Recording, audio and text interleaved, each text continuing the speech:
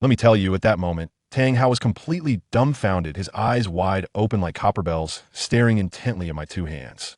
His expression was as if he had seen a ghost in broad daylight, with his mouth open wide enough to fit an egg.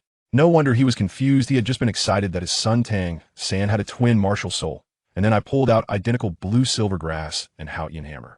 Goodness, the atmosphere at that moment was so awkward it could fill a 3-bedroom apartment. This story needs to start from the beginning. As soon as I opened my eyes, my whole body felt numb. Who understands the feeling of my family? 1 second, I was a young police officer who had just fought with a criminal and heroically sacrificed himself. And the next second, I shrank down to a 5 or 6-year-old kid squatting in a vegetable field watering plants. There wasn't a single person around. My parents must be really bold to leave such a small child at home without fearing he might get lost. I threw the shovel in my hand and thought, what kind of start is this? 2 days passed like this, and I was eating hard biscuits that could kill a dog, feeling hopeless about life. The next day, an old man who claimed to be the village chief came to my door, calling me Taiju. I nearly rolled my eyes to the sky. Who the hell calls me Taiju? The old man saw my displeasure and quickly apologized, saying he had forgotten about me while the village was busy these days, and even brought me meat and flour. I was still angry. I mean, what kind of adults leave a kid at home for several days? Isn't that pure negligence? But his next sentence left me speechless. He said, Taiju, tomorrow is the day of martial soul awakening. Our Imperial Soul Village hasn't produced a soul master in many years, while the neighboring Holy Soul Village has produced several. My mind went buzz. Imperial Soul Village? Holy Soul Village? Martial Soul Awakening? Damn, isn't this Douluo Continent? My attitude did a complete 180. I immediately grabbed the village chief's hand and said obediently, Grandpa Village Chief, I'm 6 years old too. I want to awaken my martial soul. Come on, since I'm here, this is Douluo Continent without strength. What's the point? I must get an awesome martial soul and then follow Tang San. No, protect Tang San. Seeing that I was finally not angry, Grandpa Village Chief happily made me a meal of meat. And let me tell you, it was delicious. After 3 days, I finally had a full meal, and I was almost in tears. Lying in bed, I was so excited. Tang San, your buddy is about to go online. The next morning, I followed Grandpa Village Chief's cart to the village square. When we arrived, we found that the testers from the Martial Soul Hall hadn't come at all. The villagers ran over and said that the Martial Soul Hall thought our village was too small and wanted us to go to the neighboring Holy Soul Village for testing. Goodness, our Imperial Soul Village is doing so poorly that we have to go to the neighboring village to participate in the awakening ceremony. Unbelievable. The village chief sighed, but there was no other way, so he took us kids and braved it to go. When we arrived at Holy Soul Village, I immediately spotted the man Su Yuntao, the legendary ironclad Su Yuntao, the flowing male and female leads, the top gold medal discourager of Douluo Continent. Those he looked down upon basically became gods. I was delighted, thinking that today I must get him to look down on me too, to share some of his luck. Just as I was thinking this, I heard him shout, "Next, Tang San." I quickly stretched my neck to look, and oh, Tang San looked quite handsome at this time. Sure enough, it was Blue Silvergrass, a waste martial soul, which was ridiculed by Su Yuntao. And then, as expected, he had innate full soul power. When it was our Imperial Soul Village's turn, it was a tragic sight. More than a dozen kids, all with waste martial souls, not even a bit of soul power. Grandpa Village Chief looked like his face was about to fall to the ground. Next, Imperial Soul Village's Taiju. I'm here. As I stepped forward, Su Yuntao performed his operations, golden light flashing, then asked me to extend my right hand.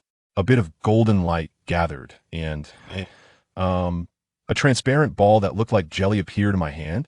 Su Yuntao looked confused too, saying it was a mutated martial soul, but he didn't recognize it.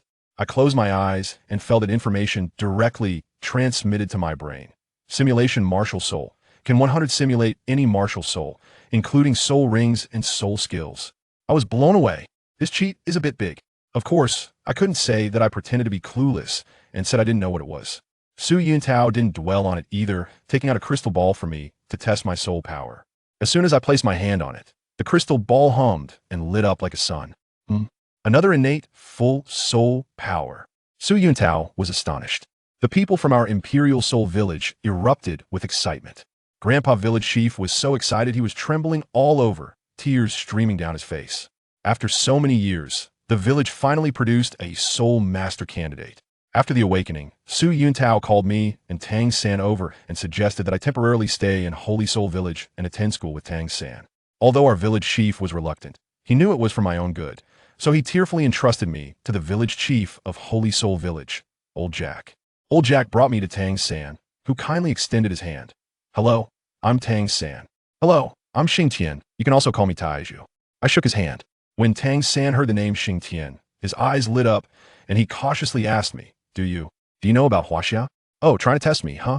I'm currently focusing on a companion-style growth, so I can't expose myself. I immediately feigned confusion. Huaxia? What is that? Tang San looked a bit disappointed and didn't ask further. But what he didn't know was that the moment our hands touched, I heard a ding in my mind. Detected Martial Soul Blue Silvergrass. Can 100 simulate? Detected Martial Soul Xingtian Hammer. Can 100 simulate? I was overjoyed. A one-click copy and paste. This immense fortune has finally come to me. I immediately thought in my heart, simulate. A warm current surged through my body, and I felt like I had two identical martial souls inside me. Hee, Tang San, sorry buddy, your fortune. He'll take half. Following Tang San back to his home, it was bare and empty. Old Jack shouted for Tang Hao, a disheveled uncle reeking of alcohol, to come out. Old Jack was really brave, pointing at the future Xingtian Douluo and giving him a scolding. Tang Hao completely ignored him. When he heard Tang San was blue silvergrass, a complex look flashed in his eyes. Old Jack said Tang San had innate full soul power and wanted to give him the work-study student quota, but Tang Hao didn't react much, just pointed at me and asked who I was. After Old Jack left, Tang Hao suddenly asked us, Do you think being a soul master is very glorious? Tang San was directly caught off guard by the question. I stepped forward and said, I don't know if it's glorious, but with strength, I can protect the people I want to protect. Tang Hao scoffed, saying they were all useless. I shot back, that's because you're not strong enough. The endpoint you think is the endpoint for everyone. Why should it be? This immediately left Tang Hao speechless. He stared at me for a long time. Then he asked Tang San to release his martial soul. Upon seeing that blue silvergrass, his eyes softened. Then, Tang San raised his left hand, and a completely black small hammer appeared. Tang Hao's breath quickened, and he snatched the hammer, his voice trembling with excitement. Twin martial souls. My son actually has twin martial souls. Looking at his naive expression, I couldn't help but curl my lips and casually said, Twin martial souls. Is it really that impressive? Tang Hao was taken aback, then quickly reacted, starting to explain how powerful twin martial souls were, being the genius among geniuses. I listened, gasped, and then silently raised my hands. Tang Hao still didn't understand what it meant when he saw blue light emerging from my right hand and black light from my left. The next second, an identical blue silvergrass and an identical Xingtian hammer appeared in my hands. Now it was Tang Hao and Tang San's turn to be dumbfounded. What? How is this possible? Tang Hao looked at the hammer in my hand, struggling to find his words. He suddenly rushed over, grabbed my arm, and urgently asked, Kid, who is your mother? At the moment he grabbed me, a prompt appeared in my mind. Discovered martial soul Xingtian hammer. 9 soul rings, 6 soul bones, can be 100 simulated, cannot be used. I was curious why it couldn't be used. Subconsciously, I tried to channel the power of the Xingtian hammer. As a result, the next second, I spat out a mouthful of old blood right onto his face. Tang Hao was so shocked that he stumbled back several steps, looking at his palm and then at the black-purple handprint on my shoulder left by him, completely panicking. He quickly told my son Tang San to help me onto the bed, and then he crazily rushed out. When he returned that evening, he carried a soul beast that looked like a wild boar and had Tang San make soup. He stayed by my bedside, feeding me the soup bit by bit and using his soul power to heal my injuries. His expression so complex that he probably had already imagined a dramatic backstory of 1,000 words in his mind. After drinking the meat soup, Tang San directly broke through to the second layer of Xingtian's skill, and his gaze towards his father changed. When I recovered, Tang San also came out of the room. Tang Hao was lying in the yard drinking. He glanced at Tang San and motioned for him to sit down. Little San, let me ask you, do you want to become a soul master? Tang Hao's voice was hoarse. Tang San hesitated for a moment, but still nodded heavily. Tang Hao sighed deeply, his eyes filled with loneliness and helplessness. In the end, you still chose this path. I tell you, after saying this, Dad added a meaningful line. Remember, use the hammer in your left hand to protect the grass in your right hand. After speaking, the person staggered back into the house, leaving me alone in the chaotic wind. The next day, I got up before dawn and first took a look at that guy named Xingtian. Still alive, no big issues. I quickly went out to practice my purple extreme demon eye. When I came back, good heavens, just as I was heating up the leftover soup from yesterday, I heard a loud crash from my room. I thought, has the iron pillar woken up? I opened the door, and sure enough, he was struggling to drag himself towards the door leaning on the table. I hurried over to help him back to bed, saying, "Come on, man. Your injury isn't healed yet. Why are you moving around?" He looked embarrassed and said he wanted to go to the bathroom. All right, physiological needs must be met. I carefully helped him outside, and after he was done, I helped him back again and took the opportunity to apologize for my drunkard father. To my surprise, he was quite understanding and kept saying it wasn't my father's fault. Just then, my dad shouted from outside, "Xiao San, is dinner ready?" I replied, saying, "Taiju, you rest, I'll go get you some soup." As soon as I left, my dad came in with a bowl. Let me tell you, this meat soup is no ordinary thing. Iron Pillar took a sip, and his eyes went wide. He could feel the wounds in his body healing rapidly, as if he had activated a speed boost. In no time, he finished a bowl, and my dad started questioning him. "All right, what's your name, and who are your parents?" Iron Pillar looked at my dad's expression and probably guessed what my dad wanted to hear, but he still honestly replied, "My name is Xingtian. My nickname is Iron Pillar, and I don't know who my parents are." When my dad heard this, he asked, "Not surname Tang?" His face showed a mix of disappointment and relief, which was quite complicated. Taiju saw the situation and decided to lay it all out. "Uncle Tang, don't get tangled up. My martial soul is simulated, which is why I can manifest the Haotian hammer and blue silvergrass." A simulated martial soul? My dad became interested and said, "Let me see it." So guess what happened? After holding it in for a long time, Xingtian still came out with that hammer and that grass. He was confused himself. "Hey, where's my jelly? I had such a big jelly martial soul." Just when he was questioning his life, a system prompt suddenly popped up in his mind. Simulated martial soul. Once simulated, permanently bound. No returns or exchanges, dear. Does anyone understand? This guy was completely thrown off and just said, "I give up." This joke went too far. It's essentially a permanent skin now. My dad saw him like that and didn't bother to ask. He shook his head and went out. As soon as he stepped out, he called me over, "Xiao San, go bring village chief Old Jack to me." "Oh right, from now on, Taiju is your brother. Make sure to take good care of him." I was momentarily stunned, but quickly understood it was probably because of that hammer. Grandpa Village Chief arrived incredibly fast, and his voice preceded him before he even entered the door. "Tang Hao, have you come to your senses? Do you agree to let the mistress go to school?" My dad opened the door with a look of disdain. "Old Jack, can you keep it down? It's so noisy." Grandpa the Village Chief pointed his finger at my dad, scolding him for being depressed and saying I was sensible. My dad wasn't angry. He directly pushed him onto a chair. "If the mistress goes to school, fine. But you need to help me with something. Go check on that kid named Xingtian. I want to know all the details." Old Jack heard this and eagerly patted his chest, promising to have the information by the afternoon. Then he drove off in his horse-drawn cart. Once the village chief left, my dad took out a letter from his pocket and made a series of incomprehensible bird calls towards the horizon. Before long, a gray little bird landed on his shoulder. He stuffed the letter into a bamboo tube attached to the bird's leg and sent it off. Watching the bird fly away, my dad gazed at the horizon, his eyes full of stories. In the evening, Grandpa the village chief returned with explosive news. He said that this Taiju was brought to the neighboring village 5 years ago by a young couple who just dumped the child at Old Tom's house. So they had something to do and then disappeared, never to return. Moreover, the name Taiju was given by Old Tom. The child's parents didn't mention their names at all. I tell you, when my dad heard this, the hand holding the wine gourd turned blue with veins popping. He told the village chief to never mention this to Taiju, and then agreed that in 3 months, we could go to school. During dinner that night, my dad looked at Xingtian, who was slowly making his way over while leaning against the wall, and suddenly said something to provoke him. "If you can't handle this little pain as a soul master, you might as well quit." Hey, wouldn't you know it? It actually worked. Xingtian straightened his back and walked step by step, steady as can be. In just a short distance, he was sweating profusely. My dad watched, and the smile at the corner of his mouth couldn't be hidden. The next day, that kid Xingtian actually got better. I was starting to doubt life. Was 100-year-soul beast meat soup my dad hunted that powerful? Or was this kid just naturally resilient? He even wanted to train with me. Fine, I'll go to the mountain top to practice my Xingtian skill, and he would run around the back mountain until he was exhausted. Several times I thought about teaching him my Tang sect techniques, but in the end, I held back. This was my core technology. This kid is tough too. He discovered his recovery ability was incredible. Every time he felt like he couldn't take it anymore, a warm current would surge in his belly, instantly reviving him. Then he came to my dad and said, "Uncle Tang, can you help me make a weighted vest?" My dad heard this and said, "Exercising? Enhancing physical strength? All right, that's ambitious." He immediately decided, "Let's do it. You and the mistress will each have a set, and I'll have them ready for you by tomorrow morning." After saying this, my dad went out claiming he was going hunting. However, as soon as he entered the forest, the little bird delivering the message flew back, bringing a reply.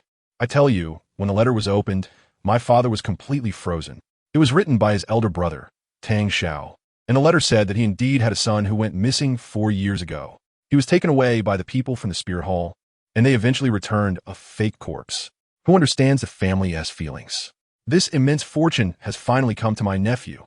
My father immediately crumpled the letter into a ball, his eyes turning red, murmuring, "Brother, I'm sorry for you all." But soon, his expression became incredibly determined. No matter if he is or not, as long as he has the Xingtian hammer. I say he is, then he is. He immediately wrote a reply, just one sentence. My nephew is with me, alive, with the Xingtian hammer as proof. He is now called Xingtian. Then he had a little bird hurry to send it back. After dealing with this important matter, my father's mood was exceptionally good. In the afternoon, he returned carrying a soul beast that looked like a pig, rushed into the forge, and started crafting our heart weight with clanging sounds. That kid Xingtian is also something else. Listening to my father's hammering, he actually became mesmerized and said that the sound was like the waves of the sea, each wave higher than the last. My dad was shocked when he heard this. Do you want to learn? Xingtian was so excited that he stumbled over his words. Can I? Of course, that's the chaotic wind hammer technique. Who would want to learn it? I quickly raised my hand. Dad, I want to learn too. All right, let's learn together. That night, my dad patted my head for the first time, and I was so happy that my eyes squinted into a thin line. From that day on, my dad seemed like a different person. He cleaned himself up, shaved his beard, and wow, he was quite the handsome dad. He even unusually made us breakfast. After eating, my dad took us into the forge, threw a big chunk of iron to each of us, and said, "Here's your task, hammer it down to the size of a fist. Any method is fine, be creative." I exchanged a glance with Xingtian, and without saying a word, I directly summoned the Xingtian hammer and started. Clang, clang, clang. The main focus was on putting in great effort to achieve miracles. After hammering for 3 days, let me tell you, that guy Xingtian improved rapidly. Even faster than I did. This dude was using cheats. He had read the original novel. He knew that the core technique of the chaotic hammering method relied on the calves to drive the waist, and then using the waist strength to rotate the whole body. It was practically like AI playing for him. Just look at him now. When he swings the hammer down, it's steady, precise, and fierce. Originally a basketball-sized iron block, he managed to hammer it down to the size of a sweet melon, getting closer to my father's requirements. But let me tell you, the third party wasn't as smooth as me. He was relying purely on Xingtian Gong to push through, and his endurance bar was like it was free. After hammering away for another day, on the morning of the 4th day, my father, Tang, finally couldn't stand it anymore. Just as we were hammering vigorously, he floated in like a ghost and shouted, "Stop!" Goodness, we both instantly stood at attention. He walked over, picked up our iron block, weighed it in his hand, then threw it back. His gaze was so disdainful, it was as if he wanted to directly say, "What is this?" As you two are hammering, he spoke up, his tone as cold as ice. "At this rate, you won't even be able to hammer it to the size of a fist by next year." It was a real heart-wrenching blow, folks. I quickly chimed in. "So, Uncle Tang, could you point us in the right direction?" He completely ignored me and directly began the lesson. "Tell me, when you hammer, where do you exert your strength first?" I exchanged a glance with the third party, and we both shouted in unison. One called out waist, and the other called out legs. My dad didn't comment on right or wrong, but asked an even more profound question. Besides the brain, what part of the body is the most important? The heart. This time, we were in agreement. My heart skipped a beat. Here it comes. He is about to start on his metaphysical theory. Sure enough, his next question was, how many hearts does a person have? Xiaosan's CPU completely crashed, and he was left dumbfounded. This question was beyond the syllabus. As for me, I certainly knew the standard answer, but I couldn't say it. I had to play along. Seeing Xiaosan struggling to utter a word, I could only brace myself and speak first. 1. Wrong. My dad said it with absolute certainty. 3. Remember, a person has 3 hearts. As he spoke, he poked our calves, saying the other 2 are right here. To exert all your strength, you need all 3 hearts pumping blood together. The power rises from the legs, travels to the waist, then to the back, and finally through the arms, and with a bang, it all gets unleashed. That is what it means to strike with full force. Let me tell you, this theory completely shattered the worldview of the mistress. His expression was as if he was hearing that the earth is actually square. Look, my dad was too lazy to explain further and directly picked up a hammer. He suddenly tensed up, and I could hear the sound of his calf muscles tightening in an instant, his whole body like a leopard ready to pounce. The next second, he turned his body, swinging the hammer with the sound of wind, and with a loud bang, it struck the glowing red iron. When he stepped back, the mistress and I leaned in to take a look, and both of our eyes were about to pop out. With that one strike, the iron was smashed down by a third.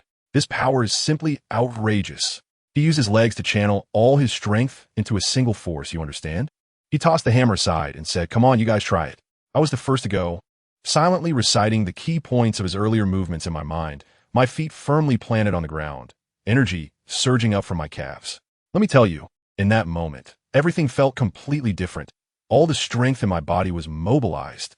I swung my Xingtian hammer, and bam. Guess what happened? I used too much force.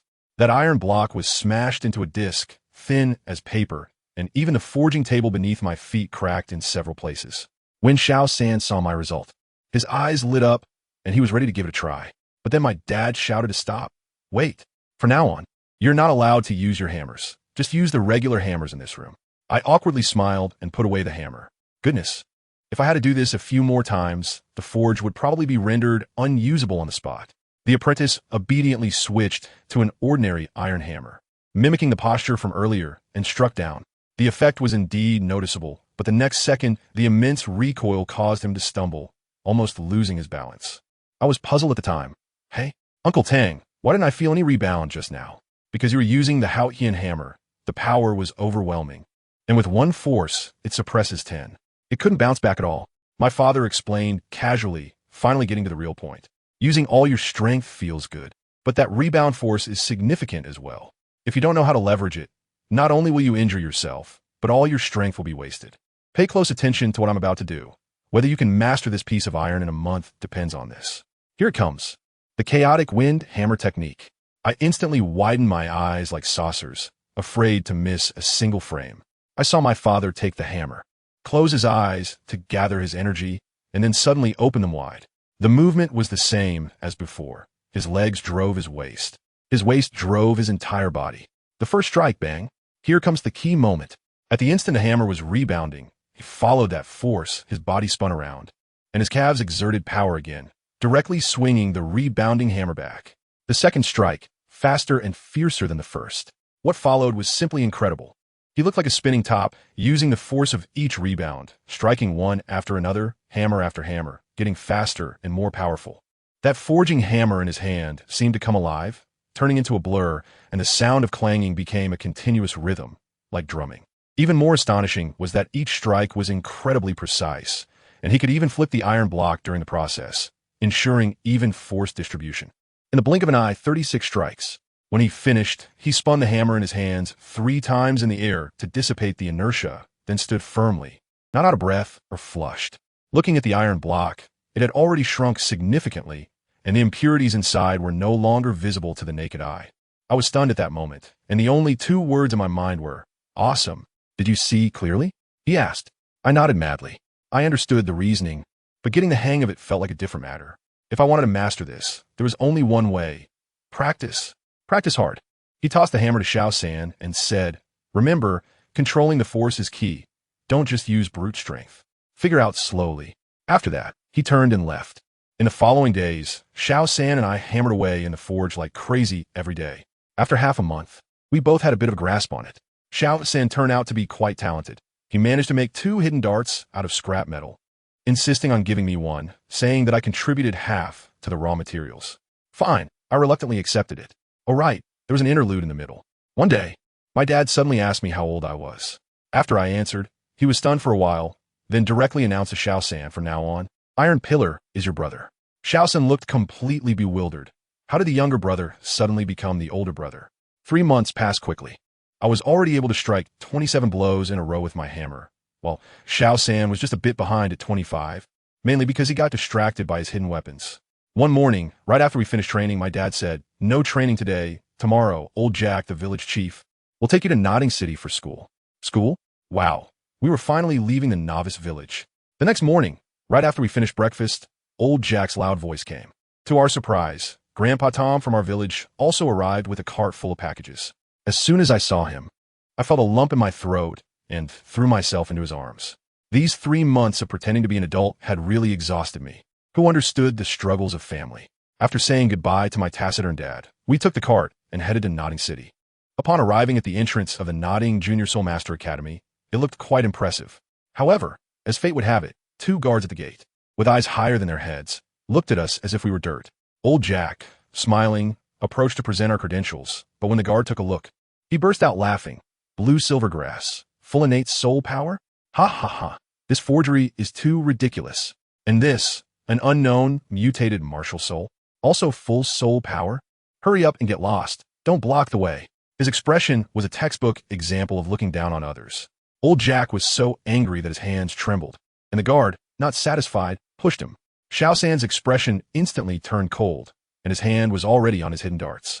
I pressed his hand down and stepped forward, smiling at the 2 guards. Oh, the Soul Master Academy is so impressive. Even dare to say the Martial Soul Hall's credentials are fake. Fine, we will make it difficult for you. Grandpa Tom, Grandpa Jack, let us go to the Martial Soul branch in the city and confess. Just tell them we forged the credentials. I deliberately said the words surrender very loudly. The 2 security guards initially didn't take it seriously, but when they saw us really turn around and leave, one of them got a bit flustered. When we arrived at the Spirit Hall, I immediately activated my acting emperor mode, hugging the thigh of a pretty receptionist sister and embellishing the earlier incident. When the sister heard this, she exploded on the spot, taking our credentials to find the person in charge.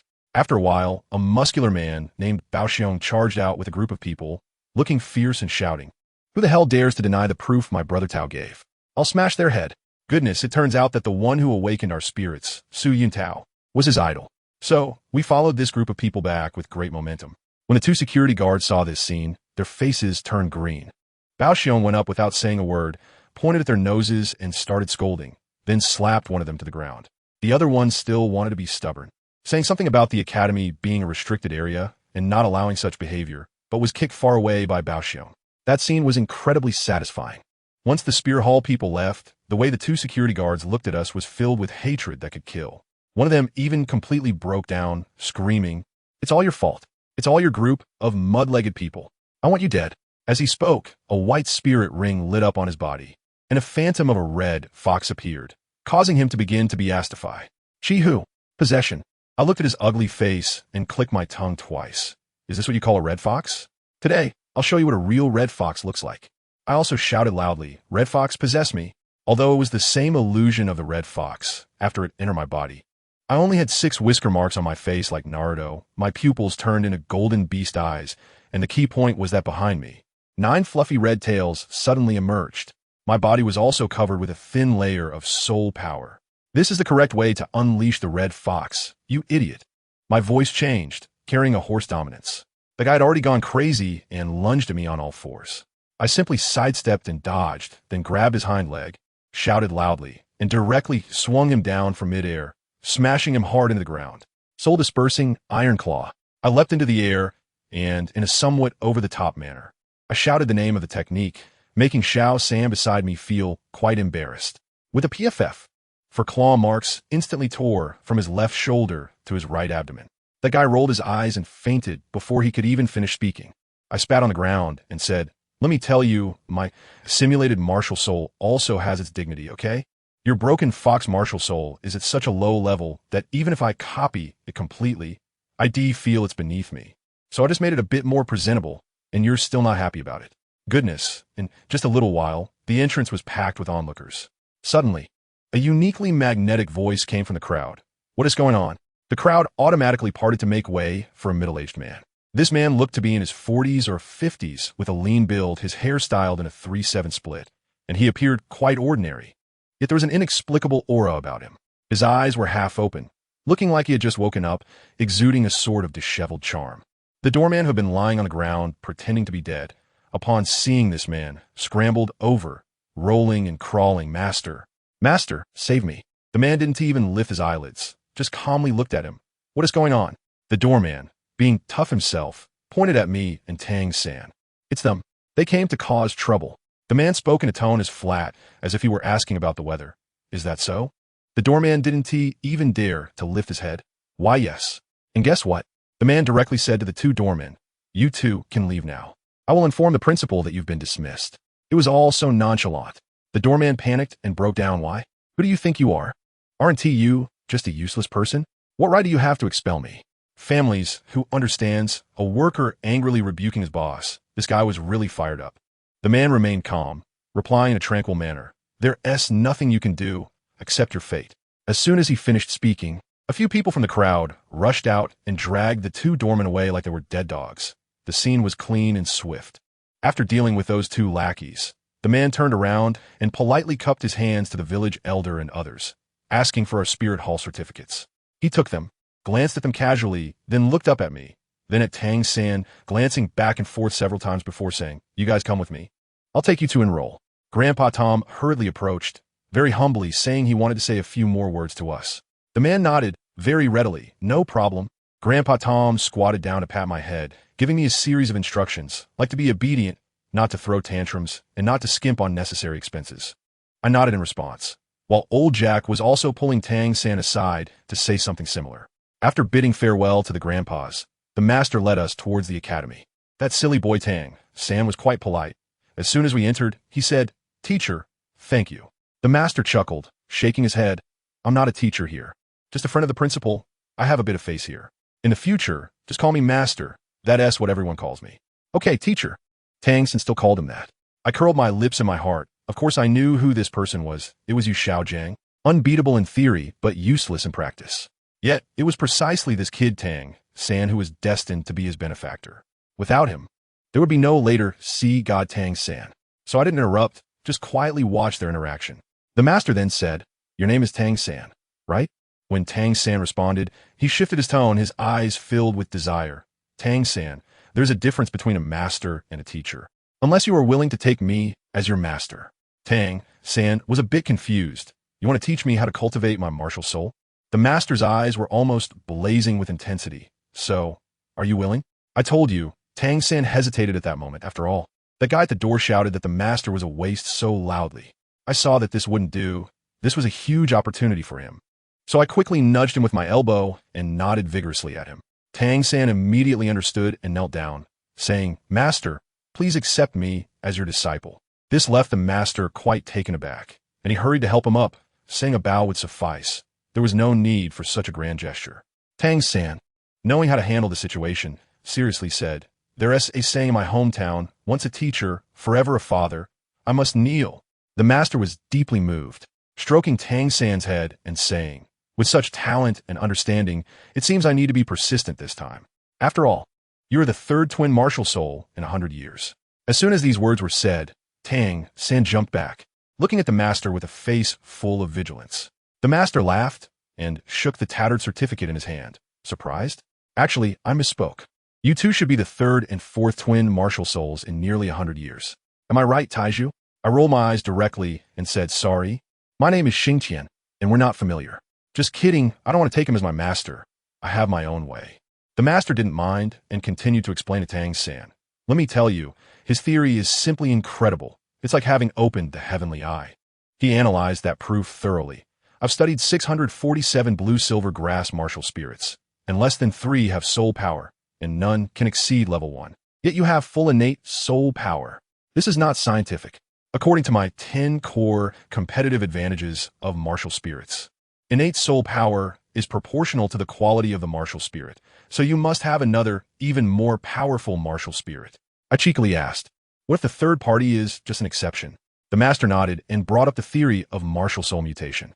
Anyway, it was one set after another, with a closed logical loop, leaving Tang San completely bewildered.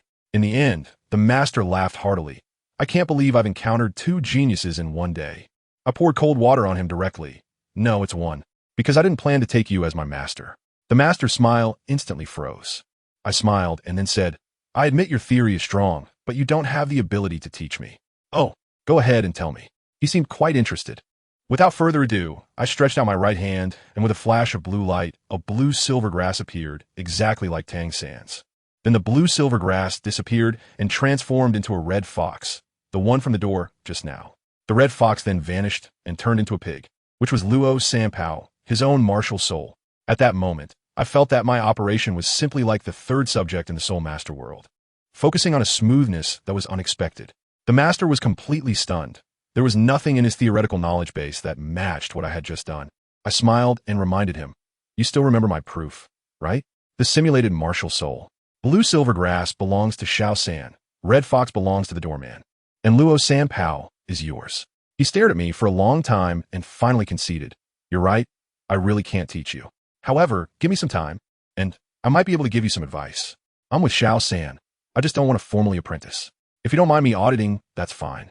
With that said, he definitely understood. Ha ha ha, good. The master is also an open-minded person. Then the master took us to the academic affairs office to report in, where we were received by a director surnamed Su. When Director Su heard that Tang San called the master teacher, his expression was quite complicated.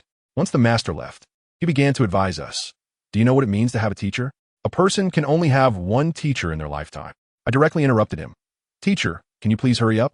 He thought we were being fooled and earnestly said, kids, I'm trying to advise you. We are 6 years old, not 3, and we know what we are doing. Please hurry up with the paperwork. I didn't give him any face. Director Su shook his head, didn't say much more, but his actions became much quicker. It took only a few minutes to get it done. Once the paperwork was finished, there were teachers waiting for us, who brought our toiletries and luggage and took us directly to the dormitory. As soon as I saw the dormitory building, I knew what was going on. This is the only building in the entire college, and both teachers and students live here. The teacher led us to the innermost room on the first floor and said, your dormitory is building 7. Go on in. I'm so excited. 7 dormitory. The student work-study dormitory. The place where Tang San and Xiao Wu's fate met. Hee, Xiao Wu. Your husband is here. I was still pondering at the door when Tang San had already pushed the door open. Wow, this dormitory is huge. Probably 200 to 300 square meters with dozens of beds, but not many with bedding. As soon as we entered, the chattering inside instantly stopped. A guy who looked like the leader of the kids walked over and arrogantly said, new work-study students? My name is Wang Sheng, Martial Soul, Battle Tiger, the future Battle Soul Master. Tang San quite honestly introduced himself. Hello, my name is Tang San, Martial Soul, Blue Silvergrass. What is that? Blue Silvergrass? Ha ha ha. Wang Sheng laughed exaggeratedly. This broken grass can be cultivated? I pushed him aside directly and said, let me through. He stared at me and asked, who are you? I gave him a friendly smile and then repeated word for word. Hello, my name is Wang Sheng. My martial soul is the Battle Tiger, and I will be a great soul master in the future. The guy was taken aback for a moment, then quickly reacted, his face turning green with anger.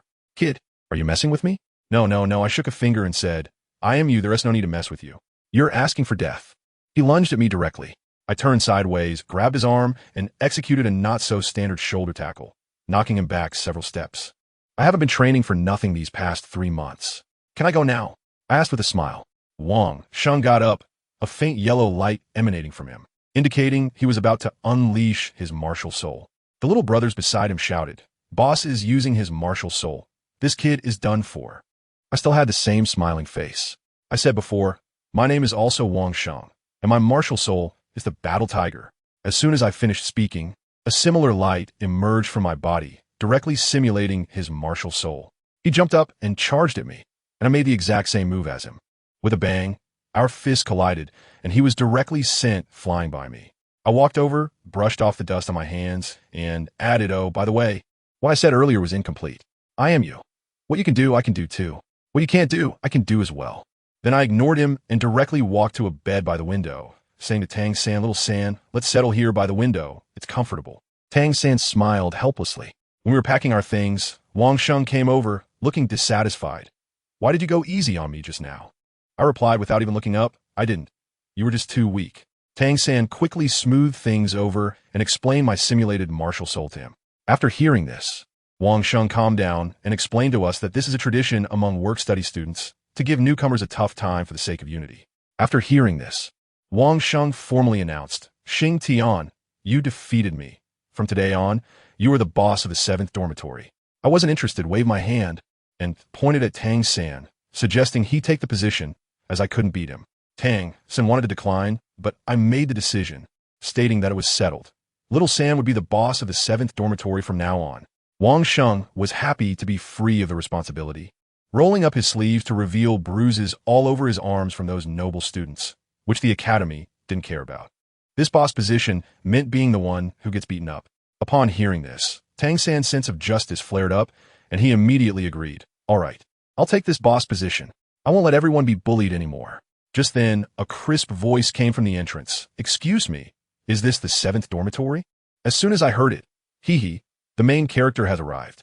I looked up and saw a little girl standing at the door, beautifully carved. With a long scorpion braid and a pair of big sparkling eyes, it was Xiao Wu. The boys in the dormitory were almost drooling. Wang Sheng was nudging Tang Xin next to him. Boss, go for it. Show her who's boss. Tang Xin hesitated and stood up, feeling a bit shy. Hello, I'm the dorm leader, Tang Xin.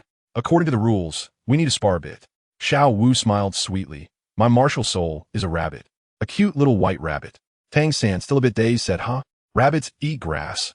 Aren't you naturally a nemesis of mine? I simply couldn't bear to watch. The result was predictable. Tang Xin was restrained and didn't use his full strength, and after just a few moves, he was taken down by Xiao Wu. Well, the leader of the 7th dormitory changed 3 times in a day, and Tang Xin had barely been the leader for 10 minutes. Xiao Wu became our Xiao Wu sister just like that. While we were chatting, a teacher brought over a bed and bedding, which was given to Tang Xin by the master. At that moment, the most classic scene of the entire event unfolded. Xiao Wu blinked her big eyes and asked, Why didn't I get bedding? Wang Sheng was about to show off and say, Sister Xiao Wu, you can use mine. But I shot him a glare that made him back off. Xiao Wu directly looked at Tang Xin and said naturally, I see your bedding is quite big. Why don't we push the beds together and sleep together? Tang Xin's face instantly turned bright red. This isn't right. There should be a distinction between men and women. Xiao Wu put her hands on her hips and said, What's wrong with that? I'm not going to eat you. Tang Xin got anxious and tried to pull me into it, saying, How about I give you my bedding and I'll sleep with Tai Zhu? Then he looked at me with a pleading expression. I directly shot him a Q emoji in response. Thanks for the invitation. But I prefer to enjoy a big bedroom by myself. He then went to see Wang Sheng, who felt a chill down his back from my glare and quickly shook his head. In the end, Xiao Wu made the final decision, saying, All right, it's settled. After saying that, she snatched the blanket from Tang Xin's hands and directed him to move the bed over. I just sat next to them, watching the show with a chuckle the whole time. They made the bed and ceremoniously placed their respective bags in the middle as a dividing line. In the evening, we went to the cafeteria for dinner, and our group of work-study students had cleaner pockets than our faces, but in the end, it was Wang Sheng who treated us. As expected, we ran into some privileged students looking for trouble, but in the end, the master stepped in to resolve the issue. After dinner, the master said he would teach us in the afternoon. I initially wanted to refuse since I hadn't formally apprenticed under him, but Tang Xin pulled me along, saying the master wouldn't hold back. I thought about it and realized that having such a theoretical genius help me analyze my martial soul was a good deal. In the afternoon, the two of us went to the master's dormitory, and I was stunned by the 2 walls full of books. The master had us sit down and first asked Tang Xin to release his 2nd martial soul. When that black Xingtian hammer appeared in Tang Xin's left hand, the master's eyes widened and he muttered, Surname Tang. No wonder, no wonder. It was my turn.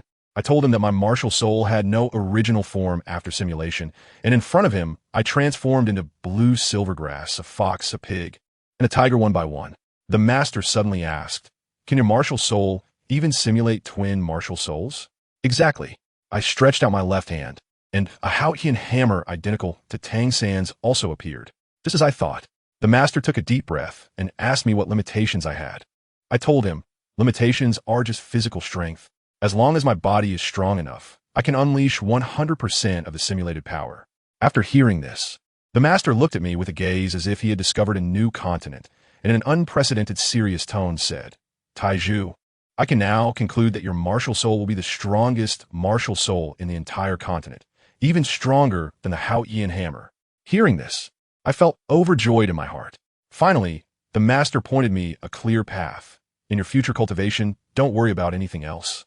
Just follow one path to the end and work hard to strengthen your body. As for the soul rings, they must all be pushed to the limit. I have to tell you, the master's analysis this time is simply amazing. The pattern is completely full. But then he suddenly lowered his voice and said to me, Tai Zhu, just having a strong physical body isn't enough. You need to have a hidden hand, an entire hidden version of a martial soul, to use at critical moments, understand? Wow. At that moment I realized, isn't that just talking about someone like Tang Xin? Even if you perfectly replicate his martial soul, if he pulls out some hidden weapon or poison, you're done for. A name of a martial soul immediately flashed through my mind. Let's not talk about it for now. Anyway, the master and I both understood each other. So let's not mention the hammer thing for now. It's a tacit agreement. After the master finished explaining to me, he turned around and went to lecture Tang San. Little San, listen carefully from now on. You stick to your broken blue silver grass, and, unless I say so, you're not allowed to add any rings to that hammer. Then, the master launched into a paid theory course for soul masters that lasted half an hour, leaving both of us in a daze. Finally, he slammed the table and said, "All right, forget about any opening ceremony. Tomorrow we're skipping class. And I'm taking you to get the beginner's gift package, the first soul ring." I exchanged a glance with Tang San, and our eyes almost sparkled. Tang San was thinking that once he became a soul master, his Xingtian skill would upgrade, and he could go to the spirit hall to receive a salary. Feeling quite pleased, my thoughts were even wilder. Who understands? My simulated martial soul can even replicate soul rings. By then, with my own rings plus the replicated ones, I could just stand there covered in soul rings, blinging, and without lifting a finger, I could scare my opponents to death with the sheer number of rings. When we returned to the dormitory, as soon as Xiao Wu heard that we were going to hunt souls the next day, she exploded. So soon? Just after Tang Sin mentioned that we both had innate full soul power, Xiao Wu, with a naive expression, said, "Innate full soul power?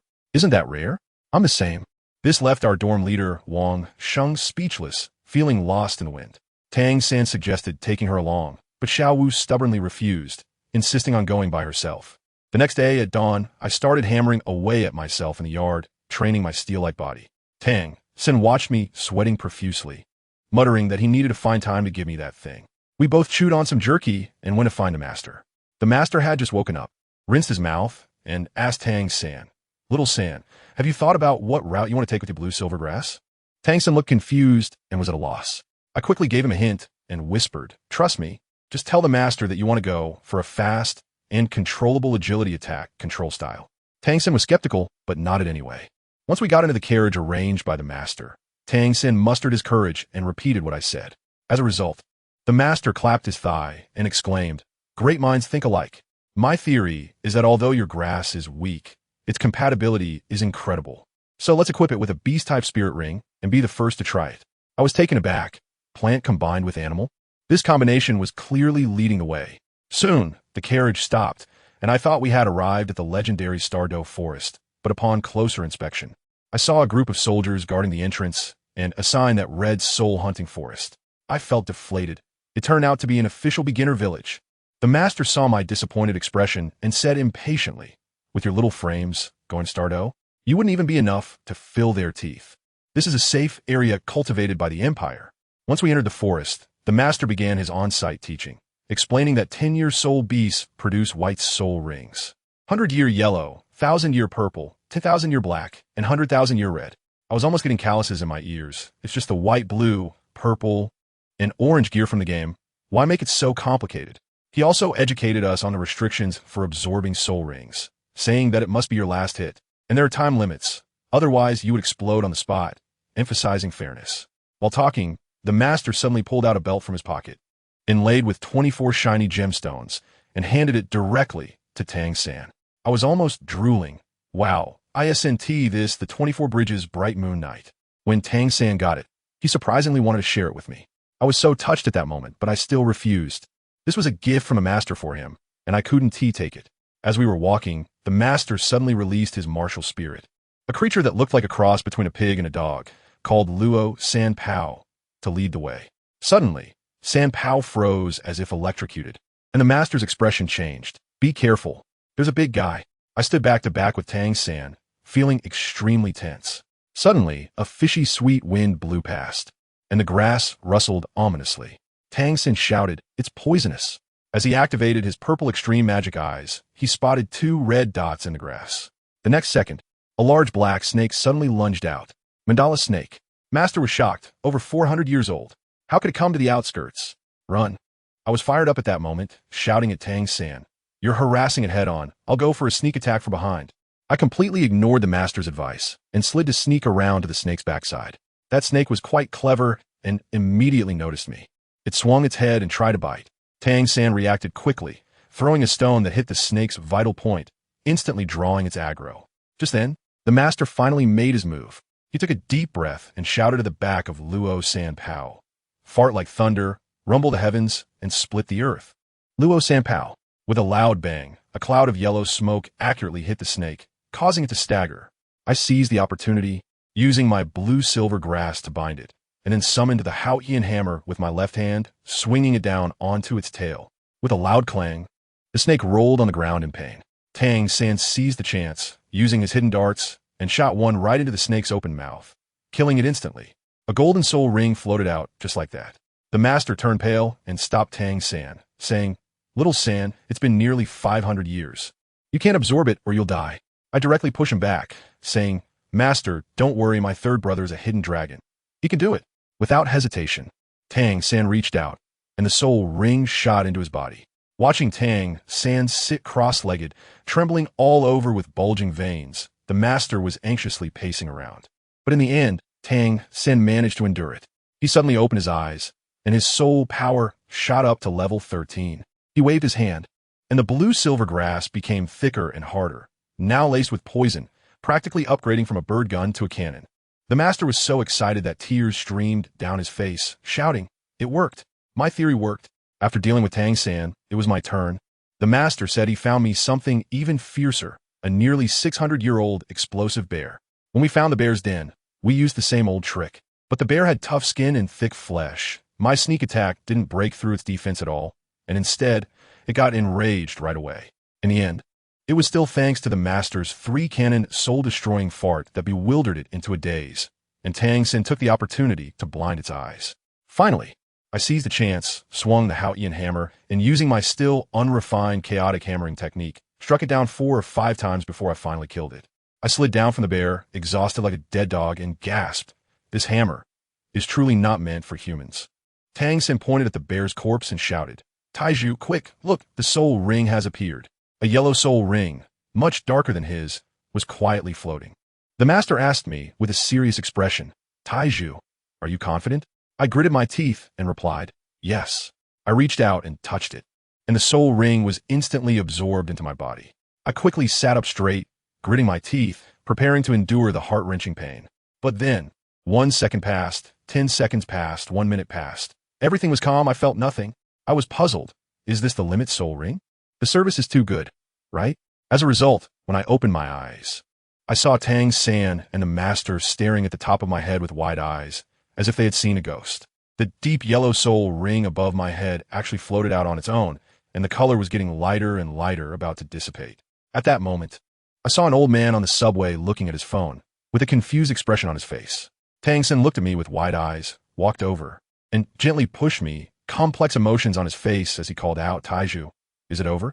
I was still a bit excited, wondering why I didn't feel any pain at all. San opened his mouth, and, after a long pause, he finally managed to say, "Taiju, that soul ring. It just disappeared. I tell you, the atmosphere back then was so awkward that I could have dug out a 3-bedroom apartment with my toes." San was completely dumbfounded, lowering his head like a little student who had done something wrong, repeatedly apologizing and saying he would find a way. And guess what happened? Taiju, that guy, was stunned for a moment. The smile on his face instantly vanished like a broken internet connection, gone in a flash. But the next second, wow, it was like an actor had possessed him. He slapped his thigh and loudly exclaimed, "Hey, what's the big deal? It's just a soul ring. If it's gone, it's gone." But I could hear it clearly. His voice was trembling like a phone on vibration mode. To break the awkwardness, he even forcefully changed the subject, pointing to the explosive bear that had just been taken down, and said, "Hey, let's not talk about this anymore. I've never eaten bear paws in my life. San, get some. That right front paw? I heard it's the most delicious." How could San dare to say no? He immediately nodded like a garlic pounder and ran over to start processing the bear paw. I tell you, behind our backs, his shoulders were shaking, tears streaming down like there was no tomorrow, and it broke my heart to watch. He knew Taiju was holding on, giving him an out, and he didn't dare to bring it up. That night, San busied himself making a big pot of braised bear paw, the aroma wafting far away. But Taiju, he just sat by the campfire in a daze, his eyes hollow and frightening, devoid of any light. Family members, who understands that feeling of having your heart torn apart while pretending to be carefree? It was simply unbearable. Inside, he was a storm of emotions, thinking, why? I'm also from another world. Why does San get a boost while I crash? Is my innate full soul power and my heaven-defying martial soul fake? He couldn't understand it, truly couldn't he. As for the master, he was also a tight-lipped person, scribbling and flipping through books the whole time, not saying a word. Finally, it was only when Tang Sin called him to eat that he snapped back to reality. Walking to the campfire, he forced out a smile that looked worse than crying, patting his chest and saying, "Come on, Xiao-san, let me taste your cooking." The master also came over and patted his shoulder, saying, "Taiju, give me some time. I will definitely help you." That night, after dinner, Taiju didn't stop. He crazily worked out, pushing himself to the limit, and ultimately practiced until he fainted from exhaustion, with Tang Sin carrying him back to the tent. The next day on the way back to the academy, the three of them didn't say a word. The atmosphere so oppressive it felt like it could squeeze water out. Back at the academy, the master directly called Taiju away, saying he wanted to announce the research results. I felt something was off at that moment. Taiju stood at the door of the master's dormitory, mentally preparing himself for a long time before knocking. Once inside, he got straight to the point. "Master, is there a result?" The master asked him to sit, but he wouldn't sit, just standing there, saying, "You can say it. I can handle any result." The master was silent for a long time before finally managing to say, "There is none." Just those 2 words. I tell you, just those 2 words. Taiju's heart shattered at that moment. He bowed to the master, said, "Thank you for your hard work," and turned to leave without looking back. The master was so anxious he started jumping up and down, shouting, "Taiju, wait. I haven't finished speaking." But Taiju couldn't hear. His mind was blank, like a walking corpse. In fact, what the master wanted to say was, "You don't need to add a soul ring yourself. Your martial soul is amazing because it can simulate other soul rings, soul bones, and even soul skills. What others have is also yours." But the master, being half-spoken, caused this huge misunderstanding. Taiju, in a daze, returned to the dormitory, where no one was present. He looked at the empty bed and muttered to himself, "Can't add a soul ring. Can't add a soul ring." Suddenly, his expression changed, and he picked up paper and pen, quickly wrote a letter, and placed it on Tang San's bed, casually packed a couple of clothes, and went straight to the academic affairs office to apply for a leave of absence. Those teachers were also ridiculous. They didn't ask a single question, and the paperwork was done faster than anyone else. And guess what happened? Just as he stepped out of the gates of Notting Academy, it clicked in his mind. He suddenly understood, I can't have a soul ring myself, but I can just copy and paste someone else's, right? Just take it. As long as my body is strong enough to withstand the simulated power, wouldn't all the geniuses of the Douluo Continent be another version of me? Once he figured this out, his whole aura changed, and he grinned. That smile made me feel uneasy. He looked back at the academy and said, "Xiao-san, I'm leaving. See you at Shrek." Then he hurried off towards the StunsTang forest without looking back. When Tang San and the others returned from class, they found a letter on the bed. After reading the letter, Tang San's eyes turned red, clutching the paper, continuously blaming himself. "It's all my fault. It's all my fault." In the blink of an eye, a year passed. When I saw Taiju again, he was no longer that naive young man from Notting Academy. Over the past year, he had plunged into the StunsTang Great Forest and embarked on a hell-level dungeon. At first, he practiced on soul beasts that were 10 or even dozens of years old, integrating the fighting techniques from his previous life into his combat instincts. Half a month later, when these small monsters couldn't even break his skin, he started venturing deeper into the forest. The first tough opponent he encountered was a 1,000-year-old python. Let me tell you, it was quite a scene. A 1,000-year-old python. It swallowed a pig whole, and this tough guy Taiju, after waiting for it to bask in the sun, directly charged in to fight. He swung the Hao-Ian hammer and smashed it onto the snake's head, while Tang San's mutated blue-silver grass poison was fully activated. It was thrilling. He was thrown away by the snake's tail, spitting blood on the spot, with 2 ribs broken. But he gritted his teeth and, taking advantage of the snake being paralyzed by the toxin, rushed in for a few more blows, ultimately hammering that 1,000-year-old python to death. After killing the python, he directly swallowed its gallbladder and then passed out. When he woke up, all his injuries were healed, and he had grown 5 centimeters taller. From that moment on, this guy went crazy. He began a self-mutilating training regimen, injuring himself every day, even having his intestines pulled out at one point, but the next day he would bounce back to life. The Soul Beast community in the StunsTang Great Forest went wild, saying a human pervert had arrived, specifically targeting tough opponents. The most outrageous part? He got into fights with bears. Every day, he practiced with bears, going through all the bears in the StunsTang Great Forest. From 2,000 years old to 10,000 years oold. Not only did he not kill the bears, but he also saved several of them, eventually becoming the Bear King. At this moment, he was sitting in a cave with 2 10,000-year-level dark gold fearsome claw bears sleeping beside him, and a little bear cub was cuddling his leg affectionately. This scene was simply the 2025 annual Confusing Behavior Award. It was strangely harmonious. For the past 2 months, he had been living in the den of this 10,000-year bear couple, training with them daily, and his physical strength and combat awareness had reached an astonishing level. He stroked the little bear's head and softly said, "Little bear, I'll be leaving in a couple of days. I have an appointment to attend." The male bear, which he called Bearda, opened his eyes and asked in a deep voice, "Taiju, are you leaving?" "Yes, Bearda, it's about time. I've been here for almost a year, and I should go back and take a look." Bearda fell silent. It wanted to keep him, but knew it couldn't. Taiju suddenly laughed, stood up, and brushed off the dirt from his clothes. "Come on, Bearda, let us spar a few more rounds. Once I leave, no one will be there to train with me." After an intense sparring session, they returned to the cave, where the female bear, Bear Air, had dragged back a deer. Taiju skillfully started a fire to roast the meat, and the little bear cub rolled around happily at the delicious smell. After finishing the roasted meat, Bearda sat beside Taiju, gazing at the rising sun in the distance. "Bearda, you all take care of yourselves after I leave," Taiju said. "Don't worry, we will," Bearda replied. After a while, Taiju suddenly sighed. "Isn't it funny? Humans and soul beasts are natural enemies. Yet here we are watching the sunrise together. This is probably the first case on the entire continent." Bearda turned its massive head towards him, its deep eyes shining with a hint of wisdom. "Perhaps this is fate. Because of you, you should also be the first person on the entire continent who cannot attach a soul ring." When I heard this, my CPU instantly overheated. It turns out that not being able to add soul rings wasn't a bug. It was an exclusive cheat given to me by the officials. I immediately howled at the sky. This wave is a blessing in disguise, so amazing. I told Bear Big, "Buddy, I suddenly don't want to leave anymore. Let's just live together here." But Bear Big just looked at me quietly, saying nothing. But I understood. Who among us understands that kind of gaze? It was telling me that this was not my endpoint. Fine, I'm not someone who lacks tact. We just sat there quietly, and the atmosphere became a bit melancholic. 2 days later, I packed my things in a snakeskin-style limited edition backpack, ready to run away. I said goodbye to Bear Big and Bear 2. "Take care." "You too." Bear Big said that the outside world was where I belonged, but I could see his eyes were almost red. I felt a bit uncomfortable, patted the little bear's head, and told it to grow up quickly. Just as I turned around, I heard a pattering sound behind me. I looked back, and there was that little fur ball, charging at me like a cannonball. Its parents were calling it from behind, but it didn't look back and dove straight into my arms, crying out. That little gaze was simply melting my heart. Bear Big and Bear 2 followed over. And then Bear Big made a decision that stunned me. He wanted me to take the little bear away. I was dumbfounded and said, "Brother, are you kidding? This is your own son." Bear Big's tone was filled with helplessness and self-mockery.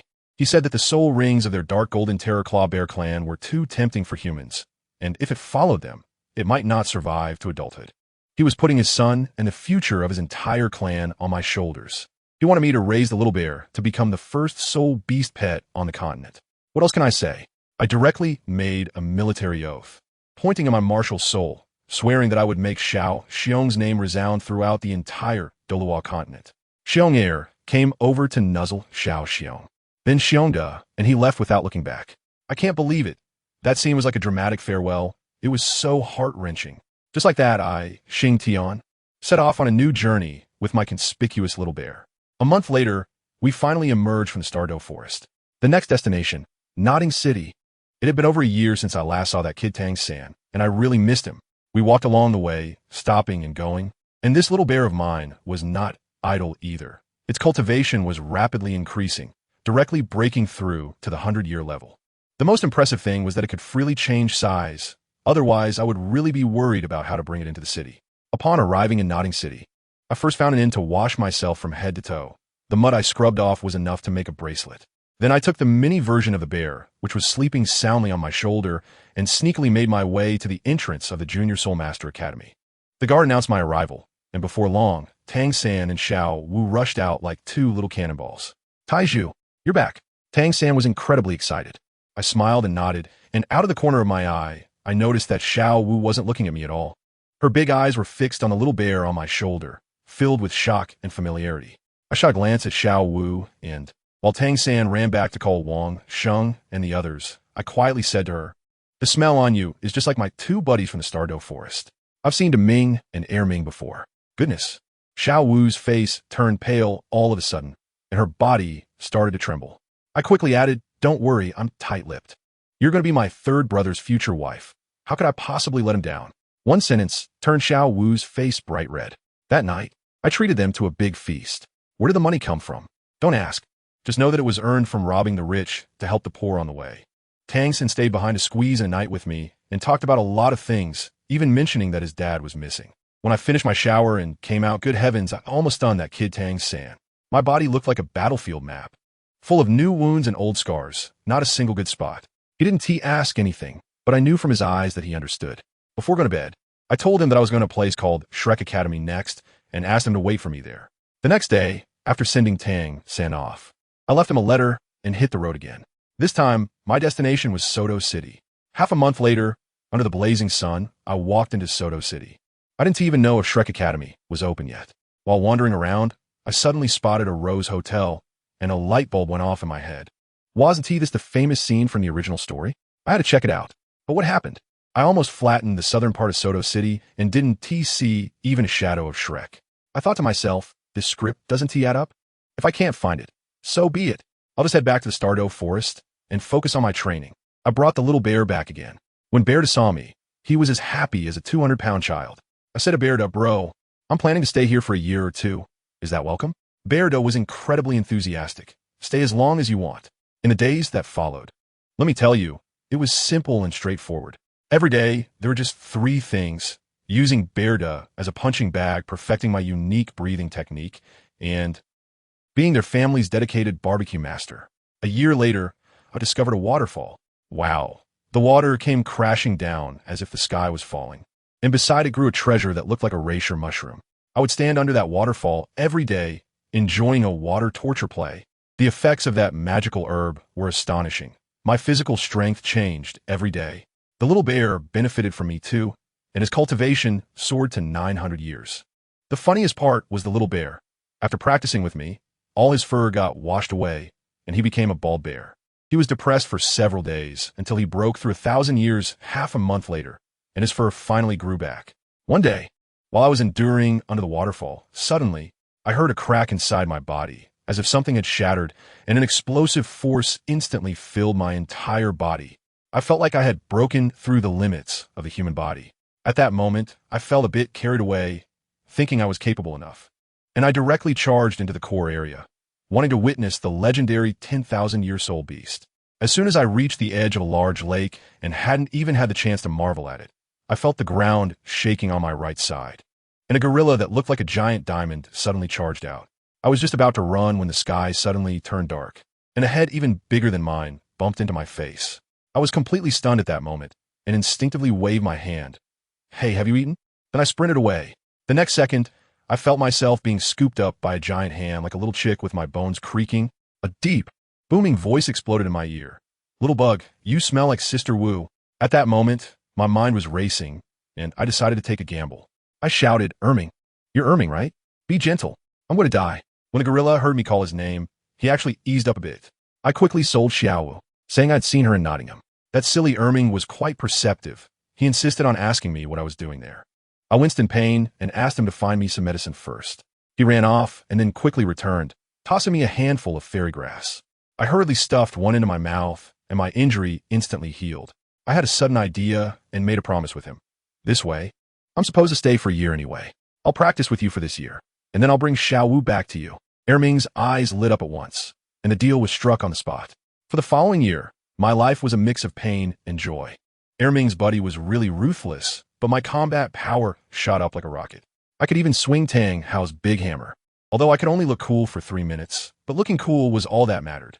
One day, after finishing a fight with Erming, we were sprawled out on the grass. I told him, buddy, I'm leaving in a couple of days. Erming got anxious upon hearing this, jumped up from the ground, and said he was going to call Deming.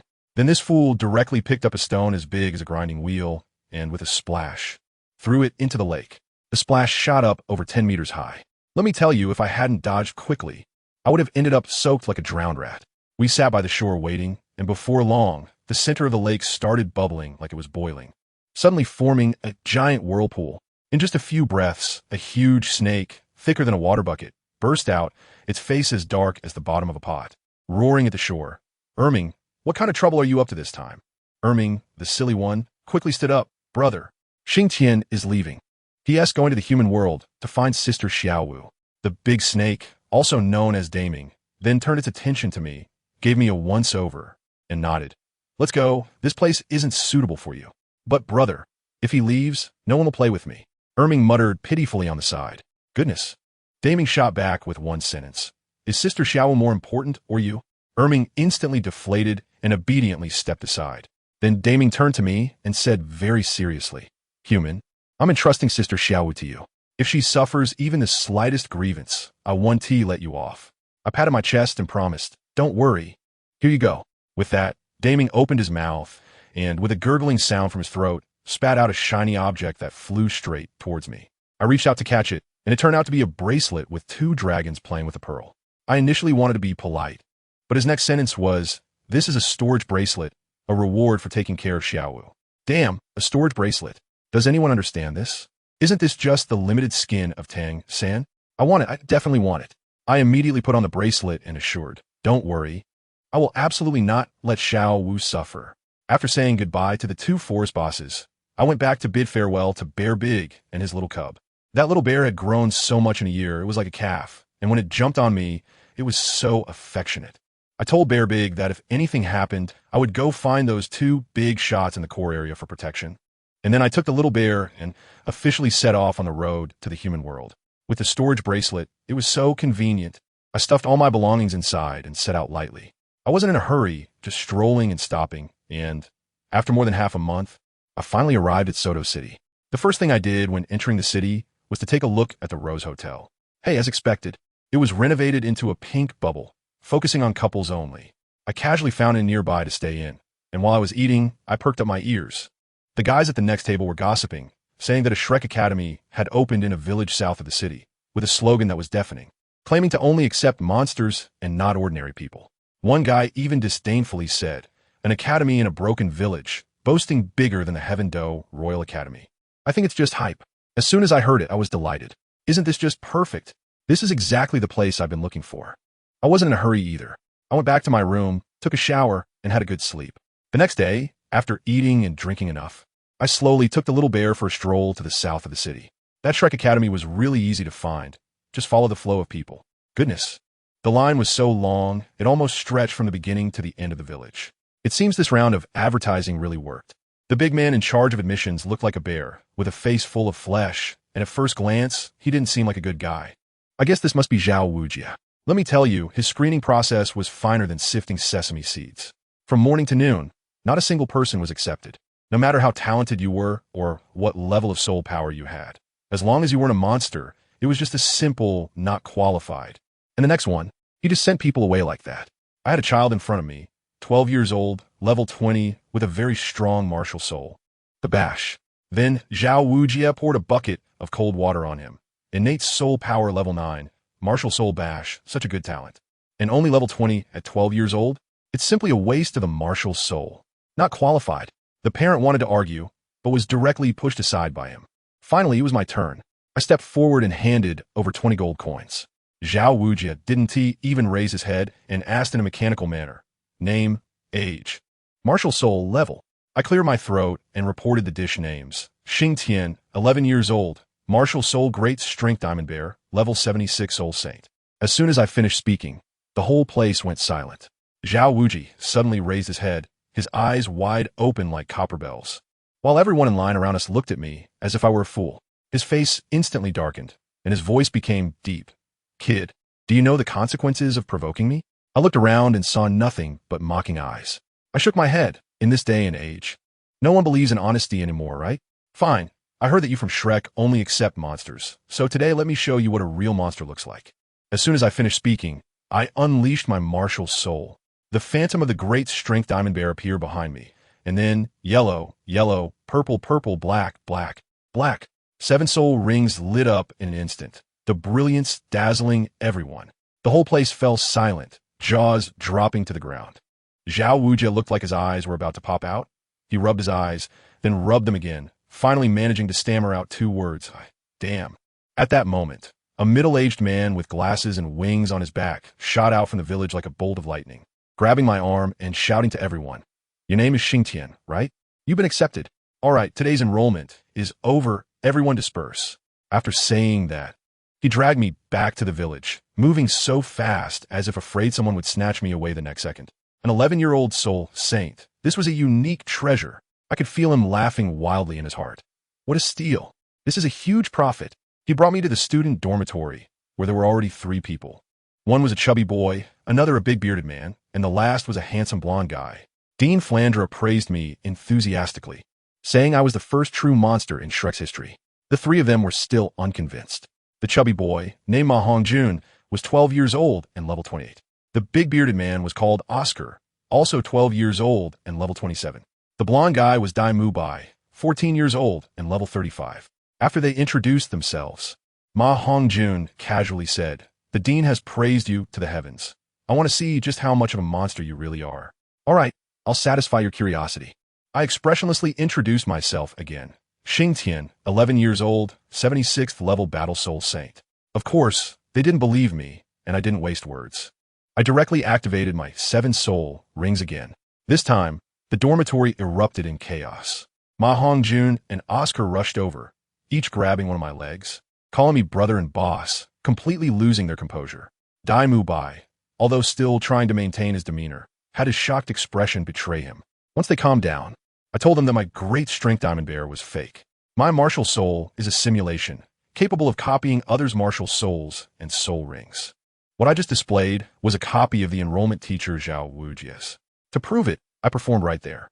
My martial soul transformed from the 7-ring great strength diamond bear into Ma Hongjun's 2-ring evil fire phoenix, then into Dai Mubai's 3-ring white tiger, and finally into Oscar's 2-ring sausage. I even conjured one on the spot, ate it in front of them, and chewed, saying, "Not bad, strong recovery ability, full marks for support." As a result, those 2 looked at me eating with disdain, saying Oscar's father's spell for the big sausage was way too perverted, and they couldn't eat it at all. I was so angry at the time that I started to lash out, just because of a broken spell. You look down on your own brother? You look down on the support that can save your lives on the battlefield? What is the most important thing in a team? It's trust. If you can't even do this, what kind of soul master are you? Dai Mubai was awakened by my scolding and without saying a word. He asked Oscar for sausage. Although he hesitated for a moment, he still gritted his teeth and ate it. As a result, he found the taste surprisingly good after eating, and his soul power was running faster. He felt he was about to break through, so he went directly to find the dean. But that brat Ma Hongjun couldn't handle it. He held it in his hand for a long time, took a bite, and started gagging, even vomiting. I told you I was really angry at that time, pointing at his nose and scolding. "What are you afraid of? Is it your ridiculous pride that is causing trouble? Do you think your martial soul is a phoenix, so you are superior? You can look down on Oscar, the support type? You can casually use the village girls to vent your frustrations?" He turned red in the face from what I said, and shouted at me with red eyes. "You're going too far. Too far. Isn't your martial soul a wild chicken? Evil fire phoenix? Ridiculous." I took a step forward, and my aura completely erupted. In my eyes, your so-called sense of superiority is nothing. Today, I will shatter it. He was still unconvinced, flames flaring from his body. I sneered, pretending in front of me. The soul rings on my body exploded all at once. Yellow, yellow, purple, purple, black, black, black, black, red. The last one is blood red. A total of 9 soul rings floated up and down on my body. That fat guy was so scared that he was dumbfounded. His legs went weak. I pointed at the piece of sausage he spat out on the ground and coldly looked at him. "Pick it up and eat it." Under the pressure of my 9 rings, Ma Hongjun trembled as he picked up the sausage from the ground and ate it. I'll leave it at that. You should go back and think about it carefully. Since you entered Shrek, look at what you become. If you keep messing around like this, I'll be the first to get rid of you, to save you from embarrassing the academy. After saying that, I couldn't be bothered to look back and just slammed the door as I went inside. I tell you, that fat guy is somewhat redeemable. After Oscar helped him up, he looked as if he had lost his soul. His gaze was blank, probably stunned by my few words. He didn't return to the dormitory, but wandered off alone to find Dean Flandre for a heart-to-heart talk. Later, I heard from Dai Mubai that he happened to be in that shabby house with the dean at the time, applying for a single room, saying he wanted to go into seclusion to break through. Suddenly, Ma Hongjun barged in, ignoring Dai Mubai, and directly asked Flandre, "Dean, have I really changed?" Goodness, Flandre. That old fox immediately knew it was my doing. He didn't hide it either. He sighed and went through Ma Hongjun's recent inflated behavior point by point. The more the fat guy listened, the paler his face became. he probably didn't even realize how much he had strayed. In the end, the kid showed some guts and directly asked the dean for a quiet room, stating that he wouldn't come out until he kicked this bad habit. After Ma Hongjun left, Flander whispered to Dai Mubai, saying that this kid of mine is not simple. He sees people and things with piercing insight, and his thoughts are as meticulous as a little monster. Dai Mubai nodded, saying my working style doesn't resemble that of a child at all. They were also worried that I had hit the fat guy too hard and feared it would create a rift between us. When Dai Mubai returned to the dormitory that night, he saw Oscar alone.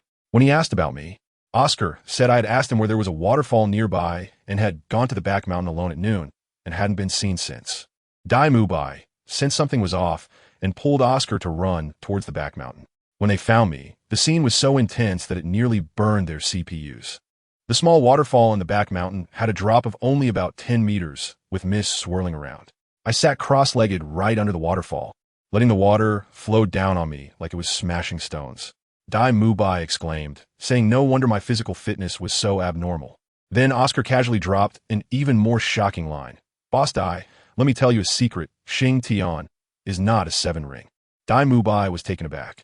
Then how many rings does he have? 9 rings, titled Douluo, with the best soul ring configuration. Boom.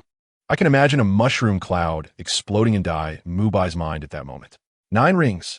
This guy who sleeps in the upper and lower bunk with him every day is actually a top-tier existence on the continent. When I felt the time was right, I braced myself against the impact of the water flow and stood up forcefully. They walked over, and the roar of the waterfall was so loud it hurt our ears. Just standing next to it created a tremendous sense of pressure. I walked out of the pond, and their eyes instantly widened. Why? Because my upper body was covered in scars, knife wounds, claw marks, both new and old, crisscrossing all over, with a gash on my stomach that nearly disemboweled me. Dai Mubai pointed at my injuries, and he was so flustered he could hardly speak. I calmly told him, oh, these? They're souvenirs from my 3 or 4 years in the StunsTang forest, fighting with soul beasts. At that moment, they both gasped. The StunsTang forest? What kind of place is that? The lair of soul beasts. I had lived there like a wild man for 3 or 4 years. No wonder my perspective on things was completely different from theirs. In the face of true life and death, faith and pride are the most useless things. During dinner, Dai Mubai seriously told me that he hoped when the fatty came out, we would still be brothers. I laughed at that, pushing my food around and said, I didn't take it to heart at all. I only say those things because I consider you guys my brothers. If we weren't close, I wouldn't care if he died. After dinner, I kicked them out because I hadn't completed my training task for the day. After they left, I sank deep into the pond, practicing punches and kicks against the immense water pressure and resistance. They were curious, asking who I was showing off for as a title Douluo. My family wouldn't understand. I had a huge secret hidden inside me, a second martial soul with overwhelming power. But that thing placed too much burden on my body. Without my current physique, using it once would leave me utterly broken. So, I had to train harder than anyone else. The next day, Dai Mubai seemed to have an epiphany. Before dawn, he ran to the back mountain, saying he wanted to train with me. Fine, I like his ambition. I immediately put him in hell mode, forbidding him from using soul power, making him feel the impact of the waterfall in the water. That guy was tough. He was knocked away by the current time and again, but he kept rushing back. I also had to do some psychological coaching on the shore. Is this all you've got? Dai Mubai, haven't you eaten? If you can't handle it, just get lost. I mean, it was a classic PUA-style teaching, and the results were outstanding. By noon, when Oscar brought the food, Dai Mubai was already exhausted like a dead dog. I casually took out a few pieces of jerky and tossed them to him to replenish his energy. He took a bite, and his eyes instantly widened. What kind of meat is this? I smiled and said, oh, the meat of the 1,000-year soul beast is roasted. Feel free to eat. Dai Mubai's expression at that moment was full of envy and jealousy. As a result, when Oscar went back, he ran into Zhao Wujin halfway. When Zhao Wujin heard that we were training in the back mountain, he curiously followed us over. When he arrived, I was lying under a tree resting, while Dai Mubai was still struggling in the water. After watching for a while, Zhao Wujin found it quite interesting and asked me what the purpose of this training was. I briefly explained that it could enhance the body and improve punching speed. When the old fellow heard this, he got excited and insisted on trying it out himself. What was the result? Don't be fooled by his title of the unmoved king. The waterfall didn't go easy on him either, and it sent him flying several times with a slap. In the end, relying on sheer brute force, he barely managed to reach the stones under the waterfall. But the next second, he was swept away again. After a day, Zhao Wujin was also exhausted and collapsed. On the way back, I took out some jerky, and when Zhao Wujin took a bite, he looked shocked. He then looked at the bracelet in my hand and said, "This thing is a storage soul guide, right? It's a rare item." I casually replied to him, "Oh, you mean that? It's from the sky blue bull python." Zhao Wuji stumbled, almost falling over. "Who? That king from the starry forest?" "Should be, just that big guy with a bull head and snake body." I casually added, "By the way, I brought that little bear when I signed up. It's a cub of the dark gold terror claw bear. Its parents are the 10,000-year level." Zhao Wuji and Dai Mubai's expressions froze, as if their phone's signal had suddenly dropped. Zhao Wuji was so angry he snorted, saying I was wasting resources by just throwing a 10,000-year-old beast's offspring to roam freely in the back mountain. The next day, Ma Hongjun came out of seclusion. Dai Mubai and I had just returned from training in the back mountain when we saw him sitting at the door of the dean's office. Let me tell you, the atmosphere was so tense that the air felt like it was about to solidify. Dai Mubai and Oscar flanked me like bodyguards, afraid that we would start fighting if we disagreed. What happened? I locked eyes with that chubby guy for 3 seconds, and suddenly, we both burst into laughter at the same time. Ma Hongjun put away his smile and said to me very seriously, "Xingtian, thank you." I watched him and asked, "Now, can I trust my back to you?" "Don't worry," he replied, patting his chest, his eyes full of fire. "I'll take care of your back." Family. This is the legendary bond of the main character. The supports don't understand. I opened my arms, and he did the same, and we shared a solid hug. Beside us, Dai Mubai and Oscar sighed in relief, looking like deflated balloons. With the emotional knot untied, what else was there to say? Oscar immediately suggested going to the back mountain for a picnic to celebrate the chubby guy's rebirth from the flames. The 4 of us linked arms, chatting and laughing as we walked away. I guess that Flander and Zhao Wuji's 2 old foxes were in the office, their beards probably blooming with smiles. Those old fellows were secretly delighted, while we were ready to get started. By the small creek at the back mountain, with a bonfire lit, let me tell you, the atmosphere was instantly set.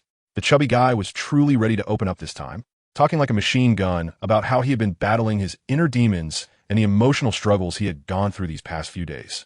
Dai Mubai and Oscar were there fanning the flames, and they even spilled the beans on how I had been training Dai Mubai like a devil. Upon hearing this, the chubby guy's eyes lit up, and he immediately got anxious, insisting that he couldn't be left out of our competition for the king of involution. What could I say? Sure, the more, the merrier. Welcome to the involution family. Oscar weakly asked, "What about me?" The chubby guy shot back, "Just be a good milk supplier for us." I couldn't help but laugh. His role as the milk supplier was firmly established, but I still had to give our logistics minister some confidence. So I told him that his sausages were way better than my jerky for restoring stamina. Upon hearing this, Oscar immediately puffed out his chest and promised that he would ensure we had unlimited stamina refills. The next day, we started training at dawn. Let me tell you, that scene was like a cut scene from an action anime. Dai Mubai and the chubby guy were in the pond, one practicing punches and the other kicking, splashing water everywhere, their shouts echoing. As for me, I was, as usual, sitting quietly under the waterfall, enjoying a natural water massage. The most ridiculous part was Oscar. This guy was on the shore like he had gone mad, chanting, "I have a big sausage, I have a recovery sausage," his spells sounding like folk songs. Before long, a mountain of sausages had piled up on the shore. The chubby guy was dumbfounded in the water, shouting if Oscar was trying to make us burst. Oscar, looking smug, replied that he was practicing his casting speed. Practice makes perfect. I was lying under the shade of a tree, watching the 3 of them, and unknowingly started to feel a bit drowsy. In a daze, I felt something furry nudge in my face, warm and slightly damp. I reached out to grab it, and it was soft. When I opened my eyes, who understands my family? It's my baby. The little bear is back. I couldn't hold back at that moment, and I hugged it tightly, laughing like a fool weighing 200 pounds. It was the first time I laughed so happily since I arrived here. Dai Mubai and the others looked at me in the water as if I were an alien, probably thinking to themselves, "This ice-cold face can actually smile?" In the following days, I transformed into a full-time dad, playing with the little bear every day. Dai Mubai and the others were considerate and didn't disturb me, focusing on their own training. When I came to my senses, I was amazed. These kids were leveling up like they were on steroids. Dai Mubai reached level 39, and both the fat guy and Oscar hit the threshold of level 29. Another half-month passed, and Dai Mubai directly broke level 40. Not long after, the fat guy and Oscar also broke through level 30. The speed of leveling up was simply like having a premium download speed. All right, it was time to form a team and go outside the novice village to farm for equipment. I took the three of them and knocked on Flandra's office door. As soon as we told Flandra, that old money lover, that we were going to hunt soul rings in the San'sDual forest, his eyes lit up, and he rubbed his hands together in excitement. With a wave of his hand, he had Zhao Wujia act as our bodyguard and guide. When we found Zhao Wujia, he was still lifting weights in the dormitory. As soon as he heard we were going to farm soul rings, he agreed without a second thought and said we would set off early the next morning.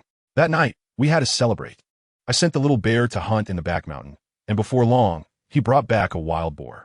Let us roast some meat over the campfire. Early the next morning, Zhao Wujia was outside yelling like a drill sergeant. We quickly packed up and followed him out. The little bear, that little guy, leaped onto my shoulder as soon as we stepped outside, shrinking instantly to take a nap there, treating me like a mobile throne. When we reached the edge of the forest, I directly told Zhao Wujia, "Teacher Zhao, I need to go home for a bit. See you in a month at the usual place." Dai Mubai and the others wanted to worry about me, but Zhao Wujia shot them a look. Worry about him? Yes, at home here. As soon as I parted ways with them, I felt completely relaxed. With the little bear, I disappeared into the depths of the forest in just a few leaps. Let me tell you, that feeling was like coming home. I shouted out, and the two big bears, Bearda and Bear Air, rushed out of their den, giving me a solid bear hug right away. After a brief chat, I headed straight for the core area of the forest. When I saw Erming, that guy was still the same, causing a mini earthquake as he landed. The first thing he said was, "Where's Sister Xiao Wu?" At that moment, I wanted to roll my eyes at him. "Is there anyone else in your eyes besides Sister Xiao Wu?" I had to lay it all out for him, saying my classmate wanted a soul ring, but I promised not to touch the bears. Erming was so angry he started pounding his chest, but in the end, he gave up. There's no way around it. That's the rule of the soul master world. It's all about being in a fog, and you can't help it. With Erming, it was impossible not to fight. I first tried to go head-to-head with him, but what happened? Haha, I spat out a mouthful of blood 3 meters away, almost sending me off. All right, no more pretending. I laid it all out. I directly summoned my martial spirit, the Great Strength Diamond Bear. With the Great Strength Diamond Palm, gravity compression, and the immovable king body, I unleashed a combo right in his face. Finally, I regained some face. Later, I switched to the Xingtian hammer and managed to subdue him. But this guy is a battle maniac. He dragged me into fights every day, and he doesn't hold back. One time, he even broke my bones. I thought if I stayed any longer, he would tear me apart. So I quickly found an excuse to slip away and return to Bearda's side. While staying with Bearda, I spent my days by the waterfall, but to be honest, it wasn't very effective anymore. I felt like a gym veteran, hitting a plateau where my muscles just wouldn't grow. A month passed quickly, and I said goodbye to Bearda, leaving the little bear with him, and headed alone to the agreed meeting point. As a result, I waited there for a whole day without seeing a single person. I thought Zhao Wujin had forgotten about me. The next morning, they finally strolled out of the forest. Ma Hongjun had a look on his face as if he had a big secret and said, "Don't mention it. It's all Oscar's fault." I thought to myself, what would he possibly do? As a result, Zhao Wuji waved his hand, and suddenly, a pair of blood-red bat wings sprouted from Oscar's back. I was dumbfounded at that moment. What is happening? This isn't how the script is written. They said Oscar had incredible luck hunting down a ghost bat, not only obtaining a soul ring, but also getting an external soul bone. My head went buzz. External soul bone? Where's my lovely mushroom intestines? How did it turn into this bloodbat intestines? This butterfly effect is too outrageous. Oscar even showed me that this third soul skill not only allows me to fly, but also has a berserk effect that can siphon blood and restore mana. Damn, isn't this just a pure T0 support version? At first I was confused, but then I thought, it's good that things are chaotic. Knowing the entire plot would be so boring. Now, there's the thrill of opening a blind box. Back at the academy, those three seemed energized, immediately going into seclusion. Suddenly, I was the only one left in the dorm, feeling empty. There was no choice but to continue being my caveman self on the back mountain. Time flew by, and a year passed. In that year, Dai Mubai and the others' strength skyrocketed. Dai Mubai was already at level 45, but was at 38, and Oscar was at 35. Even Zhao Wujin was spurred to reach level 78. And me? I had become a scenic spot on the back mountain, lying on the tree every day, contemplating life. My strength only increased a little, almost like it hadn't increased at all. But I wasn't anxious. The real opportunities were still ahead. I lay under the old tree by the waterfall, chewing on a blade of grass, calculating the days. Tang San, Xiao Wu, and the others should be arriving soon. The Shrek 7 monsters. Oh no, I guess now we have to call them the Shrek 8 monsters. They were finally going to be complete. A month later, one evening, That old rascal Flander called us all to his office. Let me tell you, this old fox has a lot of tricks up his sleeve. He is going to recruit new students tomorrow and wants me and Zhao Wujin to stand guard at the entrance to maintain order. I was puzzled at the time, and I said to the dean, isn't it a bit too much to bully them like this? Guess what he said? He replied, I want them to see that Shrek Academy only accepts monsters, and you are the monster among monsters. Goodness, after hearing that, I felt a bit confused. Are you praising me or insulting me? And guess what happened next? As soon as I stepped out, I heard that old man Dang in the office chuckling to himself, sounding like a weasel preparing to steal chickens. He was mumbling something about gold coins and getting rich. Goodness, I thought to myself, so, this recruitment is just your way of lining your own pockets. Huh? No wonder you collect the money every year. When I got back to the dorm, I found out that Dai Mubai was actually not there. After asking Xiao Ao, I learned that he had gone to Soto City to have some fun early in the morning. I couldn't help but laugh. Dai Mubai, you really can't escape this. Facing off against Tang San is your fate, and now there's going to be a good show to watch. The next morning before dawn, Flander woke us all up like a skinflint, moving tables and chairs as if we were about to hold a temple fair. By the time everything was ready, the village entrance was already crowded with people. Flander tidied up his new outfit, slicked back his hair, and sat down with an imposing demeanor. Zhao Wujia and I were behind him, mocking him, saying he looked just like a wealthy landlord, just missing a birdcage in his hands. When a recruitment started, Flander's expression was something else. He yelled the loudest when collecting the registration fees. 20 gold coins per person, no refunds for those who don't qualify. Anyone who dared to complain was immediately kicked out by teacher Zhao Wujia, as if he was throwing out a sack. So the entire morning passed, and not a single qualified candidate showed up. However, I wasn't worried at all because I had sharp eyes. I glanced at the end of the line and saw some familiar faces. Tang San and Xiao Wu. They were followed by two girls. One as cold as ice, and the other as playful as a little wildcat. I knew right away that these must be Zhu Zhuqing and Ning Rongrong. Great. The original 7 monsters are all gathered now. Just as I was daydreaming, there was suddenly a commotion up ahead. I leaned in to take a look and saw, oh, isn't that the guy from last year? I still have a chance, right? He had come to register last year with a martial soul that was a python, but got eliminated. This year he was back, arguing with Flander, saying he had trained hard for a year and was now a monster too. So why shouldn't he be accepted? Flander shook his head and said, you can at most be considered a genius. You're still far from a monster. The guy wasn't having it. He puffed out his neck and shouted, if I'm not a monster, then who is? As soon as he finished speaking, Flander and Zhao Wujia's gazes all landed on me. I felt embarrassed at that moment. Come on, guys, don't look at me like that, making me feel like a villain. The guy looked at me and scoffed even more. Just him? Someone next to him reminded him that I had been in front of him last year, and he hadn't seen me in action. But this guy was stubborn. Is he really strong? I don't believe it. I haven't said anything yet. And Ma Hongjun suddenly appeared from somewhere, hands on his hips, saying, who gave you the courage to provoke our boss? I couldn't help it at that moment and directly asked, you're a level 78 soul sage. What level are you? That guy immediately burst out laughing, pointing at me and saying, did you all hear that? He said he's a soul sage. I couldn't be bothered to argue with him. So I activated my martial soul, summoning the great strength diamond bear. Yellow, yellow, purple, purple, black, black, black. 7 soul rings were displayed. Anyone who understands. The expression on that guy's face changed from wild laughter to shock, and then to questioning his life, faster than a Sichuan opera face change. In the end, Master Zhao Wujia grabbed him by the nape of his neck and swiftly threw him out. Seeing the situation, Flinder quickly sent me away, saying that my presence was putting too much pressure on others. I thought it made sense, so I went back to the village with the fatty. I had just left when Tang San and the others successfully passed the preliminary test and went straight to the final round. Dai Mubai was responsible for guiding them and told them that the examiner for the final round was Zhao Wujia, a level 78 soul sage. Let me tell you, Tang San and the others turned pale at that moment. As expected of the protagonist, Tang San immediately gathered everyone together to urgently discuss tactics. He took control. Xiao Wu was the main attacker. Zhu Zhuqing would harass from the flank, and Ning Rongrong would provide support. Everything was clearly arranged. As the plan was set, Zhao Wujia's joints were cracking, and then Fatty Ma Hongjun ran over, shouting, wait a minute. Dai Mubai was stunned. What's wrong, Fatty? The dean said, there's no need for teacher Zhao for the test. Then who is it? Me? Not you either. Then who is it? It's the boss. I tell you at that moment. Tang San and the others were all confused. They lit a stick of incense and shouted that the test had begun, then pulled Dai Mubai aside to watch the show. But the problem was, there was no one on the stage. Ning Rongrong, the young lady, got angry and shouted towards Dai Mubai, asking what was going on. Just as she was yelling, Tang San suddenly shouted, "Watch out." Ning Rongrong hadn't reacted yet when there was a loud bang, and she flew several meters away like a kite with a broken string, spitting out blood. I tell you, the whole place fell silent. A shadow suddenly appeared in the place where she had just been standing. Wasn't that me?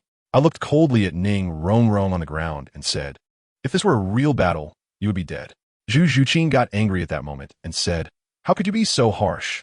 I glanced at her and asked, "Is it heavy?" As soon as the words left my mouth, I vanished in a flash. Tang San reacted quickly and reached out to pull Zhu Zhuqing, but unfortunately, he was still a step too late. Zhu Zhuqing flew farther than Ning Rongrong and fell to the ground, coughing up blood incessantly. I just spoke up. "This is what you call heavy." Dai Mubai couldn't help but shout, "Boss." I glanced at him and said, "What's wrong? Are you feeling hurt?" This stirred up a hornet's nest. Ning Rongrong completely lost her cool, pointing at my nose and screaming that no one had ever dared to hit her in her life, and that she would have her father kill me. I was so angry that I laughed. I said, "Who do you think you are? Is being the little princess of the 7 treasures, glazed tile, sect, something impressive? Here, even if your father is Ning Fengji, it doesn't matter. Even if your grandfather is the Jade Emperor, you still have to follow the rules." I waved my hand at the fatty and said, "Take him away, he's unqualified." The fatty wanted to persuade me, but with just one glare, he immediately shrank back. I tossed him a healing blood spirit mushroom and told him to hurry and send this big Buddha away. Just looking at him was annoying. Does he really think the earth revolve around him? Then I turned to the remaining people and said, "This is your first lesson in enrollment. Soul Masters must always be prepared for death. The enemy won't give you time to prepare." After that, I let Dai Mubai take Zhu Zhuqing and the others to the dormitory, while he happily took the blood spirit mushroom I gave him to curry favor. The fatty asked me where I was going, and I said, "I'm heading to the village entrance. If nothing unexpected happens, Ning Fengji should come knocking tomorrow. I'm going to meet him." I sat at the village entrance and waited all night. The next noon, wow, the main characters arrived. Ning Rongrong came with her father Ning Fengji and 2 guardians, 1 San'sDual and 1 StunsTang, charging fiercely to the village entrance. That San'sDual, Xingtian, came up and acted tough, saying I had guts to mess with the people of the 7 treasure glazed tile school. I was chewing on a piece of grass at the time and said, "So what? Is she made of iron and can't be touched?" Ning Fengji was even more ruthless, directly telling me to sever an arm to spare my life. I laughed and said, "Big brother, it's 2025. Can you stop with this domineering CEO dialogue? I'll return the same words to you. You 3 should sever an arm right now, or no one gets to leave today." Xingtian exploded on the spot, drawing his sword and stabbing at me. I dodged to the side and flashed him a strange smile. Let me tell you, the next second, the iconic scene came. In my hand, with a flash, I also produced a 7-killing sword identical to his. Xingtian, Ning Fengji, and Gu Rong were all stunned, their eyes wide open like copper bells. I didn't give them any reaction time. I raised my hand directly to unleash my soul skill. 4th soul skill, killing intent revealed. A blade of energy flew over. Xingtian hastily defended and was knocked back several meters. I laughed. "How is it? Your own soul skill not bad, right?" Saying this, I used another move. 6 soul skill, 10,000 swords returned to the origin. The rain of swords directly inflicted some minor injuries on Xingtian. This old man finally got serious and unleashed his martial soul true body. But guess what? I could do that too. We both activated the 7 kills true body at the same time, and the light was exactly the same. Ning Fengji was anxious on the side, shouting, "Uncle Sword, use your sword technique." Upon hearing this, Xingtian realized, "Right, you definitely don't know the sword technique, do you?" He shouted loudly. First sword of the 7 kills sword technique. Heavy sword with no edge. 6 beams of sword light combined into a character for kill and slashed towards me. As a result, I followed him and shouted word for word. First sword of the 7 kills sword technique. Heavy sword with no edge. The same move.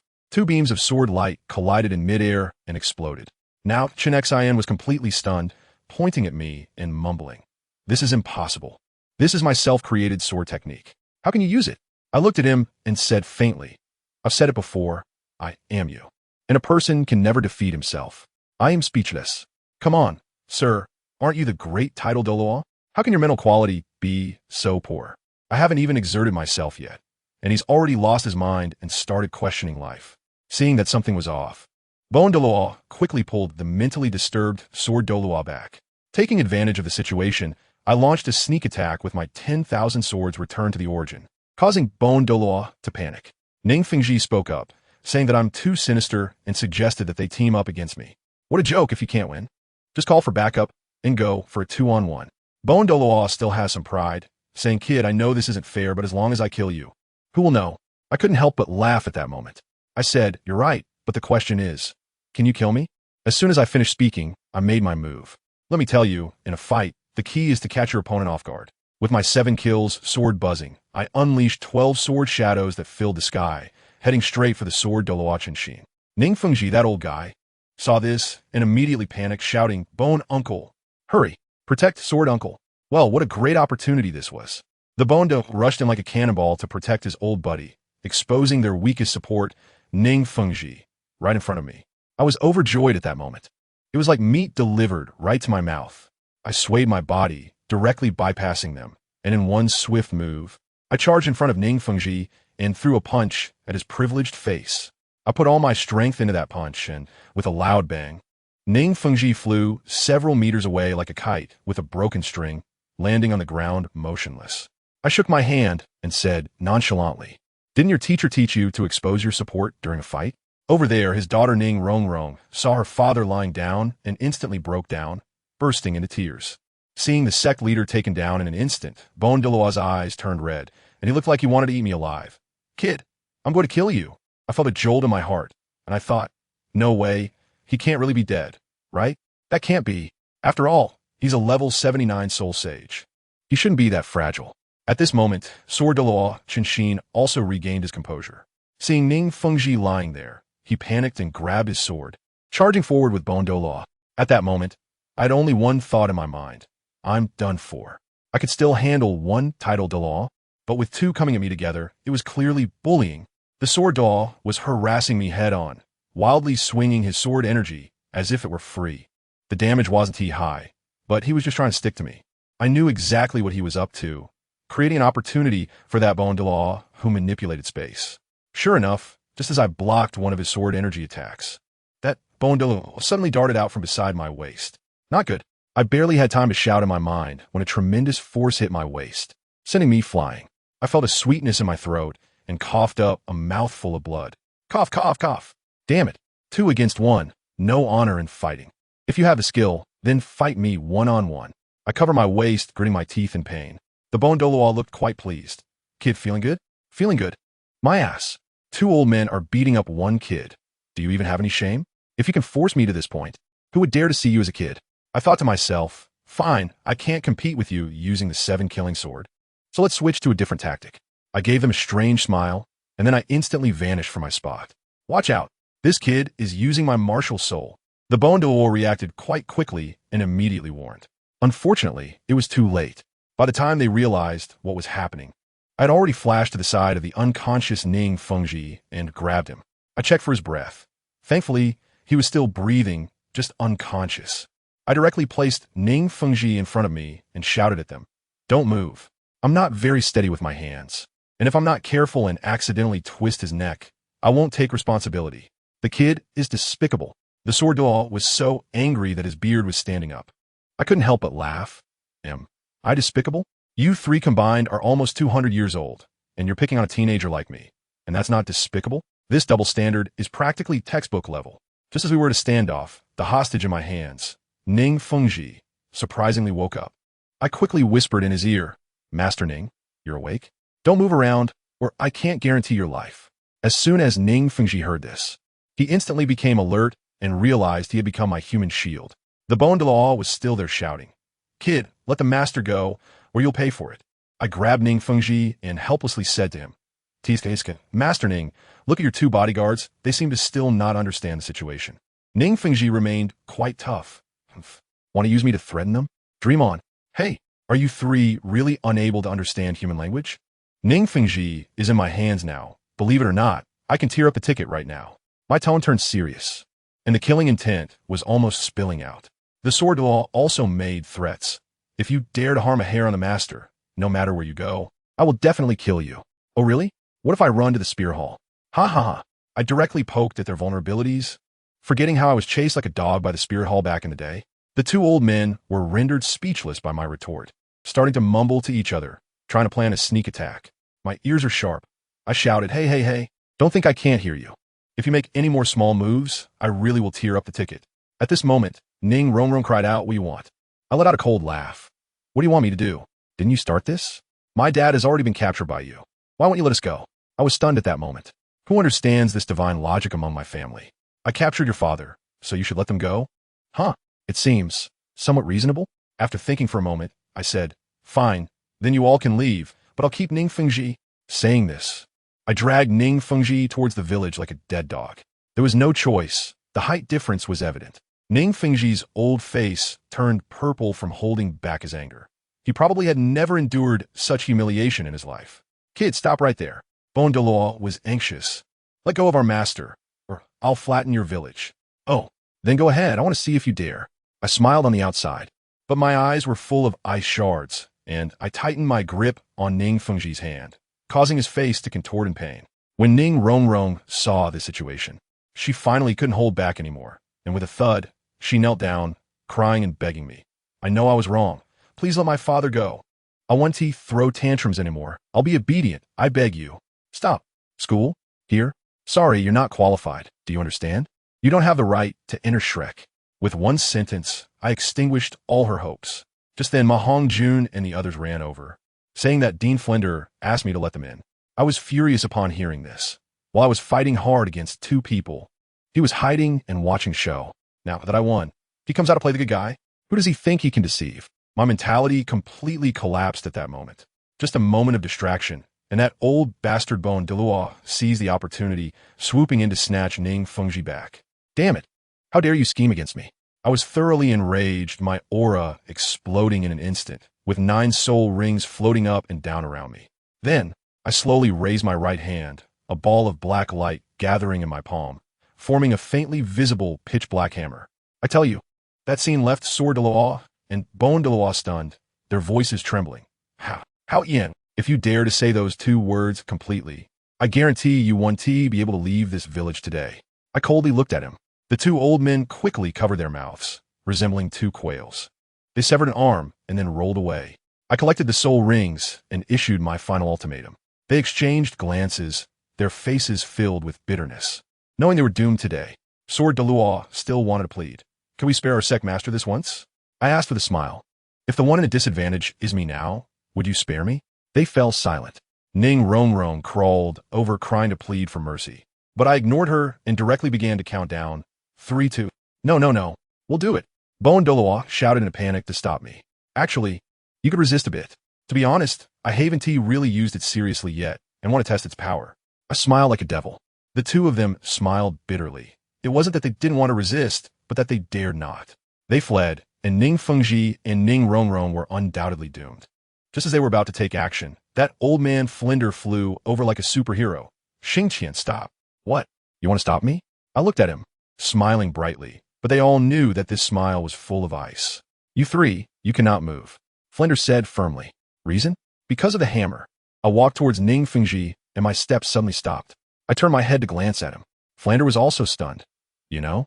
I ignored him and directly said one word to Ning Fengji and the others. Get lost. They looked as if they had been granted a reprieve, quickly helping Ning Fengji to escape. Before they left, I warned them. Forget what you saw today, or I'll flatten the 7 Treasure Glaze Tile School just the same. They ran away in a panic, leaving Ning Rongrong alone on the spot. I covered my still aching waist, feeling tired, and went back to sleep. From that day on, I developed a barrier with everyone. Dai Mubai and the others avoided me, and Tang San and Xiao Wu couldn't find a chance to talk to me. As for Ning Rongrong, the culprit, she surprisingly stayed at Shrek. All right, if I can't fit in, then I won't. I'll just play by myself. I simply moved to the back mountain and trained alone. As a result, guess what? A thunderstorm unexpectedly led me to discover a new technique, thunderbody forging. I set up a bamboo hut in the back mountain and started living a life akin to cultivating immortality. Old Flander was anxious too. He wanted Oscar to bring me meals every day to ease the tension, but he underestimated one thing, a woman's jealousy. Ning Rongrong, that little girl, was holding a grudge. She noticed Oscar had feelings for her and also that he was delivering food to me every day, so she began a plot. For more than half a month, She figured out all my routines and then started acting. She pretended to reconcile with me, coming to find me every day with Xingtian and the others, acting particularly obedient in front of everyone, giving me various hints, making Oscar look at me with eyes like knives. Finally, a month later, she felt the timing was right. That afternoon, I had just finished training and returned to the bamboo hut shirtless when she followed me in. I asked her what was wrong, but she didn't say anything, just stood there. After more than 10 seconds, she heard footsteps outside the door, and her expression instantly changed to one of deep resentment.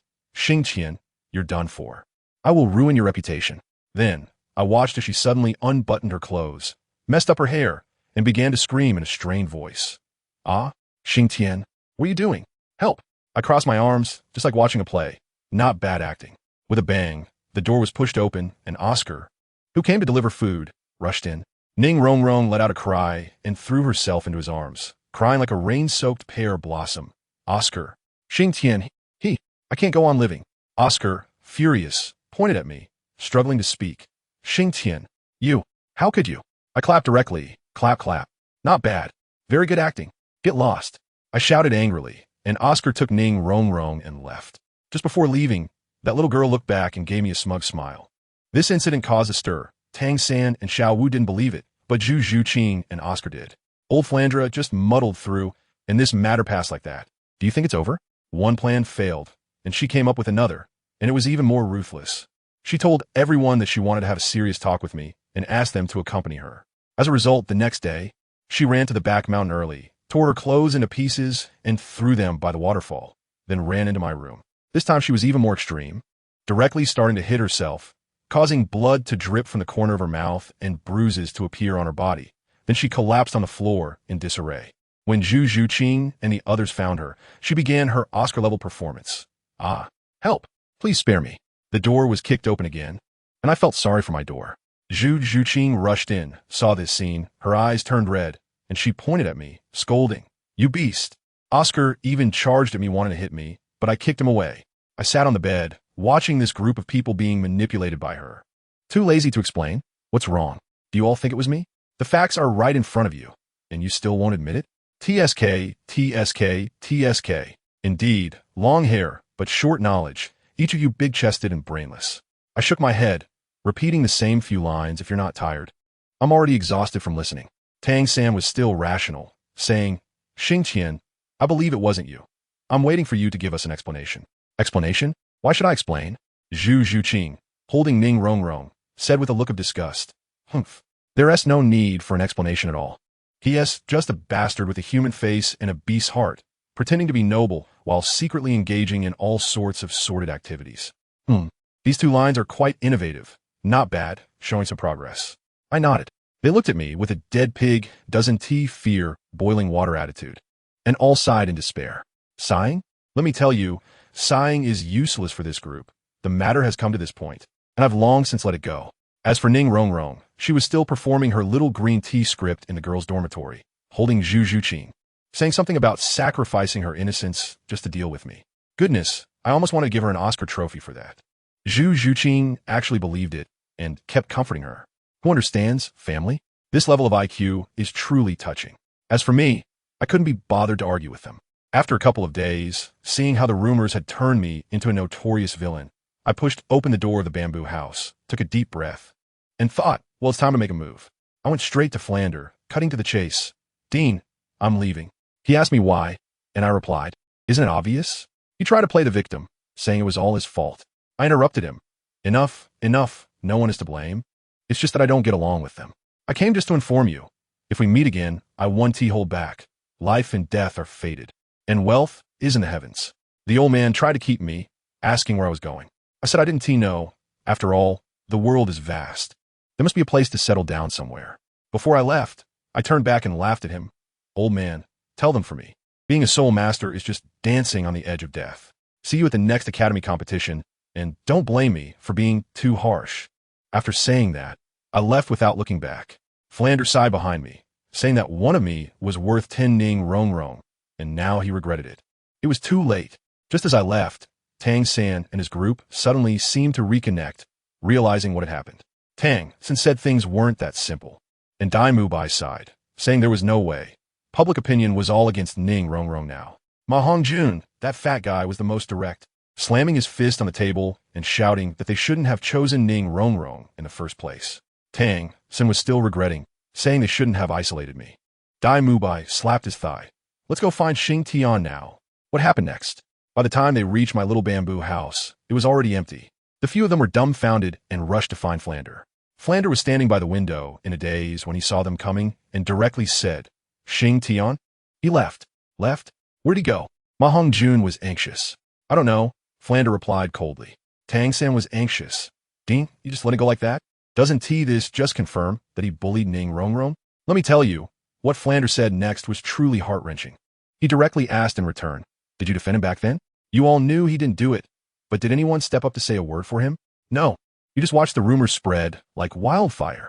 As soon as these words were spoken, the three of them fell silent, each lowering their heads like elementary students who had made a mistake. In the end, Flander directly issued an eviction order. Go back from today on. Xingtian is no longer a student of Shrek. After leaving the office, Ma Hongjun was so angry that his face turned red, shouting that he wanted to beat up Ning Rongrong. As a result, Dai Mubai stopped him again, saying that Ning Rongrong is now our classmate and teammate. Just listen to that. Even he felt it lacked conviction. Anyway, this matter just ended without resolution. After leaving Shrek, I went straight to the capital of the Heaven Do Empire.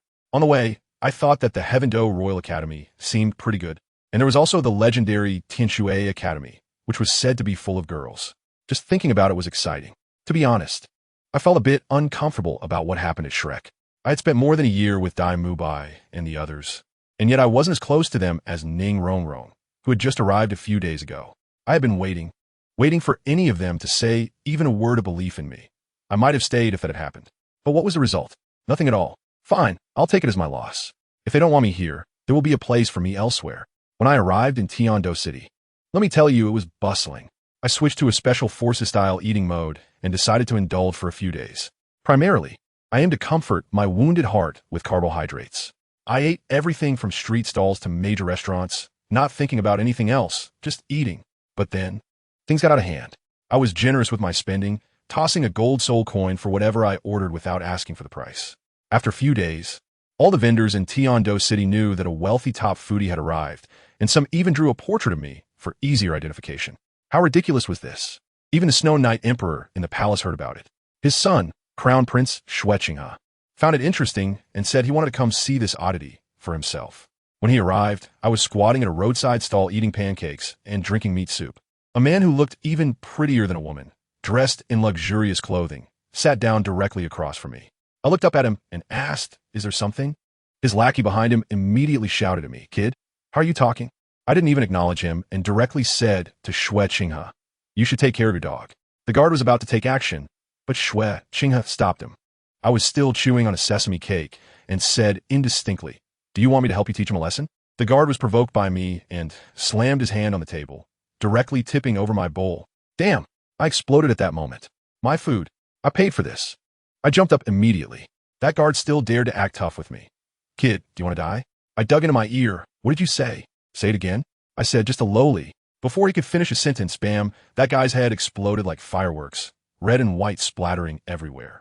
I shook my hand and wiped it on his clothes. Damn, those who affect my meal should all die. All right, I killed your dog, you don't mind, do you? Xingtian's pupils suddenly constricted, but his face remained tense.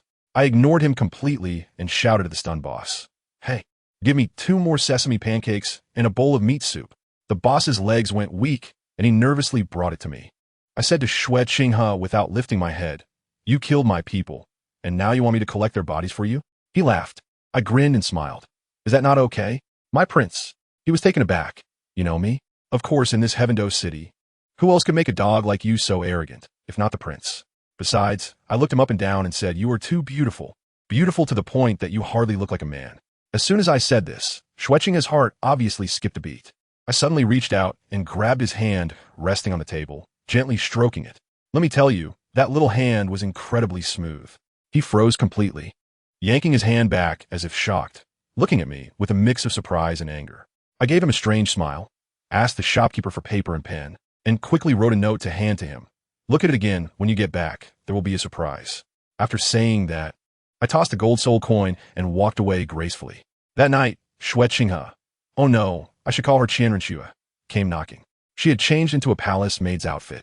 But that scent was unmistakable. This is getting boring, little Xue. I sat up straight.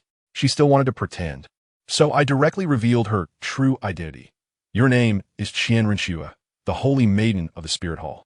Your mother is Bibi Dong. Your father is Qian Xuanji. And your grandfather is Dalu, right? Her face went pale, and I could feel her soul power starting to fluctuate. I quickly flashed her back, gently placing my hand on her neck. Don't get excited. If I wanted to kill you, you would have been dead during the day. I'm telling you, I'm here to save you. She didn't believe me, but she didn't dare to move. I could sense that this girl was completely at a loss. I looked into her eyes and sincerely said, in a couple of days, I'll be at the Royal Academy. If you want to see me, you can come find me there. Just before leaving, I playfully pinched her nose, and she froze, her face turning red in an instant. She cursed me as a rogue and ran away. The next day, I dressed up properly and headed straight to the palace gate to find her. The gatekeeper pretended to be important, constantly referring to me as a commoner. With my little temper, I kicked him away and started fighting with a group of guards. Just as we were in the middle of it, Qianrenxue arrived, dressed in her prince's outfit, and with a dark face, commanded us to stop. I chuckled and leaned in to wrap my arm around her shoulder. Aren't I thinking about you? I need your help to get into the Royal Academy. She stiffened all over, her voice trembling. Get your hand off me. We're all grown men. Why are you shy? I teased her deliberately. She was so angry she looked about to explode, and finally could only squeeze out through gritted teeth. I'll help you. Just like that. The Crown Prince personally took me to the Tiando Royal Academy. On the way, she asked me why I didn't just go in by myself with my strength, why I needed to find her. I grinned and said, I want to owe you a favor. When we arrived at the Academic Affairs office, the director was incredibly respectful when he saw the Crown Prince. While filling out the forms, he asked me about my martial soul and its rank. I glanced at Qianrenxue, and she said, the Royal Academy does not have a tradition of jealousy towards the talented, so you don't need to hide. I thought to myself, okay, you said it. I cleared my throat and said to the director, martial soul, great strength diamond bear. Level 78, soul sage. The director was stunned, his mouth open wide enough to fit an egg. What? What did you just say? I repeated slowly and clearly. Great strength diamond bear, 78, soul sage. His voice trembled as he asked me to release my martial soul. I had no problem with that. Once my martial soul was unleashed, yellow, purple, and black rings appeared, shining brightly, blinding. I tell you, the director's eyes were about to pop out, mumbling that it was really the seven-ring soul saint. Beside him, Qianrenxue was completely dumbfounded, looking at me with a face full of disbelief. I received my martial soul and smiled at the director. Look, can I enroll now? Yes. I'll handle it right away. Just 1 minute. 1 minute will do. The director was so excited that he was at a loss for words. Qianrenxue was probably already experiencing a storm in her heart. A 12-year-old soul saint. What kind of monster is this? Even the Spirit Hall doesn't have such absurd geniuses. In less than a minute, my enrollment procedures were all completed. The teacher was incredibly efficient, and as soon as the paperwork was done, someone came to take me to the dormitory. Just as I stepped out of the Academic Affairs office, lo and behold, Xingtian was waiting for me. The shocked expression on his face was like he had seen a ghost. No, bro, what kind of monster are you? So impressive? I couldn't help but laugh. I had to play it cool, so I patted his shoulder and said, oh, just average third in the world. Besides, I've still got some tricks on my sleeve. He rolled his eyes at me and said I was fat and out of breath. After chatting for a bit, he was going back to the palace, and I, being a bit mischievous, had to tease him before he left, grinning and saying, hey, can you change back into women's clothes for me to take a look? His face turned dark, and he shot me a glare before turning to leave.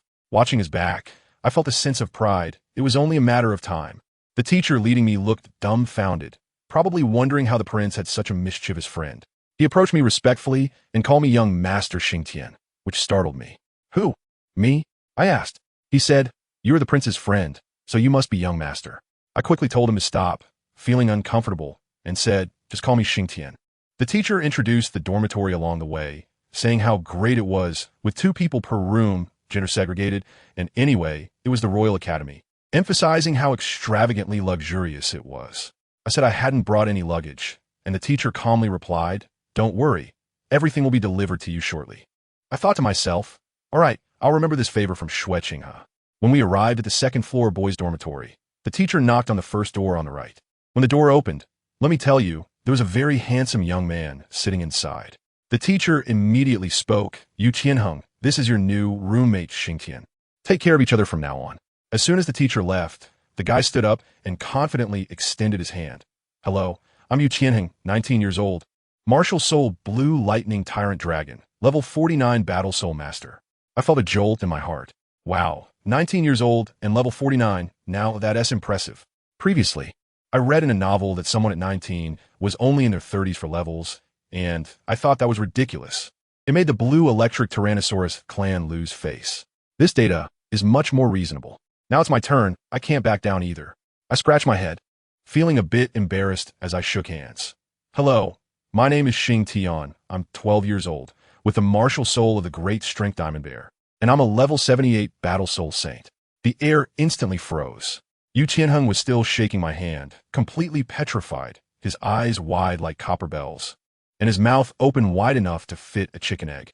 After about 3 seconds, he regained his voice and stammered. You said you're what level?" 78. I blinked innocently. He suddenly shouted, "Monster!" That voice was so loud, I felt the whole boys' dormitory would tremble. I thought to myself, calm down, dude, don't overreact. He still didn't believe it, and insisted I show my martial soul, so I had to reveal my bear to show him. At this point, he was completely convinced, circling around me in amazement, then grabbing my shoulder with shining eyes. "Brother, the academy competition is in a year. With you here, the championship is guaranteed." Just as he was saying this, the teacher brought my brand new bedding and toiletries. Yu Qianheng was very enthusiastic, rushing to help me make my bed, saying we would be brothers from now on. No need to be polite. Once everything was settled, it was almost mealtime. Yu Qianheng said, "Let us go. I'll take you to the cafeteria and introduce you to some friends." When we arrived at the cafeteria, wow, it was quite impressive. As soon as we finished getting our food, we heard someone shout, "Boss, over here." Yu Qianheng led me over to a table where 2 identical, goofy-looking strong men were sitting. Yu Qianheng introduced me. "Xingtian, my new roommate's super strong." The 2 guys were named Shimo and Shimo, both with the martial soul of the black tortoise, level 47. I thought their names were too similar, but Yu Qianheng explained that one was for ink, the older brother, and the other was for grinding, the younger brother who looked goofy but was actually clever. When it was my turn to introduce myself, I said, "Hello everyone, I'm Xingtian, 12 years old, level 78 Battle Soul Saint." As soon as I finished speaking, let me tell you, the iconic moment came. The 2 brothers reacted exactly the same, spitting out their food, almost splattering it all over my new roommate. Yu Qianheng was prepared and quietly stepped back 2 paces, avoiding disaster. The 2 brothers coughed for a while, pointing at me, struggling to speak. You, Soul Saint?" Yu Qianheng was nodding beside me, holding back laughter, confirming, "It's true, I saw it with my own eyes." Now, it was chaos. The 2 brothers started chanting that the Academy Championship was guaranteed. We were having a great chat, but my stomach wasn't happy. After finishing my portion, I felt like I had just laid a foundation. So I quietly asked Yu Qianheng, "Bro, can we get extra food at the cafeteria?" Yu Qianheng was very generous. "Of course, you can have as much as you want." As soon as I heard this, my eyes lit up, and I said, "Then I'll go for some more," and rushed over with my plate. Before long, there was a commotion at the food counter. Shimo noticed and said, "Boss, it seems like Xingtian is getting into a fight with someone." The 3 of us hurried over, and wow, I was just arguing with the cafeteria chef. The chef was so angry that his face turned red. "Kid, are you here to cause trouble?" I felt wrong too. "I'm just here to eat. How is that causing trouble? Didn't you say we could eat our fill?" The chef, upon hearing this, got even more fired up, pointing his finger at my nose and shouting, "Is that what you call eating a bit more? Ask everyone how much you ate." As he spoke, he pulled out a huge stack of bowls from behind him. Yu Qianheng and the others were dumbfounded. Yu Qianheng awkwardly asked me, "Did you eat all of this?" I felt a bit embarrassed. "It's just average." Just then, someone in the crowd suddenly shouted, "I remember now, the super glutton who ate his way through the entire city in 3 days. I think his name is Xingtian." My family, who understands, was mortified on the spot. The expression on Yu Qianheng's face changed from embarrassment to horror, and he grabbed me. Let's go, hurry." I was still struggling, but I'm not full yet. Sure, Mo reacted quickly, stepping forward to cover my mouth, gritting his teeth and saying, "No, you are full." Then the 3 of them dragged me out of the cafeteria. From that day on, Yu Qianheng set a rule that when we eat, we would go back to the dormitory to cook for ourselves. I would pay, and he would handle the ingredients. I asked him why he didn't invite me, and he looked at me with a sincere expression. "I'm afraid you'll eat me poor." Fine, what else could I say? This incident made our teammates laugh for several days. A few days later, Yu Tianheng gathered everyone from the team to officially welcome me. The location was at a large restaurant outside the campus. When I walked in, the waiter looked at me as if he had seen his long-lost father, enthusiastically shouting, "Master Xing, you're here. Same old spot?" Yu Tianheng and the others were shocked and asked what was going on. The waiter proudly said, "Master Xing is our VIP. Back in the day, he single-handedly took down 6 of our chefs. Once everyone had arrived, wow, a whole table of handsome guys and beautiful girls." Yu Tianheng cleared his throat and said that today was mainly to introduce me, the new teammate. Then everyone started going through the introductions. Duguyan, 19 years old, level 48. Yufeng, 18 years old, level 45. AOC Luo, 18 years old, level 45. And a particularly quiet little beauty named Yi Lingling, 18 years old, level 43. Each one was a top talent. Finally, Yu Tianheng looked at me with a mischievous smile. "All right, Xingtian, it's your turn. Everyone hold on tight." I stood up and smiled slightly. "My name is Xingtian. I'm 12 years old. My martial soul is the mighty golden bear, and I'm a level 78 battle soul saint." Puffed. This time, Du Guyan spat out the tea she had just drunk, like a fairy scattering flowers. The entire room fell silent. Everyone looked at me as if I were an alien. In the following days, I completely integrated into this group. We trained together every day, and our relationships grew stronger. But problems arose. I was too strong, so strong that I couldn't find a way to position myself. If I let them cooperate with me, they couldn't keep up with my rhythm. If I played support for them, it was like using a fighter jet as a tractor, pure waste. Yu Tianheng was so worried that his hair was almost turning white. In the end, it was still Du Guyan who was clever. She proposed a super bold tactic, one god leading in pits. Oh no, it was a core tactic. Who understands? Family? A whole team of 7 people, all playing support for me. This immense fortune finally fell to me. The specific tactic was that when the match started, I would directly charge as the main attacker, while everyone else had only one task: to harass the opponents, create trouble for them, and hold back the enemies. Everything else would be left to me to solve. When Yu Tianheng gathered everyone and explained, I felt it wasn't quite right. Wouldn't this just make me show off alone? But everyone else, including the Shijia brothers, shook their heads in unison, saying they couldn't keep up with my rhythm at all, and this method was the best. All right, since everyone had no objections, let's do it. To test this new battle tactic, Yu Tianheng directly applied to the academy for sparring partners, and he didn't just recruit any ordinary people. He brought in a group of teachers, the weakest of whom was a 6-ringed soul emperor, and the leader, Teacher Qin Ming, was even more heavyweight. 3 days later, in the training room, the live drill began. With a command from Teacher Qin, I let out a roar and charged out. Yu Tianheng shouted from behind, "Shimo, Du Guyan, each of you take one. Yufeng, Asilluo harass. Lingling, watch your safety. Xingtian, it's up to you." I directly confronted 2 soul saints with 7 rings on the opposite side. I completely ignored the one using vines and focused on relentlessly attacking the teacher with the lion spirit, making it impossible for his ranged teammate to intervene. Teacher Qin Ming watched from the sidelines, his eyes wide with astonishment. However, on our side, the level gap was too significant, and it wasn't long before Yu Tianheng and the others started to struggle. When I saw the timing was right, I pushed the line back with a punch, then swiftly dashed in front of the Vine Soul Saint and used a powerful golden Vajra palm to knock him out of the arena. Without waiting for the lion to react, I followed up with a gravity squeeze and a whip kick, taking care of the second one as well. I shouted to my teammates, "Hang in there, I'm coming." I first helped Osro deal with his opponent, and just as I was about to assist Yufeng, I saw the opposing teacher being particularly sneaky, dropping Yufeng and heading straight for our team's healer, Yi Lingling. I was furious at that moment. Are you kidding me? Cutting off our healer right under my nose? I can't tolerate that.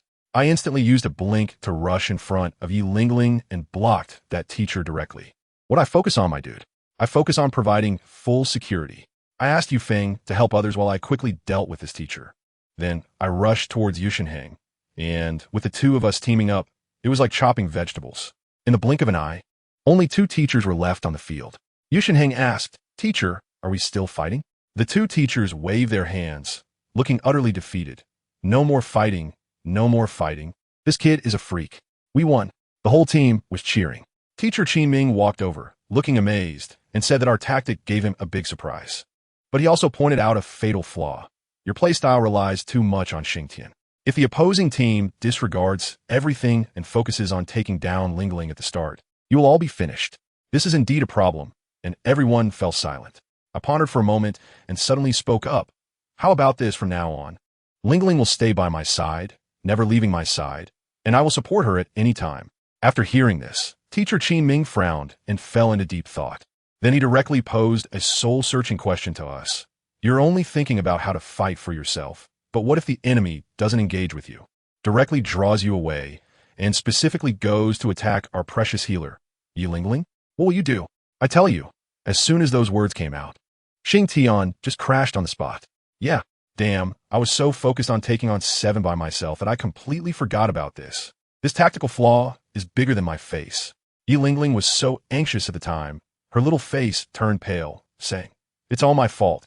I've held everyone back. Oh my God, Xingtian quickly comforted her.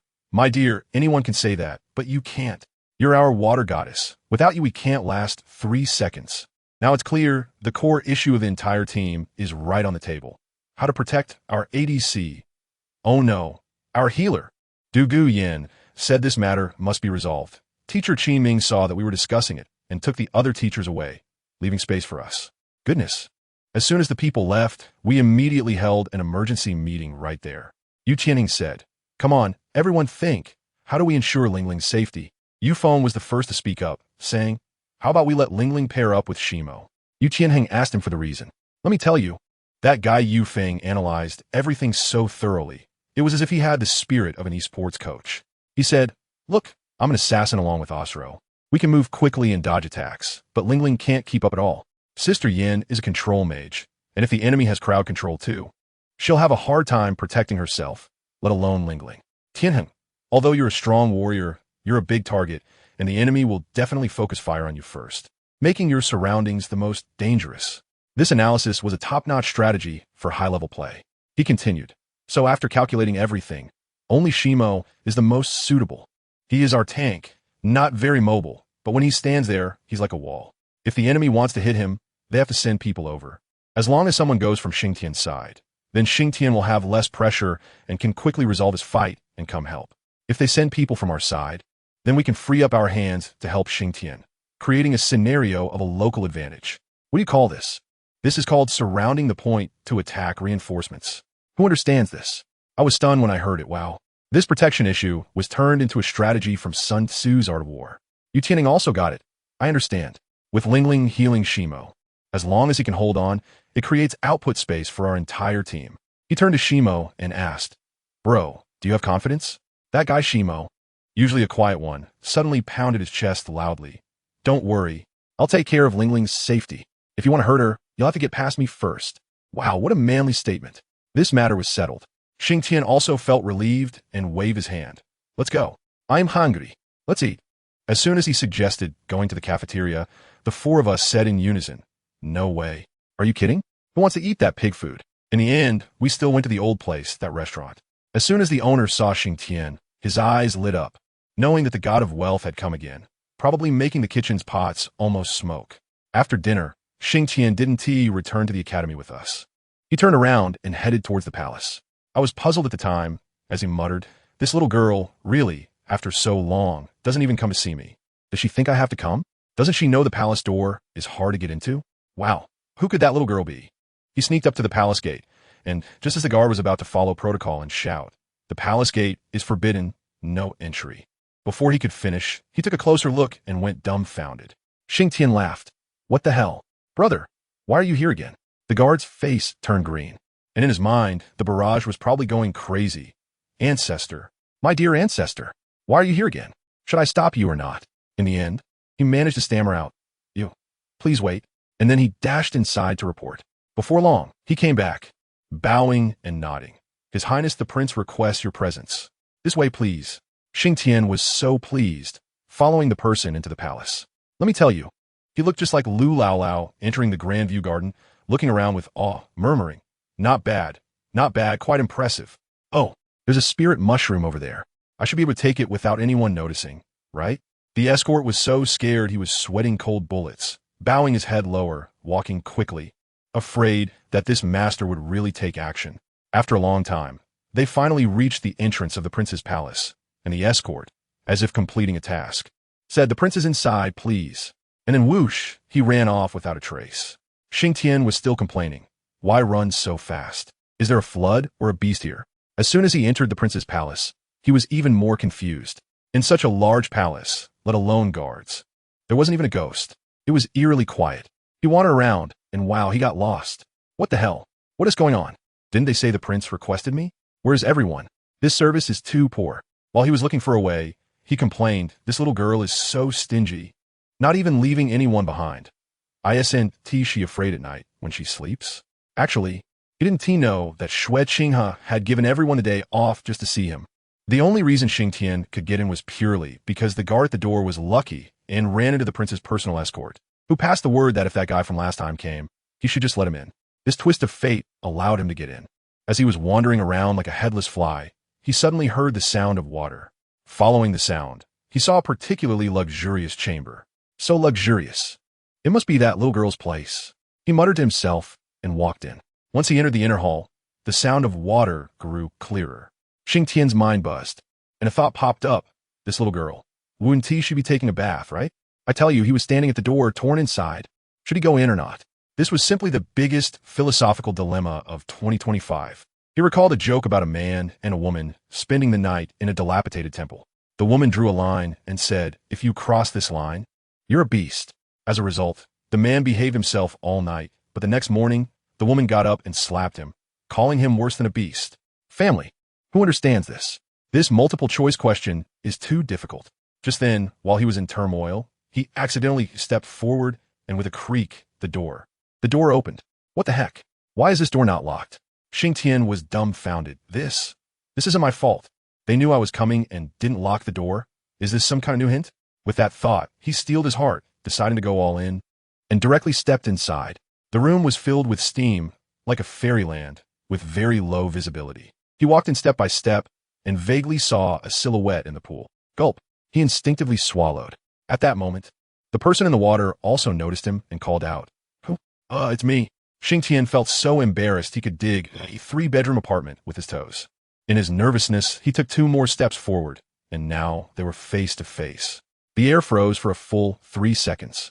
Then, without knowing how it happened, Xingtian blurted out 2 words, pine, apple. Wow, what is this? If you want to compliment someone on their figure, at least change the fruit. Xue Qinghe. Oh no, it should be Qianren at this moment. She instantly reacted, squatted down into the water with a swoosh. Her face as red as a cooked shrimp, pointing at him and shouting, get out. Huh? Oh. Xingtian hurriedly ran outside. Just as he ran out the door, his mind was still replaying the scene from a moment ago. And then with a bang, there was a sharp pain in the back of his head. Qianren had casually thrown on a piece of clothing, grabbed a water ladle, and rushed out, hitting him on the back of the head. Damn, girl, are you trying to kill me? Xingtian yelled while covering his head. Pervert, I should just kill you. Qianren's face was red to her ears. It's a misunderstanding. It really is a misunderstanding. Then why were you reminiscing about that just now? I couldn't help it. It was purely uncontrollable. Xingtian chuckled. I'll make you uncontrollable. Qianren swung the water ladle again. Knowing he was in the wrong, Xingtian could only dodge around the room. As a result, Qianren chased too eagerly, stumbled, and was about to fall. Watch out! Xingtian, quick-witted, caught her in one swift motion. Then, a more embarrassing scene occurred. The clothes she had hastily thrown on earlier weren't even properly tied, and with that pull, they slid right down. Good heavens, a second blow. Xingtian was stunned. I really didn't do it on purpose. Qianren couldn't hold back anymore, squatting on the ground and crying out loud. Now, it was Xingtian's turn to panic. Hey, don't cry. I really didn't mean it. Oh my goodness, what is this? Qianren cried while looking up at him. I'm just crying. Can you control me? Xingtian awkwardly smiled. What I mean is, can you please put your clothes on first? You, turn around. Xingtian quickly turned around, and then he heard rustling sounds behind him.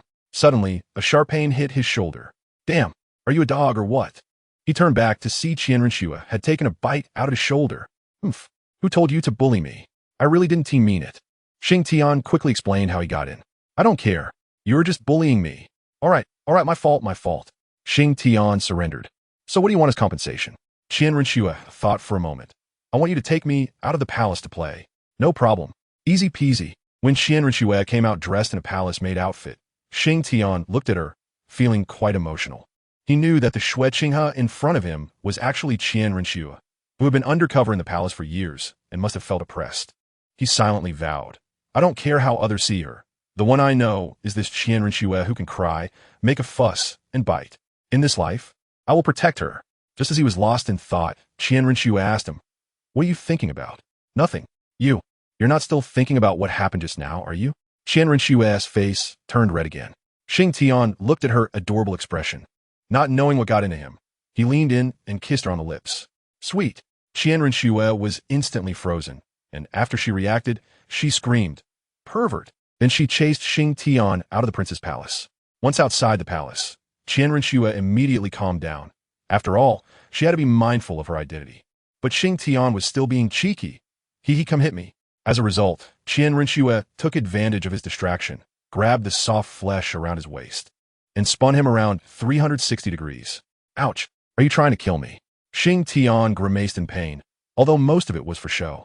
After leaving the palace, Qian Renxue changed into a white dress, pairing it with her golden hair, and spun around in front of Xingtian, asking with a smile, Does it look good? Xingtian pretended to shake his head. Not good. Not good, but beautiful, very beautiful. Just sweet talk. Qian Renxue gave him a glare, but the corners of her mouth were almost reaching the sky. Then came the classic shopping segment. Xingtian took her from East Street to West Street, from street stalls to big restaurants. Qian Renxue only tasted 1 or 2 bites of everything, and the rest all went to Xingtian's stomach. Xingtian, I want these earrings. Buy it. Wow, this bracelet is so beautiful. Buy it. This hairpin is also beautiful. Buy it. Good heavens. He was primarily focused on companionship and paying the bill, and the emotional value was through the roof. When night fell, Xingtian sent her back to the palace. Just as they were about to part, Qian Renxue suddenly asked him, Why are you so good to me? Even if I'm very bad, with blood on my hands. Xingtian smiled. Is that it? Not a big deal. I don't care why you are here, nor do I ask. But if one day you get tired and don't want to play anymore, my embrace will always be yours. After hearing this, Qian Renshue's eyes turned red, and she stood on her tiptoes to kiss him on the cheek. Here, a reward for you. Hurry and go. After saying that, she pushed Xingtian out the door. Xingtian stumbled back to the academy, and as soon as he opened the dormitory door, good heavens, Yu Tianheng, Shurimo, and Yufeng were all there, looking like they were holding a trial. Honestly confess. Yu Tianheng had a wicked smile. Confess what? Xingtian still pretended to be clueless. Still pretending? The whole city is talking about it today. That foolish rich big eater has made a comeback, and he brought a fairy. They want to know who that girl is. Wow. Shurimo, I didn't expect you to be so gossipy with those thick eyebrows and big eyes. Hurry and tell us. A group of single dogs yelled. I want to tell you. Xingtian looked smug. As a result, these guys directly pounced on him, pinning him down, insisting he treat them to make up for their wounded hearts. In the midst of the commotion, they started talking about Yi Lingling from their team. This conversation was a big deal, directly revealing 2 secret admirers, Yufeng and Asro, who immediately started arguing over fair competition. Seeing that the atmosphere was off, Yu Tianheng quickly changed the subject. I see you all are too idle. How about this? I'll apply to the academy for us to go to the Sunset Forest for special training. Special training? No way, boss. While others were still wailing. As soon as Xingtian heard the words Sunset Forest, his eyes lit up. Good heavens, the Sunset Forest.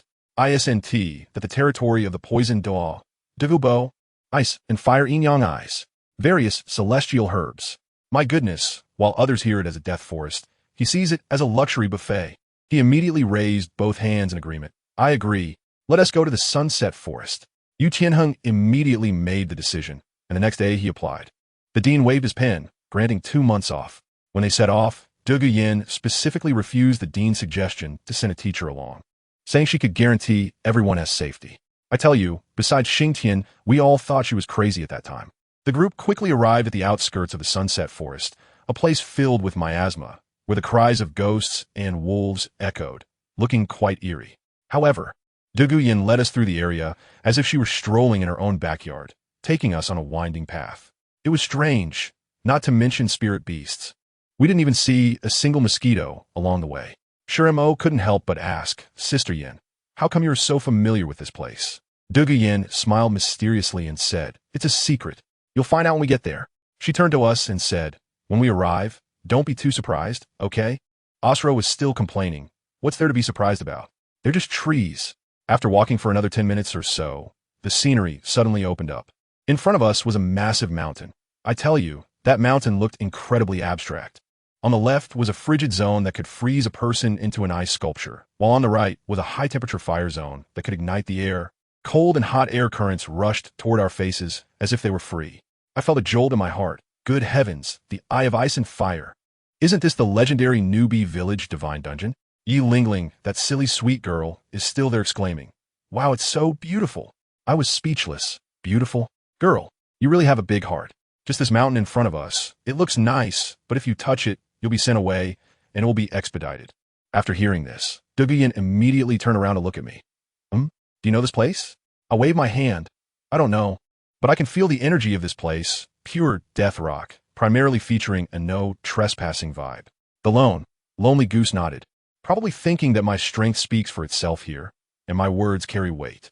Only then did she lower her voice and say to us, "This is my grandfather's hideout, so be careful. At the foot of the mountain, there grows a flower called the green scale 7 deadly flower. Whoever touches it dies, and there is no antidote." I raised an eyebrow at Yi Lingling and said, "Did you hear that? Do you still think it's beautiful now?" Following Xingtian, we sneaked around on tiptoes until we finally reached an open area. In the middle of the clearing was a tree house, which was quite unique. Xingtian shouted at the top of her lungs, "Grandpa, Yenner is here to see you." As soon as she finished speaking, I swear whoosh, a green figure appeared beside Xingtian as if teleporting. Others didn't see clearly, but I did. This old man was a master. My little ancestor. "What are you doing here?" The old man looked at her with a doting expression. Xingtian hugged his arm and began to act cute. "I'm here to see you. Our team is going to have special training here for 2 months, so we'll be staying with you." All right. The old man laughed so hard he couldn't close his mouth. "By the way, Grandpa, let me introduce you. This is my grandpa, Douluo," and she pointed at us. "These are my teammates." That kid Yu Feng immediately exclaimed, "Douluo, poison Douluo." The old man chuckled, "Oh, someone in the martial world still remembers this old bone of mine." Yu Qianheng and the others immediately lined up like elementary school students meeting the principal, greeting him one by one. "Greetings, poison Douluo." When it was my turn, I calmly nodded. "Hello, my name is Xing." I didn't even have a title. Douluo's gaze immediately changed, locking onto me. Xingtian quickly explained, "Grandpa, don't underestimate him. He's our main attacker, only 12 years old, and a 78th level soul sage. He qualifies. 12 years old, 78th level?" Douluo's eyes widened. "Kid, are you from the upper 3 sects?" "No." "Then the lower 3 sects?" "No sect, no school, self-taught." I said this and couldn't help but laugh at myself. Douluo looked at me with a complicated expression, as if he were looking at an alien. I had to add, the kid has spent a few years in the Star Do Great Forest, learning from soul beasts. "Good kid, you really suit my taste." Douluo suddenly burst into laughter. We entered the treehouse, which was practically bare, with just a bed and a table, nothing else. Douluo waved his hand. "I don't have any space here. If you want to stay, go chop down some trees and build your own place." At that moment, I had only one thought in my mind. Wow, isn't this just a pure master of empty promises? Let us fend for ourselves, right? Everyone had no complaints and was getting ready to go out and work as construction workers when that silly guy Shimo suddenly asked, "Senior, what exactly is that mountain outside?" I wasn't sure either. That place is very mysterious, and I haven't been up there many times. Du and Gubo are still pretending over there. I couldn't help it and spoke directly, the Eye of Ice and Fire. Whoosh. Everyone's gaze was once again focused on me. Douluo squinted and asked me, "Kid, do you know?" I nodded slightly. "I know a thing or two. There should be 2 springs at the top of the mountain. One called the Cold Extreme Yin Spring and the other the Hot Extreme Yang Spring. Surrounding the springs, there are plenty of immortal-grade medicinal herbs." Oh, Douluo was truly surprised this time, and his gaze towards me turned scrutinizing. Just as Xingtian was about to ask me how I knew, Douluo stopped her. "Yenner, everyone has their own secrets. This old fox is quite perceptive. Well then, the secret talk is over. It's time to get to work." A group of us went out, huffing and puffing, to start building the house, and the scene was truly a sight to behold. That stone mill fellow just stuck 4 pillars in, surrounded them with leaves, and called that a house. Osro took a look and shook his head, probably disgusted by this abstract architecture. Only my construction looked somewhat decent, barely comparable to Douluo's. At night, they were all too exhausted to stay awake.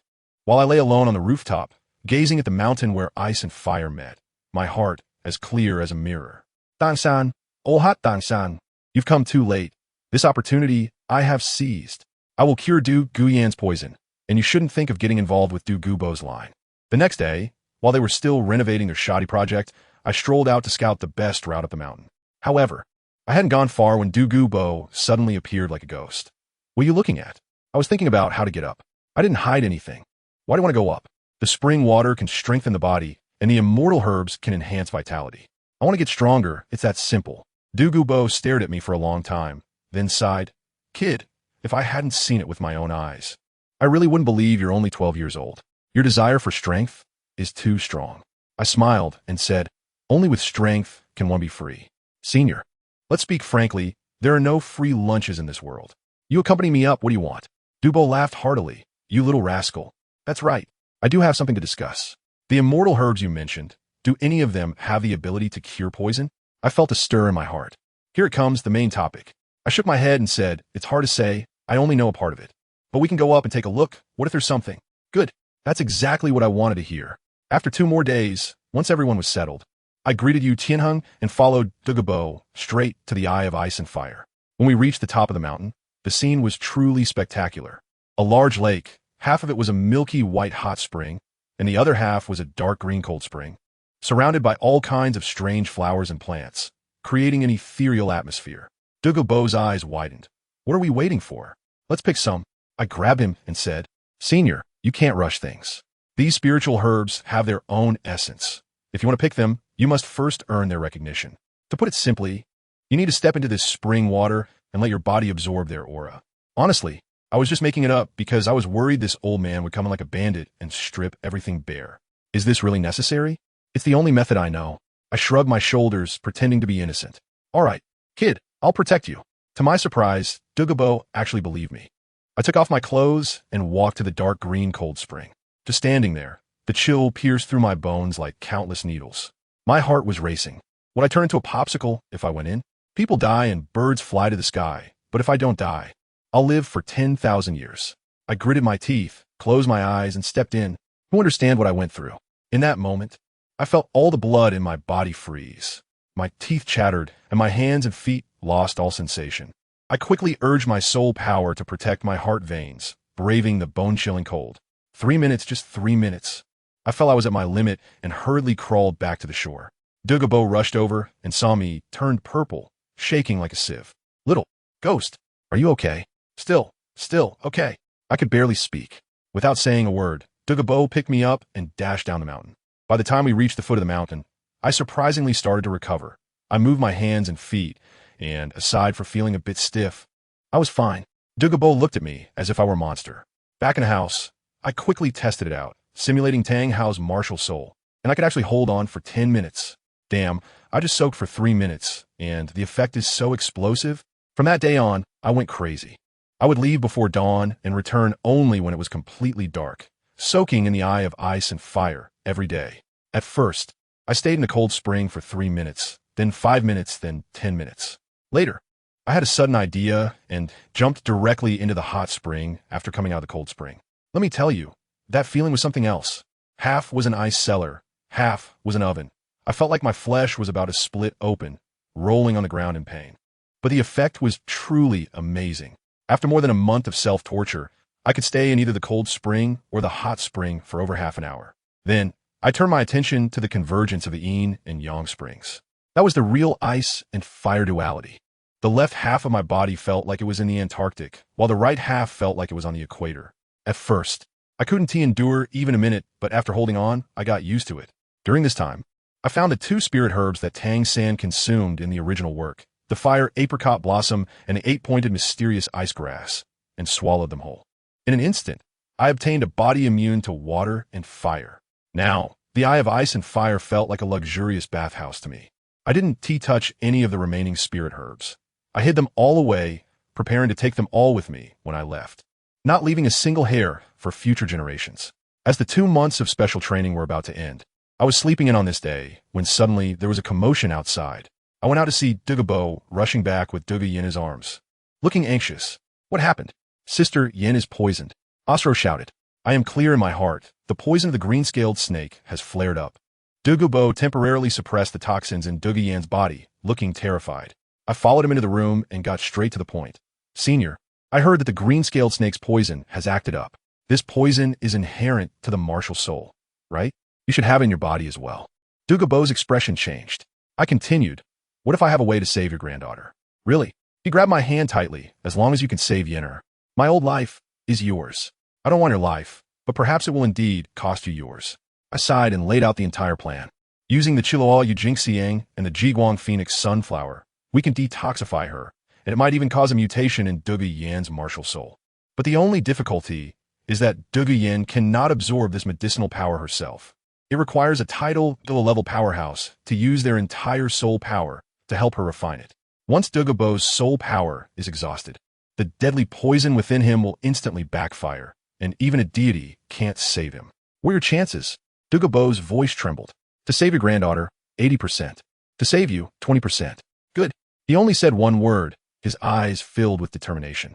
This old man is truly willing to risk everything for his granddaughter. He made me swear to keep this secret for him. He wanted to personally tell Douluo Yan that this was his own idea. We immediately went up the mountain to gather herbs. After returning, Douluo handed 2 stalks of fairy grass to Douluo Yan. Douluo Yan wanted to ask her grandfather what to do, but was directly interrupted by Douluo. The detoxification began. Douluo Yan first swallowed the coxcomb phoenix flower, and instantly her entire body turned bright red. Douluo immediately placed his palm on her back, continuously pouring in his immense soul power. Once the medicinal effects stabilized, he fed her the Chiluo tulip. At this moment, the abnormal change began. Douluo Yan's martial soul uncontrollably manifested above her head, enveloped by clusters of glowing light. Senior, now is the time. Use your martial soul power to refine the medicinal effects into her martial soul. I shouted. The phantom of the Emerald Scale Snake Emperor appeared behind Douluo, and the output of soul power instantly doubled. Time passed second by second, from day to night, and green, poisonous lines began to appear on Douluo's face. I was horrified and asked him if he was okay. He simply nodded, not saying a word. As dawn approached, the light cocoon above Douluo Yan's head finally moved. A slight smile appeared on Douluo's face, and then the Emerald Scale Snake Emperor behind him suddenly merged with him. Yen'er, Grandpa will help you transform now. He was burning his own life. Waves of immense soul power surged uncontrollably into Douluo Yan's body. Suddenly, Douluo spat out a mouthful of black blood, and his soul power stagnated. Kid, he shouted. I immediately unleashed my martial soul and transferred my soul power to him. With my support, he took a slight breath, then, as if revitalized, poured all his remaining strength into it. Kid, Yen'er, it's up to you. After saying this, his hand fell weakly. At that moment, the light cocoon above Douluo Yan's head exploded with a bang. A small green dragon with 4 claws and antlers emerged, spiraling out. Douluo Yan opened his eyes, feeling a brand new power within her. Just as she was about to share her joy with her grandfather, she turned around and saw Douluo lying in my arms, pale as ash, gasping for breath. Grandpa, Grandpa, what happened to you? Douluo Yan rushed over with a heart-wrenching cry. Yan'er, Grandpa is fine. Douluo's voice was as soft as the wind. What is your new martial soul called? Grandpa, it's called Fire Poison Dragon, a new martial soul. I tell you, when the old man Douluo heard this name, he was immediately excited. What a great name! Fire Poison Dragon, what a great name. He shouted it so loudly, saying that his granddaughter would never have to suffer from that damned snake venom again. But who understood what the family was thinking? One moment they were applauding and cheering, and the next moment he spat out a mouthful of green blood, leaving me stunned. Douluo Yan was completely devastated at that moment, crying and shouting, Grandpa, don't scare me. The old man was still tough, saying he had lived enough and that he could die in peace now that he had seen his granddaughter doing well. He even said that he had been tormented by snake venom for years, so now it was a relief. The way he spoke made it sound like he was making arrangements for his last rites. Douluo Yan couldn't handle this, desperately begging me to save her grandpa. What can I do? I was just about to say something when the old man interrupted me, saying he knows his own body and that he has already been drained, asking me to help him back to his room. I hurriedly carried the old man back to the room. He asked me to go out, saying he wanted to talk to his granddaughter alone. As soon as I stepped outside, Yu Qianheng and the others surrounded me, asking what was going on with the poisoned Douluo. I said the elder might be close to passing away. They were also confused, saying he seemed fine just a moment ago. I could only briefly explain that the old man had exhausted his strength to detoxify Douluo Yan, and the specific details would have to wait until Douluo Yan came out herself. We waited for a full 2 days and nights. On the 4th day, The door finally opened, and Douluo Yin walked out, looking as if she had lost her soul. She looked at Yu Qianheng and said 3 words, "Grandpa is gone." Yu Qianheng quickly went up to hug her, and she immediately broke down, crying heartbreakingly and shouting that she had no family left. Goodness, that scene even made Yi Lingling shed tears. As Douluo Yin cried, she eventually fell asleep in Yu Qianheng's arms.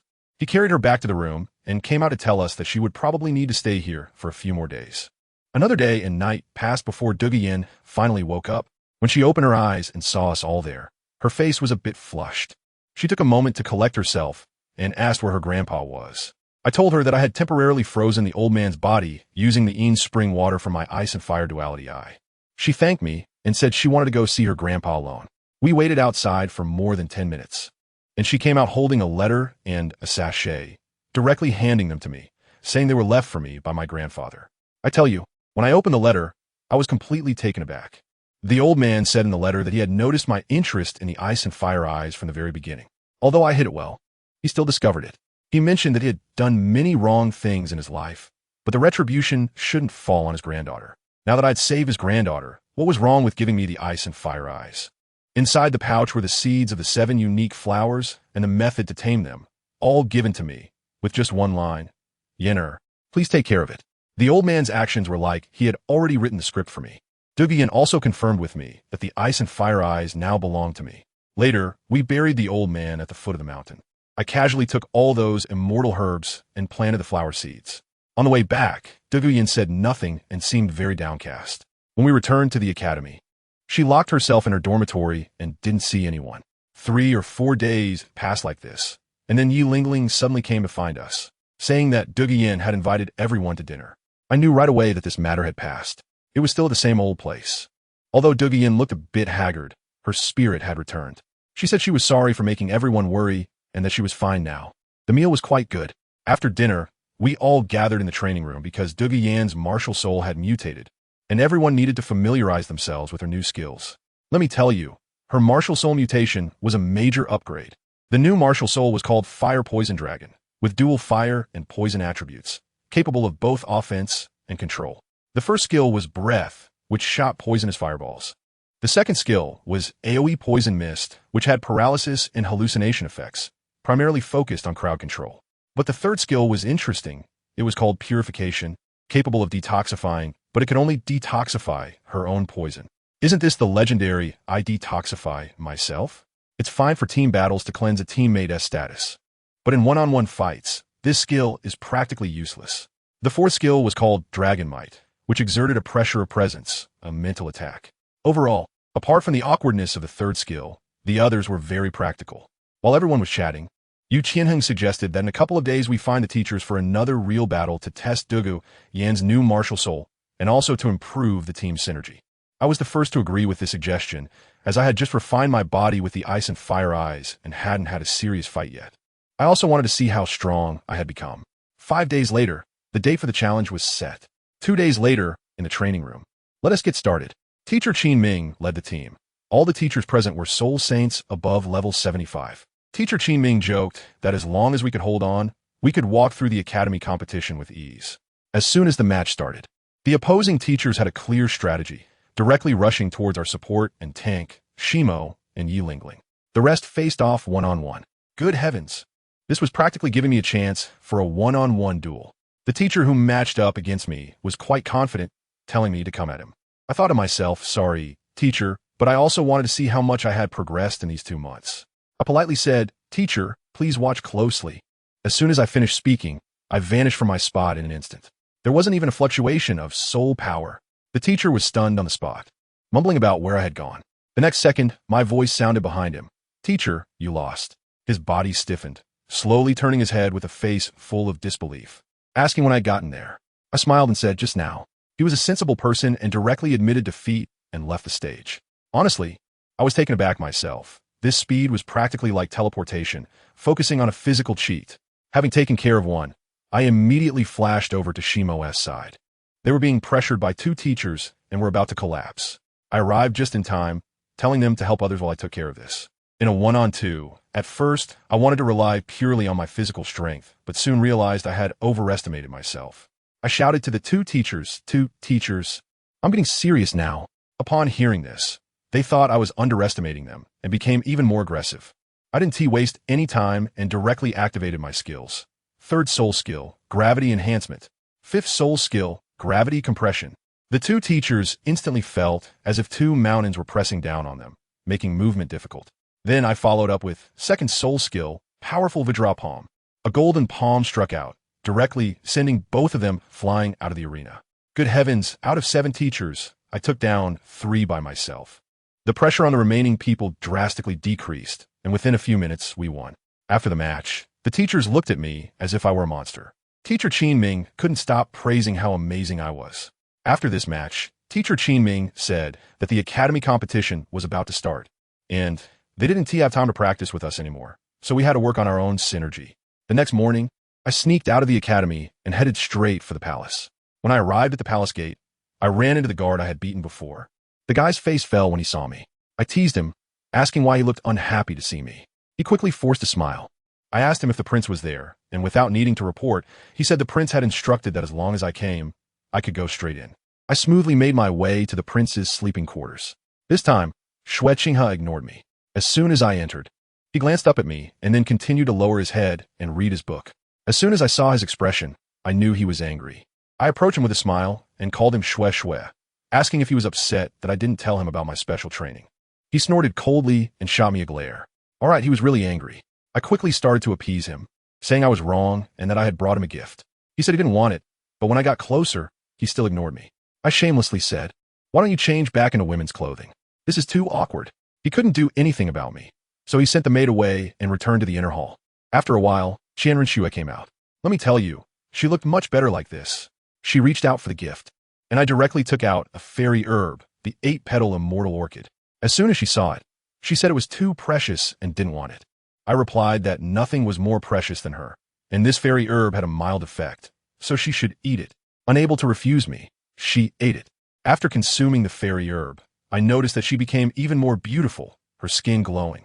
I took the opportunity to ask her if she was free in a few days, as I wanted her to accompany me to the StunsTang forest. She was taken aback and asked if I was going to obtain a spirit ring.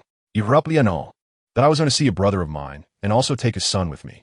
Seeing the look of anticipation on my face, she eventually agreed.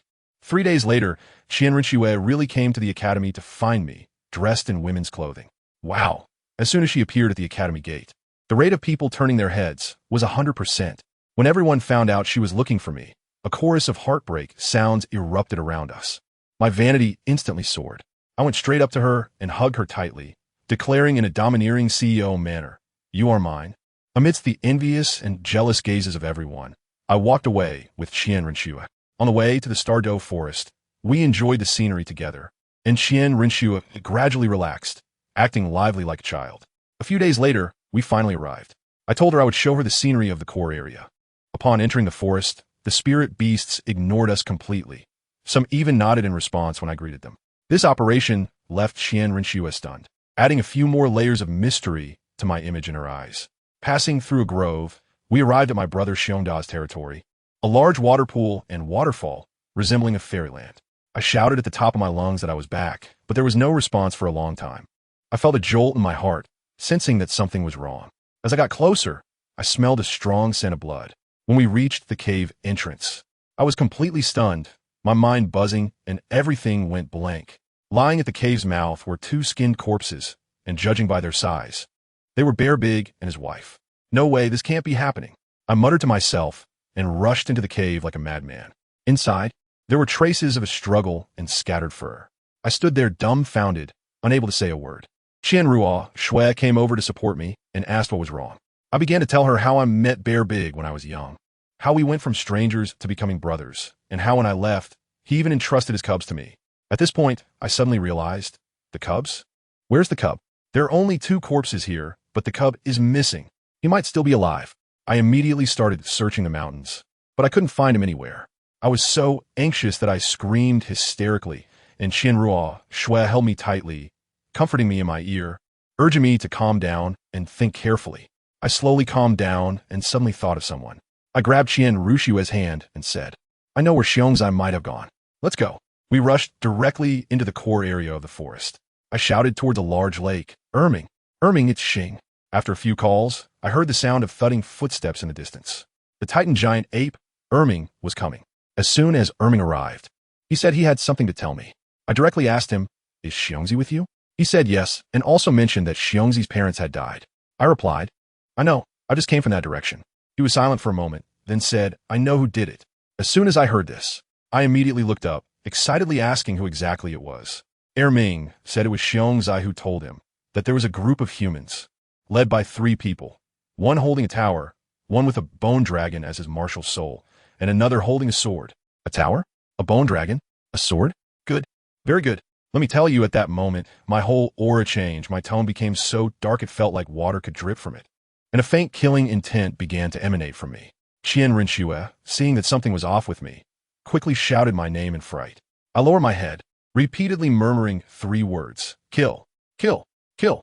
The red gas around me grew thicker, and Erming warned Qianrenxue not to touch me, saying that I was going berserk and would become unrecognizable to my own kin.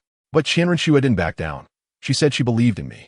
At that moment, I surprisingly regained a trace of rationality and, with red eyes, said to her, "Shui, I told you, even if the whole world turns against you, I will never harm you."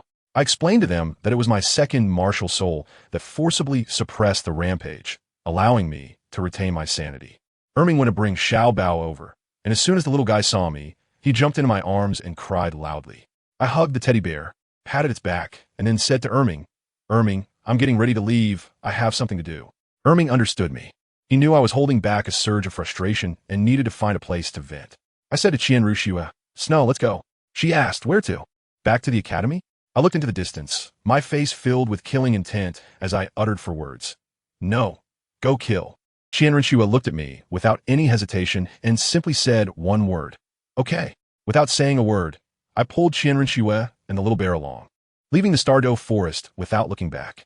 The fire in my heart was burning so fiercely that it felt like the whole forest was about to catch fire. I had to find a place to vent it. My target was Shrek Academy. I had to demand an explanation today. I told you, I drove at full speed and directly arrived at the entrance of that shabby village near Shrek Academy. As a result, 2 clueless gatekeepers stopped me, saying that outsiders weren't allowed in. I couldn't help but laugh at them and said, "Go, call Flanders out for me. Tell him that Dad is back." Those 2 still acted tough, saying, "Is the dean's name something you can just call?" Well, that really got my temper up. I was trying to stay calm, smiling brighter than anyone, but there were knives hidden in that smile. Qianrenxue even tried to persuade me to calm down, saying there were innocent people in the village. I shot back at her. Aren't Bear big and the others innocent? If you want to blame someone, blame their bad luck for being born here. I'm not going to waste words. I directly unleashed the 7-killing sword, the 5th soul skill, shaking the world, and conducted a carpet bombing on the entire village. Stop. Flander and Zhao Wujia's 2 old guys were indeed blown out, their faces turning green, rushing over in a flurry to block the sword energy. Soon after, Dai Mubai and his old acquaintances all popped out. Although they risked their lives to block most of it, several houses still went up in smoke. And as for the people inside, well, let's just say they should be more careful in their next life. Flander yelled at me, "Xing, are you crazy?" I pointed to the little bear beside me, trembling, and asked with a smile, "Crazy? I want to ask you what good deeds you've done. Look at this little guy. Does he look familiar?" I tell you, my eyes are like they have eagle vision. In that instant, I caught the barely noticeable tremble on Ning Rongrong's little face. Wow, I cracked the case. I directly named Zhao Wuji. "Teacher Zhao, what I told you back then, don't touch the bear-type soul beasts, did you treat it as a breeze?" He actually still stubbornly said he never touched them.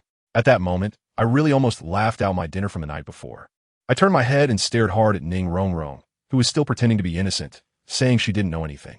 I let out a cold laugh. "Don't know? All right, then I'll personally go to your 7-treasure glazed tile school and ask your father." She immediately panicked. "What do you want to do?" she screamed. I smiled even more happily. "What do I want to do? It's only natural to pay with your life for murder." Flinder and Zhao Wujia tried to stop me, but I treated them like air. I looked at Dai Mubai and the others. "Tell me, who told Ning Rongrong about the bear?" Dai Mubai and Ma Hongjun shook their heads, but only Oscar kept his head down and said nothing. All right, I got my answer. I dashed towards Ning Rongrong, but that kid Tang sand-blocked me. With a serious expression, he said, "Rongrong is my teammate. You can't kill her." Teammate? Does anyone understand what family means? I laughed crazily right there. They treated me like an outsider before, and now that something happened, They remember I'm a teammate? Their face is thicker than a city wall. I glanced at the others. Aside from Zhu Zhuqing, everyone else lowered their heads. It was truly disheartening. Just then, Qianren came over and held my hand. In that moment, all my anger found an outlet.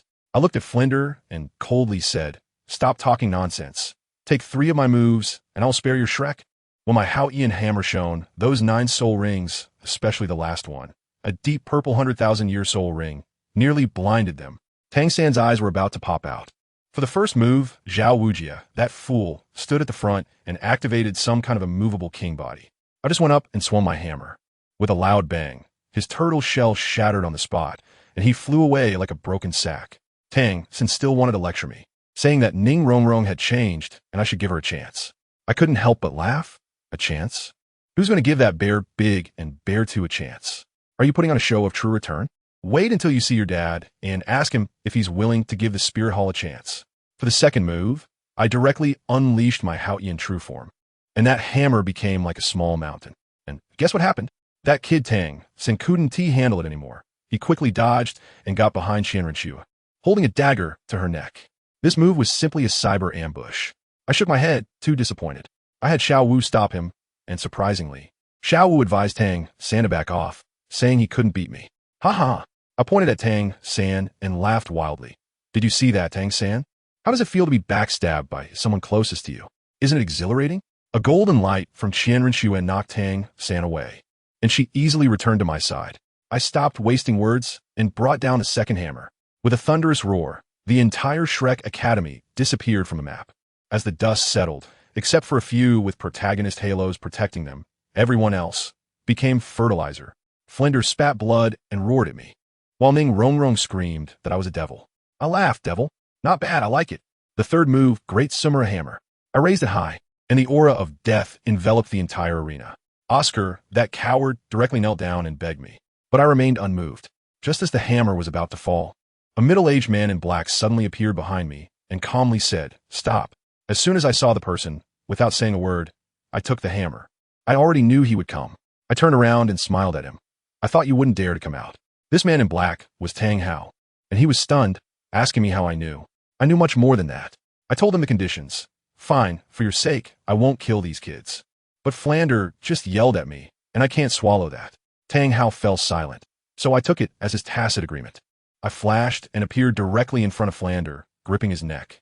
With a snap, the world became quiet. Zhao Wujia's eyes turned red, wanting to rush over and fight. I clapped my hands. Don't be anxious. During the academy competition, I'll send you all down one by one to reunite. Before leaving, I had Tang San relay a message to Yu Xiaojiang.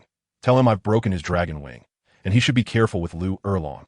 After all, we're family, and most important thing is to stay intact. Tang San was trembling with anger, but couldn't say a word. I left gracefully with Qianren and Bear. Behind me were the hatred and furious incompetence of the Shrek crowd. Ma Hongjun, unable to contain his anger, slapped Ning Rongrong. And Oscar was protecting her. It was ridiculous. On the way back, I told Qianren not to return to that broken palace and to follow me instead. She agreed. We directly bought a large mansion next to the Royal Fighting Academy and started our life together. Life was incredibly comfortable. Over in the Tiando Empire, Crown Prince Shui Qinghe mysteriously disappeared, and Emperor Shui Yi was almost turning gray from worry.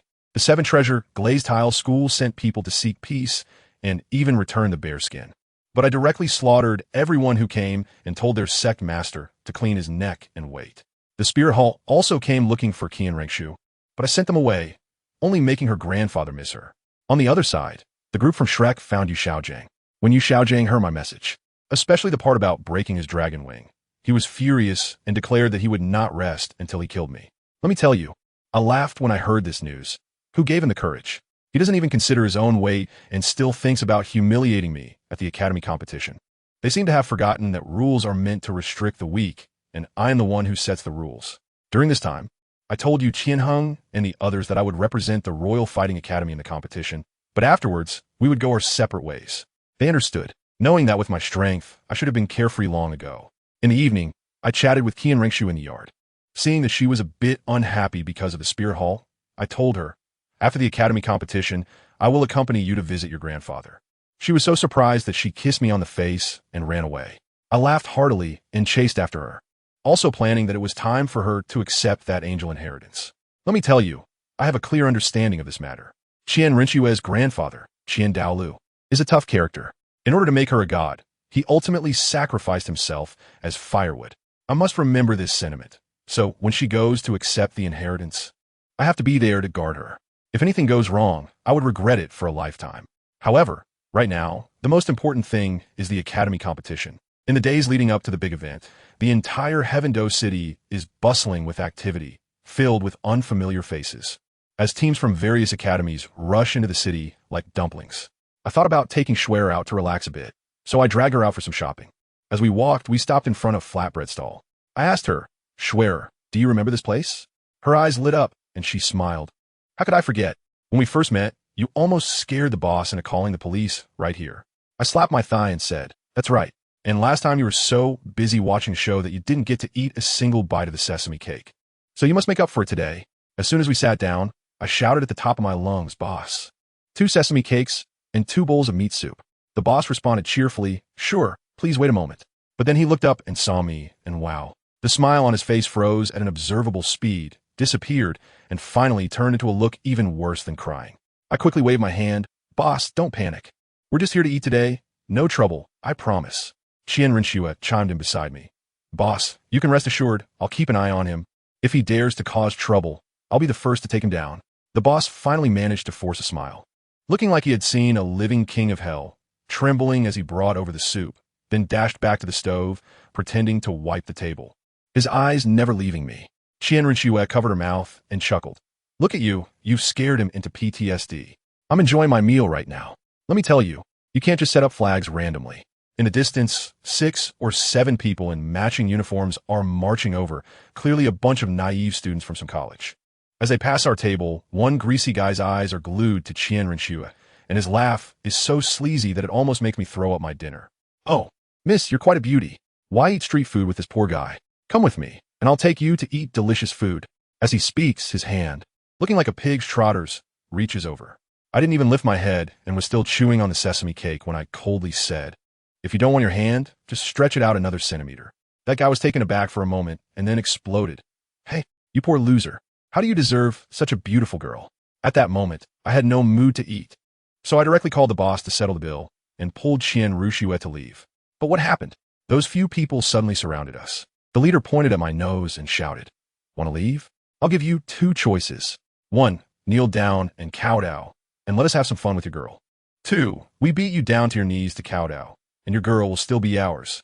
I laughed at that moment and asked them, "Which college are you from?" "Listen carefully. We are from San'sDual College." That guy looked proud, saying our teacher is Xingtian. Smart enough. Xingtian? As soon as I heard that name, I knew what was going on. "Isn't this a coincidence? An old acquaintance?" I said to them, "All right, stop wasting time. Go call Xingtian over. I'll wait for him here." As a result, one guy next to me pointed at my nose and kept yelling, "Is our teacher's name the same as yours? What's wrong with me pointing at you? Go ahead and hit me. I told you, I really hate it when people point at me." The next second, with a bang, that guy's head just, turned into a mosaic. Qian Rinxue sighed beside me, like she was lecturing her own child. "Oh, you always make things so bloody. Can't you let people eat in peace?" The few remaining ones were so scared they froze on the spot, and with a loud shout, they turned and ran. I shook my head. Why doesn't anyone listen to me? Why do they have to force me to take action? Before I finished speaking, I had already disappeared. Immediately after, I heard several screams, as those fleeing guys came back like kites with their strings cut, each with their legs twisted at odd angles. "I told you not to run, but you insisted on running. Now look where that got you."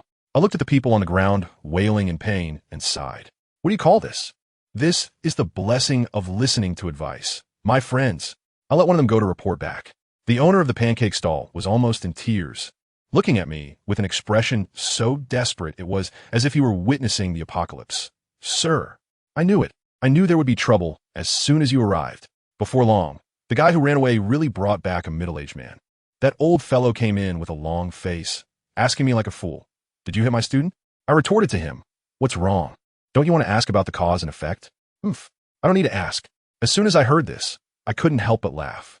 I love people like you who come in all high and mighty without understanding the situation, because taking you down comes with no psychological burden at all. I said with a smile, "Then I'm relieved." Before he could finish his sentence, I had already moved in front of him. With a quick motion, I disabled his illusion casting hands.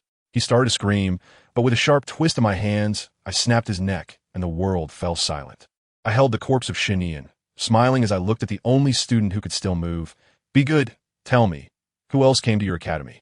The kid was so scared that he was losing his mind, repeating over and over, don't kill me. I sighed and sent him on his way. Before leaving, I waved my hand casually, and a golden big net fell from the sky, slamming down and turning the remaining few who were wailing into, well, two-dimensional beings. I shouted at the petrified boss. Boss, look for the money on them. Sorry for the trouble. And guess what? The boss ended up benefiting from the disaster. The next day, when we went back to see him, good grief, there was a line in front of his stall, 3 layers inside and 3 layers outside. It had turned into an internet celebrity check-in spot. Everyone was saying that this boss was tough, having witnessed a bloody murder. While the city guard were scraping the ground over there, he remained unfazed, calmly continuing to make pancakes, showcasing a hardcore boss attitude, serving meals with composure. We found a seat and sat down. When the boss saw me again, his face turned pale, and he almost knelt down, begging me to finish quickly and leave. Just as I was eating, a group of people came over, led by a red-haired girl who was stunningly gorgeous. I instinctively glanced at her a couple more times, and as a result, XingtianCopies shot me a deadly glare. The red-haired girl noticed and proudly said to me, "What are you looking at? Have you never seen a beauty before?" Her brother quickly apologized. XingtianCopies, being a bit mischievous, suddenly put on a pitiful expression and said to the girl, "Sister, I'm being kidnapped by him. I can't escape from his grasp." Wow, the girl actually believed her. She immediately stood up, rolled up her sleeves, and was ready to rescue me. Her serious demeanor made her look like a pure love warrior. Her brother was almost dying of embarrassment, covering his face and unable to look. The owner of the pancake stall saw that another fight was about to break out and cried out, saying he would cover this meal, begging us to leave quickly. I pulled XingtianCopies along and shouted back to that little spicy girl, "Huwu," before leaving, "Girl, looking forward to seeing you next time. I like your personality." That made the girl so mad she was jumping up and down behind us. On the way home, Yu Qianheng and the others came to find us, informing us that the academy competition would officially start the day after tomorrow. I confidently assured them, "Don't worry, just relax. I'll bring the championship trophy back for you." After they left, XingtianCopies and I sat in the yard watching the moon. I asked her, "Schwer, in the competition the day after tomorrow, I might go all out, especially against those 2 from the 7 Treasure Glazed Tile School." She immediately held my hand, her gaze incredibly firm. "You are my man. Even if you go against the whole world, I will stand by your side." Who understands family? With a wife like this, what more could a husband ask for? Before I knew it, it was the day of the competition. We got ready to go out.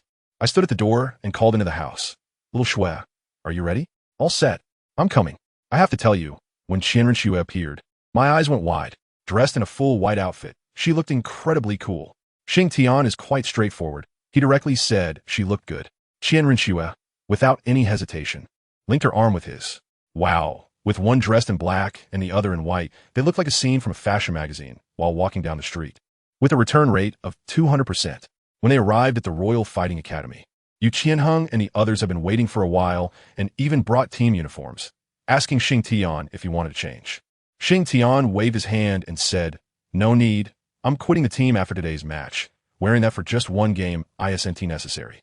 Hearing this, Yu Qianheng was momentarily stunned, but he didn't insist. He simply waved his hand and led us to the venue with great momentum.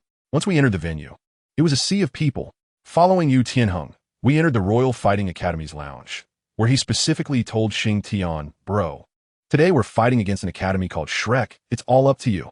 I tell you, the moment he spoke, Xingtian's eyes instantly narrowed, and a murderous aura nearly turned into a tangible substance. The little bear on his shoulder, which usually looked harmless, exploded with the momentum of a millennium-old soul beast upon hearing the name Shrek, sending a chill down the spines of Yu Qianheng and the others, who must have thought, "This is no pet, this is a hidden boss." Just as they were talking, a loud uproar suddenly erupted outside. It turned out to be the appearance of the Snow Knight Emperor and his entourage, along with Ning Fengji from the 7 Treasure Glazed Tile School and Yu Yunjin from the Blue Lightning Tyrant Dragon. The moment Xingtian saw Ning Fengji, his face darkened, muttering, "You really dare to come? If you're here, don't leave." Next, the Snow Knight Emperor began to ramble on the podium, making my eyelids fight to stay open. And Xingtian, being the heavyweight, fell asleep directly. After a long wait, when he finally announced the start of the competition, the matches were a complete mess. And Xingtian, couldn't even be bothered to watch. In his eyes, this was not a soul master duel. It was merely a kindergarten talent show. Clearly, it could be settled in one move, but they insisted on putting on a flashy display, wasting their lives. When Xingtian finally woke up, it was our turn. Qian Rinxue shook him awake, and Yu Qianheng and the others stood up, all cracking their knuckles. Xingtian stretched and grinned a chilling smile. Let's go, I can't wait. After saying that, he turned around and planted a kiss on Qian Rinxue's forehead, as if there was no one around. Next up, the Tiando Royal Academy versus the Shrek Academy. As soon as the host's voice fell, we had just stepped out when Tang San and the others came out too. The moment Tang San saw Xingtian, he exclaimed, Xingtian? How is he in the royal team? Dai Mubai was still analyzing. It shouldn't be. He's not wearing the team uniform. What do you understand, my friends?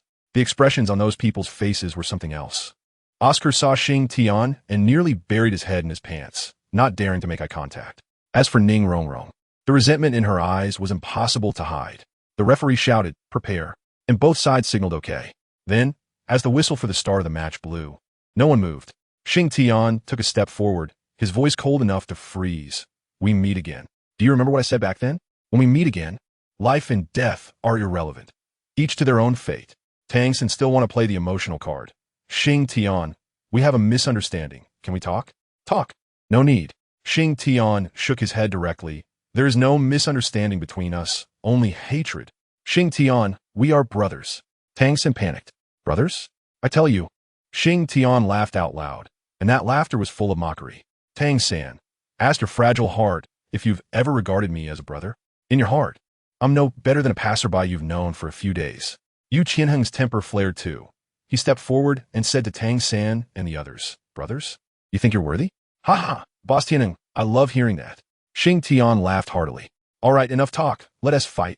I'm in a hurry. With one sentence, he ended the conversation. Seeing this situation, Dai Mubai knew there was no point in talking anymore, shouted for the fight to start, and both sides unleashed their martial souls. TSK, TSK, the white tiger, what a pity. Xingtian shook his head, and then the most explosive scene came. It was like turning on a light, bang. 8 soul rings. Yellow, yellow, purple, purple, black, black, black, black. Let me tell you, the moment those 8 rings appeared, the entire venue crashed. The audience erupted, shouting that it was cheating. The royal team is cheating. But the host silenced them with one sentence. Silence. Xingtian, 13 years old, martial soul, great strength diamond bear. Not overage. The entire venue fell silent.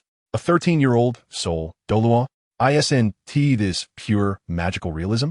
Even the host was stunned, probably thinking that if he goes on like this for another 2 years, he will become a god. Xingtian completely ignored this. His eyes fixed on Ning Rongrong. Is your neck clean? Zhu Zhuqing wanted a reason about the rules. Xingtian, you dare? The match does not allow killing. You're talking to me about rules? Xingtian laughed again. Little sister, you're too naive. Rules are meant to restrain the weak, not me. As soon as he finished speaking, he vanished in an instant. Tang San reacted quickly, shouting, be careful. The blue-silver grass in his hand grew wildly, wrapping Ning Rongrong up like a green dumpling. What happened next? Useless. Xingtian's voice came directly from the grass pile. Tang San, you can't keep up with my rhythm. Tang San was startled, quickly retracting the blue-silver grass, only to see Xingtian's hand gripping Ning Rongrong's neck, standing there like he was holding a chick. Are you teaching me how to do things? Xingtian smiled at Dai Mubai, and that gaze made Dai Mubai break out in cold sweat.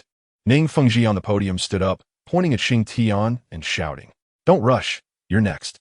Xingtian replied, then glanced at Yu Yuanjin. If you don't want the Blue Lightning Tyrant Dragon sect to disappear from the map, I advise you to sit down. Yu Yuanjin slammed the table. Kid, if you dare to kill her, I won't let you leave this venue. Ning Rongrong was already scared to tears, begging for mercy. But Xingtian ignored her, gently exerting force, and with a crack, Ning Rongrong's eyes widened, and she collapsed. What did you just say? The wind is too strong. I couldn't hear you. Xingtian casually threw her body to the ground. Rongrong. Ning Fengji's eyes nearly popped out. Oscar rushed up like a mad dog, shouting, Dai, what happened? I didn't even blink. I just heard a bang, and Oscar's head exploded like a rotten watermelon. I mean what I say. If I say you're dead, you're dead. The Snow Knight Emperor was furious, waving his hand, and a large number of soldiers rushed up. Xingtian didn't even look, directly telling Yu Tianheng, Boss Tianheng, sorry, I have some personal matters to deal with. You guys can go down first. By the way, Advise your father not to mess with me, or I might lose my temper. Yu Qianheng was nearly in tears, begging him to spare his father. Take him down, the Snow Knight Emperor commanded, and the soldiers surged forward like a tide. Xingtian scoffed. With these rotten sweet potatoes and sticky bird eggs? In the next second, he transformed into a shadow, weaving through the crowd. When he returned to his original spot, the ground was already littered with bodies. No one was left standing. The Snow Knight Emperor had no choice but to ask Ning Fengji and Yu Yuanjin to take action. Ning Feng tisoptet, svortunkle, boneunkle. Instantly, a sky full of sword energy shot towards Xingtian. Ha ha ha. Today, let you see what true immovable king looks like. Xingtian roared, his body shining with golden light. Those sword energies hit him, ringing like metal, and were utterly ineffective. Jian Xin, today is the day your 7-treasure glazed tile sect is annihilated, Xingtian declared directly. Then he vanished again. StunsTang and Douluo became alert, but Xingtian didn't even look for them. Instead, he flashed directly to Ning Fengji's side. Kid, despicable. The two-titled Douluo cursed in anger. Xingtian ignored them and grabbed Ning Fengji by the neck. Do you think I won't dare to kill you today? As soon as he finished speaking, with a crack, he directly broke Ning Fengji's neck, then went even further, forcibly tearing off Ning Fengji's head and casually tossing it to the little bear that had grown larger beside him. Chun Xian, Guron Dai. Xingtian, drenched in blood, roared. At that moment, a cold arrow shot over. It was Yu Xiaojiang. Xingtian easily dodged and looked at Yu Xiaojiang with a smile. What's wrong? Now even the likes of you dare to attack me? You killed Flender. I will not rest until one of us is dead. Yu Xiaojiang shouted. Just you? Where's Lu Erlong? Bring her out, and I will send you both on your way. As soon as he finished speaking, Lu Erlong rushed out from the audience. But Xingtian was faster with one punch. Just one punch. He sent her flying back into the audience, then chased her down and stepped on her chest, laughing as he said, Oh, I'm sorry, I stepped on your chest, but go ahead, hit me. Yu Xiaojiang released a weak soul attack, which Xingtian easily dodged. Then Xingtian rushed up and grabbed his face, swinging left and right. The sound of slaps echoed throughout the venue. Tang San was so angry he wanted to rush up, and Douluo also wanted a sneak attack from behind. But Xingtian grinned, using Yu Xiaojiang as a human shield.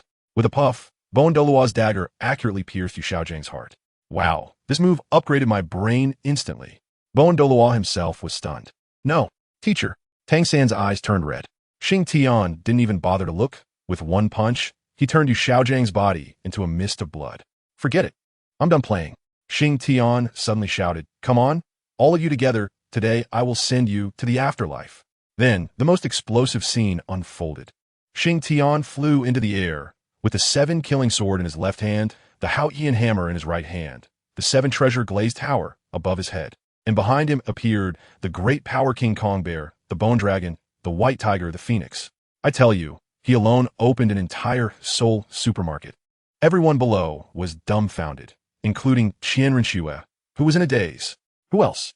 Xingtian shouted, and the venue fell silent. He looked at StunsTang and Douluo, saying, You two should commit suicide, and I will spare the others from the 7-treasure glazed sect. The two old men exchanged glances and laughed as they charged forward. Xingtian shook his head, a flash of light in his eyes, using the illusion soul of the years in just a moment of distraction. Thousands of sword energies pierced through, turning the two-titled Douluos into sieves on the spot. From today on, the 7-treasure glazed sect is disbanded. Xingtian severed their heads, then turned to look at Yu Yuanjin. Now, I am declaring war against your 3 sects. Do you want to kill me? Yu Qianheng rushed out to plead for mercy, and Xingtian waved his hand, sparing them. Xiaoxue, let's go. Xingtian shouted, and Qian Renxue walked over. Just as they were about to leave, the chrysanthemum Douluo and ghost Douluo from the spirit hall blocked their way, demanding an explanation. Qian Renxue immediately exploded with anger, telling them to get out of the way. But Xingtian stopped her, smiling at the two, and in the next second, 2 soul rings appeared above him. The Qirong Tongtian chrysanthemum and the ghostly charm. Do you think your domains are stronger, or am I stronger alone? The faces of the chrysanthemum Douluo and ghost Douluo turned pale, and they obediently stepped aside. After taking a few steps, Bibi Dong descended from the sky. Her aura was incredible. She looked at Xingtian for a long time, apparently trying to recruit him. Xingtian naturally refused, and the two exchanged a few moves, but in the end, Bibi Dong had to let him go. Xingtian stored the heads of Ning Fengji and the others in his storage bracelet and turned to leave with Qian Renxue. Just as they walked a few steps, that girl Huo Wu caught up, panting and running to Xingtian, and said, "I want to be your woman." I saw Qian Renxue's face at that moment, and her expression was incredible. Xingtian was so scared that he didn't dare to say a word.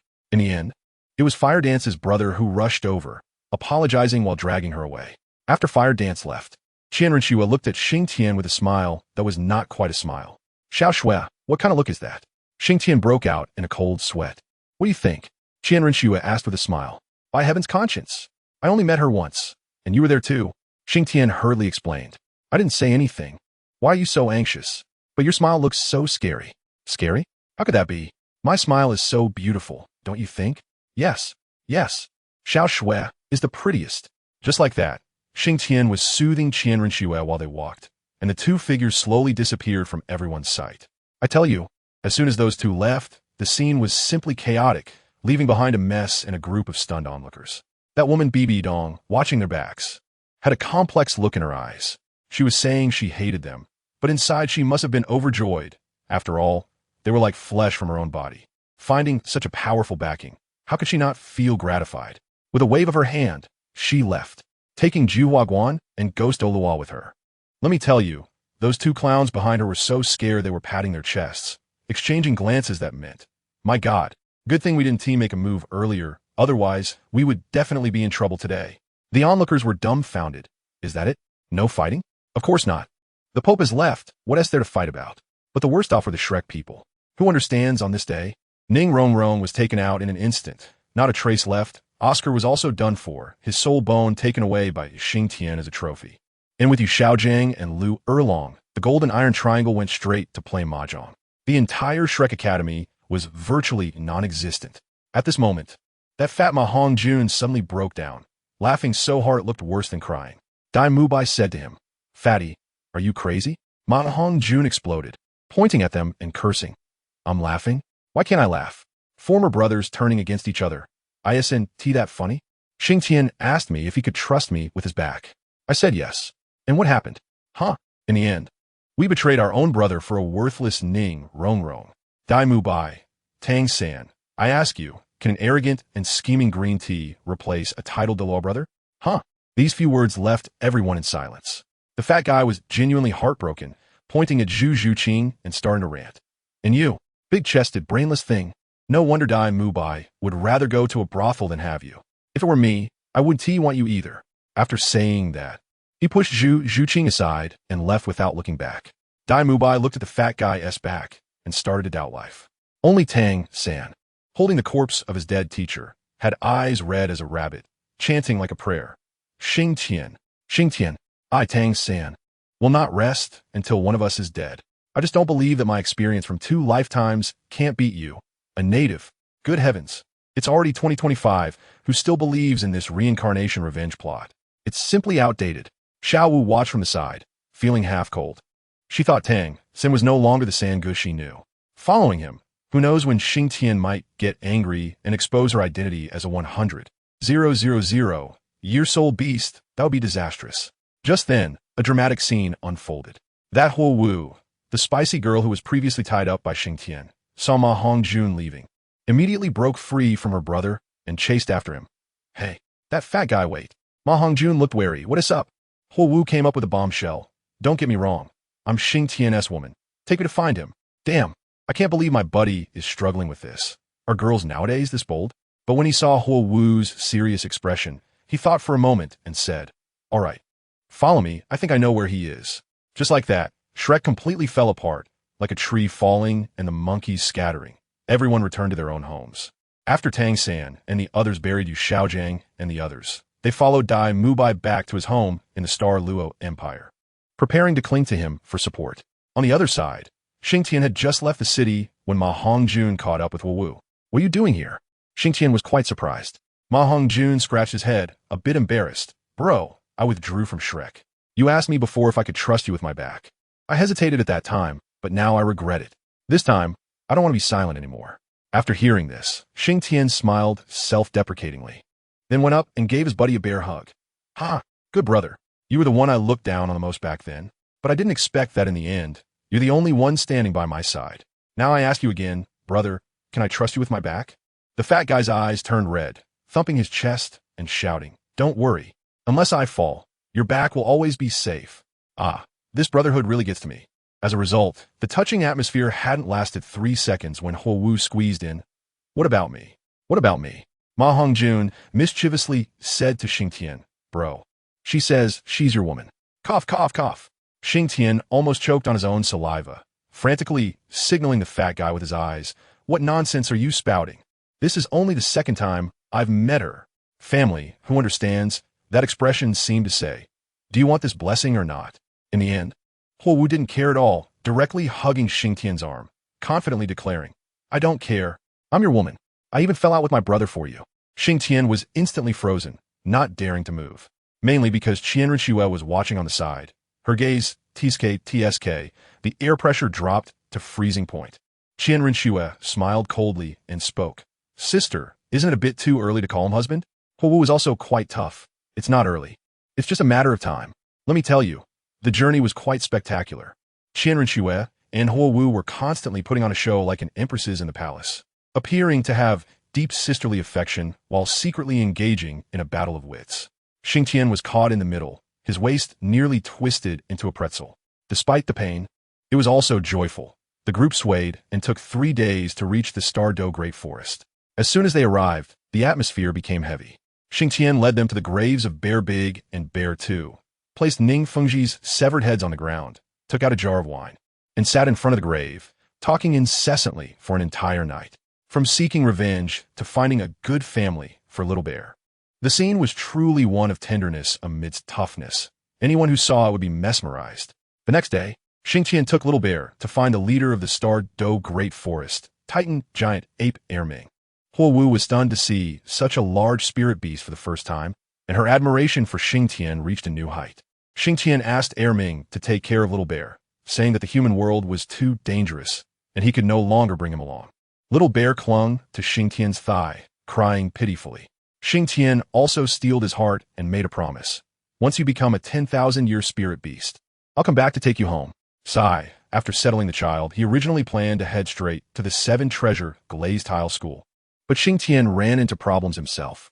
He told me that his martial soul fell off and that he needed to enter seclusion to investigate. I tell you, during his retreat, he almost scared himself to death.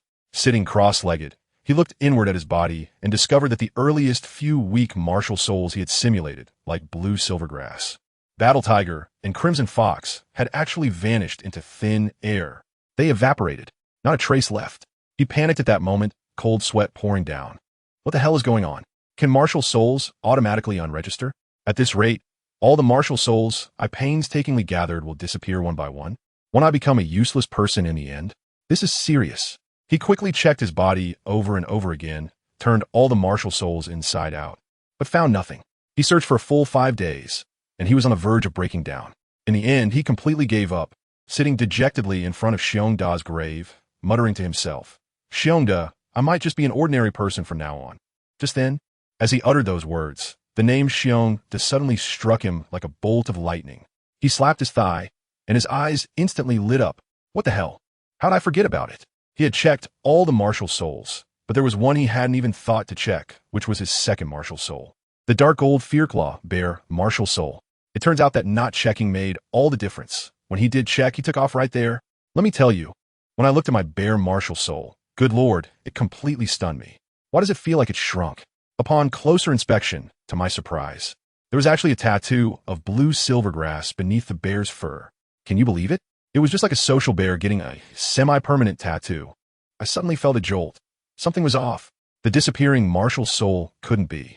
I quickly started digging, and guess what? On the bear's forehead, the fur color was darker in one spot, faintly revealing a character for King. Isn't this brother Battle Tiger? Digging deeper, I found a tuft of red fur. The little red fox hadn't run away either. Hiss! I gasped in shock. Does anyone understand? This isn't about the martial soul disappearing. This is about internal mergers and reorganizations. It's going to create an ultimate fusion monster. All my martial souls have been eaten by this bear. Now my thoughts were suddenly clear, and a bold idea exploded in my mind. Since it can fuse, why not simulate all the martial souls from the continent and let it eat its fill? What could it evolve into? Instantly, I had a vision in my mind. A three-headed, six-armed bear clad in heavy armor, with the Xingtian hammer and 7 killing swords stuck in its back, wielding various divine weapons in its hands. TSK, if I could actually pull this off, I could single-handedly go to the divine realm and challenge everyone. All right, let us do it. I slapped my thigh. A new life KPI was just around the corner. Challenge the entire continent, collect martial soul illustrations, and feed my ultimate giant bear. With that thought, I couldn't stay a second longer. I had to hurry out and stir things up. I bowed at Brother Bear's grave and told him I was leaving, reassuring him that the little bear cub was under the protection of the Titan giant ape. Then I kicked open the cave entrance and stepped back into the daylight. As soon as I got out, Qianren rushed over, looking worried. I waved my hand, saying it was nothing, just hungry. Just as I finished speaking, Wu came over holding a lump of blackened, still smoking meat, saying it was roasted for me. I was speechless at the time. Barbecue? Girl, do you really call this thing barbecue? This is like a meteorite just pulled out of a volcano. I'm afraid if I eat it, it will start a second combustion in my stomach. I was just about to say forget it when I turned around and saw that Ma Hongjun had a black ring around his mouth, leaning against the side and rolling his eyes, looking as if he had just been possessed. Fatty, what's wrong with you? Before I could finish my question, he suddenly ran to the side and threw up. And the way he vomited was so chaotic that it felt like he was emptying out all the food from his past life. When he staggered back, almost in tears, he said, "Boss, you finally come out. If you hadn't come out, I would have been spiritually purified by this young lady's cooking." I laughed and asked, "What's wrong? Did she give you some dark cuisine?" The fatty, with a mournful face, replied, "It's not just dark cuisine. The past couple of days, it was either burnt or undercooked, and I could tolerate that. But the most ridiculous part is that I ate her cooking for 2 consecutive days and ended up with food poisoning. If it weren't for my martial soul being fire-based and able to detoxify myself, you would only be able to see my grave right now. I can't believe it. I'm directly kneeling to fire dance. Is this cooking? This is alchemy." I patted the chubby guy on the shoulder and said, "You've had a tough time, brother. I'll grill you a big leg later to make up for it." Fire Dance wasn't happy and huffed at the chubby guy, always telling on me, "I won't cook for you anymore." The chubby guy's face turned green at that moment. "Annie, I'm begging you. Please don't. That's not cooking. That's trying to get me full so I can hit the road quickly." I quickly smoothed things over and asked Qianren to teach her more in the future. Once that was settled, I got to work, and before long, the smell of grilled meat had everyone drooling. I tore off a piece of thigh for the chubby guy, and he hugged it and started munching, crying as he ate, saying this was real food. After everyone was full and satisfied, I wiped my mouth and announced, "Brothers, pack up and get ready to set off." Wu blinked her big eyes and asked, "Brother Xingtian, where are we going?" I grinned and said 2 words, "Kill." Then I added, "Go to the 7 Treasures Glazed Sect." Upon hearing this, Ma Hongjun's eyes lit up, and he licked his lips, saying, "I love to hear that. I told you." The 4 of us swaggered out of the Starry Forest and headed straight for the 7 Treasure Glazed Tile School. This news spread across the continent as if it had grown wings. Good heavens, the entire Soul Master Realm was in an uproar. What the hell? Xingtian has come out of seclusion. He's going to take on the 7 Treasure Glazed Tile School. Just the 4 of them? No, to be precise, just him alone. Are they crazy? He intends to crush the 3 upper sects by himself. This is getting exciting. A huge crowd follow behind me, some just to watch the show, some hoping to take advantage of the chaos, and others, I don't even know where they came from, like a fan club, making it feel like a celebrity tour, focused on a companion-style viewing experience. The 7 Treasure Glazed Tile School also caught wind of it. Their Grand Elder was quite bold and directly ordered to seal the mountain and prepare for a tough fight. But their disciples were all floating on air. Hearing that I was the only one coming, they felt it was a sure win, shouting that I should come and go without return. I almost laughed out loud when I heard the news. Truly, a young calf is not afraid of tigers. To make the atmosphere more lively and let the audience catch up, I deliberately slowed down my pace. What was originally a 3-day journey ended up taking me 7 days. Qianren was speechless and said I was only thinking about showing off all day. I laughed heartily. If a young person isn't reckless, what's the point of being young?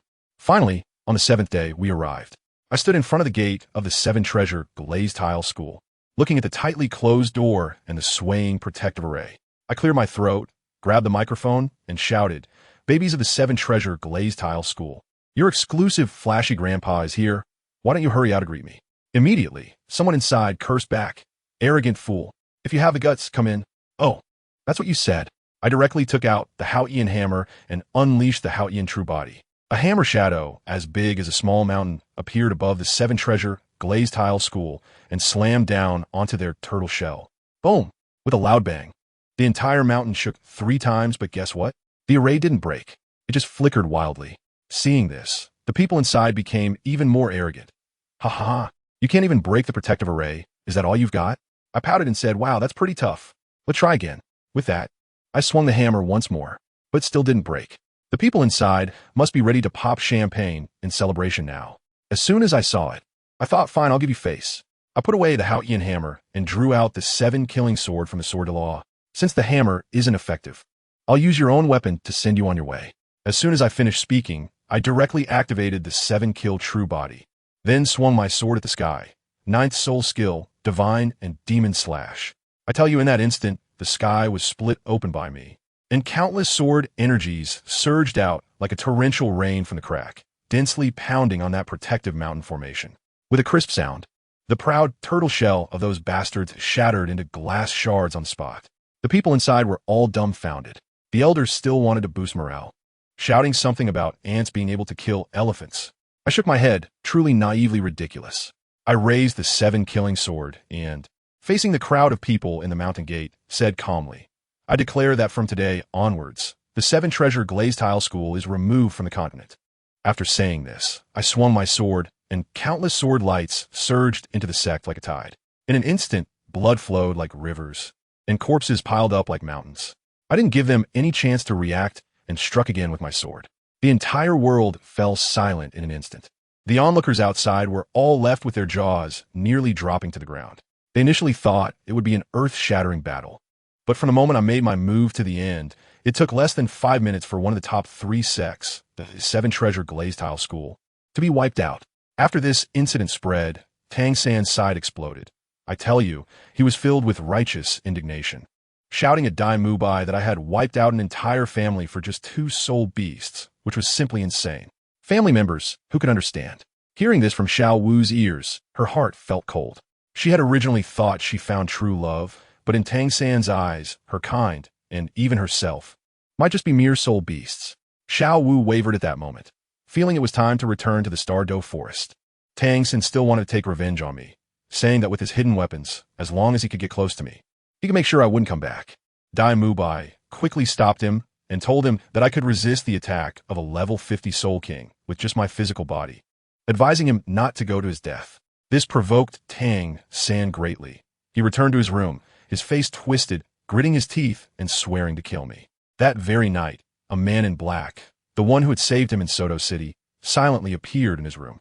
The man in black got straight to the point, asking if he wanted to quickly increase his strength and if he wanted to take revenge on me. Upon hearing the words revenge, Tang San's eyes turned red, and without thinking, he agreed. The man in black wasted no words, grabbing his shoulders and disappearing in an instant. By the time Tang San came to his senses, he was already in the forest outside the city. Before he could be shocked, the man in black took him on a wild run directly into a very hidden area deep within the Douluo forest. Early the next morning, just as the sun was rising, the man in black dragged Tang San from his hideout and led him to a valley. In that valley, blue silver grasses covered the mountains and plains. As soon as Tang San entered the valley, he felt his DNA shift, you know? It was as if he connected to Wi-Fi, so familiar that it left him dazed. At the innermost part of the valley, there was a dilapidated, thatched hut. And lo and behold, in front of the hut grew a single blue silver grass, standing alone as if it had its own VIP seat, while the surrounding grass didn't dare to come close. The man in black walked over and sat down right there, gently touching the grass leaf. Oh my, it was so tender, like stroking the hand of first love, murmuring, I brought our son to see you. He has grown up, and he has become successful now. Tang San, who was listening from behind, was confused, and in the next moment, the man in black suddenly turned around and shouted at him, Come here, kneel down. Tang San was stunned. Senior? What? What is going on? But the man didn't explain. He just took off his hood. Oh my. Tang Hao, his long-lost drunkard father, who understands the shock of family. 1 second, he was a mysterious black-clothed expert, and the next, he turned into his own dad. This script would make a hit if it were filmed. Tang Hao pointed at the grass, his voice heavy. Come here, bow to your mother. At that moment, Tang San's CPU was overheating. He looked at his father, then at the grass, his face filled with disbelief. My mom is... A piece of grass? But he still knelt down. Let me tell you, when he knelt, the scene was incredible. The blue silver grass all over the mountain seemed to receive a signal, rushing over like crazy, automatically forming a natural grass mat under his knees. Then his mother, that solitary blue silver grass, extended a leaf and gently touched his face. In that instant, Tang San felt an indescribable warmth surge into his heart, filled with gentle maternal love, along with a hint of guilt. Wow, he was completely broken down, tears almost falling. Dad, is this Mom? Yes, it is her. Tang Hao's voice was low. Then, Tang Hao sat there, talking from sunrise to the starry sky, recounting their earth-shattering love story. About being chased by the spirit hall, about Ain sacrificing herself to become a soul ring, blah blah blah, revealing everything. By the end, a strong man was in tears. The nearby blue-silver grass extended its leaf and gently wiped his tears. After the story, Tang Hao looked at Tang San and said seriously, "Little San, don't underestimate your blue-silver grass martial soul. It's completely different from what you think. You stay here to cultivate and gain insights. If you can't, you're not allowed to leave." After saying that, he sent Tang San to sit cross-legged on the lawn outside. While Tang San was having a family recognition meeting, on the other side, Xiao Wu was feeling emotional. She waited for Tang San for a full 2 days, but didn't even see a shadow. Xiao Wu was completely heartbroken, self-mockingly smiling. "Well, Tang San, you said we would leave together, but you still abandoned me for your teacher. Fine, if that is the case, I'll go back home." This girl was also tough. Without saying a word, she directly bid farewell to Dai Mu Bai and headed into the StunsTang forest to return home. Upon returning, Deming, that big guy, was overjoyed, like a giant baby. "Sister Xiao Wu, you're back." Deming only knew how to soak in that broken lake every day and didn't he play with me. Then he started complaining, saying thankfully he had Xingtian with him a few years ago, and recently he had the dark golden terraclaw bear cub that was fostered with him. Otherwise, he would have been bored to death. Xiao Wu heard this and casually asked about Xingtian. As a result, Deming, this big fool, talked for a long time.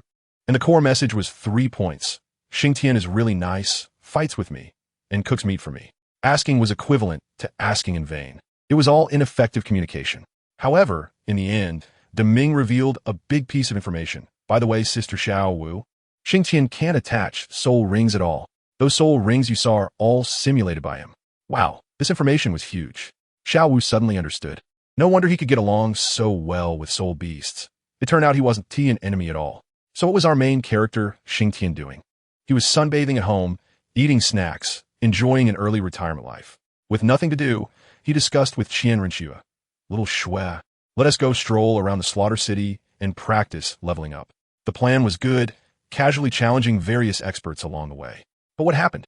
The ideal was full, but reality was skinny. He went to challenge various sects, and as soon as they heard the name Xingtian, they didn't even open the door, directly hanging a sign, refusing to spar. The scene was quite awkward. It was still Huo Wu who had a clever idea, saying, "We can disguise ourselves." Xingtian slapped his thigh, right? But when they asked, he couldn't Ma Hongjun couldn't and Huo Wu couldn't either. In the end, it was still Qian Renxue, our former undercover queen, who casually said, "I'll do it." In no time, Xingtian transformed into a burly man with a face full of flesh. Ma Hongjun turned into a charming young man. Huo Wu was directly turned into an ugly woman, and Qian Renxue herself became a handsome young man. Huo Wu was immediately unhappy. "Why am I so ugly?" Qian Renxue smiled slightly. "Then don't follow us." One sentence directly put her in her place. Thus, this ugly group of 4 began their tour of the Battle Soul Arena. Starting from Soto City, they swept through everything unstoppable. Xingtian didn't even need to make a move, just stood behind with a notebook, copying any good martial soul he saw, like shopping a market. After a few months, Ma Hongjun and Huo Wu were directly carried to level 50. Xingtian then took them to the StunsTang forest to get soul rings. Guess who they ran into? Xiao Wu. Xingtian was shocked. "Huh, what are you doing here?" "Where's Tang San?" Xiao Wu was impatient. Seeing Qian Renxue and Huo Wu behind him, even more annoyed. "I don't know, don't ask me." The atmosphere was so awkward it could scrape out a 3-bedroom apartment. Seeing this situation, Xingtian thought, well, we're not on the same page, and hurriedly took his people away. Then they didn't exit the forest. Instead, they hardcore crossed over toward the Douluo Empire. Huo Wu foolishly asked why they didn't take a car, and Xingtian mysteriously replied, "It's too safe outside." Qian Renxue added, "With your silly, sweet personality, If you really went to the slaughter city, you wouldn't last a day. So they went through practical training, and half a month later, a few of them emerged from the forest covered in dirt, finally arriving at the StunsTang Empire. Upon reaching StunsTang, it was the same old routine. They changed into disguises and continued challenging. After walking and stopping for months, they swept through the battle soul arena of the StunsTang Empire. The tens of thousands of martial souls simulated by Xingtian were almost enough to fill his second martial soul. One day, Huowu shyly approached Xingtian and said, "XingtianCopies, can you accompany me back home?" Wow, this was the rhythm of meeting the parents. Xingtian, of course, had no problem. A group of them grandly charged to the Blaze Academy. Let me tell you, the scene was like Moses parting the sea. As soon as the students in the academy saw Huowu, they ran away as if they had seen a play god. Ma Hongjun laughed crazily. "My lady, you must have walked sideways in school before, right?" Upon entering, they met Huowu's father, the dean of Blaze Academy, and her brother Huowushuang. The most explosive moment came when Huowu, while introducing, directly hugged Xingtian's arm, proudly announcing, "Dad, this is XingtianCopies, my man." Her father, who had just taken a sip of tea, spat it out. After some small talk, Xingtian felt that something was off. The way my future father-in-law looks at him is like he's entrusting him with his life. He's so perceptive that he immediately senses something's wrong. When Qianren finds an excuse to take Huowu out to tour the academy, Xingtian gets straight to the point. "Dean, just say what you need to say." Huowushuang grits his teeth and slams his fist on the table. It's the Douluo royal family. Dai Mubai's brother, Davis, sent someone to threaten my father to hand over my sister to get back at Zhu Zhuyan. Zhu Zhuyan? Isn't her sister named Zhu Zhuqing? As soon as Xingtian hears this, he understands. That's right. After hearing this, Xingtian doesn't even raise his eyelids and says calmly, "All right, leave this matter to me." Since this incident originated from him, it naturally should be resolved by him. After clarifying the ins and outs, Xingtian starts chatting casually with his future father-in-law and brother-in-law. Before long, Huowu returns with Qianren and the others. As soon as they enter, Xiao Shui gives me a knowing look, clearly asking, "Is it done?" I nod slightly at her, and everything is understood without words. Huowu, however, is carefree and directly clings to my arm, swaying it. "Brother Xingtian, can we stay here a few more days? Pretty please." "Sure, no problem. I was planning to visit the StunsTang Imperial Palace anyway to meet some old friends." I smile and agree. "All right, let's consider a trip." Upon hearing this, Huowu is so happy that she pulls Qianren and the others off to check out the rooms. I turn to my brother-in-law Huowushuang and say, "Tomorrow, you take them out for a stroll. I can go to the palace alone." "My good guy." My brother-in-law suddenly looks a bit panicked. "Just you alone? Isn't that a den of dragons and tigers? Isn't that too risky?" I patted him on the shoulder to reassure him.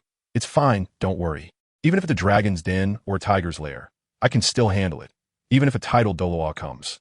The next day, Huowushuang casually found an excuse to take Huowu and the others out.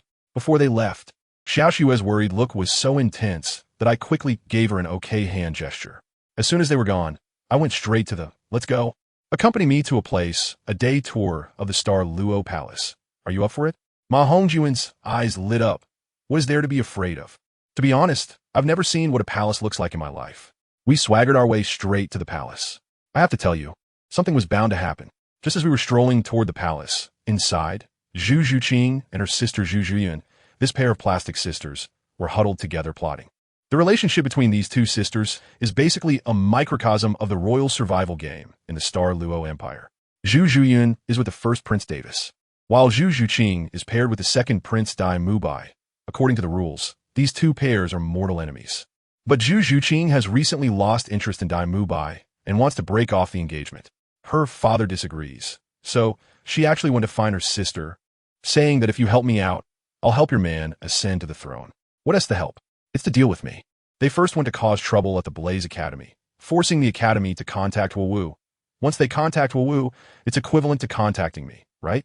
Family members, who understands Zhu Zhuqing's thought process. It's truly bizarre. She hates me for all sorts of reasons, claiming I once hit her, and then saying she blames me because she dislikes Dai Mubai. Anyway, it's just an unfounded, nonsensical hatred. The most ridiculous part is that she naively thinks she can just find a few people to get rid of me. At this moment, the two of them were still scheming. Zhu Zhuqing seemed a bit unsure. "Sister, can this really work?" Her sister Zhu Zhuyan was incredibly arrogant. "Don't worry, he will definitely come. I'll tell you, once it's done, stay away from Dai Mubai, or I'll really kill you. Just when they were deeply bonded as sisters, I had already brought Fatty and strolled to the entrance of the palace. The guard at the entrance, a classic replica, stopped me with a face full of "Who are you?" "Halt," I said. "I'm looking for Dime Wabi. Tell him Xingtian is here." The guy immediately raised his nostrils in disdain. "How could a lowly person like you dare to call the name of our prince?" I was helpless at that moment and shook my head. "Really? Why do all the guards in every palace look like they were carved from the same mold?" I said. "Big brother, use your brain. If I'm bold enough to stand here and knock on the door, do you think I'm an easy target? Get lost. Otherwise, I'll kill you without mercy." He immediately raised his gun. Fiend, he sighed. "If you're unwilling to report, then I'll do it myself." Saying that, I completely ignored him and floated up into the air. Then, I gathered all my soul power and shouted, and let me tell you, that voice sounded like surround sound. "Zhu Zhuqing, Zhu Zhuyan, Dai Mubai, Davis, come out and see me." Zhu Zhuqing, who was chatting inside the palace, instantly stood up. Her face pale. "Yes, here." "Who?" "Xingtian. I'll never forget that voice." "So soon?" Zhu Zhuyan sneered. "Good, I'll go meet him." Saying that, she rushed out. Zhu Zhuqing shouted behind her, "Sister, don't be impulsive." But how could she stop her? The next second, a shadow shot out from the palace and landed steadily in front of me, looking proud. "You are Xingtian?" I glanced at her and said, "You must be Zhu Zhuyan, right?" "That's right." She replied, "All right, I've found the right person." I nodded and asked, "Here to seek revenge?" "You could say that." I hadn't even finished pronouncing the words when the person had already rushed to her side. Her pupils suddenly constricted, and she instinctively wanted to dodge. But how could she be faster than me? I grabbed her slender neck in one swift motion. Let me tell you, I love this move right now. Choking someone gives a unique feeling. It's incredibly satisfying. She looked completely incredulous. How could this happen? I leaned in close, almost pressing my face against her ear, and said, "With this little strength, who gave you the courage to challenge me?" This girl was tough as nails. Even at this moment, she was still trying to act tough. You better let me go, or you won't be able to leave the palace." I found it amusing. "You were present at the academy competition, right? Have you forgotten my temper? I can't stand threats the most, and once threatened, I can be quite heavy-handed." The look in her eyes finally showed some fear. "What do you want to do? Guess." I grinned at her, showing my big white teeth. Just then, another voice came. "Xingtian, stop." Goodness, Zhu Zhuqing had arrived. She shouted as she approached. "Let my sister go." "Why should I? Give me a reason." I tightened my grip slightly, and Zhu Zhuyan immediately started rolling her eyes. "You." Zhu Zhuqing got anxious and began to invoke the Empire. "You better let my sister go, or you will be against the entire StarLuo Empire." Ha ha ha. I laughed out loud, thinking, do you think I'm afraid? How does your StarLuo Empire compare to the Spirit Hall? I've brushed through the Spirit Hall like it was a dungeon. Why would I be afraid of your little StarLuo Empire? Xingtian, stop. Finally, Dai Mubai arrived, followed closely by his brother Davis. Davis came in like a firecracker. "You insolent fool. Let Zhuyan go." I laughed and looked at Dai Mubai, saying, "Dai Mubai, your brother seems to have a bit of a problem with his brain." Davis was still there putting pressure on me. "Kid, if you dare to lay a finger on Zhuyan, I will never let you go." "Oh, is that so?" As soon as I finished speaking, I heard a crisp sound of crackling. My hand! Vis, save me!" Zhu Zhuyun's scream instantly pierced the sky. I held her and smiled at Davis. "Come on, let me see how you won't let me go." "You, kid, you're seeking death." Davis activated his martial soul and threw a punch at me. I smiled and directly pushed Zhu Zhuyun in front of me. Davis was startled and awkwardly turned his fist, punching the wall next to him with a loud bang, creating a big hole. I held Zhu Zhuyun and scanned the group around me. I just want to ask, am I, Xingtian, really that easy to bully? Academy competition, 7 treasure, glazed tile school. Are these achievements not enough for you to remember? Do you have to provoke me? Dai Mubai, tell me, should I teach you a lesson? Dai Mubai quickly tried to mediate. Xingtian, don't be impulsive. Let's talk it out. You put her down first. TSK. Look at you, too soft-hearted, really not suited to be an emperor. I shook my head, and then that idiot Davis started shouting again. Come on, kill him for me. I was so angry that I laughed.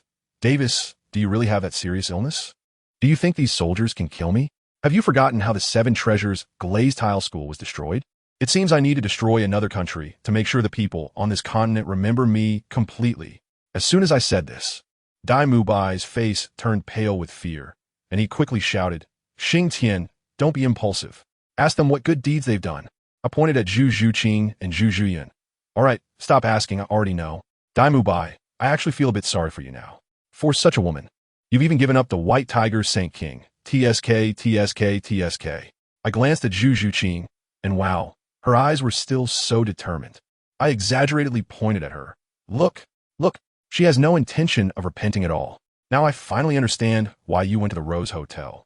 Davis saw that Zhu Juyin was almost done for and shouted, Kid, put down Juyin. Oh, sorry, I just got a bit carried away. I casually threw Zhu Juyin toward him, saying, Come on, catch her. Davis hurried to catch her, but as soon as he touched her, a huge force came back, sending both of them flying several meters away. After coughing for a long time, the first thing Zhu Juyin did when she recovered was to point at my nose and scold, How dare you choke my neck? How dare you hit me? I frowned. Usually, those who dare to point a finger at me are already 6 feet under. She quickly put her hand down in fright. Dai Bai still wanted to reason with me. Xingtian, we haven't provoked you, have we? Why are you causing trouble in my royal family? There, ask those two. I pointed at the sisters, but forget it. You don't need to ask anymore. Just one thing today. You two, come with me to the Flame Academy to apologize. You dare. That Davis guy really has a short memory when it comes to pain. I suddenly appeared in front of him and slapped him hard. You. How dare you hit me? Slap. You. Slap. Slap. I beat him until his face was swollen like a pig's head before stopping. Keep talking. Go on. Or unleash your martial spirit and fight me. If you win, I'll leave right away. Davis instantly wilted. I coldly looked at Zhu Juyin. I, Xingtian, do not seek trouble, but I'm not afraid of it either. Now, you either apologize, or I will kill you. When I mentioned killing you, my momentum surged, scaring the two sisters into shivering. At that moment, a powerful voice came from the palace gate. Humph. I want to see who dares to kill Xiao Yun and Xiao Qing. Upon hearing this voice, Dai Bai broke out in a cold sweat, muttering, something's going to happen. Then, a middle-aged man who looked somewhat like him emerged with a large group of people. It was none other than the Emperor of Xingtian, the White Tiger Emperor. He pointed at me, looking incredibly arrogant. Kid, come and kill. I want to see who can kill in my Xingluo Empire's Imperial Palace. I laughed. Yo, Dai Bai, is this your dad? Have you been dazed in the palace? The fatty beside me covered his face, looking like it was all over. Then watch closely.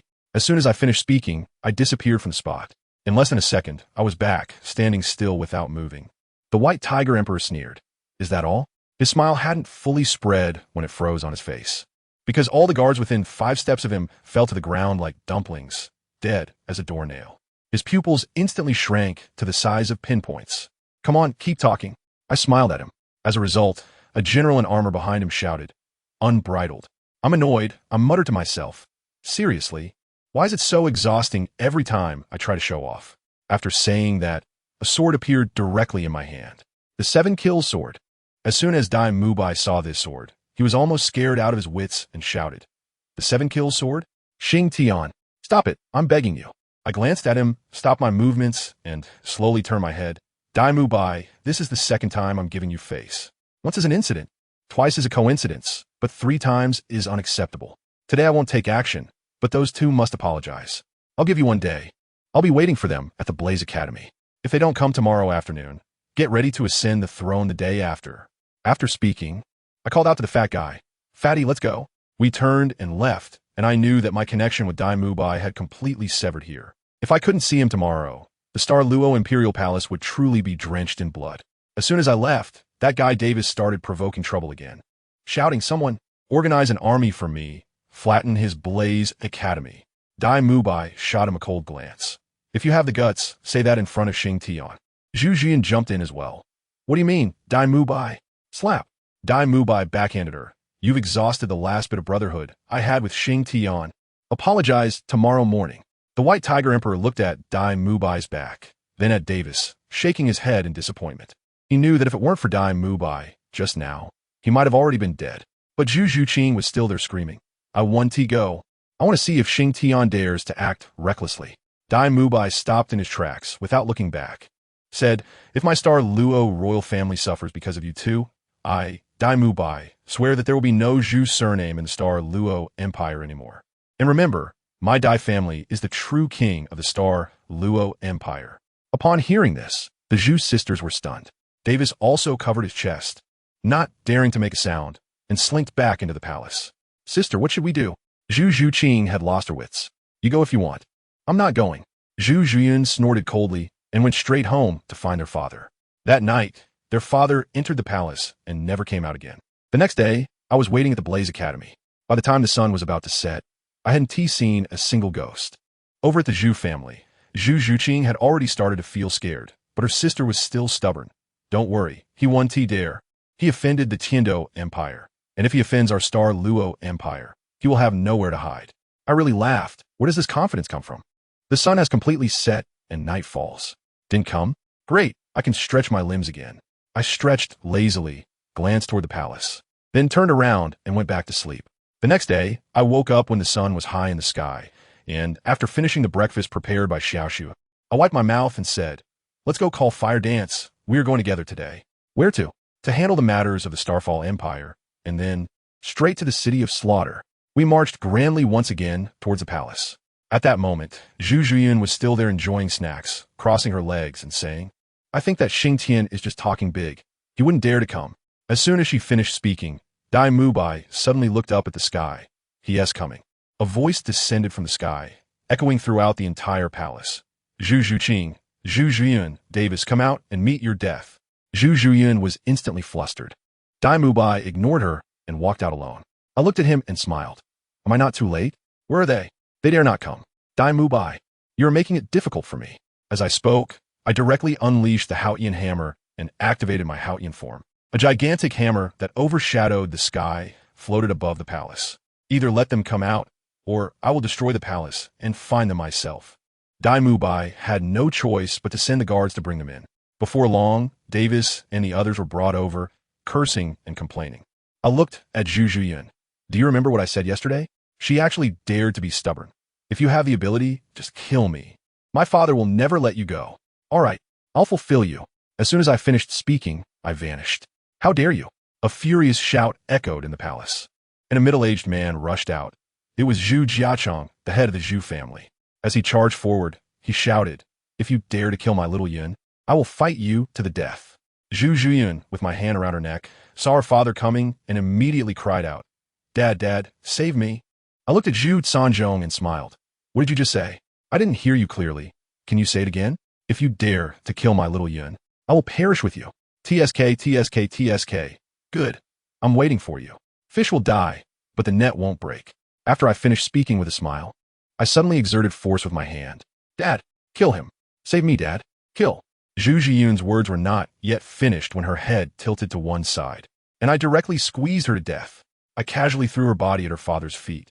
"You're really annoying, always chattering in my ear. It's too loud." "Xiaoyun."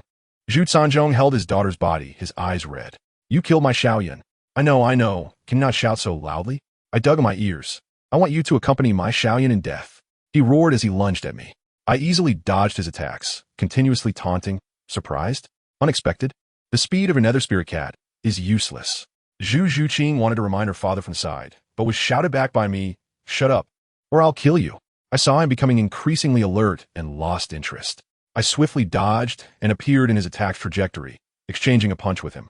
Just one punch, and it broke his arm. "Dad!" Zhu Zhuqing screamed as she rushed over.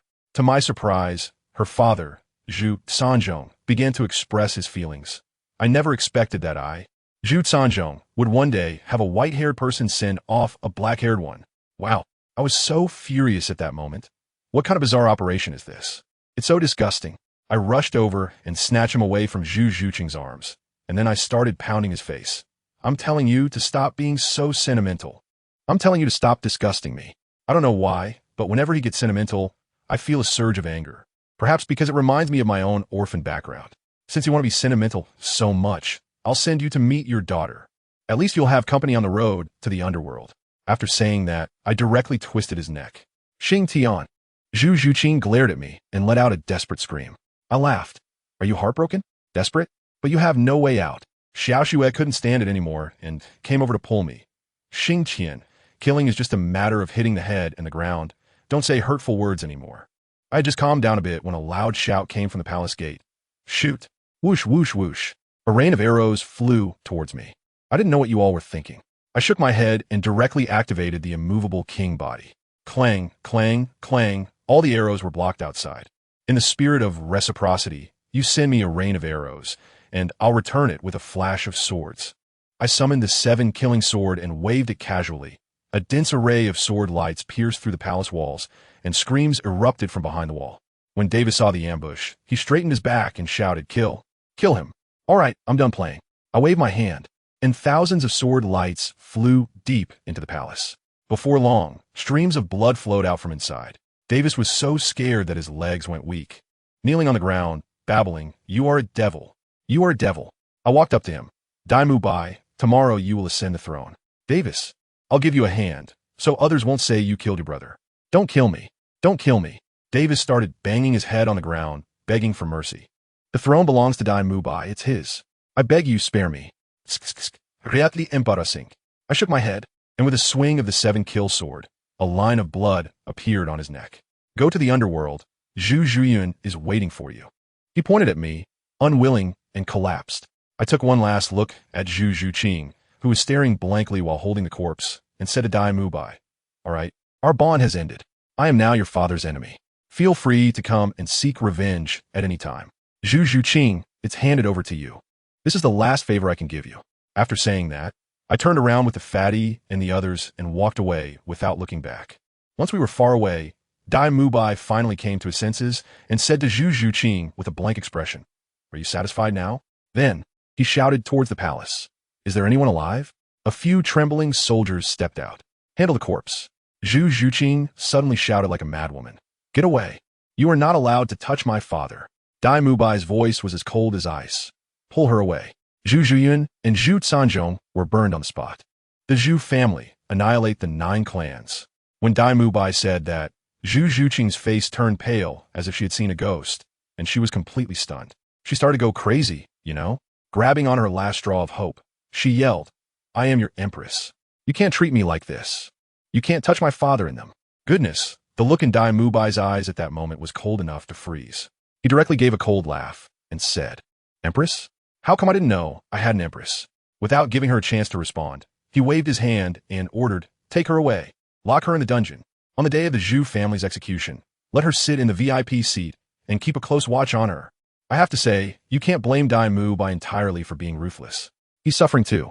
His father is gone, his elder brother is gone, and the entire empire is on his shoulders. What can he do? He can only grit his teeth and move forward. As for Zhu Zhuqing, when the soldiers dragged her away, she watched helplessly as her sister and father's bodies were treated roughly.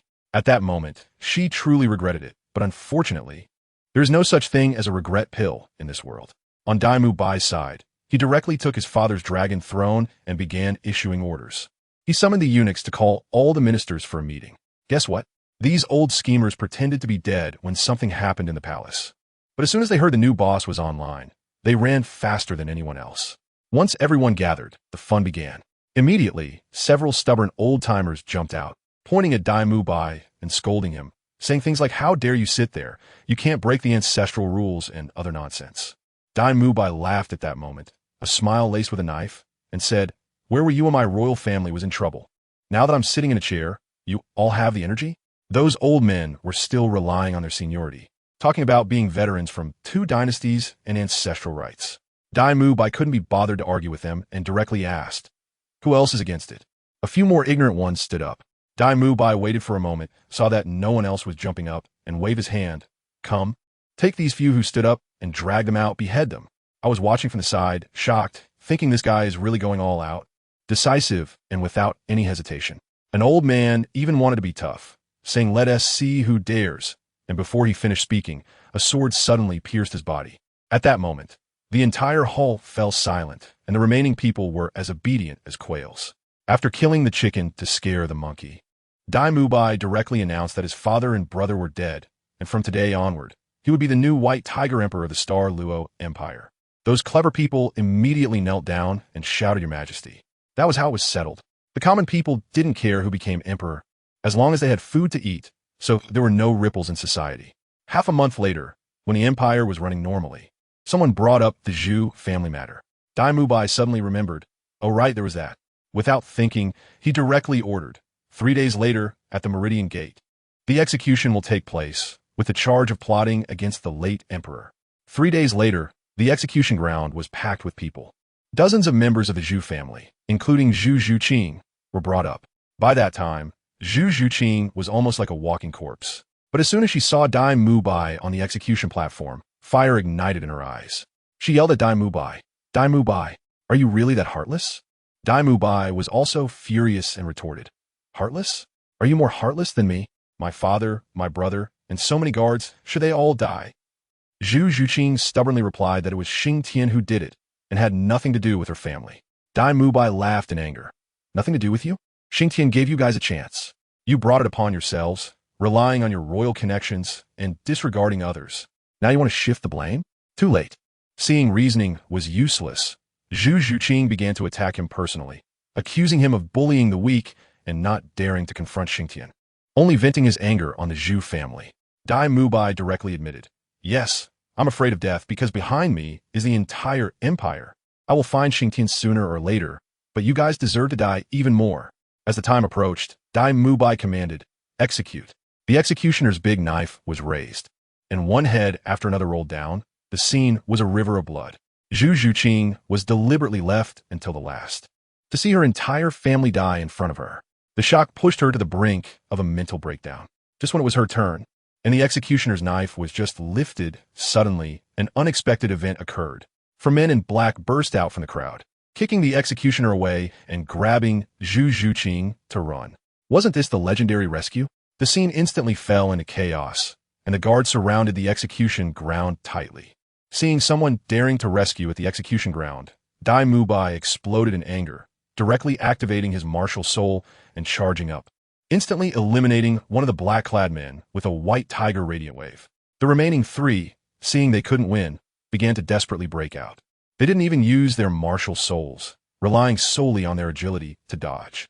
But the experts from the palace were not to be underestimated, and soon caught up. The 3 black-clad men were pushed into a secluded corner. Realizing they couldn't escape, the leader finally unleashed his ultimate move.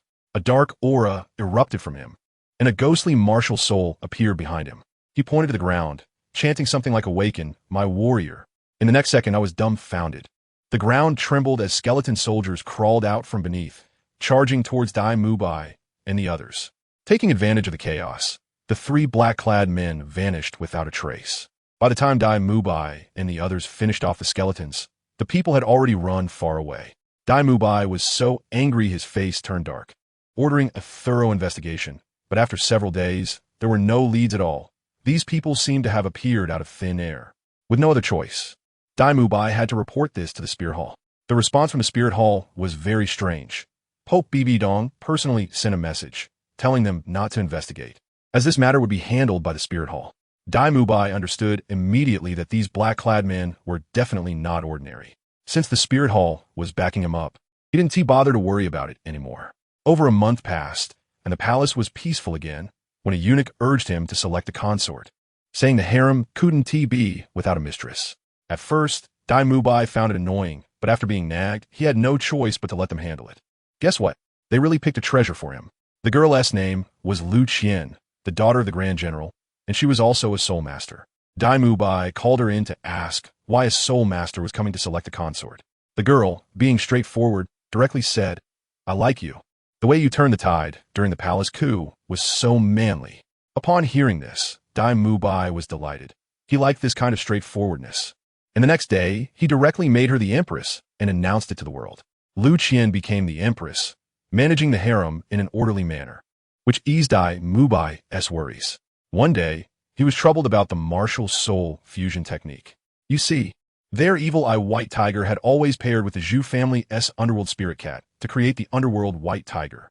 Now that the Zhu family was gone, wouldn't this fusion technique be useless? Lu Qian, upon learning this, smiled and said, "Your Majesty, why don't we give it a try?"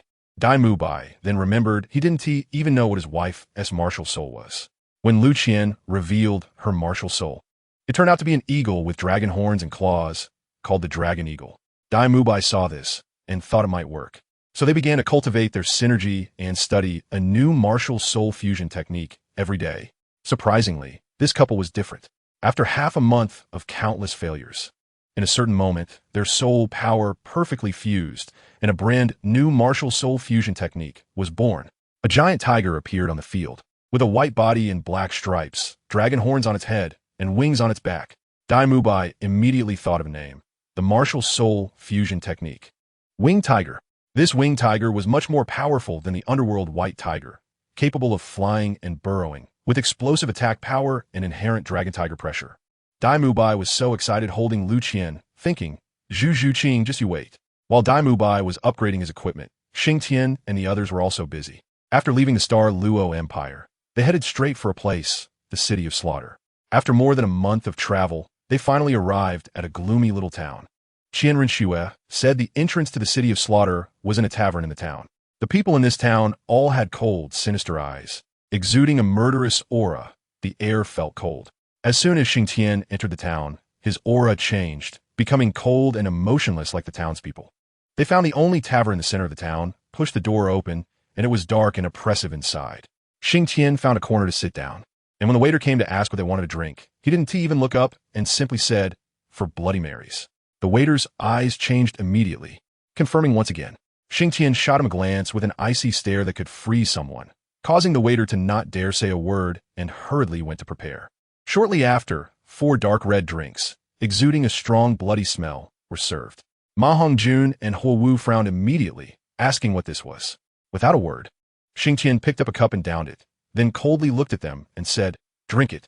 Huo Wu was a bit reluctant, but Xingtian directly said, "If you don't drink, get out of this town." Qianren Xue was straightforward, lifting her cup and drinking all down. Seeing this, Ma Hongjun steeled himself and followed suit. Only Huo Wu had no choice but to pinch her nose and gulp it down. Once they all finished drinking, Xingtian finally spoke in a low voice. "Want to know what this is? This is human blood." With a wow, Qianren Xue and the others immediately vomited, to the point of feeling dizzy. The other patrons in the tavern burst into laughter, hurling all sorts of nasty taunts, saying things like, "Where did these rookies come from? Go home and find your mom for milk." After they finished vomiting, Xingtian pointed at those mocking them, and in an extremely cold voice issued an order. "Kill them. Leave not one alive." Qianren Xue and the others were stunned. Xingtian repeated, "Being merciful to the enemy is being cruel to oneself. There's not a good person among those who come here. Take action." As soon as he finished speaking, a strong man closest to them lunged forward with a knife, aiming straight for Qianren Xue's heart. Ma Hongjun was quick, kicking the man away.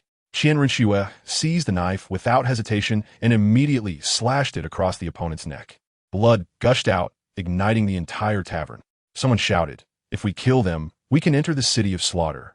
The remaining 20 or so people's eyes turned red instantly, charging forward like madmen. Ma Hongjun and Huo Wu revealed their spirit rings, showcasing 5 rings each, while Qianren Xue displayed 6. However, the group on the opposite side seemed oblivious and continued to rush forward recklessly. Ma Hongjun unleashed a burst of Phoenix Fire line, followed closely by a series of fireballs from Huo Wu. After 2 waves of attacks, many on the opposite side fell. Without saying a word, Qianren Xue picked up a knife from the ground and charged in. It was like chopping vegetables. In just a few strokes, many lay flat on the ground. But let me tell you, the most ridiculous part was yet to come. Seeing that the opponents had lost their fighting ability, Huo Wu's compassionate side suddenly kicked in, and she ran over to Xingtian, saying, "Brother Xingtian, they can't move anymore.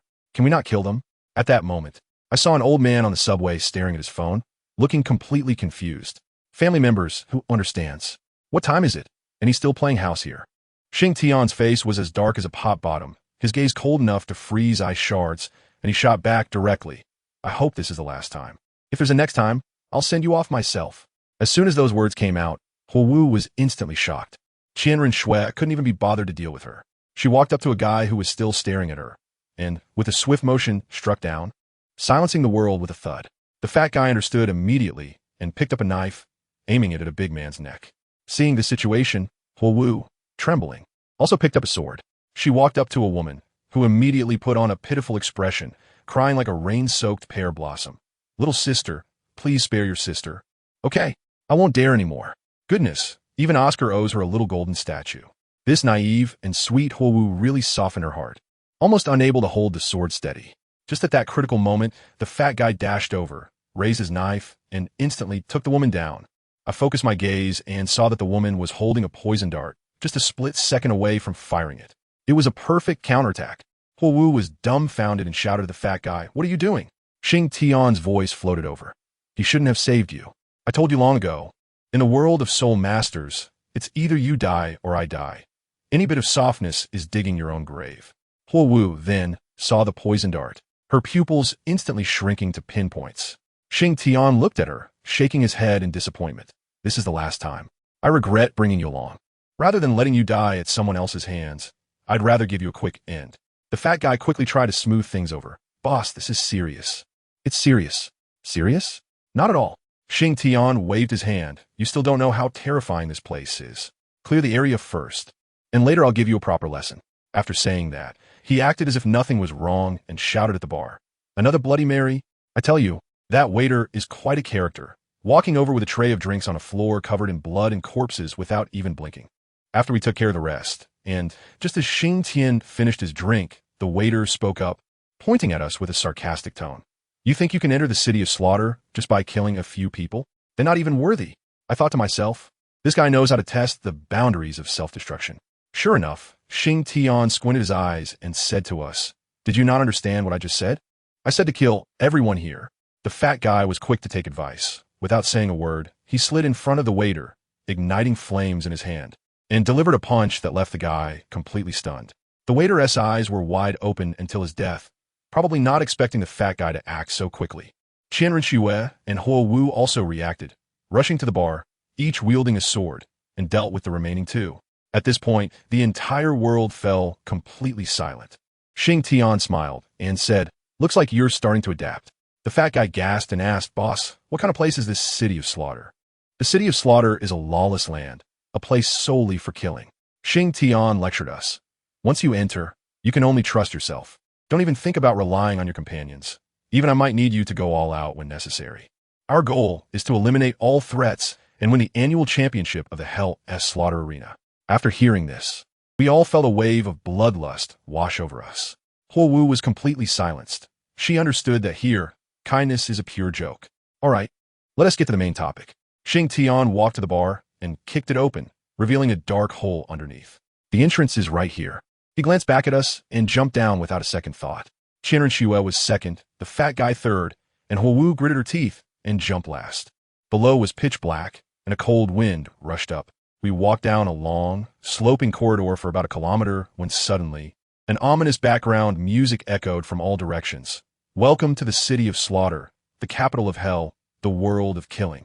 Qianren and the others instantly tensed up, but Xingtian remained calm. It's fine, just a routine welcome. Don't mind it. After walking for a while, there was finally some light ahead. As we exited the passage, we were surrounded by over 100 fully armed black-armored knights, looking like a scene from a movie. The leader, riding a tall horse, spoke in a cold voice that sounded like a voice changer. You have violated the rules. Xingtian didn't even look at him. Instead, he took an interest in the black city behind him, with a purple moon hanging in the sky. He casually replied, So what if I violated them? Rules are just meant to bind the weak, right? The knight raised his spear. To violate the rules is to accept punishment. Defeat me, and you'll have the right to enter. Defeat? Shouldn't it be kill? Xingtian laughed. The knight introduced himself. I'm the terrifying Knight Scott. I don't care who you are. Xingtian didn't give him a chance at all, and before he finished speaking, he charged out. He already knew that all soul skills were ineffective here. It was all about fists. As the knight's warhorse charged, Xingtian was already in front of him, brutally throwing a punch. With a loud bang, the heavily armored horse, along with its rider, was knocked to the ground by a single blow. Immediately after, Xingtian rushed forward, tore off the knight's helmet, and delivered a series of punches asking, Have you ever regretted your strength? Each punch hit hard, and Scott screamed in agony. The surrounding black-armored soldiers were dumbfounded and quickly shouted for him to stop. Only then did Xingtian stand up, looking at the groaning knight on the ground, and asked, Now, do I have the right to enter? The knight, probably traumatized, bitterly nodded and reluctantly took out 4 tokens. Xingtian looked at them and laughed. Wow, 6666, nice number. After taking the tokens, we headed into the city. A girl covered in black gauze floated over to act as our guide. She told us that this place was left behind by a powerful individual who broke through level 100 1,000 years ago. All soul skills are ineffective here, and only hand-to-hand combat can be used. This is a paradise for the fallen. It's easy to enter, but hard to leave. Want to leave? There's only one way. Fight in the Hell S Slaughter Arena, win the championship, then challenge the Hell Road. If you succeed, you can leave and will be granted the title of Slaughter God. Historically, only 8 have made it in over 1,000 years. And if you fail, Omnivore, I think I understand now. This city of slaughter is divided into an inner and outer city.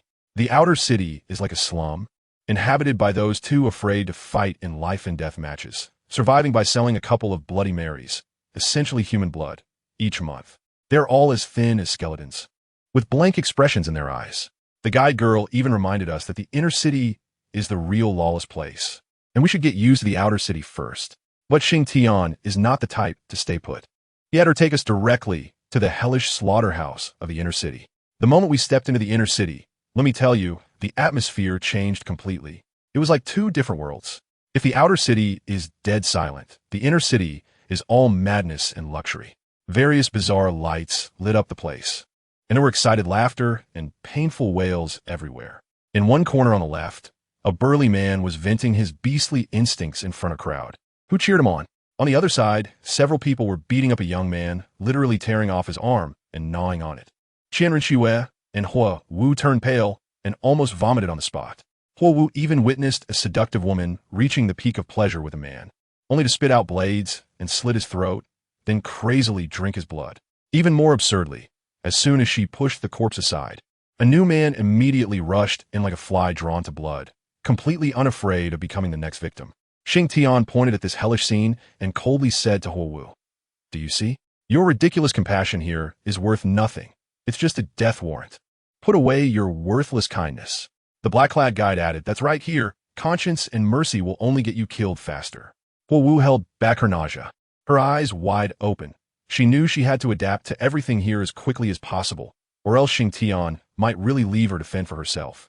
I'm telling you, she just made up her mind, and the trials of this damn place come just like KPIs appearing out of nowhere. We are moving forward, and the atmosphere in the entire team is even greener than the A-shares in 2025. Everyone is filled with killing intent. Xingtian's killing intent is the most amusing, chaotic, and mixed with the resentment of the title Douluo. Goodness, it's all about lacking quality and just relying on fame. But just at that moment, whoosh, from a dark corner, a cold light shot straight towards Hua Wu. At that moment, my heart was in my throat, and guess what happened? Xingtian didn't even raise an eyelid. With a swift move, he grabbed a dagger in his hand. The dagger was dark and clearly stained with blood. Then he calmly smiled at the girl in the black veil who was leading the way, saying, "Didn't you say it would be fine to follow you?" The girl was quite arrogant as well, pointing at the stunned Hua Wu and saying, "I told you to stay 5 meters away from me," while she moved closer by herself. Damn, after hearing that, Xingtian just laughed, and in the next second, he vanished. When he reappeared, he was holding a small, skinny monkey as if it were a chick, and he tossed it right in front of Hua Wu. "It's your problem. Deal with it yourself." Hua Wu was dumbfounded. The small monkey got up and suddenly had a dagger in its hand, and without saying a word, it lunged at her. With a thud, a large gash opened on Hua Wu's arm, deep enough to see the bone. Does anyone understand? She instinctively wanted to use her soul skill, but it was useless. Then she remembered this cursed place had a magic suppression. That guy was licking the blood off the dagger like a pervert, looking utterly intoxicated. Ma Hongjun was anxious and wanted help, but was shot down by a glare from Xingtian. This is her own hurdle. She has to get through it herself. If she can't, she'll die here. Damn, that was cold. Qianren couldn't bear to watch anymore, asking, "Are you really not going to help her?" Xingtian simply replied with 2 words, "Not helping." Hua Wu was now completely desperate, realizing she couldn't rely on anyone. Her survival instinct instantly kicked in. When that guy lunged at her again, she dodged to the side and kicked him away. But that wasn't enough. The guy was like a mad dog, circling around her looking for an opportunity. Hua Wu was tough too. She deliberately exposed a flaw, using her injured left hand to take a hit from him. Then with her right hand, she swiftly snapped that bastard's neck with a crack. I thought it was over, but another one suddenly jumped out from the corner. The target was still Fire Dance, who was lying on the ground. At a critical moment, Qianren moved. I tell you, the combat power of these two people is not on the same level at all. Qianren quickly took care of that person in just a few moves and then helped Fire Dance up. And what happened next? The first thing Xingtian said was, "I'm very dissatisfied with your performance just now." Fire Dance was already on the verge of collapse, and upon hearing this, tears streamed down her face. When Xingtian saw her crying, he laughed even crazier. Tears? Ha ha ha. Is there really someone who would cry in the city of slaughter? Qianren completely exploded. Xingtian, enough. You've changed. Are you showing off some sense of superiority? Xingtian shook his head. It's you who haven't changed. Still holding onto a sense of luck. After saying that, he grabbed that girl in the black veil and whooshed away a few dozen meters, leaving Qianren Shui and the others stranded in the middle of the street. Goodness, they had stirred up a hornet's nest. From all directions, a swarm of people surrounded them, their eyes looking at them as if they were at a buffet. It was like a large documentary titled Hungry Ghosts Unleashed. Ma Hongjun panicked. Big sister, what should we do? Qianren Shui's expression turned cold. Protect, fire, dance, kill. Then she charged in. Let me tell you, these people are really insane. Even if you stab their heart with a sword, they can still spit out hidden weapons before they die. Qianren Shui and Ma Hongjun quickly got injured, and it looked like they couldn't hold on much longer. Xingtian watched from a distance, his fists clenched white, but he just wouldn't take action. In the end, it was that girl in the black veil who couldn't stand it any longer and went over to drive the people away. As a result, when those people turned around and saw Xingtian alone, hey, these reckless ones actually charged at him. At that moment, I thought, isn't this just a classic if you can? Then go ahead. And then it really happened. Xingtian laughed, and it was a cruel kind of laughter. You think I'm like them? Today, I'll send you all off to ride a rocket. As soon as he finished speaking, he charged in. That scene, folks, was simply not suitable for minors. He directly grabbed a woman's arm, and with a ripping sound, he tore it off, then swung that arm like a weapon, punching one kid after another, brains splattering everywhere. In just a few minutes, dozens of people, not a single intact corpse. Parts were scattered all over the ground. The girl in the black veil was dumbfounded, her voice trembling. Why you don't come over? Xingtian was covered in blood, looking like a demon god. What? Are you scared now? When he walked back to Qianren Shui and the others, the two of them stepped back in fear. Only then did Xingtian say, do you understand now? Here, you have to be tougher than them, or they won't fear you. Then he pulled out a healing potion and tossed it to them. The girl in the black veil was shocked. You have this treasure? Xingtian shot back, so what if I do? Am I scared? Then, that girl took us to a place that looked like an ancient Roman gladiatorial arena called the Hell Killing Ground. The rules were simple and brutal. 10 people go in. Only one can come out alive. Want to get out? First, win 100 matches.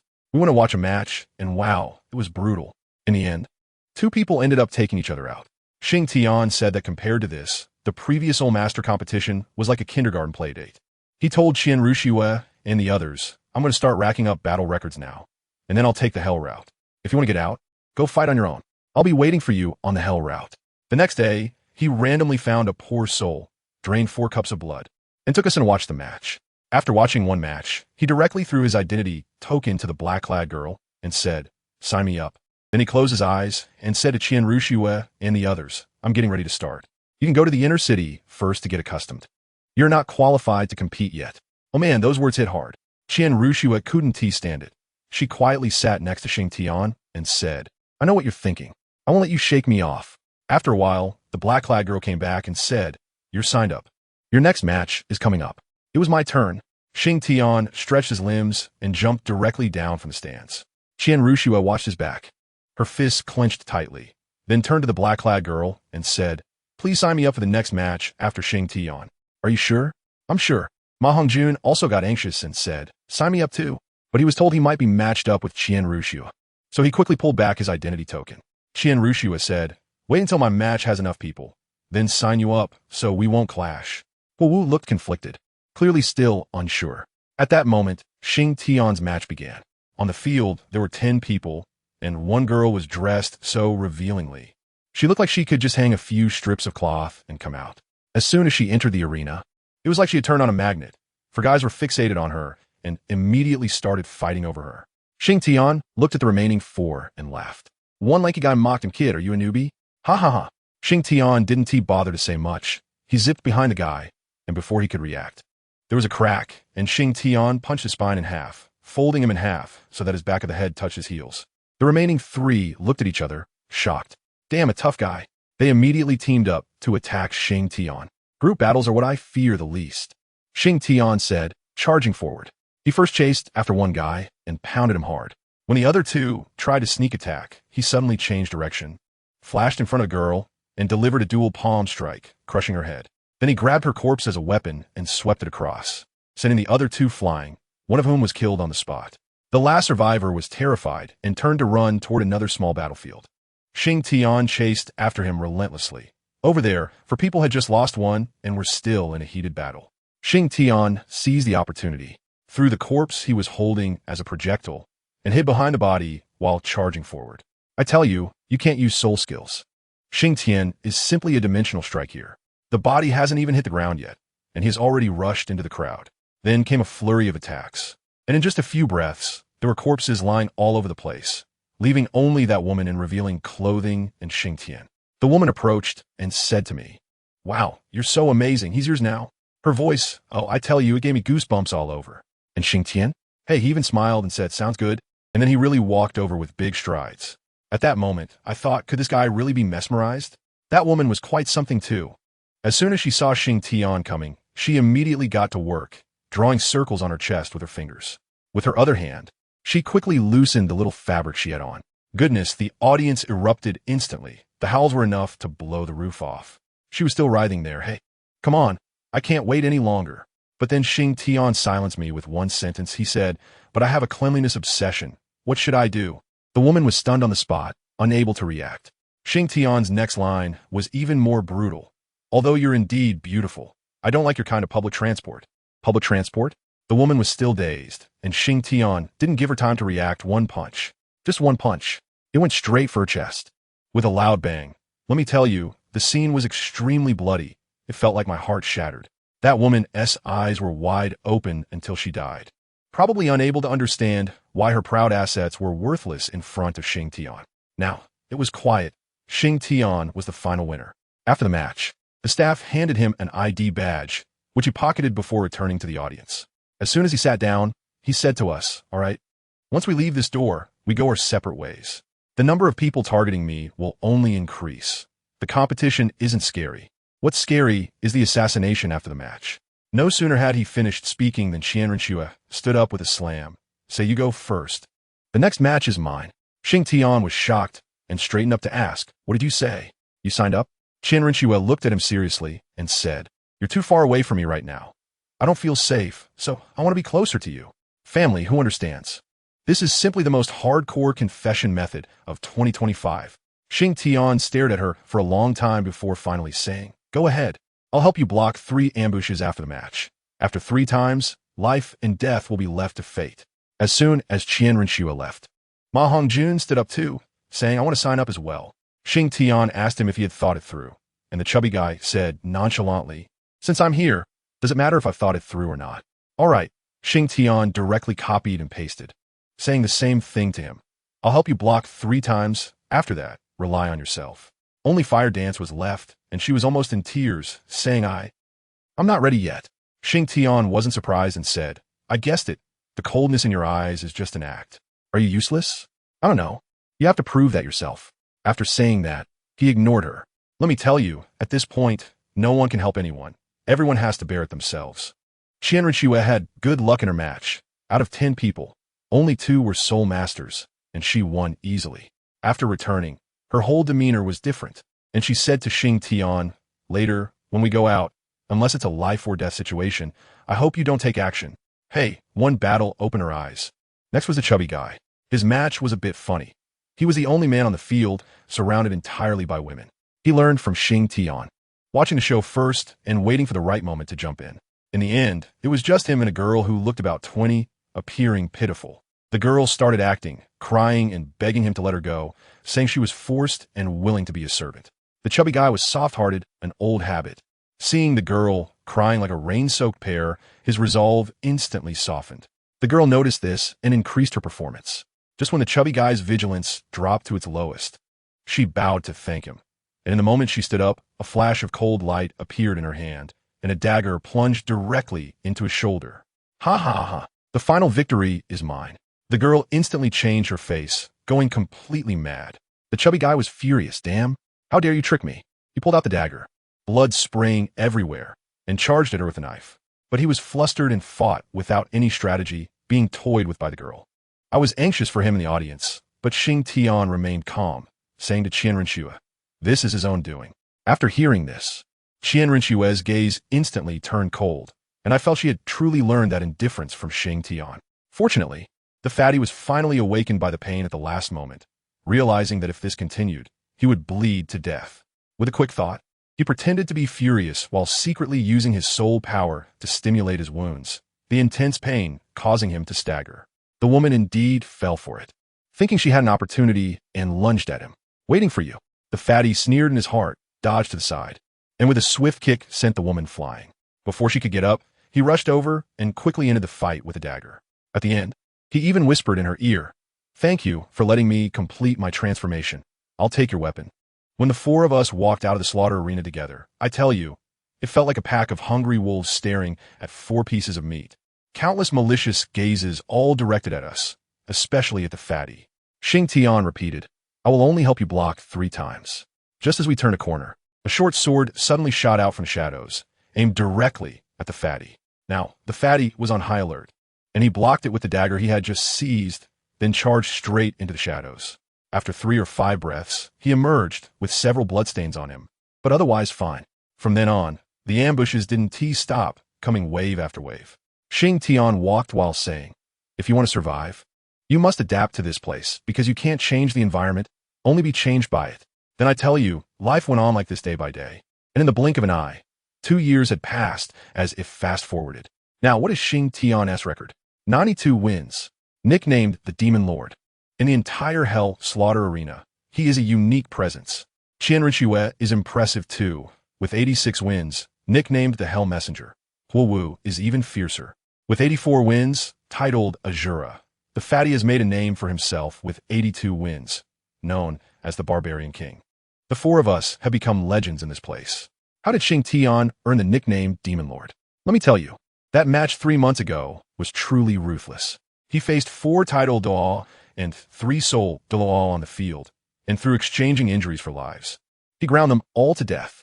As soon as he entered the arena, he was besieged by 300 to 500 people, stabbed so much he looked like a sieve. Yet he crawled up from the pool of blood and killed every last one of them. 2 days later, he appeared at the competition like nothing had happened, and from then on, no one dared to pull tricks after his matches. The name Demon Lord was established in that battle. Today is his 93rd match. Goodness. The 8 opponents directly formed an alliance, 6 soul.Dual and 2 soul.Dual, clearly aiming to end his legend. The leader even shouted, "Demon Lord, today you will stop here." After hearing this, Xingtian laughed.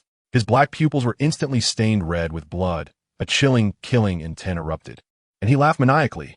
"Come on. Once again, it will be you who die, and I who live." As the match began, the 8 of them simultaneously pounced on Xingtian with perfect coordination. I was sweating at that moment, but guess how Xingtian handled it? He completely ignored the people behind him, took a heavy punch head-on, and shot himself like a cannonball towards the soul.Dual directly in front.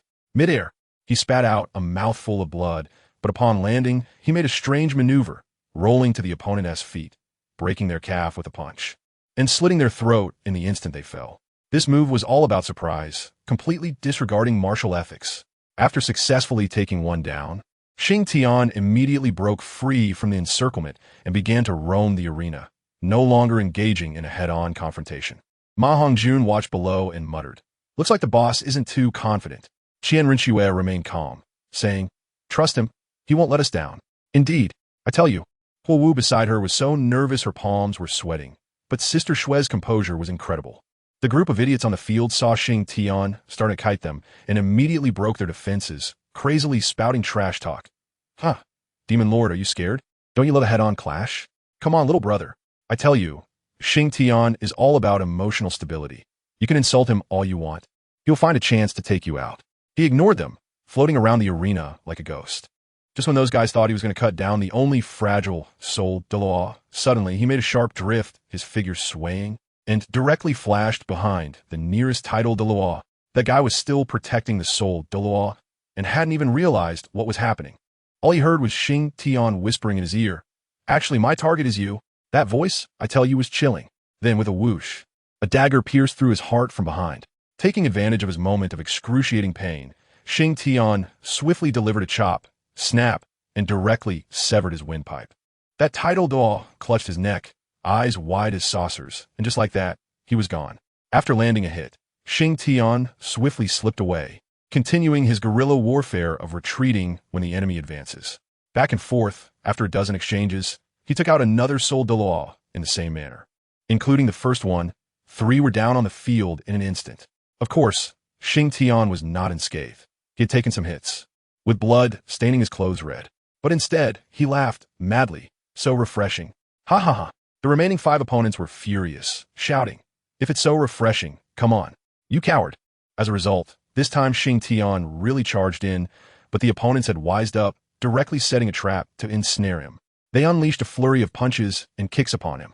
Xingtian spat out a mouthful of blood, wiped the blood from the corner of his mouth, and surprisingly managed to smile. Cough. All right, getting smarter. He can't last much longer. Let us finish him. Someone started shouting. Just then, I tell you, the most explosive moment came. Xingtian slowly stood up, and the killing intent on him suddenly exploded like a dam bursting, transforming his entire aura. A scarlet mist enveloped him, and then he vanished right on the spot.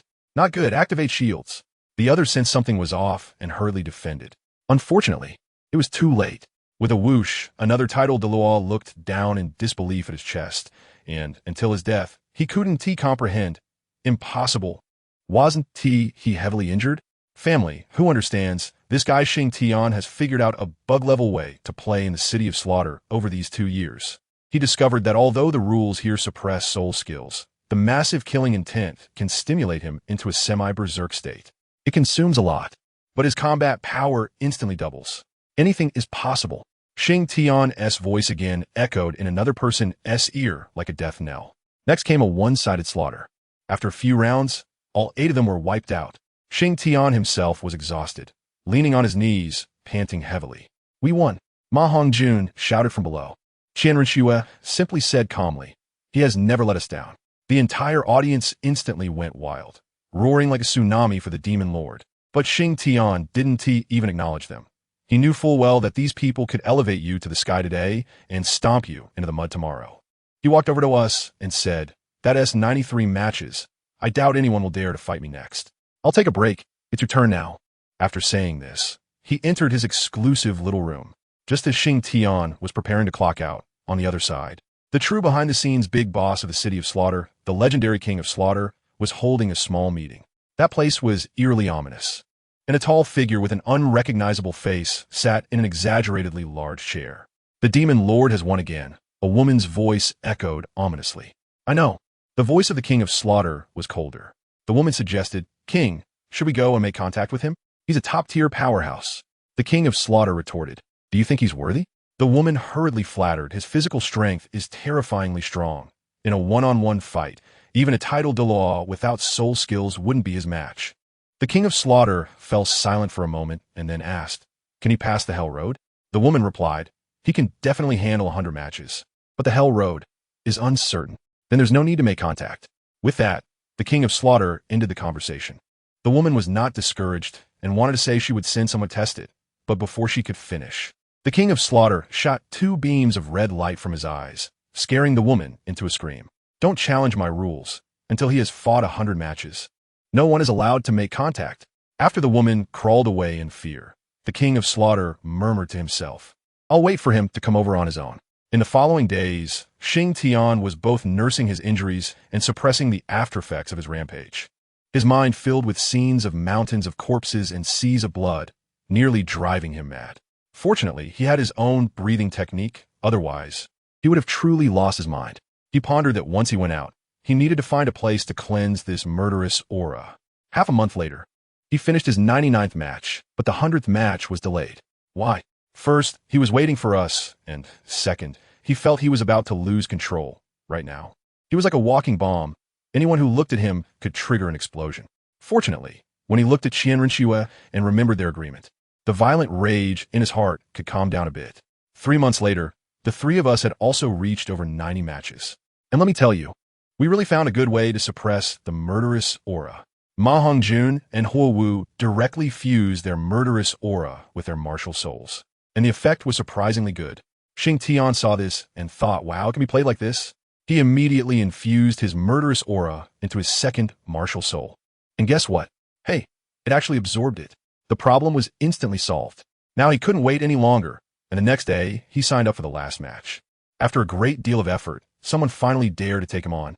In this 100th match, Xingtian fought with great vigor, purely in a hard clash, directly crushing his opponent.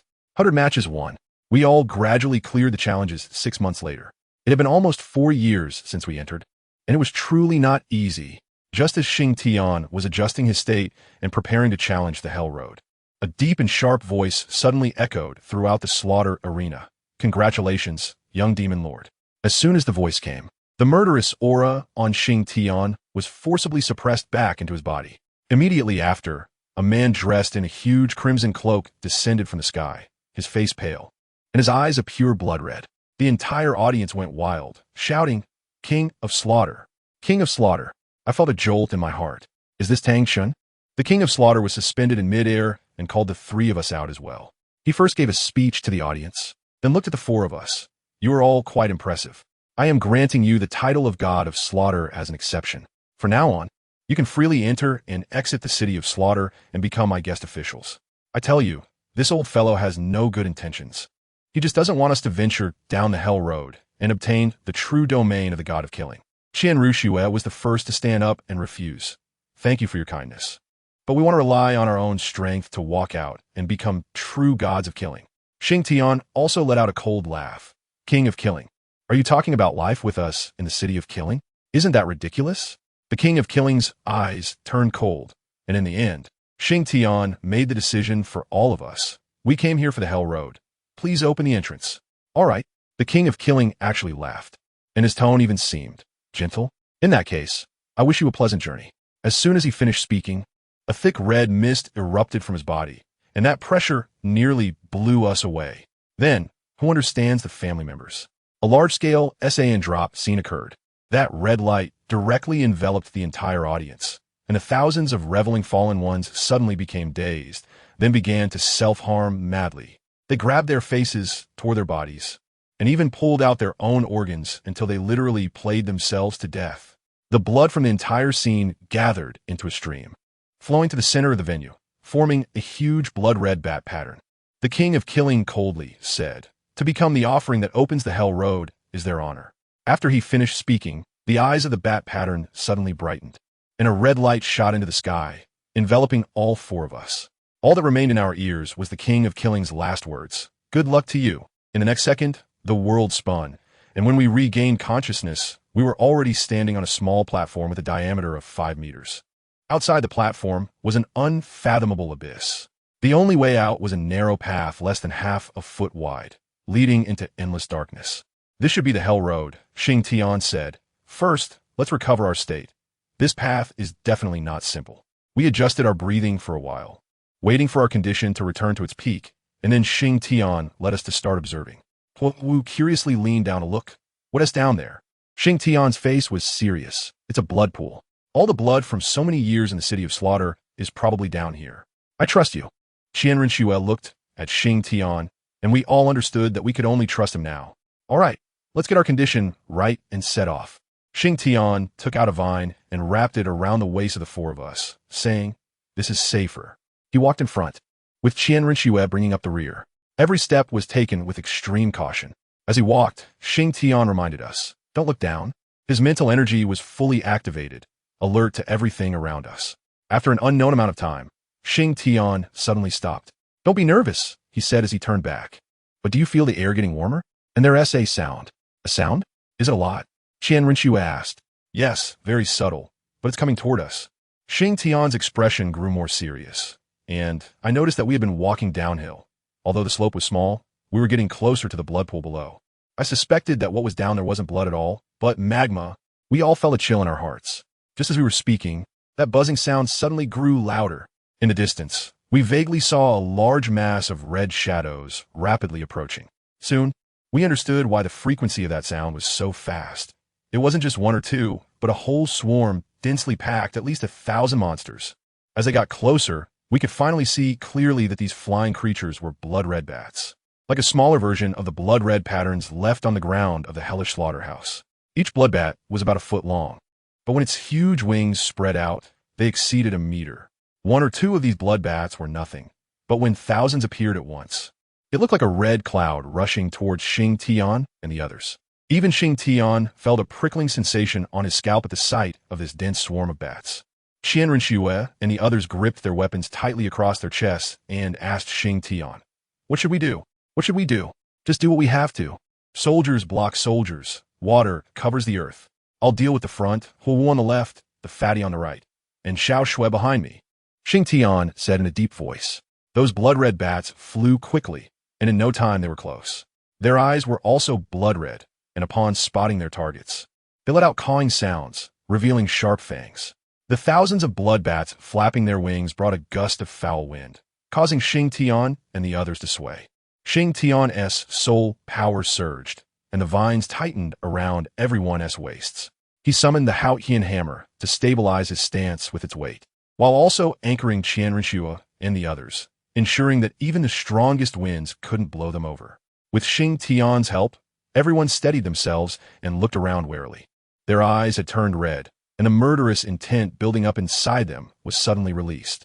Qianrenshua directly unleashed her angel martial soul. Although soul skills couldn't be used here, her angel martial soul inherently purified some evil energies. When she released her martial soul, a refreshing sensation reached Ma Hongjun and Huo Wu's minds, calming their bloodthirsty impulses without affecting their release of killing intent. However, the blood bats in the air seemed to have gained intelligence. Instead of rushing to attack the four, they quickly circled around in the air, surrounding them. At this moment, there were blood bats ready to attack from every direction of Xingtian and the others. Fortunately, Xingtian had already made arrangements, with people on guard in all directions. So when these bats launched their attacks, they wouldn't be caught off guard. Seeing that the bats only surrounded them without attacking, Xingtian pondered for a moment and decided to test the waters. He took out a gold soul coin from his storage bracelet and flicked it towards one of the bats. Although Xingtian didn't have Tang's skills with hidden weapons, his strength was enough. Therefore, the gold soul coin that flew out had considerable lethality.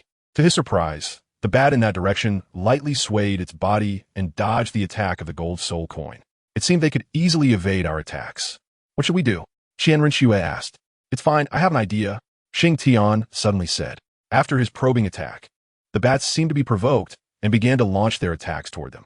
These bats were different from other birds. They possessed a special keen ability to easily gauge their enemies' attacks, a capability that even spiritual power couldn't influence. So now you all block your ears, Xingtian suddenly exclaimed. Upon hearing this, Qianrenshua and the others quickly covered their ears. Xingtian didn't know if his method would work, but he wanted to give it a try. After the previous probing attack was dodged by the bats, the word sound wave suddenly appeared in Xingtian's mind. Back in his past life at school, the teacher had taught that bats used ultrasound combined with keen hearing for navigation. In Xingtian's view, even if these bats had mutated, the function of sound wave positioning should still be there, so he wanted to test it. After Qianrenshua and the others covered their ears, they signaled to Xingtian, who nodded. Then, Xingtian also used his soul power to plug his ears, and his soul power surged, finally affecting his throat. Roar! Suddenly, a deafening sound erupted from Xingtian's mouth. Because it was stimulated by soul power, Qianrenshua and the others vaguely saw faint ripples appearing in the void. When Xingtian let out this roar, the blood bats that had just lunged towards them became disoriented, and some even collided with each other. Now's the time, Xingtian thought. He flipped his hand, revealing a large handful of gold soul coins, and with a burst of strength, he threw them all out. Bang! Bang! Bang! With a series of sounds, this handful of gold coins killed at least 100 bats. It really worked. Xingtian felt a surge of joy in his heart and signaled to Qianrenshua and the others. After seeing Xingtian's actions, Qianrenshua also took out a handful of silver soul coins from her bosom and gathered her strength to throw them out.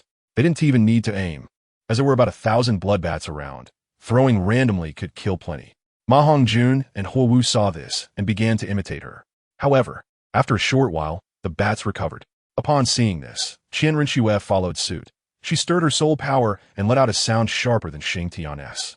The bats that had just steadied themselves were once again disrupted by this sound. In this way, everyone took turns attacking, and in no time, the swarm of over 1,000 blood bats was completely wiped out. Of course, a lot of coins were thrown out too. But there was no other way. In Xingtian's hands, the small objects that could cause harm that came to mind were the gold soul coins. Let us go. After dealing with these bats, Xingtian waved to everyone. Then he continued to lead them forward. However, not long after walking, that buzzing sound appeared in Xingtian's ears again. Damn, is this never-ending? Plus, isn't this too unfair? When Xingtian heard this sound again, he couldn't help but shout out loud. What's wrong, Xingtian? Qianrenshua asked. Here it comes again. Xingtian sighed. As soon as he finished speaking, Qianrenshua and the others heard the buzzing sound approaching. Xingtian clearly remembered that when Tang San came here, he only encountered one wave of blood bats.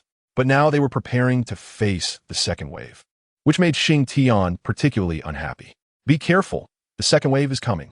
Xingtian shouted to Qian Rinxue and the others. Upon hearing this, Qian Rinxue and the others immediately covered their ears with their soul power and readied their weapons across their chests. In no time, another swarm of densely packed blood bats appeared ahead, similar in number to the first wave. Xingtian turned around and gestured to Qian Rinxue and the others, indicating his mouth and throat.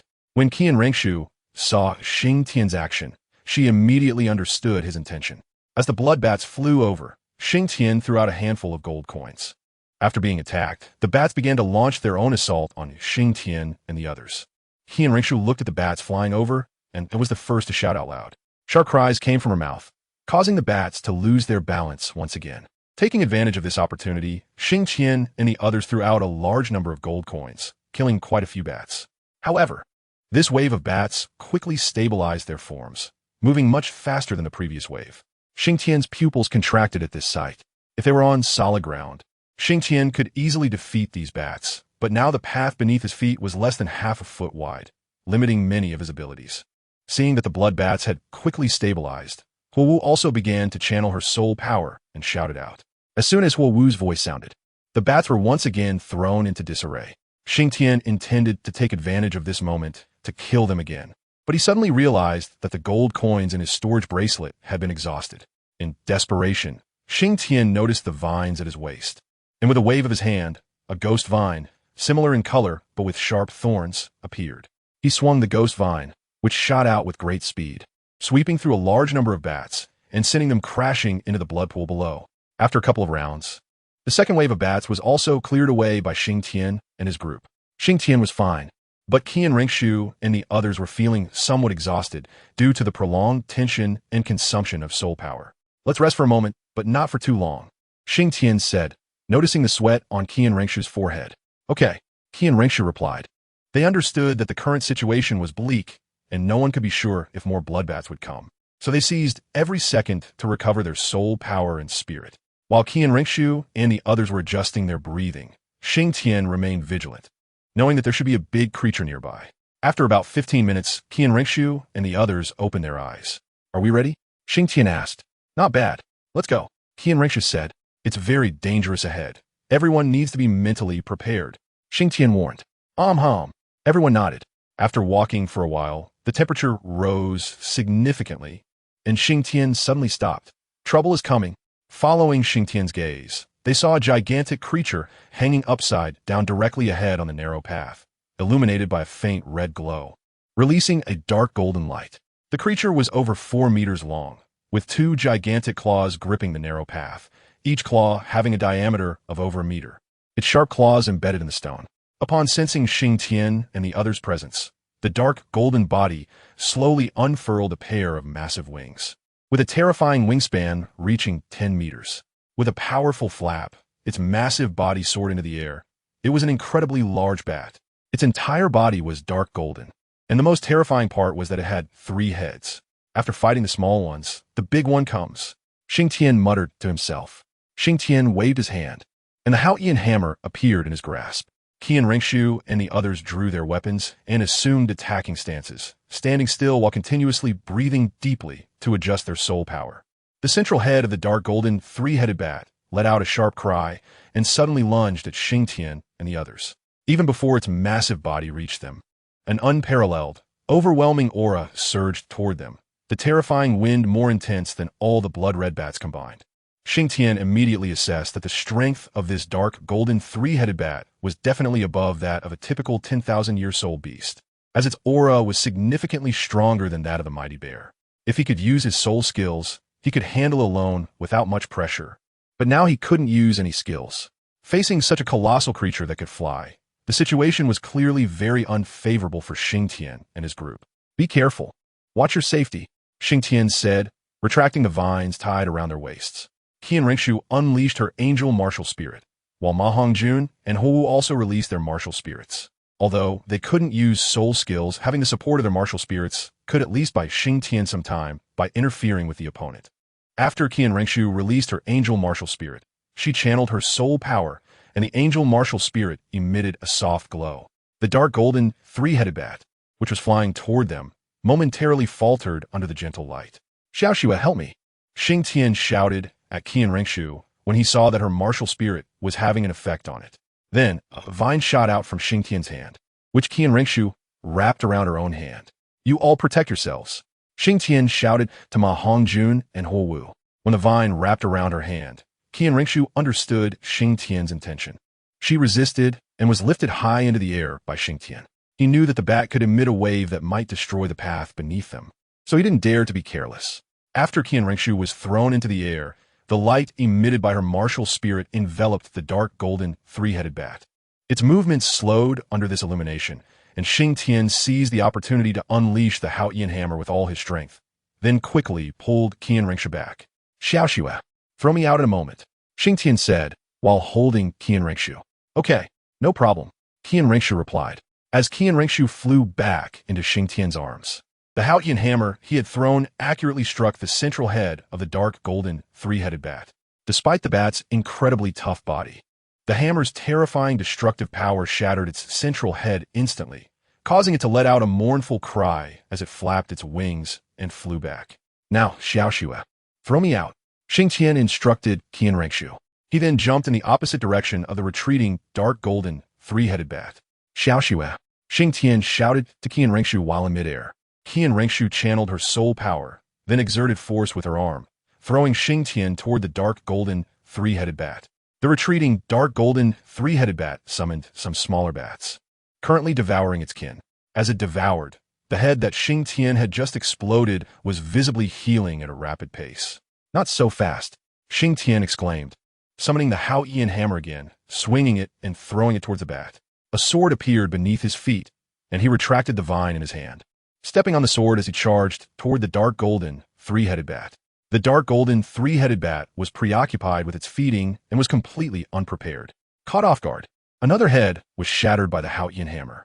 Xingtian stepped on the flying sword and charged directly onto the back of the dark gold, three-headed bat, then drew out the seven-killing sword and began to slash wildly at its neck. The seven-killing sword is the sharpest martial soul, and even without soul skills, its inherent characteristics do not disappear. But suddenly, Xingtian found himself slashing at empty air, as the dark gold, three-headed bat beneath him burst forth with a golden light and exploded into countless dark gold little bats. Looking at these little bats, a sense of foreboding suddenly arose in Xingtian's heart. "Xiaoxue, you all run forward quickly," Xingtian shouted suddenly. Upon hearing Xingtian shout, Qian Ruxue and the others did not hesitate to run forward. The little bats, transformed from the dark gold, three-headed bat, did not attack Qian Ruxue and the others, but instead flew directly ahead of them and began to feast on the path they were advancing on. As the dark gold little bats moved, those of their kind that had been summoned earlier also flew onto this narrow path, baring their sharp fangs and began to gnaw away. "Damn it, they are destroying this path," Ma Hongjun said. "Run, don't worry about anything," Qian Ruxue shouted. In just a moment, a terrifying phenomenon occurred that made Qian Ruxue and the other scalps tingle. The hard rock was reduced to powder beneath their fangs, and a narrow path at least 50 meters long was rapidly being destroyed by hundreds of blood-red bats. "Damn it," Huo Wu said through gritted teeth, but she did not dare to slow down. At this moment, Xingtian also returned to the team. Seeing this situation, Xingtian extended his hand and summoned the ghost vines, which were covered in sharp barbs, and wrapped them around the narrow path in front of him, circle after circle. After wrapping it up, Xingtian shook his hand, and these ghost vines quickly rolled forward.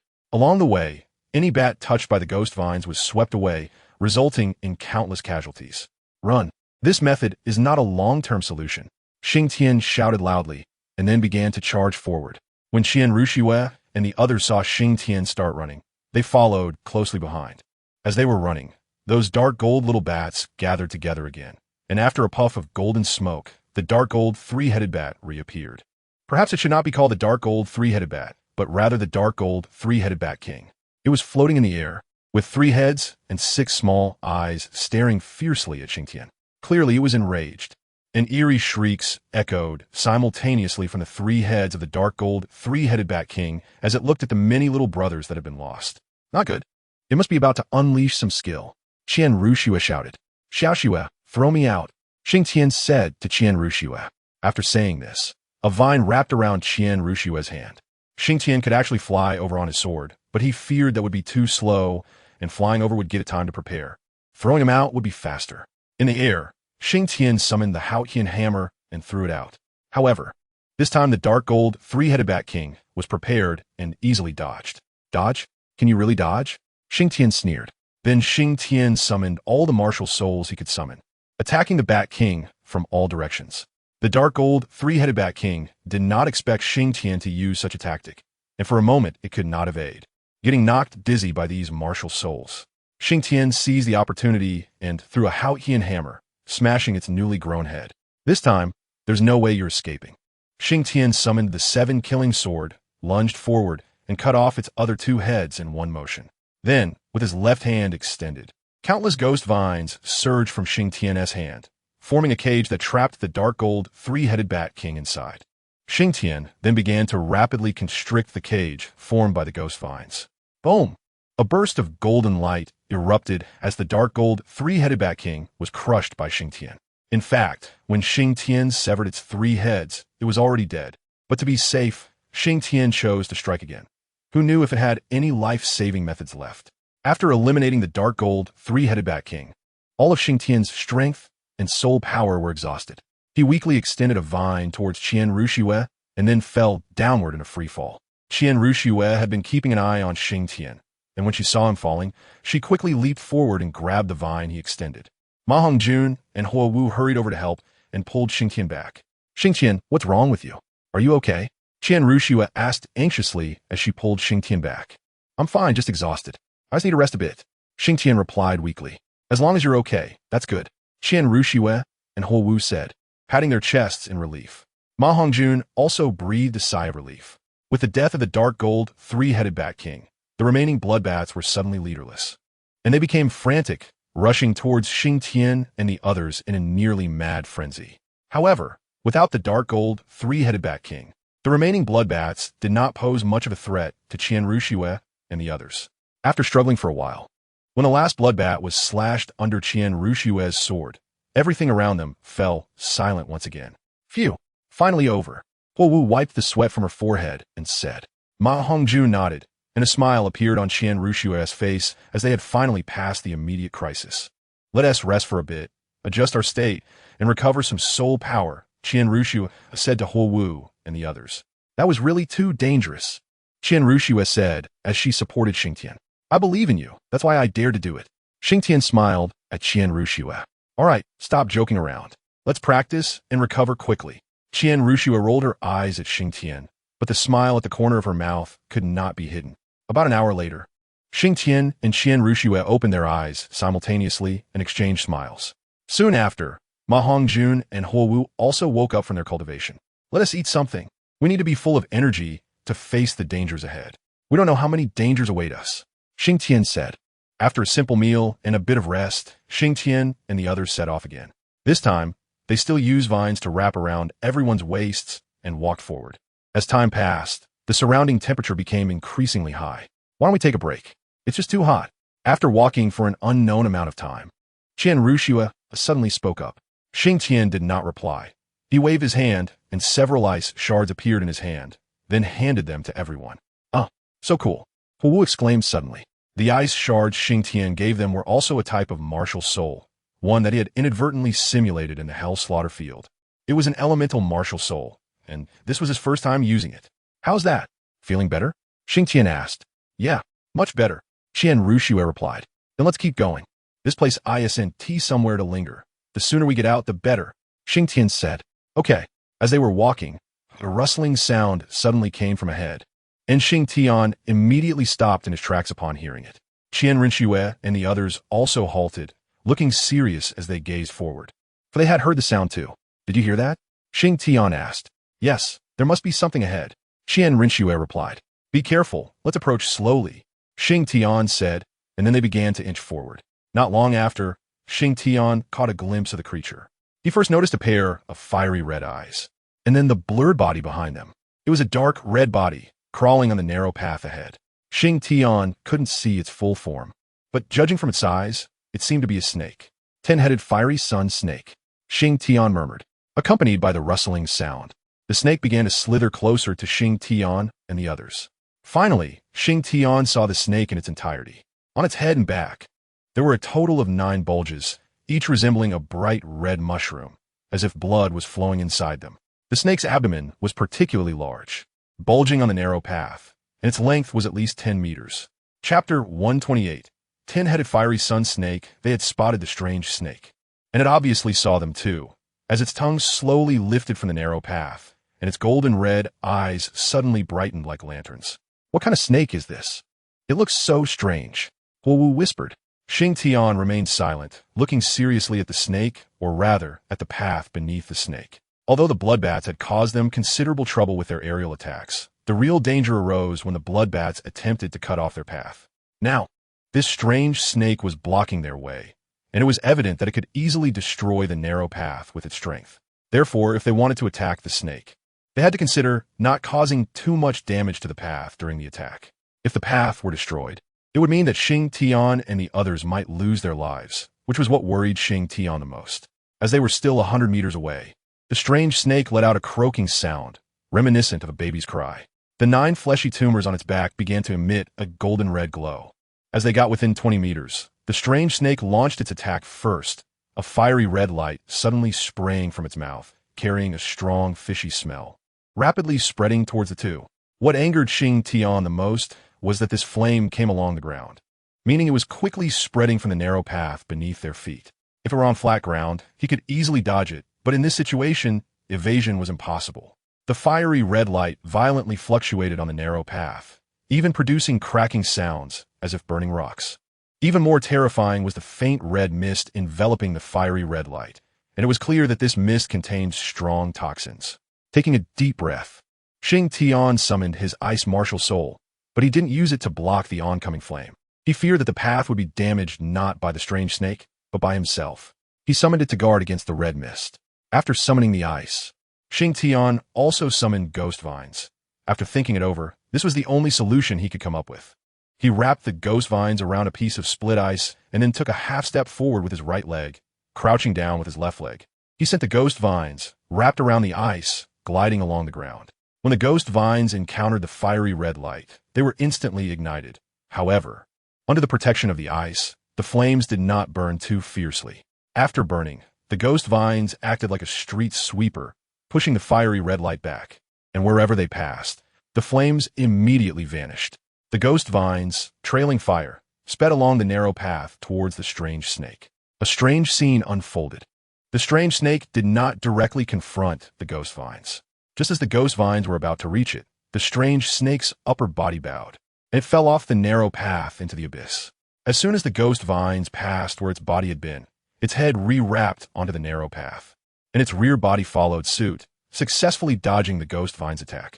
Although the flames disappeared, the sweet and fishy mist had already spread. Fortunately, the ice martial soul was blocking it. Before the mist reached them, it was frozen into nothingness by the cold air emitted by the ice. Seeing that its attack had no effect, the strange snake accelerated and charged towards Xingtian and the others. Xiaoxue, release your martial soul, Xingtian suddenly shouted. Hearing this, Qianrenxue unleashed her angel martial soul. Xingtian didn't know if the angel martial soul would be effective against it, but it had some effect on the dark golden, 3-headed Bat King. When Qianrenxue's angel martial soul was released, the strange snake's movements noticeably paused for a moment, but the impact seemed minimal. Seizing the opportunity while it was dazed, Xingtian summoned the Xingtian hammer and threw it directly at the strange snake, gliding just above the ground. The strange snake used the same trick again, swinging its body off the narrow path. Got you, Xingtian sneered. He then summoned another Xingtian hammer, launching it as it attempted to bring its head back, aiming directly for its head. To Qianrenxue and the others, it appeared that as Xingtian threw the Xingtian hammer, the strange snake charged towards it. Bang! The strange snake crashed solidly into the Xingtian hammer. Due to the time constraints, Xingtian did not charge the Xingtian hammer when he threw it, so the strange snake was not severely injured. Making you return to the path is my mistake. Xingtian coldly snorted at the strange snake, which still wanted to get back on the path. The previously summoned ice martial soul was now useful. Xingtian gestured, and the ice martial soul appeared above him. Following his thoughts, the ice transformed into a chain and shot towards the strange snake. Having just been struck by the Xingtian hammer, the strange snake's head was still dazed. Therefore, when the ice chain came flying, it failed to evade in time and was tightly bound. If it weren't for the restriction of not being able to use soul skills in this place, a single absolute zero would have essentially finished the snake. However, the cold air of the ice still had some lethality to the strange snake living in this area. Once the strange snake was bound by the ice chain, it emitted a hissing sound, and wisps of white smoke began to rise from its body. Xingtian summoned a flying sword and sent it directly towards the strange snake. When the strange snake realized Xingtian was approaching, the 9 golden red tumors on its back grew even brighter. Gwa gwa gwa gwa, it seemed to be angrily screeching. Suddenly, all 9 tumors burst simultaneously, and 9 streams of golden red liquid shot out. The liquid did not shoot directly at Xingtian, but aimed above him, merging into one stream in midair. Just as it was about to reach Xingtian, it suddenly paused. Then, all the liquid simultaneously contracted, transforming into a small golden red ball the size of a fist, before plummeting towards Xingtian. "Just waiting for you," Xingtian said. Then, with a stretch of his hand, Xingtian shot out dense ghost vines that formed a bag in the air, encapsulating the small ball inside. Xingtian knew that the bag made of ghost vines wouldn't hold for long, so he quickly retracted it, disregarding the small ball inside, and flew directly in front of the strange serpent with the 7 kills sword in hand. He then swung at its massive head. Since its head was incredibly large, Xingtian had to fly a big circle around its neck before finally cutting it off. After the strange serpent's head was severed, it let out a mournful cry, and its entire body slumped down weakly. The body on the narrow path also gradually went limp due to the loss of strength and fell off the narrow road. Chapter 129. The third trial of Hell Road. After the strange serpent died, the small ball inside the bag woven from ghost vines became still and quiet. "What is this thing?" Qianrengshu asked as she stepped forward. "This is the serpent's inner core," Xingtian replied. "Inner core?" "Yes. Boss, do you recognize the serpent?" At this moment, Ma Hongjun asked. Xingtian nodded. "What is this serpent called?" Huowu asked curiously. "If I'm not mistaken, this should be the 10-headed fiery sun serpent, a rare beast from the primordial era, incredibly poisonous. An adult can exceed 10 meters in length and possesses the strongest fire poison among serpents. After cultivating for 10,000 years, it can form an inner core hidden among its 9 heads. Once the inner core is out, the heavens and earth lose their color. If one obtains its inner core, all snakes will flee, making it the supreme among snakes. What I have in my hand is the inner core of the 10-headed fiery sun serpent. After its inner core forms, its attack power is terrifying. Previously, I severed the connection between it and its inner core, using the chill of the Xianbing, along with the Xingtian hammer and the 7-kill sword, among other factors, to successfully kill it. The benefit of this inner core is that it can render any snake poison ineffective and restrain all serpents, Xingtian explained. So, in the future, soul masters with snake-type martial souls will find it hard to please you, Qianrengshu suddenly said. "You could say that." Xingtian smiled. Having passed 2 trials without danger, everyone's mood lightened a bit. After a brief rest, they maintained a steady pace forward. If this Hell Road truly only had 3 trials, then they only needed to pass the last test to leave this damn place. The temperature continued to rise, and the dark red liquid flowing in the abyss on both sides gradually became clearer. The temperature changes in the outside world were becoming unbearable for Xingtian and the others. Although Xingtian's Xianbing martial soul could isolate temperature, it couldn't filter out some other auras in the air. In this atmosphere, it seemed to contain a special aura, and the feeling of oppression grew increasingly apparent in their hearts, while their own killing intent was released more recklessly. Restlessness gradually appeared among the group, especially for Ma Hongjun and Huowu at the back of the team. They did not have a martial soul like Qianrengshu to restrain their emotions, nor did they possess Xingtian's innate restraint. As impatience set in, their internal killing intent grew stronger, and everything before them seemed less clear. The surrounding heat seemed to stimulate every cell in their bodies. In truth, Xingtian wasn't faring much better. His situation was somewhat better than Ma Hongjun and Huowu's, but the strange aura from the outside seemed to entice the killing intent within him. However, he couldn't stop the release of his killing intent. Otherwise, he would surely be devoured by the terrifying evil aura within this hell road. Fortunately, Xingtian could multitask. merging the excess killing intent that affected his mind into his second martial soul, which eagerly absorbed the killing intent he transferred. As they walked, Xingtian suddenly recalled a detail. He remembered that the original text mentioned a particularly strange aura on the Hell Road. Although killing intent could block it, it couldn't completely filter this aura, and staying in such an environment for too long would lead to being affected by it. The longer one stayed, the deeper the influence would be, and once the heart became chaotic, it would be very difficult to calm down again. If one couldn't calm down, they wouldn't be able to exit this Hell Road. It seems the real danger began the moment we stepped onto this path, Xingtian murmured to himself. The road ahead won't be easy. He looked at Ma Hongjun and Huo Wu, thinking to himself. At this moment, with Qian Ringshu by their side, Ma Hongjun and Huo Wu were still able to maintain some semblance of clarity. Fatty, little Wu, are you all right? Xingtian asked. Ma Hongjun and Huo Wu nodded vigorously at Xingtian, indicating they were okay. Xiaoxue, we can't delay any longer. We need to move faster. Or Fatty and the others might not last much longer, Xingtian told Qian Ringshu. Okay, Qian Ringshu replied. Then, Qian Ringshu grabbed Ma Hongjun and Huo Wu, and the four of them no longer walked but soared into the air, quickly darting forward. As their speed increased, the surrounding air noticeably became hotter, and a faint mist began to appear, making their vision increasingly blurry. In the faint red mist surrounding them, they could barely see about a kilometer ahead. In the abyss on both sides of the narrow path, the dark red liquid flowed and churned. Indeed, it was blood, but this liquid exuding a bloody scent had the temperature of lava. Brother Xingtian, I can barely hold on, Huo Wu suddenly shouted to Xingtian. Huo Wu's delicate body began to tremble slightly. Her inner killing intent surged, and the overwhelming desire to slaughter everything around her constantly eroded her heart. Huo Wu knew that if this continued, she might attack Ma Hongjun and Qian Ringshu at any moment. Xingtian quickly stopped and looked at Huo Wu, seeing her with her eyes tightly shut, trembling all over, her killing intent fluctuating erratically. Besides Huo Wu, Ma Hongjun's situation wasn't optimistic either. Although he wasn't as extreme as Huo Wu, his eyes were also bloodshot, gasping for breath, and his killing intent had begun to fluctuate. Just hold on a bit longer. If I'm right, we're about to get out. Just hold on a little longer. Xiaoxue, increase the output of your martial soul's spirit power, Xingtian shouted to Qian Ringshu. Saying this, Xingtian also released his angel martial soul. In truth, he was somewhat reluctant to release it, as he felt it was awkward for a big man to use the angel martial soul.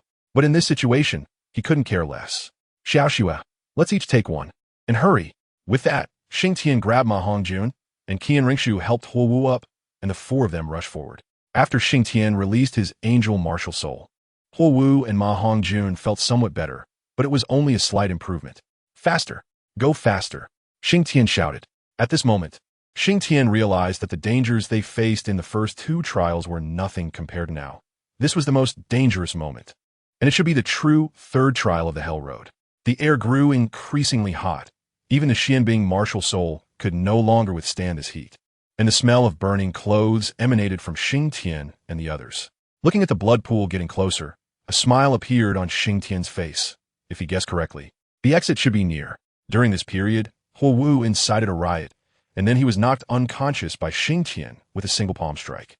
Qian Ringshu, seeing Xingtian's action, also knocked Ma Hongjun unconscious with a palm strike. Chapter 130. Exit of the Killing God Domain. Half an hour later, Xingtian and Qian Ringshu, whose minds were constantly stimulated by the frenzied killing intent, finally saw the exit. At this point, Xingtian was drenched in sweat, not because of the surrounding temperature, but because of the mist around him and the heavy killing aura emanating from both himself and Ma Hongjun. Even though Xingtian's will was strong, he was about to reach his limit under these circumstances, and just then, he spotted the exit in the distance. The exit was particularly obvious, with white light converging into an oval-shaped light curtain, which was also the endpoint of their journey. However, just less than a kilometer away from the exit, Xingtian stopped in his tracks, his brows furrowing. Although the exit had appeared, there was no path left before Xingtian, only a blood-red sea. The blood plasma had gathered here to form a small lake, blocking his way, with bubbles surging in the blood plasma, and the kilometer distance felt like an insurmountable chasm. There were no attacks from any creatures here, but the evil aura contained within and the vast chasm before him became an almost insurmountable barrier. Right, this should work, Xingtian suddenly said. Xiaoxue, let's go. Xingtian called to Qian Ringshu. How do we get past? Qian Ringshu asked. Xingtian waved his hand and summoned a shield martial soul. Stand on it. I'll take you out. Xingtian said. Won't that be difficult for you? Qian Rinxue asked with some concern. There's no time to worry about that now. Fatty and Huo Wu are in a very unstable state. If we wait for them to wake up, that would be even more troublesome. Xingtian replied. All right, Qian Rinxue said. After Qian Rinxue stood on the shield, Xingtian used his mental energy to lift them up. Then a tearing sound came from his back, and a pair of blood-red bat wings appeared behind him. These bat wings were indeed the external soul bone that Oscar had once possessed, and Xingtian finally made use of them at this moment. Hold on tight. Let's go. Xingtian shouted, then lifted the shield and flew towards the exit. Fortunately, he had kept this external soul bone. Otherwise, it would have been a tragedy. In the air, Xingtian felt a wave of relief. After flying for a short while, the exit appeared before him. As he approached the exit, Xingtian suddenly realized that the killing intent around his body seemed to be drawn by a special force. Looking back for one last glance at the hellish road they had just traversed, Xingtian knew that the experience of the 4 years in the city of slaughter was something he would never forget in his life. It's time to go, Xingtian whispered. Then, with a swoosh, he flew into the white light curtain of the exit with Qian Rinxue and the others. Once inside, everything around them began to change, and Xingtian felt as if he had entered a special world.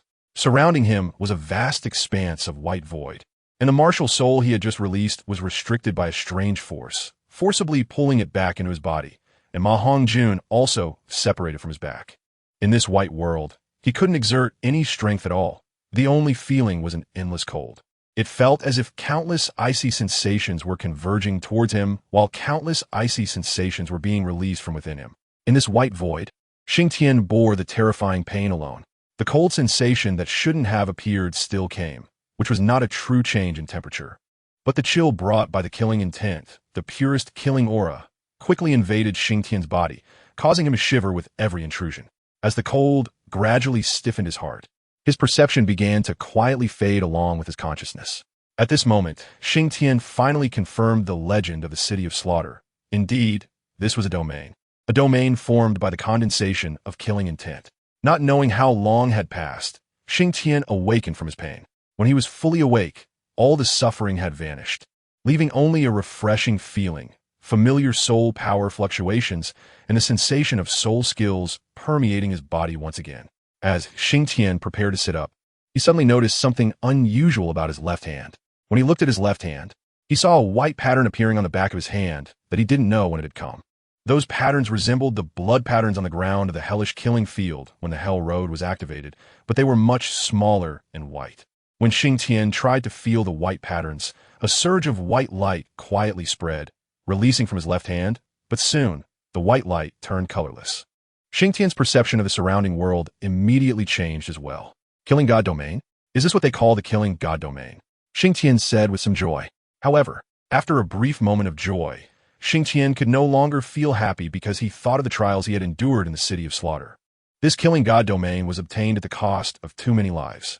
Although Xingtian was not a saint, the thought of having stained his hands with so many lives still made him feel somewhat uneasy. Just then, an invisible killing intent suddenly approached. As if something unseen had heavily collided with the killing god domain Xingtian had released. Xingtian's body shook, and he quickly turned to look in that direction. Dozens of meters away, a charming figure stood there, smiling at Xingtian. It was Qian Rinxue. Xingtian, did you feel that? We have a gifted domain now. Qian Rinxue walked over and said. Xingtian looked at Qian Rinxue, his thoughts swirling, and then he pulled her into his embrace. Xiaoxue, I'm sorry you suffered. Xingtian whispered in Qian Rinxue's ear. Upon hearing Xingtian's words, Qian Rinxue's body trembled, and her eyes instantly turned red. She knew that the Xingtian she remembered had returned. After a while, 2 more invisible killing intents approached rapidly. Xingtian and Qian Rinxue looked in the direction of the killing intent and saw Ma Hongjun and Huo Wu standing in the distance. Xingtian waved to them, and they slowly walked over. Boss, we did it, Ma Hongjun said to Xingtian. Yes, we succeeded, Xingtian replied with a smile. Brother Xingtian, thank you, Huo Wu suddenly said. Xiao Wu, don't blame me. At that time, if I hadn't acted that way, you might not have survived, Xingtian said, looking at Huo Wu. Brother Xingtian, I know. I don't blame you. Huo Wu shook her head while looking at Xingtian. Xingtian pulled Huo Wu over, bringing both her and Qian Rinxue into his embrace. It's so good to have you both, Xingtian said. Qianren Xue and Huo Wu's faces revealed sweet smiles. Chapter 131. Goodbye, King of Slaughter, let's go. After a moment of tenderness, Xingtian said, Mei Chen, let's go. Qianren Xue stood up from Xingtian's embrace. After walking for a short while, a girl in a black veil appeared ahead. Mr. Xingtian, we meet again. The girl in black gauze approached Xingtian and said, What are you doing here? Xingtian asked, I was ordered by the great king of slaughter to wait for you here. The girl in black gauze replied. Upon hearing this, Xingtian remembered that when he first entered the road to hell, he had said that if he was fortunate enough to survive and come out, he would be happy to become a guest elder of the city of slaughter. All right, let's go then. I have something I want to discuss with him as well, Xingtian said with a smile. Please. The girl in black gauze gestured for him to proceed. Then she led Xingtian and the others outside. After exiting, Xingtian discovered that they were on the mountain behind the small town of the city of slaughter. He glanced back, but didn't pay much attention since they had already come out. It was still the familiar small town, with a familiar atmosphere. But this time the townsfolk avoided Xingtian and the others. Having just emerged from the road to hell, the intense killing intent radiating from them was impossible to control, resulting in a very strong aura surrounding them. It was still the same tavern, but when Xingtian and the others entered, it had been redecorated. The same black theme persisted, and as Xingtian looked at the decor and the still murky air inside, he took a deep breath and said, At first, I found the atmosphere here a bit murky, but now it seems the air here is really fresh. Mr. Xingtian, let's go. The great king of slaughter is waiting for you. The girl in black gauze urged at this moment. Okay, Xingtian responded. The girl in black gauze took them to a hidden door behind a bar. So the proper procedure is to enter from here, Xingtian said with a smile. The girl in black gauze glanced at him, but said nothing, instead opening the hidden door and leading them inside. Upon reaching the city gate of the outer city of the city of slaughter, they were still greeted by the same pair of black-armored soldiers. The black-armored knight who had once fought with Xingtian stood there on a war horse at the city gate. Oh, where did you find another horse? Xingtian said with a smile as he looked at him. The black-armored knight ignored Xingtian and stood there motionless, staring straight ahead. What a shame for such a good horse, Xingtian suddenly lamented. The black-armored knight turned his head slightly to look at Xingtian. You should hurry and find another one. Because, well, forget it. You'll know when the time comes. Xingtian thought for a moment, but didn't say it out loud. The black-armored knight looked at Xingtian with a puzzled expression, but didn't ask why. Once they entered the outer city, the imposing aura emanating from Xingtian and the others frightened many people, who lowered their heads and dared not meet their gaze, fearing that they might be killed by accident. After passing through the outer city and entering the inner city, the chaos and squalor remained the same as before. But this time Xingtian and the others felt no discomfort at all. Instead, as Xingtian looked at the people in front of him and the environment around him, he couldn't help but nod. He suddenly realized that the existence of the city of slaughter wasn't so bad after all. At least it kept these wicked people confined in one place, reducing their opportunities to do evil. Moreover, here, they could freely unleash their wickedness without anyone caring, killing two birds with one stone. After entering the Hell Slaughter arena, the girl in black gauze brought them to a door. The great king of slaughter is inside. I'll leave you here. You can go in by yourselves, she said. Thanks, Xingtian replied, then pushed the door open with Qianren Xue and the others. Upon entering, Xingtian saw a figure stepping out from the shadows. This way, the great king has been waiting for you for a long time. It was a well-proportioned woman, but her face was cold, and her voice carried an icy tone.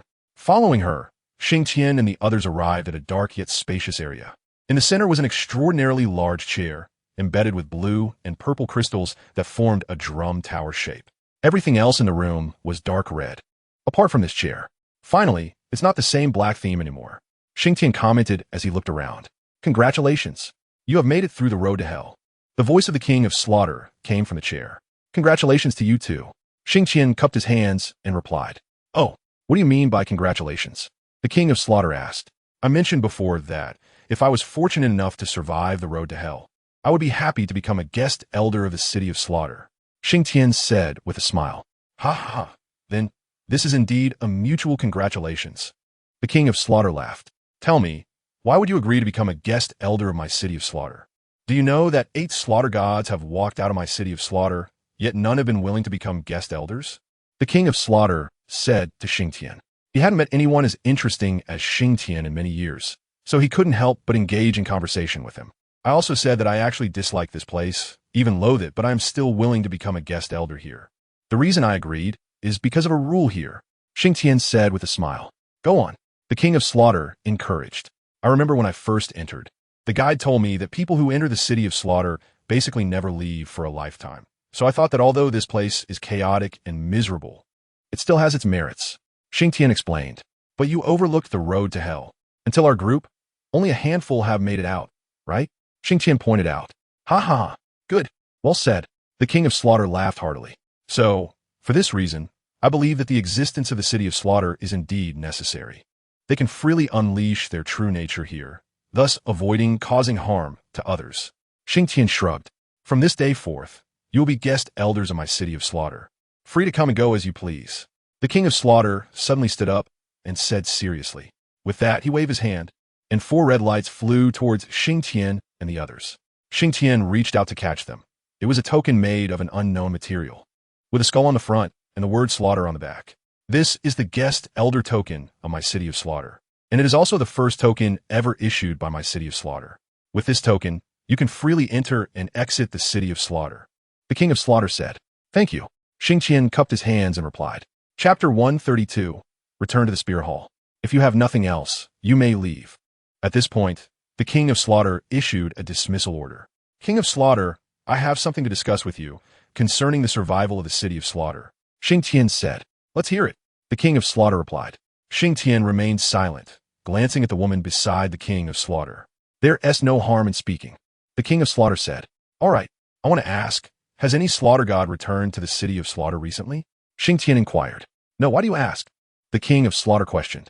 Whether you believe it or not, I glimpsed some fragments of the future of the City of Slaughter while on the road to hell. In the next 2 to 3 years, the City of Slaughter may be destroyed by someone. Xingtian suddenly stated, Who dares to destroy my City of Slaughter? The killing intent of the King of Slaughter was suddenly released. This is what I am about to say. Xingtian said, Speak. The King of Slaughter said with a grim face. In the next 6 months to a year, a god of killing will bring his child to the City of Slaughter.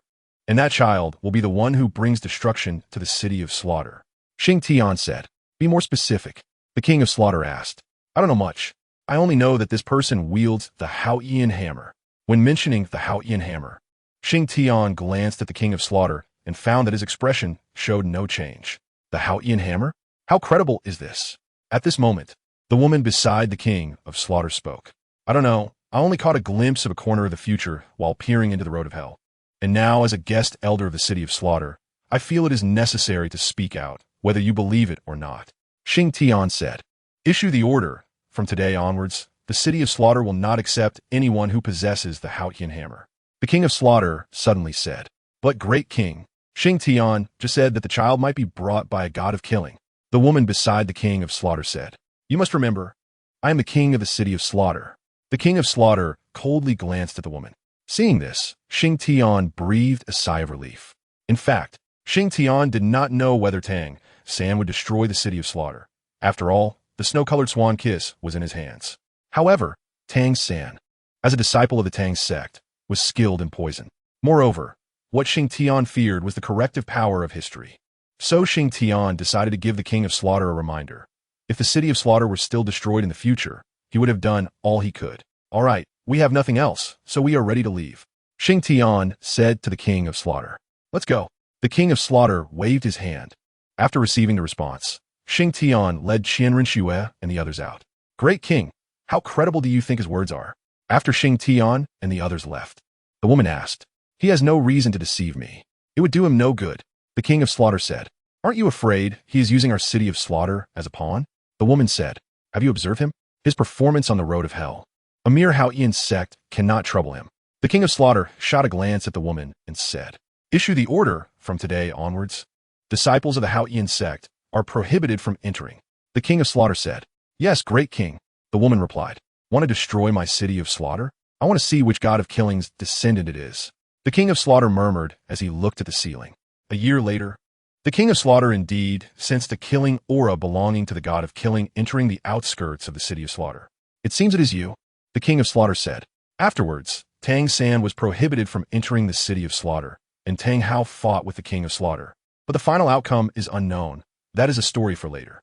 After leaving the City of Slaughter, Xingtian said to Qianrenxue, Xiao Shui. Let's return to the spirit hall. Qianrenxue replied, Okay, I haven't been back for a long time. Then it's settled, destination. Spirit hall, let's go. Xingtian said. Xingtian had two reasons for going to the spirit hall. First, Qianrenxue hadn't returned to the spirit hall for a long time, so he wanted to take her back to have a look. The second reason was that Qianrenxue, Ma Hongjun, and Huowu had been too sharp since coming out of the city of slaughter. Their killing intent often leaked out uncontrollably. So Xingtian wanted to take them back to the spirit hall to cleanse and restrain their killing intent. In fact, the first place Xingtian thought of for cleansing was the Moon Pavilion, but after thinking it over, he decided not to go, as he didn't want to get involved with Tang San and the others again.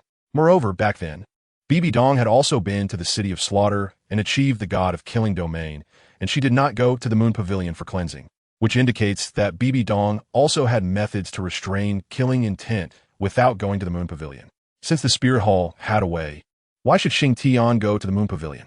Because of Qianrenxue and their situation. Xingtian and the others did not waste any time on the way and headed straight for the Spirit City. 10 days later, Xingtian and Qianrenxue approached the Spirit City. Even after spending 10 days in the outside world, their auras had not changed much. For years of life in the City of Slaughter had made them accustomed to being on high alert at all times. No need to be so tense. We have arrived, Xingtian said to Qianrenxue and the others. However, Qianrenxue and the others did not heed Xingtian's words and remained vigilant, watching their surroundings. When Xingtian and the others arrived at the Spirit City, they immediately attracted the attention of the guards because their auras were quite terrifying, with a strong killing intent approaching. Who goes there? The guards of the Spirit City raised their weapons. It's me. Qianrenxue stepped forward. Holy Maiden. The guards of the Spirit City immediately lowered their weapons upon seeing Qianrenxue. Open the gate. Qianrenxue said frostily. Yes. The guards of the Spirit City replied. Open the gate. The guards shouted to the people behind them. Holy Maiden, please. The guard said. Let's go. Qianrenxue said to Xingtian and the others. Then Qianrenxue led Xingtian and the others into the Spirit City. Go. Notify the Pope that the Holy Maiden has returned. A guard said to one of his companions. Yes. The guard said as he ran into the city. After entering the city, Qianrenxue led Xingtian and the others straight to the Spirit Hall. The Holy Maiden has returned? In the Spirit Hall, Bibi Dong looked at the messenger and said, Yes, the Holy Maiden is on her way to the Spirit Hall. The messenger replied, Good, I understand. Bibi Dong said, A strong killing intent? It seems you have also been to that place. Bibi Dong murmured as she looked at the entrance. I was still thinking of sending Hu Laina to that place, but I didn't expect you to have already come out from there. It seems this person named Xingtian knows quite a bit. Bibi Dong said. Chapter 133. Dialogue with Bibi Dong. While Bibi Dong was deep in thought, Qianrenxue led Xingtian and the others in. Your Holiness the Pope, I am back. Qianrenxue said to Bibi Dong with a bow. Your Holiness the Pope. Ma Hongjun and Huowu also bowed to Bibi Dong. Your Holiness the Pope. Xingtian also bowed to Bibi Dong. How was your time in the City of Slaughter? Bibi Dong asked. Not bad. Qianrenxue replied indifferently. Your Holiness the Pope. You can see the killing intent on us, so you must have a way to help them, right? Xingtian said to Bibi Dong. Them? Why? Don't you need it? Bibi Dong asked curiously. I don't need it. I have my own way. Xingtian said. You have a way, then why don't you help them? Because my method only works for me. Xingtian shrugged. How are you so sure I have a way? Bibi Dong asked. What do you think? Xingtian said with a smile that was not quite a smile, then suddenly activated his god of killing domain.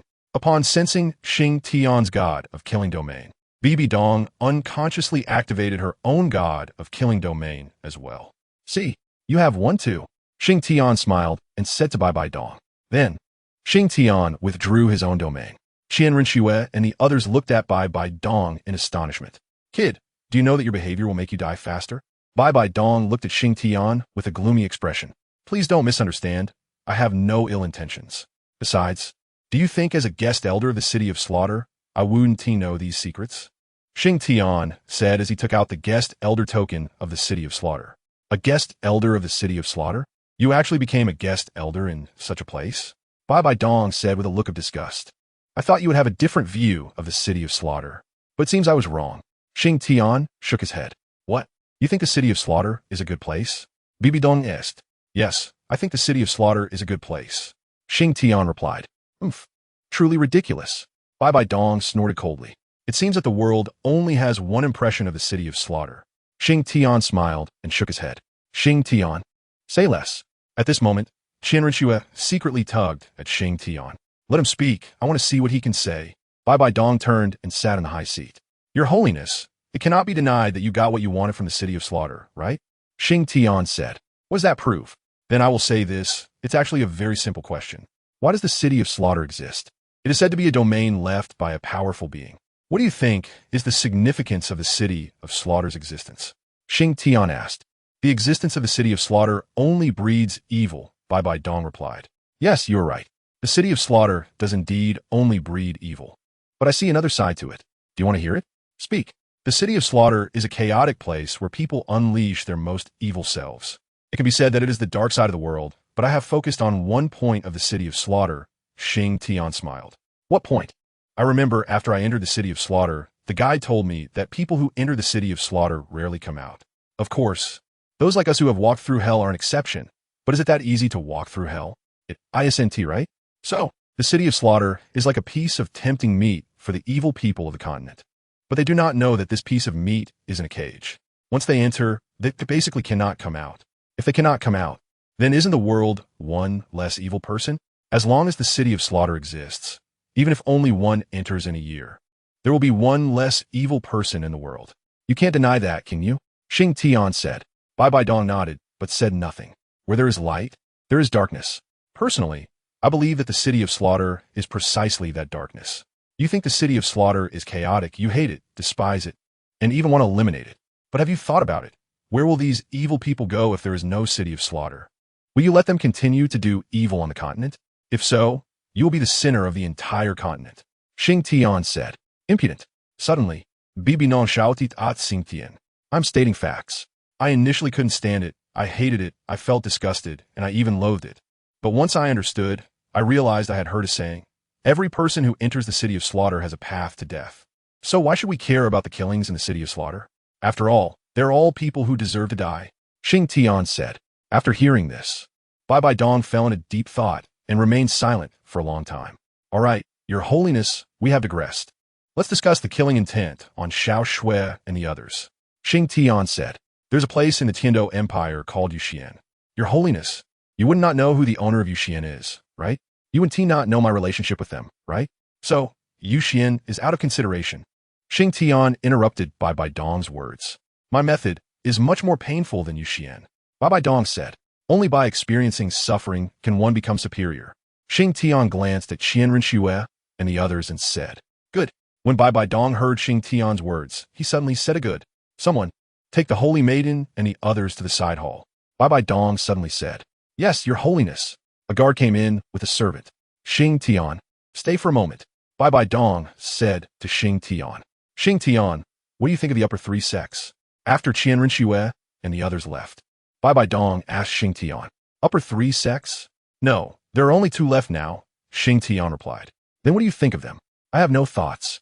Your Holiness, what you really want to ask is about the Haotian sect, right? Xingtian said. Exactly. I don't know much about the Haotian sect, but I know Tang Hao and his son will definitely bring disaster to the Spirit Hall in the future, Xingtian said. Oh, then I would like to hear.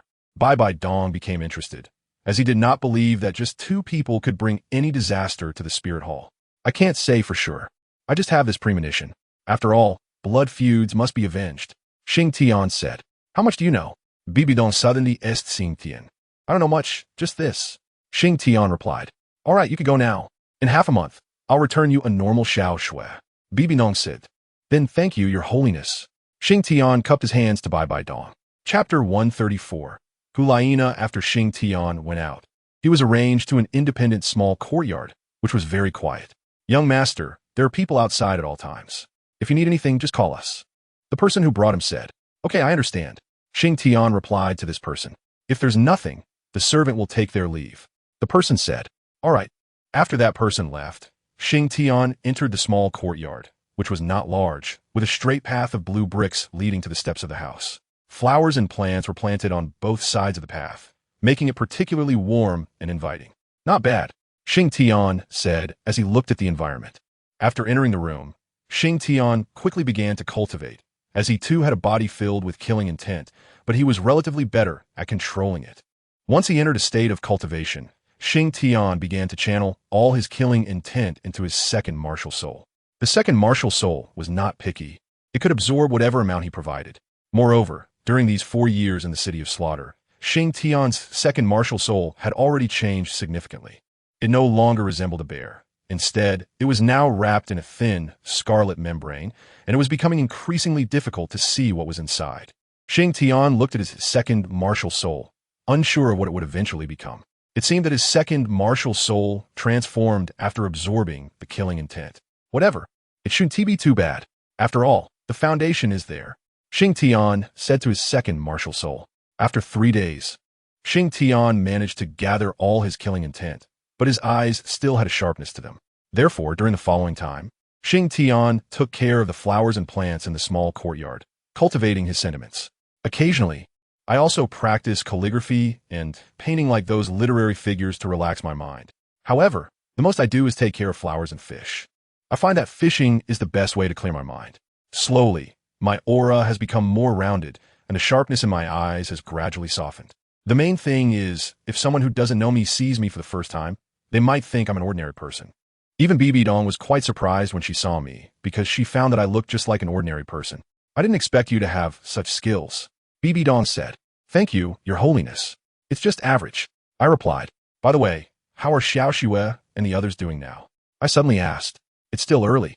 It's only been a few days, Bibi Dong replied. So, did the Pope call me for something? I asked. I want to send my student to the City of Slaughter for training, and I'd like you to tell her about the City of Slaughter, Bibi Dong said. Don't you know about it? I asked. You just came from there, so I think your information should be more comprehensive than mine. Bibi Dong said. All right then, I replied. Hyena is going to the City of Slaughter. I wonder if Tang San can get in. If the King of Slaughter doesn't take me seriously, then I'm out of options. I thought to myself. The next day, when Hyena came to find me, I was leisurely fishing by the river. Is this the person my teacher asked me to find? Hyena asked the person beside her. Yes, Your Highness, this is him. His name is Xingtian. He just arrived in our Wuhuan city 4 days ago, returning with snow. I heard they came out of the City of Slaughter half a month ago. Is this it? Hyena looked at me, and no matter how she looked, I didn't seem like someone who came from the City of Slaughter. She had learned about the City of Slaughter from her teacher yesterday, who told her it was a place devoid of humanity, filled with darkness and chaos. But looking at me, I appear to be just an ordinary person. Your Highness, don't underestimate this person. Do you remember the Continental Soul Master competition? You couldn't go because of him, said the person beside her. Oh, he's the one who caused a ruckus at the Continental Soul Master competition and wiped out the 7-treasure glazed tile school? But he doesn't look like it. Hyena said. It is indeed him. The Pope said his strength is on par with the Pope. On par? Oof. I want to see how strong he really is. Hyena felt a bit displeased upon hearing that I could match her teacher, as she believed her teacher was the strongest and no one could compare. Thinking of this, she stretched her body and walked towards me, swaying her waist. As a fox spirit, she naturally exuded a charm. You wait here, I'm going to test him, Hyena said to the person beside her. Yes, Your Highness. In fact, I had already noticed them earlier, but since Hyena didn't come over, I didn't bother with them. Hello, are you Mr. Xingtian? Suddenly, a soft voice appeared in my ears, accompanied by a fragrant breeze. However, I completely ignored Hyena and continued to hold my fishing rod. Resting my eyes. Are you Xingtian? Hyena called again. I still ignored her. Hey, are you Xingtian? Hyena's voice suddenly changed. Go wash up and come back, I said lightly, keeping my eyes closed. Wash up. Are you saying I'm dirty? Hyena sniffed herself. She had just taken a shower that morning. The scent from your clumsy charm technique is quite nauseating. Wash up before you come back, I said without raising my head. You. Hyena pointed at me, momentarily speechless. Because her spirit was the fox, charm was her innate skill and her proudest asset. Yet today, it was completely belittled by me. Oof. Hyena snorted and walked away. About 2 minutes later, she came back. So what do you want from me? I asked while lying on the chair. My teacher said you just returned from the City of Slaughter, and she asked me to find you to learn about it, Hyena said, taking a deep breath. Her current state annoyed her, as I seemed indifferent, which had never happened to her before. The City of Slaughter, that's a great place, I said, smacking my lips. A great place? Do you think I don't know about the City of Slaughter? Hyena scoffed. Then you can leave. Since you already know, why are you asking me? I said with a smile. Chapter 135. Illusion. I actually just wanted to tease Hyena because my impression of her had always been that of the hellish messenger from the City of Slaughter in my past life. cold and ruthless, so I wanted to see another side of her. You. My teacher sent me. My teacher is BB Dong, Hyena suddenly said. I know. I opened my eyes. Forget it. What do you want to know about the city of slaughter? I asked. Hyena was taken aback for a moment and quickly said, everything. That's quite a lot. It would take 3 days and nights to explain it all. I shook my head. Then just focus on the key points. Hyena said. But everything is key. I replied. Are you refusing to tell me? Hyena got angry. Haha, no. I couldn't help but laugh at her angry expression. It turned out Hyena had this side too. Forget it. Since it would take forever to explain, I'll just let you see. I suddenly said. See? How? Hyena looked puzzled. Just as Hyena was wondering, my eyes changed, and an invisible wave emanated from them, causing her to freeze in place. Take a good experience. I think with your personality, you should adapt to that place. I smiled and continued to close my eyes, leisurely fishing. When that wave came, Hyena felt a moment of dizziness, and when she regained her senses, she found herself in a strange little town. Just as Hyena was confused, she suddenly saw several figures ahead. Hey, isn't that Qian Rengshu? Hyena said. Isn't she at the Wuhuan Hall? Hyena was puzzled. Then she chased after them. Hey, how come you're here? Hyena called out from behind them. But it seemed that Qian Rengshu and the others didn't hear her at all, continuing their conversation as they walked ahead. I said, why aren't you ignoring me? Hyena caught up and slapped Qian Rengshu on the shoulder. However, Hyena was surprised next, as her hand passed directly through Qian Renshu's shoulder. What? What's going on? Hyena looked at her hands and said, wait, I think I know what's happening. Hyena suddenly reacted. She remembered what Xingtian had just said to her. He said it was definitely endless, so let me show you. That's right. It was this sentence that finally clicked for Hyena. So now, am I in Xingtian's illusion? Then the current scene should be the one where they go to the city of slaughter. Hyena said, thinking of this. She hurried to catch up with Xingtian and the others. After arriving in the small town, Hyena felt the cold atmosphere of the town. Then, following Xingtian and the others, they arrived at the tavern. After arriving at the tavern, the next step was to order something, then drink it, then vomit, and then be mocked by everyone. What is this crimson thing? It actually made Qian Renshue lose her composure like this, Hyena said. Then she walked to Xingtian's side and looked at the liquid left in the cup. Hiss, could this be blood? Hyena said. Before Hyena could figure it out, a fight broke out in the tavern. Then, to Hyena's astonishment, Qian Renshue and the others actually killed everyone in the tavern. After killing everyone in the tavern, Xingtian violently opened the passage to the city of slaughter. A dark, cold wind blew up from that passage. When they jumped down the passage, Hyena finally began to hear their voices, which she had not heard before. Next was the battle with the Black Armored Knight, and Hyena watched very seriously. Is Xingtian really this strong? He hasn't even used his martial soul, and he hasn't even used soul power, Hyena said. After defeating the Black Armored Knight, Hyena followed them into the outer city of the city of slaughter. Once inside the outer city, they encountered a guide, who began to explain some things about the city of slaughter. Hyena listened very carefully because she knew the key point was coming. The city of slaughter actually does not allow the use of soul skills. Fortunately, soul power is still there. When she heard the guide say this, Hyena was somewhat surprised. Then she continued to follow the guide to the hellish slaughter grounds, encountering ambushes, counterattacks, and the states of the people in the outer city of the city of slaughter, etc. What a chaotic and evil place. Hyena looked around in disgust at the bony figures. After entering the inner city, Hyena finally witnessed what true chaos and true depravity looked like. Everything Xingtian and the others had seen and heard was fully presented before Hyena's eyes. Looking at everything in front of her, Hyena couldn't help but feel a surge of killing intent. In the outside world, a faint killing intent began to rise from Hyena's body. Oh, killing intent. It seems you've seen something, but this is just the surface. Little girl, there's more exciting stuff ahead, Xingtian said with a smile, looking at Hyena, who was frowning with her eyes closed. Next, Hyena saw ambushes, counterattacks, and then besiegement and counterattacks. In the end, Xingtian fought against many alone, with severed limbs and blood all over. Seeing this, Hyena couldn't help but gag, as Xingtian's performance was too violent and bloody. But this is just the beginning. In the following time, Hyena witnessed the true face of the city of slaughter.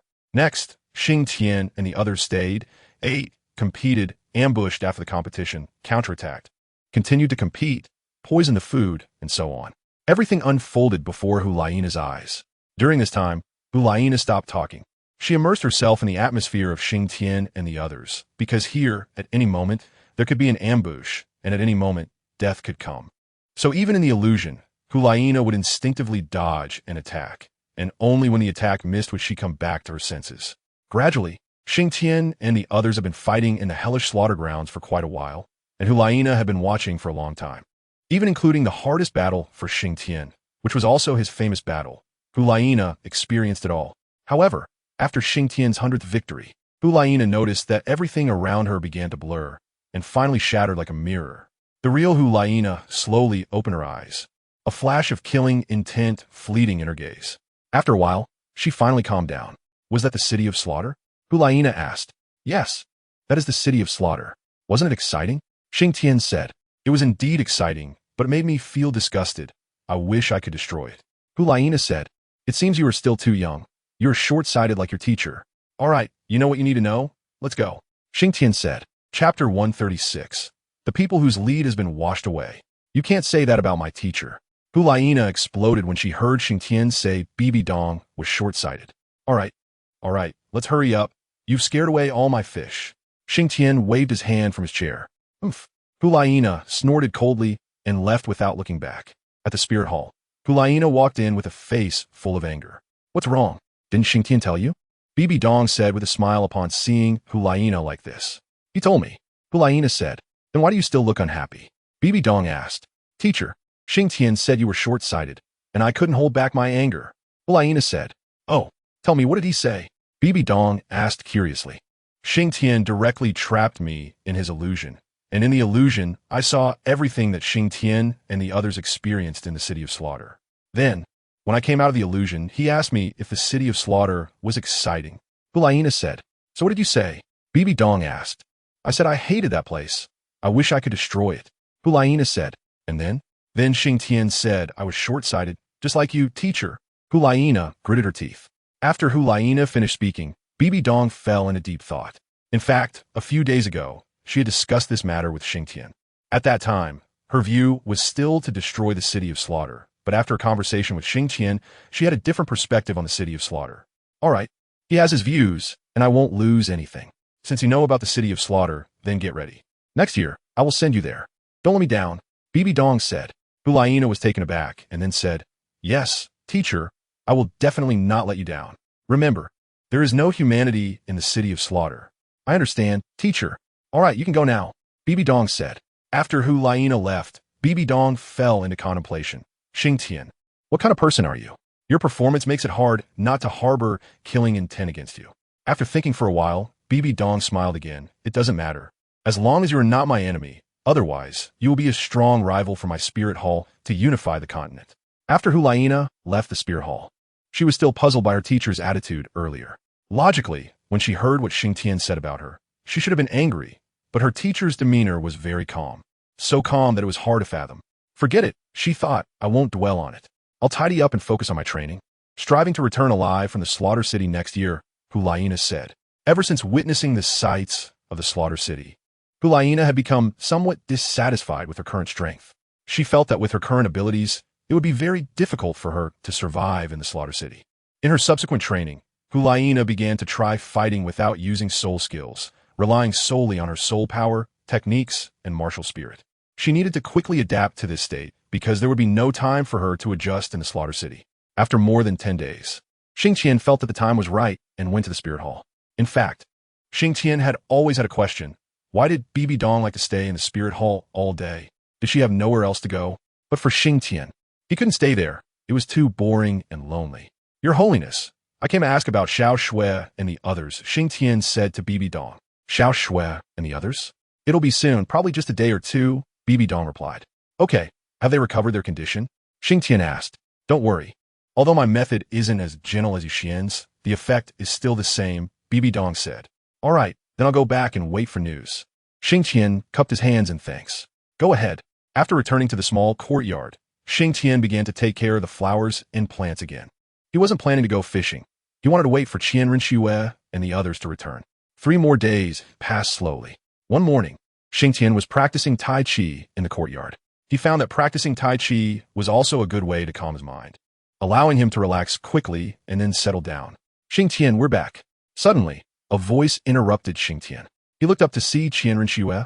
Wu, and Ma Hongjun standing at the door of the small courtyard. Back, Kumin, Xingtian said. Looks like you've taken good care of my small courtyard. Qianrenxue said with a smile as she walked in. This is your courtyard? Xingtian asked. Yes. I've always lived here before, Qianrenxue replied. Well, I really didn't know. And no one told me. Xingtian shrugged. Come on, let's go inside and talk. Qianrenxue said. Okay. How was it? How do you feel? Xingtian asked after entering the house. Not bad. Qianrenxue smiled. What about you guys? Xingtian asked Huo Wu and Ma Hongjun. Boss, it's very good. Ma Hongjun said. Me too. And I've already broken through to level 55. Huo Wu said with a smile. That's great. Xingtian said. What's so great about it? Qianrenxue rolled her eyes at Ma Hongjun. What's wrong? Xingtian quickly asked. The fatty has a little problem, Qianrenxue said. Fatty, what's wrong with you? Xingtian asked. It's nothing, boss, just a small issue. I can handle it. Ma Hongjun said with a smile. What issue? Xingtian inquired. It's his martial spirit issue, Qianrenxue explained. Martial spirit issue? Evil fire? Xingtian asked. Yes, he was always suppressing it. But ever since we returned from the Slaughter City, his condition has been a bit off, Qianrenxue said. Fatty, tell me honestly what's going on. Xingtian asked seriously. It's not a big deal. It's just that the killing intent and the evil fire merged. It turned into something called Nether Flame. Ma Hongjun explained. Nether Flame? What effect does it have? Xingtian asked. Besides retaining the essence of the evil fire, it also adds a killing intent impact. Ma Hongjun said. Killing intent impact? What's going on? Xingtian asked. The occasional killing intent impact will cause him to lose his rationality. Similar to going berserk, but it's more severe than your situation and causes more damage to the body. Qianrenxue said. Exactly, while we were in seclusion. He went berserk once, Huo Wu added. Boss, it's fine, I can handle it. Ma Hongjun said. What can you handle? All right, I'll think of a solution. Xingtian replied. Then I'll trouble you, boss. Ma Hongjun said, blushing. We're brothers, no need to say that. Chapter 137. Nether Evil Phoenix, what method do you have? Qianrenxue asked. Don't worry, I have a method. Fatty, adjust your condition for these 2 days. And then I'll start treating you, Xingtian said to Ma Hongjun. Okay, thank you, boss. Ma Hongjun said. You just came out, so take a rest and relax. After all, you've been in the Slaughter City for 4 years, and you haven't had a good break. Xingtian said. Okay, after having a sumptuous lunch, Qianrenxue and the others went to sleep. They slept for 3 days, and on the morning of the 4th day, Qianrenxue and the others finally woke up. They and T slept so soundly in a long time. This sleep was incredibly comfortable. Fatty, are you ready? Xingtian asked. Boss, I'm in great condition now. Ma Hongjun replied. Then let's get started. Xiao Shui, go tell His Holiness that we need to borrow Zhu Douluo and Gui Douluo for a bit. Xingtian instructed Qianrenxue. Okay, no problem. Qianrenxue nodded and went out. After a while, Qianrenxue returned with Zhu Douluo and Gui Douluo. Xingtian, I brought the people, Qianrenxue said. Thank you both. I'm going to treat my brother in a bit, and I might need your help. Xingtian said to Zhu Douluo and Gui Douluo while cupping his hands. You're too polite, young Master Xing. Zhu Douluo said courteously to Xingtian. Fatty, let us go into the secret room. Xingtian said. Okay. Once they arrived in the secret room, Xingtian had Ma Hongjun take off his shirt because the temperature might burn it later. After preparing everything, Xingtian flipped his hand, and a golden small ball appeared in his palm. Boss, this is not good. Ma Hongjun said upon seeing the small ball in Xingtian's hand. What do you mean not good? Only when it's used properly can it show its value. Otherwise, it's just a decoration, Xingtian said. Is this thing very precious? Zhu Douluo asked. This is the inner core of a 10-headed fiery sun snake, so of course, it's extremely precious. Ma Hongjun said. 10-headed fiery sun snake? What's that? Zhu Douluo asked. To put it simply, with this inner core, all snake-type martial spirits will have no effect in front of you, Ma Hongjun explained. So powerful? Zhu Douluo was somewhat surprised. It's still the same saying, the value of something lies in its use. Otherwise, it's just a decoration. Xingtian shook his head. All right now, eat it. Then begin to channel your killing intent into your martial spirit, Xingtian instructed. Zhu Douluo and Ghost Douluo, after the fat man eats this inner pill. I will trouble you two to help him refine it. Xingtian said. A small problem. Boss is this. Ma Hongjun still felt it was not quite appropriate. Stop with the nonsense, eat it. Xingtian said, seeing that Xingtian's expression was a bit off. Ma Hongjun had no choice but to take the inner pill and swallow it. Now start transmitting killing intent to the martial soul. Juju, Daw, Ghost Daw. The next steps will trouble you too, Xingtian said to them. All right, with that, the two of them sat down and began to help Ma Hongjun refine the inner pill. After a while, Ma Hongjun's body began to turn bright red, and waves of high temperature followed. Fatty, hang in there, continue to transmit killing intent, Xingtian shouted. At this point, Ma Hongjun was already struggling. In addition to the pain in his body, the tearing sensation from the martial soul made him even more miserable. However, when he heard Xingtian's voice and thought of the inner pill of the 10-headed flame snake, he gritted his teeth and persevered because he didn't want to waste Xingtian's inner pill. It was hard to tell how long it had been. It felt like an instant, yet also like a long time. Ma Hongjun was numb, and the pain had made him lose track of time. He was now mechanically transmitting killing intent to his martial soul with sheer obsession. Meanwhile, Juju Daw and Ghost Daw were also diligently helping Ma Hongjun refine the inner pill of the 10-headed flame snake. It was hard to say how much time had passed when the high temperature on Ma Hongjun's body suddenly disappeared, as if it had vanished into thin air. Juju Daw, Ghost Daw, it's done, Xingtian said to them. Thank you very much, Xingtian said. It's just a small effort. No need to thank us, Juju Douluo said. Then you two should rest for a bit. The next part depends on Fatty himself, Xingtian said. Young Master Xing, we'll take our leave, Juju Douluo said. After the high temperature on Ma Hongjun's body disappeared, his martial soul suddenly appeared above his head, and then his martial soul began to writhe in pain. Fatty, keep it up. Xingtian also broke into a cold sweat for Ma Hongjun. Fortunately, the goddess of luck was on Ma Hongjun's side today. After a period of painful writhing, Ma Hongjun's martial soul stopped its turmoil, and then a ghostly green flame suddenly erupted from his martial soul and began to grow. Eventually, these ghostly green flames completely replaced the previous crimson flames. When the ghostly green flames covered his entire body, the color of Ma Hongjun's martial soul changed from bright fire red to dark red, and finally to a dark red with a hint of black. Well, no 7 heads, but this looks pretty cool, Xingtian said, looking at Ma Hongjun's new martial soul. After the mutation of the martial soul was completed, it stretched its body and let out a high-pitched cry, then dove into Ma Hongjun's body. Ma Hongjun then fell down as a result. Xingtian hurried forward to support Ma Hongjun, only to find that he had fainted. You brat, impressive, fainting at such a critical moment, but luckily it was successful. Otherwise, we would both be crying, Xingtian said with a smile. When Xingtian carried Ma Hongjun out of the secret room, Qianren and the others had been waiting outside. Xingtian, how is it? I just saw Juju Douluo and Ghost Douluo leave, Qianren asked. Don't worry, it's fine. Fatty just fainted, Xingtian said. Was it successful? Qianren asked. Of course it was successful. Otherwise, it would have been a waste of my inner pill, Xingtian said with a smile. Brother Xingtian, you gave the inner pill of the 10-headed flame snake to Fatty, Hu asked. Yes. Anyway, this thing is useless to me, so it's better to give it to Fatty, Xingtian said. All right, let us not just stand here. Fatty is quite heavy. Let's get it back first, Xingtian said. Okay. After bringing Ma Hongjun back to the courtyard, Xingtian placed him in the room and then waited for the kid to wake up. The next day, the fat man woke up. Fatty, how do you feel? Xingtian asked. Ma Hongjun immediately sensed it. Boss, I feel great, very powerful, Ma Hongjun said excitedly. Powerful is good, powerful is good. Xingtian's heart finally settled. Chapter 138, Dalu Boss. Thank you, Ma Hongjun suddenly said. We are brothers. What mine is yours. No need to be so polite, Xingtian said. Xingtian did not ask Ma Hongjun about his martial soul skills. He wanted Ma Hongjun to surprise him later. Ma Hongjun also did not take the initiative to tell Xingtian. He wanted to give Xingtian a surprise one day. After resolving Ma Hongjun's matter, everyone had a bit of leisure time. Xingtian, can you accompany me to see my grandfather in a couple of days?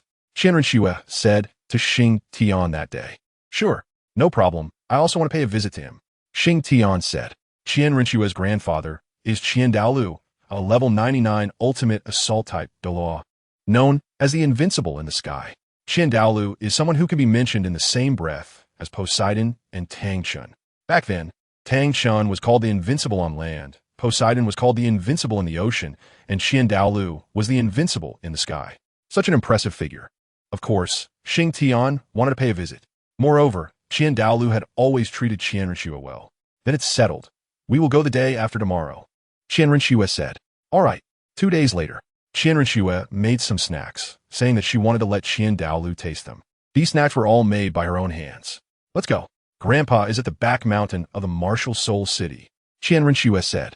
Without further conversation, Xingtian and Qian Renxue arrived at the back mountain, and in a bamboo forest on the back mountain, Xingtian saw a bamboo house. Grandpa is in the bamboo house ahead. Let us go, Qian Renxue said. Arriving at the bamboo house, Qian Renxue called out, Grandpa, Xiaoxue is here to see you. The door was not closed. An old voice came from inside the bamboo house, and then the door of the bamboo house opened automatically. Qian Renxue led Xingtian inside. Xiaoxue, you haven't come to see Grandpa in several years. I thought you had forgotten about me. Qian Dalu opened his eyes and said, How could that be? Grandpa, Xiaoxue loves you the most. Qian Renxue pounced into Qian Daoliu's arms. Is this Brett the one who took my Xiaoxue away? Qian Dalu raised his eyes to look at Xingtian. Senior Qian Dalu, hello? My name is Xingtian, Xiaoxue's man. Xingtian cupped his hands towards Qian Dalu and snorted. You speak quite fluently, but this old man hasn't agreed yet. Qian Dalu coldly huffed. Grandpa, Qian Renxue began to act cute in Qian Dalu's arms. Senior, leave Xiaoxue to me. Don't worry, I will definitely ensure she is not harmed in the slightest. Xingtian said. You make it sound easy. Do you think I don't know where you've been these past few years? Not a scratch. What nonsense. Upon hearing Xingtian's words, Qian Dalu immediately got angry. Xingtian felt a bit awkward upon hearing this. Xiaoxue, stay away from such men. They only know how to say sweet words to make you happy. Qian Dalu patted Qian Renxue's hand. But Grandpa, I've already made up my mind about him. Qian Renxue blinked her big eyes at Qian Dalu. At this moment, both Xingtian and Qian Renxue could hear the complaints in Qian Dalu's tone. He wasn't actually angry. Grandpa, we will come to see you often in the future. Qian Renxue said. Do you believe that? I certainly don't. Qian Dalu said, looking at Xingtian. That look from Qian Dalu made Xingtian feel very awkward. For a moment, he didn't know what to say. All right, let's not talk about this anymore. How long are you planning to stay this time? Qian Dalu asked. Senior, it shouldn't be long. I plan to visit the Sunset Forest next. Xingtian said. Sunset Forest? What for? Qian Dalu asked. Some personal matters. Xingtian replied. Oh, then go ahead. Xiaoxue won't be going. Qian Dalu said. No, Senior. Xingtian hurriedly said. What? Do you want Xiaoxue to follow you out in the sun and wind? Qian Dalu glared at Xingtian. No, Senior, I'm in the Sunset Forest to improve my strength and also help Xiaoxue improve hers. Xingtian quickly explained. Improve strength? Then why go to the Sunset Forest? Can't you go to the StunsTang Forest? Qian Dalu asked. Grandpa, I could do it. I'm not afraid of hardship. Qian Renxue said, but I feel sorry for you. Qian Dalu stroked Qian Renxue's head. Senior, there's a great opportunity in the Sunset Forest, so I plan to go and get it. Xingtian said. Oh, great opportunity? What great opportunity? Qian Dalu asked. I'm afraid I can't say. Do you think this old man would be interested in your so-called opportunity? Qian Dalu said. Xingtian awkwardly smiled and remained silent. All right, Grandpa, let's not talk about this anymore. I made some snacks. Let us eat some while they're hot. It's been a long time since you had the snacks Xiaoxue made, right? At this moment, Qian Renxue changed the subject. Oh, you still remember. Qian Dalu tapped Qian Renxue's forehead. Hee. Here, Xiaoxue brought you your favorite osmanthus cake. Qian Renxue quickly said. Hurry and bring it over. Let Grandpa have a taste. Qian Dalu said with a smile. Okay. Qian Renxue said as she quickly fetched the snacks. Not bad. Delicious. Even better than before. It seems Xiaoxue's skills have improved. Qian Dalu squinted his eyes and said. If it's delicious, then eat more. Qian Renxue said. Can't eat too much. Can't eat too much. Save some for later. Because this time you're leaving. Grandpa doesn't know when you'll come back. Qian Dalu said. When Qian Dalu said this, Qian Renxue's eyes turned red. Qian Renxue only knew that Grandpa was very powerful enough for everyone to fear him. But she didn't expect that Grandpa's heart was so lonely. Grandpa, it's okay. After eating, Xiaoxue will make more for you a lot. Qian Renxue said with red eyes to Qian Dalu. Why are you crying now? Grandpa is fine. You young people have your own things to be busy with. You don't need to accompany this old man. What I said just now was all a joke. Qian Dalu gently wiped away the tears from Qian Renxue's eyes. Senior, don't worry. After we return from the Sunset Forest, we will come back to the Wuhuan Hall and spend some quality time with you. Xingtian said at this moment. Qian Dalu nodded. Chapter 139. Goodbye Dai Mubai, Qian Ringshu, and Xingtian spent the whole day with Qiandao Lu, and when night fell, they left under Qiandao Lu's reluctant gaze. Xiao Xue. By the time you come back next time, it should be about time for you to inherit the angel god position. At that time, Grandpa's mission will be complete. Qiandao Lu murmured as he watched Qian Ringshu's departing figure. Xingtian, let us come back to see Grandpa often in the future. On the way back, Qian Ringshu suddenly said to Xingtian. Sure, no problem. Xingtian replied. However, Xingtian's heart sank for a moment. If he guessed correctly, by the time they came back from the Sunset Forest, Qian Ringshu will be going to inherit the angel god position. At that time, Qiandao Lu would likely sacrifice himself for Qian Ringshu to help her complete the inheritance. Thank you, Xingtian. Qian Ringshu said. What is there to thank? Your grandpa is my grandpa too, Xingtian said as he playfully pinched Qian Ringshu's nose. Qian Ringshu giggled and wrapped her arms around Xingtian's, and the two walked towards Wuhuan City together. After returning to the small courtyard, Ma Hongjun was training, consolidating, and familiarizing himself with his martial spirit. While Huwu had already gone to sleep, Xingtian and the others tidied up a bit, and also went to sleep. Subsequently, Xingtian and the others stayed in Wuhuan City for more than half a month. During this time, they basically visited Qiandao Lu almost every day. Over the course of more than half a month, the smile on Qiandao Lu's face increased significantly. After half a month, Xingtian mentioned to Qiandao Lu that they were going to take their leave. Senior, we plan to leave in a couple of days. Xingtian said. Go ahead. Remember to take good care of Xiao Xue. Qiandao Lu said. Grandpa, as soon as we finish our business in the Sunset Forest, we will come back to see you. Qian Ringshu said. Good. Qiandao Lu looked at Qian Ringshu kindly. In fact, Xingtian saw Qiandao Lu as a pitiful person. His son had died, and was even killed by his daughter-in-law. Let us just call her that. Therefore, he poured all his love into Qian Ringshu, which makes it easy to understand why he kept emphasizing to take good care of Qian Ringshu. After bidding farewell to Qiandao Lu, Xingtian and the others went to say goodbye to Bibi Dong. Bibi Dong said nothing, just acknowledged with a sound, and Xingtian didn't say much either. Then he took Ma Hongjun and Huwu and set off on their journey again. They traveled slowly, and after about half a month, Xingtian and the others arrived at the capital of the Star Luo Empire. After entering the city, Xingtian found that the Star Luo Empire was not as chaotic as he had imagined. He thought that after Dai Mubai ascended to the throne, he might mismanage the country. However, now, whether it was the soldiers guarding the city or the citizens in the city, their spirit and demeanor had greatly improved compared to before. It seems that Dai Mubai is a very competent emperor, Xingtian said. By the way, Xingtian, should we go see Dai Mubai? Qian Ringshu suddenly said. What for? We're not related. Xingtian replied. Brother Xingtian, let us go home and take a look. At this moment, Huwu said. Xingtian then remembered that Huwu was from the Star Luo Empire. Okay, let us go to your home and rest for a day or two, Xingtian said. When they arrived at the Blaze Academy, apart from the guards at the gate, the students inside had already changed. The scene was no longer the same as before when they entered the academy. Seeing the familiar environment, Huwu's mood improved. When they reached Huwu's home, her father and brother were not there. They must not have returned yet, so Huwu entertained everyone. Around the time they expected, Huwu's father and brother came back. After staying at the Blaze Academy for 2 days, Xingtian and the others left because they had other matters to attend to. After leaving the capital of the Xing Luo Empire, Xingtian and the others headed straight for the Sunset Forest. But just as they were about to enter the Sunset Forest, Xingtian unexpectedly encountered someone he never expected to see. Just as Xingtian and the others were about to enter the Sunset Forest, they ran into Dai Mubai in Sunset Town. Sunset Town is a small town established at the edge of the Sunset Forest. When Xingtian and Du Guyan first came here, there was nothing, but this time, it was actually a small town. It was surprising to find a town here. People coming and going to take a turn here, Xingtian said, looking at the bustling town. Is this town special? Qian Ringshu asked as they entered the town. Not particularly. When I first came to the Sunset Forest, this town didn't exist, Xingtian replied. Shall we rest here for a bit? Buy some food? Qian Ringshu suggested. That works, but I really have no money left. I've spent all on Hell Road. Xingtian chuckled awkwardly. If you hadn't mentioned it, I wouldn't have thought about it, but now that you have, I just want to say you're really wealthy. It's all gold soul coins. I thought you were quite rich. Qian Ringshu rolled her eyes at Xingtian. It was out of necessity, Xingtian said. Just then, a group of people appeared ahead, judging by the equipment. They seemed to be from the royal family of the Xing Luo Empire. Hey, those are royal troops. Looking at the scale, There must be royal personnel among them. Ma Hongjun suddenly said, "Who cares who they are? It has nothing to do with us. Let us hurry up and buy what we need, then head into the forest." Xingtian said.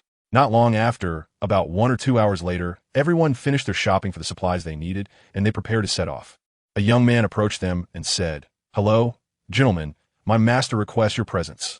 Xingtian looked at the young man, feeling he had seen him somewhere before. Suddenly, he remembered that this young man was from the convoy they had seen earlier.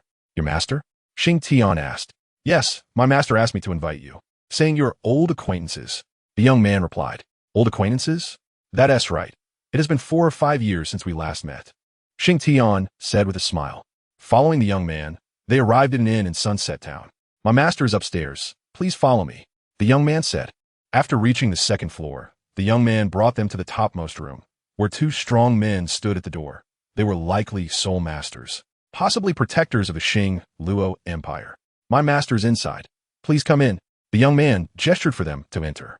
The 2 strong men opened the door. "TSK, TSK, TSK. Being an emperor is indeed different. Soul masters as guards? Not bad." Xingtian smiled and walked in confidently. "You're still as confident and arrogant as ever. Aren't you afraid I might ambush you in this room?" Suddenly, a man's voice came from behind a screen in the room. "You wouldn't dare, or rather, you don't have the confidence."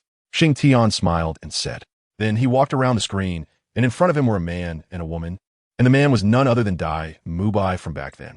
Chapter 140 about Zhu Zhuqing. "I thought you wouldn't come," Dai Mubai said upon seeing Xingtian. "Why would you think that?" Xingtian asked. "I don't know, just a gut feeling," Dai Mubai replied with a smile. "It seems your intuition is off." Xingtian directly sat down opposite Dai Mubai and poured himself a cup of tea. "Fatty, long time no see." At that moment, Dai Mubai notichid Ma Hongjun Bind Xingtian. "Long time no see." Ma Hongjun gave a symbolic greeting to Dai Mubai. "Looks like you've been doing quite well these past few years," Dai Mubai said. "Not bad. Life has been fulfilling," Ma Hongjun replied. Dai Mubai picked up on the meaning behind Ma Hongjun's words. "By the way, how did you guys end up here?"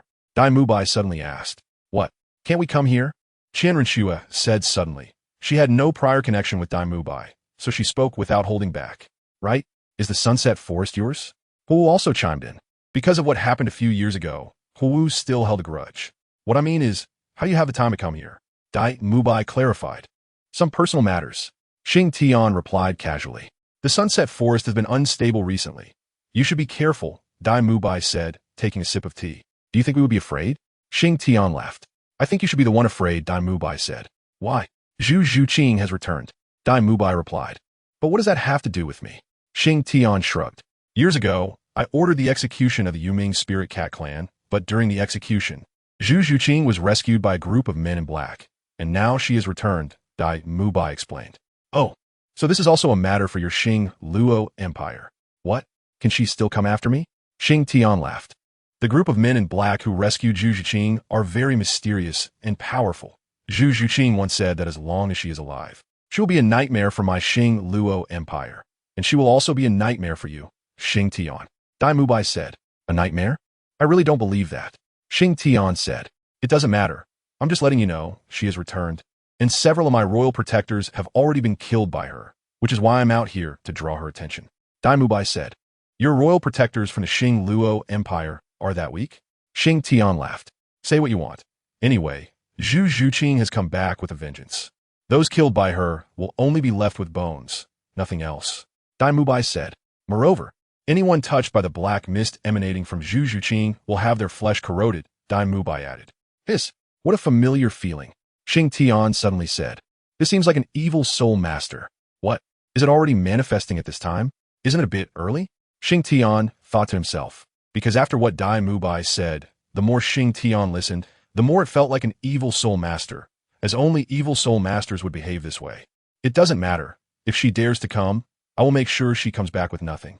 When Xingtian said this, his gaze turned cold. "Since I know you all are here, how could I not show my presence? You all should be careful. I can't just sit idly by when facing my father's and brother's killer." Dai Mubai said. "It doesn't matter. As long as you think you are strong enough, feel free to come find me." Xingtian shrugged and then got up to leave. After walking out of the inn, Qianrengshu asked Xingtian, "Do you think he will send someone to assassinate?" "Yes." "Why?" "Because Dai Mubai is a man of his word." Ma Hongjun picked up where Qian Ringsha left off, but I think he won't act recklessly. If Dai Mubai is going to make a move, he will definitely do so after Zhu Zhuqing make her move, Xingtian said. Who do you think saved Zhu Zhuqing? At this moment, Huo Wu suddenly spoke up. Who can know that? Qian Ringsha replied. I might know little. Xingtian said. Brother Xingtian. You know, who is it? Huo Wu quickly asked. I can't say for now. You'll know when it's time for you to know. Xingtian did not disclose. TCH. So mysterious. Huo Wu pouted. In fact, Xingtian was also unsure because, in his impression, the evil soul masters should belong to the forces of Douluo too. But he couldn't quite remember. Forget it. Since they are here, they shouldn't leave. Xingtian thought to himself. Your Majesty, should we really send someone? After Xingtian left, the young man from earlier walked in. Why not send someone? Give the orders to follow them. If there's a chance, kill them. Dai Mubai said calmly. But your Majesty, their strength is very powerful. He replied. So what? Even tigers take naps. Dai Mubai said. Yes, your Majesty. Xingtian, your arrogance and pride are my opportunity. Dai Mubai murmured. And at this point, a cold glint flashed in his eyes. Once they entered the forest, everyone became alert. Although they were strong, Xingtian believed that those who walk by the river often get their shoes wet. Those who drown are often good swimmers. So even if they were powerful, he would not let his guard down, a lesson he learned from the city of slaughter. Boss, we have someone following us. Should we deal with them? Ma Hongjun suddenly said. They should be Dai Mubai's people. Don't mind them. If they want to follow, let them. Just be cautious, Xingtian replied. All right. By the way, let's not rush to our destination. Let's explore the sunset forest first. I'm curious to see what kind of people rescued Zhu Zhuqing, Xingtian said. No problem, Qian Ringsha replied. At this moment, in a more concealed corner of the sunset forest, 4 or 5 people in black were resting. Boss, should we launch another surprise attack? One of them said. Not in a hurry, take it slow. Let them search for us.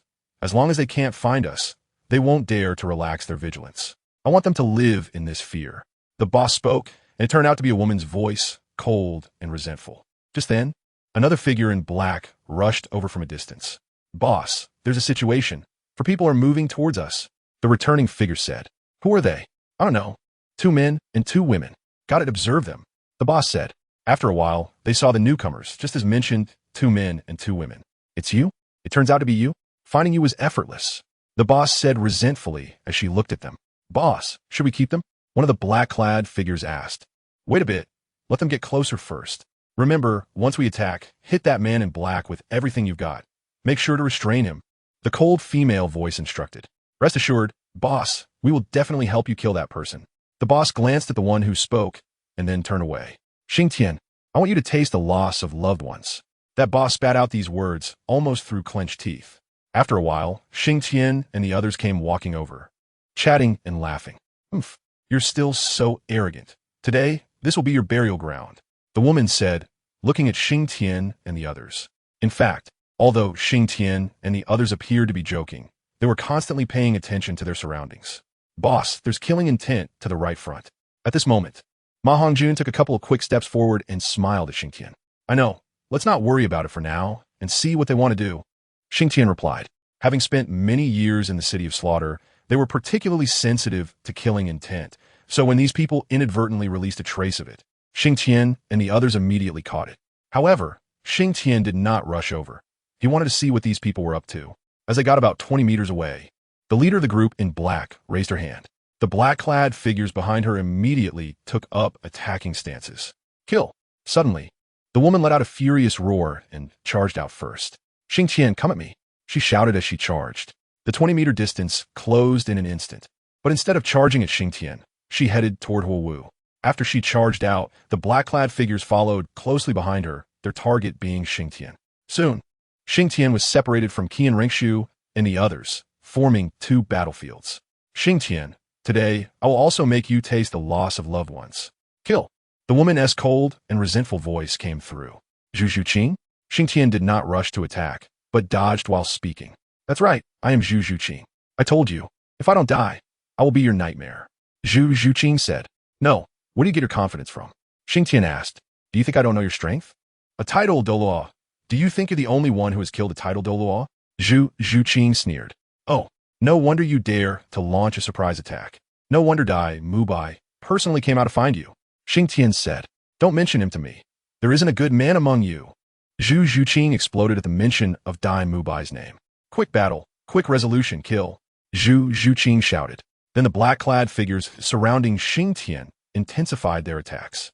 Each of their strikes carried a black aura, emanating a foul odor and another aura that resembled resentment.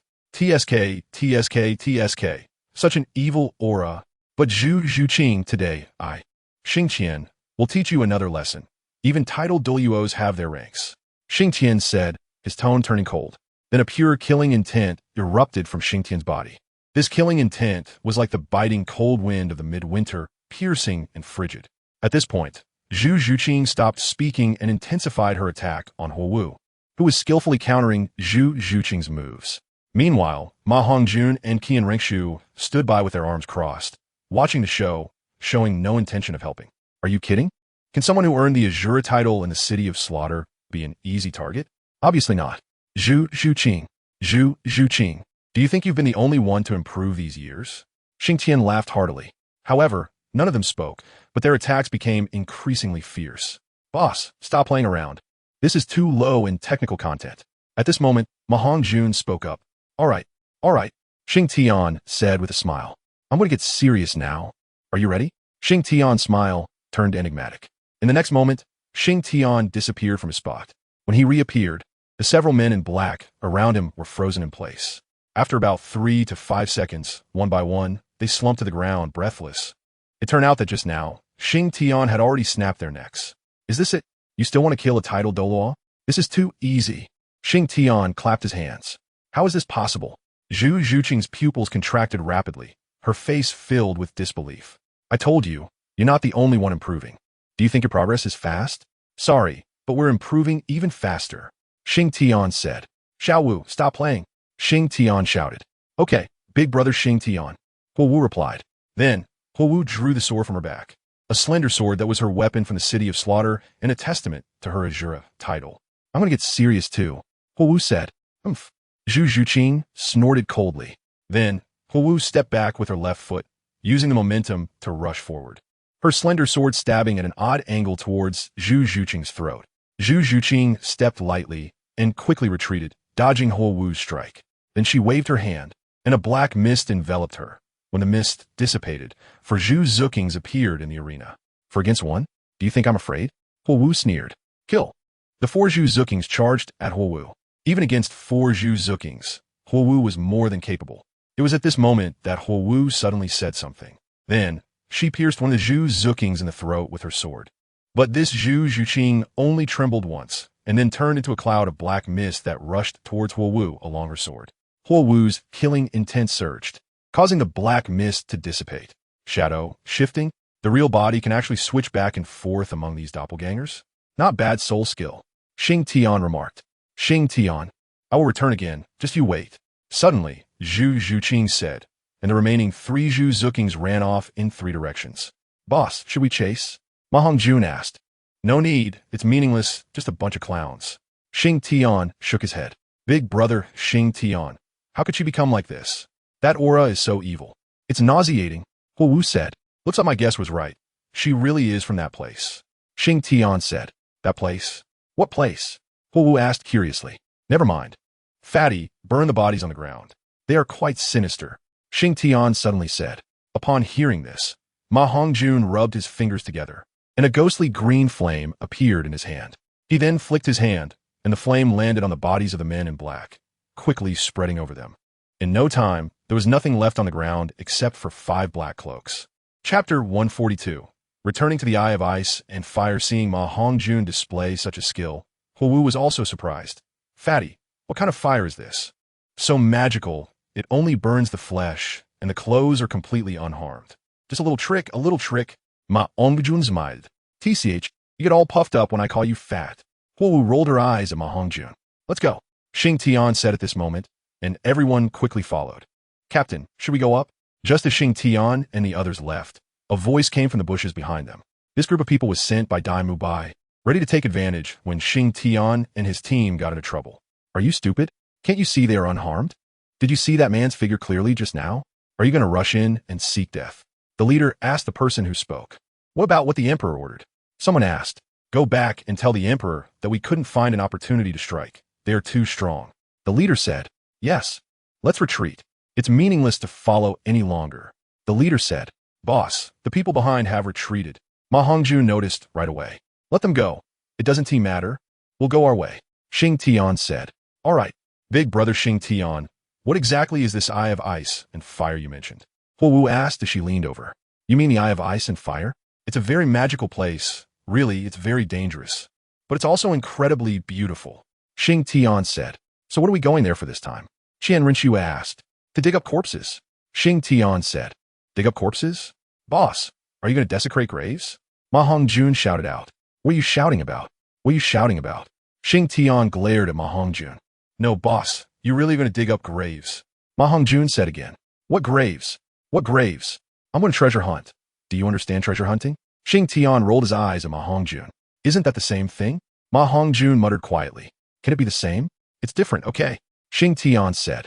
Qian Rinxue watched Xingtian and Ma Hongjun bicker and covered her mouth, laughing. All right, you'll know when the time comes. Do you think I'm the kind of person who digs graves? Xingtian said proudly. The fight with Zhu Zhuqing happened around noon, and by the time the sun was about to set in the afternoon, Xingtian led Qian Rinxue and the others to the outskirts of the Eye of Ice and Fire, specifically the small path that Duge Yin had taken initially. Once we go through this path, we'll reach the Eye of Ice and Fire. After we get there, we'll rest for a bit, and then tomorrow, I'll take you all to treasure hunt. Xingtian said. It's so dark, is there any danger? Huo Wu asked. Are you still afraid of danger? Qian Rinxue laughed. I'm not afraid of danger. I'm mainly afraid of those bugs. Huo Wu said. Our famous Azure King is actually afraid of bugs. Maongjun laughed et artili. What? Is that not okay? She is a girl. Huo Wu glared at Ma Hongjun. All right. Seeing Huo Wu glaring at him, Ma Hongjun immediately surrendered. Okay, let us go. Let us get there early so we can rest a bit. Xingtian said. By the time they passed through this small path, the moon was already high in the sky, and the surroundings of the Eye of Ice and Fire were illuminated by some moonlight, creating a very beautiful scene. That's it. We'll go there tomorrow. Xingtian pointed at the mountain across from them. Everyone looked in the direction Xingtian pointed and saw a solitary grave. Boss, isn't this still digging graves? And this grave is so small, what could possibly be inside? Ma Hongjun said. That's not necessarily true. A person buried in a place like this should not be an ordinary person. Qian Rinxue said seriously. I agree with Sister Qian Rinxue's viewpoint.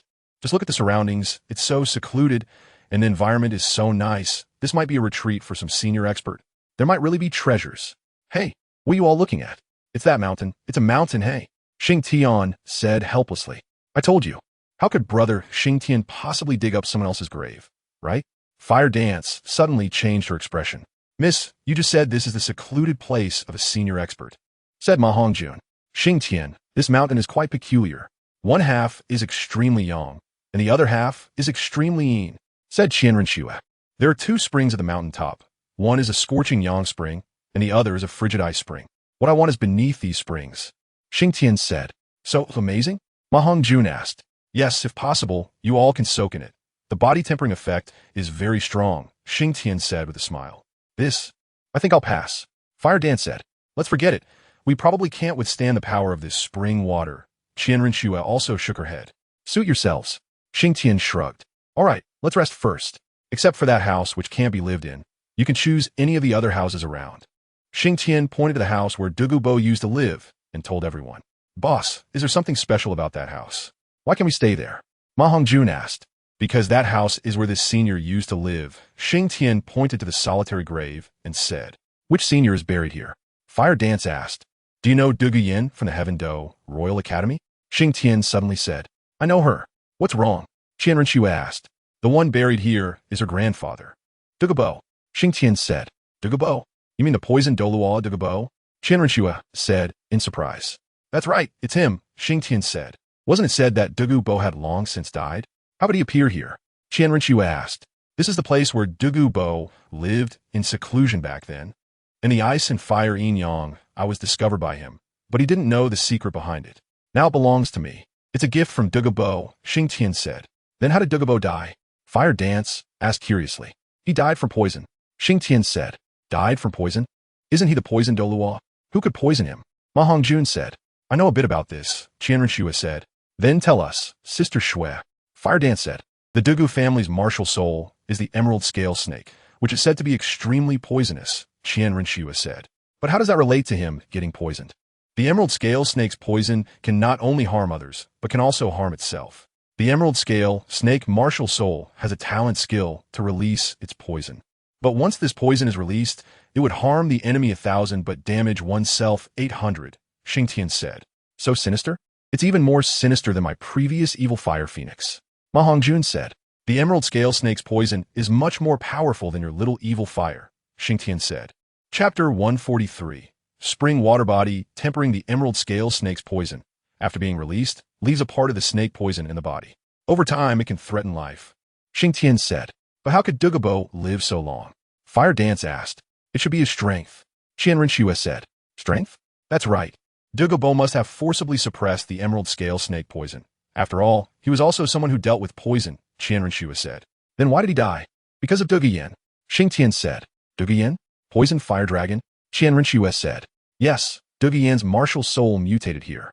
In order to prevent her from being harmed by the emerald scale snake's poison, Douluo used his entire strength to help Douluo complete her martial soul mutation. Xingtian said. You should have a share of the credit for that. Qian Renshua said. That's right. I have a share of the credit. Xingtian admitted without hesitation. You're not the kind of person who likes to do things for free, are you? Qian Renshua smiled at Xingtian. Sister Shui understands me. I helped Douluo for 2 reasons. The first is that at that time, I was teammates with Yu Tianheng and the others, and Douluo was also my teammate. I didn't want her to die young, so I chose to put in some effort. The second reason is for what's beneath the ice and fire yin yang eye. Xingtian said. What's beneath the ice and fire yin yang eye? Fire Dance asked. I helped Douluo with her martial soul mutation, but my strength wasn't enough. So this matter still had to be completed by Douluo. However, in doing so, Douluo couldn't suppress the poison in his body anymore. Xingtian didn't directly answer Fire Dance's question. You're afraid that Douluo would turn against you after knowing what's under the spring, right? Qian Renshua said. Pretty much. Because what's beneath the spring might be able to remove the poison in Douluo's body. And I personally don't particularly like Douluo. Xingtian said. If Douluo hears this, she would definitely come after you. Qian Renshua said with a smile. Actually, I'm also helping Douluo find liberation.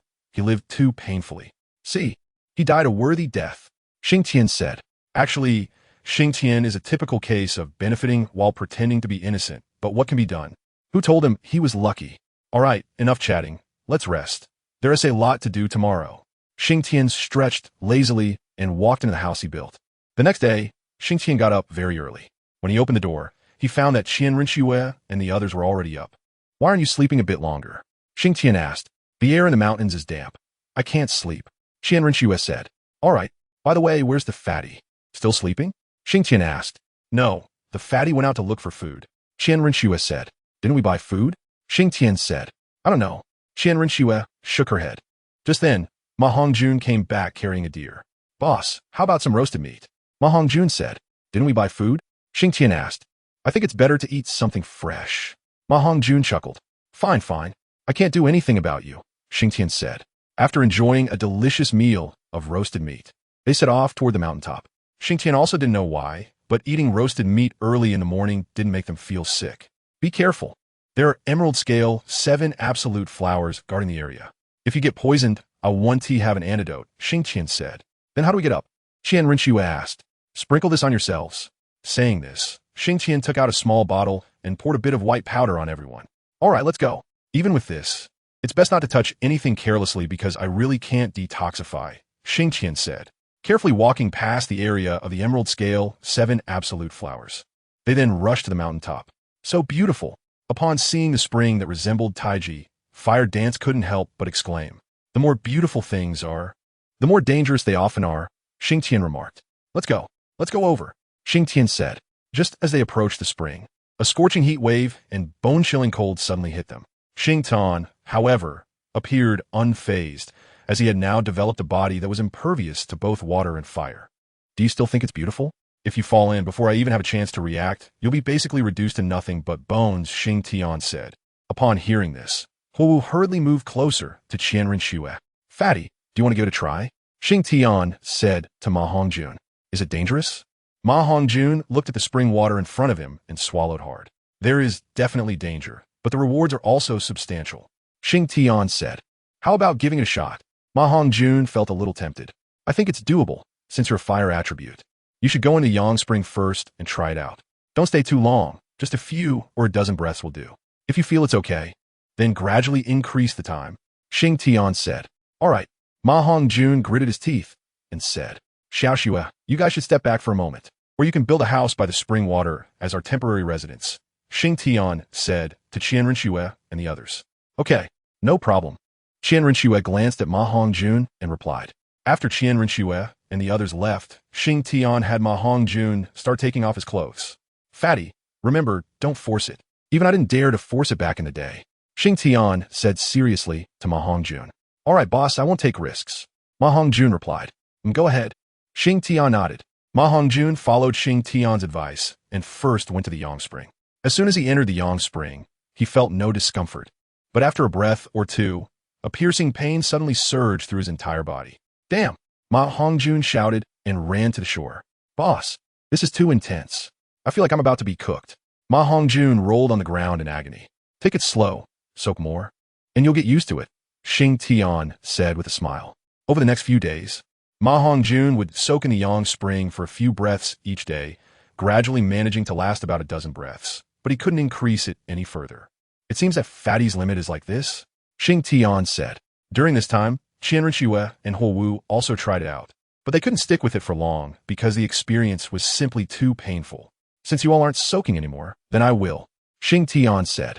Saying this, Xingtian. Wow, boss is impressive, Ma Hongjun said. You all wait for me on the shore. I'm going down to take a look, Xingtian said to Qianrenxue and the others on the shore. Be careful, Qianrenxue said. Don't worry. After Xingtian finished speaking, he submerged. Chapter 144. Submerging into the spring, to be honest, it was also Xingtian's first time diving into the eye of ice and fire, and he didn't know what dangers awaited him. In his previous life, he had heard that there should be the ice and fire dragon king buried beneath. So Xingtian wanted to investigate. If it really was the case, he wouldn't mind taking everything away, especially since the dragon's body would be full of treasures. Moreover, there were 2 dragons here. Wouldn't that be striking it rich? But ideals are often lofty, while reality is stark. Xingtian had just submerged a little deeper, about 10 meters or so, when a bone-chilling cold swept over him, and even his impervious body felt the piercing cold. Wow, is it this intense? Xingtian thought. He then started to float back up, and soon broke the surface of the water. After surfacing, Xingtian quickly climbed onto the shore. Damn, I was frozen to death. The first thing he said after getting on shore was this. Brother Xingtian, aren't you impervious to water and fire? Huowu asked. Damn, how was I supposed to know it was so extreme down there? I just submerged about 10 meters, and a cold that seemed capable of freezing souls rushed over me. Although I am impervious to water and fire, this is definitely beyond what I can bear, Xingtian said. So what should we do next? Qianrenxue asked. Like this, I will dive down once a day. First, to adapt to the environment down there, and second, to temper my body. As long as my physical body is strong enough, I should be able to reach the bottom, Xingtian said. That's the only way, Qianrenxue said. By the way, Xiaoxue, you can do this. You can take the spring water out and put it in wooden barrels for body tempering. If I guess correctly, the efficacy of the spring water should gradually weaken once it's removed from the spring eye, which is just right for you. Xingtian said. Is that feasible? Ma Hongjun asked. I don't know either. Let's give it a try. After all, you guys have nothing else to do here. Xingtian said. All right then, Ma Hongjun replied. After resting for a while, Xingtian continued to dive. This time he went to the Yang Spring to see what the situation was like at the bottom. He dived down about 10 meters when a melting sensation rushed over him, extremely hot. Xingtian had no choice but to choose to float back up again. After reaching the shore, he saw that Ma Hongjun had brought 3 large wooden barrels and was pouring spring water into them. You guys try it first. I'll rest a bit, and then I'll give it another go, Xingtian said. After resting for a while, Xingtian decided to dive into the Yang Spring first because he felt he had a stronger resistance to it. This time, after diving down, Xingtian did not choose to go deeper. As soon as he felt the cold, he stopped and began to cultivate in the Yang Spring. The coldness of the Yang Spring, combined with the pressure of the water, created a very good environment for cultivation. Xingtian didn't know how long he had been cultivating. In the water, he used soul power to circulate instead of breathing until he felt a sharp pain in his body, and then he began to float up, knowing that he had reached his limit. When Xingtian got back to the shore, Qian Rinxue and the others were no longer there. After resting for a while, Xingtian walked over to the house that Qian Rinxue and the others had built. Today he didn't plan to dive again. He would adjust himself and talk about it tomorrow. When he returned to the house, the doors of Qian Rinxue and Huo Wu were tightly closed, as was Ma Hongjuan's. Xingtian did not disturb them and simply began to cultivate in the living room. The Eye of Ice and Fire should be considered a relatively safe place. No one would come to disturb them. Thus, every day, Xingtian would dive down to cultivate in the Eye of Ice and Fire and attempt to go deeper. Meanwhile, Qian Rinxue and the others would collect spring water on the shore for body tempering. Time passed unknowingly for a month, and now Xingtian could dive down to about 100 meters underwater, yet he still couldn't see the bottom. I don't know how deep this spring water really is, Xingtian said upon surfacing again to Qian Rinxue and the others. No need to rush. Since we've already dived 100 meters, I estimate we're getting close. Qian Rinxue said. I'll try diving down again in the next few days to see if I can reach the bottom, Xingtian said. By the way, how have you all been during this time? Xingtian suddenly asked. Boss, I feel that my physical strength has increased quite a bit, Ma Hongjun said, raising his arm. We feel the same, and our soul power circulates faster than before. Huo Wu said, if your soul power level breaks through, then go out and hunt for soul rings yourself. With your current strength, dealing with ordinary 10,000-year soul beasts shouldn't be too difficult, Xingtian said. No problem, Ma Hongjun replied. The next day, before diving into the water, Xingtian made thorough preparations as he planned to dive deeper today. After entering the water, Xingtian quickly descended to the depth he had reached in the previous 2 days. After a brief period of adaptation, he began to dive further. As he continued to descend, the biting cold became increasingly intense, but Xingtian could still tolerate it. However, as he went deeper, he started to feel the strain. His hands and feet began to stiffen, and his soul power was not flowing smoothly. Nevertheless, realizing he had already reached this depth, Xingtian gritted his teeth and persevered. After descending about 10 more meters, he saw a faint glow below. Light? That place might be where I need to go, Xingtian thought to himself. Just then, he suddenly felt a wave of dizziness. Following that, a sharp pain coursed through his body, and his hands and feet started to disobey him. Oh no, I'm at my limit, Xingtian thought. With that in mind, he hurriedly began to ascend, but he surfaced too quickly, and upon reaching the shore, he couldn't help but spit out a mouthful of blood. Brother Xingtian, are you okay? At that moment, Huo Wu and Qian Rinxue happened to walk over. As soon as Huo Wu saw Xingtian spitting blood, she rushed over. Xingtian, are you all right? Qian Rinxue also hurried over. Cough, cough, cough. I'm fine, really. I just ascended a bit too quickly, and my body couldn't adjust in time. After spitting out some blood, Xingtian felt much better. Don't push yourself so hard. Just take your time to adapt. We're not in a hurry, Qian Rinxue said, thinking that Xingtian was a bit anxious. I'm fine, really. I was just about to reach the bottom of the spring. Xingtian said, his eyes sparkling. Brother Xingtian, is there really treasure down there like you said? Huo Wu asked curiously. That's right. I saw a glimmer of light there. If nothing goes wrong, the treasure should be at that spot. Xingtian replied. Since you know the specific location now, don't push yourself so hard these next 2 days. Just take your time to adapt. Qian Rinxue said. All right. I'll take it slow for the next couple of days. Xingtian said. Chapter 145. The barrier the next day. Xingtian did not go to the Ice and Fire Tuinai because Qian Rinxue wouldn't allow it. Even though Xingtian repeatedly emphasized that he was fine, Qian Rinxue insisted on him resting for a day. Unable to persuade her otherwise, Xingtian chose to take a day off. During his rest, he often recalled the scene he saw in the spring. That glimmer of light kept appearing in his mind, making him unable to resist. If I'm not mistaken, that glimmer is probably the light emitted by the corpse of the Ice Dragon King. TSK, TSK, TSK. It looks so beautiful, but soon it will be mine. Xingtian chuckled to himself. Thus, in his silly laughter, Xingtian endured a torturous day. Early the next morning, he arrived at the Ice and Fire Tuinai. I'm here, Xingtian exclaimed, then jumped into the icy spring. After reaching the depth where he could see the glow, Xingtian did not dive recklessly because he knew that doing so might lead to unforeseen consequences. Taking a moment to steady his mind, he began to cultivate at that spot. He only chose to ascend when he could no longer hold on. Since he was nearing the bottom of the spring, both the pressure and the coldness had increased significantly. It took Xingtian about half a month to adapt to the pressure and the extreme cold that felt like it could freeze him solid. Tomorrow, I plan to dive straight to the bottom, That evening during dinner, Xingtian shared the news with everyone. Tomorrow? Are you in such a hurry? Qianrenxue asked. We've been here for almost 2 months, and I'm close to the bottom of the spring. I think I should be able to go and take a look tomorrow. Xingtian said. Is there danger? Huowu inquired. I don't know, since I haven't been down there before. Xingtian shrugged. How about this? After I reach the bottom tomorrow, I'll come back and let you know I'm safe. Xingtian suggested. Okay, Qianrenxue finally said. She knew that even if she tried to stop him, Xingtian would still go down, so it was better to agree to him. Don't worry, I'll be fine, Xingtian assured. I'll wait for you to come back and report your safety. If you don't come back, I'll go down. Qianrenxue suddenly said seriously to Xingtian. Her expression made Xingtian's smile fade instantly. He knew that Qianrenxue was not joking. If he didn't come back to report his safety, she would really come down. Xiao Shui, don't worry. I will come back to report my safety as soon as possible, Xingtian said very seriously. Let us eat, Qianrenxue replied lightly. The next day, Qianrenxue and the others accompanied Xingtian to the ice and fire Tuinai. I'm going down, Xingtian said to Qianrenxue and the others while standing on the shore. Be careful, Qianrenxue said calmly. But Xingtian could still see the worry in her eyes. Don't worry, I'll be fine.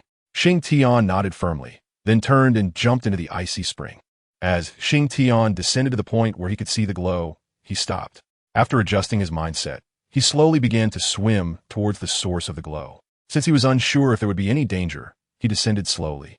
During the descent, images of sea monsters from science fiction movies kept flashing through his mind, suddenly appearing and scaring him. Slowly, Xingtian reached the spot glowing with light. However, to his surprise, it was not the corpse he had imagined, but rather a light membrane. The membrane was quite large, and Xingtian could not see its edge here. He tried to touch the light membrane with his hand and easily passed through it. This light membrane was like some kind of barrier, and its purpose was to prevent the spring water from entering the barrier. Quite fascinating, this barrier. Xingtian thought to himself, should I go in and take a look? After thinking for a while, he decided, no, I should go up and report my safety first. It doesn't hurt to wait a little longer. In the end, Xingtian chose to ascend instead of going in. On the shore, Qianrenxue and the others waited for a long time, but did not see Xingtian come up. It's been almost half an hour. Why hasn't the boss come up yet? Ma Hongjun said on the shore. Yeah, usually, he can last at most half a stick of incense. Huowu added. But as soon as they finished speaking, they both regretted it because they saw Qianrenxue suddenly stand up. Sister-in-law, stay calm, you must stay calm. The boss might be on his way back up. He could come up at any moment. Ma Hongjun hurriedly said to Qianrenxue. Step aside, Qianrenxue said coldly. Sister-in-law, you have to keep your composure. The boss might really be on his way back. Really? Sister Xiao Shui, don't get agitated. Let us wait a bit longer. Wait for a cup of tea. If Brother Xingtian still has tea come up, I'll go down with you. Huowu said, holding on to Qianrenxue. Qianrenxue looked at the expressions of Ma Hongjun and Huowu, took a step back, and then slowly sat down. After Qianrenxue finished speaking, Huowu glared at Ma Hongjun, blaming him for speaking carelessly. However, Ma Hongjun didn't notice. His gaze was fixated on the icy spring. Suddenly, he spotted a stream of bubbles rising from the water. He's back. The boss is back. Ma Hongjun shouted. Where? Qianrenxue immediately stood up and asked. I just saw a stream of bubbles coming up from a spring. The boss should be coming up soon, Ma Hongjun said. As everyone awaited eagerly, Xingtian finally surfaced. Xingtian, how are you? Are you okay? You scare me to death after being gone for so long. Qianrenxue said. Xiao Shui, I told you. I wouldn't be in any danger, and I would let you know I'm safe. Xingtian replied. Boss, you don't know, but the big sister almost jumped in to look for you just now. Ma Hongjun said from aside. Hearing this, Xingtian was startled. Luckily, his beautiful companion had entered the barrier earlier. Otherwise, if Qianrenxue had jumped down waiting for him, he would never forgive himself for that. Don't worry, it's very safe down there. The glow I mentioned earlier was actually a barrier, and it seems this barrier is just to prevent the spring water from entering. I came up just to inform you, and then I'm going back into the barrier to take a look, Xingtian said. Is there any danger inside the barrier? Qianrenxue asked. No, because the barrier only prevents the spring water. If there were any danger, I would have encountered it when I went in, Xingtian replied. But you should still be careful. We can do without treasures. I just want you. Qianrenxue said. Don't worry, just wait for me to come back. Xingtian assured her. Chapter 146. Inside the barrier. After saying that, Xingtian dove back into the water, swimming toward the barrier he had just mentioned. On the shore, Ma Hongjun said to Qian Ringshu, "Big sister, you don't have to worry this time. The boss is fine." Hum. Qian Ringshu nodded, but her gaze remained fixed on the icy spring. After Xingtian surfaced, Huo also breathed a sigh of relief. Although he hadn't spoken to her, seeing that he was safe was enough for her. When Xingtian reached the barrier, he observed his surroundings again, confirming there was no danger before diving into the barrier. Once inside, he was stunned by the scene before him. Xingtian had expected an icy world, extremely cold, but in reality, the barrier was empty, just a vast expanse of white. Without that bone-chilling cold, after entering the barrier, Xingtian began to feel the effects of gravity rapidly descending. Fortunately, he had wings. Otherwise, he didn't know what would have happened. Steadying himself, Xingtian quickly flew downward, faintly catching sight of a hint of blue. When he reached the bottom, what lay before him was a vividly lifelike dragon corpse. Although it no longer breathed, its dragon might still linger, and the white mist in the sky was due to the water vapor repelled by the dragon's might. Wow, it's real. I struck it rich. They say bathing in dragon blood can enhance one's physique. I wonder if this works? No, wait, this one's dead, Xingtian said. He had only heard of bathing in fresh dragon blood, but here was a dead one. What to do? The storage bracelet isn't that big. Xingtian was troubled as he looked at the dragon corpse. First, let me tell Xiaoxue and the others that I can go into seclusion and bring some back for them later. I guess that's all I can do for now, he thought for a moment and said. After that, Xingtian spread his wings and flew upward. When he emerged from the icy spring, Qian Ringshu and the others were still waiting on the shore. Xingtian, how is it? Did you find the treasure? Qian Ringshu stepped forward to ask. I found it, so I came up to let you know that I'm going back down to cultivate for a while. Xingtian replied. Is it dangerous down there? Qian Ringshu's main concern was always Xingtian's safety. It's fine. It's very safe down there, and I've already seen the treasure, Xingtian said with a smile. Boss, what's down there that's making you so excited? Ma Hongjun asked. A corpse, the Ice Dragon King's corpse. Xingtian answered. A dragon? Everyone was astonished. That's right. This ice and fire duality, is where the Ice-Fire Dragon King fell. Xingtian explained. All right, I'm going down to cultivate for a few days. I'll bring you some good stuff later, Xingtian said. Okay, wait for me. He looked at Qian Ringshu and Huo. The two of them nodded vigorously. After Xingtian finished speaking, he jumped down with peace of mind this time. Once inside the barrier, Xingtian headed straight for the Ice Dragon King's corpse. Approaching the body, he crawled inside through the dragon's mouth and stopped at its throat. Then, he began to meditate and cultivate. As Xingtian cultivated, strands of cold air began to emanate from the Ice Dragon King's body, entering his own. Wow, I don't feel anything. What if I try the dragon blood? Xingtian pondered. What the heck, I'll give it a shot. In the end, he was tempted. Xingtian walked from the Ice Dragon King's mouth all the way to its heart. Looking at the blue heart before him, he summoned the 7-kill sword. With a single strike, he sliced open the Ice Dragon King's heart, and a large amount of blood gushed out, instantly forming a small lake. Standing in the blood pool, a wave of coldness surged towards him. Xingtian dared not delay. He immediately sat cross-legged and began cultivating. As he cultivated, the blood visibly decreased in volume.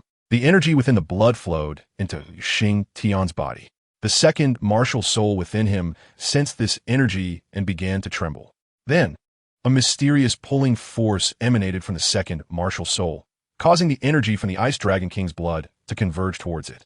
Although most of the energy was absorbed by the second martial soul, what remained was still enough for Xingtian to cultivate. Time passed slowly, and Xingtian lost track of how long he had been at it. When he finally awoke, he found there was no blood left beneath him, and the heart appeared shriveled. If I guess correctly, there should be a Dragon Ball. Let's see. Xingtian stood up and said. However, he searched the entire Ice Dragon King's body and found no sign of the Dragon Ball. Could it be in the brain? Xingtian wondered. With that thought, he pried open the Ice Dragon King's head. Sure enough, he discovered a blue sphere the size of a basketball inside. This must be the Dragon Ball. It's beautiful. And now it's mine. Xingtian chuckled. After retrieving the Dragon Ball, he began to dismember the Ice Dragon King. Dragon tendons, dragon scales, dragon bones, and so on. Anything he thought might be useful, he dismantled. In the end, he filled a storage bracelet to the brim, but there was still plenty left. Just as Xingtian finished dismantling the Ice Dragon King, he suddenly felt a tremor from above. Not good. The barrier is about to collapse. Xingtian shouted, then flew upwards. What a pity, what a pity. Xingtian looked back at the scattered remains and sighed. On the shore, Qian Ringshu and the others were chatting when suddenly a whirlpool appeared in the ice spring and the water level started to drop rapidly. What's going on? Qian Ringshu asked. Sister Xiaoxue, could it be that brother Xingtian is in trouble down there? Hu said. I want to go down. Qian Ringshu said without hesitation. No way, I promised the boss. Ma Hongjun quickly stopped Qian Ringshu. Let go. Qian Ringshu said to Ma Hongjun. I won't let you. Just as they were at a standstill, they heard a splash, and a figure shot up from the water into the sky. It was Xingtian. Just moments ago, when Xingtian flew out of the barrier, it shattered, and a large amount of spring water began to rush back in, forming a huge whirlpool. Unaware, Xingtian got caught in the whirlpool, but fortunately, he managed to stabilize himself using the Haotian hammer. After stabilizing himself, Xingtian started to gather and compress his soul power, eventually putting away the Haotian hammer and releasing his soul power. With a whoosh, Xingtian flew directly out of the whirlpool, resulting in the scene Qian Ringshu and the others witnessed. What's wrong? Why are you all still arguing? Xingtian said as he landed. Boss, just now, sister-in-law insisted on going down to look for you. Ma Hongjun said. It's fine. Xiaoxue, I'm back now, right? Xingtian replied. You scare me to death. Qian Ringshu said to Xingtian. It's fine now. Plus, I brought back a lot of good stuff. Xingtian said. I don't want any good stuff. I just want you to be safe. Qian Ringshu said. It's all good, it's all good. Xingtian said with a smile. By the way, Xiaoxue, you should have storage equipment, right? Xingtian suddenly said. He thought that as a dignified saintess of the spirit hall, Qian Ringshu would definitely have one, since he remembered that Hulina seemed to have one too. I do, Qian Ringshu said, revealing a necklace around her neck. Why haven't I seen you use it? Xingtian asked. Don't you have one? One is enough, Qian Ringshu replied. All right, Xingtian shrugged. By the way, Xiaoxue, how big is the space in your storage necklace? Xingtian asked. It's okay, why? Qian Ringshu asked. Without answering, Xingtian waved his hand, and a large amount of bones and scales poured out from his storage bracelet. What is this? Qian Ringshu asked.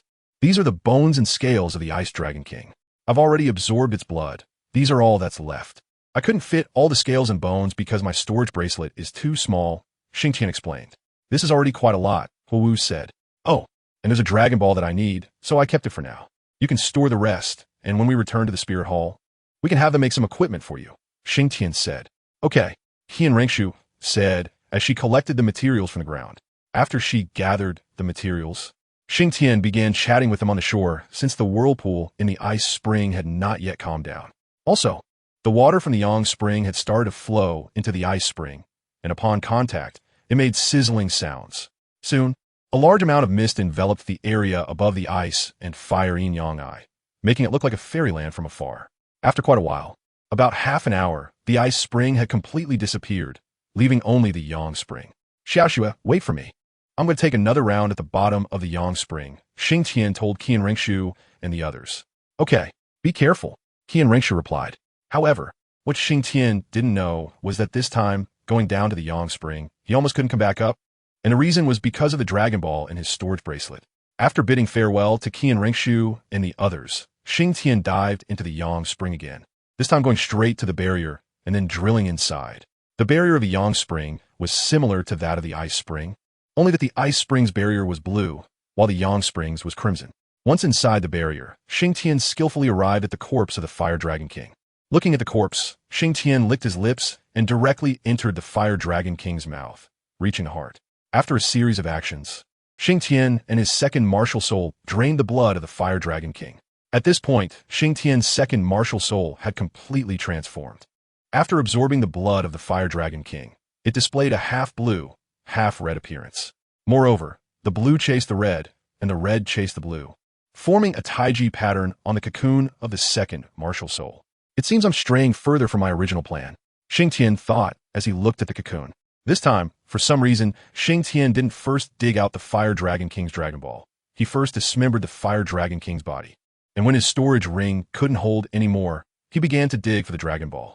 He believed that the Dragon Ball was the central hub of this barrier, so he decided to save it for last. When Xingtian took out the Fire Dragon King's Dragon Ball and held it in his hand, an unexpected event occurred. As soon as Xingtian held the Fire Dragon King's Dragon Ball, the barrier began to tremble. Just as Xingtian prepared to flee, his storage bracelet started to shake violently.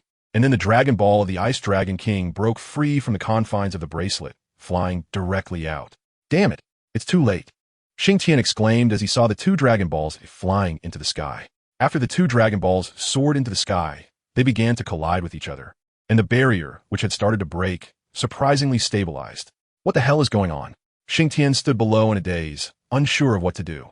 After several collisions, the 2 Dragon Balls still couldn't determine a winner, and to Xingtian's astonishment, 2 Dragon Souls emerged from the 2 Dragon Balls. What? Am I seeing things? Xingtian quickly rubbed his eyes, but when he opened them again, the 2 Dragon Souls were still there. When the 2 Dragon Souls appeared, the 2 Dragon Balls in the sky flew to the side, and the 2 Dragon Souls began to entwine with each other. For a moment, Xingtian didn't know what to do. He didn't dare to rise into the air for fear of being discovered. However, sometimes what you don't want to happen is what happens. Just as Xingtian desperately tried not to be noticed, the 2 Dragon Souls in the sky suddenly focused on him. They exchanged glances and then charged toward Xingtian. Damn it! Xingtian hurriedly tried to defend himself, but he couldn't touch the 2 Dragon Souls, and in the end, they burrowed into his body.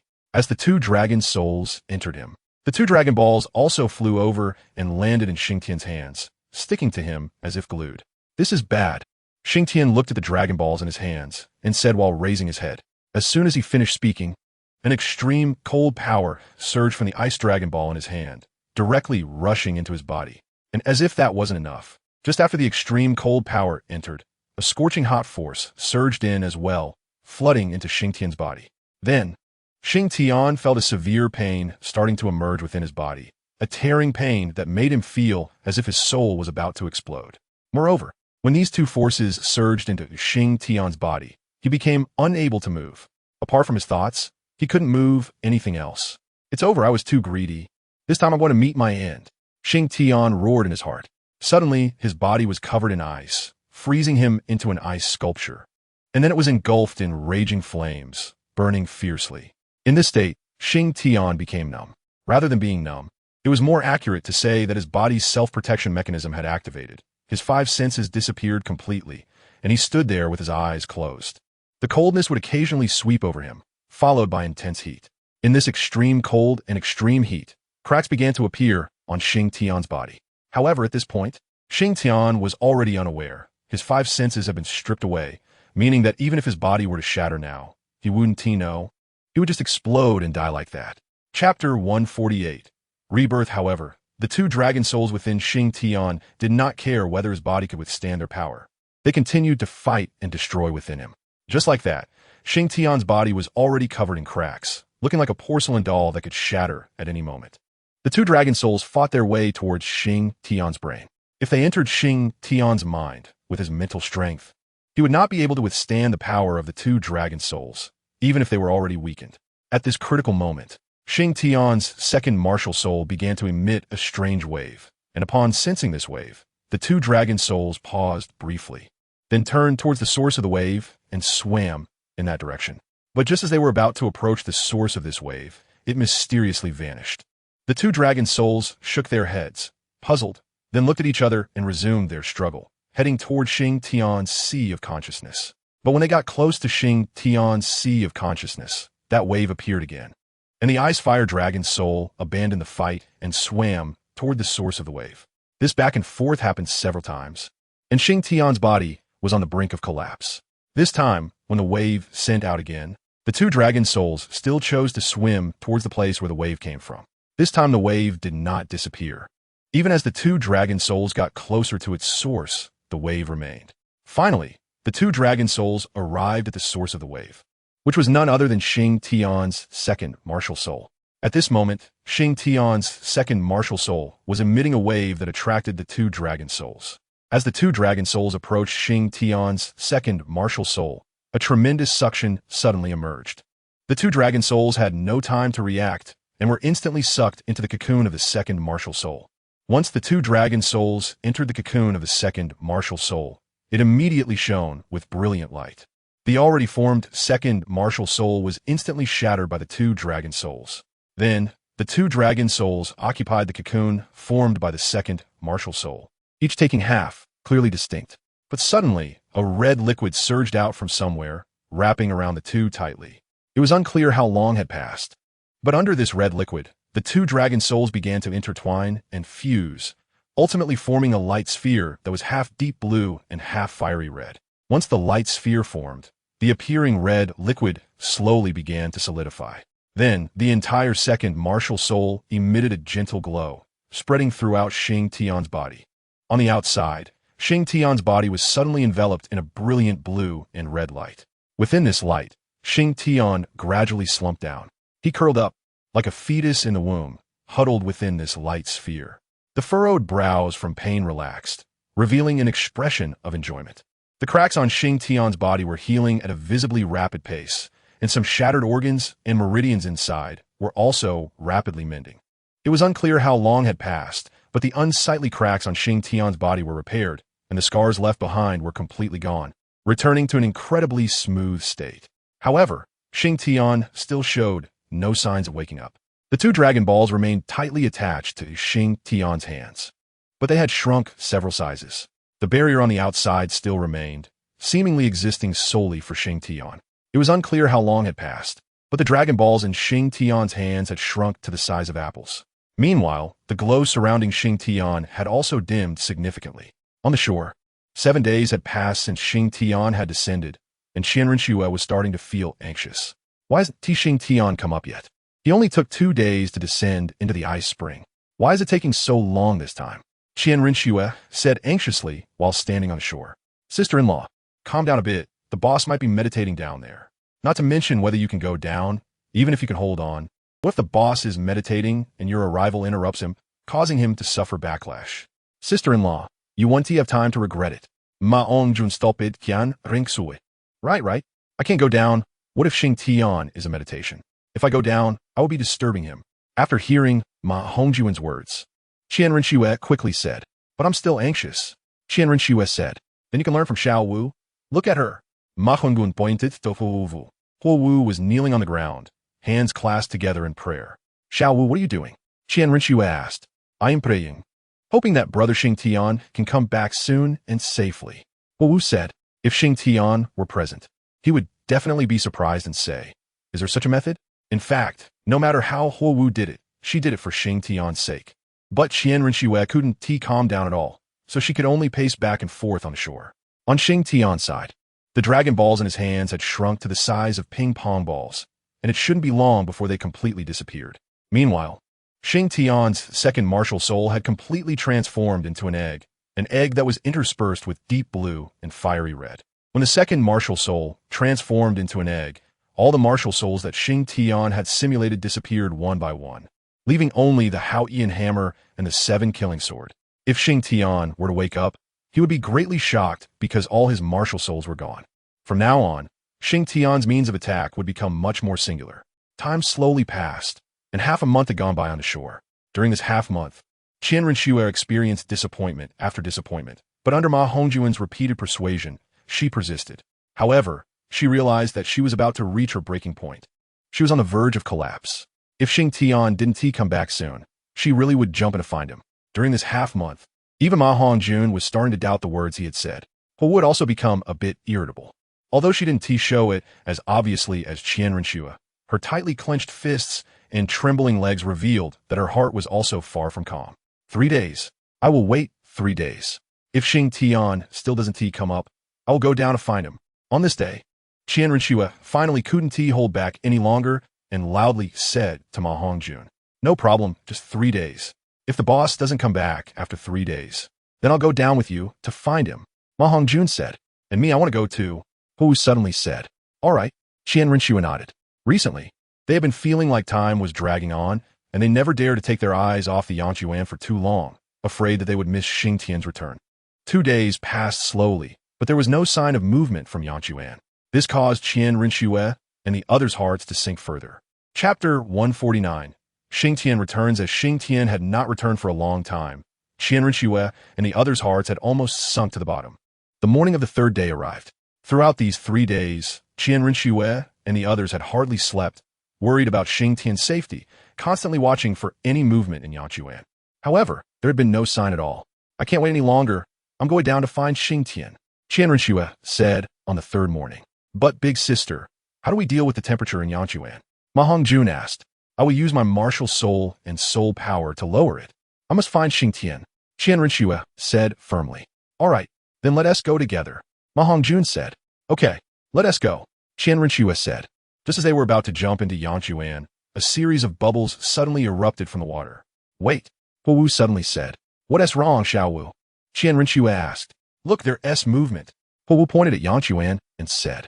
They saw a continuous stream of bubbles rising from the water. Boss, it must be the boss. He is coming up. Ma Hongjun shouted excitedly. Xingtian, Qian Rinxue also shouted. Sure enough, after a while, ripples began to form in Yanchuan, gradually creating a small whirlpool. Then this whirlpool slowly expanded into a large vortex. After about a dozen breaths, a shadow shot up from the vortex into the sky. It was indeed Xingtian. Once Xingtian landed, Qian Rinxue and Huowu rushed over and threw themselves into his arms. You scare me to death. Do you know that? Qian Rinxue said with red eyes. Xingtian brother, we thought you were in danger. We were all ready to go down to find you.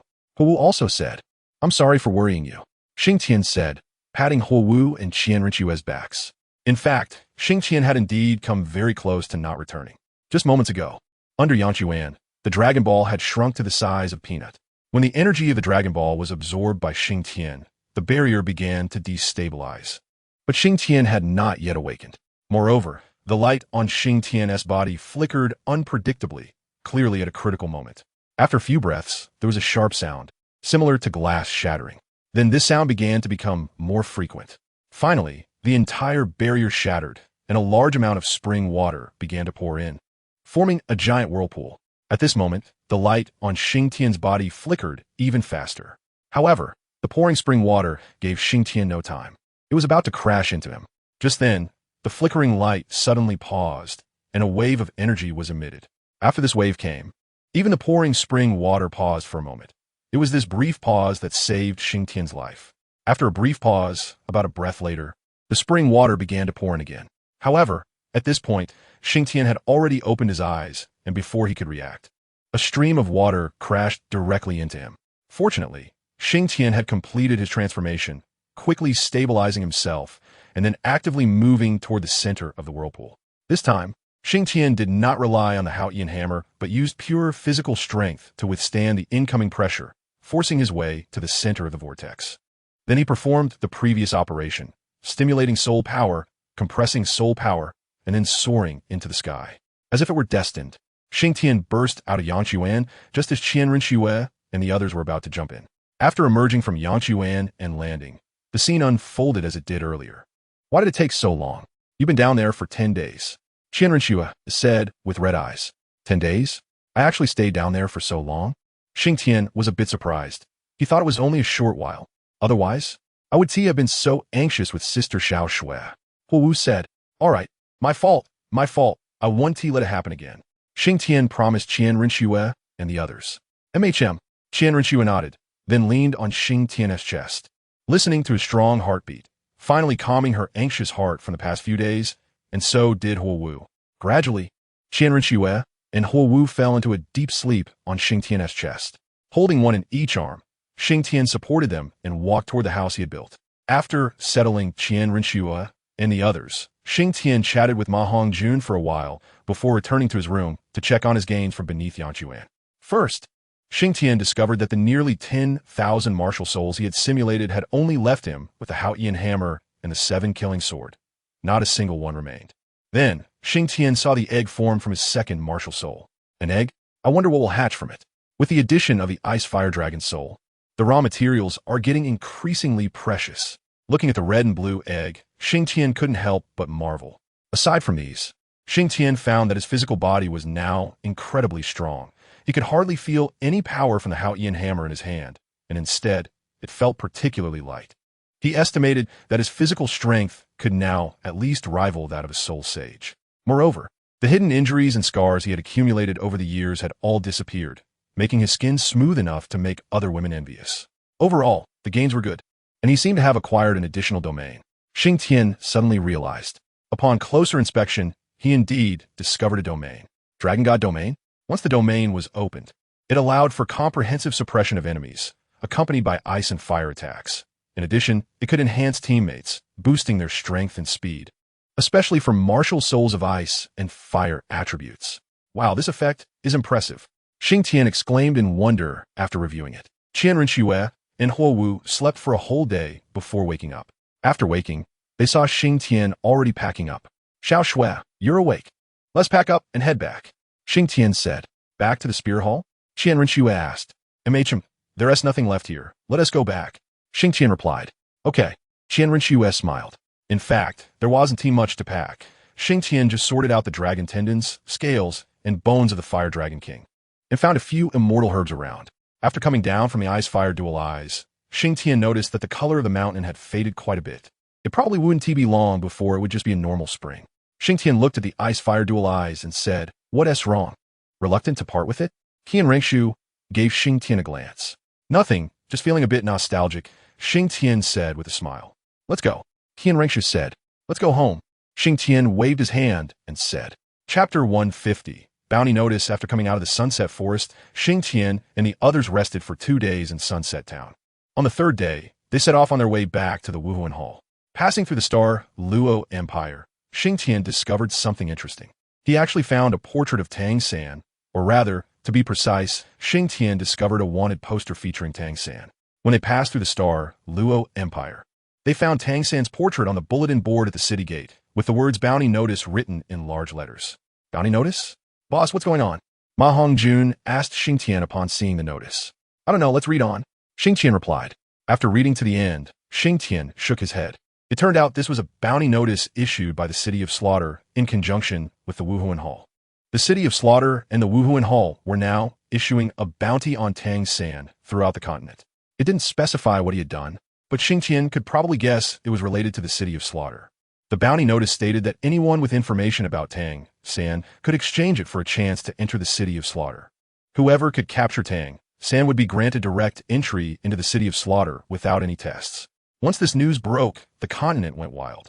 Perhaps some people didn't know where the City of Slaughter was, but there were certainly many who knew of its existence.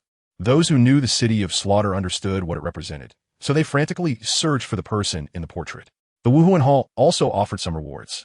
The bounty notice stated that anyone who provided credible information about Tang San would receive guidance from a titled Dalu of the Wuhuan Hall, with hands-on instruction for 3 days. Moreover, anyone who could capture Tang San would receive a soul bone, though it didn't specify which part. The heavens are angry and the people are resentful. Tang San is in trouble, Xingtian said after reading the bounty notice. Xingtian, you can't be serious, can you? Does Tang San really dare to destroy the City of Slaughter? Qian Rengshu asked after reading the notice. He probably tried, but failed. Xingtian said, Big brother Xingtian, how do you know Tang San would destroy the City of Slaughter? Huo Wu asked. Intuition, Xingtian replied. Seeing that Xingtian didn't answer directly, Huo Wu didn't press further. All right, let's go. Xingtian glanced around and said to Qian Rengshu and the others. After leaving the Star Luo Empire, every town Xingtian and the others passed through was plastered with bounty notices, all of them seeking Tang San. Where do you think Tang San is now? Huo Wu suddenly asked. Don't worry, Tang San is living quite well. I can guarantee that, Xingtian said. Why? Huo Wu asked, puzzled. Because of disguise techniques. Qian Rengshu suddenly said. That's right, it's disguise techniques, Xingtian agreed. And Tang San doesn't even need particularly advanced disguise techniques to evade capture. But his martial soul can't change. Huo Wu pointed out. Martial soul? The bounty notice states his martial soul is the Xingtian hammer. But ask Fatty if Tang San's martial soul is the Xingtian hammer. Xingtian said with a smile. I know Tang San's martial soul is blue silvergrass. Ma Hongjun added. Twin martial souls? Huo Wu exclaimed in surprise. Exactly. So as long as Tang San doesn't reveal the Xingtian hammer, this bounty notice is completely useless to him, unless the King of Slaughter personally comes out. He might be able to discover Tang San, Xingtian explained. All right, Huo Wu said. Well, this has nothing to do with us. Our main task now is to return to Wuhuan City and rest for a few days, Xingtian said. As they traveled, the passers-by looked hurried, often gathering in groups to discuss news about Tang San. On the way, Xingtian had already heard no less than 10 pieces of news about Tang San, but surprisingly, none of the information was repeated. Impressive. What's smokescreen? Xingtian said with a smile. Smokescreen? What's that? Ma Hongjun asked. Nothing. I mean someone is intentionally spreading false information about Tang San. Xingtian clarified. Hey, Didn't we agree not to talk about Tang-san? Qian Rengshu suddenly laughed. Ha ha ha. I couldn't help it, mainly because all the news we've heard along the way is about him. So it just came up. Xingtian chuckled. Thus, while listening to news about Tang-san along the way and occasionally discussing him, the group took their time and finally arrived at Wuhuan City after more than 10 days. This time, returning to Wuhuan City didn't feel rushed like last time. The guard at the city gate recognized Qian Rengshu and the others from afar, immediately opened the gates, and welcomed them in. Your Holiness, we are back, Qian Rengshu said to Bibi Dong upon arriving at the Wuhuan Hall. It seems you all gained quite a bit this time. Especially you, Xingtian, Bibi Dong said as she looked at Xingtian. Not bad, not bad. Xingtian replied with a smile. By the way, Your Holiness, do you have any blacksmiths here? Xingtian suddenly asked. Blacksmiths? You mean blacksmiths? None, Bibi Dong answered. Your Holiness, do you know someone named Lu Gao? Xingtian suddenly inquired. Lu Gao, I remember. Is he that divine blacksmith Lu Gao? Bibi Dong said. That's right. I would like to invite him to Wuhuan Hall on behalf of the Wuhuan Hall, Xingtian said suddenly. What do you need him for? Bibi Dong asked. Xingtian remained silent for a moment, then revealed a bone in his hand. What is this? Bibi Dong asked, somewhat surprised, as she sensed a strong pressure from the bone. This is a dragon bone. I want to ask Lu Gao to forge some equipment, Xingtian explained. How many do you have? Bibi Dong asked. A lot. All right, I'll have someone invite Lu Gao right away. Bibi Dong immediately instructed someone to go to Xingtian City. Wait, Xingtian called out to the person preparing to leave. Take this, Lu Gao should be interested. If there isn't something substantial, he won't come, Xingtian said. The person preparing to deliver the message took the dragon bone thrown by Xingtian and quickly left. It seems that you all not only improved your strength on this trip, but also gained something beyond strength, Bibi Dong remarked. It's fine, just some worthless trinkets, Xingtian said with a smile. All right, you all go rest for now. Within a month, I'll have Lu Gao appear in Wuhuan City, Bibi Dong said. Thank you, Your Holiness, Xingtian said, cupping his hands in gratitude. Back in the small courtyard, after washing up, everyone fell asleep immediately. Chapter 151, Ambush. The next day, they finally got up when the sun was high in the sky. After getting up, washing up, and eating a little, Xingtian and the others began to enjoy this leisurely time. In Xingtian's words, he decided not to cultivate anymore. He wanted to enjoy this rare time. Such leisurely moments are truly few and far between. After lying down for 2 or 3 days, Qian Renxue took Xingtian to see Dalu. Dalu seemed very happy, but Xingtian could still see the reluctance in his eyes. However, Xingtian had no choice. Qian Renxue's angelic divine position still depended on Dalu, and he could not stop it, nor did he want to. So Xingtian acted as if he saw nothing and knew nothing. During this visit to see Dalu, Xingtian finally had physical contact with him and successfully simulated Daolu's martial soul. Thus, Xingtian had 3 martial souls to use, as all his other martial souls had been absorbed by his second martial soul. Recently, Xingtian noticed that Dalu was somewhat impatient. He knew that Dalu wanted to discuss the divine position with Qian Renxue, but he had tried several times to speak up and ultimately held back. During these times, Xingtian would always tell Qian Renxue, Grandpa is a bit tired. Let's come back tomorrow. And so, they drag it out for more than half a month. One day, Xingtian was about to go see Dalu with Qian Renxue when they encountered the person who had gone to invite Lu Gao. Hey, you there, wait, Xingtian shouted, not knowing his name. Young Master Xingtian, did you call for me? The man said, cupping his hands. I remember you went to invite the divine craftsman Lu Gao. Why are you back? Did you manage to invite him? Xingtian asked. Young Master Xingtian, I was just about to find the Pope to discuss this matter. Lu Gao was not invited back. The man replied. Not invited back? What happened? Xingtian inquired. I went to Xingtian City and met Master Lu Gao. But just as we were about to leave the city, he was intercepted by someone, the man explained. Intercepted? You didn't show him my things? Xingtian asked, surprised. I did. Lu Gao said he would come to Wuhuan City when he had time, the man responded. Then what about my dragon bone? Xingtian asked. It was taken by Lu Gao. Ha ha ha, Lu Gao, you really dared to swindle my things. By the way, who was the person that intercepted Lu Gao? Xingtian suddenly asked. I don't know him. He said his name is Tang, a middle-aged man.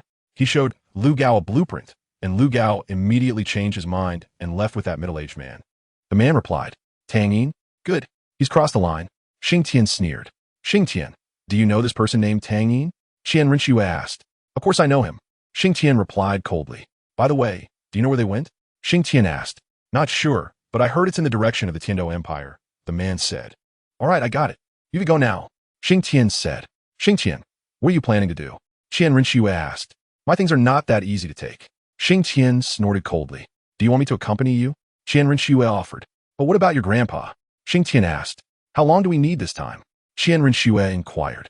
Including the round trip, at most 10 days to half a month. Xingtian replied. Then I'll accompany you, Qian Rinxue said. All right then. This time, let's not call Fatty and the others, Xingtian said.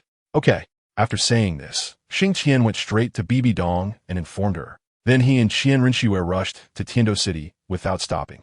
Upon arriving in Tiando City, Xingtian and Qian Rinxue went straight to the residence of the Li family without stopping anywhere. According to Xingtian's memory, the Tang sect founded by Tang San was here. And although his arrival had disrupted many things, Xingtian decided to come here first just in case. After arriving at the Li family's residence, Xingtian presented a visiting card and was invited inside. Once inside, Xingtian exchanged a few pleasantries with the head of the Li family and then subtly inquired about Lu Gao and Tang San, but received no information. After bidding farewell to the Li family, Xingtian looked into the distance and sneered. Where are we going now? Qian Rinxue asked. Yuexian. Xingtian replied. Yuexian? What are we going to do there? Qian Rinxue asked. The owner of Yuexian is Tang Yuehua. She is Tang San's aunt. Xingtian explained. You suspect Tang San is there? Qian Rinxue asked. Because he has nowhere else to go besides Yuexian. Xingtian said. Well then, let's go there now. Qian Rinxue said. After arriving at Yuexian, Xingtian and they casually found a place to sit down.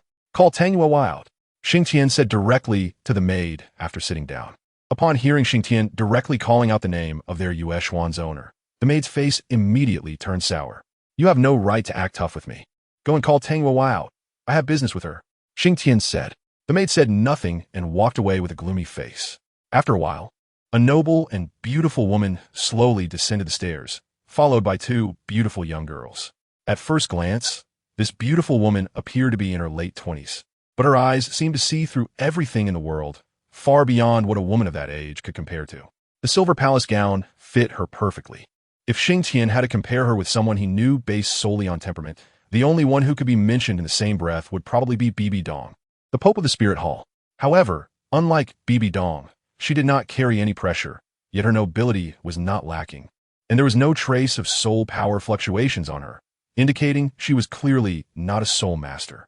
It was also Xingtian's first time seeing Tang Yuehua, and he was obviously influenced by her temperament, but he quickly returned to normal. Who wishes to see me? Tang Yuehua walked over slowly, each step measured. Hand over Tang San and Lu Gao, Xingtian said directly. As soon as Xingtian's words fell, Tang Yuehua's pupils contracted. This young master is joking. Our Yuexian does not have anyone named Tang San. Tang Yuehua, the owner of Yuexian, quickly reacted. Don't play dumb with me. I know your background. Don't force me to take action. Tang Hao can't stop me, Xingtian said, while taking a sip of tea without raising his head. Who exactly are you? Tang Yuehua could no longer remain calm upon hearing Xingtian mention Tang Hao's name. Clear the area, Xingtian suddenly said. Chapter 152, Yuexian. After hearing Xingtian's words, Tang Yuehua sent someone to clear the area. So who exactly are you? After the area was cleared, Tang Yuehua asked Xingtian. Hand over the parties involved. I'm in a hurry, Xingtian suddenly said to Tang Yuehua. So who exactly are you? Tang Yuehua's voice turned cold, and at the same time, the people around gradually surrounded Xingtian and the others. No, you need to understand the situation. You're just an ordinary person, and your alliance is merely that so-called noble domain of yours. Are you sure you want to talk to me like this? Xingtian said with a smile to Tang Yuehua. I don't care who you are. My Yuexian is not someone anyone can easily manipulate. Danjiu is not Gonli. Sorry, I am the one who can easily manipulate your Yuexian. Xingtian's voice also turned cold. After saying that, Xingtian directly released the god of death domain. An invisible aura of slaughter spread throughout the venue, affecting everyone present, except for Tang Yuehua. In Xingtian's perception, there was also a strange energy surrounding Tang Yuehua, which should be her so-called noble domain. I said, hand over Tang San and Lu Gao. Understand? Xingtian stood up and said word by word. Kid, since you know my identity, then you should know that my Yuexian is not someone you can provoke. Tang Yuehua said coldly to Xingtian. This lady beside me is the saintess of the Spirit Hall. You should know what kind of status a saintess holds. Also, I know the location of her Haotian sect. Do you think your Haotian sect can still exist if the spirit hall finds out where you are? Xingtian said. You. Tang Yuehua pointed at Xingtian and couldn't speak for a long time. Don't believe me? Xingtian said. 300 miles east of the capital of the Tiando Empire, in a small village surrounded by mountains. Xingtian suddenly smiled and said, You. Who exactly are you? Tang Yuehua could no longer maintain her previous dignified and unperturbed expression. So why bother? Sacrificing the entire Xingtian sect for a Tang San is not worth it, right? Xingtian said softly to Tang Yuehua. All right, I've said enough. Shouldn't you hand over Tang San and Lu Gao now? Xingtian said to Tang Yuehua. But Tang Yuehua bit her lip tightly and remained silent. Alas, then there's no other way. Xiao Shui, let's go. We'll return to gather our forces, and I'll take you to destroy the sect. I think the Xingtian sect should be much more interesting than the Seven Treasure Glazed Tile School. Xingtian suddenly said to Qian Rinxue. Okay, Qian Rinxue replied. Then, Xingtian really took Qian Rinxue and walked outside the Yuexian. Stop! Tang Yuehua suddenly shouted. What? Is there something wrong? Have you come to your senses? But I don't want to see Tang San and the others right now. I think attacking the Xingtian sect will be more fun. By the way, you can send a message to the Xingtian sect, and let's see who can be faster. Xingtian said with a smile. Xiao Shui, let's go. To the Spirit Hall in Tiando City. Gather our forces and prepare to besiege the Xingtian sect. Xingtian pulled Qian Rinxue and headed out. Stop. Block them. Dang Jihu Saotet Lao Li. But as those people stood up, Xingtian released the god of death domain again. Xingtian, what exactly do you want to do?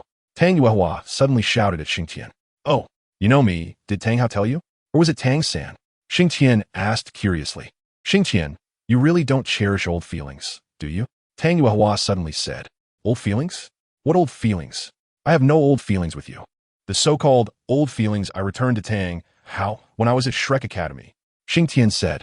After saying that, Xingtian continued to walk outside. Xingtian, suddenly, a voice came from the upper floor. Oh, you finally dare to come out? I thought you would hide forever. Xingtian looked at the person who appeared upstairs and said, You know I'm here? Tang Sen asked. You're not unaware of the domain I just released. When I released the domain, I sensed a very familiar killing intent. Tang San, you are still too naive. Xingtian shook his head and said, What do you want? Tang San shouted at Xingtian. Where is Lu Gao? Xingtian didn't answer Tang San, but asked about Lu Gao's whereabouts. Why are you looking for Lu Gao? What do you want in the Yuexian? Tang San said. At this point, it's meaningless to keep pretending, don't you think? Right, Tang Yin. Xingtian said with a smile to Tang San. I am Lu Gao. Young man, what business do you have with me? At this moment, an old man walked out from the room behind Tang San. You're Lu Gao? Xingtian asked. That's right. I'm Lu Gao. Is my stuff really that easy to take? Xingtian looked at Lu Gao and smiled. I have never seen you before. How could I have taken your stuff? Lu Gao sneered. Ha, good. Well said. Xingtian laughed heartily. Do you recognize this? Xingtian waved his hand, and a piece of bone appeared in his hand. This. Lu Gao looked at the bone in Xingtian's hand and was surprised. Recognize it? Xingtian said. Lu Gao snorted coldly. What? The owner has come to your door, and you still want to hand over my things? Xingtian said with a cold smile. Who can prove it's yours? Lu Gao clearly did not want to give it up. How about this? I'll take people to destroy the Xingtian sect, and then tell the Xingtian sect that it was because you Lu Gao and Tang Sen took my things that led to the destruction of the Xingtian sect. At that time, I will let a few people go and let them find you for a theory. Actually, I have plenty of that kind of bone in my hand. I really don't care. Xingtian said as he waved his hand, and a large pile of various bones appeared on the ground, each exuding a strong pressure. Young man, you are looking for me to forge equipment, right? If you dare to do that, I will not help you. Lu Gao straightened his back after seeing Xingtian's materials. You think you're the only divine craftsman? If I'm guessing right, Titan is also in this Tiando city, right? Xingtian rolled his eyes at Lu Gao.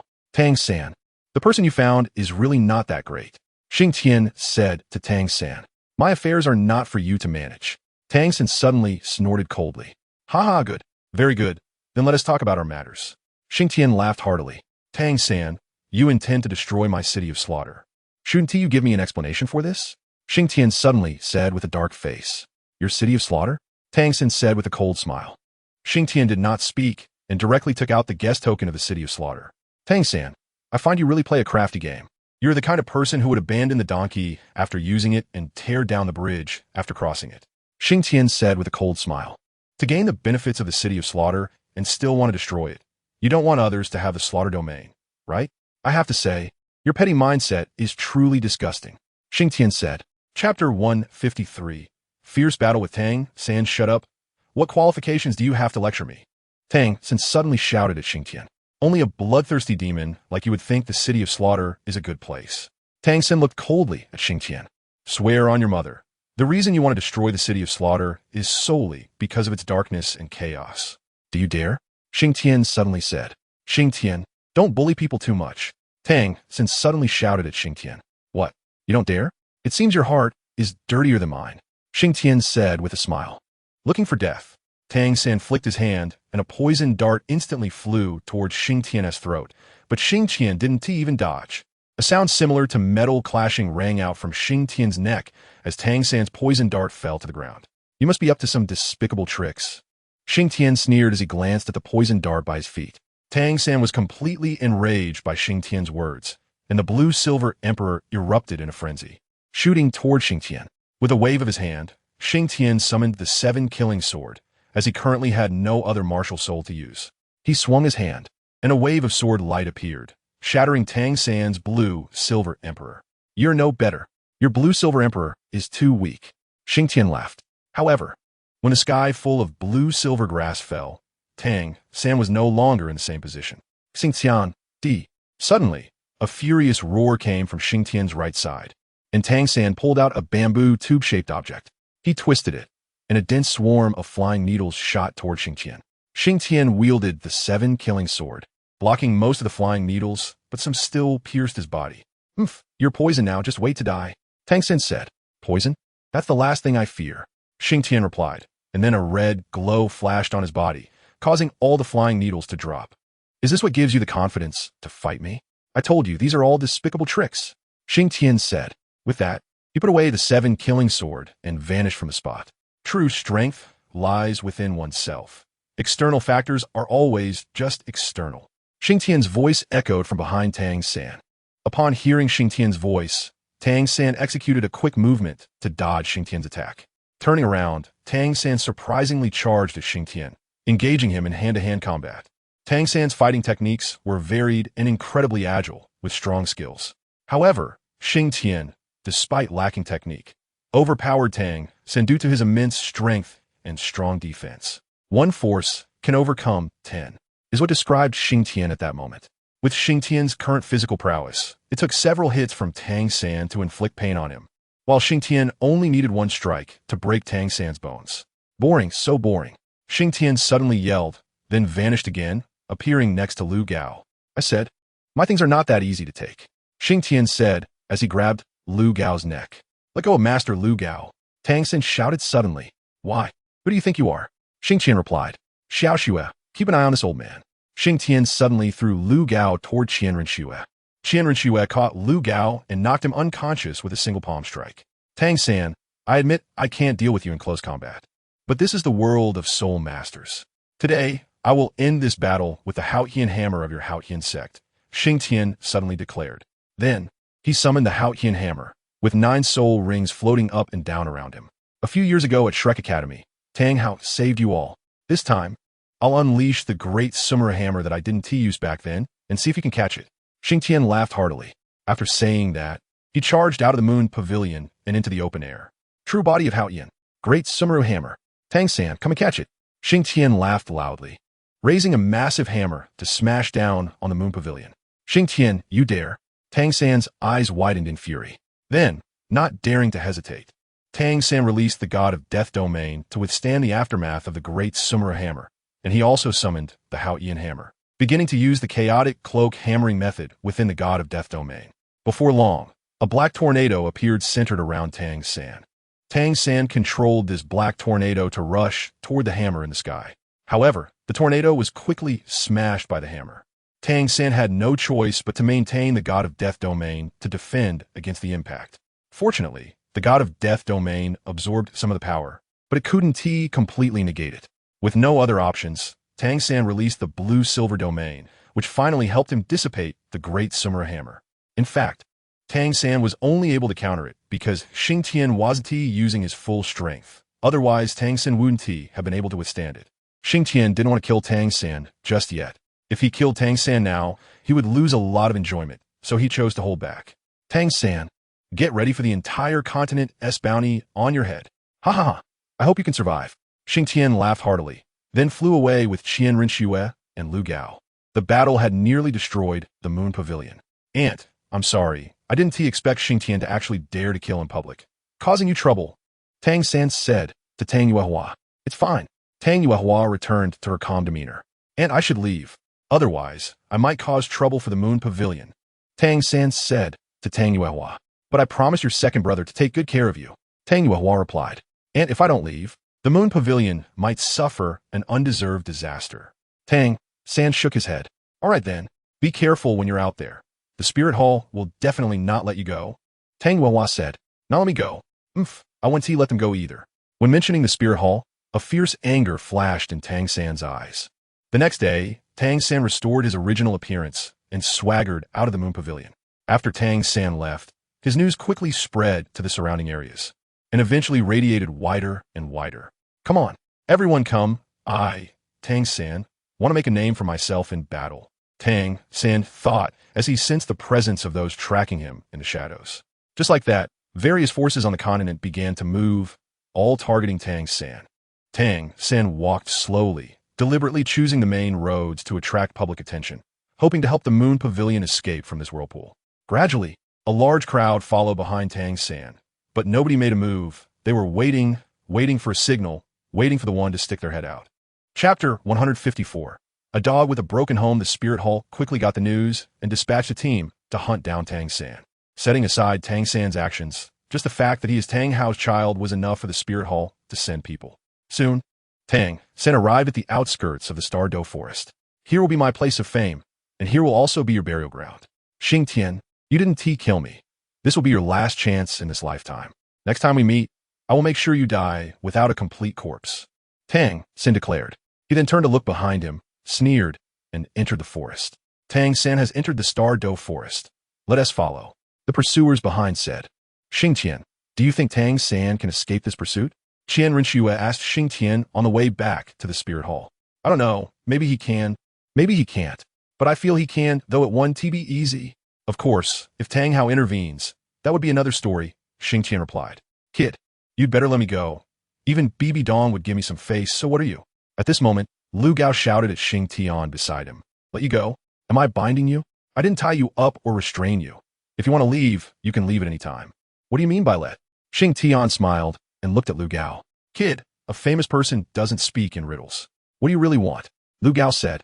Lu Gao certainly knew that Xingtian had not restrained him, but Xingtian had once said after he woke up that if he dared to run away, the Blacksmith Association would be wiped off the continent. I've said it before, my things are not so easy to take. Xingtian said to Lu Gao, Kid, do you really want to go against my Blacksmith Association? Lu Gao said with a gloomy face. It's not that I want to go against you, but that you want to go against me, understand? Don't reverse right and wrong. Xingtian said lightly. Xingtian's words left Lu Gao speechless. Indeed, he had been greedy. When he first saw the dragon bone, he knew it was not an ordinary bone, so he greedily took it, not expecting it to bring him such huge trouble. Sometimes, you can't have both fish and bear's paw. I admire your spirit, but your heart is not clean. You want to use my things combined with Tang-san's drawings to create what you want, right? Xingtian suddenly said. How did you know? Lu Gao asked. Indeed, when Lu Gao saw the drawings Tang-san gave him, he had this thought in his mind. Ha ha ha, I know far more than you think. Xingtian laughed heartily. Okay, don't think about anything crooked. You can leave whenever you want. I won't stop you, Xingtian said. Lu Gao was already tired of hearing this from Xingtian. He no longer spoke and silently followed behind Xingtian and the others. Xingtian didn't care about Lu Gao. He knew Lu Gao didn't dare to leave. Just as they were about to approach the martial Soul City, news about Tang-san came in. Alone in the StunsTang forest, Tang-san used various terrains to ambush and kill a large number of people who came to hunt him down. The StunsTang forest is Tang-san's home ground. Xingtian shook his head and said, Why do you say the StunsTang forest is Tang-san's home ground?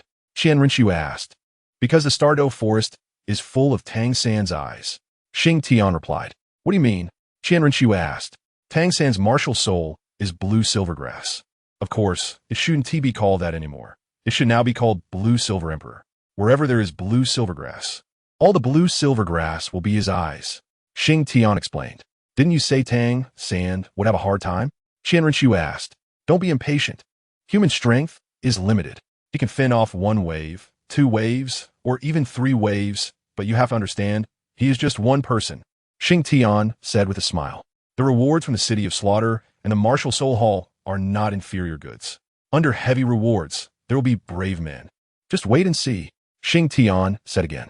Lu Gao, who was behind Xingtian, listened to their conversation and felt a chill in his heart. He thought his future life would definitely be dark and full of despair. Thinking of this, Lu Gao couldn't help but want to slap himself. Why be greedy for something that wasn't his, especially Xingtian's things? Sure enough, when Xingtian and the others returned to the Martial Soul Hall, news about Tang San came out again. Tang San had been injured by someone, and the injuries were severe. If they hadn't suddenly let their guard down and started fighting over Tang San's ownership, he wouldn't have been able to escape. In the following days, every few days, Xingtian would receive some news about Tang San. Now, Tang San had been chased like a stray dog by these people, although many of them died at his hands. It still couldn't stop the crowd. Now, Tang San had forced these pursuers out of the Stardo Forest, and his current route was heading towards the Luo Empire. Luo Empire? TSK. Tang San, you are making the wrong move. Luo is martial. If you go there, the pursuit will only become more severe, Xingtian said, while looking at the news in his hand. However, just after Tang San headed towards the Luo Empire, he miraculously disappeared, reportedly rescued by a man in black. A man in black? It can't be Zhu Zhuqing, right? Tang San, will you join them? Xingtian said. After Tang San disappeared, the turmoil on the continent temporarily calmed down. Xingtian also stopped paying attention to him after Tang San vanished. Now, he was focused on Qianrenshu and Dalu. Dalu seemed to be getting a bit impatient. His recent performance was noticeable even to Qianrenshu, but whenever Qianrenshu asked, Dalu would be vague. It wasn't that Dalu was unwilling for Qianrenshu to inherit the divine position, but that he was somewhat reluctant. He vaguely felt that this inheritance was not simple. This feeling came inexplicably, so Dalu wanted to see more of Qianrenshu and spend more time with her. Senior, I want to talk to you. Suddenly, Xingtian said to Dalu. What do you want to talk about? Dalu asked. Xiao Shui, you go out first. I'll talk with the senior. Xingtian said to Qianrenshu. All right. Qianrenshu glanced at Xingtian and finally nodded. After Qianrenshu went out, Dalu spoke up. Kid, what do you want to talk about with me? Senior, your mood seems quite anxious lately. Xingtian said. So what? Dalu replied. Are you considering Xiao Shui inheriting the angel divine position? Xingtian suddenly asked. Who told you? Dalu's face instantly darkened. Senior, don't misunderstand. I have no ill intentions, and I would love for Xiao Shui's strength to improve. Xingtian quickly said. Then what do you mean? Dalu asked. Senior, I think it's still a bit early for Xiao Shui to inherit the divine position at this time. Xingtian said. Reason? Dalu asked. I believe that waiting for Xiao Shui's strength to improve a bit more before considering it would be better. Xingtian replied. Dalu fell silent, lowering his head and pondering. Chapter 155. News of Xiao Wu. After pondering for a while, Dalu raised his head. Kid, I don't know why you know these things. Logically, I should have killed you, but for Xiao Shui's sake, I won't hold it against you. You can take Xiao Shui to train. As long as she stays in the Martial Soul Hall, the inheritance of the angel divine position will be shaken. Hearing Dalu say this, Xingtian's heart suddenly became clear. No wonder Dalu was so anxious. It turned out to be for this reason. But he didn't know how to solve it, so he was lucky to have Xingtian. The next day, Xingtian took Qianrenshu to Dalu's side, telling him that he was preparing to take Qianrenshu out for training. This time, Dalu did not stop him. After bidding farewell to Dalu, Xingtian took Qianrenshu and Ma Hongjun and left the Martial Soul City again to go out for training. Xingtian was now planning to go to Sea God Island to see what the legendary Sea Soul Master was like, and, by the way, to take the Sea God 9 trials. Whether to inherit or not is another matter. Xingtian just felt that since it appeared in the original work, it was still necessary to take a look. However, just as Xingtian and the others had just arrived in the Heavendo Empire, a piece of news came in, prompting Xingtian to temporarily change his plan to go to Sea God Island. As soon as they arrived in Heavendo City, they heard a piece of news. Have you heard? That Tang San from the Bounty Notice has recently appeared again in the Stardo Forest. What? Do you have any thoughts? Of course there are ideas, but the strength doesn't allow it. So what's the use of saying this? Don't worry. Tang-san is just part of the information. What do you mean? I heard that deep in the StunsTang forest, not only was Tang-san discovered, but other people were also found. What's so strange about that? But this person is actually with soul beasts, and the soul beast did not harm her. They get along very well. Are you sure? Can humans get along with soul beasts? That's why. There are speculations in the spirit hall that this woman might not be human, but a soul beast that is cultivated into a human form. Soul beast? That's right. So I'm planning to join in on the fun. Let's go together. This is the news that Xingtian and the others heard at an inn in Heavendo City. Boss, do you think the woman they're talking about is Xiao Wu? Ma Hongjun said. It's possible. Xingtian nodded. Do we need to go? Ma Hongjun asked. Xiao Xue, has the spirit hall sent someone yet? Xingtian asked Qianren Xue. I don't know. Qianren Xue shook her head. All right, I want to go see, after all. Diming helped me a lot back then. Xingtian said. Okay, then let us go take a look. Qianren Xue said. Xiao Xue, if the spirit hall wants to hunt Xiao Wu, I hope you can help plead for her. Xingtian said. Actually, Xingtian has the strength to drive away the people from the spirit hall, but he doesn't want to tear his face with them. Otherwise, Qianren Xue would be caught in the middle and would feel very uncomfortable. No problem. Qianren Xue nodded. Thus, Xingtian and the others changed their original plan and set off towards the StunsTang forest. On the way to the StunsTang forest, they saw many people heading towards it, roughly estimating that there were at least 100 people. Surely, they aren't all looking for Xiao Wu, Ma Hongjun said. If nothing goes wrong, they should be. Xingtian nodded. Xiao Wu, how strange. I always feel like they're calling me. Wu suddenly said. Xingtian was taken aback and laughed loudly. Ah, that's right. You're also called Xiao Wu, and she is also called Xiao Wu. You two are quite fated. Then we must help her even more, Wu said, waving her fist. After arriving at the StunsTang forest, Xingtian had never felt the forest so lively before. However, this liveliness was not what he wanted to see, because he saw the terrified expressions of the soul beasts and their fleeing figures. Some soul beasts that didn't escape in time were killed by these people, and these soul beasts posed no threat to them at all, yet they still killed them. Seeing this, Xingtian clenched his fist tightly. Xingtian, you can't control this. This is the law of the continent, and you can't manage it. Qianren Xue suddenly grabbed Xingtian's hand and said, Let's go. We'll take a shortcut. Xingtian suddenly closed his eyes, and when he opened them again, his expression was calm. After that, Xingtian led Qianren Xue and the others towards a small path. Their actions did not go unnoticed, but when those people saw the path Xingtian chose, they sneered. Humph, just a kid. Because in their view, the path chosen by Xingtian was filled with numerous soul beasts, many of which were quite powerful.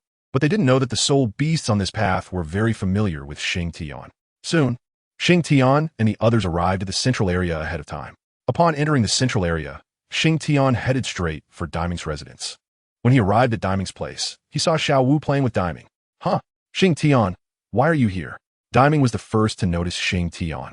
Xingtian, Xiao Xiong is in seclusion. He is challenging a 10,000-year soul beast, and it won't be long before he succeeds. Diming continued. Oh, really? That's great. Thank you for taking care of Xiao Xiong. Xingtian said to Diming. What are you here for? At this moment, Xiao Wu walked over and asked. Did you see Tang in these past few days? Xingtian asked. Yes, what is the problem? Or are you here to hunt him down? Xiao Wu asked, her tone somewhat cold. We are here to save you. Xingtian said. Save me? That's right. Your whereabouts have been exposed and then discovered by someone with ulterior motives. Now they have all entered the StunsTang forest, and their target is you. Xingtian said bluntly. Is it Tang-san? Xiao Wu immediately thought of Tang-san. That's right, it's him. Xingtian said. Impossible. He wouldn't harm me. Xiao Wu suddenly said. Do you think Tang-san would not know your identity when he encounters you here, and Diming is also with you? Don't be naive. Don't you know why you returned to the StunsTang forest? Xingtian directly tore apart Xiao Wu's disguise. You all leave. Thank you for your reminder. Xiao Wu suddenly said. What? You're not leaving? Wu suddenly said. Leave? Where to? My home is here. Where can I go? Xiao Wu said. You should hide. After they can't find you, they will leave. Wu said. I won't leave. Xiao Wu said resolutely. I say, why are you so stubborn? You also call yourself Xiao Wu. Wu was a bit anxious, and Xiao Wu looked at Wu in confusion. She didn't understand why Wu was so anxious. Chapter 156. Hunting Xiao Wu. Seeing Wu's anxious appearance, Xiao Wu felt a bit puzzled. Her name is Wu, and we also call her Xiao Wu. Xingtian said to Xiao Wu. You also called Xiao Wu? Xiao Wu was a bit surprised. That's right. Everyone who knows me calls me Xiao Wu. Huo Wu said. Then we are really fated. Xiao Wu said. So I say, why are you so stubborn? You don't know how to be flexible. As long as you have the Green Mountains, you don't have to worry about not having firewood. Huo Wu said, holding Xiao Wu's hand. But this is my home. Where else can I hide? Besides, I can hide for a while, but not for a lifetime. Xiao Wu said. Right? You said it yourself. This is your home. Who else knows your home better than you? No matter where you go, who can find you? In such a big forest, can they dig 3 feet into the ground? Huo Wu said excitedly. But what about my other companions? Xiao Wu said. Survival of the fittest. The survival of the fittest. This is the jungle law. Those who can survive won't die, and those destined to die are already predetermined. You won't stay in the human world for long. Have you forgotten all this? Xingtian suddenly said. All right, stop hesitating. If you hesitate any longer, it will be too late. Huo Wu suddenly said. Just as they were talking, suddenly 3 to 5 people dressed in spirit hall attire appeared. Ha ha! In the end, my spirit hall is 1 step ahead. One of them laughed loudly. What are you laughing at? You don't know your laugh is quite unpleasant? Xingtian suddenly interrupted that person's laughter. Kid, this place is under the control of my spirit hall. If you don't want to die, hurry up and roll. The one who laughed earlier said to Xingtian. Insolence! Qianren Xue suddenly shouted. Saint lady. A few people, upon seeing Qianren Xue, immediately shouted, leave this place. Qianren Xue coldly replied, Saint lady, we also came here under the orders of the Pope, so we cannot retreat. One of them clasped his hands and said to Qianren Xue, are you from the spirit hall? Xiao Wu suddenly said to Qianren Xue, her tone filled with coldness. Xiao Wu, don't misunderstand. Although Xiao Xue is from the spirit hall, she absolutely means you no harm. Xingtian quickly said, people from the spirit hall are all bad. Xiao Wu said coldly. I know you harbor ill feelings towards the spirit hall, but Xiao Xue is not that kind of person. Otherwise, we wouldn't have come to inform you. Xingtian said, aren't they the ones you brought? Xiao Wu pointed at the few people from the spirit hall. Damn, how can I explain this to you? I told you, we have nothing to do with each other, damn it. Xingtian cursed directly. Ming, take Xiao Wu and go. I'll hold these people off. Xingtian said to Ming. Ming, you must not listen to him. Why are you being so unreasonable? If we were in cahoots, you'd have been dead long ago. Huo Wu's temper flared. Anyone associated with the spirit hall is no good. Xiao Wu said, get lost. If you want to die, go ahead. I came here with good intentions to inform you, and you still don't appreciate it. Over there, come and kill the beast to get the ring, damn it. Xingtian was furious. Xiao Xue, let's go. Good intentions are wasted on ungrateful people. Xingtian had only one attitude towards such people, and that was to ignore them. Brother Xingtian. At that moment, Huo Wu grabbed Xingtian's arm. I'm not going to help anymore. Fatty, are you still standing there? Xingtian shouted to Ma Hongjun, who was still standing there. Xiao Wu watched Xingtian's transformation, biting her lip without saying a word. Go, capture her, and take her back to the spirit hall. Then let her reunite with her mother. Xingtian said as he passed by the few people from the spirit hall. Xingtian, are you really going to disregard everything? Huo Wu shouted anxiously as she saw Xingtian really preparing to leave. How should I care? You tell me. If she doesn't want to, what can I do? Since she wants to die so badly, I might as well send her to meet her mother. Xingtian said. I knew it. Xingtian, I knew you were coveting my soul rings. I won't let you succeed, even if I die. Xiao Wu suddenly shouted. If you can't even hear good advice, then there's nothing I can do. I'm leaving. After saying that, Xingtian really walked away without looking back. But Huo Wu stayed in place, not moving. Xingtian, you heartless guy. If you won't save her, I will. Huo Wu shouted at Xingtian. Sister Xiao Wu, Xingtian is a good person. You've really misunderstood him. At this time, Ming said to Xiao Wu. Then you go find him. Xiao Wu said coldly to Ming, and Ming immediately fell silent. Ha ha ha. Good. Really good. I thought we would return empty-handed, but unexpectedly, such a good backing was driven away by you like this.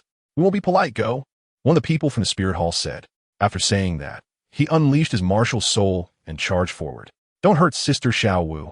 Ming roared, swinging his large hands at those people, but they were blocked. We will hold off this beast. You go capture her. The leader said to one of the others. Yes. Saying that, he left the battle circle and pounced toward Xiao Wu. You won't get away. At this moment, Huo Wu drew a slender sword and confronted this person. Seeing this, Xiao Wu quickly rushed to help. Foolish, naive. From the shadows, Xingtian said coldly. It turned out that Xingtian had not gone far. He was hiding in the dark, observing Huo Wu and the others. Boss, are we really not helping? Ma Hongjun was a bit anxious. Why help? After staying in the slaughter city for so many years, Huowu still hasn't improved. Just because of a name, she's so devoted to someone. Whether that person appreciates it or not is another matter, Xingtian said. But we can't just watch. Ma Hongjun said. As long as they don't die, it's fine. It's really spoiled. Let them suffer a bit. Don't think that the slaughter city is the darkest place. There are no absolutely bright places in this world. Xingtian said. Sure enough, not long after, the battle on Huowu's side attracted the attention of others, and everyone began to move toward that place. Spirit Hall is here. Everyone else retreat quickly. The few people from Spirit Hall shouted as they saw others gathering around. Spirit Hall? If I had a 100,000 year soul ring, would I still be afraid of you, Spirit Hall? Some bold people shouted.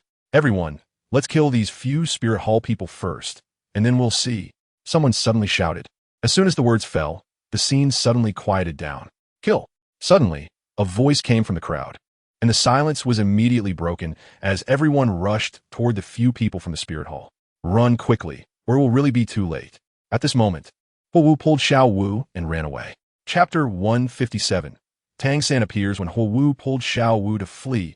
Some people saw them. Not good. They are trying to run. Quickly stop them. Someone shouted. Then a few people broke away from the crowd and chased after Xiao Wu and the others. Now you see, I told you to come with us, but you wouldn't listen, and now you're being forced to run. Really? Huowu said while running, holding Xiao Wu's hand. Xiao Wu didn't say anything because she also felt a bit embarrassed, but this was only towards Huowu. If it were Qianren Shui and the others, Xiao Wu would never run. Fortunately, Xiao Wu was very familiar with the StunsTang forest, and after several twists and turns, they finally shook off their pursuers. No more running. No more running. Can't run anymore, Huowu suddenly said, and then she sat down under a nearby tree. Xiao Wu was also exhausted, so she sat down to rest with Huowu. It would be great if Brother Xingtian were here. We wouldn't have to be so embarrassed, Huowu suddenly said. Don't mention him. Xiao Wu immediately became unhappy upon hearing Huowu mention Xingtian. Why can't I mention him? Huowu asked. He is actually with people from the Spirit Hall. Xiao Wu said. Are you talking about Sister Xiao Shui? She's actually a very good person. Huowu said. Good? There isn't a good person in the Spirit Hall. They're all a bunch of devils who eat people without spitting out bones. As she said this, Xiao Wu's teeth were gritting. Yes, they're all devils who eat people without spitting out bones. What about you? Suddenly, a man's voice came from a tree behind them. Who? Xiao Wu immediately stood up and shouted warily. It's me.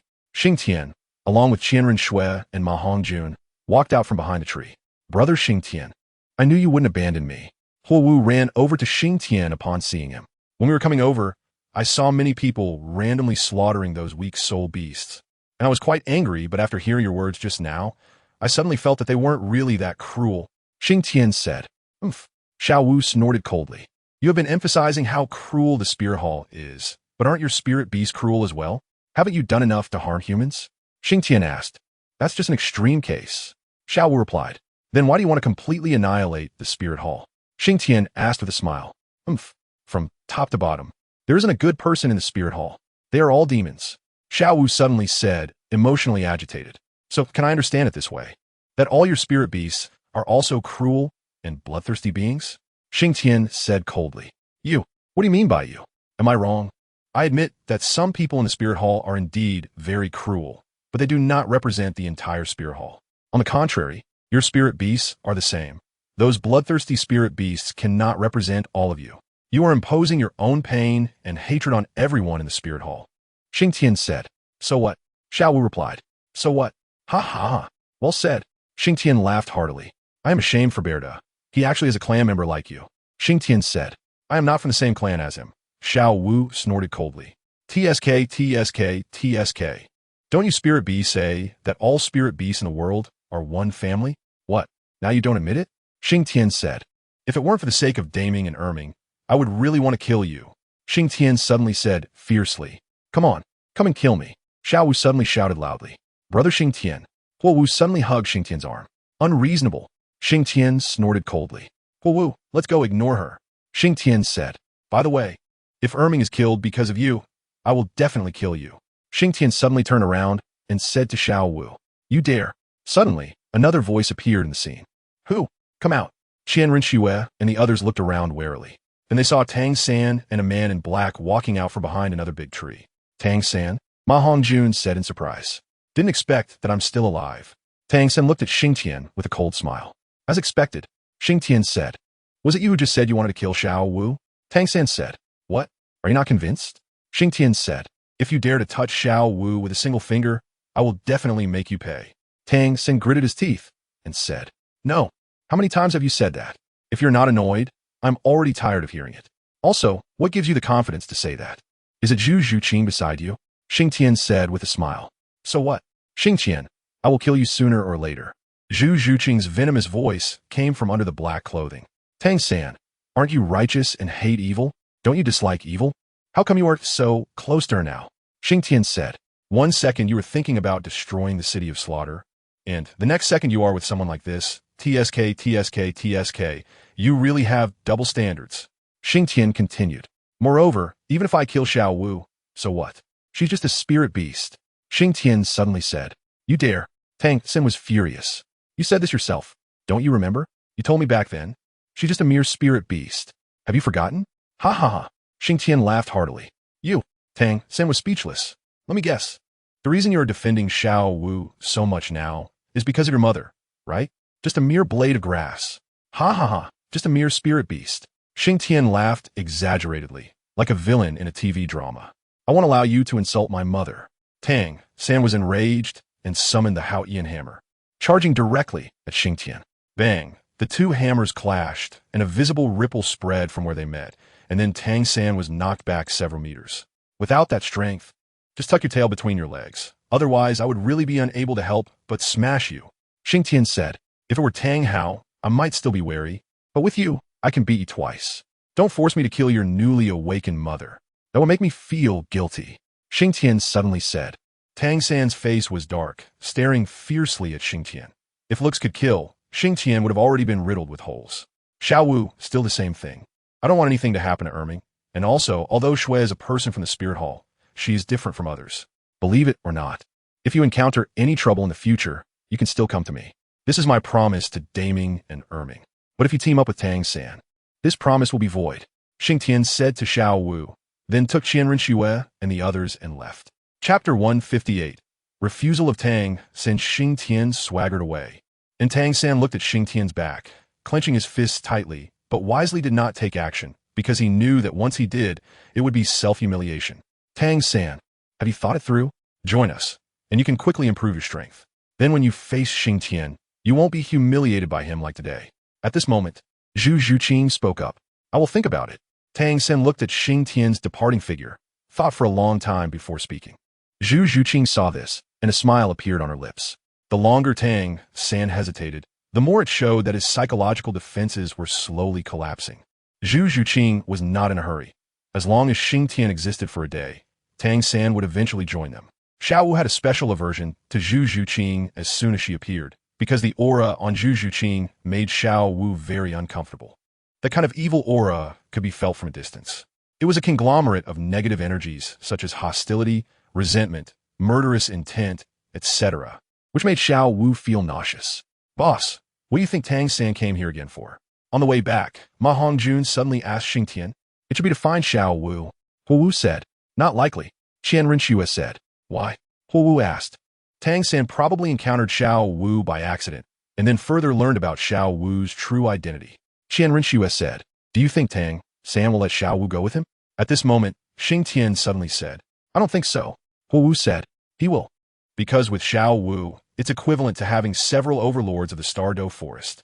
This is an invaluable combat power for Tang San. Qianren Xue said, "That's right. Tang San will definitely ask Xiao Wu to go with him."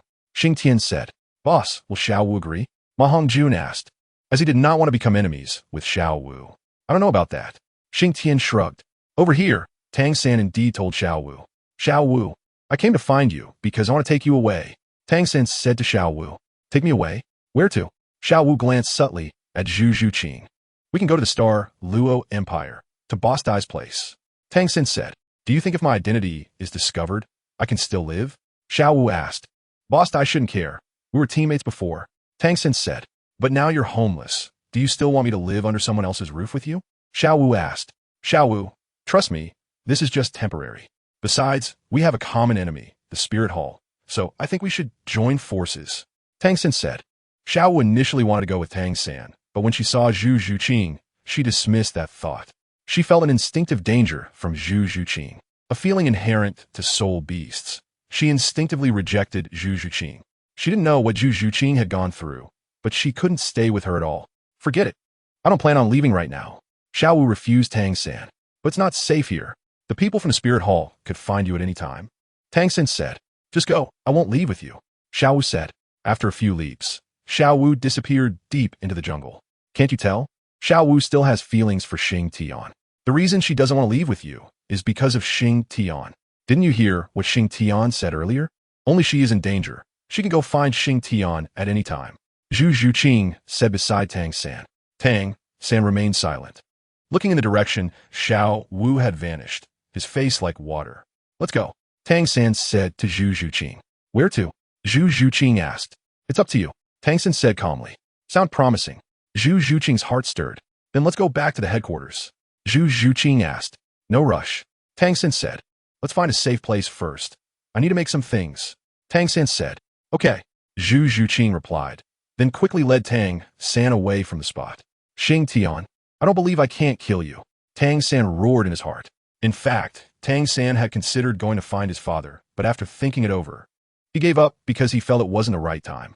He might choose to look for his father only when he truly felt powerless. After Tang-san and Xingtian left, the forest returned to silence, at least in that area. However, a large group was still searching for Xiao Wu's whereabouts. Gradually, their actions angered other powerful soul beasts in the Stardow Forest, leading to inevitable battles. After returning to Tiando City, Qian Renxue sent a message to Bibi Dong, hoping to stop the hunt for Xiao Wu. Bibi Dong did not reply, and Qian Renxue was unsure of Bibi Dong's final decision. She had done all she could. But in the end, Spirit Hall was still under Bibi Dong's control. Let's wait a while before going to Sea God Island. I have a feeling something might happen soon. Xingtian said to Qian Renxue and the others. Something might happen? What kind of thing? Qian Renxue asked. I don't know. Xingtian shook his head. Sister-in-law, let's stay here for a while. I trust the boss. Ma Hongjun said. All right then. Qian Renxue replied. The reason Xingtian changed his plan was still because of Xiao Wu and Tang-san. Xingtian thought of a scenario, that is, Tang Hao battling Bibi Dong. Although many things had changed due to his arrival, and some events had been completely altered, Xingtian still didn't dare to be careless.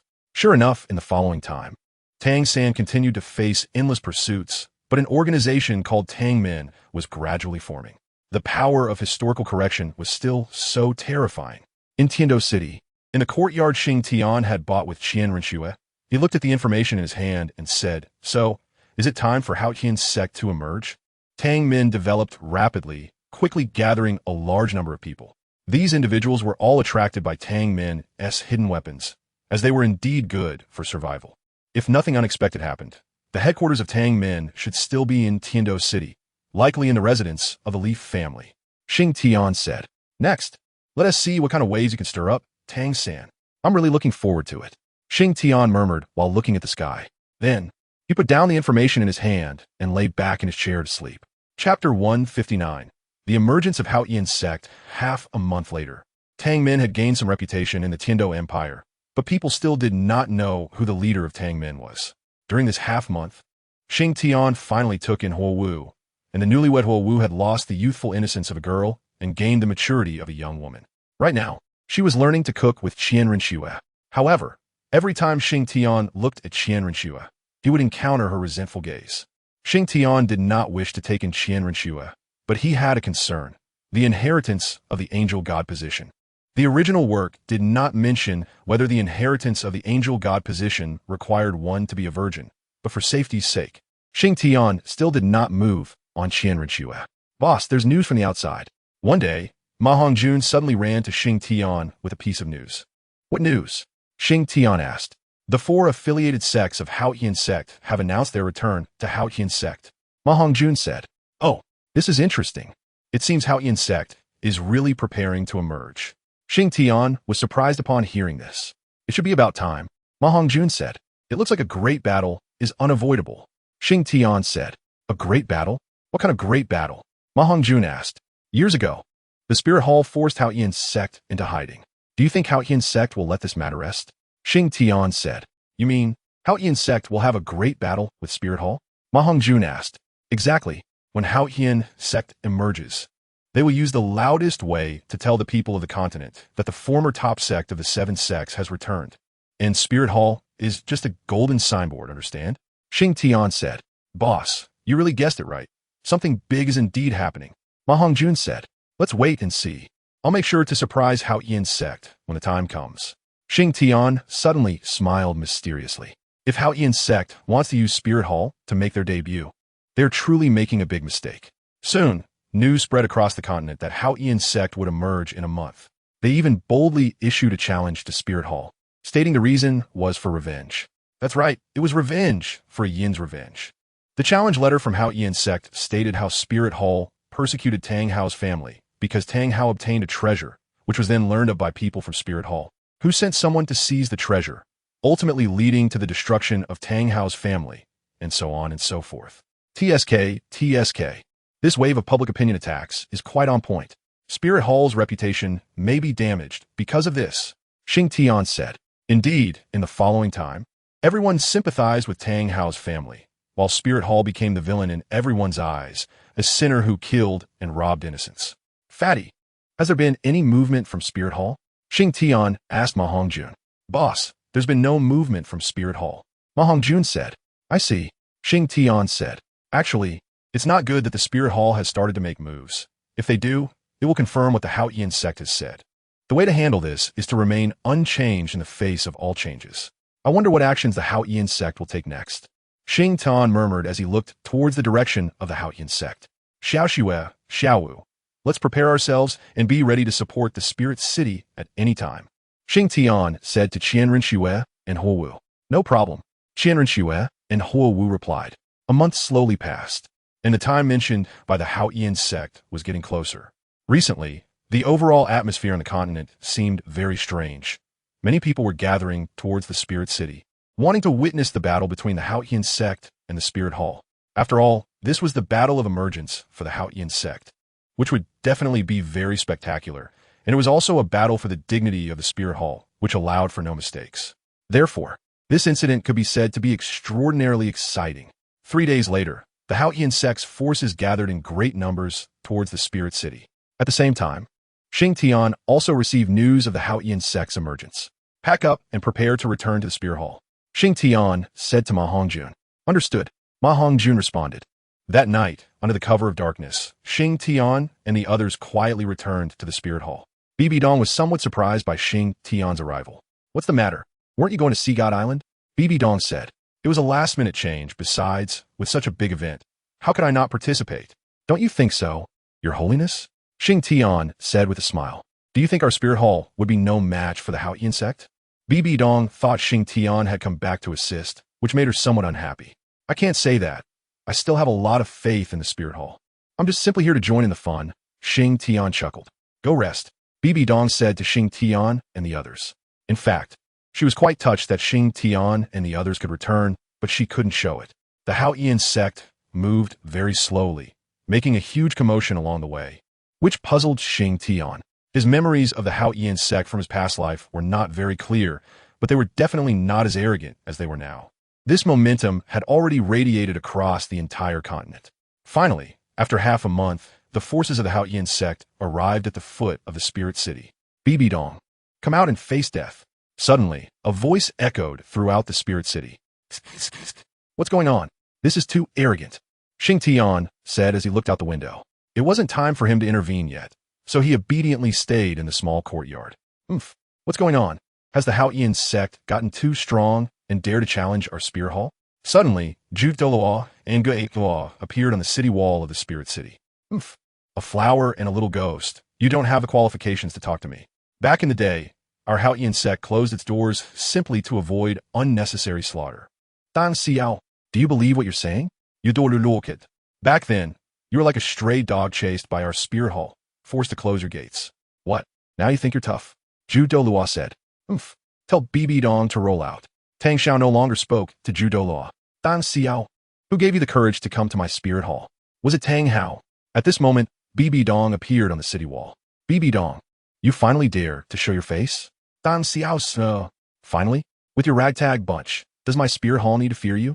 Bibi Dong said with a cold laugh. In fact, after returning, Xingtian had visited Bibi Dong and shared his suspicions with her. Xingtian suspected that the reason the Haoyan sect dared to challenge the Spirit Hall was possibly because they had obtained San'sDual's sect hidden weapons. Otherwise, it would be impossible for the Haoyan sect, with its usual style, to come over so grandly. Therefore, Bibi Dong made some adjustments based on Xingtian's suspicions. And, at that time, she would definitely surprise the Haoyan sect and the people on the continent. Chapter 160. The Great War Begins. Tang Xiao did not respond to Bibi Dong's words. He waved his hand, and the people behind him took up offensive positions. Boss, they're about to start fighting over there. At that moment, Ma Hongjun ran over from outside. Let's go, we should head over too, Xingtian said as he stood up. Regarding this kind of siege battle, Xingtian really couldn't say how long the Spirit City could hold out, as the power of the Haoyan hammer was evident. If a few titled Douluo came and used the Haoyan hammer together, Xingtian couldn't even imagine what kind of scene it would be. Without further ado, when Xingtian and the others arrived at the city tower, the great battle had already begun. The Haoyan sect sent out a few disciples, but fortunately, none were titled Douluo. They directly summoned the Haoyan hammer and started swinging wildly, but it only made the protective barrier of the Spirit City shake a few times. This is a bit strange. Are they just playing house? Xingtian said, feeling puzzled. Strange? Where's the strangeness? Huo asked. Don't you think the Haoyan sect looks like they're just playing house? There's no sign of a real battle at all. Xingtian said. No, something must be wrong. Xingtian shook his head. But boss, where's the problem? Ma Hongjun asked. I don't know, but the Haoyan sect came over so grandly. They can't just send this few people to mess with us, right? Xingtian said. Could it be that the main force of the Haoyan sect hasn't arrived yet? And this is just the vanguard? Qianrenxue said. That's a possibility. Let's wait and see. Xingtian said. However, Xingtian's unease grew deeper. But he didn't know exactly which link had gone wrong. After this group went down, the other onlookers were also baffled. They couldn't figure out what the Haoyan sect was doing. What's going on? What's the Haoyan sect doing? Playing house. Exactly. Are they just messing around? Perhaps this is the Haoyan sect's plan? First, let the enemy relax their guard, then deliver a fatal blow. Then let's wait a bit longer. Sure enough, after this round of attacks, the Haoyan sect became somewhat serious. The second wave of attackers was the affiliated sects of the Haoyan sect, namely the four major families, Li, Yu, Pe, and Min. When they came to attack the city, they showed a bit more effort. At least they looked like they were trying hard. However, the more they did this, the more uneasy Xingtian felt. Because Tang Xiao had yet to make a move, and aside from Tang Xiao, none of the other high-end combat forces from the Haoyan sect were present, which was hard to explain. What exactly was the Haoyan sect up to? Xingtian wondered. Moreover, as he observed the four families retreating, it was clear they weren't using their full strength. Haoyan sect, Tang sect.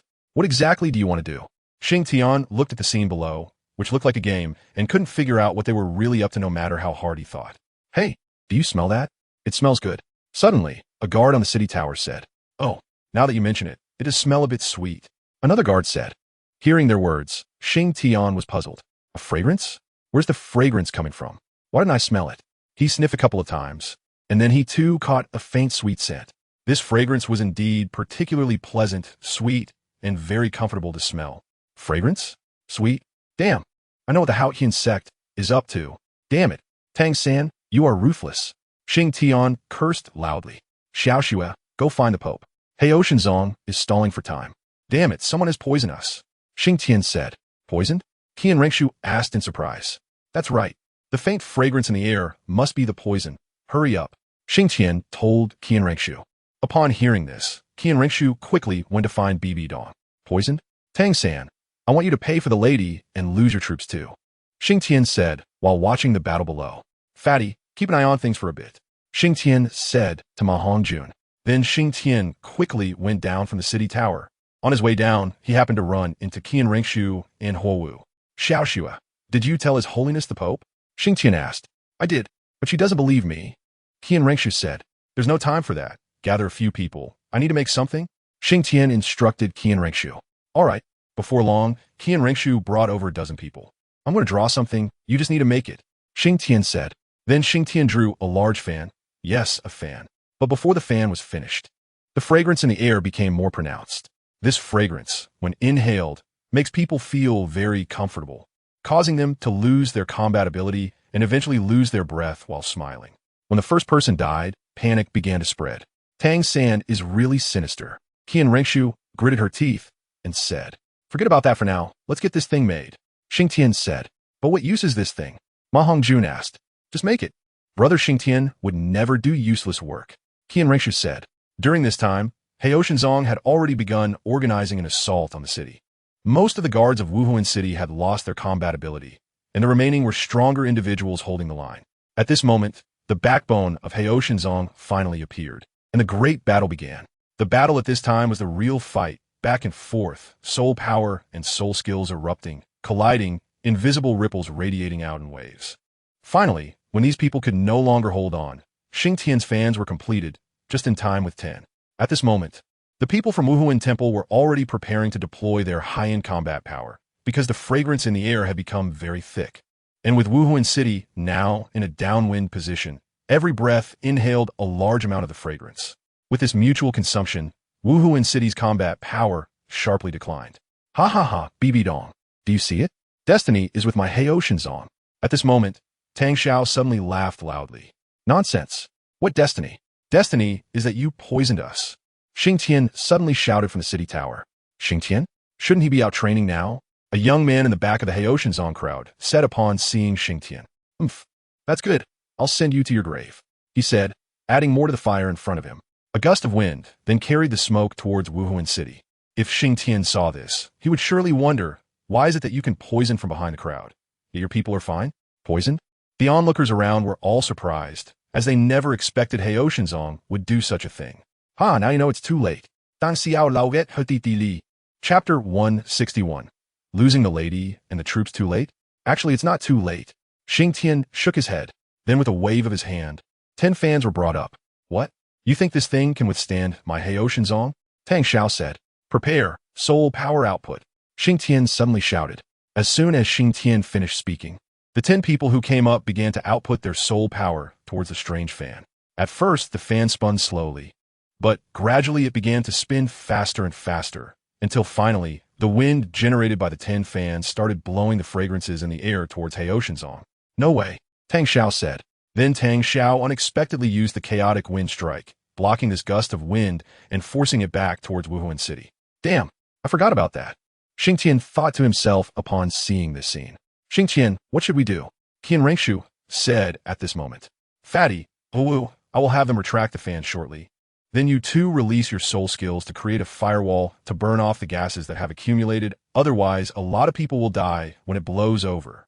Xingtian said. Don't worry. Boss, leave it to me. Ma Hongjun said. Brother Xingtian, don't worry. Wu also said. Retract the fans. Xingtian suddenly shouted. Everyone looked at Xingtian in surprise. Trust me, you will be fine, Xingtian said.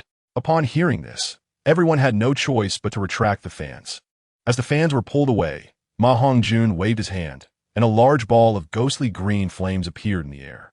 Wu also waved her hand, and an orange-yellow flame appeared in the air. Before long, the gases that had accumulated earlier were burned clean. But this was only temporary. When the wind blew again, the situation would revert to what it was before. What should we do? Tang's sand is really sinister. Xingtian looked at Tang Xiao, who was going wild below. What should we do? What should we do? Xingtian was momentarily at a loss.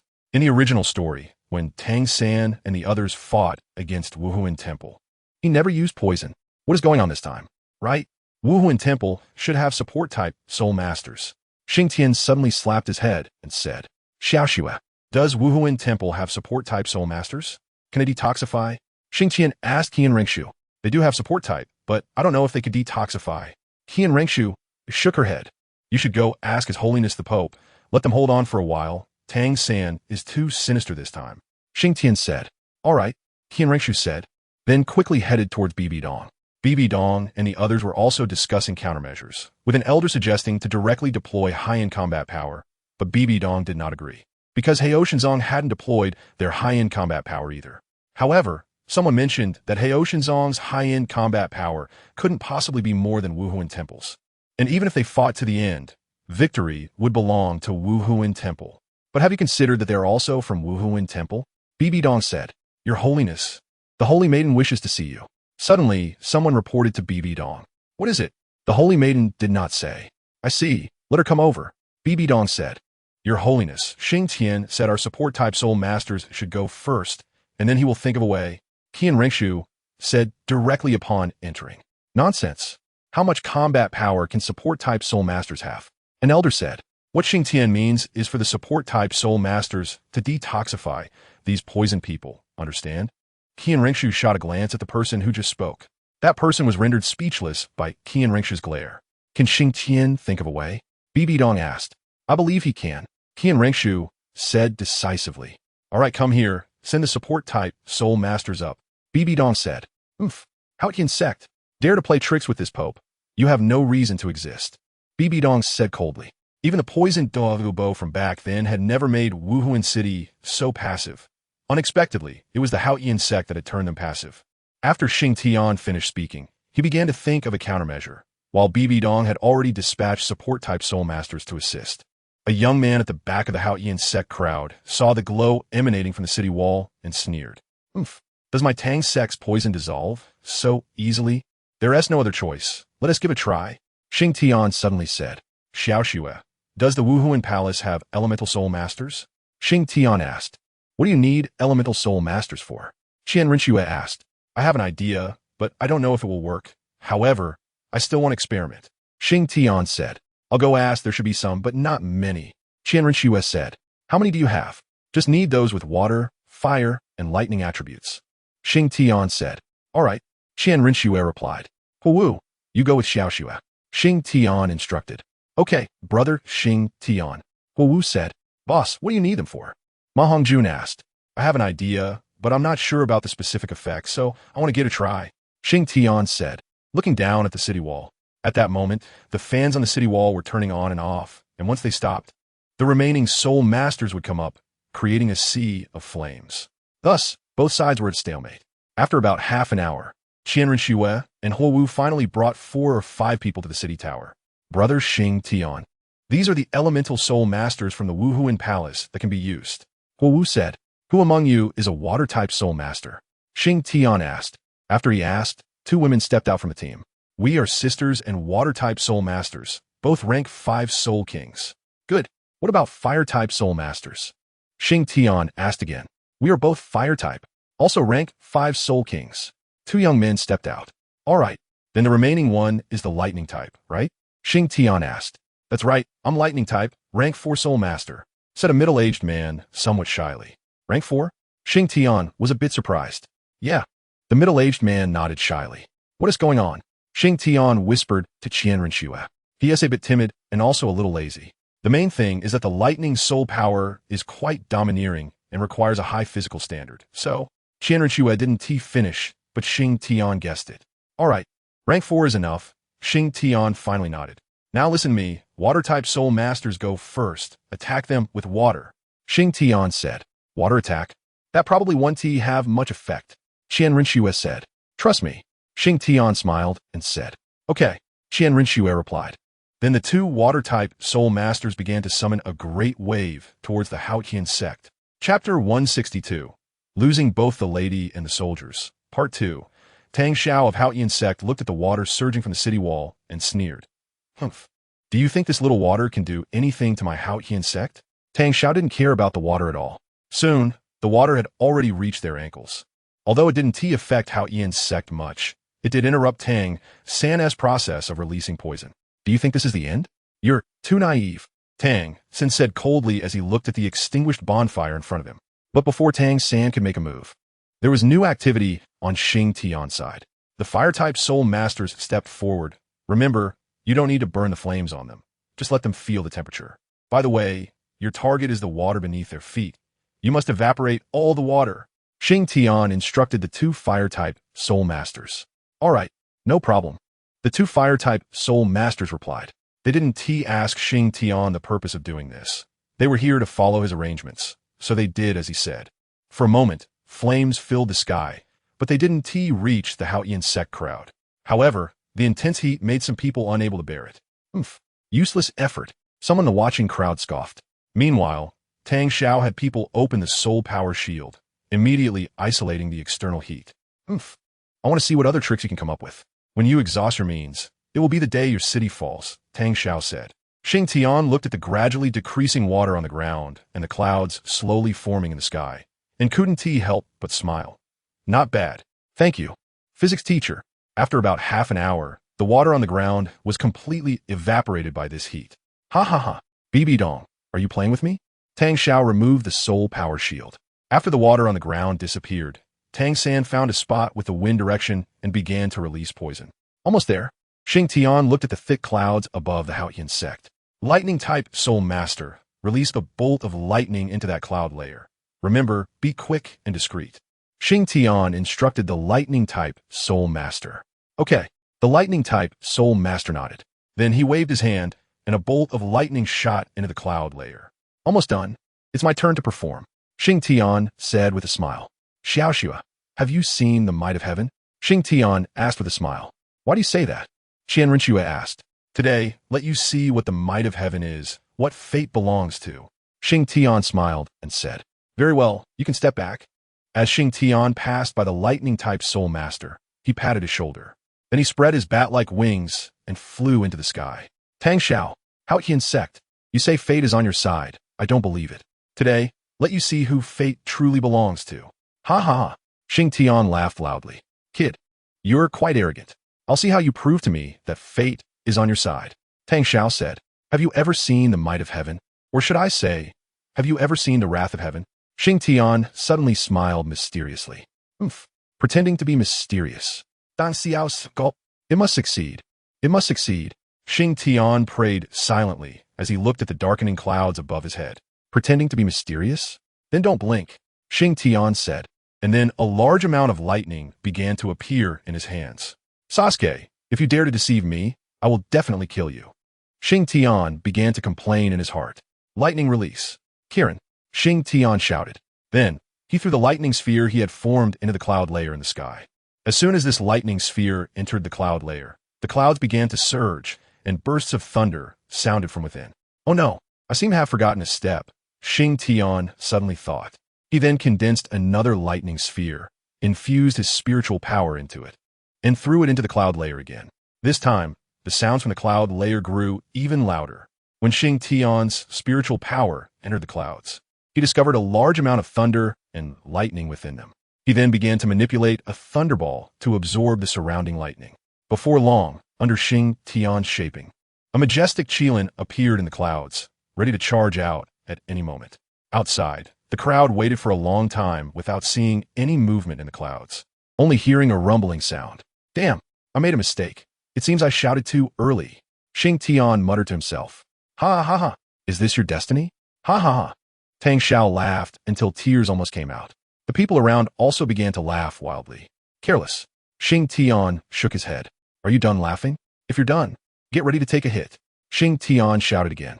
Cool me. Let me see your destiny. Tang Xiao said with a smile. Laugh. Laugh. Because soon you won't be able to laugh anymore. Xingtian said. What is this kid doing? Bai Dong's expression was not looking good. Just then, Bai Dong's expression suddenly changed as she sensed a terrifying aura in the clouds above. Thunder escape. Qilin, Xingtian shouted, then waved his hand, and the clouds in the sky produced an even louder rumble, mixed with some beastly roars.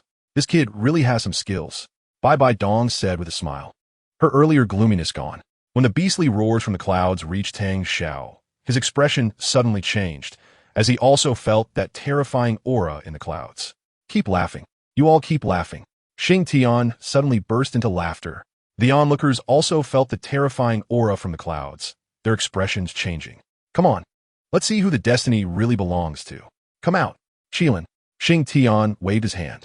A beastly roar came from the clouds, and then a massive head slowly emerged from the clouds. As time passed, everyone finally saw the full appearance of the giant beast in the clouds.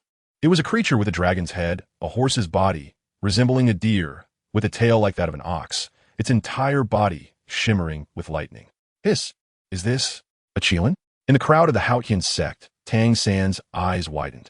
After laughing for so long, it's my turn now, Xingtian shouted. Then, the Qilin directly dove down, targeting the Xingtian sect. Stop him! Dang Xiao Sao Det Lao Li.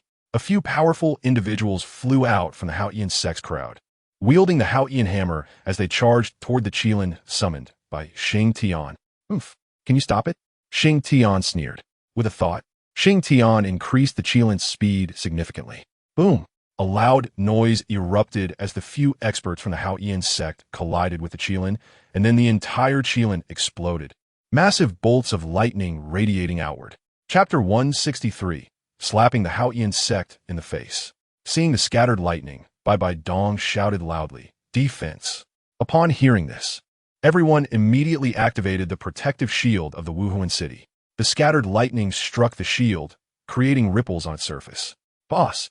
Ma Hongjun shouted at Xingtian, who was in the sea of lightning. "Don't worry, what Xingtian is doing, there's a 100% guarantee it won't harm him," Qian Renxue said very calmly. However, inside her sleeve, Qian Renxue's hand was tightly clenched into a fist, and Huo Wu was the same. She didn't speak, but kept her gaze on that sea of lightning. In truth, Xingtian was fine. The Qilin he summoned attacked indiscriminately, meaning Xingtian himself was also within the attack range. However, with Xingtian's current physical strength, while he couldn't completely withstand it, he could avoid being embarrassed. Taking this opportunity, Xingtian simply used the lightning for body tempering. Xingtian was fine, but the Haoyan sect was suffering. The power of the explosion completely enveloped everyone in the Haoyan sect and radiated to some onlookers nearby. Terrifying. So terrifying. Those who were not affected rushed back several hundred meters. By the time the sea of lightning dissipated, most of the Haoyan sect's people were dead, and some of the onlookers were also affected, with many dead and injured. Xingtian, Tang San suddenly rushed out. "Oh, Tang San, you're still alive," Xingtian said in surprise. "You demon," Tang San screamed at Xingtian, looking at the charred bodies around him. Xingtian looked at the crystalline soil around him and realized the previous power was significant.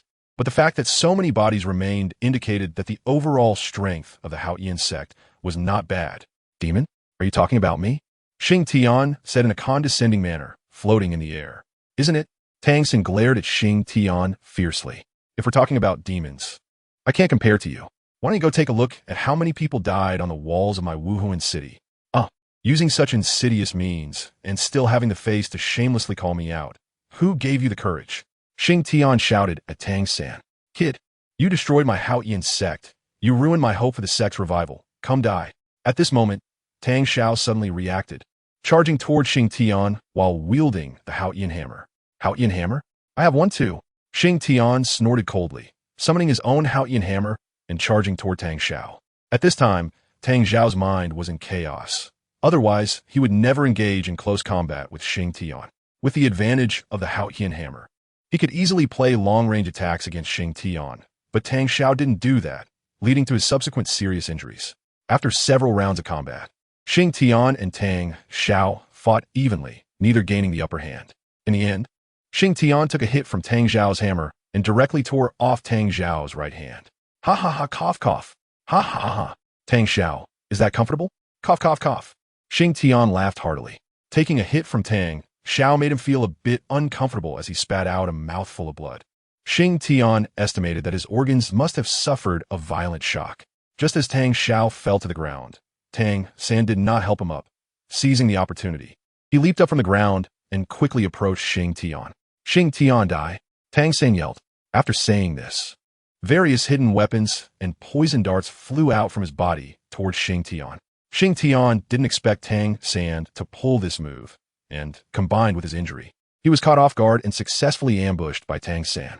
"Ha ha! Xingtian, today is your day to die." Tang San laughed heartily upon seeing the hidden weapons all embedded in Xingtian's body. Then he pressed the attack, rushing toward Xingtian again, and his 8 spider lances pierced into Xingtian's chest, injecting a large amount of poison into his body. "Boss!" Ma Hongjun shouted as he saw Xingtian being ambushed by Tang San, rushing out. "Xingtian, brother!" Huo Wu also shouted and charged out. "Tang San, you're seeking death!" Qian Renxue roared, directly summoning her Wuhuan to charge at Tang San. After Tang San's 8 spider lances pierced into Xingtian's body, they indeed had a significant impact on him. "Get lost!" Xingtian roared, swinging a hammer at Tang San, directly smashing him away. Tang San was directly injured by this hammer. After smashing Tang San away, Xingtian spat out a mouthful of blood, which surprisingly had traces of black in it. At this moment, he could no longer hold on and fainted, then fell straight downwards. Just as Xingtian hit the ground, Ma Hongjun rushed over, caught him, and quickly ran towards Wuhuan City. Help! Quick! Help! Ma Hongjun shouted, holding the unconscious Xingtian. Meanwhile, Tang's San had not yet gotten up. Enhuo Wu and Qianrenxue rushed over. Dare to hurt my brother Xingtian? I will kill you, Huo Wu roared. At this moment, Tang San had already been heavily injured by Xingtian and was lying on the ground, unable to get up for a long time. Just then, Huo Wu had already charged in front of Tang San. Using his last bit of strength, Tang San sprang up from the ground and dodged Huo Wu's thrusting sword. Just as Tang San dodged Huo Wu's sword, Qianrenxue lunged at him again. This time, Tang San was not so lucky, as he was directly punched in the chest by Qianrenxue and flew out. Retreat, hurry, and retreat. At this moment, Tang Xiao suddenly reacted and quickly picked up Tang San, fleeing into the distance. The remaining members of Hao Yian's sect also hurriedly scattered to escape. For a moment, the onlookers were left somewhat bewildered, as this was simply too dramatic. First, the Hao Yian sect came out in full force to challenge the Wuhuan Temple, initially gaining the upper hand, but soon after, with Xingtian's appearance, the situation took a sharp turn, and the balance of victory gradually tipped towards the Wuhuan Temple. Especially when Xingtian used the move to summon the Thunderbolt Qilin, it completely changed the direction of the battlefield towards the Wuhuan Temple. In the end, the Hao Yian sect suffered a disastrous defeat, but they did not leave empty-handed. At least the Hao Yian sect had killed some people from the Wuhuan Temple and severely injured Xingtian. Ha! Wait for you to collect Xingtian's corpse. He won't survive. He won't survive. At this moment, Tang San's voice suddenly came from a distance. After Qianrenxue and the others chased for a while, they stopped because they heard Tang San's words. The two exchanged glances and hurried towards Wuhuan City. Xingtian, where is Xingtian? After returning to Wuhuan City, Qianrenxue shouted loudly, Your Highness, young Master Xingtian has already been sent back to your residence, a city guard suddenly said. Chapter 164. Is Xingtian dead? After hearing this news, Qianrenxue and Huo Wu hurriedly ran to their small courtyard. Upon arriving at the small courtyard, Qianrenxue saw Ma Hongjun anxiously pacing outside the door. Fatty, how is Xingtian? Qianrenxue quickly asked as she walked up a couple of steps. Sister-in-law, the boss is still in the room. All the auxiliary soul masters who can detoxify and heal from the Wuhuan Temple have come, but they haven't come out yet. Ma Hongjun said, Then why aren't you inside with him? Huo Wu said, They won't let me stay inside, saying I'm in the way.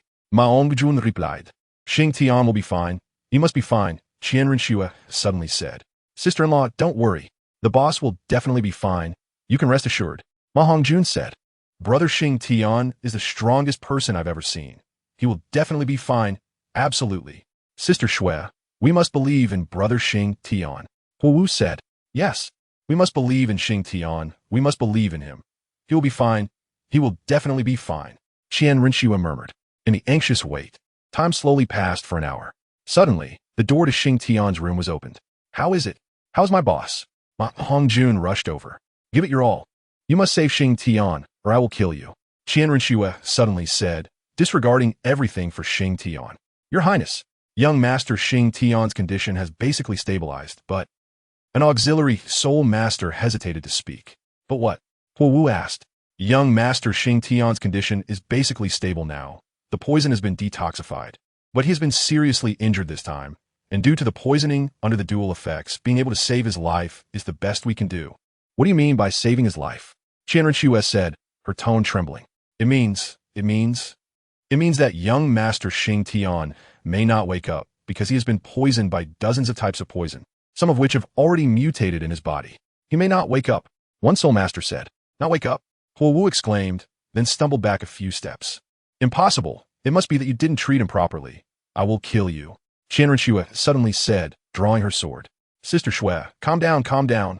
Huo Wu shouted, trying to hold her back. Xiao Wu, Xingtian. Qianrenxue's tears flowed down. I know, but Sister Xue, as long as Brother Xingtian is still alive, there is hope. As long as he is alive, there must be hope. Huo Wu said. At this moment, Huo Wu appeared to be more mature than Qianrenxue. Sister-in-law, Xiao Wu is right. As long as he is alive, there is hope. Ma Hongjun suddenly said. After Ma Hongjun and Huo Wu's persuasion, Qianrenxue's emotions gradually calmed down. Get out. All of you get out. Qianrenxue said to the soul masters who had come. Sorry, she got a bit emotional.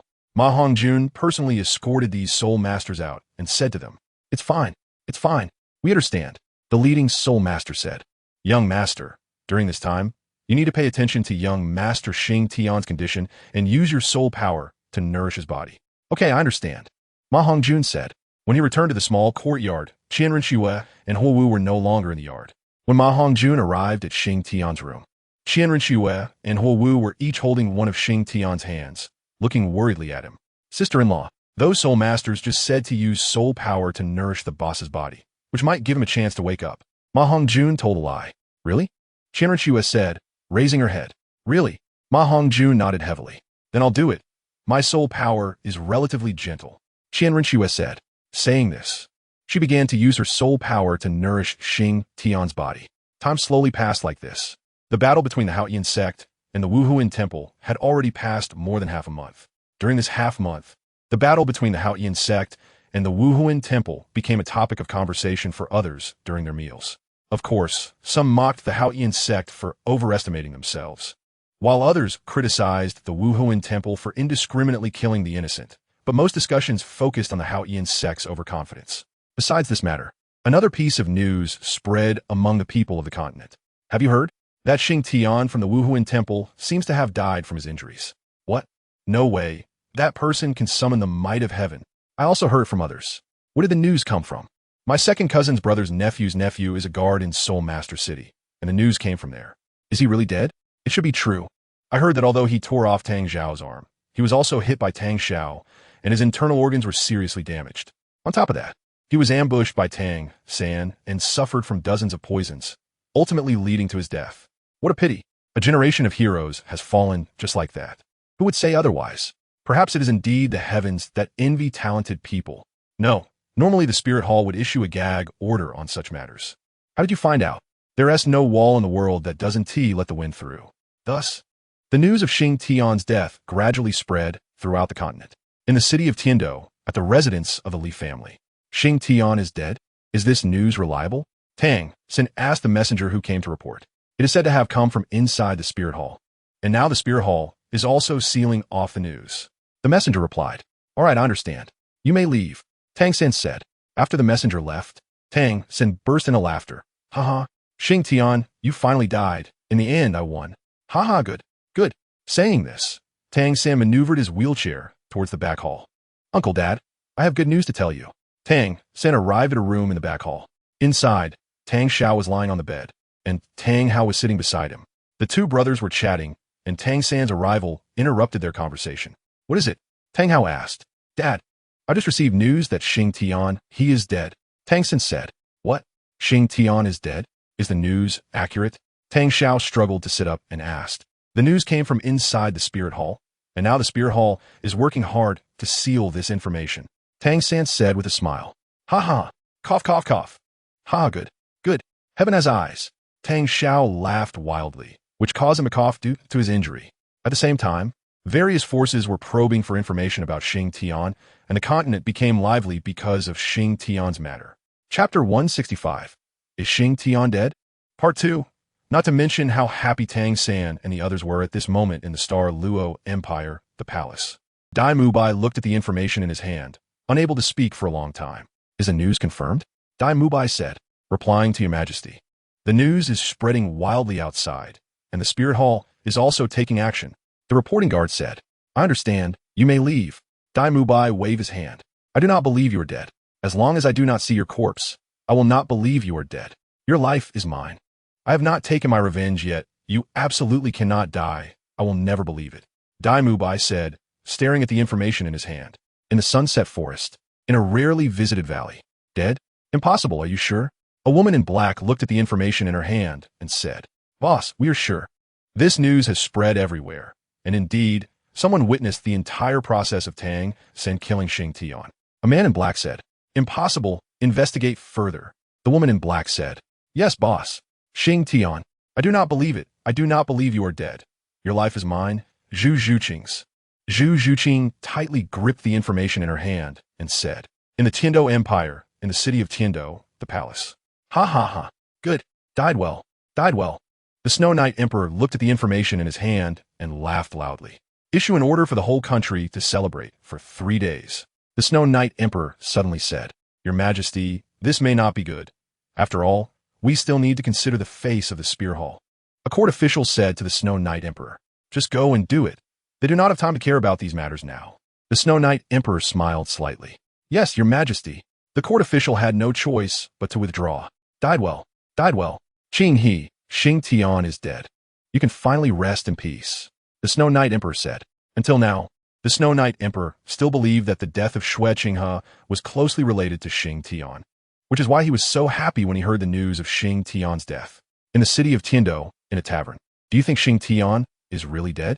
A group of people at a table by the window were discussing the matter of Xingtian.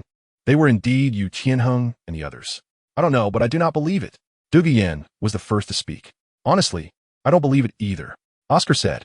Actually, I also don't believe it, but it's clear now that the facts are right in front of us. Yu Tianheng said. The Blue Lightning Tyrant Dragon sect, where Yu Tianheng is from, is currently the only remaining sect among the top 3 sections. The 7 Treasure Glazed Tile sect has long been destroyed, and the Haotian sect is now practically non-existent, so the Blue Lightning Tyrant Dragon sect is currently the largest sect. Their information is quite well informed. Moreover, there were also people from the Blue Lightning Tyrant Dragon sect among those who watched the show back then. So Yu Tianheng is relatively convinced of the news about Xingtian's death, but he did not share this with Duguyan and the others. Tianheng, just say what you called us over for today. At this moment, Shimo suddenly asked. Then I will speak frankly. I want to go to the Soul Master City to see Xingtian. If he is not dead, we will treat it as a visit. We will treat it as condolences. Yu Tianheng said. I agree. After all, Xingtian also said that we are teammates. Duguyan said. I want to go. I still have some matters at home. Yu Feng suddenly said. After saying that, he stood up and walked away. Yu Feng, you. Oscar shouted. No need to shout. Yu Tianheng stopped Oscar. Tianheng, what is this about? Oscar said. Everyone has their own aspirations. Besides, Yu Feng has a grudge against Xingtian, so let him go. Yu Tianheng said. A grudge? What grudge? Duguyan asked. Yu Feng is a member of the subordinate family of the Haotian sect. Yu Tianheng said. That's impossible. This spirit hall is not the same. Shimo said. I'm not clear about that. This is all I know. Yu Tianheng shook his head. All right, when are we leaving? Yi Lingling suddenly spoke. Tomorrow morning, let us gather at the city gate. Yu Tianheng said. All right, no problem. Everyone said. Then, let us leave it at that. Let us eat. Yu Tianheng said.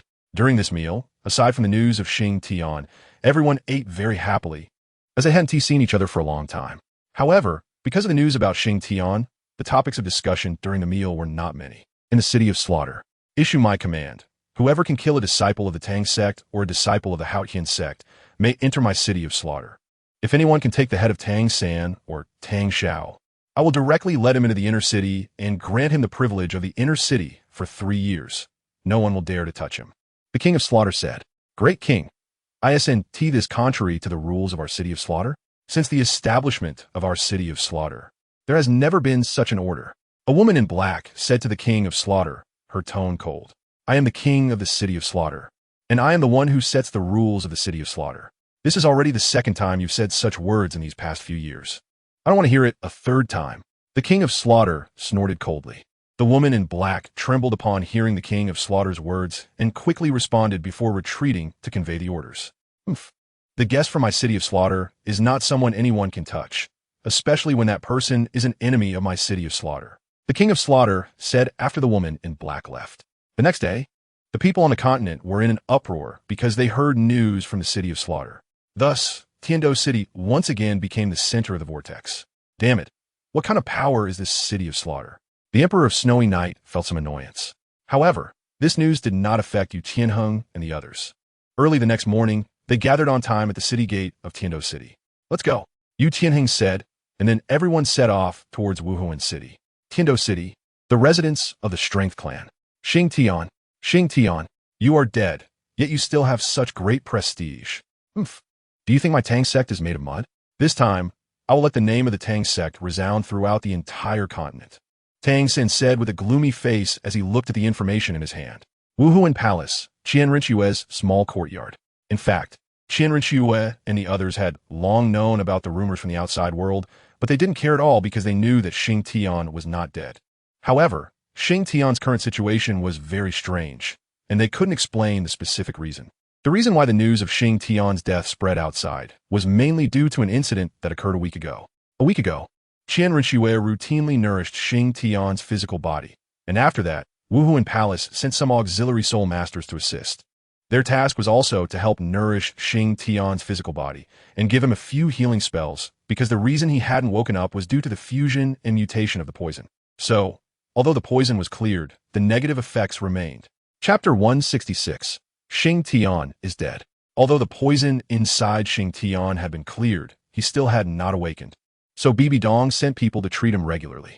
These soul masters used purification and healing soul skills the most on Xingtian because they believed that being in a coma was a negative state, and using more purification skills might help him wake up one day.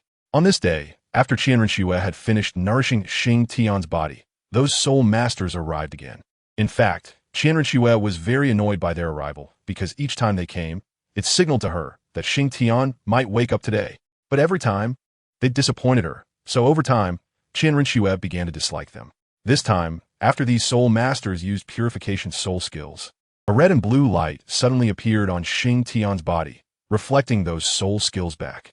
Then, when the red and blue light dissipated, the soul masters suddenly discovered in horror that Xingtian had stopped breathing. Frightened, they hurriedly rolled out of the room, not daring to say a word as they fled. Seeing their strange expressions, Qianren rushed into the room.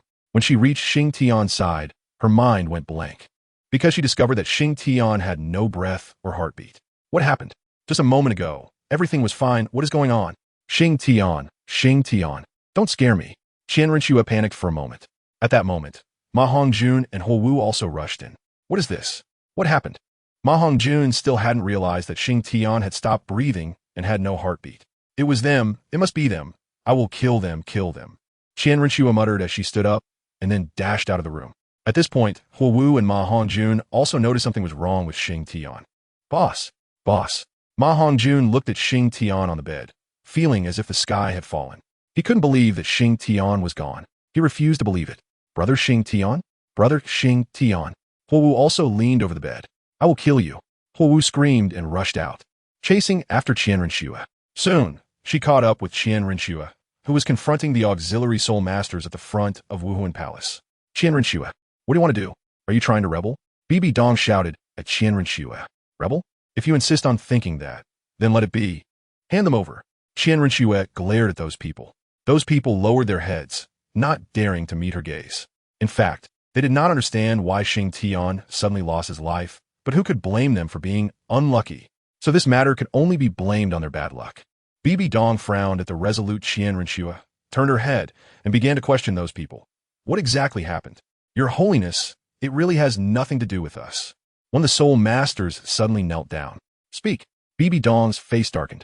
We went to treat young Master Xingtian today, but before our soul skills could reach him, a red and blue light burst forth from his body, and when the light dissipated, young Master Xingtian. He died, the soul master said. Nonsense. You clearly want to escape responsibility. Xingtian was killed by you. I will kill you. Qianren suddenly shouted loudly. Qianren's voice carried far, making everyone around hear it. Your Holiness, we are wronged. The soul masters hurriedly pleaded with Bibi Dong.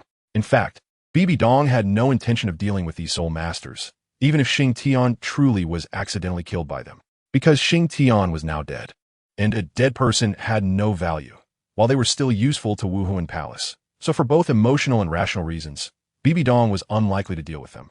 All right, I understand this matter. I will send someone to investigate, and that will be all for now, Bibi Dong suddenly said.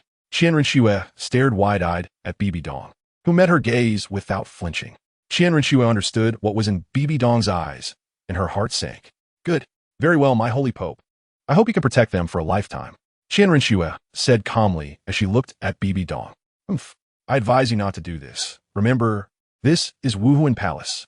Bibi Dong snorted coldly. So what? That's right, Sister Xiaoxue, so what? Let the people of the continent see the true face of your Wuhuan Palace. Ho Wu's voice suddenly came through. Xiao, let's go. These people will die. I don't believe they can stay in Wuhuan Palace for a lifetime, Qianren said. Then she took Ho Wu and left. Your Holiness, we are truly wronged. After Qianren left, those people said to Bibi Dong, you may leave. Qianren won't dare to touch you. Bibi Dong waved her hand. Your Holiness, leave. After Bibi Dong finished speaking, she entered Wuhuan Palace. Let's hurry and escape. and take the news of Xingtian's death with us. Suddenly, a soul master said fiercely, "But, no buts. If we stay here any longer, we'll all die. If we escape, there might still be a glimmer of hope. All right, we'll follow you." After everyone said this, they headed towards the city of Wuhuan. Upon reaching the city gate, they began to loudly proclaim the news of Xingtian's death. Since Wuhuan City does not prohibit soul masters from the spirit hall from entering and exiting, they successfully escaped from Wuhuan City. After that, the news of Xingtian's death spread. When Bibi Dong learned of this, she was furious. It wasn't the news of Xingtian's death that angered her, but the fact that these soul masters did not believe her, the Pope. In her rage, the spirit hall began to send people to hunt down these soul masters and simultaneously started to suppress the news of Xingtian's death. This was the reason why the news of Xingtian's death spread. Meanwhile, Qian Rinxue and Huo Wu returned to the small courtyard and saw Ma Hongjun waiting at the door. "Sister-in-law, you're back. Something happened to the boss," Ma Hongjun suddenly said. "I know." Qian Rinxue's mood was very low. "I'm not talking about the boss's death. The boss is not dead," Ma Hongjun said. What did you say?" "Xingtian is not dead." Qian Rinxue immediately grabbed Ma Hongjun. "Yes, after you left, a mist of red and blue suddenly appeared around the boss, wrapping him up and eventually forming a red and blue cocoon." Ma Hongjun explained. "Take me to see." Qian Rinxue's mood became a bit excited. Chapter 167. Xingtian's resurrection. After Ma Hongjun took Qian Rinxue and the others to Xingtian's room, they found that Xingtian was no longer lying on the bed. Instead, there was a red and blue cocoon. "What's going on?" Qian Rinxue asked. "I don't know. After you all left, I was preparing to tidy up the boss and make him look presentable, and before I could even touch him, countless red and blue mists emerged from his body. And it ended up like this," Ma Hongjun said. "As long as Xingtian is not dead, that's good. As long as he is not dead," Huo Wu said, listening to the strong heartbeat coming from the cocoon. "Fatty, I'll find someone to replace Xingtian tomorrow. Since the people on the continent want him dead, let us just fulfill their wish. This way we can give Xingtian some time of peace." Qian Rinxue said. "All right," Ma Hongjun replied. "What we need to do now is not let anyone know about Xingtian's situation." Qian Rinxue said. "Sister Shui, don't worry from today on. No one can enter this small courtyard." Huo Wu said. Starting today, we'll seal off this small courtyard and tell the outside world that Xingtian has passed away." Qian Rinxue said. "Okay." From that day on, Qian Rinxue's small courtyard was sealed off, solidifying the news of Xingtian's death. However, they did not know that at this time, Xingtian was undergoing a transformation. After Xingtian passed out, when he regained consciousness, he found himself in a very dark and confined space. "Damn, am I crossing over again?" Xingtian thought. "I haven't finished dealing with things on Douluo Continent yet. Hey, is anyone there? Can someone send me back?" Xingtian shouted, but no one responded to him. Time slowly passed by. One day, Xingtian discovered a glimmer of light in this dark space, a red and blue light. This feeling is so familiar," Xingtian said. Before long, the light grew larger and more abundant, eventually illuminating the entire space. "What the hell? This is inside the egg of my second martial soul." After seeing the surroundings clearly, Xingtian shouted, "How did I get here? I want to go out. Hurry, let me out." Xingtian said. Just then, he suddenly felt a sharp pain, a pain that felt like his soul was being torn apart. Following that, he was forcefully kicked out. This was the reason why Xingtian suddenly lost consciousness. After being kicked out, Xingtian still couldn't wake up because it seemed there was still a force preventing him from waking. Gradually, Xingtian resigned himself. As long as he wasn't crossing over again, he would think of a way to wake up.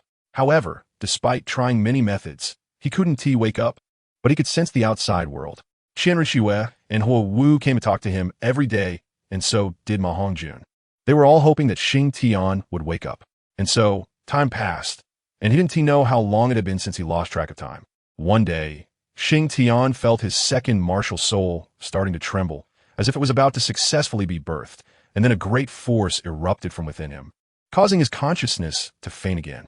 Outside, the cocoon wrapping Xingtian suddenly emitted a strong light, which caught the attention of Qian Rinxue and the others. "What is going on?" Qian Rinxue said, looking at the light. "I don't know. Could it be that the boss is about to wake up?" Ma Hongjun suddenly said. Ma Hongjun's words filled everyone with joy, and they waited for Xingtian to wake up. However, after the strong light, the cocoon showed no signs of change, and Xingtian showed no intention of waking up. This left Qian Rinxue and the others feeling disappointed. In the following days, the cocoon wrapping Xingtian would occasionally flash with light. Eventually, Qian Rinxue and the others became accustomed to it, letting it flash while they went about their own business. Thus, more than half a year passed since Xingtian had fallen into a coma. Qian Rinxue and the others looked at the cocoon that was gradually fading, knowing that it shouldn't be long before Xingtian would wake up. During this time, Yu Tianheng and the others came once. But the news they received was that Xingtian had already passed away, which made them sad for a while. Moreover, during this period, people from various forces came to investigate Xingtian, but they were all killed or injured by the spirit hall. One day, Qian Rinxue and the others came to check on Xingtian as usual, and they were pleasantly surprised to find that the cocoon wrapping Xingtian had disappeared. Sister Shui, it's gone. That thing has disappeared. Is Brother Xingtian about to wake up? Huo Wu excitedly said to Qian Rinxue. It should be. Qian Rinxue was also a bit excited. Half a year had passed, and Xingtian had been in a coma for half a year. During this time, they experienced loss, despair, joy, and so on, and they finally awaited the moment when Xingtian would wake up. 2 days later, one morning, Xingtian slowly opened his eyes. Damn, I finally woke up. It was so hard to endure, Xingtian said, his voice very soft and weak. Xingtian's consciousness had awakened long ago, but he just couldn't break through that layer of restraint which trapped his consciousness inside for several months, making him feel suffocated. Struggling, Xingtian tried to get out of bed, but as soon as he propped himself up, he immediately collapsed back onto the bed. At that moment, Qian Rinxue and the others happened to come in and saw this scene. Ah! Huo Wu let out a shriek. Huo Wu's scream attracted Qian Rinxue, who had not yet entered the room. Upon hearing Huo Wu's voice, Qian Rinxue hurriedly ran into the room. Huo Wu, what's wrong? Qian Rinxue asked. Huo Wu didn't speak, but pointed with trembling fingers at Xingtian on the bed. What are you looking at? Hurry up and help me, Xingtian said weakly. His words brought Huo Wu and Qian Rinxue back to reality. Xingtian, you're awake, Qian Rinxue exclaimed excitedly, quickly rushing to the bedside to help Xingtian sit up. Is there anything to eat? I'm starving, Xingtian said weakly. Yes, yes, yes, Huo Wu quickly replied. Then she ran out, and before long, she returned with Ma Hongjun, carrying food. Brother Xingtian, here, drink some porridge first, Huo Wu said. Is there anything else? Xingtian asked. You haven't eaten for more than half a year. Just drink some porridge first. We'll have something delicious for dinner, Qian Rinxue said as she handed the bowl to Xingtian. All right, Xingtian nodded. Watching him sip the porridge slowly, Huo Wu couldn't help but shed tears. Seeing Huo Wu crying, Xingtian quickly asked, what's wrong? Why are you crying? Brother Xingtian, I'm just happy. After half a year, you finally woke up? Huo Wu said. Don't worry, my life is tough. I'm not going to die, Xingtian said with a smile. Chapter 168. Xingtian's new martial soul. Let's eat first, and then you can rest, Qian Rinxue said at that moment. Ma Hongjun stood by silently, but his eyes were also red. Indeed, the past 6 months had been too difficult for them. They had experienced great ups and downs, which most people might not have been able to endure, but fortunately, they had pulled through. After eating a bit of porridge, Xingtian lay back down to sleep. Once he fell asleep, Qian Rinxue and the others quietly slipped out and gently closed the door. After closing the door, tears streamed down Qian Rinxue's face. Xiao Wu, Xingtian is awake.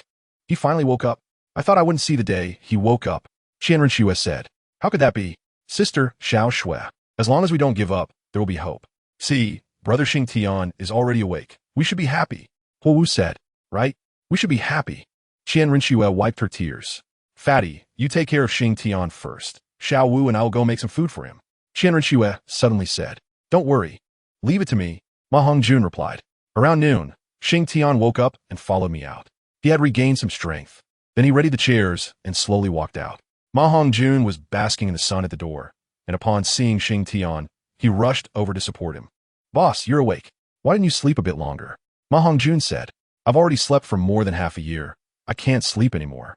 So I came out to enjoy the sun, Xingtian replied. Then he set up a chair beside Ma Hongjun, lying down to bask in the sun with him. While sunbathing, Ma Hongjun told Xingtian about some events that had happened over the past 6 months, and Xingtian listened with great interest. I didn't expect so many people to pay attention to my news, Xingtian said with a smile. By the way, boss, the city of Slaughter issued a bounty for you, Ma Hongjun suddenly said. A bounty? For whom? Xingtian asked. For the disciples of the Tang sect and the Haotian sect, as well as their leaders, Ma Hongjun replied. Xingtian never expected that the City of Slaughter would do such a thing for him. He was astonished that the City of Slaughter would issue a bounty for him. Afterward, Ma Hongjun also informed Xingtian about the Spear Hall's attitude at that time. That makes sense. After all, I had no value left, and it wasn't worth using so many lives to exchange for mine. Xingtian shook his head. Just then, Qian Rinxue and Huo Wu came over with some dishes. Xingtian, you're awake. Why didn't you sleep a bit longer? Qian Rinxue asked. I've slept for more than half a year. I can't sleep anymore. I want to get up, move around, and enjoy the sun, Xingtian said with a smile. Let's eat. I just made some simple dishes for lunch.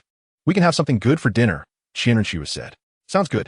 With that, Xingtian stood up from his chair. After lunch, Xingtian no longer lay in the chair to bask in the sun. Instead, he began some recovery exercises. After lying down for more than half a year, he felt like his body was about to rust. Thus, Xingtian kept exercising from noon until evening. By the evening, he felt some strength returning to his limbs. That night, Qian Rinxue and Huo Wu made a large spread of dishes to celebrate Xingtian's miraculous recovery. That night, everyone except Xingtian got drunk. After half a year of repression, Qian Rinxue and the others finally let loose. After helping Qian Rinxue and the others back to their rooms, Xingtian went to the yard. He lay in a chair, looking at the stars in the sky, reflecting on the time he had been in a coma and the things Qian Rinxue had said to him. It turns out, I've become increasingly dependent on you all, Xingtian murmured. By the way, I wonder what expression Tang-san would have if he knew I was still alive. Xingtian suddenly thought. As he pondered, he unexpectedly fell asleep in the chair. The next day, Xingtian woke up early. When he woke up, Qian Rinxue and the others were still asleep, so he began exercising in the yard. By the time the sun was high in the sky, Qian Rinxue and the others finally got up. They had drunk a bit too much the night before. After breakfast, Xingtian suddenly noticed a strange movement inside his body. Xingtian exclaimed softly. What's wrong? Qian Rinxue asked. It's nothing. It seems like something is moving inside me. Let me take a look, Xingtian said as he returned to the room. Once back in his room, Xingtian began to explore his body. To be honest, this was the first time he had done so since waking up. After some exploration, he found that he had no martial souls left, not even the Haotian hammer or the 7-killing sword. Then he turned his attention to his second martial soul. At that moment, the egg of the second martial soul was covered in cracks, as if it would shatter at any moment. Is it about to successfully hatch? Xingtian murmured. Seeing this, he felt a bit excited. Thus, Xingtian closed himself off in his room for 2 days. On the morning of the third day, a series of cracking sounds came from within him, and the egg finally broke. 2 beams of light shot out from the egg, hovering above Xingtian's head. Before Xingtian could even take a good look at what they looked like, they swiftly darted into his body. Hey, are you playing hide and seek with me? Xingtian chuckled. Then he redirected his focus back inside, and when he finally saw the true forms of those 2 beams of light, he was stunned. What the hell? It's them? I can't be dreaming. Xingtian couldn't believe his eyes. He never expected that his new martial soul would be this. Wow, I really didn't see this coming. It's such a surprise. Xingtian kept smacking his lips. I really look forward to seeing what power you have. Xingtian looked at this new martial soul. The more he looked, the more he liked it. However, it wasn't time for you to be born yet. Just wait a bit longer. It won't be long before I use the blood of a titled Douluo to awaken you. Xingtian said. How is it, Xingtian? Nothing happened, right? When Xingtian walked out of the door, Qian Rinxue asked. Nothing, it's great, exceptionally good. Xingtian replied with a smile. By the way, Xiaoxue, let's go out for some training in a few days. Xingtian suddenly suggested. Sure. Is it Sea God Island? Qian Rinxue responded. Yes, we're going to Sea God Island. This plan has been delayed for more than half a year. Xingtian said. No problem. Qian Rinxue replied. However, before we go to Sea God Island, we need to meet someone and give him a surprise. Xingtian said with a sudden smile. Who are we meeting, boss? Ma Hongjun asked. We're meeting someone we should meet. Xingtian's expression revealed a strange smile.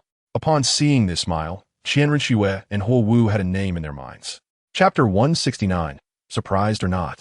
Unexpected or not since the birth of Xingtian's new martial soul, he began to familiarize himself with it, as he needed to understand the combat style of the new martial soul. After 3 days of familiarization, Xingtian had nearly mastered the usage and some techniques of the new martial soul. Xiaoxue, Xiaowu, Fatty, let's set off tonight, Xingtian said to Qian Rinxue and the others. Boss, why tonight? Ma Hongjun asked. Are you stupid? Big brother Xingtian is obviously afraid of being seen. Hu said, "That's right. It's a surprise, so we have to be quiet about it." Xingtian said with a grin, "If someone with ill intentions finds out, we might not even reach our destination before our news spreads everywhere." Xingtian explained, "What should we do now?" Ma Hongjun asked. "Eat, sleep," Xingtian said, then returned to his room and fell asleep. When night fell, Xingtian opened his eyes. When he opened the door, he found that Qian Rinxue and the others were already prepared. Let's set off," Xingtian said, and the four of them sneaked out of the city under the cover of night. The entire spirit hall was unaware that Xingtian and the others had left the city. But there was one person who knew, and that was Qian Dalu. "Finally left. If I stay any longer, this old bone of mine will be worn out," Qian Dalu said. Last time, Qian Dalu mentioned that as long as Qian Rinxue returned to the spirit hall, the angel god position would tremble. So for more than half a year, it was all up to Qian Dalu to suppress the inheritance alone. After Xingtian and the others left the city, they headed straight for Heaven-Do City. "Tang-san, I'm coming. Are you ready?" Xingtian said with a grin. In Heaven-Do City, at the Tang sect headquarters, Tang-san had already gone to sleep, but suddenly he shivered. In his daze, Tang-san fumbled around and pulled the blanket over. In his dream, a faint smile appeared at the corners of his mouth, as if he thought of something, but what he didn't know was that from now on, this kind of smile would only appear in dreams, or perhaps it might not even appear in dreams anymore. 10 days later, Xingtian and the others arrived at Heaven-Do City. Once they entered the city, the rate of people turning to look at them was quite high, because all four of them wore black hats, covering their faces. "Tang-san, I'm here. I'm here to see you." Xingtian turned his gaze in a certain direction and murmured. Xingtian and the others didn't go directly to the door, but first found a place to stay. As before, tonight, there wasn't a single star in the sky, and the moon was covered by thick clouds, not revealing a glimmer of moonlight. On a dark night with the wind howling, it's a perfect night for murder and arson, Xingtian said, looking up at the sky. "Let's go meet an old acquaintance," Xingtian said. Then, Xingtian took out their night gear. Note that it was the kind of ancient mass night gear. He looked at his clothes and nodded in satisfaction. "I wonder what you would think when you see this outfit," Xingtian said. "Set off." Xingtian took the lead and jumped out of the window, with Qian Rinxue and the others following closely behind. In a flash, Xingtian and the others arrived at the residence of the Li family. "Let us take a stroll in the backyard first. Try not to disturb the ladies," Xingtian said. After entering the backyard, Xingtian surprisingly found that one of the rooms still had the lights on, so he curiously approached. Peeking through the window, Xingtian discovered that inside the room were Tang Xiao and, surprisingly, Tang Hao. Tang Hao, Xingtian thought. At that moment of surprise, Xingtian inadvertently revealed a bit of his aura. "Who?" Suddenly, Tang Hao turned his head and shouted. Then Tang Hao disappeared from his spot. "Damn, this is unscientific." Xingtian quickly withdrew. Just as Xingtian retreated, a force struck the spot where he had just stood, creating a pit. "Oh no, what if it's someone I know?" Without distinguishing between friend and foe, they just attack. Xingtian murmured. "Who are you, rat?" Tang Hao said, holding the Haotian hammer. "Have you forgotten so soon?" Xingtian adjusted himself and slowly walked out of the darkness. "It's you?" Tang Hao recognized Xingtian at a glance, even with his face covered. "How did you recognize me?" Xingtian exclaimed. "Even if you turned to ash, I would still recognize you." Tang Hao replied. All right. Looks like I was overthinking it," Xingtian said, removing the black cloth covering his face. "Dad, what's going on?" At that moment, Tang San rushed over. This? Xingtian, why are you wearing this outfit?" Tang San approached and exclaimed in shock. "I thought you wouldn't recognize me. Seems like I was right. Your expression is as expected," Xingtian said with a smile. "Tell me, who exactly are you?" Tang San's face darkened. "Don't be so serious," Xingtian said. "Actually, I've thought about it for a long time, and in the end, I figure out one thing. Do you want to hear it?" Xingtian suddenly said. Tang San remained silent, watching Xingtian warily, the killing intent on him continuously surging. "About the Shrek incident, I could never understand it. Really, our relationship over the years couldn't compare to a few people you just met. I wouldn't believe it even if you beat me to death. But as time passed, I gradually understood what was going on. Do you remember the city of slaughter?" Xingtian asked. Tang San still said nothing. "All right, then I'll continue. Actually, when I left the city of slaughter, I told the king of slaughter that you might destroy the city of slaughter. I didn't expect you really had this plan. From this point, I figured out the reason for the Shrek incident. Isn't it strange? It's because of that damned historical correction power, the so-called heavenly Tao power. Whether you believe it or not, I believe it. Otherwise, it can't explain why you would help Shrek and not believe me," Xingtian said. Surprised or not, Unexpected or not. Thrilling or not. Want to know why the heavenly Tao power would do this? Ha ha ha. Because you are the son of destiny in this world, but I don't believe it. So you and I become enemies. I just want to challenge this so-called heavenly path and see if it really has powerful corrective abilities. After all, we all came from there. When he said the last sentence, Xingtian's voice was very low, but Tang San still heard it. Tang San staggered back several steps. The question you asked me back then, I can tell you now. I know, and I also know a place called Go See Worry. Surprised? Unexpected? Xingtian laughed heartily. Why are you saying this now? Xingtian asked after calming himself. I don't know. Maybe it's because it's fun. Xingtian shrugged. Chapter 170 New Martial Soul Killing Tang Xiao Fun? Ha ha ha ha. Tang San suddenly laughed. Aren't you afraid that the so-called corrective force will appear again? Tang San suddenly said. I'm not afraid. With my current strength, I should be able to resist the historical corrective force. As long as the heavenly path doesn't intervene personally. You all are not enough to see. Xingtian shook his index finger back and forth. Arrogant. Dan Hao's not Gun Li. No, I'm not arrogant. Really? I think I should have this strength now, said Xingtian.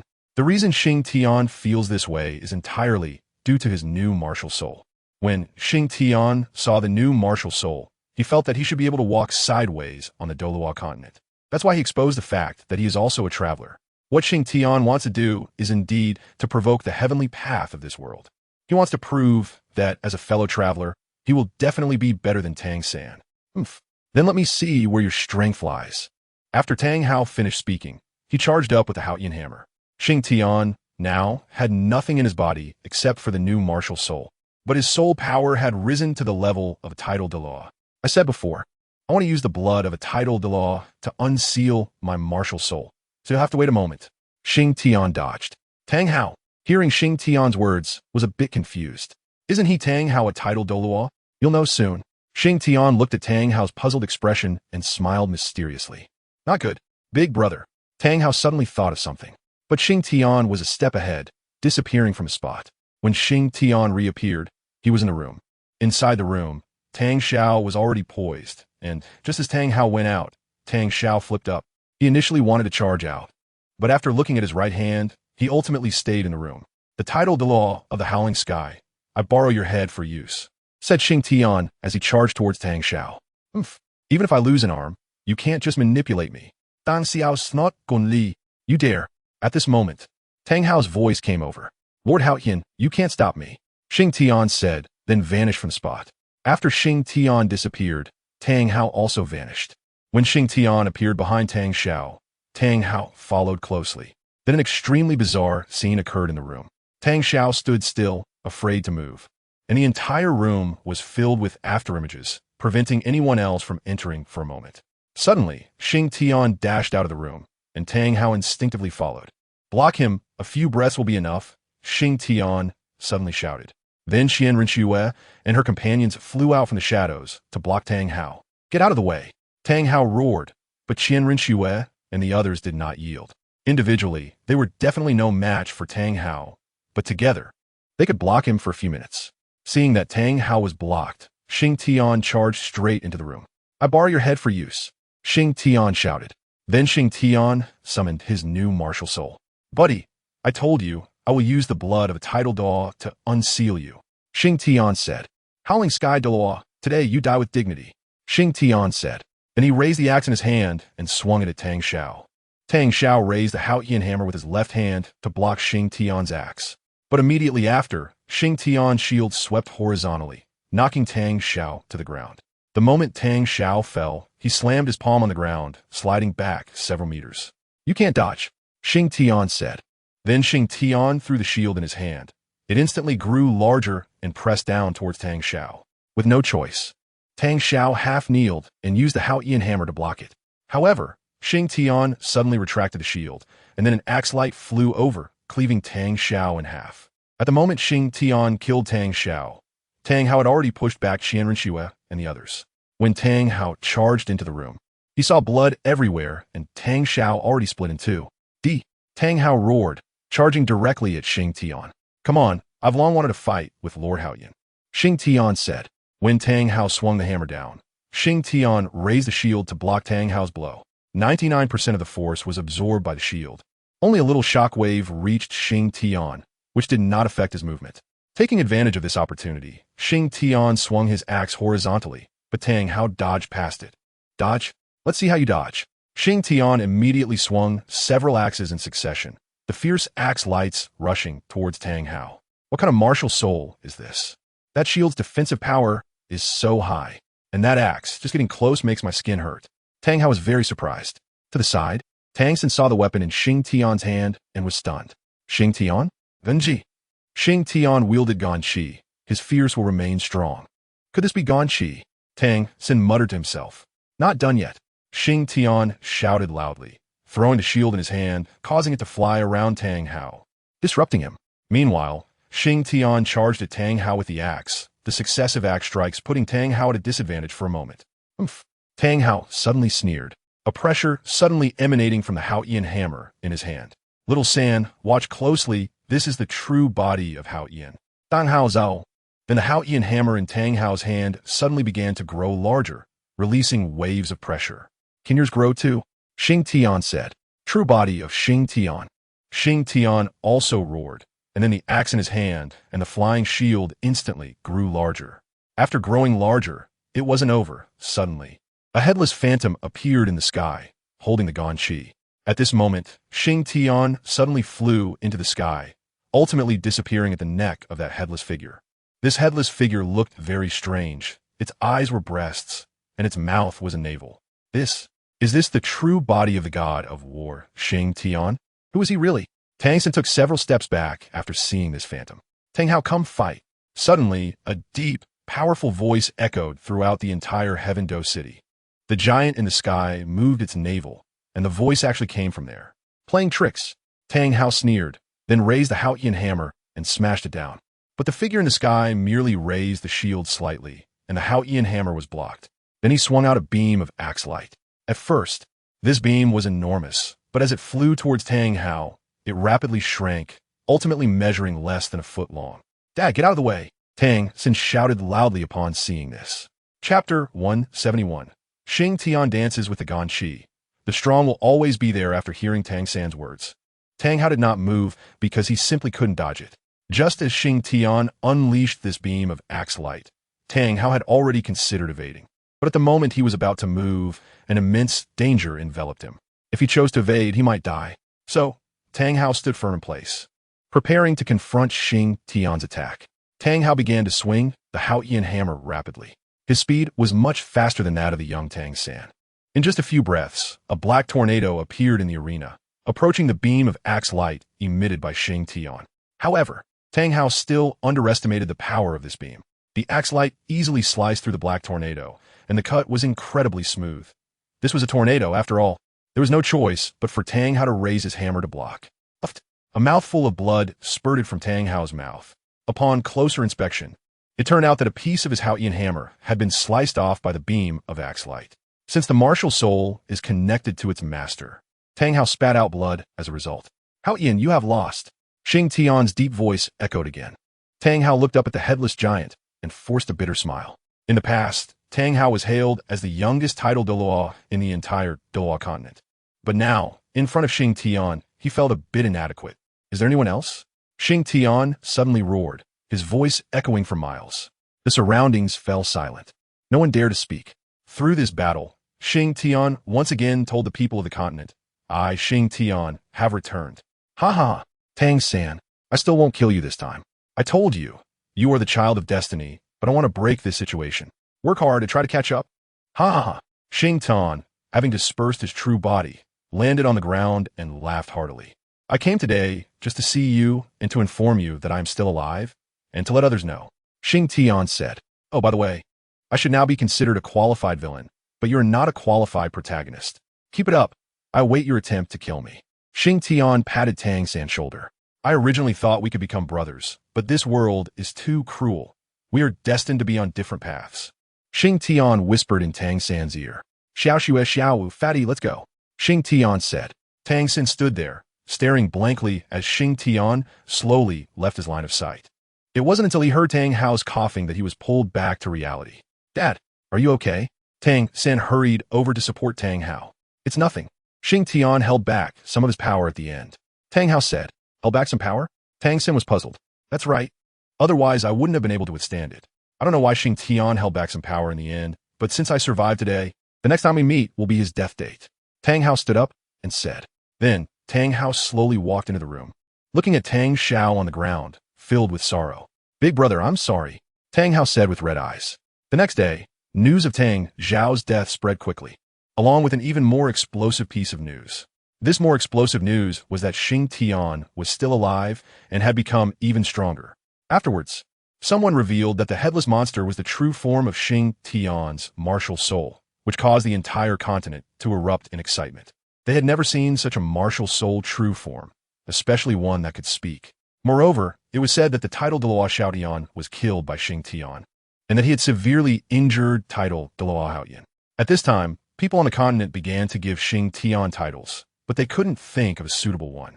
In the end, someone suggested simply calling him title Douluo Xingtian, since they heard that the true form of Xingtian's martial soul was called Xingtian. Eventually, they had no choice but to give him the title of title Douluo Xingtian. Speaking of which, after Xingtian and his group left Heavendoe City, Qianren had been pondering why Xingtian didn't directly kill Tang San, but chose to spare him. Xingtian didn't explain and simply said that killing him wouldn't be fun. In fact, the reason Xingtian didn't kill Tang San was that he had his own considerations. After all, Tang San was the child of destiny in this world. If he rashly killed Tang San and angered the heavenly Tao, Xingtian had no idea what the consequences would be. Although he told Tang San that he was not afraid of the heavenly Tao, if the heavenly Tao truly targeted Xingtian, he would have no way to respond. Furthermore, he was more familiar with Tang San. If he killed Tang San and the heavenly Tao arranged for another person like Zhang San or Li San, Xingtian wouldn't know them, nor could he grasp their personalities, thus losing the initiative. This time, Xingtian's name finally became well known. Even during the previous turmoil of the Soul Master competition, there were still those who questioned Xingtian's strength. Even during the last battle with the Haotian sect, some said that Xingtian was merely a tempter, not the controller. But this time, Xingtian truly relied on his own strength to defeat two veteran title Douluos, making a name for himself across the entire Douluo Continent. The titles of his true body and title Douluo Xingtian spread far and wide. Xingtian became the youngest title Douluo in the history of the Douluo Continent. Without exception, however, Xingtian was unaware of these titles, as he was currently approaching Sea God Island. It had been 3 months since they left Heavendoe City. During these 3 months, Xingtian and his group traveled leisurely towards Sea God Island. On this day, 3 months later, they finally arrived at the sea on the western side of the continent. Looking at the vast ocean, Xingtian couldn't help but feel inspired. "Oh sea, you are full of water, oh frog. You have 4 legs," Xingtian recited, and it rhymed quite well. "Brother Xingtian, where's the Sea God Island we are going to?" Huowu asked. "I think Xiaoxue has more say in this matter," Xingtian replied with a smile. The Sea God Island that Xingtian referred to was recorded in the Martial Soul Hall as Devil Island. Qianren said, "Devil Island? Is that island very terrifying?" Ma Hongjun asked. "I'm not sure because I haven't been there, but I've heard others from the Martial Soul Hall say that this Devil Island is very terrifying." Qianren said, "Actually, it's not that terrifying. It's just that back then, the Martial Soul Hall sent people to Sea God Island, but they were all killed by the people of Sea God Island, and their entire army was wiped out." Xingtian said, "Is it that ruthless?" Ma Hongjun asked. "Yes. The reason Sea God Island is called Devil Island by the Martial Soul Hall is because of that battle, but in reality, the spirit masters of Sea God Island are not bloodthirsty at all. They have lived there for generations, calling themselves the Children of the Sea, and they're also known as Sea Spirit Masters.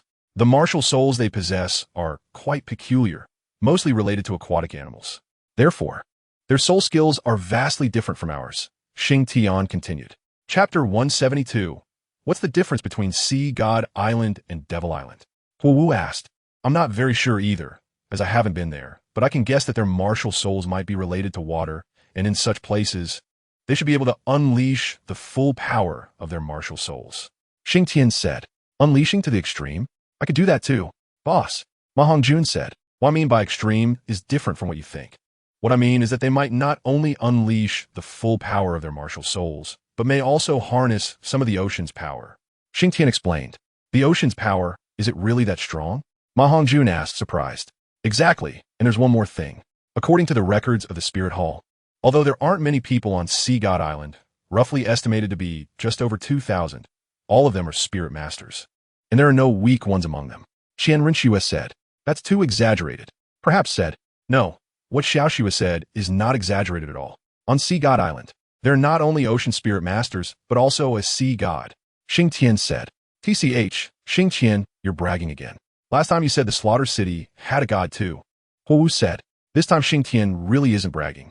Qian Rinxue suddenly said, "Huh, that's right. According to the records of my spirit hall, those ocean spirit masters who killed the elders of the spirit hall mentioned a person named Lord Sea God, and their tone was very respectful. But it didn't sound like they were praying. You have to understand, they are peak Douluo. The only two types of people who would earn their respect are either peerless Douluo level individuals, but even then, their attitude is too respectful. So the spirit hall speculates that there might be a god on Sea God Island. Even if it's not the main body, there could be an avatar or divine consciousness." Qian Rinxue said, "So that's how it is. The waters on this continent are so deep." Ma Hongjun said, "The waters on this continent are indeed deep." Xingtian said with a smile, "Then what are we waiting for? Let's set off." Ma Hongjun said, "Then let's set off." Xingtian said, "Where's the ship? Are we going to fly over?" Qian Rinxue suddenly said, "All right, I was wrong." Ma Hongjun said, "He was so focused on saying to leave that he forgot about the ship. I now announce that we find materials and make a ship ourselves." Xingtian waved his hand. Then everyone began to gather materials, and after some effort, a ship of moderate size was built. "Set sail. Our destination is the Starry Sea." Xingtian stood at the bow of the ship, looking very dramatic. Xingtian actually wasn't very clear about the specific direction of Sea God Island, and neither was Qian Rinxue. But Qian Rinxue knew a rough direction, so they set off in that direction. Sailing on the ocean was very tedious. All they could see was water, and if they weren't people who often went out to sea, they would easily experience visual fatigue. After 3 days of travel, Xingtian and the others were starting to feel overwhelmed. They set off with great enthusiasm, but after just a few days, their excitement was diminished.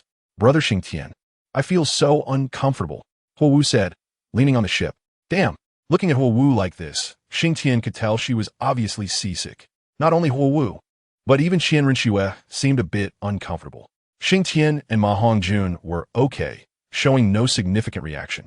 "Xiaowu, there's nothing we can do.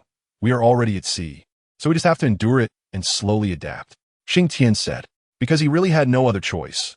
Right now, they could only adapt. Ugh. As soon as Xingtian finished speaking, Huowu threw up. This caused Qian Rinxue, who was barely holding on, to also throw up. "Just throw up. You'll get used to it after a while." Xingtian patted Huowu and Qian Rinxue on the back. Just like that, they drifted on the sea for over half a month, still with no results. But during this time, Qian Rinxue and Huowu had fully adapted to the ship's environment. At least now, they weren't seasick anymore. "Boss, are you reliable? We've been drifting for over half a month, and I'm about to vomit from eating fish," Ma Hongjun complained. Don't worry. Who isn't doing this for the first time?" "Xiaoxue, have we arrived yet?" After Xingtian finished speaking, he turned to ask Qian Rinxue again. Qian Rinxue rolled her eyes at Xingtian. "Do you think this is my first time? All right, then let's keep drifting. The direction should be right? Xingtian asked. "The direction should be fine." Qian Rinxue nodded. "That's good. As long as the direction is right, we'll get there eventually," Xingtian said. At this moment, the only one who hadn't spoken was Huowu. She had already dozed off. After drifting at sea for so long, although Huowu wasn't seasick anymore, she was bored.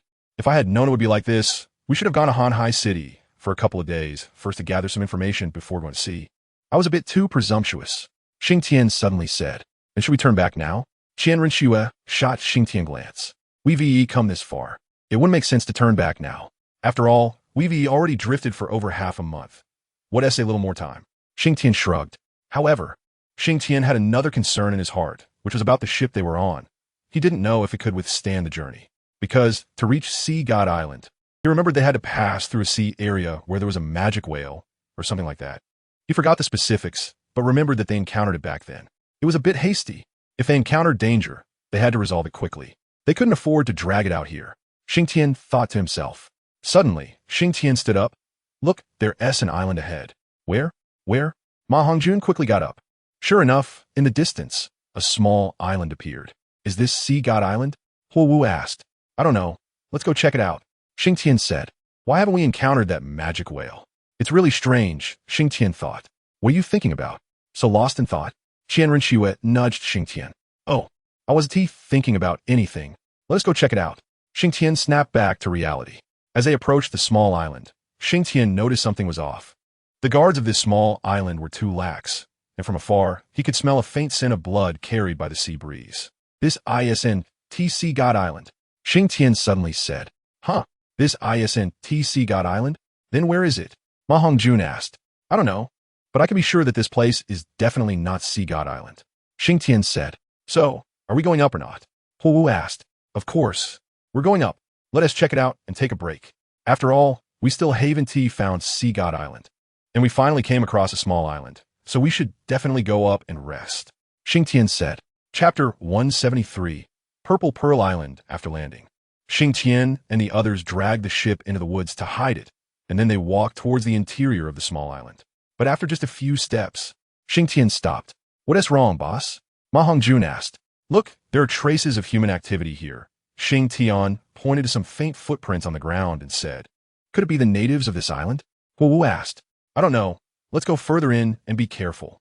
Xingtian replied. After passing through a coconut grove by the sea, their view opened up significantly, and the signs of human activity around them increased. This is unlikely to be the work of the island's natives, Xingtian suddenly said. Why? Qianren asked. Look at this. Xingtian picked up a piece of cloth from the ground. If I'm not mistaken, this should be something from the mainland. And this cloth is not something an ordinary person can afford. Only the wealthy can wear this kind of fabric. Xingtian explained. Does that mean those living here are some reclusive nobles? Wu asked. You're thinking too much. Haven't you noticed the faint smell of blood in the air besides the salty sea smell? Xingtian said. Isn't that normal? Qianren replied. It's not normal at all, because when we landed, everything was very clean. If there were scattered bones or fur around, then the smell of blood would seem normal, Xingtian explained. Are you implying?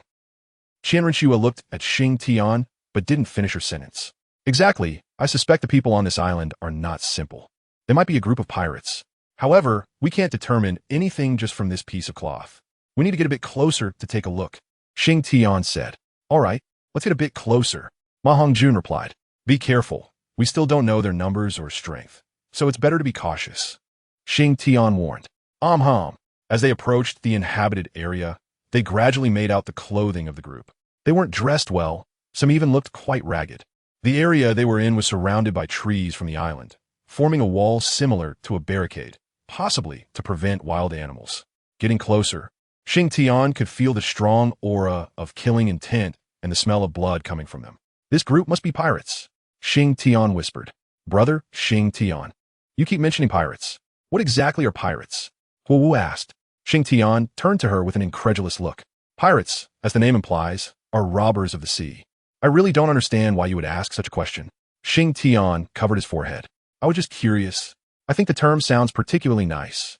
Wu said. Nice. Once you know what they do, you won't think so anymore. Let's put it this way. What they do is on par with those from the City of Slaughter. Xingtian stated. What? Even Qianren was surprised this time. Do you think this group is like those highway robbers on the mainland? Just pay them and they'll let you go? Xingtian asked. The others nodded in agreement. You are very mistaken. If the highway robbers on the mainland kill someone, as long as they issue a bounty, they will eventually be caught. But pirates are different. They know that if they escape into the sea, it will be very hard to find them again, Xingtian explained. And another thing, there are many islands in the sea. These people know the sea better than anyone else. If we dare to send someone to pursue them, we must be prepared for death. Xingtian reiterated. Then what about us? Ma Hongjun asked. First, we'll catch one and see where we are, then ask how far we are from Sea God Island, and finally destroy it, Xingtian said calmly, saying this as if it were as simple as eating or drinking. Oh no, Ma Hongjun exclaimed. Let me do it. We don't know their strength right now, so it's better to be cautious. I'll go. Xingtian seemed a bit uneasy. You guys wait here for a moment. I'll be back soon. After saying this, Xingtian stealthily moved toward the group and soon disappeared from Qianren and the other's sight. Not long after, Xingtian returned carrying a person. Boss, how did it go? Ma Hongjun asked. Not bad. I wasn't discovered, and I caught a straggler. Xingtian threw the person he was carrying onto the ground. The person groaned awake after being thrown down. You, who are you? The pirate was surprised to find himself not in the camp. Tell me, where's this place? Who are you? Xingtian squatted down and asked. Kid, I don't know how you got to our island, but you'd better let me go quickly. Otherwise, if my companions find out, The pirate snorted coldly. Xingtian smiled brightly. Suddenly, he grabbed the pirate's right hand and violently tore off one of his fingers. What did you just say? I didn't hear clearly. Can you say it again? Xingtian asked with a smile. Ah. Before the pirate could fully cry out, Xingtian covered his mouth. Sure, you can't make a sound. If they find out, I will have to kill you. Xingtian whispered in his ear. All right, I'll let go of your hand now. If you scream, I'll kill you. Is that okay? Xingtian asked with a smile. The pirate nodded in terror. Now tell me, where's this place? Who are you? Xingtian asked again. This is Purple Pearl Island. We are members of the Purple Pearl Pirate Group, the pirate said, enduring the pain. Purple Pearl Island? That name sounds familiar. Xingtian thought for a moment and said, can you stop the bleeding for me first? The pirate suddenly said in a low voice. Fatty. Xingtian called out. Got it. Ma Hongjun responded and walked over to roughly stop the bleeding. The pirate gasped for air but dared not scream. I see. That's why it sounds so familiar. Your captain is called Purple Pearl, right? A woman in her 30s but looks well-maintained, appearing to be in her 20s, right? Xingtian asked. The pirate lifted his head and nodded at Xingtian. If I guess correctly, your Purple Pearl Island should be the largest pirate group in this area, right? Xingtian asked with a smile. That's right. We gathered all the nearby pirate groups to form our current Purple Pearl Pirate Group, the pirate replied. Chapter 174, Destroy the Island. What? You make it sound like you're very glorious. Ma Hongjun slapped the pirate on the head. Fatty, they do have a reason to feel proud. The Purple Pearl Pirate Group is a well-known pirate group in this area, with 2,000 to 3,000 members and 100 to 200 soul masters. They indeed have the right to feel proud, Xingtian explained. So large? Qianren was a bit surprised. On the mainland, a group of 200 to 300 highway robbers could already dominate a region. Yet the Purple Pearl Pirate Group has as many as 2,000 to 3,000 members, and their number of soul masters even reached a shocking 3-digit figure, which was astonishing. If I'm not mistaken, the strength of the Purple Pearl is at the level of a 7-ring soul saint, right? Xingtian asked. This time, the pirate was surprised because only a small part of them knew the strength of their captain, and he was one of those people. The others had no idea about the captain's strength, yet this man in front of him actually knew. By the way, where your ship's docked? Xingtian suddenly asked. At the dock on the south shore. The pirate replied. Do you know where Sea God Island is? Xingtian asked again. Sea God Island? Are you going to Sea God Island? The pirate was astonished. Stop wasting time. I just want to know if you know. Ma Hongjun slapped him on the back of his head again. I know. Sea God Island is a very famous place. It's a place that all sea soul masters long for. I know. The pirate said. Then good. You've successfully saved your life. Xingtian said. The pirate immediately broke out in a cold sweat, because he almost said he didn't know. If he had said he didn't know the location of Sea God Island, he might have been a corpse by now. Take us to where your ship is docked. You better not try anything funny, or else, Xingtian snorted coldly. I understand. The pirate nodded repeatedly. However, no one noticed that at the moment the pirate lowered his head, a hint of malice and resentment flashed in his eyes. Let's go. I know a secluded place where there's no one. We can go that way. The pirate suddenly said, looking meek and making it hard for people to be on guard. But Xingtian suddenly became alert. He was a pirate, and he couldn't be this easy to talk to, especially since he was one of the Purple Pearl's people. Sure enough, although this pirate led them along a small path, after exiting the path, they directly arrived at the place where their main force was resting. Enemy attack. Enemy attack. As soon as they came out, Qianren and the others noticed something was wrong. But before they could react, the pirate shouted loudly and ran in that direction. Xingtian picked up a stone from the ground and threw it at the pirate. Whoosh! The pirate's head was directly smashed by the stone, blood and brains splattering everywhere. Although this pirate was dead, his earlier shout still attracted the attention of many pirates. In an instant, a large number of pirates rushed out from the camp, surrounding Xingtian and the others. I really can't do this. Xingtian shook his head. Xiao, you guys hold them off first. I'll see where their ship is docked. Their ship should be better than ours. Xingtian said. No problem. Qianren and the others replied, then released their martial souls and charged into the crowd. Xingtian flew into the sky, and in his line of sight, he indeed found a dock directly to the south with quite a few ships docked. By the time Xingtian landed, most of the enemies had already been eliminated by them. Don't kill them all. If you kill them all, no one will sail the ship for us. Xingtian hurriedly stopped Ma Hongjun and the others. Then Ma Hongjun and the others left 2 people behind and killed the rest. Boss, there are only about 40 or 50 here. Didn't you say there were 2 or 3,000? Ma Hongjun asked. They are pirates. Apart from the necessary personnel left behind, the rest should have gone to sea. Otherwise, what would they eat? Xingtian said. All right. Ma Hongjun smiled awkwardly. Let us go. I know where the ship is. Bring those 2. Xingtian said. All right. No problem. Ma Hongjun picked up one in each hand and followed Xingtian. Half a stick of incense later, Xingtian and the others arrived at the dock, where quite a few ships were docked, roughly estimated to be a dozen or so. Can you sail? Xingtian turned his head and asked the 2 pirates. The 2 pirates quickly nodded. Do you know the location of Sea God Island? Xingtian asked again. One of the 2 pirates nodded, while the other shook his head. All right, as long as one knows. Xingtian said. Choose the best ship and take us there. Xingtian told the 2 pirates. The 2 pirates walked straight towards a medium-sized, completely black iron ship. Get on board. We're going to Sea God Island. Xingtian said. After everyone boarded the ship, it slowly departed from the dock. Wait a moment. Xingtian suddenly said. After the ship stopped, Xingtian floated in midair. Xingtian's true body. Xingtian silently chanted a phrase. Then, a headless figure suddenly appeared in the air, and it swung 2 axes towards the island in front of it. 2 massive axe lights shot directly towards Purple Pearl Island. Boom! A rumbling sound echoed, and in the astonished eyes of the 2 pirates, Purple Pearl Island was split in half. A large amount of seawater began to rush into the crack that had been created, and then, in the eyes of the 2 pirates, their base gradually sank into the sea, disappearing without a trace. When Purple Pearl Island completely vanished from sight, the 2 pirates finally came back to their senses. They suddenly exchanged glances, and they saw madness and hatred in each other's eyes. Finally, they smiled at each other, understanding each other's thoughts. Then the 2 of them said nothing and silently returned to the cockpit. All right, we can go now, Xingtian said as he returned to the deck. Boss, you just let them be destroyed like that. Ma Hongjun looked at the sunken island and said, What, are you feeling sorry for them? Xingtian asked. Not really. I just think they didn't harm us. Shouldn't we? But have you thought about it? If we don't care, then how many people will suffer after us? Xingtian asked. Ma Hongjun shrugged and didn't say anything more. Just like that, the deck fell silent. The ship also slowly sailed deeper into the sea. However, what Xingtian didn't expect was that the 2 pirates really dared to trip them up. Just when Xingtian and the others weren't paying attention, the sailing ship slowly deviated from the original course and headed towards an unknown territory. Chapter 175, Deep Sea Demon Whale King. After the ship deviated from its course, the 2 pirates exchanged a smile. Let them accompany our Purple Pearl Island and those brothers to the grave. What does it matter if they can fight? What good is being strong? They destroyed our homeland, and there's only a dead end. Ermao, it's worth it to use our lives to exchange for the lives of those soul masters.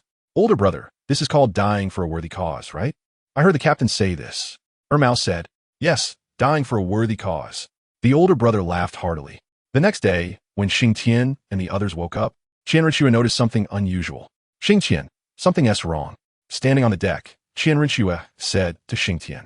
What's wrong? Xingtian asked. Do you remember which direction we were heading when we set off yesterday? Qianrenshue asked. I didn't really pay attention. What's wrong? Xingtian asked. When we set off yesterday, I paid attention. It was noon, and the sun was on our left, so the left should be south, and our back should be east, right? Qianrenshue asked. Right? Xingtian nodded. After going out to sea, his sense of direction became particularly poor. But look, the sun is still on our left. Qianrenshue pointed to the rising sun and said, Are you saying those 2 pirates changed the course? Xingtian asked. Exactly.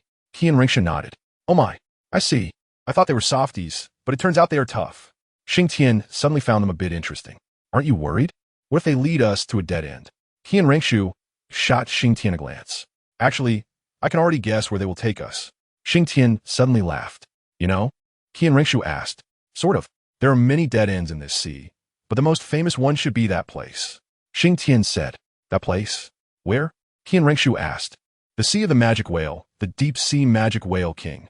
Xingtian said. Don't believe me? When we get closer, I'll call them out and you'll see. Xingtian said. You're not thinking of correcting it now, are you? Do you still want to wait until we get there? Qianrenshue couldn't quite understand Xingtian's logic. Xiaoxue, trust me.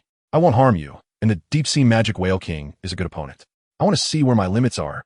Xingtian said seriously as he looked at Qianrenshue. Qianrenshue looked at him with "Are you serious?" expression, and Xingtian nodded heavily. Qian Ringshu glanced at him again and then walked into the cabin. Another ordinary day passed, and before long, the sky was completely dark. Suddenly, Xingtian felt a chill, which was slowly turning into coldness. Moreover, this chill was not felt from the outside, but came from within Xingtian. He raised his left hand, and the white killing god domain on his left hand began to emit strands of white light. Xingtian sensed a crisis from this white light. It should be here, Xingtian suddenly said, looking at the darkness in the distance. Saying that, Xingtian walked into the cabin and found Qian Ringshu. Then he took her to the control room of the cockpit. I say, our course should be fine, right? Xingtian asked the two pirates who were steering the ship. Don't worry, absolutely fine, one of the older pirates said. Is that so? But I feel there's a problem. You have to know that a soul master's intuition is very sensitive. Xingtian suddenly smiled and said, You say? Xingtian suddenly pointed at Ermao. Ha ha ha, only just realized. It's too late now. Do you know where this is? Ha ha ha. Ermao suddenly burst into laughter. That's right. Realizing now is too late. We brothers never planned to live. To tell you the truth, this is the sea of the magic whale. And this is your burial ground. Ha ha ha. The older pirate said with a smile. Looks like it really is the sea of the magic whale. Xingtian nodded. Ha ha. There lives an absolute overlord in this sea of the magic whale. 100,000-year-old magic whale. We brothers are waiting for you down below, Ermao suddenly said. Then he slammed his palm on the control panel, and a button was instantly pressed down. We will go ahead. Wait for you to come down. The older pirate said as he jumped into the sea from the cockpit window with Ermao. Suddenly, a muffled sound came from the sea. What is that sound? Qian Ringshu asked. They must have just thrown a torpedo into the sea. That should be the sound of the explosion, Xingtian said. What should we do now? Qian Ringshu asked. You wake up the fat guy and the others, then protect the ship. I'll go meet this deep-sea magic whale king, Xingtian said. Saying that, Xingtian spread his bat wings and flew out of the ship. Then he gathered his soul power and pushed the ship several miles away in an instant. As soon as the ship was pushed away, the air around the spot where the ship had just stopped suddenly twisted strangely, and then a violent shockwave came from the sea. Qian Ringshu, who had retreated several miles away, saw this scene and was so frightened that she quickly pushed the ship even further away before stopping. The originally calm sea began to churn violently, and a massive water column with a diameter of 15 meters shot into the sky. Accompanied by the soaring water column, a huge body, like a small island, slowly surfaced from beneath the water, and all the surrounding seawater glowed with a thick blue light. At this moment, it seemed that the sky was the sea, and the sea had turned into a blue sky. A deep, muffled roar echoed, and a massive wave of sound surged forth, revealing a gigantic body that was over 200 meters long, displaying a sapphire-like color. Its head had two enormous eyes, each with a diameter of over 3 meters. But the left eye had only a black hole, while the remaining right eye shot a cold gaze into the sky.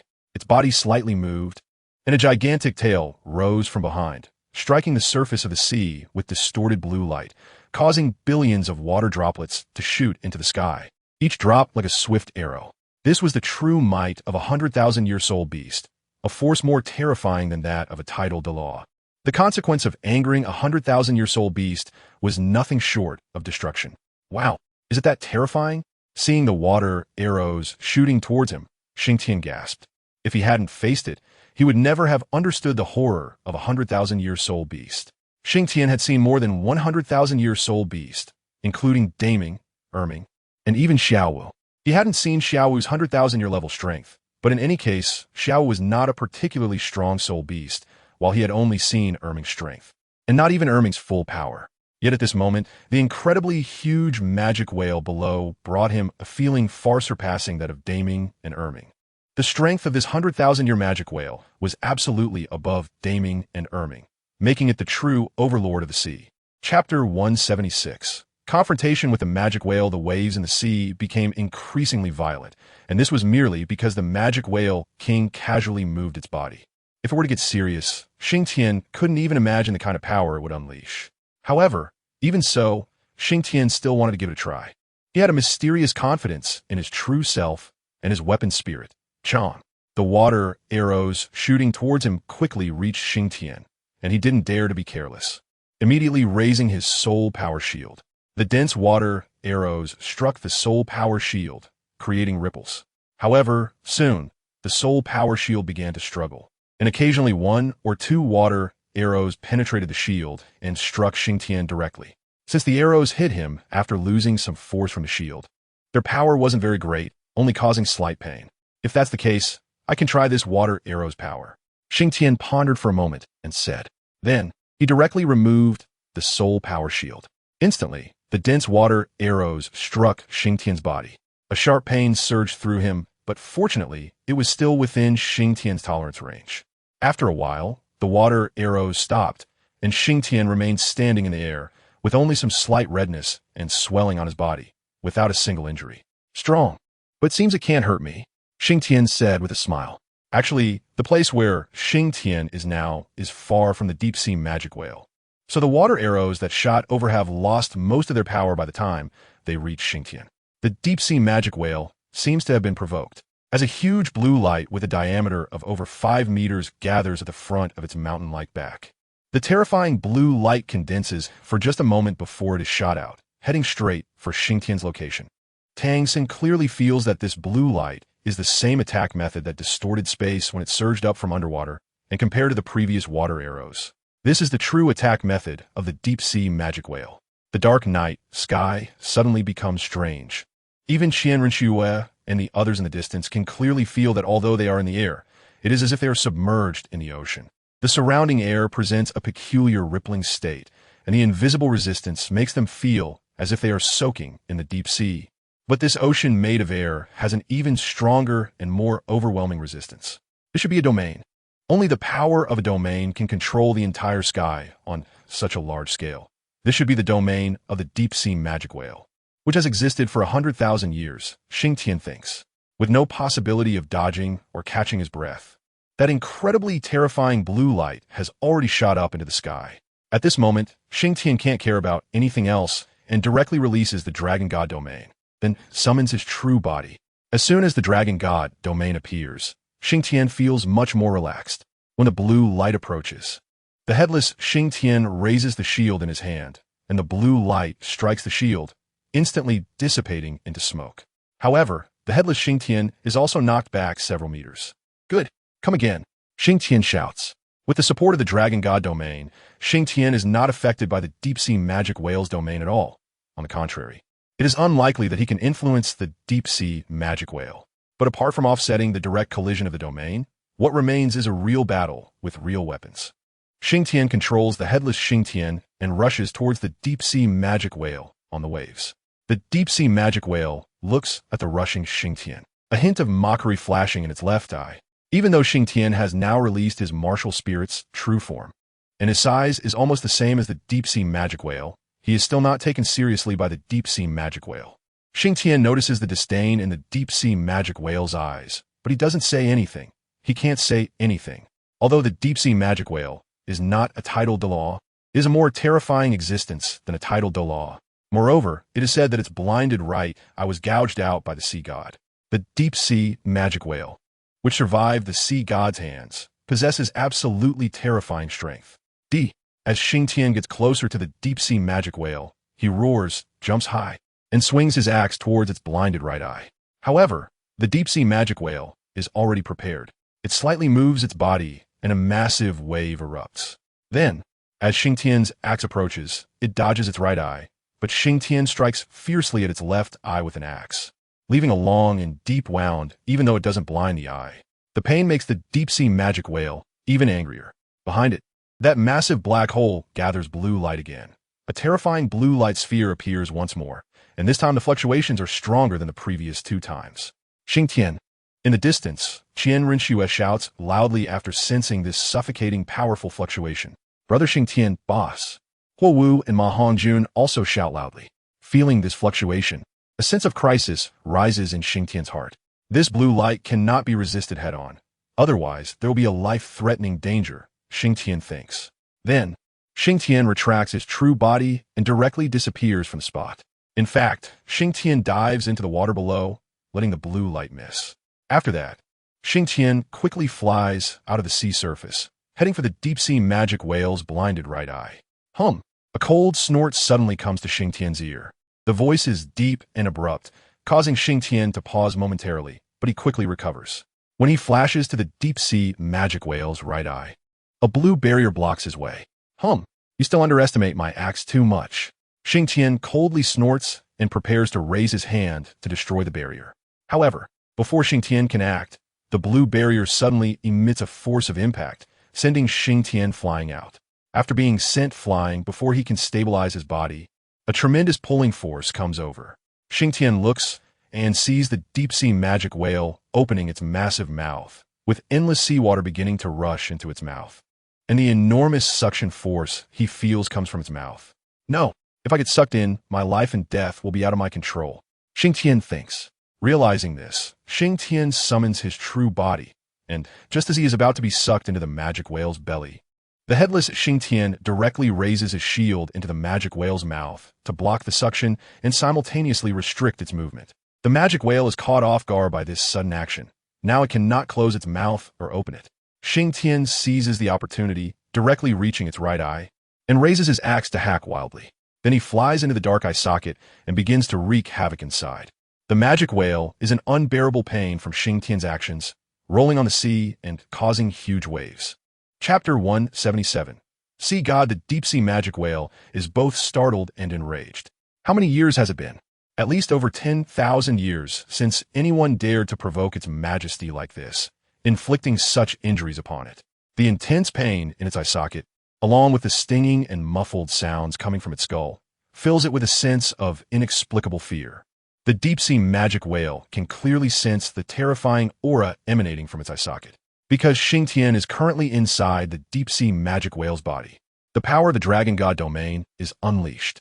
The pressure from its bloodline causes the deep-sea magic whale, whose heart hasn't fluctuated for tens of thousands of years, to feel fear. It remembers that the last time it felt fear was during the confrontation with the sea god. Since then, it has not experienced such emotions for tens of thousands of years. When a being feels fear, as long as they do not retreat, they often unleash their most powerful energy, and the deep-sea magic whale is no exception. Above the sea, all light becomes viscous at this moment, and the seawater seems to have stopped flowing.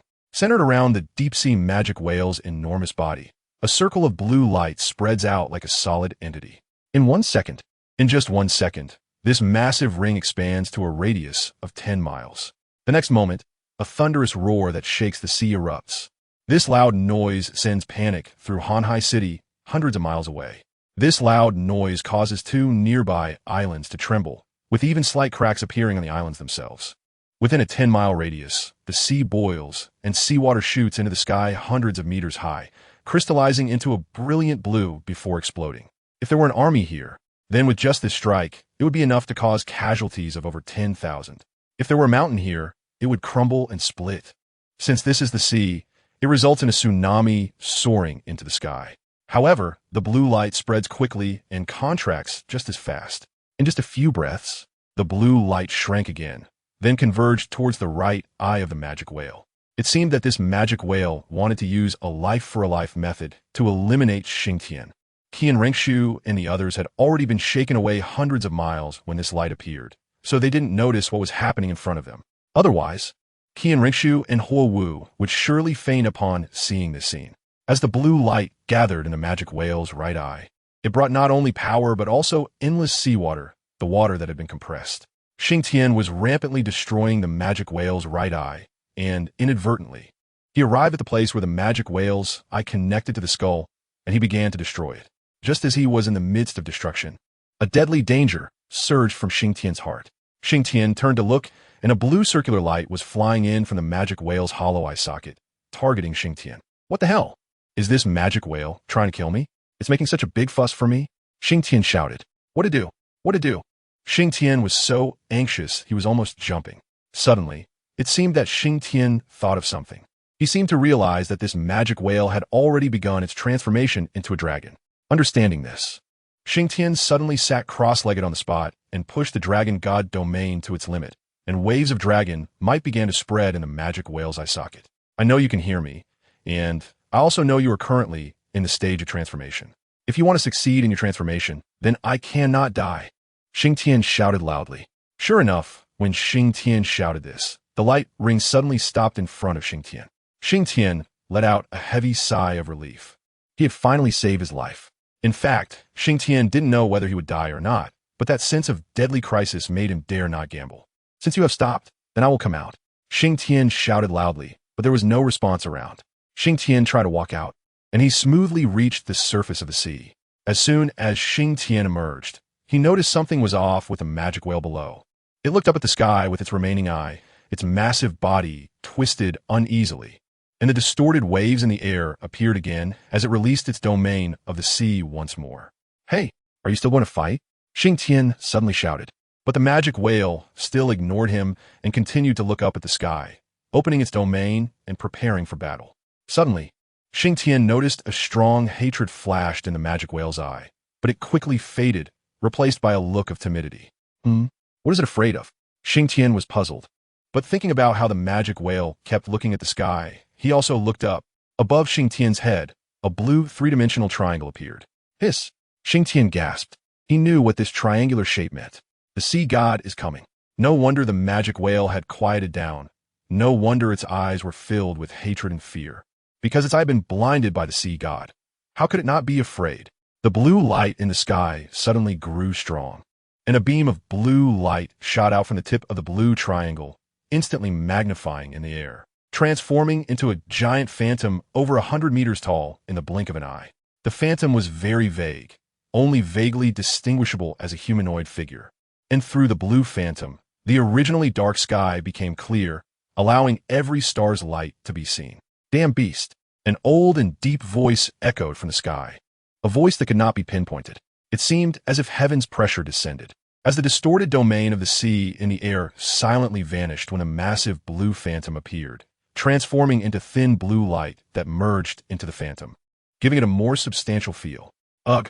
The deep-sea magic whale let out a low hum, and its massive body couldn't help but slowly retreat when it saw the giant phantom appear. The previously tumultuous sea calmed down, becoming as still as a mirror, no longer having a single wave. Have you forgotten the lesson from 20,000 years ago? Are you planning to let your other eye be blinded as well? The old voice echoed again. Although the air looked clear, the deep-sea magic whale felt an incomparably huge pressure, not from the air but from the sea. The water it had once controlled suddenly turned into the most terrifying prison, tightly locking its body. Ugh! The deep-sea magic whale roared in defiance again. Blue light began to appear in spots on its massive body, these patterns resembling fish scales mixed with raised skin, and the deep-sea magic whale's body was undergoing rapid changes. What? Do you think that completing the transformation process, breaking through the 100,000-year limit, allows you to violate my dignity? The massive blue phantom swayed slightly, and with its movement, even the entire sea trembled. The enormous distortion and pressure caused the deep-sea magic whale to scream in pain. The hatred in its lone eye faded away, leaving only fear. Chapter 178. Transformation into a Dragon. Xingtian saw this scene, and for some reason, found it hard to watch. Considering your years of cultivation, I will spare your life. The old voice was filled with undeniable authority, and the originally solid sea regained its vitality. The deep-sea magic whale's massive body almost immediately prepared to sink, and it let out a series of low hums, filled with the relief of having survived a disaster. "Hey, don't go yet. Hey!" Xingtian shouted at the sinking magic whale. But the magic whale had no chance to respond to Xingtian. "Don't you want to fully transform into a dragon?" Xingtian suddenly shouted. The deep-sea magic whale stopped sinking, looking at Xingtian with its lone eye, filled with surprise, because it knew that Xingtian could help it transform into a dragon. It had felt that aura from Xingtian. "Hey, you are the sea god, right?" Xingtian suddenly asked the phantom, still lingering in the air. "Correct. I am indeed the sea god." The old voice continued. "Did you save me?" Xingtian asked. "No, it was this beast that chose to stop," the sea god said. "Then I'm relieved," Xingtian replied. And the sea god, didn't he understand why Xingtian said that? "Do you want to transform into a dragon? Do you want to take revenge on the sea god?" Xingtian asked the deep-sea magic whale. The deep-sea magic whale looked up at the phantom in the sky, but did not speak. "Don't worry, his heart isn't that narrow," Xingtian said. The sea god remained silent, watching Xingtian quietly, wanting to know what Xingtian was planning. "I'll ask you one more time. Do you want to transform into a dragon? Do you want to take revenge on the sea god?" Xingtian asked again. "Yes." Suddenly, a deep voice echoed in Xingtian's mind. "Then it's settled. I'll help you. In fact, we have no deep-seated hatred between us. I was also tricked into coming here," Xingtian shrugged and said. "Human, You want to help this beast transform into a dragon? The sea god suddenly said. Why? Is it not allowed? And stop calling it a beast. As the sea god, he's your subject. Calling your subject a beast, TSK, impressive. Xingtian slightly mocked the sea god. The sea god was momentarily speechless by Xingtian's words, but even so, he chose not to take action. He wanted to see if Xingtian could help the deep-sea demon whale transform into a dragon. So, can you find my companion first? Xingtian scratched his head awkwardly. Upon hearing this, the deep-sea demon whale quickly sank down and swam rapidly in a certain direction. After a few breaths, the deep-sea demon whale returned with a ship in front of Xingtian. Qianren Shui and the others were still in a state of confusion when they met Xingtian. Boss, what's going on here?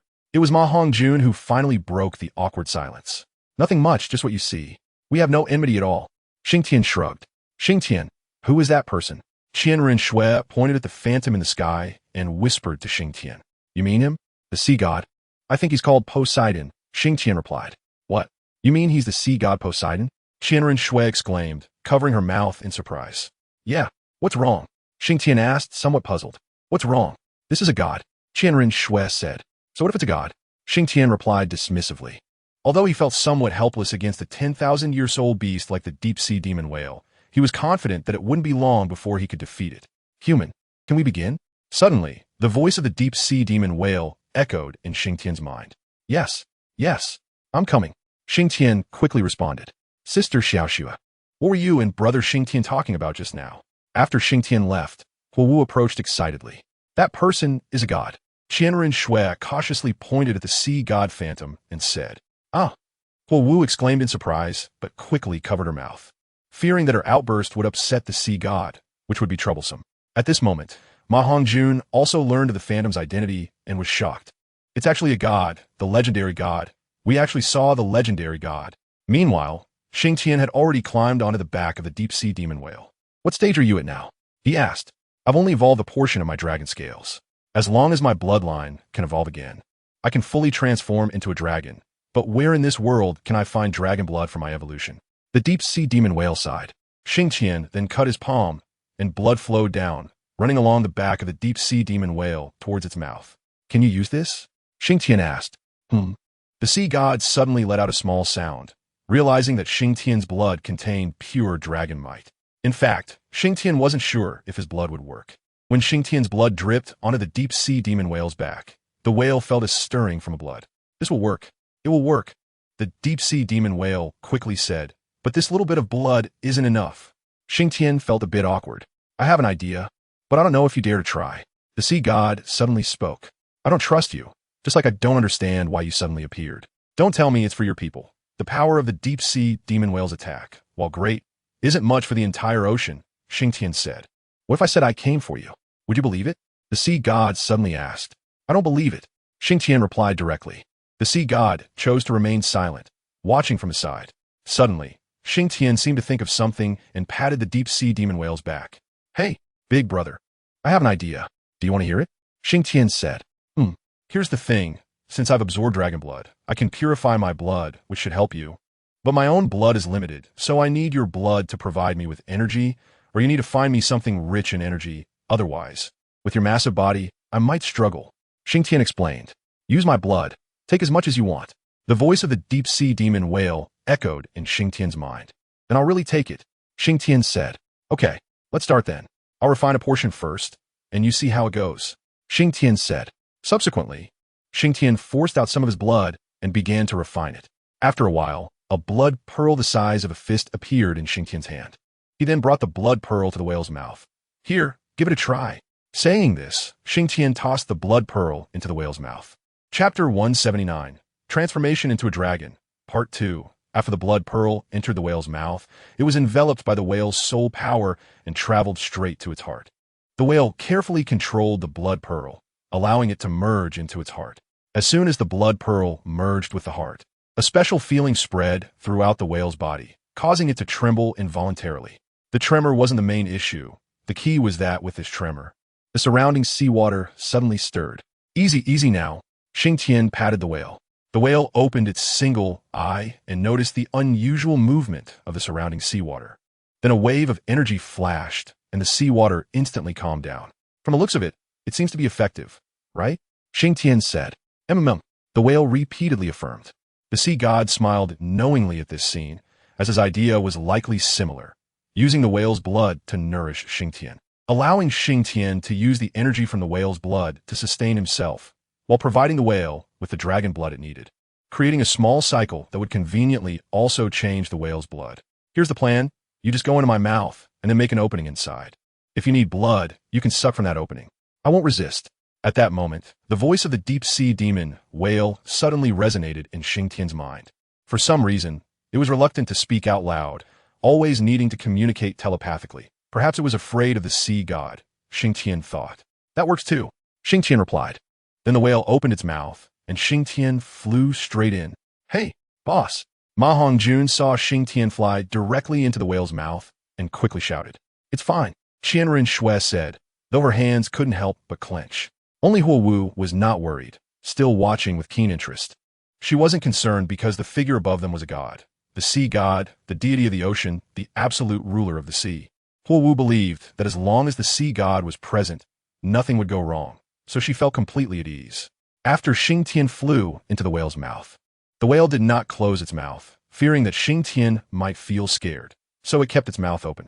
Although this was somewhat tiring, it was not much compared to the transformation into a dragon. Once inside, Xingtian found a comfortable spot to sit, and then made a small opening at his feet. The opening was small, only the size of a palm, and such a wound was negligible for the whale. Xingtian placed his hand over the wound and began to absorb the blood of the demon whale, converting it into energy to supply himself.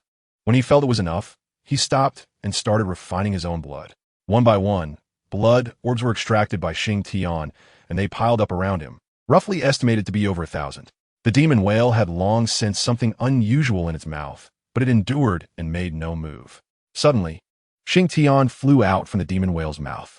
I can't take it anymore. I'm too tired, and I can't handle it mentally, Xingtian said, seeing Xingtian emerge. The demon whale closed its mouth and swallowed the blood orbs with a gulp. Then, these blood orbs were once again integrated into its heart. The effect this time was very evident. The demon whale couldn't help but display its dragon scales. It seems the effect is indeed very obvious. Xingtian nodded. The sea god also noticed the changes in the deep-sea demon whale and nodded. I hope you succeed, and this kid too, I hope you can succeed as well. The sea god murmured before disappearing. So, demon whale brother, could you find an island for us to rest? This transformation process is quite lengthy, Xingtian said. The demon whale responded and slowly swam in one direction, dragging their ship along. Soon, a moderately sized island appeared before them. Thank you, demon whale brother. Well, I need a rest. We'll continue tomorrow. The energy contained in your blood is quite abundant. I need to digest it, Xingtian said with a smile. The deep-sea demon whale said nothing, gently shook its head, and then sank to the seabed. Boss, how did you reconcile with it? After the deep-sea demon whale left, Ma Hongjun hurried over. Well, it's a long story, Xingtian replied. Then let's make it short. Qianren Shui shot him a glance. In short, I was almost killed by it. Then I said I could help it transform into a dragon, but I was actually deceiving it. After I escaped, I found out the sea god was coming, and because I couldn't stand the sea god's behavior, I decided to help it transform into a dragon. And that's it. Xingtian shrugged. Is it really that simple? Ma Hongjun asked. It really is. Xingtian shrugged. No, brother Xingtian, you actually look down on the sea god? He is a god, Huo Wu suddenly said. So what if he is a god? We can't even reach that level of cultivation, Xingtian said, pouting. To be honest, Xingtian really didn't take these gods seriously. According to his estimation, once the demon whale transformed into a dragon, his physical strength would also be significantly enhanced, because after refining his bloodline, he gave part of it to the deep-sea demon whale and kept part for himself. Moreover, while refining his bloodline, Xingtian discovered something very interesting. That is, when he refined his bloodline, his soul would inexplicably tremble, and when he reabsorbed the refined bloodline back into his body, a mysterious energy would fly out from his soul and infuse into the refined bloodline. So, even though Xingtian supplied the deep-sea demon whale with so much blood, it wasn't the best. The best was the one infused with energy from his soul. Xingtian had a speculation that in his previous life, they all claimed to be descendants of dragons, and this energy might be related to dragons, because the bloodline he refined was dragon blood. All right, let's find a place to rest. Fatty, Go get some food. I'm really a bit tired. Xingtian stretched and said. Before long, a few wooden huts were built, and Xingtian chose one, then moved in with Qianrenxue and Huowu. Currently, aside from Huowu, Xingtian hadn't yet touched Qianrenxue. But besides the last line of defense, he had seen and done almost everything that should and shouldn't be done. The next day, when Xingtian woke up, he found that Qianrenxue and Huowu were already gone. When he came out of the room, Qianrenxue and Huowu had already prepared breakfast. After eating a bit, Xingtian went to the beach and began to practice while waiting for the deep-sea demon whale. Chapter 180. Transformation into a dragon. And, not long after, about the time it takes to burn a stick of incense, Xingtian sensed a wave coming from afar. It should be the deep-sea demon whale. Sure enough, shortly after, the deep-sea demon whale appeared before Xingtian. At this point, the deep-sea demon whale had changed somewhat. Its body was no longer the whale-like form it had before, but had become much more elongated and smaller. The original deep-sea demon whale was nearly 200 meters long, but now, from Xingtian's perspective, it was only about 100 meters, and it had become much more slender. You've changed quite a bit, Xingtian said as he looked at the deep-sea demon whale. The deep-sea demon whale said nothing, shook its head, and then opened its mouth. All right, I'm coming in, Xingtian said, then flew into its mouth. Xingtian returned to the position from yesterday and found that the wound had completely disappeared. Okay, let's continue then. Mutual benefit, Xingtian said. He then made another incision and began today's refining task. Since he had rested a day yesterday and digested some energy, Xingtian's movements were very quick today. Before long, blood orbs piled up around him. But Xingtian didn't stop, as he felt he could still go on, so he continued his refining journey. Finally, when the sun began to set slowly, Xingtian stopped his actions. At this moment, aside from the spot where Xingtian sat, the demon whale's mouth was already filled with blood orbs, densely packed, with at least 10,000 of them. That's enough. Xingtian stood up, stretched his muscles, and then flew out of the demon whale's mouth. Let's call it a day. This task is too exhausting. Xingtian waved his hand. The deep-sea demon whale closed its mouth, and the blood orbs were swallowed directly. Then it nodded at Xingtian and sank to the seabed. Perhaps tomorrow it will be different again, Xingtian said, watching the departing whale. Then, Xingtian stretched again, returned to his room, and began to tally today's gains. The deep-sea demon whale was also aware of Xingtian's actions, but it didn't care. After all, after the blood exchange, this blood was of no use to it. It was better to let Xingtian use it. This way, it could also speed up its transformation into a dragon. Thus, after 3 days, Xingtian unexpectedly completed his transformation first. All his blood had been replaced with dragon blood. The dragon blood here was not the kind given to the deep-sea demon whale, but pure, true dragon blood from the true dragon of Huaxia, because the energy from his soul was contained in Xingtian's blood. His blood now displayed faint golden hues. From this day on, the blood orbs Xingtian provided to the deep-sea demon whale were of much better quality, with occasional 1 or 2 orbs even showing hints of gold. This surprised the deep-sea demon whale, and in the end, Xingtian explained that he had completed the transformation of his bloodline, so the blood orbs refined afterward had a richer bloodline. In the blink of an eye, 7 days had passed since the first blood exchange with the deep-sea demon whale. On that day, the deep-sea magic whale told Xingtian that it was about to complete its blood exchange. However, considering that there was still a lot of energy in its blood, it decided to let Xingtian absorb it all at once. Otherwise, it would be a waste. Hey, your awareness is high, Xingtian said. Subsequently, Xingtian opened up his power and absorbed all the remaining blood from the deep-sea magic whale in just 1 day, after which he received many blood beads.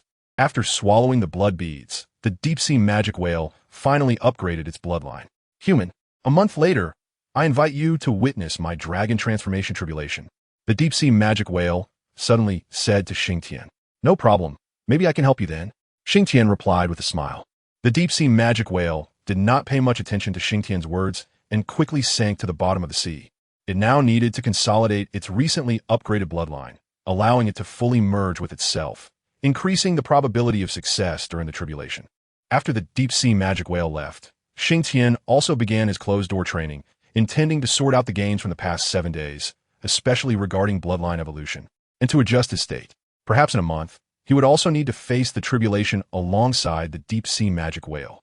Qianrenxue and the others had also been cultivating hard these days because they noticed Xingtian was getting stronger day by day while they were still stagnant. To avoid falling too far behind, they also started rigorous training. Half a month slowly passed, and during this time, Xingtian had sorted out his gains and strength. He found that his physical body had once again improved significantly. He could now face a soul.Dual without any problem. But facing a title Douluo would be a bit difficult. Moreover, since the birth of the Ganshi, his simulated martial soul had been suppressed and could no longer be used.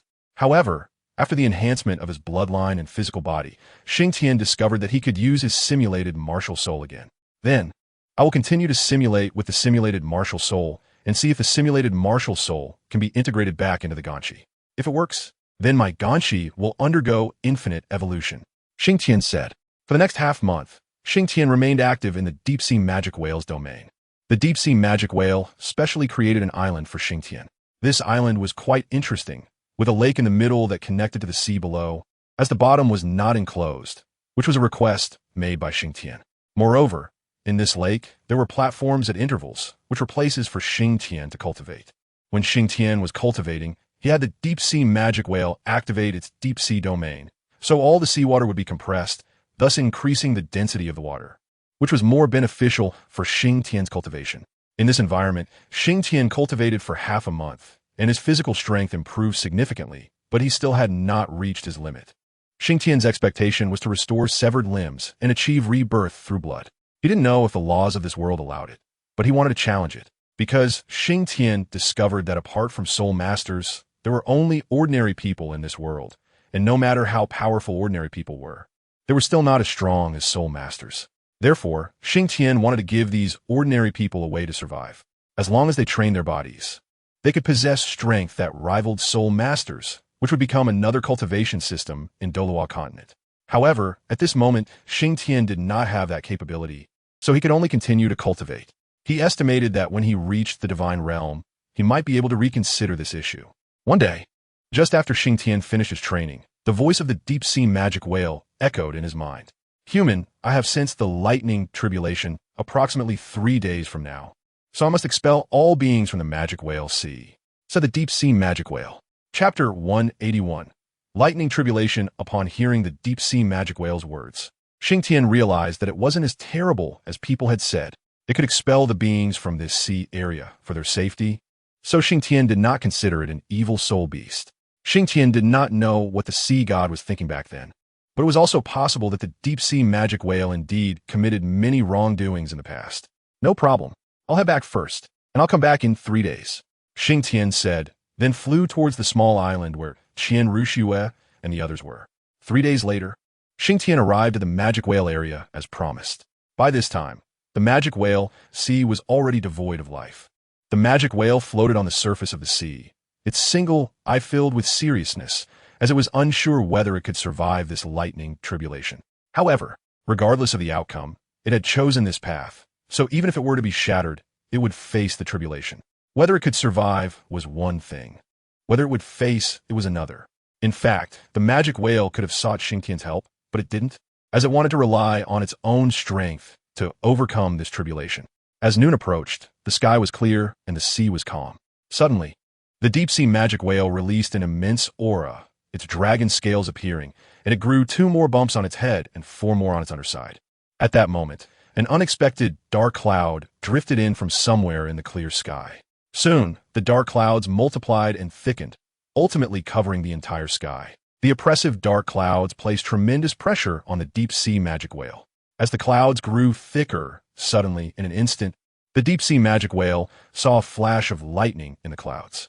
Xingtian floated in the distance, watching the heavy clouds in the sky, feeling a bit worried for the deep-sea magic whale. He also had another concern. If the deep-sea magic whale couldn't hold on and he rushed in to help, would it increase the power of the lightning tribulation?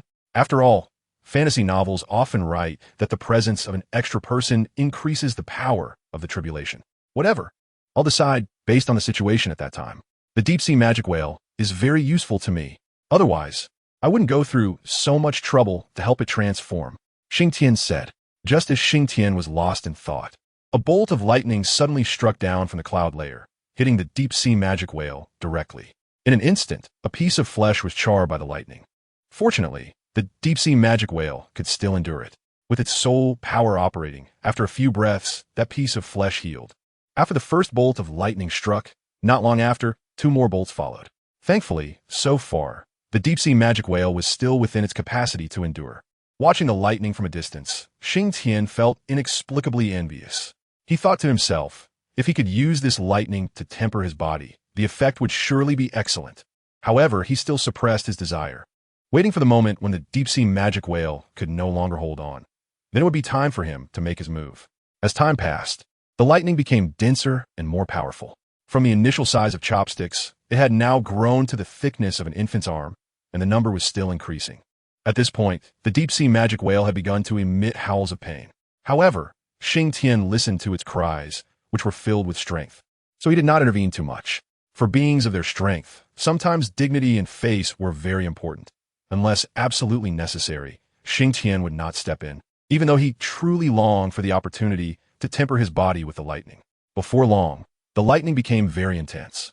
Initially, there was a slight interval between strikes. But now there was no gap at all, with one bolt after another striking down, all hitting the deep-sea demon whale. The water around the deep-sea demon whale was directly boiled by the scattered lightning, bubbling vigorously. The whale's body was covered in wounds from the lightning, with some areas exposing white bones. It seemed like it was close to collapsing. It was time for me to prepare, Xingtian said to the deep-sea demon whale. Meanwhile, the lightning tribulation showed no signs of diminishing, with dense bolts of lightning falling one after another, all striking the demon whale without exception. Piteous cries erupted from the whale's mouth, sounding extremely tragic. After this wave of lightning, there was a brief pause. This is bad. It's the calm before the storm. Xingtian's heart sank upon seeing this. However, the deep-sea demon whale had no time to think about that. It was busy trying to recover. It had to seize any opportunity to regain its strength. About 10 breaths later, the calamity clouds in the sky began to shrink, and the dark clouds gradually turned darker. Once the calamity clouds shrank, the deep-sea demon whale finally noticed something unusual. This is not good.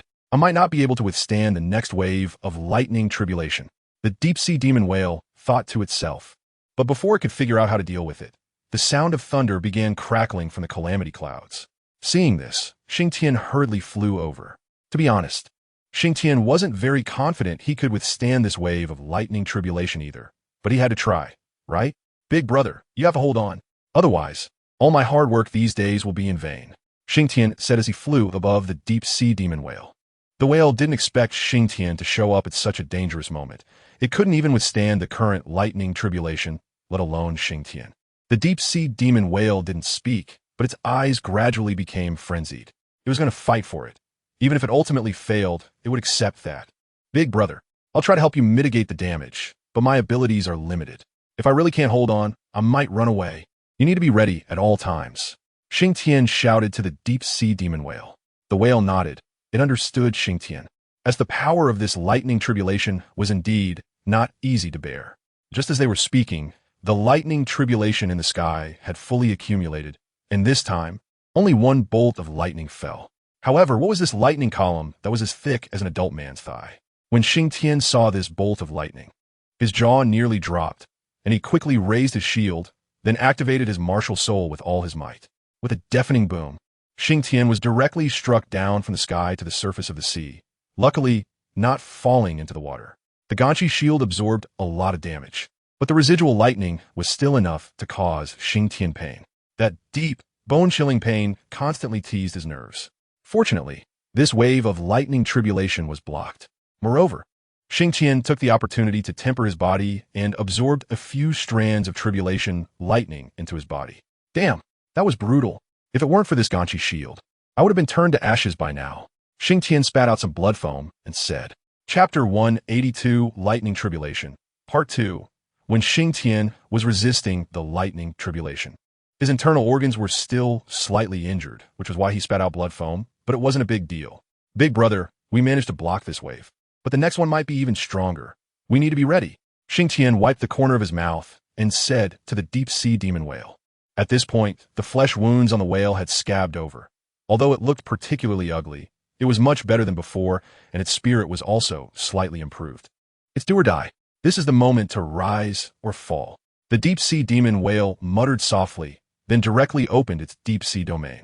Seeing this, Xingtian also opened his Dragon God domain. Big brother, my Dragon God domain can lend you a helping hand. Feeling the intense pressure, the flow of dragon blood within the deep-sea demon whale quickened. Then, the deep-sea demon whale changed its usual momentum and began to mimic the aura of the Dragon God domain.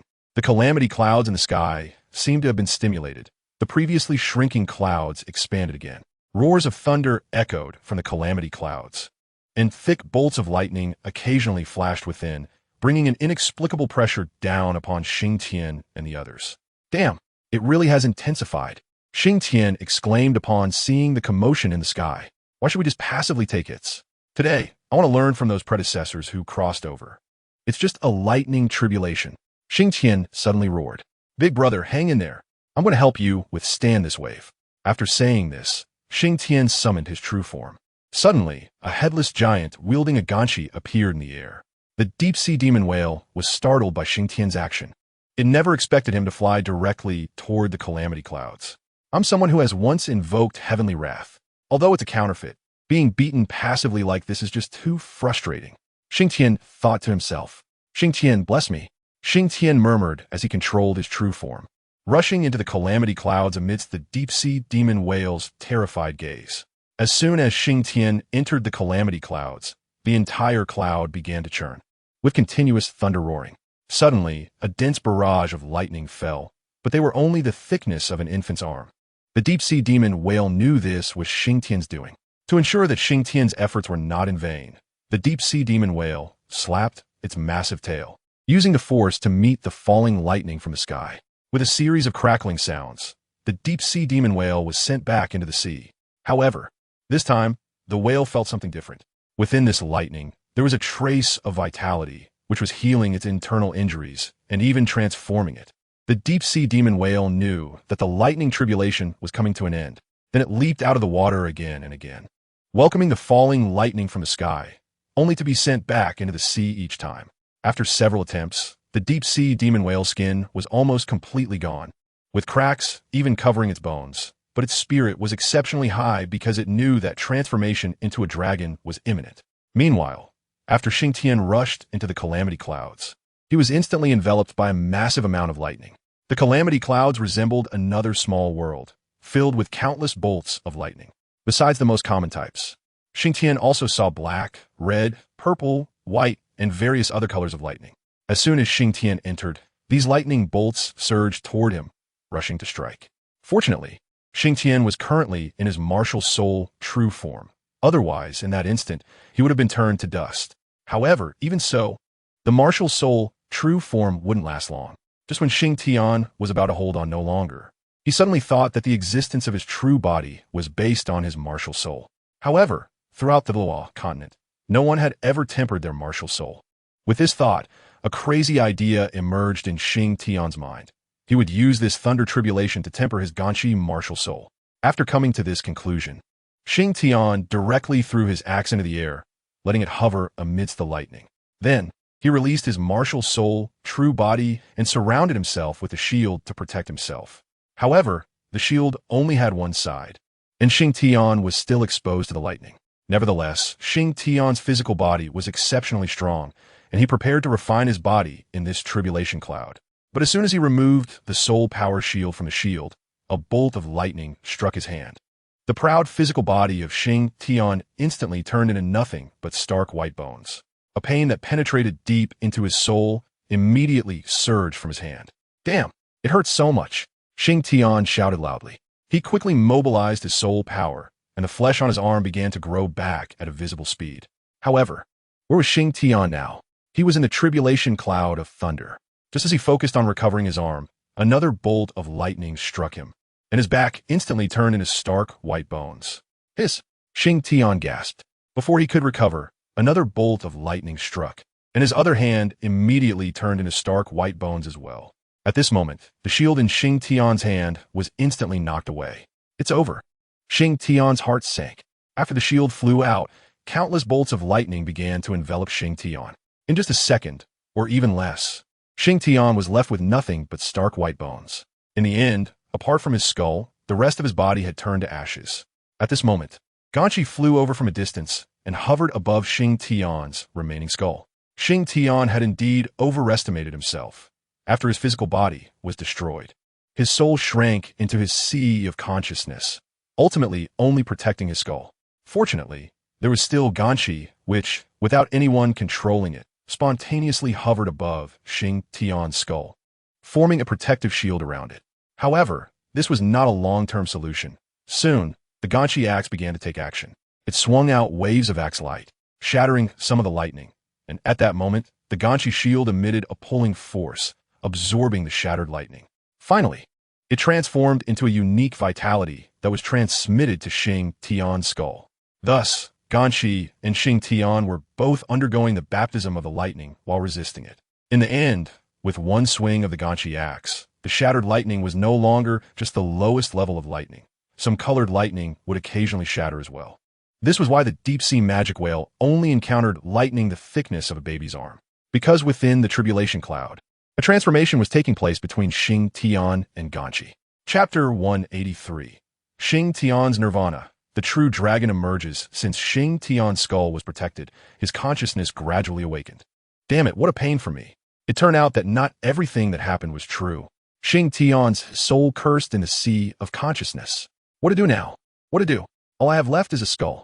Xingtian was truly at a loss. Wait, big brother. Hurry up and go through the tribulation. Once you finish the tribulation, I should be free, Xingtian suddenly said. But who knows when the deep-sea magic whale will finish its tribulation?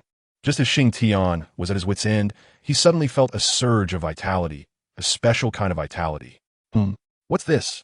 It seems to be the vitality carried within those lightning, Xingtian said, somewhat puzzled. Forget it, I'll absorb it first. After that, Xingtian's soul began to sit in the sea of consciousness and absorb this vitality. However, this vitality was very scarce, sometimes even non-existent. This made Xingtian a bit anxious. Finally, Xingtian tried to extend his spiritual power out of his skull and found it feasible. Then he controlled Ganqi to actively start attacking the surrounding lightning and began to absorb the nearby lightning. With Xingtian's control, that vitality increased. Gradually, some tissues began to grow on Xingtian's skull, followed by muscles, and finally skin and hair, transforming into a fleshy head. Once the skull had flesh and blood, it gave Xingtian a sense of reality, and he became even more adept at controlling Ganqi. With the control of his skull and Ganqi, Xingtian began to reach out towards the tribulation cloud. Meanwhile, in the outside world, the deep-sea magic whale was reduced to just a skeleton. Moreover, this skeleton was continuously shrinking. Every time it was struck by lightning, a portion of the black ash would be taken away from the skeleton. In the end, the nearly 200-meter skeleton of the deep-sea magic whale was reduced to about 10 meters, but this skeleton had become extremely elongated, somewhat resembling a snake skeleton. However, it still had 4 rib-like protrusions at the front and back, which at first glance looked quite like dragon bones. It was just one last step away. The deep-sea magic whale said. The last step was the skull. As long as the skull evolved again, then the deep-sea magic whale's tribulation would be considered over. Thinking of this, the deep-sea magic whale recalled the momentum from Xingtian's dragon god domain and began to simulate it, then charged towards the thunder tribulation. When a bolt of lightning struck its skull, the soul-piercing pain nearly made its consciousness fade away. However, fortunately it endured. It desperately recalled the momentum and feeling from the dragon god domain to distract itself. But every wave of pain pulled it back to reality. After several rounds of this, the deep-sea magic whale gradually fell into that state. What it didn't notice was that the lightning was becoming finer and finer, but the color had changed from the initial white to black. Streams of previously unfelt vitality began to flow from the deep-sea magic whale's skull to its entire body. Gradually, some meridians appeared on the stark white bones, followed by blood vessels, then muscle tissue. Everything was developing in a positive direction. On Xingtian's side as well, everything was progressing positively. Now, more than half of Xingtian's upper body had grown back, or at least it should be considered more than half, reaching the shoulder area. During this time, Xingtian discovered that the newly grown bones actually had thundercloud patterns, which was also the reason for his slow recovery.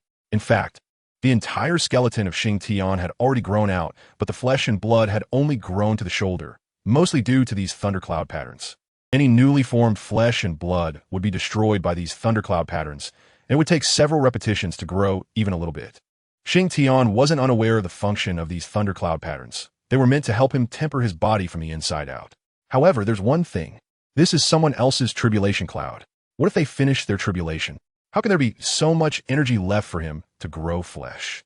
This made Xingtian anxious. In the end, Xingtian had no choice but to start directly inhaling these tribulation thunders with his mouth.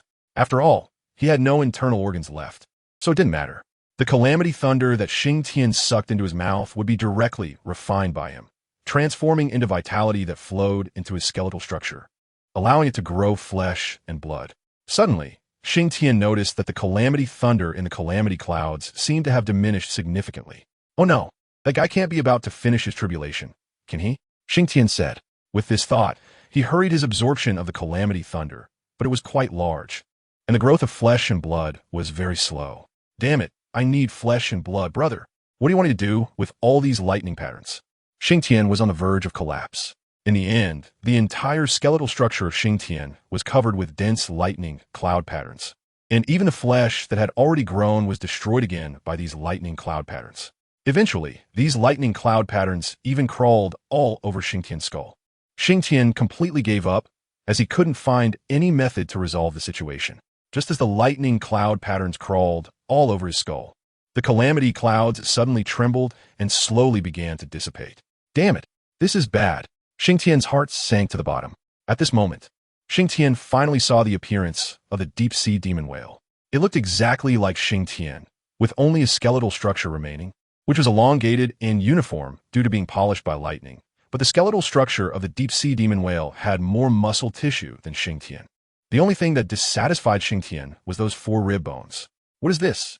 Xingtian said telepathically to the deep-sea demon whale. Limbs. The deep-sea demon whale responded telepathically. It looks terrible, Xingtian said. He then took off his storage bracelet from his axe and pulled out 4 dragon claws from inside. Here, attach these for now. The transformative light after the calamity thunder will appear soon, and it will help you merge perfectly, Xingtian said. Thank you, the deep-sea demon whale replied. Sigh, I just don't know if I can get a bit of that transformative light. Otherwise, growing flesh on this skeletal structure will indeed be difficult, Xingtian thought. After the deep-sea demon whale attached the 4 dragon claws, beams of white light appeared in the sky, eventually forming a visible cloud layer. When the time was right, 2 beams of light shot directly from the cloud layer, targeting Xingtian and the deep-sea demon whale. Oh wow, I actually have a share too. Thank you, Xingtian said as he looked at the 2 beams of light. When the beams enveloped him, Xingtian felt as if he were soaking in a hot spring, particularly comfortable. Under the coverage of the beams, the lightning cloud patterns on his skeletal structure began to emit bursts of brilliance, accompanied by faint crackling sounds. Chapter 184. Departure to Sea God Island. Big brother.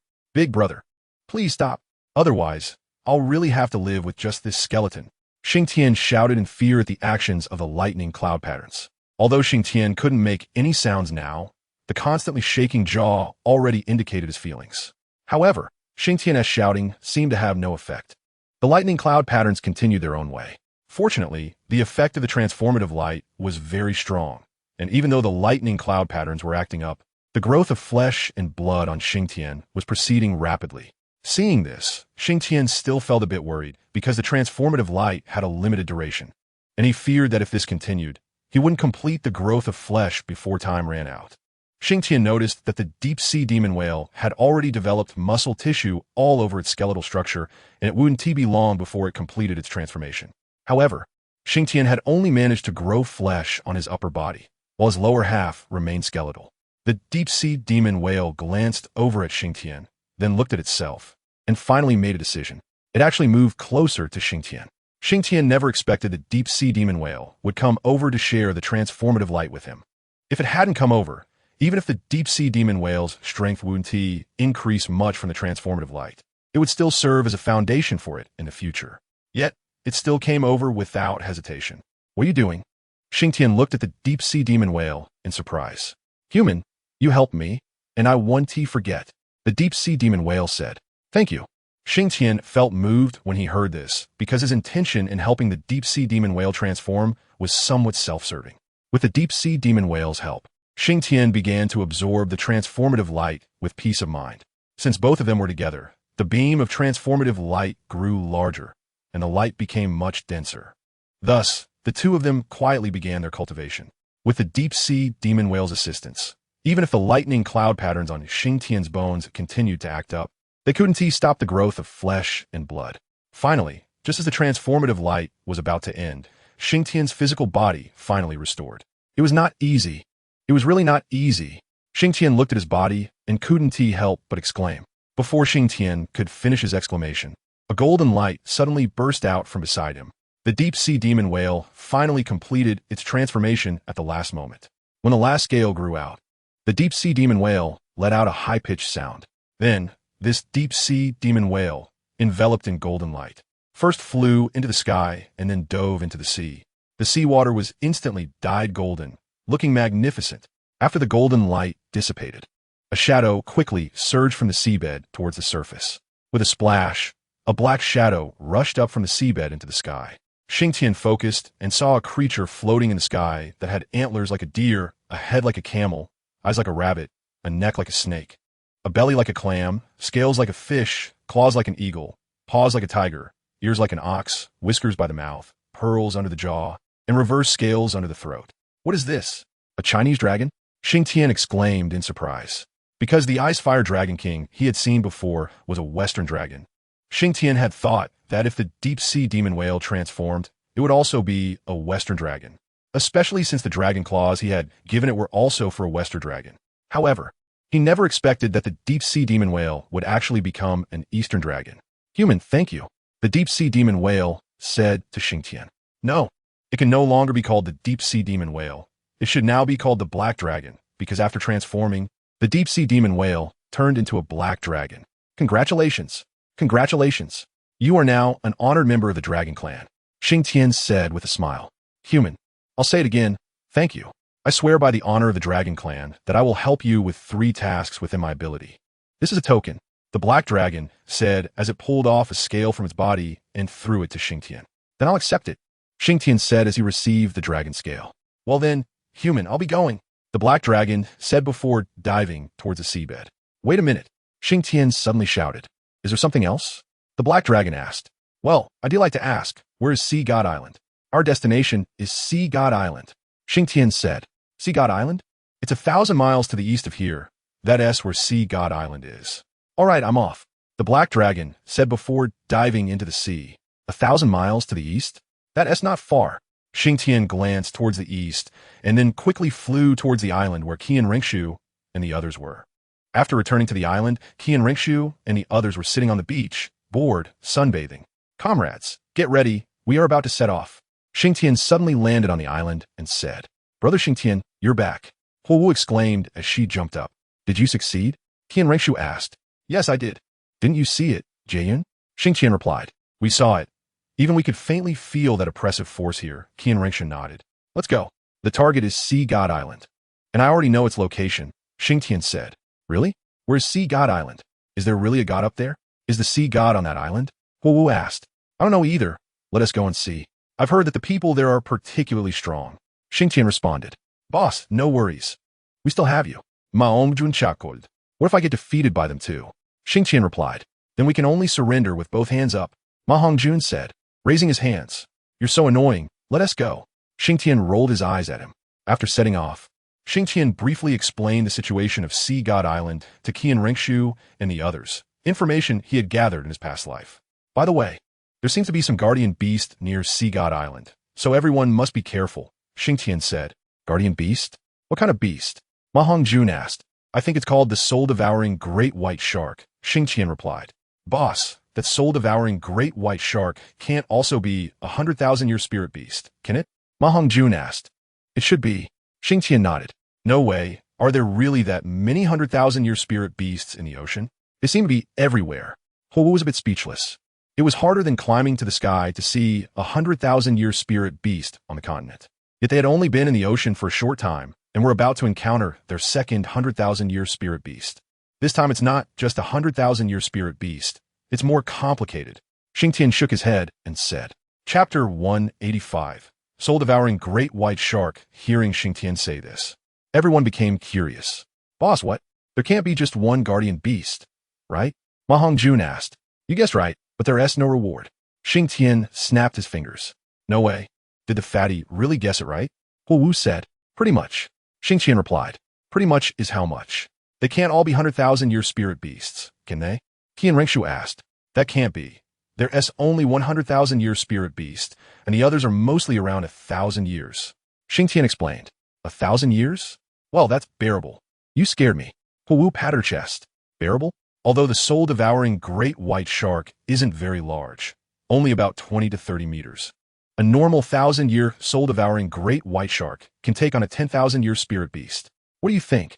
As far as I know, there are hundreds nearby. Xingtian said with a smile. Hundreds? So many? Qian Rengshu was also surprised. Yes, they're all gathered by that 100,000-year soul-devouring great white shark, forming a group to guard the waters around Sea God Island, Xingtian said. Then it's going to be difficult to approach Sea God Island. Maongujun commented. Actually, it's not that bad, Xingtian said. How? Do you have a way to get there? Qian Rengshu asked. 2 methods. Do you want to hear them? Xingtian said. Let us hear it. Qian Rengshu replied. First, we can fight our way in. That's the most direct and simplest method. Xingtian said. Are you sure? Qian Rengshu looked at Xingtian and asked. Second, I remember that soul-devouring great white sharks go out to hunt every half-month for about 3 days because their appetite is enormous. So the surrounding waters can't satisfy them. Xingtian explained. So, does that mean we still have a chance? Ma Hongjun smiled. But how do you know they won't be there when we go? Huowu asked. Ma Hongjun's smile suddenly froze. Yeah. How can they be sure that the soul-devouring great white sharks will be there when they go? Isn't there still the first method? Xingtian suddenly said. Have you considered us? I notice you particularly like to solve problems with force now. Qian Rengshu grabbed Xingtian's ear. Easy. Xiaoxue, I was wrong. Xingtian quickly begged for mercy. Ma Hongjun and Huowu couldn't help but laugh at this, as only Qian Rengshu could keep Xingtian in check. 1,000 miles is neither too long nor too short, but once Xingtian and the others learned the exact location of Sea God Island, they were no longer in a hurry, leisurely heading towards the island. Another reason was that Xingtian and his group couldn't operate a boat, so as long as they were headed in the right direction, they let the boat drift on its own. If they encountered winds or other factors that changed the boat's direction, Xingtian would directly use his soul power to control the boat and bring it back to its normal course. Thus, sailing with the wind was fast. Against the wind was slow, and after 7 days, Xingtian and his group entered the waters of Sea God Island. Attention! We have now entered the territory of the soul-devouring great white shark, Xingtian said, looking at the waters ahead. Okay, everyone replied, then cautiously watched their surroundings. Afraid a soul-devouring great white shark would jump out from some corner. Their boat moved slowly forward, with Xingtian standing at the bow. Qian Rengshu and the others stood around him, vigilantly observing the surface of the water, not daring to relax for a moment. In fact, Xingtian didn't want to encounter the soul-devouring great white shark either, as their numbers were indeed a bit overwhelming. Even if Xingtian could kill them all, it would make them enemies of Sea God Island, and at that point, let alone the Sea God inheritance, it would be uncertain if they could even reach Sea God Island. Moreover, on this ocean, it was the domain of the Sea Spirit Masters. Even if Xingtian was strong, he would eventually tire out. When that time came, he would be like meat on a chopping board, at the mercy of others. Additionally, for Qian Rengshu and the others, while Xingtian was indeed powerful, their strength was still somewhat lacking compared to the Sea Spirit Masters. If they made enemies of Sea God Island, Qian Rengshu and the others would be in trouble. Thinking of this, Xingtian's focus became even more intense. However, today they were quite lucky. After sailing for nearly half an hour, the sea was calm, and they hadn't seen a single soul-devouring great white shark. Yet, Xingtian and the others still didn't dare to relax, as they had not truly set foot on Sea God Island. As long as they hadn't set foot on the island, it meant the danger had not yet been lifted. Sometimes, danger often descends at the very moment you let your guard down.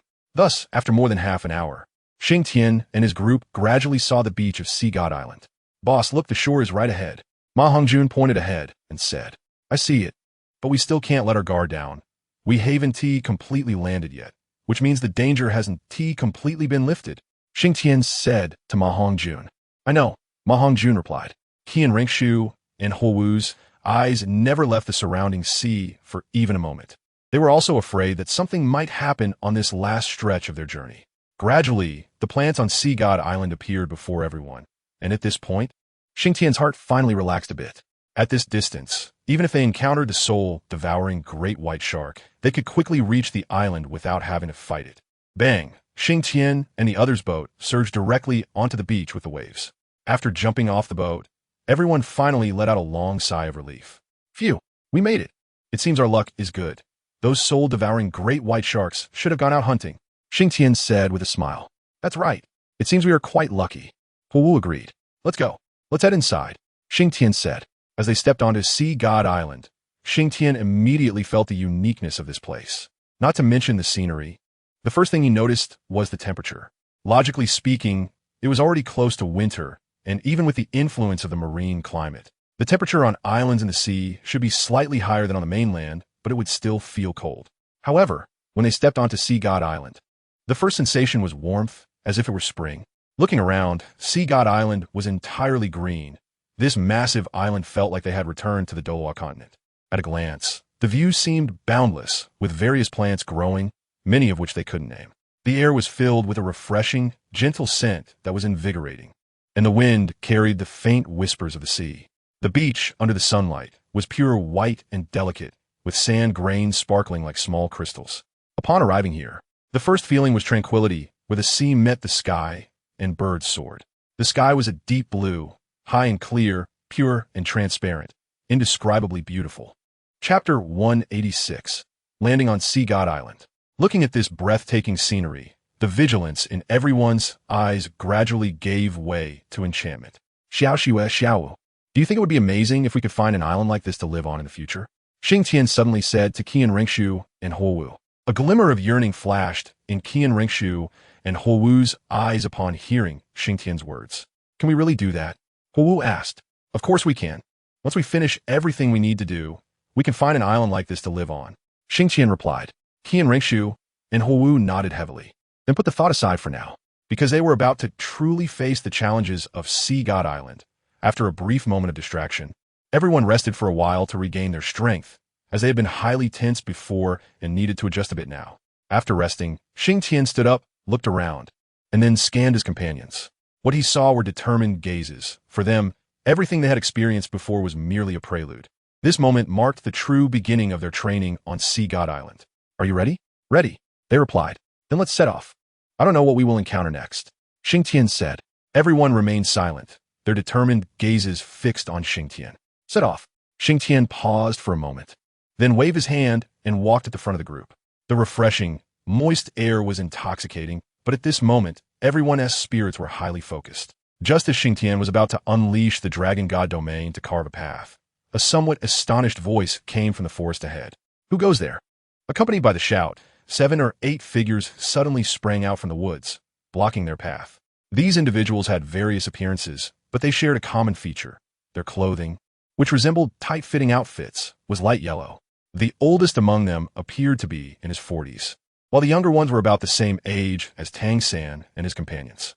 There were a total of 8 people, lined up to block Xingtian and his 3 companions at the edge of the forest.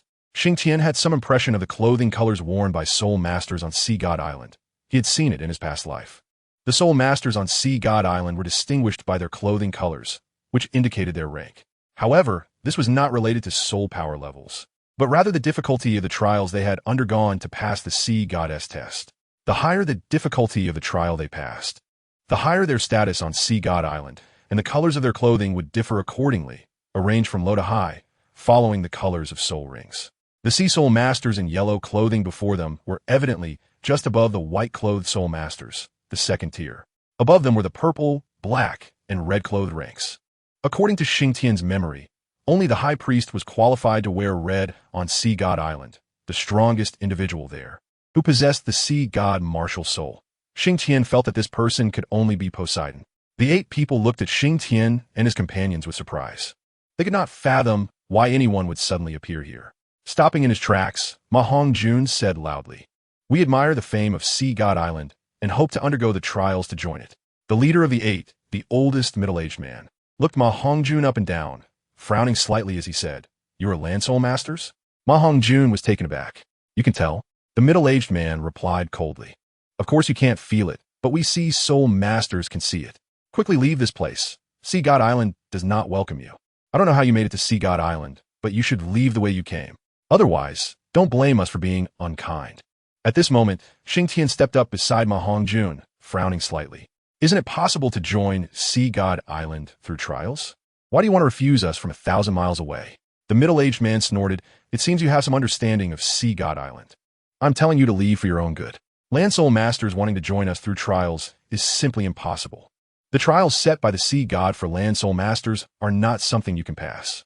If you don't want to die, then leave. It's good for young people to have courage, but if it's just recklessness, it will cost you your life."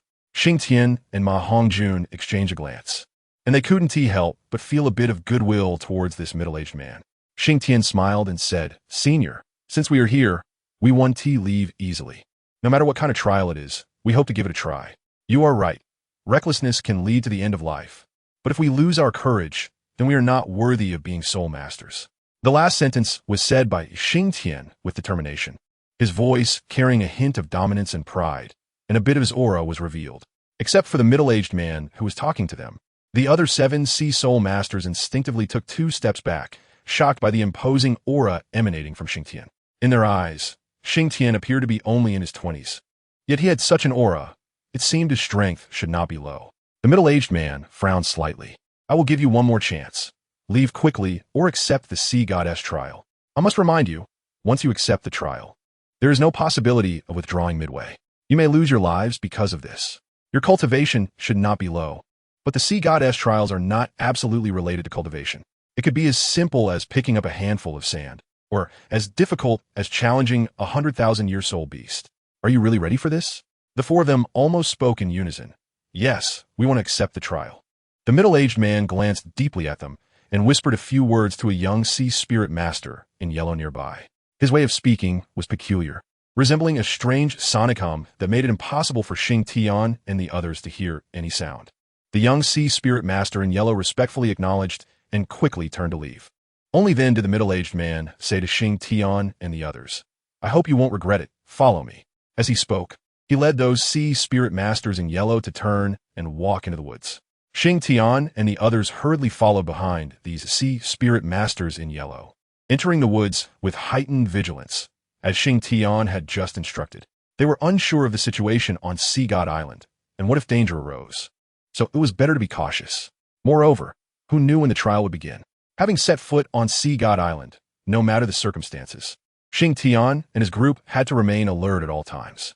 If the air on the beach was moist and pure, then the air in the woods was filled with the freshness of nature. Xingtian felt that the air here was even more wonderful to breathe than that in the Stan'sDual forest. Chapter 187. The trial the vigilance of Xingtian's group seemed to be unnecessary. As they moved through the dense woods, they encountered no situations, but they still did not let their guard down. Looking at the surrounding dense jungle, Xingtian, for some reason, quietly extended his mental power, wanted to see if there were any people around the woods of Sea God Island. After spreading out his mental power, he discovered that there seemed to be a strange energy within the woods, as if this magical energy was protecting this area.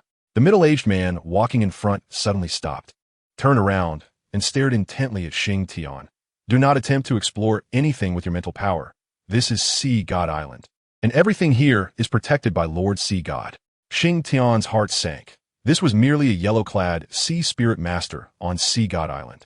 Yet he could sense Xingtian's exploration with his mental power. Was this a coincidence?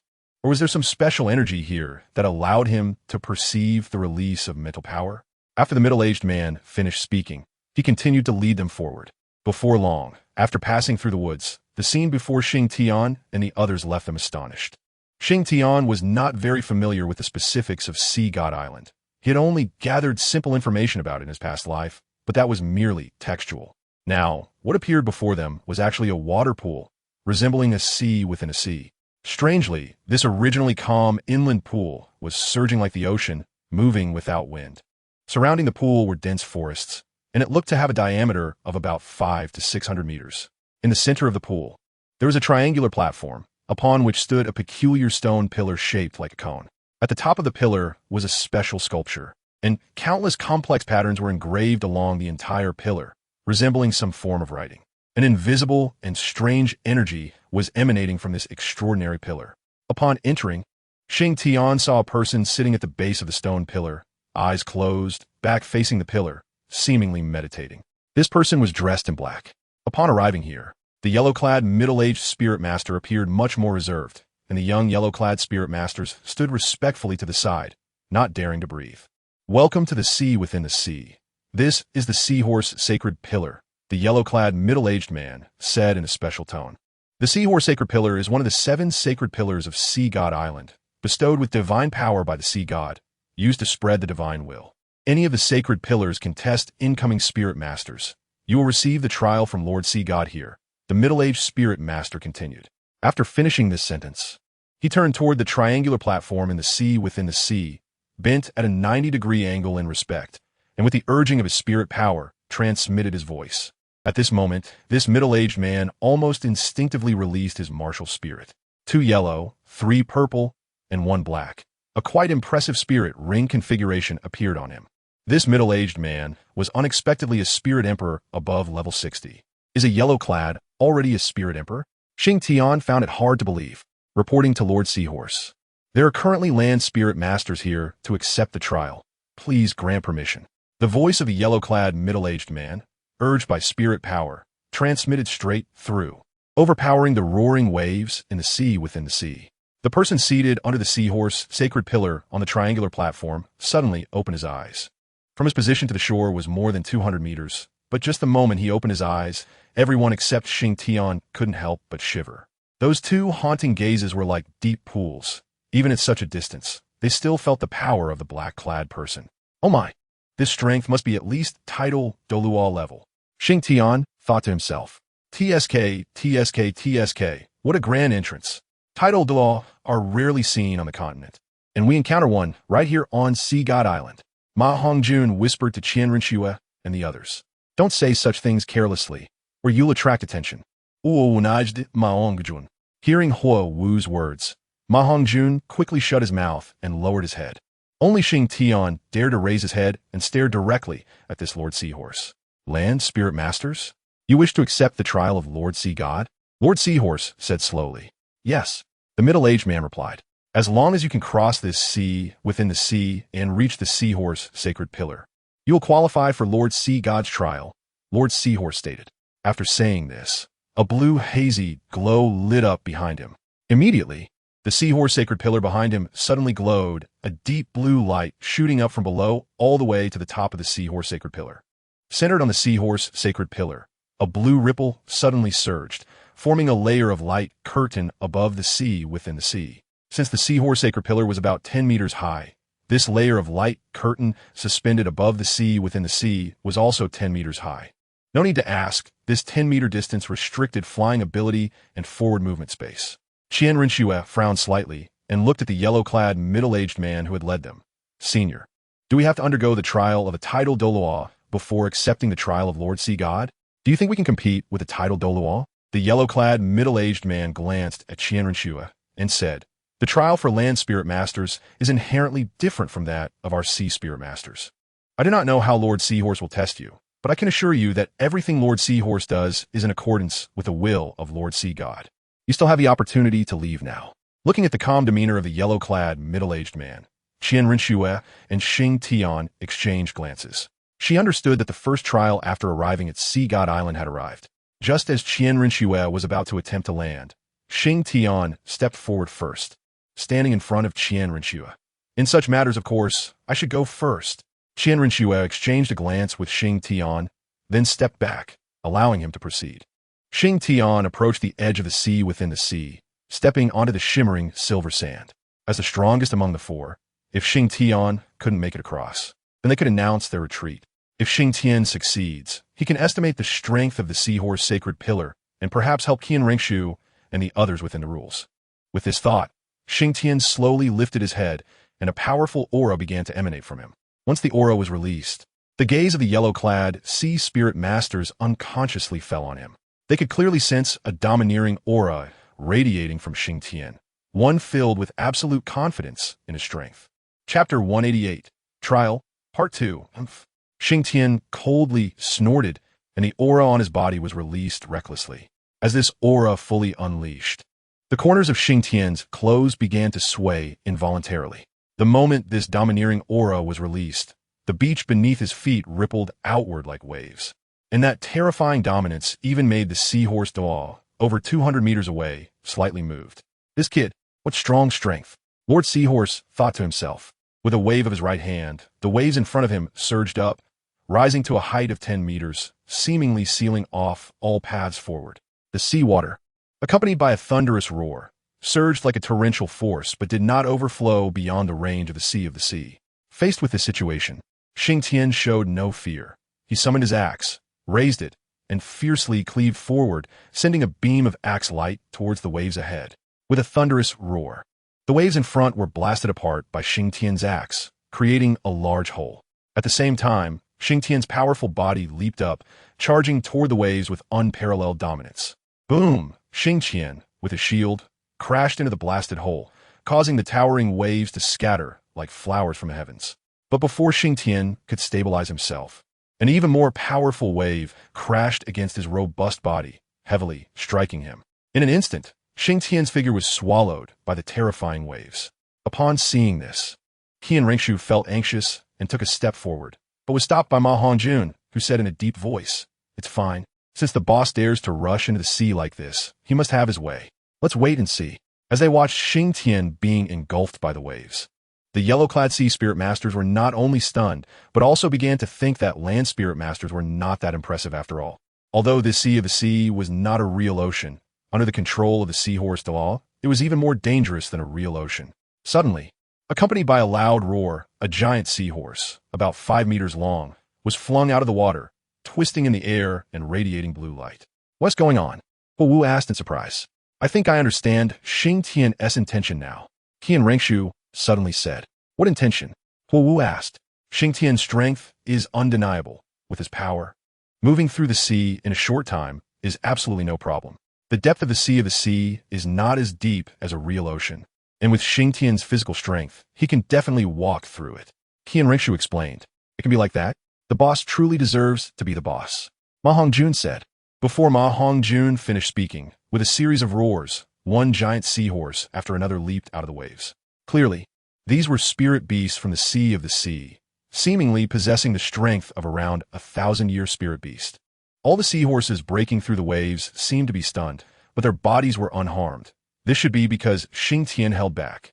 Not long after, just 5 meters away from the seahorse sacred pillar platform, the waves suddenly receded and a massive water column shot up to the sky, violently crashing against the light barrier above. Xingtian's strong body soared from the waves, taking a deep breath in the air, and with a clap of his hands, struck the waves, using the momentum to land steadily in front of Lord Seahorse. "I'm here," Xingtian said, cupping his hands to Lord Seahorse. The yellow-clad sea spirit masters stared in shock at Xingtian's domineering landing method, their jaws nearly dropping. They had thought land spirit masters were nothing much, but did not expect that in such a short time, Xingtian would slap their faces hard. Lord Seahorse looked at Xingtian, a hint of approval in his eyes. He nodded and said, "With an incredibly strong physique and explosive power, I also noticed that you didn't even use your soul skills. You hardly use soul power. Among land spirit masters, you should be considered a strong one. What is more, you are so young. No wonder you have the confidence to come here. Good, very good. You qualify to accept Lord Sea God's trial. Thank you for the compliment," Xingtian replied. After saying this, Xingtian stood aside, looking at Qianrengshu and the others on the shore, conveying a certain message with his gaze. Xingtian felt that even if others did not understand his gaze, Qianrengshu would. Sure enough, when Qianrengshu saw the look Xingtian sent her way, she nodded in response. Lord Seahorse's approval was not solely based on Xingtian's strength, but also because he had not killed a single seahorse spirit beast on his way over. Even Qianrengshu could guess Xingtian's way of landing on the seahorse sacred pillar. As the actual controller here, how could Lord Seahorse not know? Qianrengshu indeed understood Xingtian's gaze and read the information he wanted to convey to them. She immediately relayed to her partners. "Go to the seahorse sacred pillar is not a trial from the seahorse Douluo. Xingtian told me that this is not very difficult. In this sea of the sea, there are only seahorses of that strength, and no stronger sea spirit beasts exist. So, we only need to guard against those seahorse spirit beasts." Xingtian relied on his physical strength to get over there, but our physiques are not as strong as his. However, we have soul power, and as long as our explosive power is enough, it should not be hard to pass. No way, Sister Xiaoxue. Did Brother Xingtian really convey so much information in his gaze? I didn't read any of it. Huowu asked. This is indeed the message sent by Xingtian. Xingtian nodded. All right. Huowu finally relented. Fatty, you're next. You're a fire attribute spirit master. I'm not worried about your explosive power, but I'm worried you might go overboard. Remember, try not to kill those seahorse spirit beasts, and if you can avoid injuring them, do so. I'm afraid Lord Seahorse will cancel our qualification if we kill these spirit beasts. He and Rengshu turned to Ma Hongjun and said, Don't worry, I know what to do. Ma Hongjun replied. Then he soared into the air, released his martial soul, and charged toward the wall of water. Compared to Xingtian, Ma Hongjun's performance could only be considered average. He reached the wall and threw a hand, launching a dark green fireball, which silently burned a hole in the wall of water. Chapter 189, Trial, Part 2. Before the hole could heal, Ma Hongjun jumped into it. As soon as Ma Hongjun flashed in, an invisible force once again repaired the seawall. However, after the earlier experience with Xingtian, Qian Rengshu and the others were not overly worried this time. The only thing that concerned Qian Rengshu was whether Ma Hongjun would accidentally kill those spirit beasts. Earlier, Xingtian relied on pure physical strength to traverse the sea, but Ma Hongjun clearly could not do that. Just as Ma Hongjun flew into the seawall, a fierce wave rushed towards him. Ma Hongjun did not panic. He summoned his soul power, and his third soul ring lit up, followed by a green flame enveloping his entire body. This soul skill was a result of Ma Hongjun's mutation. Once the flames covered his body, Ma Hongjun dared to charge towards the direction of the seahorse sacred pillar. During this time, any wave that touched Ma Hongjun mysteriously disappeared without leaving a trace of water vapor. It seemed that Ma Hongjun was even more at ease than Xingtian because he did not encounter a single seahorse spirit beast along the way. Thus, Ma Hongjun walked on the waves, and in the last few meters he exerted force under his feet, creating a deep pit on the surface of the sea. Then, using that force, Ma Hongjun soared into the air, gliding briefly before landing steadily in front of the Seahorse Lord. Greetings, Seahorse Douluo. Ma Hongjun gasped and cupped his hands in respect. The Seahorse Lord looked at Ma Hongjun and nodded. Rare, truly rare. I haven't seen a fire attribute land soul master in a long, long time. This sea is the domain of our sea soul masters. But I didn't expect to see a fire attribute land soul master today. Truly rare. Moreover, your strength is quite powerful. You skillfully applied the principle of mutual restraint. So I didn't release those spirit beasts. I was really afraid you wouldn't be able to hold back. Then I would be distressed. Indeed, you are qualified to receive the Sea God S test. The Seahorse Lord praised Ma Hongjun more than Xingtian, indicating that Ma Hongjun's performance was indeed better in his eyes. Thank you for the compliment, Seahorse Douluo. Ma Hongjun scratched his head, feeling a bit shy. You should go rest over there. The Seahorse Lord waved his hand to Ma Hongjun. The yellow-clad Sea Soul Masters were once again astonished. When Ma Hongjun released his martial soul, they had already sentenced him to death in their hearts because he was a fire attribute soul master. And coming to this sea filled with water attributes was undoubtedly the worst choice. However, Ma Hongjun used his strength to slap them in the face again, proving that even in the territory of Sea Soul Masters, Land Soul Masters could still perform. What they did not know was that the face slapping would continue. Xiao, you go first. I'll be the last one. Did you see how the fatty operated? You're also a fire attribute soul master, so it should be fine. Qian Rengshu said to Huowu after seeing Ma Hongjun land safely. I'm fine, Sister Xiaoxue.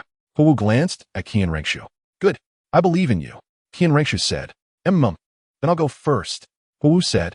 After that, Huowu jumped into the air and released her martial soul while in the air. Another fire attribute land soul master? The Seahorse Lord let out a soft sound when he saw Huowu's martial soul. The yellow-clad Sea Soul Masters watching were also surprised. They did not expect that among the four of them, there would be two fire attribute soul masters. However, when they saw that Huowu was a woman, they did not pay much attention. In their view, this woman could not be stronger than the man they had seen earlier. The reason that man was strong was that his fire was mutated, and they did not feel a trace of temperature from it. However, when Huowu released her martial soul, waves of heat rushed towards them, making the yellow-clad Sea Soul Masters think Huowu would definitely fail. Yet, after a series of operations, Huowu's performance refreshed their understanding. Huowu did not possess the overbearing physical strength of Xingtian or the strange fire of Ma Hongjun. All she had was ordinary fire, but Huowu directly created a domain of fire for herself. With her agile speed and exceptional skills, Hu effortlessly arrived in front of the seahorse sacred pillar. Greetings, Seahorse Douluo. Hu also cupped her hands to the Seahorse Lord. Not bad. I haven't seen a fire tribute land soul master in many years. I thought this young man was the only one, but unexpectedly, there's another one. Very good. The Seahorse Lord nodded. Thank you for the compliment, Seahorse Douluo. Hu said, not bad. You're also qualified to receive the Sea God S test. You should go rest over there, the Seahorse Lord said. Then, Hu came to join Xingtian and Ma Hongjun. Xingtian looked at the only remaining Qian Rengshu and nodded at her. Qian Rengshu smiled at Xingtian and then slowly walked to the beach. She did not show off like Ma Hongjun and Hu. She walked to the beach as if taking a normal stroll. Then, under the disapproving gazes of the Sea Soul Masters, she released her martial soul. An angel? The Seahorse Lord stood up immediately upon seeing Qian Rengshu's martial soul. Just as Qian Rengshu was about to step into the sea, the Seahorse Lord came over from the Seahorse Sacred Pillar. You do not have the qualifications to receive the Sea God S test, the Seahorse Lord said next to Qian Rengshu. Why? I haven't even tried yet. How can you say I don't have the qualifications? Qian Rengshu was a bit confused. There's no why. You do not have the qualifications, the Seahorse Lord said emphatically. On what basis? Wasn't it said that anyone could participate? Why can't I? Qian Rengshu asked, somewhat displeased. There's no why. This is the will of the Sea God, the Seahorse Lord replied. I refuse. I want to try today, Qian Rengshu suddenly said. Over here. Xingtian saw the Seahorse Lord approach and knew something was amiss. He then saw Qian Rengshu arguing with the Seahorse Lord. So he quickly flew over from the Seahorse Sacred Pillar. The Seahorse Lord glanced at him and waved his hand, instantly calming the sea. Xingtian saw this scene, spread his wings, and quickly flew over. Xiaoxue, what's wrong? Xingtian asked. Why doesn't he let me pass? I haven't even tried. And he says I don't qualify for the Sea God S test. Qian Rengshu replied. Chapter 190. Refusal of Qian Rengshu. Upon hearing Qian Rengshu say this, Xingtian was taken aback for a moment. Then he looked at the Seahorse Lord, who was also looking at Xingtian. Xingtian felt that the Seahorse Lord should know something. I'm sorry, Seahorse Douluo. I've troubled you. Xingtian smiled at the Seahorse Douluo. The Seahorse Lord looked at Xingtian with curiosity. He felt that Xingtian's attitude should not be like this. A normal person would have questioned why, like Qian Rengshu did. But Xingtian did not ask and instead apologized first. This attitude made the Seahorse Lord quite curious. Because he was also following the will of the Sea God to stop Qian Rengshu. He didn't know the specific reason, but it seemed that Xingtian knew something with his current attitude. Xingtian Qian Rengshu was a bit confused when she saw Xingtian's demeanor. I'll explain later. I really forgot about this matter, Xingtian said to Qian Rengshu. Upon hearing this, Qian Renshu's emotions gradually calmed down. I'm sorry, Xingtian said to Lord Haima. Lord Haima nodded and then turned to walk towards the Haima's sacred pillar. What's going on? You seem to know something? After Lord Haima left, Qian Rengshu said to Xingtian. I know a little. Xingtian nodded. What do you know? Why didn't you let me try? Is it because my spirit hall attacked their Sea God Island back then? Qian Rengshu asked. That should be unlikely, Xingtian said. Then what is the reason? Qian Rengshu pressed on. Xiaoxue, listen to me. I really know a little, but I can't tell you right now because I don't know how to explain it. We need to go back and ask your grandfather. Once we return to Spirit City from Sea God Island and see your grandfather, you will understand. Xingtian said with some difficulty. My grandfather? How does this involve my grandfather? Qian Rengshu was puzzled. Oh, Xiaoxue, I won't harm you. I really don't know how to bring it up, but you definitely can't participate in the Sea God's trial, Xingtian said. Seeing Xingtian's troubled expression, Qian Rengshu nodded. All right, I won't ask anymore. I trust you, and since it even involves my grandfather, then when we return to Spirit City, I will ask him personally. Your grandfather seems to have like Poseidon, Xingtian suddenly said quietly. What? Qian Rengshu didn't hear clearly. It's nothing, Xingtian immediately said when he realized Qian Rengshu hadn't heard. No, you definitely said something related to my grandfather. Qian Rengshu caught Xingtian and asked. Tell me, what is it? Qian Rengshu said. I'm just guessing, this might be one of the reasons, but it shouldn't be the absolute reason, Xingtian said. What reason? Just say it. Qian Rengshu was a bit anxious. Your grandfather liked Poseidon, but Poseidon rejected him. That's it. Xingtian closed his eyes and said it out loud. What? What did you just say? Qian Renshu's eyes widened in shock. You heard me right, just like that, exactly as you heard. Xingtian said. Qian Renshu's eyes widened. Her mouth involuntarily opened. I suspect this might be the reason. Look, the sea god is called Poseidon, and her grandfather's liked one is called Posei. Don't you think their names are quite similar? Xingtian said. Poseidon? Posei? Do you think they might be siblings? Qianrenxue suddenly asked. I don't know about that. Xingtian shrugged. Xingtian actually didn't want to say these things, but he was afraid Qianrenxue would overthink alone. So he decided to spread some information to distract her attention. Wow, I didn't expect my grandfather to be so charming back then. Do you think this Posei is good-looking? Qianrenxue suddenly said. How would I know? Xingtian shook his head. I think it's a bit unreasonable for this reason to prevent me from participating in the trial. Qianrenxue suddenly returned to her senses and said, I don't know about that. Maybe this is one of the reasons. Xingtian said, his eyes flickering. Qianrenxue didn't notice Xingtian's small movements. She was still pondering about her grandfather and Posei. How about this, Xiaoxue? You can take a good look around the island. We shouldn't take too long. I'm just here to check things out. If there's nothing interesting, we can go back. Xingtian said. Qianrenxue looked at Xingtian and nodded. Hey, over there, someone, uncle. Xingtian pulled Qianrenxue and walked towards the group of yellow-clad sea spirit masters. The middle-aged man who brought them over walked over after hearing Xingtian's voice. Uncle, please show her around Sea God Island.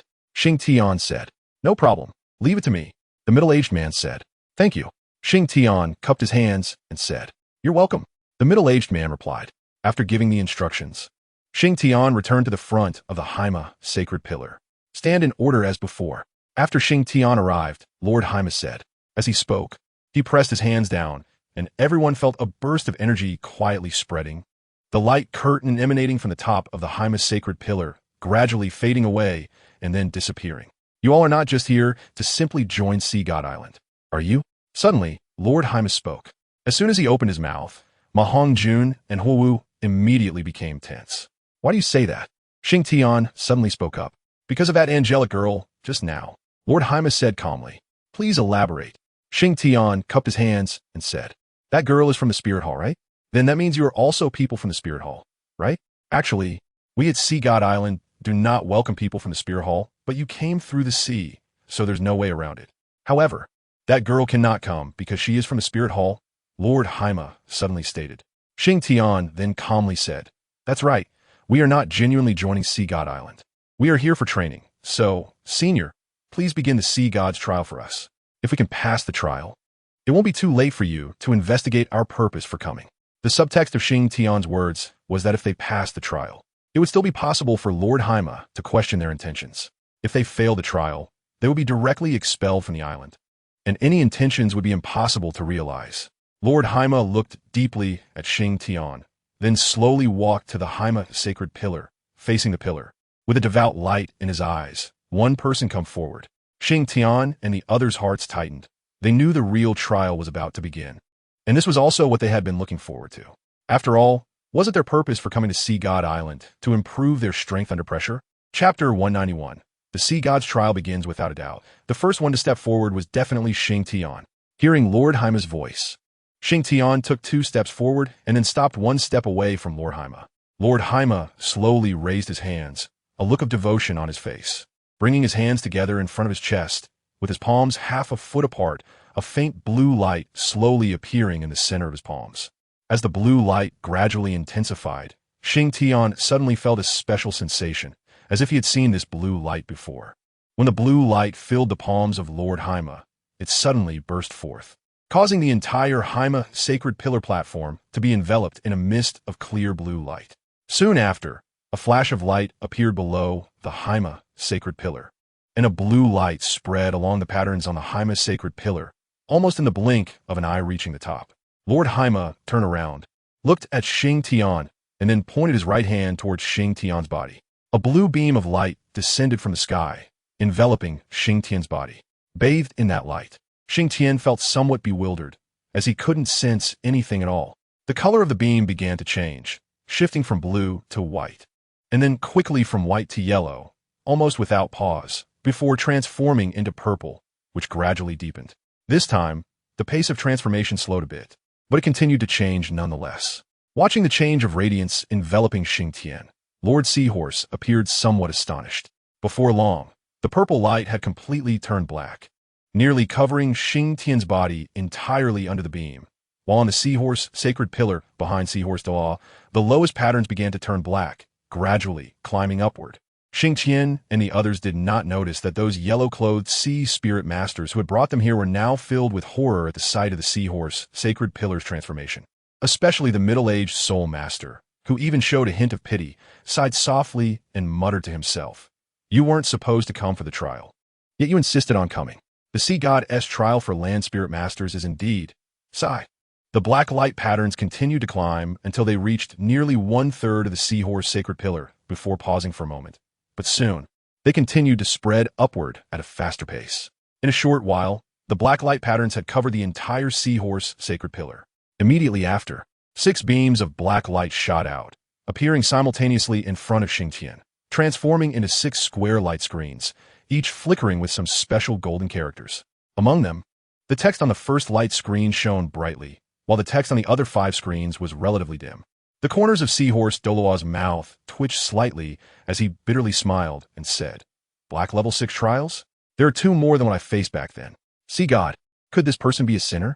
The 6 light screens converged and transformed into 6 beams of black light that simultaneously entered Xingtian's forehead, leaving a black 6-pointed star on his forehead, as dark as ink. "Hey, something's off. I remember when Dalu and the others came. Dalu faced the Black God level 6 exam. Why is it exactly the same for me?" Xingtian thought to himself. Could it be that I am the same as Dalu? I should be stronger than him. Could it be that this is the highest level, the black level 6 trials? Suddenly, Xingtian seemed to sense something, his surprise replaced by a deep contemplation.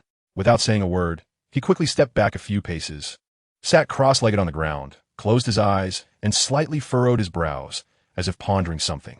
The black light of the seahorse sacred pillar gradually faded, and everything returned to normal.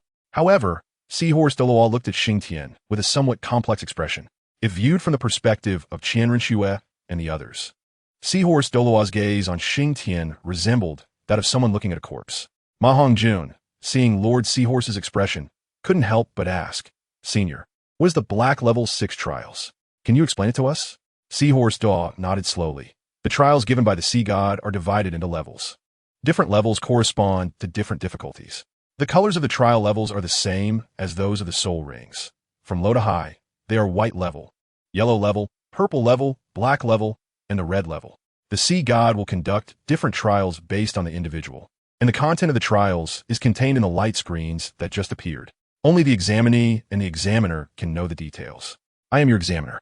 By passing different levels of trials, you will also gain corresponding powers on Sea God Island. The trials will not only be based on the examinee's strength, but also include potential, as per the sea goddess decree. The white level and yellow level trials will only have 1 test each. If passed, that counts as a success. Starting from the purple level, distinctions begin to appear, with 1 to 3 types of tests in the purple level trial. This means that if the light that shoots out from the sacred pillar appears before you as 1 beam, you will face 1 purple level trial. If it appears as 3 beams, you must undergo 3 trials to pass. The more trials there are, the greater the difficulty, and the higher the authority gained upon passing. As for the black level trials, there will be at least 4 trials and at most 6, which is what I refer to as the black level 6 trials. Black level 6 trials are considered the most difficult among black level trials. I can tell you that in nearly 100 years, the black level trials have occurred 31 times, with 7 passing and 24 failing. I'm one of the 7 who passed. The 7 people who passed are now the guardians of the 7 sacred pillars of Sea God Island, and among us, only the guardian of the Sea Dragon sacred pillar, Sea Dragon Douluo, has undergone the black level 6 trials. He is also the strongest among us, with soul power having surpassed level 95. Seahorse Douluo's explanation was detailed, but the purpose was singular, to inform these young individuals how arduous the black level 6 trials truly are.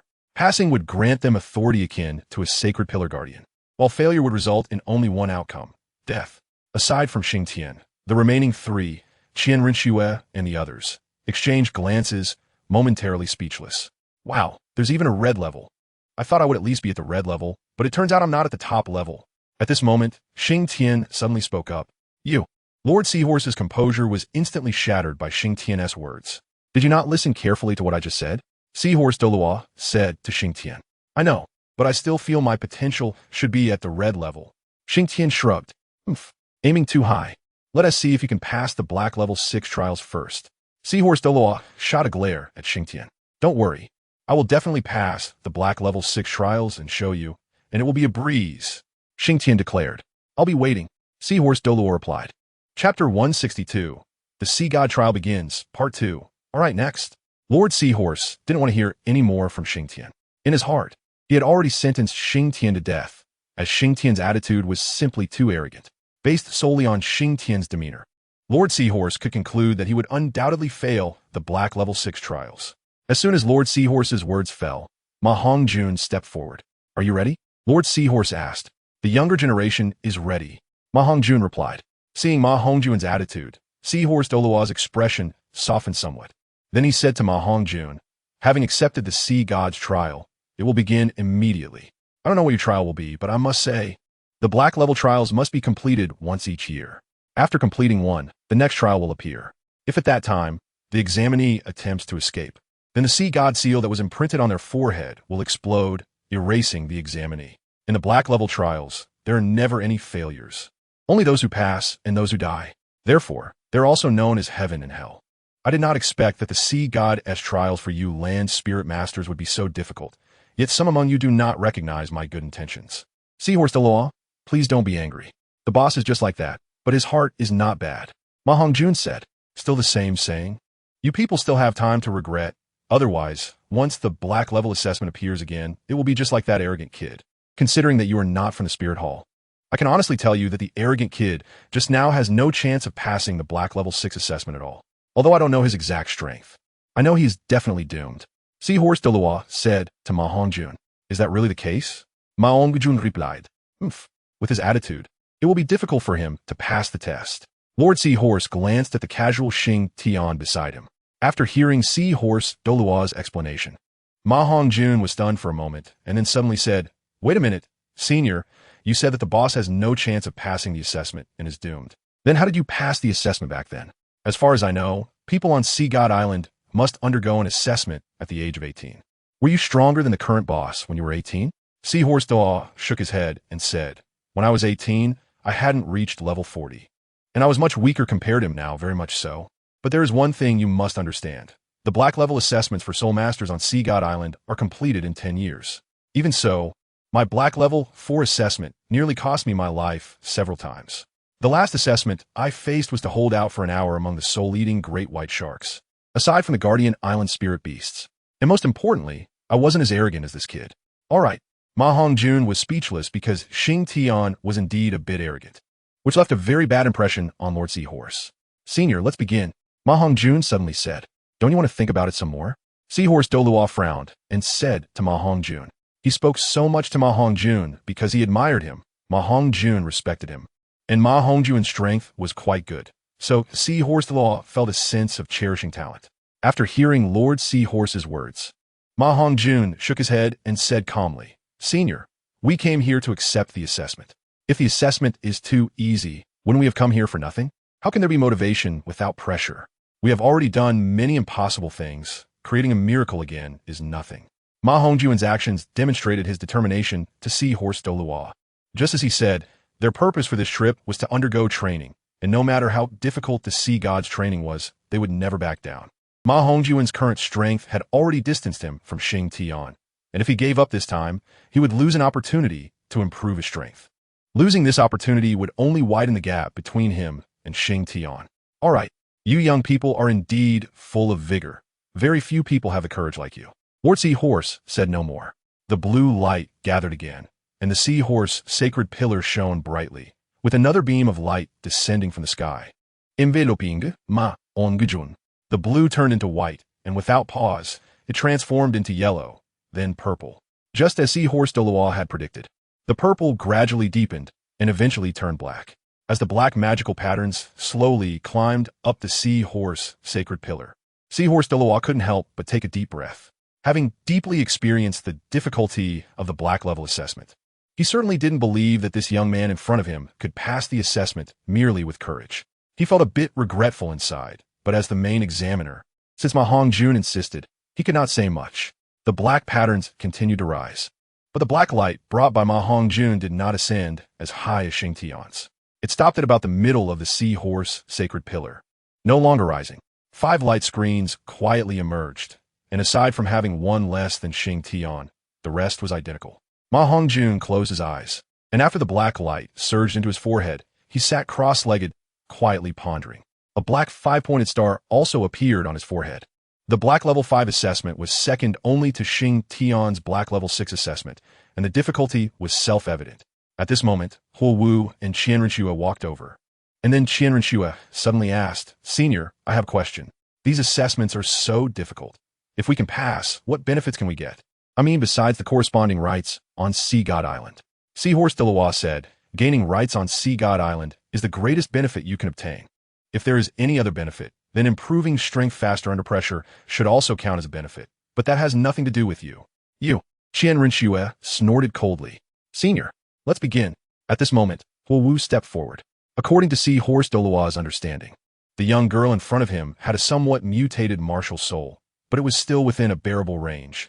So the assessment she had to endure would definitely be lower than that of the previous two. However, when the magical patterns rose, Seahorse Douluo realized he was wrong.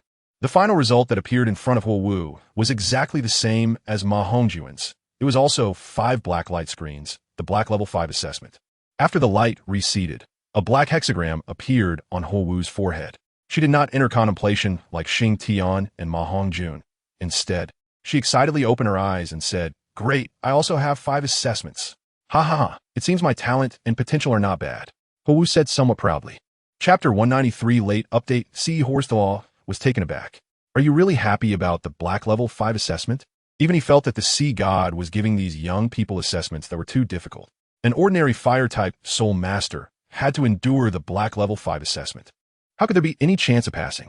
Huo Wu felt a bit embarrassed and chuckled, saying, "It's clear that the tests given by the sea god are based on the comprehensive quality of the examinee. Since I also have the black level 5 assessment, it proves my potential is similar to that of the fatty. Although I can't compare to Brother Xingtian, I'm not bad either. Isn't that good?" Hearing Huo Wu say this, Lord Seahorse shook his head helplessly. Did he not make it clear how difficult the black level assessments were? This was life-threatening if one wasn't careful. They hadn't encountered it yet, so they had no idea how terrifying the black level assessments were.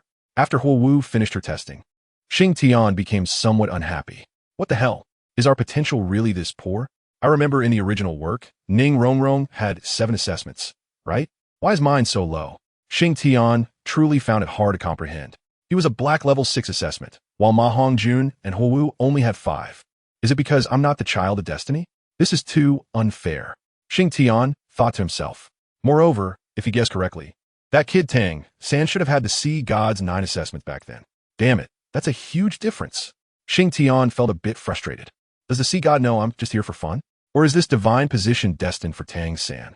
Xingtian speculated in his heart. I don't believe it. I have to give it a try. I've already killed several of the Shrek 7 monsters. I really don't believe this sea god inheritance can hold me down. Xingtian thought to himself. In fact, Xingtian's speculation was already close to the truth. When the sea god descended into the sea of magic whales, he intended to let Xingtian inherit his legacy. However, after seeing Xingtian's way of handling things, he hesitated. Later, a voice in the dark told him that the inheritor of the sea god was not Xingtian, and one day he would come. Finally, the sea god chose to follow this voice because at their level, there was basically nothing that could influence them. The fact that this voice could reach him without the sea god noticing was something he found unusual. If Xingtian knew about this situation of the sea god, he would definitely not be surprised. In Xingtian's words, this should be the intervention of the heavenly Tao.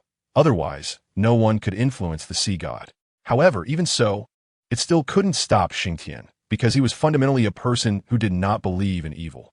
He had said at that time, I've already crossed over, so there is nothing that cannot be changed. Therefore, after realizing this, Xingtian didn't care much about this level of trial.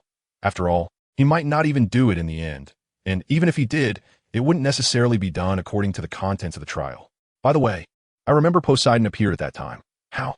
Am I not worthy of her appearing as a black level? Xingtian thought to himself. It seems that he really wasn't worthy, because they had also seen black level, which was nothing extraordinary.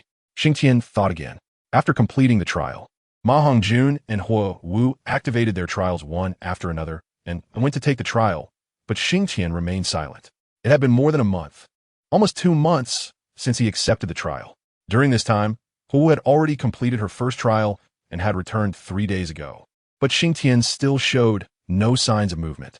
Xingtian was waiting for this mark to bring news. Because Lord Seahorse had mentioned that if the trial was not conducted within a year, the mark would explode. Xingtian truly did not believe in this evil. He wanted to test it, and he also had a crazy and absurd thought in his mind. Now that Xingtian had the Ganshi martial soul, and his martial soul's true form was actually the war god Xingtian. So after accepting the sea god's trial, he had a crazy thought. If he couldn't withstand the sea god's trial and his head really exploded, would he die? Would he then have breasts for eyes and a navel for a mouth? However, this thought was just a passing fancy. Xingtian didn't want that. Whether he would die was secondary. The key was that it would be too ugly. Moreover, this Xingtian was not the same as that Xingtian. He didn't want to be headless, but he was also unwilling. Tang, since still didn't know where he was hiding and practicing hard. Xingtian had already ascended to Sea God Island. Why did the sea god still think Tang, San, was the best candidate? Ever since Xingtian learned that he and the others were all black level, he felt 1,000 grievances in his heart. However, now he had no choice. The trial had already been issued, and no matter how unhappy he was, it had already become a foregone conclusion. Even so, Xingtian still wanted to struggle a bit. In the past few days, Ma Hongjun had completed his first trial, but Xingtian still showed no signs of movement. Xingtian now spent every day with Qian Renxue, either going out to fish by boat or surfing. Xingtian even specially made swimsuits for Qian Renxue and Huowu, the kind that made one bleed from the nose just by looking at them. During this time, Lord Seahorse had also paid attention to Xingtian's actions. He noticed that Xingtian had not shown any signs of movement at all, and he was also guessing whether Xingtian was afraid that he couldn't pass the trial. Thinking of this, Lord Seahorse shook his head. If I had known this earlier, why bother in the first place? Now it's not something you can avoid just because you want to. Lord Seahorse had already labeled Xingtian as unqualified. In his eyes, Xingtian was already a dead man. Therefore, after that day, Lord Seahorse no longer paid attention to Xingtian and instead focused on Huowu and Ma Hongjun. Among them, Ma Hongjun gave Lord Seahorse a very good impression, but until the last moment, no one knew the outcome. So Lord Seahorse quietly watched over them. In fact, Xingtian and the others could leave Sea God Island as soon as they completed their first trial. But since Lord Seahorse didn't mention it and Xingtian didn't say anything, they remained on Sea God Island. Time slowly passed, and in the blink of an eye, a year was about to arrive. During this almost year-long period, Huowu and Ma Hongjun had completed their second trials one after another, which meant that in the coming year, they would not need to undergo trials again. Xingtian, still carefree, spent every day taking Qian Renxue and Huowu out for strolls and surfing. As the year deadline approached, Qian Renxue also began to urge Xingtian. She had not urged him before because she believed that with Xingtian's strength, the first trial should pose no pressure at all. But as the deadline approached, and Xingtian still showed no signs of movement, it made Qian Renxue a bit anxious. Xingtian, in a few days, it will be a year, and you haven't passed your first trial yet. Hurry up and go, Qian Renxue said to Xingtian. No rush, it's fine. Xingtian smiled at Qian Renxue. Chapter 194. Confronting the sea god's trial, Qian Renxue looked at Xingtian's expression and the tone of his speech, and she couldn't help but have a not-so-good thought. You want to resist the sea god's trial? Qian Renxue asked. No, how could that be? Xingtian laughed and waved his hand. But Qian Renxue stared at Xingtian and said, You do want to resist the sea god's trial. Although you say no, your eyes and actions have betrayed you. Okay, I can't hide anything from you. Xingtian shrugged. What do you really want to do? Qian Renxue's eyes widened. Something like that. I want to give it a try. Xingtian said. Are you crazy? That's the sea god. A god. Qian Renxue said excitedly. A god? Perhaps. And little Shui. Others can be surprised, but you need not be surprised. Don't ask me why. You'll know when the time comes. Perhaps gods are not that terrifying. Xingtian said. All right, little Shui, in the next couple of days, you and little Wu and the fat guy prepare. We should also get ready to leave because after I do this, I might be expelled from Sea God Island. Xingtian said. You. Qian Renxue pointed at Xingtian, speechless for a long time. Little Shui, don't worry. I should be fine. I still have to take you back to the spirit hall to see your grandpa. Xingtian said to Qian Renxue. You won't be fine? How could you not be fine? That's the sea god, a god. Even if you're fine now, how far do you know it is to the mainland? We have desecrated the sea god they worship. Do you think we can escape the pursuit of Sea God Island? Don't worry, Trust me, Xingtian said. After saying this, Xingtian went to find Ma Hongjun and Huo Wu. He needed to explain things to them. The next morning, Qianren Shue and the three prepared the boat by the sea and then set out to sea. They had discussed it with Lord Seahorse the day before, and Lord Seahorse had agreed. Lord Seahorse didn't ask about Xingtian because he felt that Xingtian could no longer survive. The day after they went to sea, that morning, when Xingtian woke up, a message appeared in his mind, saying that the year deadline had arrived, and if he did not activate the trial within 4 hours, there would be punishment for Xingtian. Finally here, I am ready. Xingtian looked at the shimmering sea surface, murmuring to himself. Then, Xingtian quietly sat on the deck, waiting for the final time to arrive. When Qianren Shue and the others saw Xingtian meditating on the deck, they knew that the time might be approaching. Do you think the boss can withstand it? Ma Hongjun asked. Brother Xingtian will definitely make it. Huo Wu said. At this moment, she could only blindly trust Xingtian, otherwise she wouldn't know how to live without him. Qianren Shue remained silent, just quietly watching Xingtian, but her fists were clenched tightly, indicating that her heart was not as calm as it seemed. Time slowly passed under everyone's watch. Fatty, find an island to dock for a bit. I'm afraid our ship will be destroyed soon, Xingtian suddenly said with his eyes closed. Okay, boss. Ma Hongjun quickly scanned the surrounding sea and found a dark spot not far away. Boss, how much longer? Ma Hongjun asked.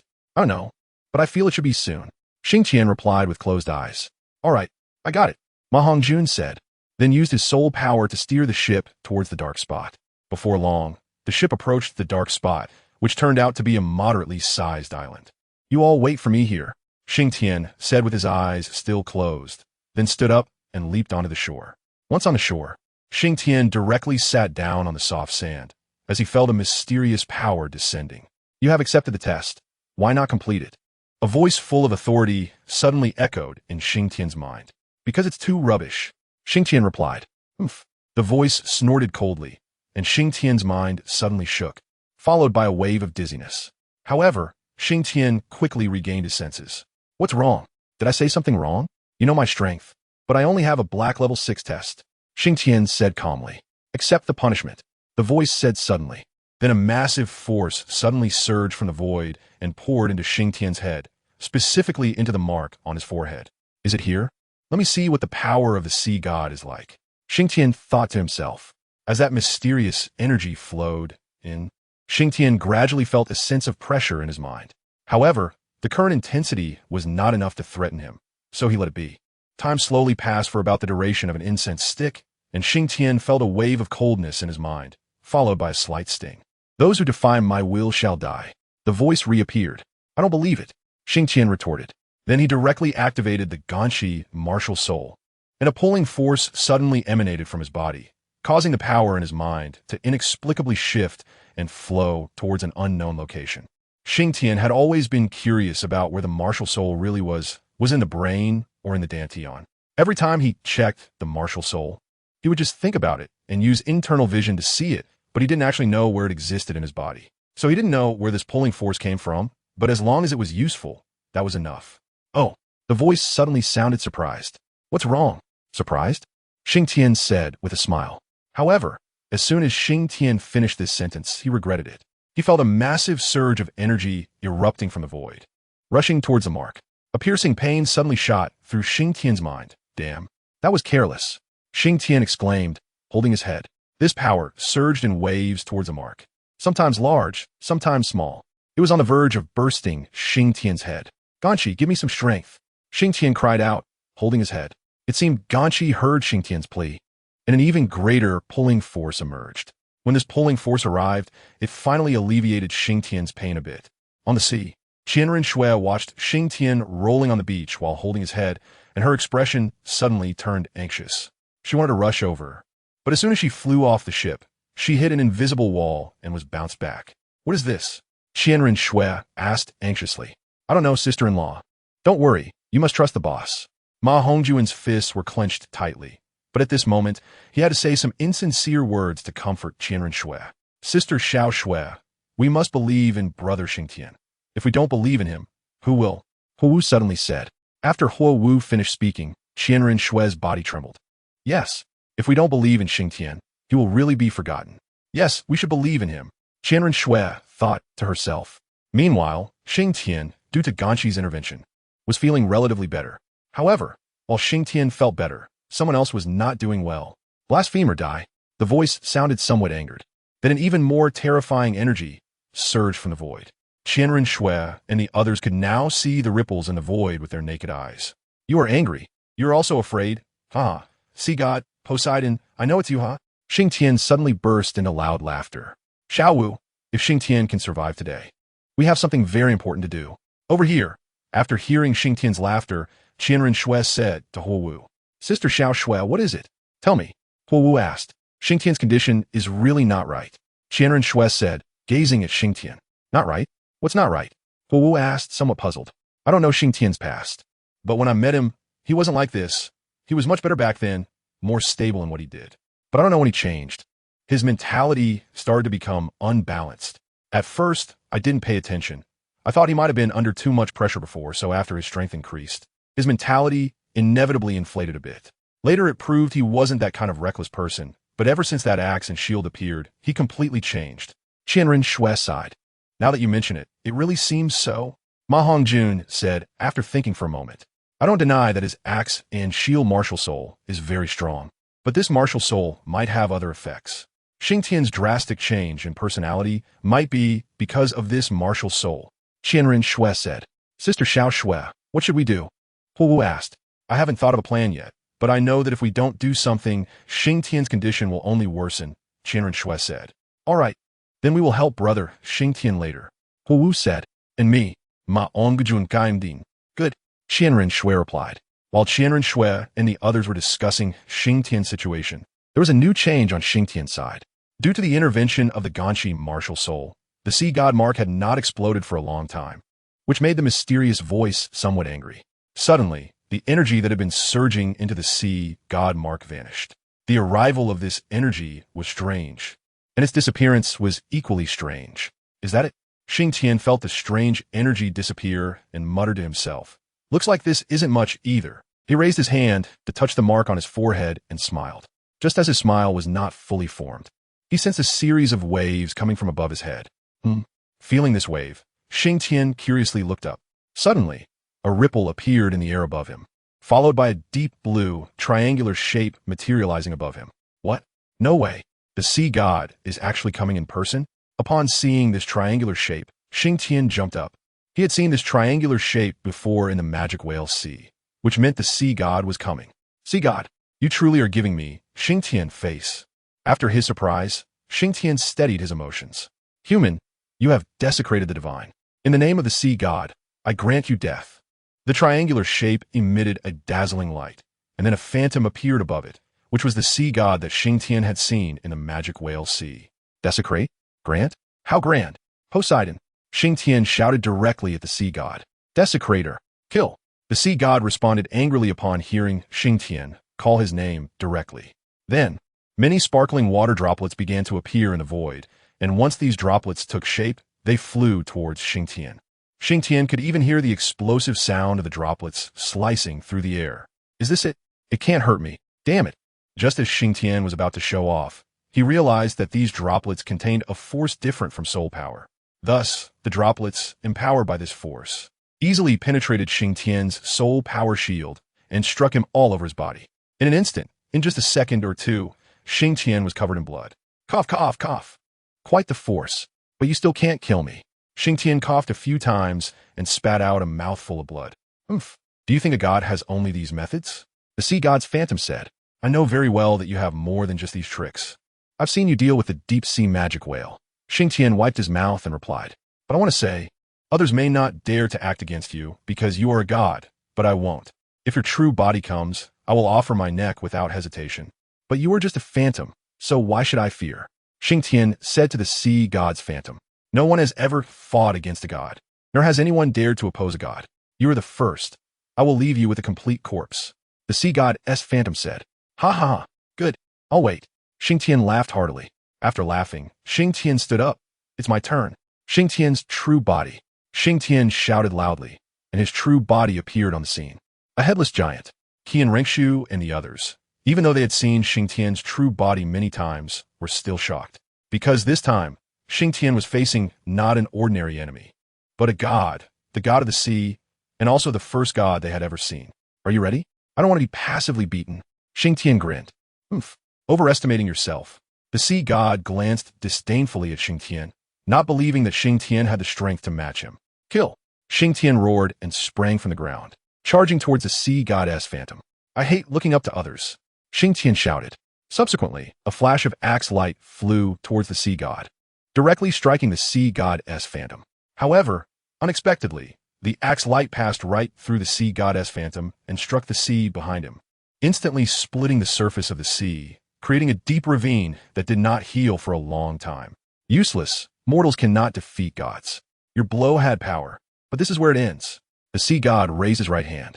The surrounding sea surface became turbulent, with waves crashing against the island's beach. Chapter 196. Back to the continent as the waves grew increasingly fierce. Soon, dozens of water dragons suddenly emerged from the sea. These water dragons were very lifelike, and their aura was not weak. They were estimated to reach the level of 10,000-year-old beasts. Come on, let me see the power of God. The headless Xingtian roared. The water dragons surged towards him in response to his roar. Come on, Xingtian shouted as he charged towards these water dragons. In the ensuing battle, Xingtian gradually fell into a disadvantage and began to struggle. Xingtian, Qian Rengshu shouted anxiously upon seeing this. Boss, brother Xingtian, Ma Hongjun and Huo Wu also shouted anxiously. However, their voices were completely inaudible to Xingtian at the moment. What to do? If this continues, defeat is inevitable. Perhaps the moment of defeat will be the moment of death. Xingtian thought while battling.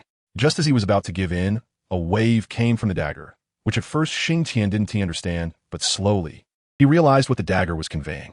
The dagger's message? Do not resist. Hearing this, Xingtian was somewhat confused. I'm not resisting at all.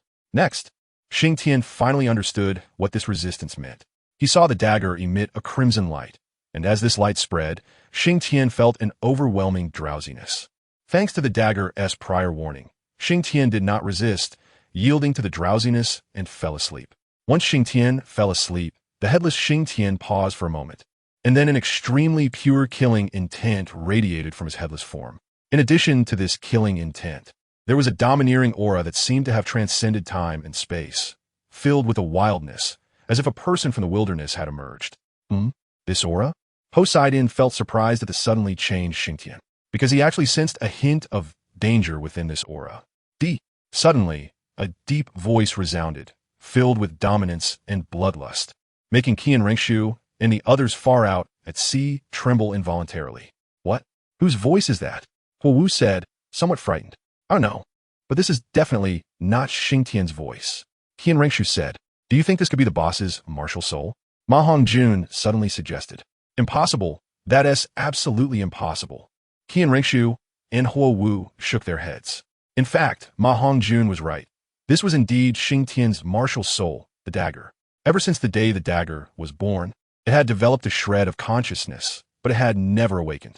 As Xingtian faced various experiences later on, the dagger gained some energy, which promoted its evolution, gradually maturing its intelligence. And the voice they heard now was indeed the voice of the dagger.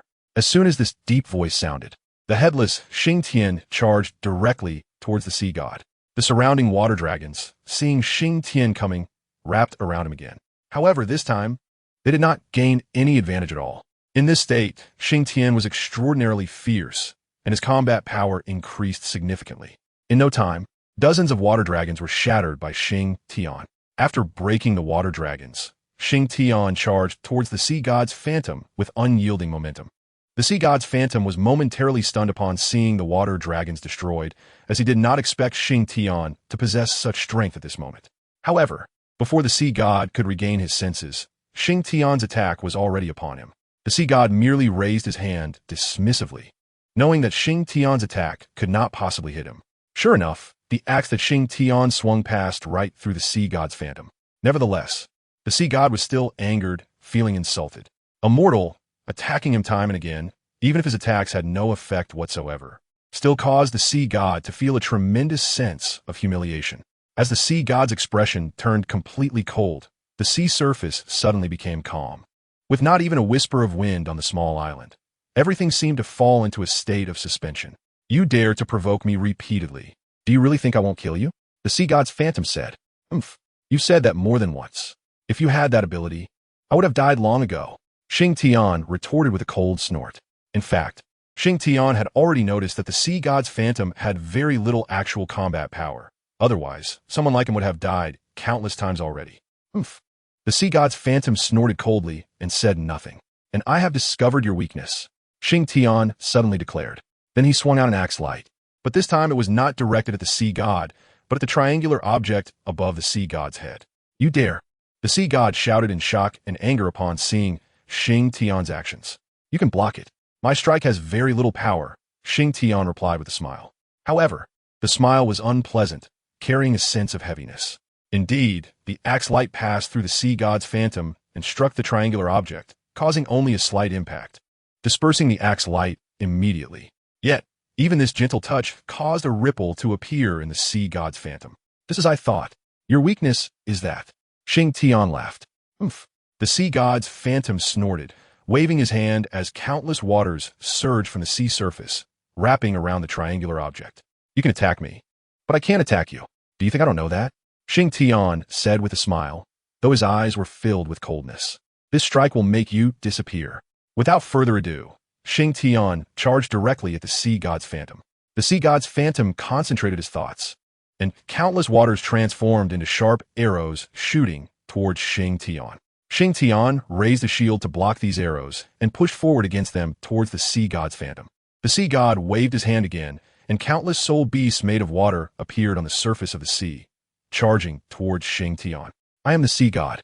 In this ocean, I am invincible, the sea god's phantom declared. Oh really? Xingtian replied with a grin. His eyes became increasingly red, eventually turning completely crimson, and a more intense aura than before emanated from him. Now, Xingtian resembled the battle god who once charged into the heavenly court to challenge the Jade Emperor.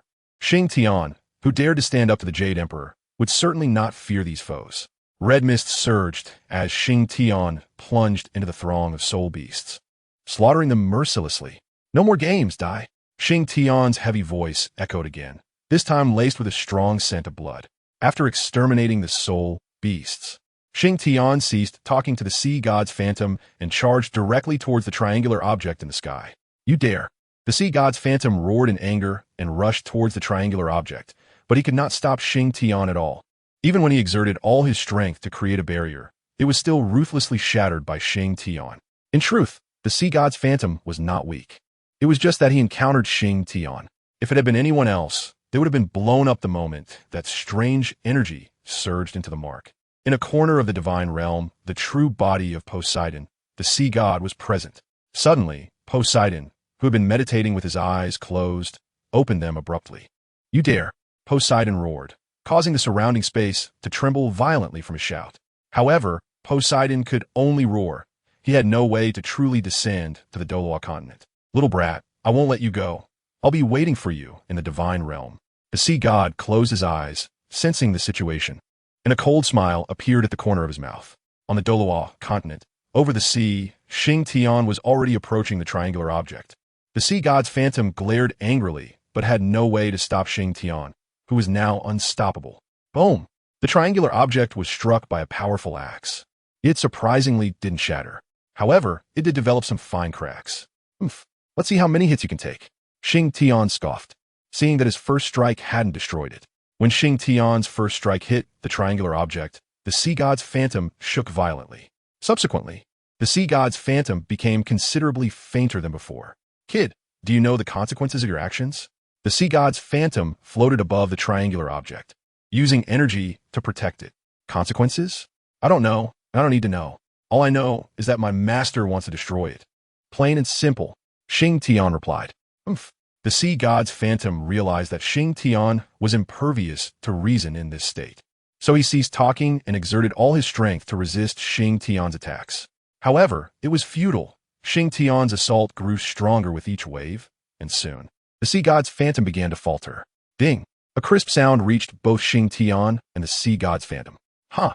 A smile crept onto Xingtian's face, while the expression of the sea god's phantom quickly darkened. Your time is up, Xingtian said to the sea god's phantom. I am but a wisp of divine thought from the sea god's true body.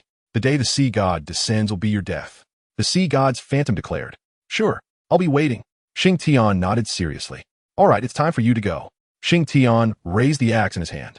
The sea god's phantom knew he could no longer stop Xingtian, so he abandoned resistance and began to secretly gather power. Boom! The triangular object shattered completely, and the sea god's phantom began to dissipate rapidly. At that moment, the sea god's phantom suddenly waved his hand, and a beam of azure light shot out, flying towards Sea God Island. Kid, you will be cursed by the sea, and you will face endless pursuit from sea spirit masters. I look forward to the day my true body meets you. The sea god's phantom laughed heartily as he finished this last statement, and then completely disintegrated. After the sea god's phantom dissipated, Xingtian suddenly felt a chill in his mind. Then he reached up to touch his forehead, realizing that the mark seemed to have vanished. After dealing with the sea god's phantom, Xingtian's aura shifted, and he plunged straight down towards the beach. On the surface of the sea, Qianren Shui and the others flew over to catch Xingtian, who was in free fall. When Qianren Shui caught Xingtian, she let out a sigh of relief, as she realized he was not seriously hurt. Boss, what is going on? Is he asleep? Ma Hongjun asked uncertainly, looking at Xingtian in Qianren Shui's arms. It should be, Hu said from the side. Let's not worry about that for now. Let's get on the ship first, Qianren Shui said, picking up Xingtian and walking towards the ship. After boarding the ship, it wasn't long before Xingtian woke up. Where are we? He asked after waking up. We just set off not long ago, Qianren Shui replied. All right, let's move faster. I suspect the people from Sea God Island might be chasing us, Xingtian said as he stood up. Sea God Island? Ma Hongjun was a bit confused. Yes, at the last moment when the Sea God's phantom shattered, it should have sent a message to Sea God Island. If nothing unexpected happens, they should be on their way here now. Xingtian nodded. What should we do? Hu asked. Let's take it step by step. We need to move quickly. If they catch up to us, we'll have to fight. As he said this, a flash of red light appeared in Xingtian's eyes. Both Hu and Qianren Shui saw this flash and exchanged glances, understanding each other's thoughts. Got it, boss. Ma Hongjun also noticed the fleeting red light in Xingtian's eyes. To be honest, they really didn't want to encounter the people from Sea God Island. So Ma Hongjun put all his effort into controlling the ship. Brother Xingtian, we have something to discuss with you. Hu suddenly spoke up. What is it? Xingtian asked. Let us go into the cabin, Qianren Shui suggested. Okay, Xingtian agreed. Xingtian, have you noticed any changes in yourself recently? Qianren Shui asked after entering the cabin. Changes? What changes? Xingtian asked, a bit puzzled. Brother Xingtian, haven't you noticed that your personality has become more arrogant and more overbearing? Well, we use the words arrogant and overbearing. Really? I think it's fine, Xingtian replied. To be honest, Xingtian hadn't realized this issue at all. You weren't like this before. Qianren Shui shook her head. What was I like before? Xingtian asked curiously. I remember when we first met, you were a bit arrogant. But you knew when to be arrogant and when to hold back.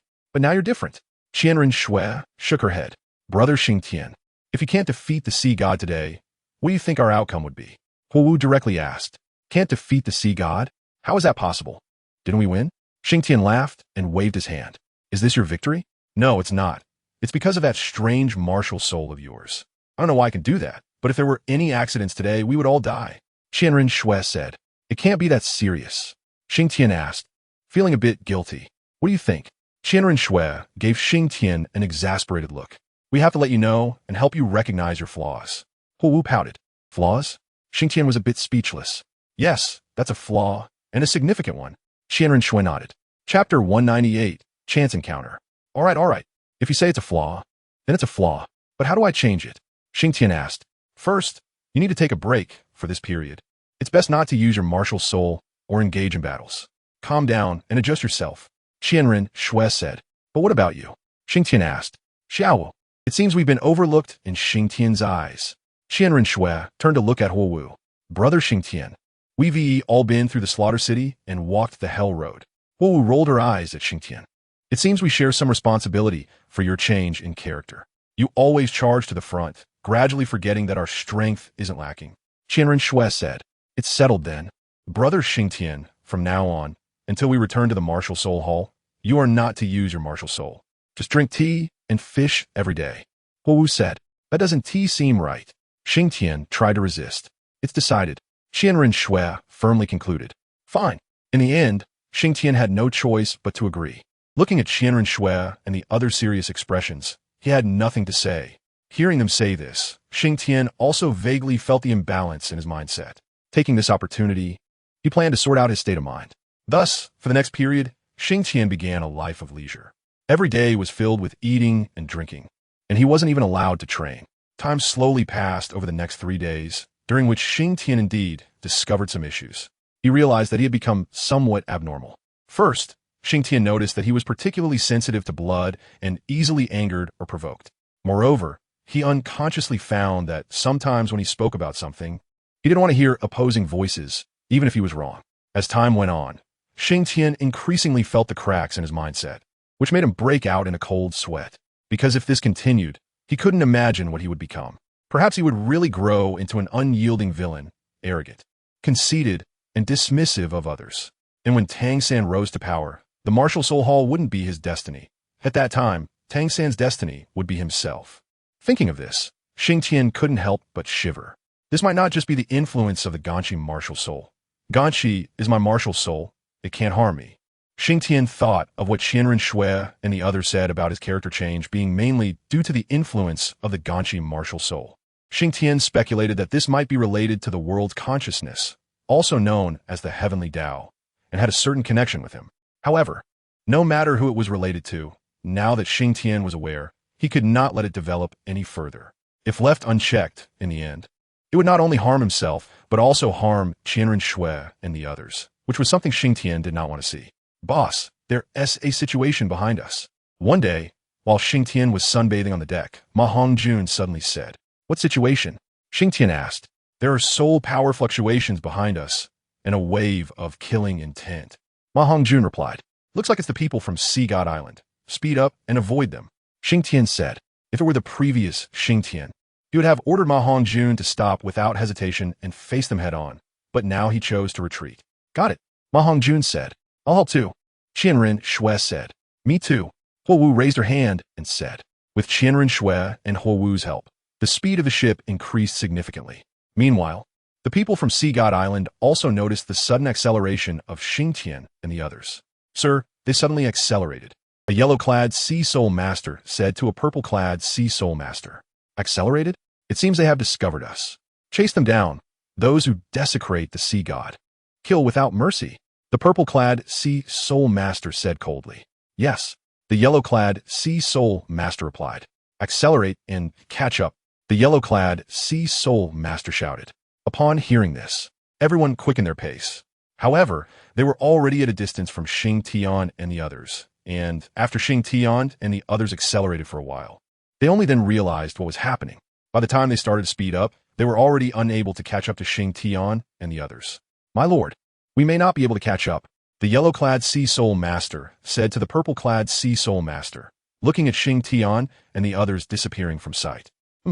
No matter, let us go directly to Hanhai City and issue a wanted notice." The purple-clad Sea Soul Master snorted coldly. "Yes, my lord."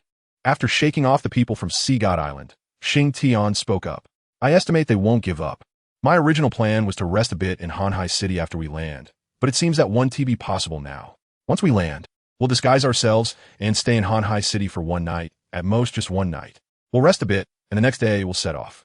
As long as we enter the inland, it will be the territory of our land soul masters, and the sea soul masters can't extend their reach that far." Xingtian said. "Good," Qianren Shui replied. A day later, after landing, the first thing Xingtian did was destroy the ship, as he felt he could no longer use it, so it was better to destroy it. "Let us go. We'll head to Hanhai City first," Xingtian said. After entering Hanhai City, their appearances had changed drastically. They now looked completely different from before. They randomly found an inn, took a nice bath, and then went to sleep. After drifting at sea for so long, everyone was a bit tired, and now with being chased by the people from Sea God Island, they had even less desire to stroll around Hanhai City. Early the next morning, Xingtian and the others got up, tidied themselves up, had a little breakfast, and prepared to return to the Spirit Hall. As they approached the city gate, they saw a large group of about dozens of people coming in through the gate. Most of them were dressed in yellow, the attire of Sea God Island, and among that group of yellow-clad individuals, there were also some in purple. It seemed Sea God Island was indeed serious this time. "Boss, are they?" Ma Hongjun quietly asked Xingtian. "Don't speak yet," Xingtian whispered to Ma Hongjun. After these people walked past Xingtian and the others, he let out a sigh of relief. if nothing unexpected happens. These should be the ones who were chasing us at sea. Let us go. They want to recognize us anyway. At this moment, Qianrenshua said. Saying this, they prepared to leave the city, but at the city gate, they encountered a familiar face, an unexpected familiar face. Chapter 199. Returning to the spirit hall, as Xingtian and the others reached the city gate, a man and a woman entered from outside. Xingtian looked over and found that he actually recognized the man. This man was none other than the current White Tiger Emperor of the Douluo Empire, Dai Mubai. Huh? What's he doing here? Xingtian wondered. Boss, that seems to be Dai Mubai. Ma Hongjun said to Xingtian. I saw it. Xingtian replied. Shouldn't he be in the Douluo Empire? Huowu asked as she leaned over. How would I know? Perhaps he is incognito. Xingtian shrugged. All right, let us hurry and leave. After speaking, Xingtian urged everyone. In fact, when Xingtian saw Dai Mubai, he was also taken aback, unsure why Dai Mubai was here. However, there was a voice in his heart telling him that Dai Mubai might also be here for the sea god trial. But that was not something Xingtian should be concerned about now. What he needed to do was take Qianrenshua and the others back to the spirit hall. As Qianrenshua's angel inheritance was about to begin, as they walked past Dai Mubai and exited the city gate, Dai Mubai suddenly stopped. What's wrong? Lu Qian asked Dai Mubai. It's nothing. I might have seen it wrong. Dai Mubai said, looking at the departing figures of Xingtian and the others. Who is it? Lu Qian asked curiously about who Dai Mubai had seen. No one, I saw it wrong. Let's go find a place to rest first. Then tomorrow we'll go to the dock to find a ship and see Sea God Island. Dai Mubai said to Lu Qian. All right, as you say, Lu Qian replied. Boss, what do you think Dai Mubai came here for? After exiting the city, Ma Hongjun asked Xingtian. How would I know? He can come here for whatever reason he wants. We can't control that. Xingtian shrugged. Do you think Dai Mubai might also be here for the sea god trial? Huowu suddenly said. Impossible. After passing the sea god trial, one must join Sea God Island. Dai Mubai has an empire under his command. How could that be? Ma Hongjun immediately retorted. Not necessarily. Perhaps he really did come to participate in the sea god trial. Dai Mubai is the king of the Douluo Empire. And even if he participates in the sea god trial, he wouldn't join Sea God Island. Xingtian said. But can Sea God Island allow him to participate? Qianrenshua said. Don't say that. For others, they definitely wouldn't, but for Dai Mubai, it's not certain. Xingtian said with a smile. Why? Huowu asked curiously. Because Dai Mubai is the king of the Douluo Empire. Xingtian replied. Just because of that? Then I really overestimate Sea God Island a bit. Qianrenshua said. This is just one aspect. Look behind you, what place is that? Xingtian said. Hanhai City, right? What's wrong? Huowu asked. That's right, it's Hanhai City. Xingtian smiled. Boss, just say it directly. It's too suspenseful. Ma Hongjun said. Dai Mubai is the king of the Douluo Empire, so the entire Douluo Empire belongs to him. That is undeniable, right? Xingtian said. The others shook their heads. This Hanhai City is the largest port city in this area. That is also true, right? Xingtian asked. The others nodded. Therefore, sea soul masters do not necessarily live on the sea all year round. Their food sources are not solely seafood. They also need other supplies to meet their living needs. Xingtian said. What do you mean? The reason Sea God Island would let Dai Mubai participate in the Sea God trial without joining Sea God Island is to seek cooperation with the Douluo Empire? Qianrenshua said. Perhaps, after all, it's obvious to anyone with eyes which is more significant, a country or city. Xingtian said. But boss, a Hanhai City is almost enough to supply these sea soul masters. Ma Hongjun said. Have you considered the prices? It's precisely because there is only one Hanhai City that they have no other options. Do you think these sea soul masters don't know? It's just that they have no choice.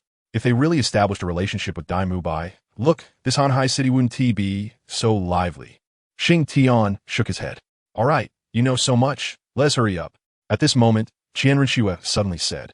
Without mentioning Xingtian, he was hastily heading towards the Wuhuan Hall. On the other side, Dai Mubai and the others had settled down in Hanhai City. Your Majesty, do you really want to participate in that so-called sea goddess trial? It's just a legend. Lu Qian said to Dai Mubai. No, it's real. Dai Mubai shook his head. But from the information we just gathered, passing the sea goddess trial means you have to join Sea God Island. Lu Qian said. Don't worry, I want to join them, and they want to let me join either. Dai Mubai replied with a smile. That's impossible. That's the rule of Sea God Island. Lu Qian insisted. Just watch. All right, go to sleep. We have to set sail tomorrow. Dai Mubai did not explain much. Indeed, when Dai Mubai and the others arrived at Sea God Island, everything was just as he had said. And everything was as Xingtian had guessed. But Xingtian and the others would never know this, as they had already left the Tiando Empire and would return to the Wuhuan Hall in a day or two. Xiaoxue, if nothing goes wrong, there will be a big surprise waiting for you when we return to the Wuhuan Hall, Xingtian said to Qian Rinxue on the way. So please? What surprise? Qian Rinxue asked curiously. When Xingtian mentioned the surprise, he realized he had misspoken. It should be, I guess. Xingtian smiled awkwardly. He suddenly remembered that the incident might not be a surprise for Qian Rinxue, as its occurrence meant the death of Qian Dalu. How strange. Qian Rinxue gave Xingtian a glance, and then walked ahead excitedly, as she hadn't seen her grandfather in a long time and thought she could spend more time with him this time. However, what Qian Rinxue never expected was that this trip back to the Wuhuan Hall would lead to her grandfather's death. And the person responsible for her grandfather's death was none other than herself.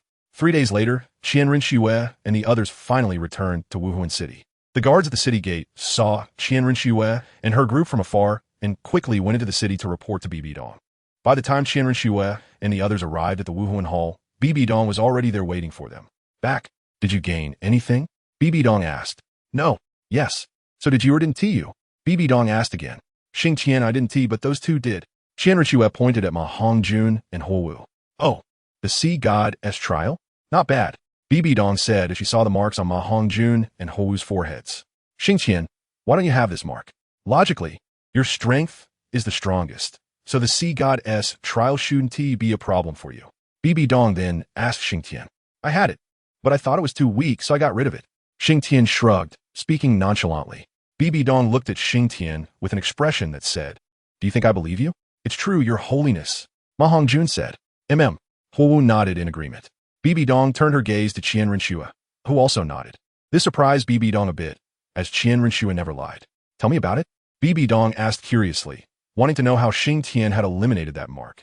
Bibi Dong had also heard that there might indeed be a god on Sea God Island, and at her level, the existence of gods was no longer secret. So Bibi Dong was genuinely curious about how Xingtian had removed the mark, knowing it was the sea god's trial. Actually, it's nothing. Just fought with the sea god and then got rid of the mark. Xingtian shrugged, downplaying it. The sea god? You said you fought with the sea god? Bibi Dong's eyes widened. Sort of. Xingtian fought with the sea god's phantom and killed the sea god's phantom. Qian Rinxue shot Xingtian a glance. However, the surprise in Bibi Dong's eyes did not fade. In Bibi Dong's view, the sea god and the sea god's phantom were the same. Neither was something Xingtian could contend with. After all, they were gods, and the main battlefield was in the sea at that time. But Xingtian had truly fought on the sea god's main battlefield and defeated the sea god's phantom, which was what surprised Bibi Dong the most. What level has this kid's strength reached now? Bibi Dong sighed inwardly. All right, you all go rest for a while. Bibi Dong suddenly said. Okay, then we'll take our leave, Xingtian said as he clasped his hands to Bibi Dong. After Xingtian and the others left, Bibi Dong fell into deep thought. This kid cannot be judged by common sense. Bibi Dong muttered to herself. Just now, Bibi Dong had also thought about it from another perspective. If she were in Xingtian's position, with her current strength, she wouldn't dare to say she could contend with the sea god's phantom, but Xingtian could directly kill the sea god's phantom. Given his attitude towards Xiaoxue and the Wuhuan Hall, that plan should be something he could discuss. Perhaps he could gain his support. Suddenly, Bibi Dong said. Back at their small courtyard, the first thing Xingtian and the others did was to take a nice shower and then eat something. They had really eaten enough seafood over the past year. After a good meal, Xingtian and Ma Hongjun collapsed onto the bed and fell into a deep sleep. After finishing her meal, Qian Rinxue sat in the pavilion of the courtyard, lost in thought. Xiaoxue, what are you thinking about? At this moment, Xingtian quietly approached Qian Rinxue. Why aren't you resting? Qian Rinxue turned her head and said to Xingtian. I can't sleep. Xingtian sat down opposite Qian Rinxue. I'm thinking about my grandfather. Qian Rinxue said. Then let us go visit him tomorrow, Xingtian suddenly suggested. Okay, Qian Rinxue agreed. In fact, Xingtian had no intention of seeing Qian Dalu, as he knew that this visit could very well be their last meeting. But seeing Qian Rinxue like this, Xingtian's heart softened. Early the next morning, Qian Rinxue got up and started to busy herself. Since they were going to see Qian Dalu today, Qian Rinxue prepared many of his favorite snacks. All the way, Qian Rinxue's smile never faded. But every time Xingtian saw that smile, his heart ached. as he couldn't imagine what Qianren would look like if Qian Dalu died because of her. Yet Xingtian couldn't tell Qianren directly, which made him very tormented. When they arrived at Qian Dalu's residence, there was not much change compared to a year ago, if there was any change. It was that Qian Dalu's aura seemed a bit more restless than before. Thus, Qianren spent the whole day with Qian Dalu, and they were inseparable. As evening approached, they prepared to return. "Kid, wait a moment, I have a few words to say to you." At this moment, Qian Dalu suddenly called out to Xingtian. Xingtian glanced at Qian Dalu, then looked at Qianren. "Go ahead, I'll wait for you." Qianren smiled at Xingtian and said in the room. Qian Dalu and Xingtian were sitting opposite each other. "Kid, you have a heavy heart." Qian Dalu spoke up. "Senior, how could that be?" No. Xingtian quickly waved his hand and said, "Don't try to fool me." Qian Dalu shook his head. "I can see that your troubles are related to Xiao Shui and me, right?" As soon as he finished speaking, Xingtian looked at Qian Dalu in surprise. "You can tell? I've eaten more salt than you've eaten rice. Do you think I can't see?" Qian Dalu said. "All right, senior. I admit it." Xingtian said. "It seems you know something." Qian Dalu said thoughtfully. "I know a little." Xingtian replied. "Fine, as long as you know. I won't ask further. I only have one request now." Qian Dalu said. "Senior, just say it. As long as I can do it, I will definitely fulfill it." Xingtian patted his chest and said, "Xiao Shui is a child with a hard life. She lost her father when she was young, and her mother doesn't care for her. I raised her little by little, do you know that?" Qian Dalu asked. "Senior, I know." Xingtian said. "So, I care for Xiao Shui more than anyone else, and I want to see her have a happy future more than anyone else." "Kid, can you give her a happy future?" Qian Dalu asked. "Senior, rest assured, I will definitely give Xiao Shui a happy future." Xingtian said. "Kid, remember what you said today." Qian Dalu told Xingtian. "Senior, don't worry. I will never let Xiao Shui suffer." Xingtian said. "Then I can rest assured." Qian Dalu nodded in satisfaction. "Senior, is there no other way?" Xingtian suddenly asked. "Way? What are you talking about?" Qian Dalu asked, puzzled. Xingtian suddenly remembered that Qian Dalu had sacrificed for Qianren, and even he himself wouldn't know. "It's nothing, senior, it's nothing." Xingtian waved his hand to dismiss it. "Wake up, go back. Don't keep Xiao Shui waiting." Qian Dalu waved his hand and said. Chapter 201. Angel's Inheritance Senior. "I take my leave." Xingtian stood up and cupped his hands to Qian Dalu before exiting the room. "Away? What way? Could there be some accident with Xiao Shui's inheritance? However, recently, I have also been feeling uneasy. Otherwise, I wouldn't have been chatting with this kid." Qian Dalu thought. "Better to be cautious. Since this kid said that, I have an ominous premonition in my heart. Let's see, after we ensure everything is perfect, we can proceed with the inheritance." Qian Dalu said.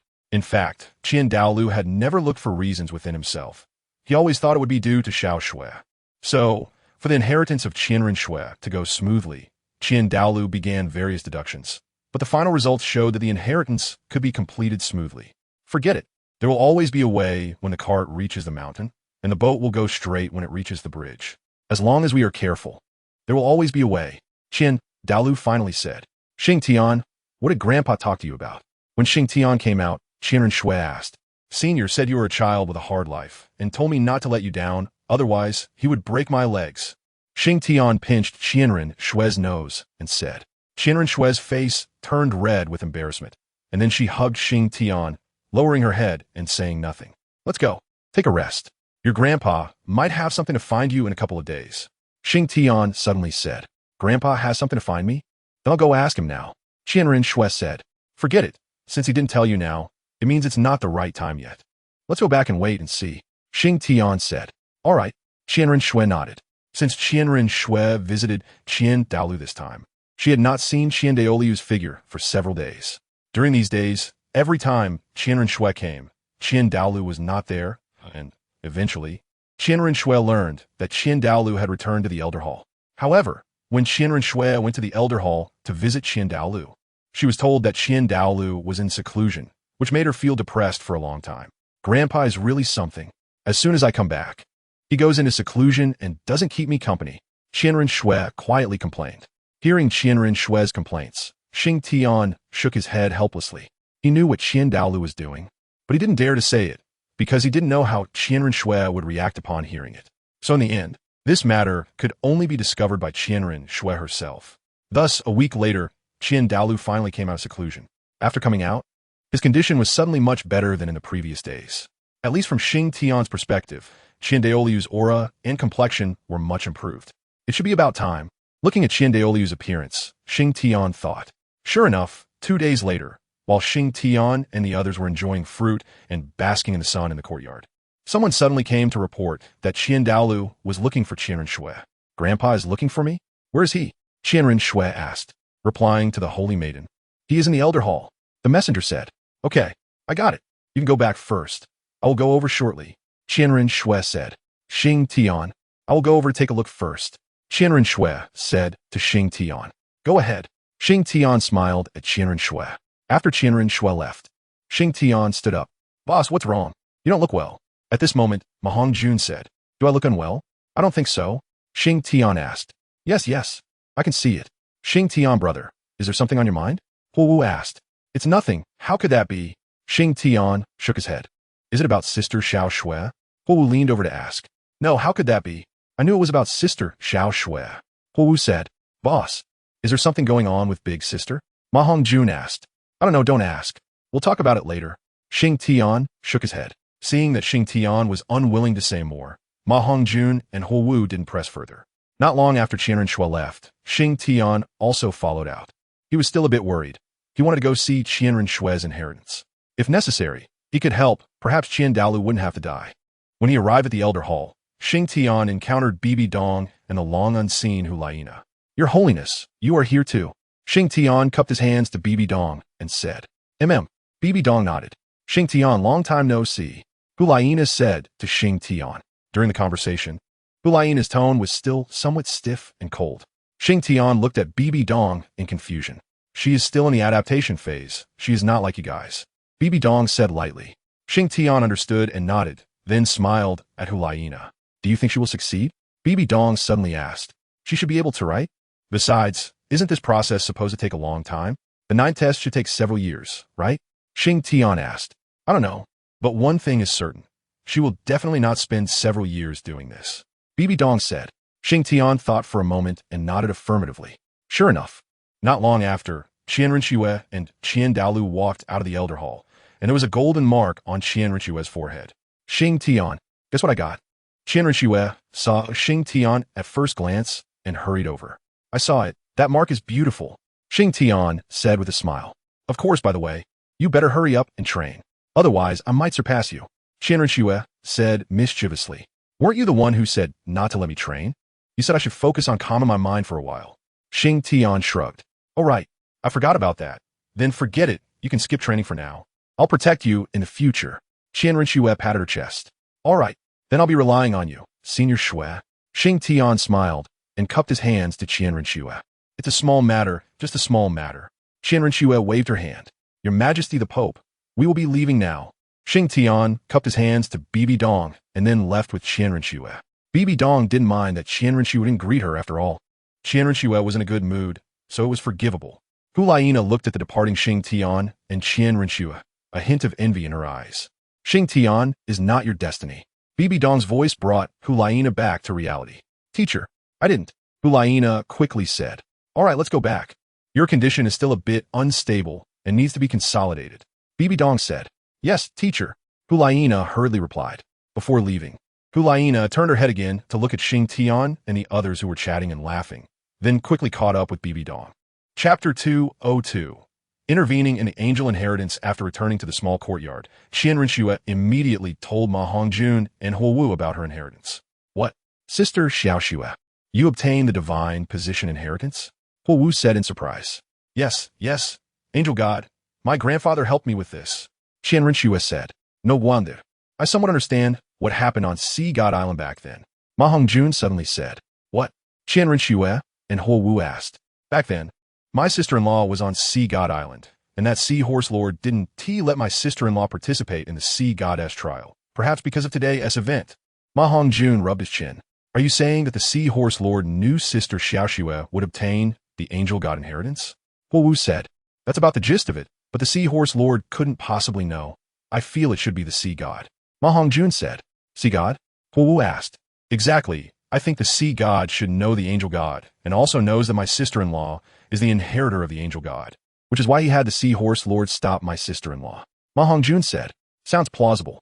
Xingtian rolled his eyes at Ma Hongjun. Boss, what do you think? Ma Hongjun asked. I don't think it's like that. Xingtian said. Brother Xingtian, then what do you think is the reason? Huo Wu asked. Actually, it's not that complicated. The Seahorse Lord didn't let Xiaoxue participate in the Sea God trial simply because he discovered Xiaoxue's identity. That's all. Xingtian said. Identity? What identity do I have? Qian Renxue asked. Of course, it's the identity of the Spirit Hall. What else do you think? You didn't forget about the Spirit Hall encircling Sea God Island back then, did you? Xingtian said. Is that all? Ma Hongjun asked. Yeah, what else? Xingtian shrugged. I thought it was because the Sea God and the Angel God knew each other, which is why they didn't let sister Xiaoxue participate in the Sea God trial. Huo Wu pouted. I'd rather believe that the Sea God and the Angel God knew each other. Qian Renxue shot a glance at Xingtian. There's nothing I can do. That's just the way it is. Xingtian said with a smile.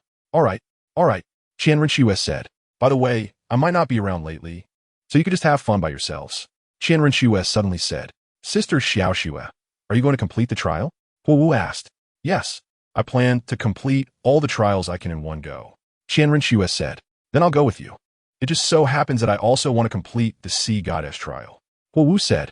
In that case, I'll join too, striving to complete the trial as soon as possible. Ma Hongjun said. No way. If you all leave, I'd be the only one left? Xingtian said. Don't worry, I'll be back soon. Qian Renxue said. Go ahead, I'll wait here for you to come back. Xingtian said. By the way, during the time we're gone, you must not train. Your problem is still quite serious. Qian Renxue said. Got it. Xingtian said with a smile. The next day, Qian Renxue and Huo Wu left, leaving Xingtian alone. Xingtian watched their departing figures, not knowing what he was thinking. After Qian Renxue disappeared from sight, Xingtian turned and headed towards the Elder Hall. Hello, I'm looking for Senior Dalu. Xingtian said to the guard at the door. Okay, please wait a moment. The guard said and walked inside. After a while, the guard came running out. Please. Guided by the guard, Xingtian navigated through several turns and arrived in front of a quiet room. After bringing Xingtian here, the guard cupped his hands and then left. After the guard left, Xingtian knocked on the door of the quiet room. Guomin, Chendeoliu's voice came from inside. Hearing this, Xingtian pushed the door open and entered. The quiet room was very simple, aside from a few unknown glowing orbs in the corner. There were only several cushions in the center and a small table. Senior, Xingtian cupped his hands. Sit, Dalu said. What brings you here? Dalu asked after Xingtian sat down. Senior, how long do you think it will take for Xiaoxue to complete these trials? Xingtian asked. I don't know, but it shouldn't take long. Why do you ask this? Dalu said, somewhat puzzled. Once she completes these trials, she proceed to the final step of the divine position inheritance? Xingtian asked. That's right, kid. What exactly are you asking this for? Dalu said, a bit impatiently. Senior, I would like to be present to observe during the inheritance, if that's possible. Xingtian said. Dalu looked at Xingtian in surprise. He didn't understand why Xingtian would make such a request, but he assumed Xingtian had his reasons. Dalu didn't respond because he didn't know how to answer Xingtian. In fact, Dalu wasn't sure whether outsiders could be present during the inheritance, as he had never encountered such a situation before. He actually wanted Xingtian to be present, as it would give him some assurance. But Dalu was worried that it might upset the angel god. For a moment, Dalu fell into deep thought. Senior, is this matter very difficult? Xingtian asked. Actually, what you mentioned isn't impossible, but there has never been a precedent for this. I actually quite support you being present, but I'm afraid the angel god might not be pleased. Dalu said. Shouldn't be, right? Xingtian asked. I don't know either. Dalu shook his head. Senior, do you think this will work? I will follow you first, and if the angel god is unhappy, I will leave immediately, Xingtian said. All right. Dalu pondered for a moment and reluctantly agreed. After clearing things up with Dalu, Xingtian returned to the small courtyard, living a life akin to retirement. 3 months later, Ma Hongjun and Huo Wu returned first. When Xingtian saw them, the marks on their foreheads had already disappeared. What happened to the marks on your foreheads? How did they disappear? Xingtian asked. Boss, we completed the Sea God's trial, and our strength has improved significantly. Ma Hongjun said. Brother Xingtian, I am now a level 90 title Douluo. Huo Wu squinted her eyes and said. What? You said you were already level 90? That's impossible. How long has it been? If I'm not mistaken, 3 months ago, you were only around level 82. Xingtian's eyes widened. I was level 84. Brother Xingtian, you really don't pay attention to our strength. Huowu pouted. Is that so? You all have become so strong? Xingtian said awkwardly. To be honest, Xingtian's impression of Huowu and the other strength had always been stuck at the level of over 50. So he was very surprised when Huowu suddenly said she was level 90. Chapter 203. Intervening in the Angel Inheritance, Part 2, Fatty. You haven't become a titled Douluo too, have you? Xingtian looked at Ma Hongjun, who had been wanting to speak. That's right, boss. I'm a little higher than Xiao Wu. I'm level 91. Ma Hongjun said. Are you all that fierce? Xingtian was somewhat speechless. Boss, I was already level 87 3 months ago. I feel like I'm not progressing at all. Ma Hongjun shrugged. No way. When did you all improve your strength? How come I didn't know? Xingtian asked. Boss, whenever there's something going on, you're always the first to step up and handle it alone. We hardly have a chance to intervene. So, of course, you don't know about our strength. We didn't even have the opportunity to show it. Ma Hongjun said. All right. It's my fault. I'll try to give you more chances to take action from now on. Xingtian said. That's more like it. Besides, we are titled Douluos now, already among the highest combat powers on the continent. We don't need Brother Xingtian to protect us anymore. Huowu said. Okay, then you all protect me from now on. Xingtian said with a smile. That's a must. Huowu said, clench your fists and wave them a few times. By the way, where is Xiao Shui? Why didn't she come back with you? Xingtian suddenly asked. Boss, we separated after arriving in the Tiando Empire. Then Xiao Wu and I went to Hanhai City, Ma Hongjun said. Did you have any agreements with Xiao Shui before she left? Xingtian asked. Sister Xiao Shui said before leaving that she would definitely be back in at least 3 to 5 months, or at most a year and a half, Huowu said. All right, then let's wait for her a bit longer. Xingtian said. Boss, you don't need to worry. Sister-in-law is the strongest after you. Both Xiao Wu and I are fine, let alone sister-in-law. Ma Hongjun said. It's fine. I have confidence in Xiao Shui. Xingtian said with a smile. That's good. Then let's wait a bit longer. Ma Hongjun said. Fatty, there's something I've always been puzzled about. Huowu suddenly spoke up. What is it? Go ahead. Ma Hongjun looked at Huowu. Why do you call sister Xiao Shui sister-in-law but call me Xiao Wu? Huowu said. This question left Ma Hongjun at a loss for words. Xingtian also felt curious upon hearing Huowu's question. He wanted to hear what kind of reason Ma Hongjun would give. Hurry up and tell us. Huowu urged.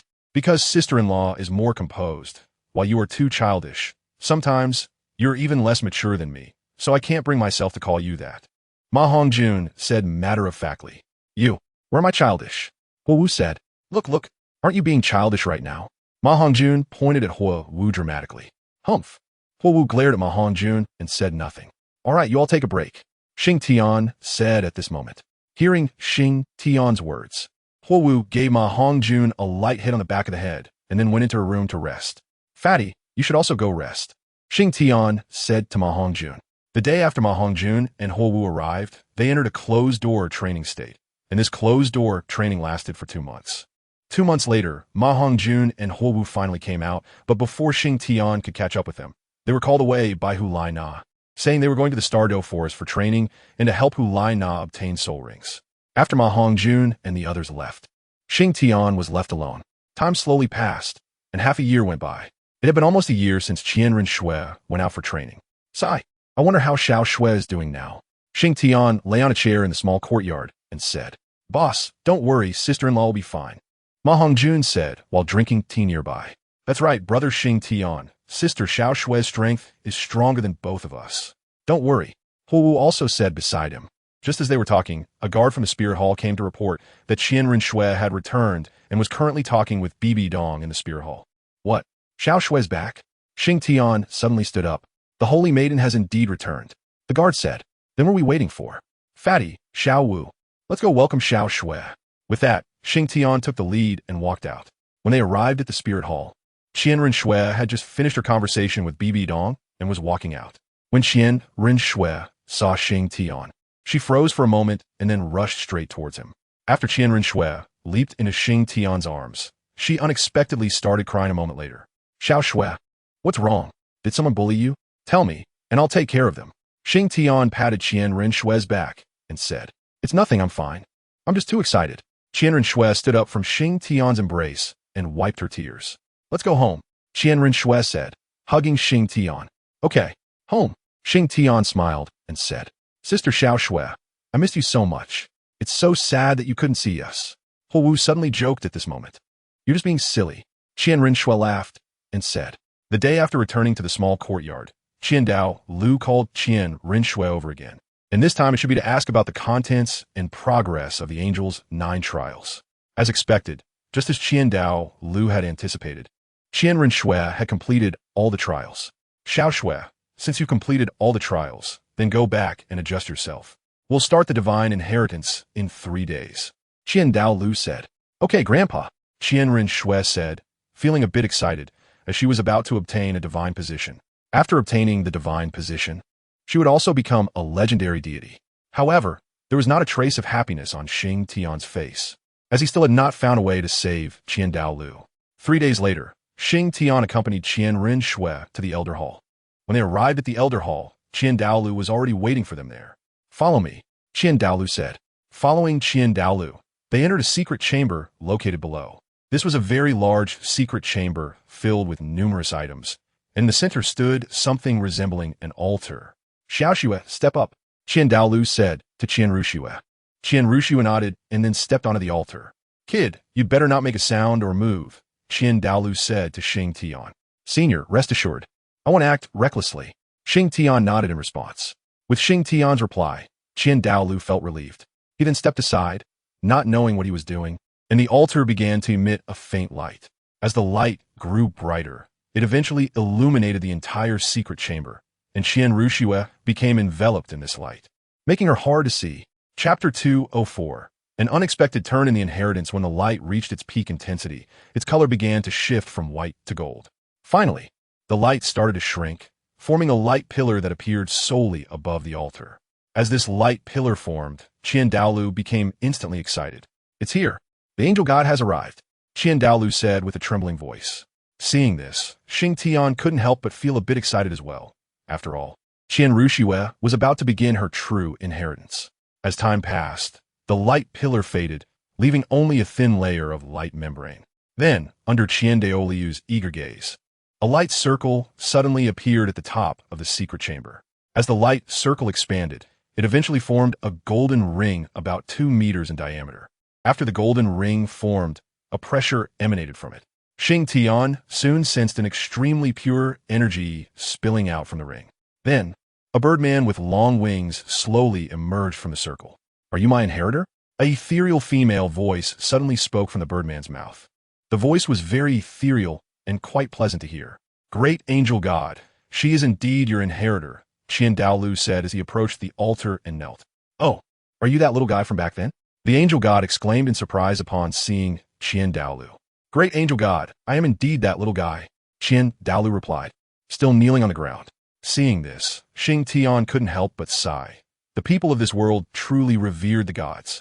They never considered that with effort, they could become godlike beings themselves. But Xingtian remained silent, watching, as he didn't want to interrupt Qian Rinxue's inheritance. Who is this little guy to you? He possesses such a strong, angelic bloodline aura. The angel god asked Dalu, replying to the great angel god. He is my granddaughter, Dalu replied. Good. Let's begin the inheritance. I hope she will be a bit better than you, the angel god said. Without waiting for Dalu to respond, she flew back into the light circle. Xingtian thought that once the angel god flew into the light circle, it would disappear, but to his surprise, the circle did not vanish. Instead, the light membrane disappeared first. After the membrane vanished, the light circle began to shrink, leaving only a tiny point behind. Then, a golden light pillar shot directly towards Qian Rinxue's Tianling acupoint. Xingtian instinctively wanted to rush forward to stop it, but he forcibly halted his steps. He knew that the angel god would not harm Qian Rinxue, and neither would Dalu. As time passed, golden light began to appear on Qian Rinxue, and this golden light was not from the light pillar above her head, though it could be called a light pillar. This golden light was genuinely emanating from her. Before long, the golden light around Qian Rinxue increased, eventually forming a sparkling golden cocoon-like shape. At this moment, Dalu stood up from the ground. Now we just wait for Xiaoshui to absorb this golden light, and the inheritance of the angel god will be complete. Dalu said. Is it that simple? Xingtian asked. It's that simple. What did you think it would be like? Dalu retorted. Xingtian was momentarily taken aback, as he didn't know how to respond, but he felt it shouldn't be like this. In his previous life, when reading novels, he had only skimmed through this part and didn't remember it clearly, but based on his vague memory, the inheritance of the angel god should not be like this. However, now it was happening right before his eyes, and he could not help but believe it. Senior, what do we need to do now? Xingtian asked. Wait, Dalu replied with just one word. How long do we have to wait? Xingtian inquired. The longer, the better, as it indicates that Xiaoshua's compatibility and fusion with the angel god is very high, Dalu explained. All right then, Xingtian said. Thus, Xingtian and Dalu stayed in the secret chamber with Rushua, having their meals delivered directly to the door of the chamber, which Xingtian would then bring inside. A week later, Rushua's cocoon showed some signs of movement, instantly making Dalu tense up. Senior, what's wrong? Seeing Dalu suddenly tense up, Xingtian quickly asked. Xiaoshua's inheritance might be interrupted, Dalu said. Interrupted? What do you mean? Are you saying Xiaoshua's inheritance is about to end? Xingtian asked. But as soon as he said this, he realized how foolish he was. Earlier, Dalu had mentioned that the longer it took, the better the compatibility, and 7 days clearly wasn't enough time for significant compatibility. Another reason was that Dalu was still standing right in front of him, which meant that Rushua's inheritance had not ended at all. Xiaoshua might be in danger. I need to help her, Dalu said. Help her? How? Xingtian asked. I suspect that Xiaoshua's situation is related to her strength. When I accepted the inheritance, I was at level 95, yet I still couldn't succeed. It might have been due to my bloodline issue. However, Xiaoshua's bloodline is the purest and most intense. The only thing left is her strength, Dalu said seriously. Senior, what do you plan to do? Xingtian asked. I will transfer my soul power to Xiaoshua, as she is currently in the inheritance phase, so there won't be issues with her strength being unstable, Dalu explained.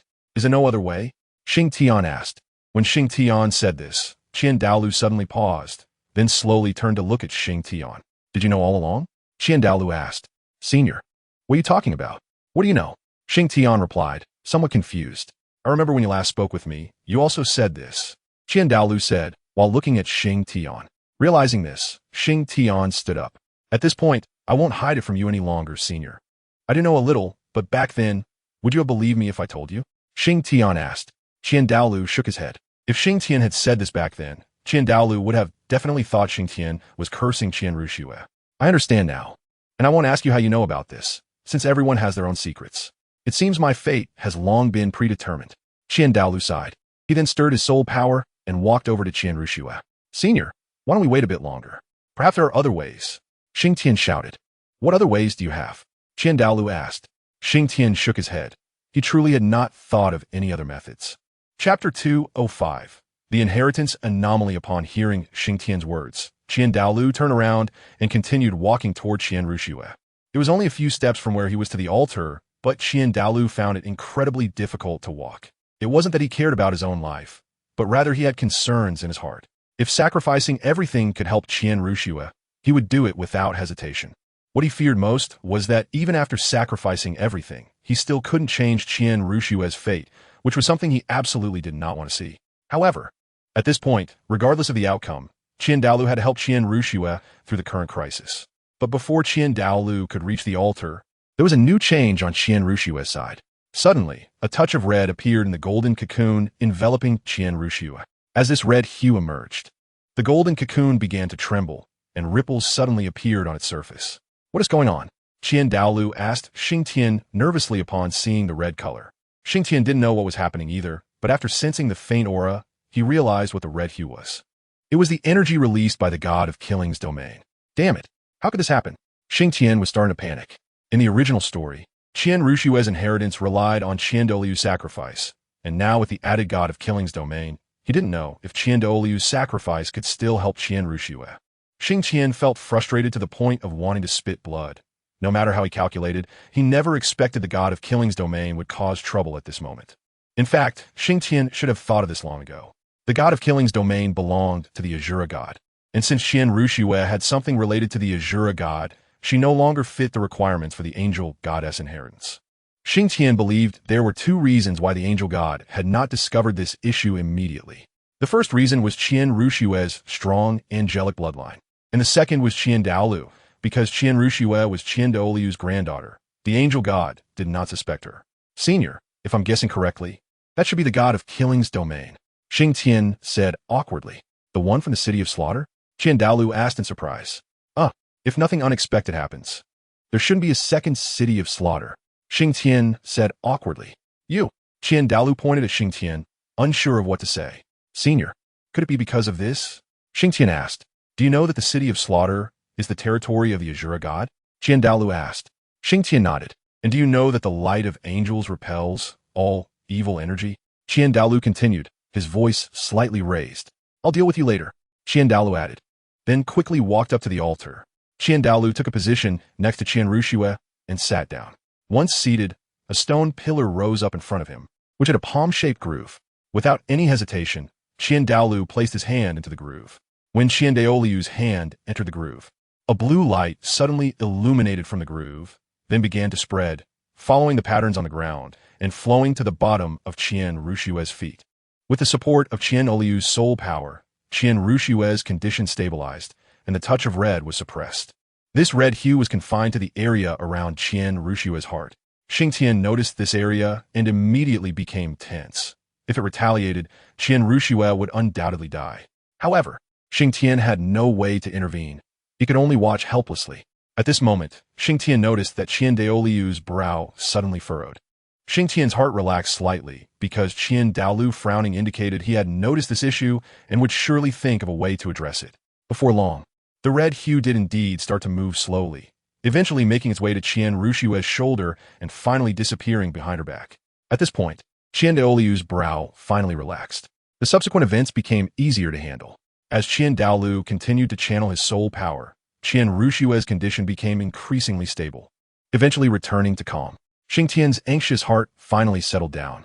However, watching the depletion of Qian Daolu's soul power, the wrinkles on his face and the white hair on his head visibly increased. Sigh, Qian Dalu has indeed walked the path of sacrifice, Xingtian thought to himself. But just as Qian Dalu was about to run out of energy, a flash of red light suddenly appeared from behind Qian Rushue. Seeing this red light, Xingtian's heart immediately jumped to his throat. After this red light appeared, it began to move slowly, directly gliding back and forth on the golden cocoon. As the red light moved, the golden cocoon surrounding Qian Rushue began to change. However, Xingtian couldn't tell whether this change was good or bad. Due to the red light, the golden cocoon gradually became tinged with red, and as time passed, the red was slowly replacing the gold, which made Xingtian extremely nervous. However, one thing was clear. As the red light increased and the golden light decreased, Qian Daolu's condition actually began to improve. What was going on? Xingtian was somewhat confused. Although Qian Daolu's condition had improved, Qian Rushue's situation was now rather grim. If he had to choose between the two, Xingtian would certainly choose Qian Rushue. At this moment, Qian Dalu also sensed something unusual. He opened his eyes.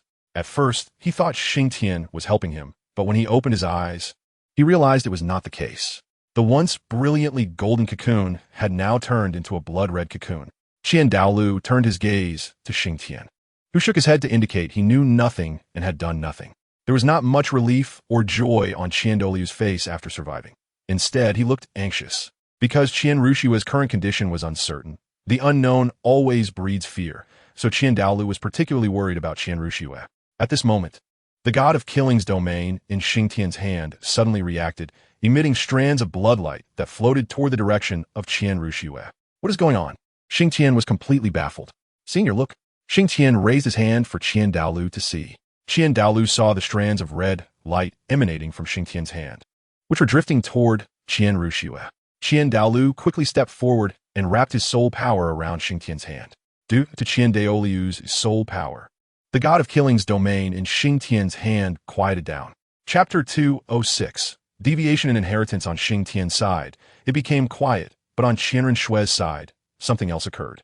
After the god of killing domain on Xingtian's side fell silent, Qian Runshue's situation became restless again. After severing the connection with Xingtian, the blood cocoon enveloping Qian Runshue began to tremble, and the previously vanished golden light started to reappear. Seeing the golden light reemerge, a smile finally appeared on Qian Dalu's face. Senior, something seems off. Xingtian suddenly said to San'sDual. What's wrong? San'sDual asked. Don't you think the golden light and the red light seem a bit strange? Xingtian replied. Of course it's strange. This angel inheritance has mixed in something from the Azura god. How can it not be strange? But fortunately, everything is developing in a good direction now, San'sDual said. But I feel like what you said doesn't seem right. Xingtian pointed toward Qianren Shui's direction. San'sDual followed Xingtian's hand and saw that the cocoon enveloping Qianren Shui had now turned into a battlefield of golden and red light. The golden light was initially completely suppressed by the red light, but as San'sDual severed Xingtian's god of killing domain, the golden light on Qianren Shui reappeared. However, this time the golden light was highly aggressive. From the moment it appeared, it began to clash with the red light, devouring and rampaging. The cocoon enveloping Qianren Shui was tossed about by the actions of the golden light. Crack! A crisp sound suddenly echoed in Xingtian and San'sDual's ears. San'sDual hurried over, and Xingtian followed. They saw a crack appear in the cocoon surrounding Qianren Shui, and it seemed to be expanding. Currently, the golden light was continuously devouring the red light to grow stronger, completely disregarding Qianren Shui's feelings, while the red light was doing its utmost to repair these cracks. San'sDual could hardly believe his eyes. Senior, this won't work. The red light will eventually be devoured by the golden light. Then Qianren Shui will be in real danger. Xingtian said anxiously, looking at San'sDual. San'sDual hesitated for a moment, then grabbed Xingtian's hand and dispersed the soul power covering Xingtian's hand. In an instant, the god of killing domain on Xingtian's hand began to vibrate, and large amounts of red mist started to emerge from the god of killing domain, which was then absorbed by Qianren Shui. With Xingtian's god of killing domain as backup energy, the red light on Qianren Shui began to retaliate. Actually, Xingtian had always been puzzled about what Qianren Shui was doing. She was receiving the inheritance of the angel god. How could she be completely suppressed by external energy during this process? This was clearly unreasonable. Senior, there is something I don't know if I should say. Xingtian stood by the altar and said to San'sDual. Say it. San'sDual replied. Don't you find it strange? Xingtian asked. Strange? What is strange? San'sDual inquired. What is Qianren Shui doing now? She is receiving the inheritance of the angel god. The beam of light above her head is continuously supplying her with energy, yet the god of killing domain on her body can actually suppress the inherited energy. I find this unreasonable, especially since the god of killing domain doesn't have backup energy to sustain itself. Xingtian explained. After Xingtian finished speaking, San'sDual also reacted. Right? This is unreasonable. San'sDual thought to himself. But what to be done now? The situation had developed to this point, and no one knew what the final outcome would be. Senior, I have an idea, Xingtian said. Stop beating around the bush. San'sDual was feeling a bit annoyed. Fatty and Huowu also have the god of killing domain. What I mean is, shouldn't we call them over too? Xingtian suggested. Call them over for what? San'sDual asked, puzzled. Since the situation has developed to this point, why not let the energy of the angel inheritance and the energy of the Azura god merge and see what the final result is? Xingtian proposed. Are you crazy? San'sDual shouted. Senior, at this point, do you have a better plan? Xingtian raised his hand, pointing at the god of killing domain that was expelling red mist. San'sDual looked at Xingtian's hand, then at Qianren Shui on the altar. Finally, he sighed helplessly and walked out of the secret room to call for help. Before long, Huowu and Ma Hongjun also arrived at the secret room. Boss, what do you need us for? Ma Hongjun asked Xingtian upon seeing him. But before Xingtian could speak, Ma Hongjun exclaimed, Oh, what is going on? Huh? Ma Hongjun raised his right hand, and he saw that the god of killing domain on his right hand was also expelling red mist, just like Xingtian's. Of course, Huowu was no exception. This is why I called you here. Xingtian raised his hand to show them. Brother Xingtian, what is going on? Huowu looked confused. I don't know. It seems that something went wrong with Qianren Shui's inheritance, so there is no other way for me to do this. Xingtian sighed. Will this harm big sister-in-law? Ma Hongjun asked. I don't know, but I do know that if we don't do this, it will definitely be harmful. Xingtian replied. Thus, the three of them stood by the altar, allowing the red mist to pour out. With the support of Ma Hongjun and Huowu, the red light on Qianren Shui quickly suppressed the golden light again. San'sDual watched from the side, and when he saw the red light suppress the golden light, he looked up at the beam of light above in the secret room, not knowing what he was thinking. The golden light was soon completely devoured by the red light. After devouring the golden light, The red light began to comprehensively repair the cocoon. Boss, it seems that the power of my god of killing domain has weakened. Ma Hongjun suddenly said. That's normal, as long as it helps Qianren Shui. It's just a god of killing domain. If it's gone, then it's gone. Anyway, we don't use it often. Xingtian replied. Ma Hongjun and Huo Wu nodded in agreement. They indeed rarely used the god of killing domain. As the red light enveloped Qianren Shui, the beam of light above her head seemed to feel provoked and began to expand. But it was already too late. All the energy projected down from the beam had been devoured and digested by the red light, ultimately becoming a part of the red light. Blasphemer. D. Suddenly, an extremely angry female voice echoed from the void. Upon hearing this voice, Qiandao Lu's body trembled involuntarily, for he recognized that it was indeed the voice of the angel god. Blasphemer? Not necessarily. If I'm not mistaken, you never intended to fully pass on the divine position to Qianren Shui. Xingtian suddenly said. The voice came again, and a light circle began to form in the space above the secret room where the beam of light was located. Chapter 207. New Divine Position. Fallen Angel. As the light circle took shape, the bird-like figure reappeared in the secret room. Mortal, you are provoking the majesty of the gods. The angel god glared at Xingtian. Majesty? What majesty? What kind of majesty do you have? Xingtian retorted. If I'm not mistaken, you never thought of fully passing on the divine position, did you? Xingtian said. The Xingtian conjecture suggests that the angel god does not really intend to pass on the divine position, or even if it were to be passed on, the angel god has its own plans. In any case, Xingtian always feels that there is something wrong with the angel god's inheritance, not just the energy issue. As for what other problems there are, Xingtian can't think of them for now. The angel god snorted coldly and did not refute Xingtian. Dalu, who was beside them, felt a chill in his heart upon seeing the angel god's attitude. In fact, Xingtian's speculation was just that, a speculation, because, based on Qianren Shui's strength and talent, she should be able to complete the inheritance without issue, and Qianren Shui is the person most suited for the angel's inheritance. Just this point makes it impossible for her not to succeed. Xingtian speculated that in the previous life, Qianren Shui's ability to complete the inheritance was closely related to Qiandao Liu's sacrifice. Xingtian believed that the angel god in the previous life might have had some ulterior motives, which unexpectedly were disrupted by Qiandao Lu, and how it was disrupted was, of course, through sacrifice. Fatty, Xiao Wu, are you afraid? Xingtian said to Ma Hongjun and Huo Wu after thinking about this. Boss, I'm not afraid. We've seen gods before. Ma Hongjun replied. This time is different from last time. Xingtian said with a smile. So what? Ma Hongjun laughed. All right, today, let us brothers slay a god and see if these so-called gods are truly invincible. Xingtian also laughed heartily. Offend me, you will only die. Suddenly, a sword appeared in the hand of the birdman, who said coldly. Xingtian instantly vanished from his spot and then reappeared. Mortal, is that all you can do? The angel god looked at the arm that Xingtian had touched earlier and sneered. Is that so? A strange smile appeared on Xingtian's face.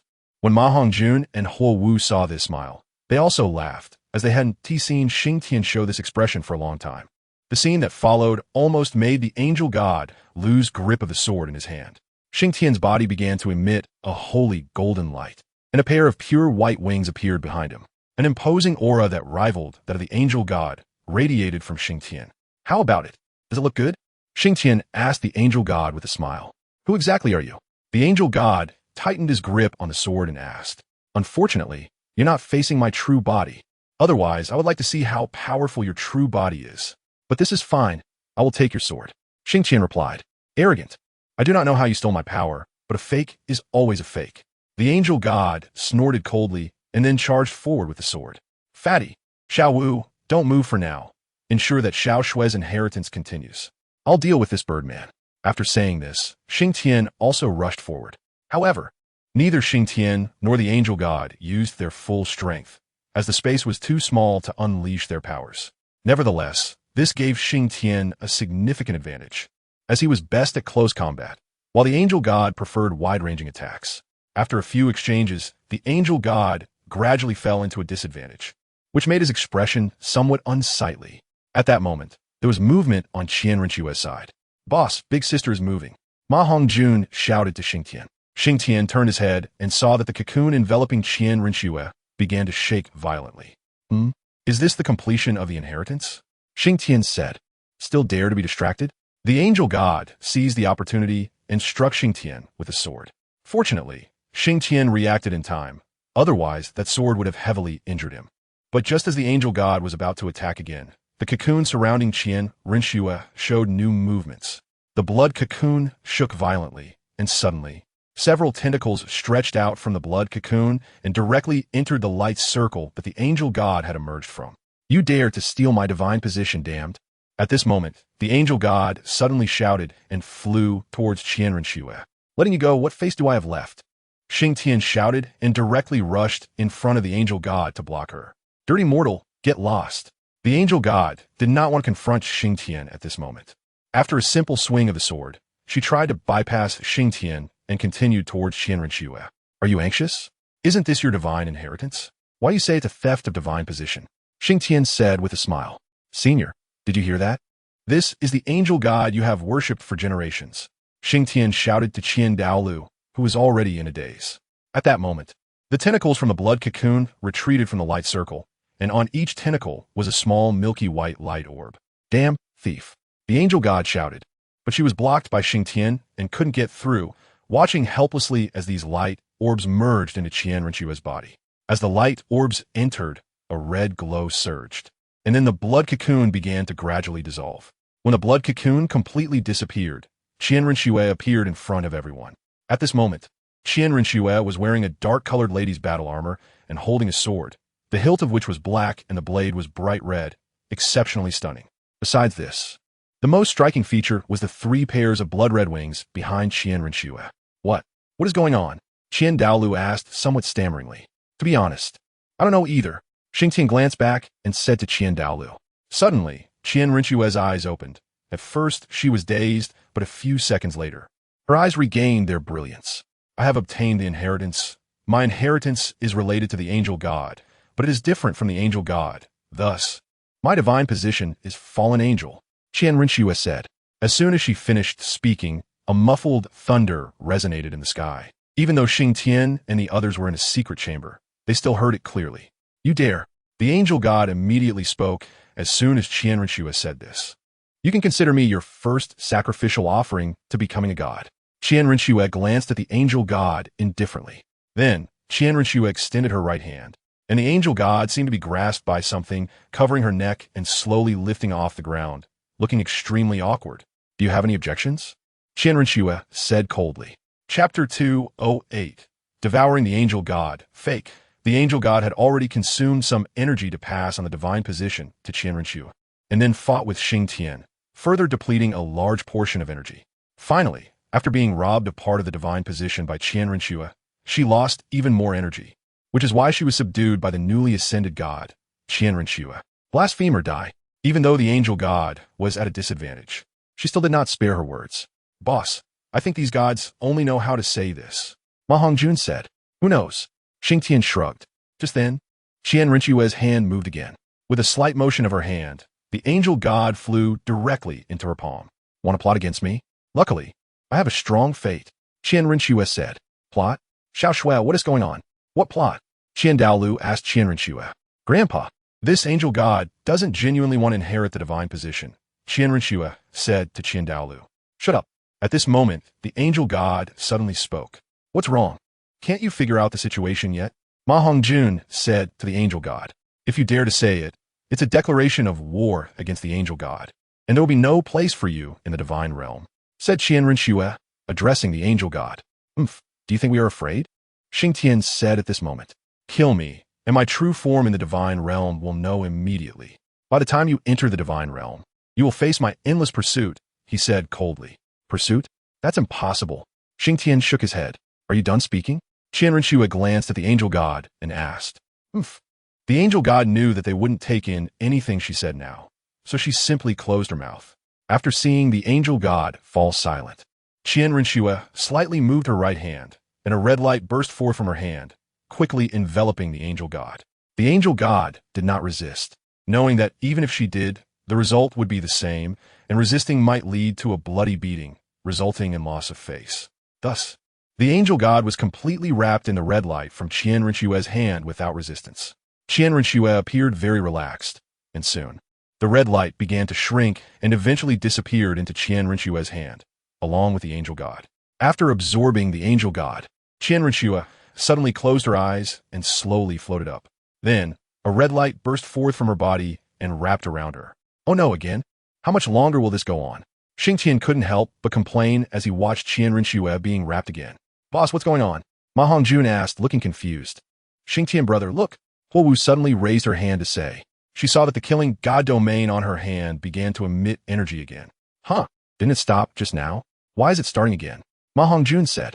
I don't know, but I don't think this is a bad thing, Xingtian said, stroking his chin. Okay, then let be. Ma Hongjun looked at his killing god domain and said, Xingtian brother, I feel like my killing god domain is about to disappear. After about a stick of incense, Huowu suddenly shouted loudly. This shout startled Xingtian and the others.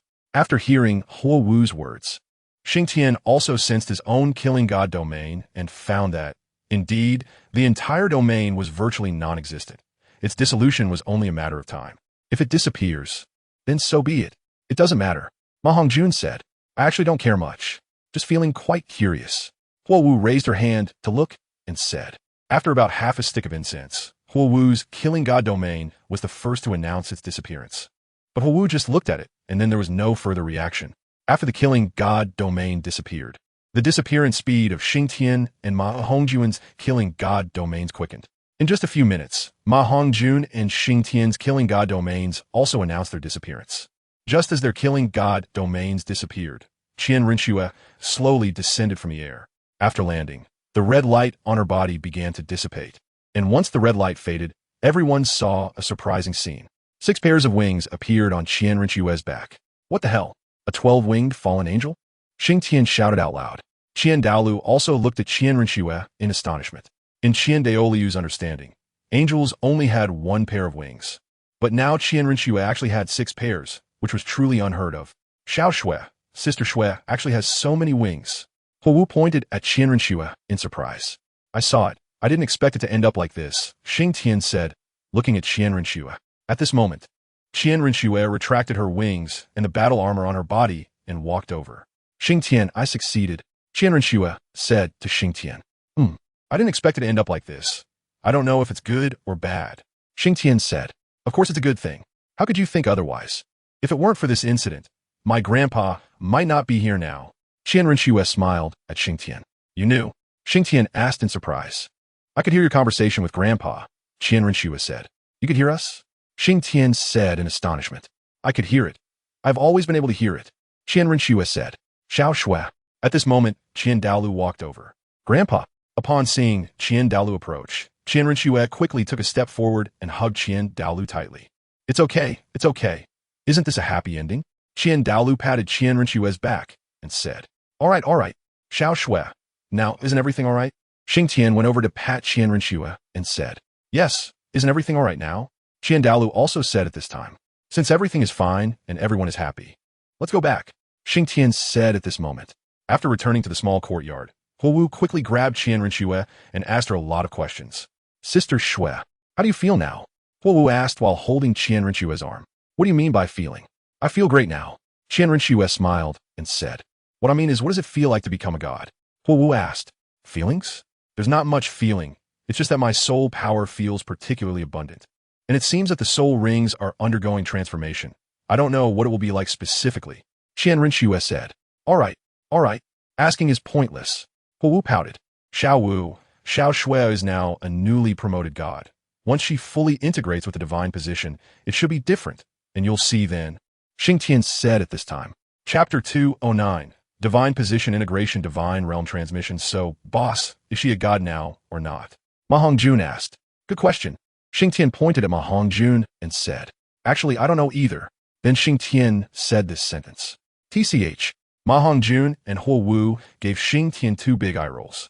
Actually, I shouldn't really count as a true god yet, Qian Rinxue said at this moment. Huh? Even after all this, you still don't count as a god? Huowu asked in surprise.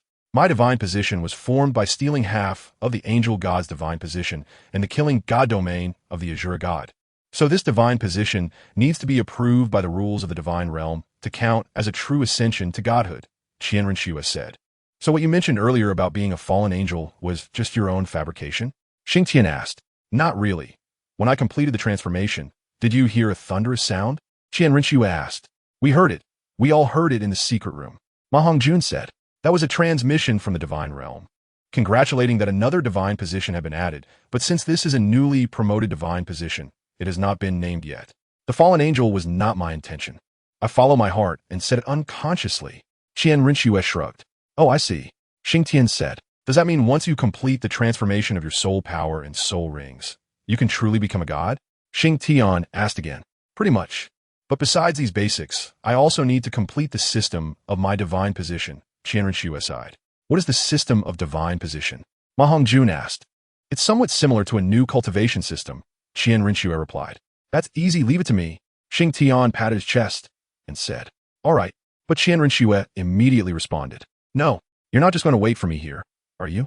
Xingtian pointed at Qian Rinxue. Of course. I won't do anything.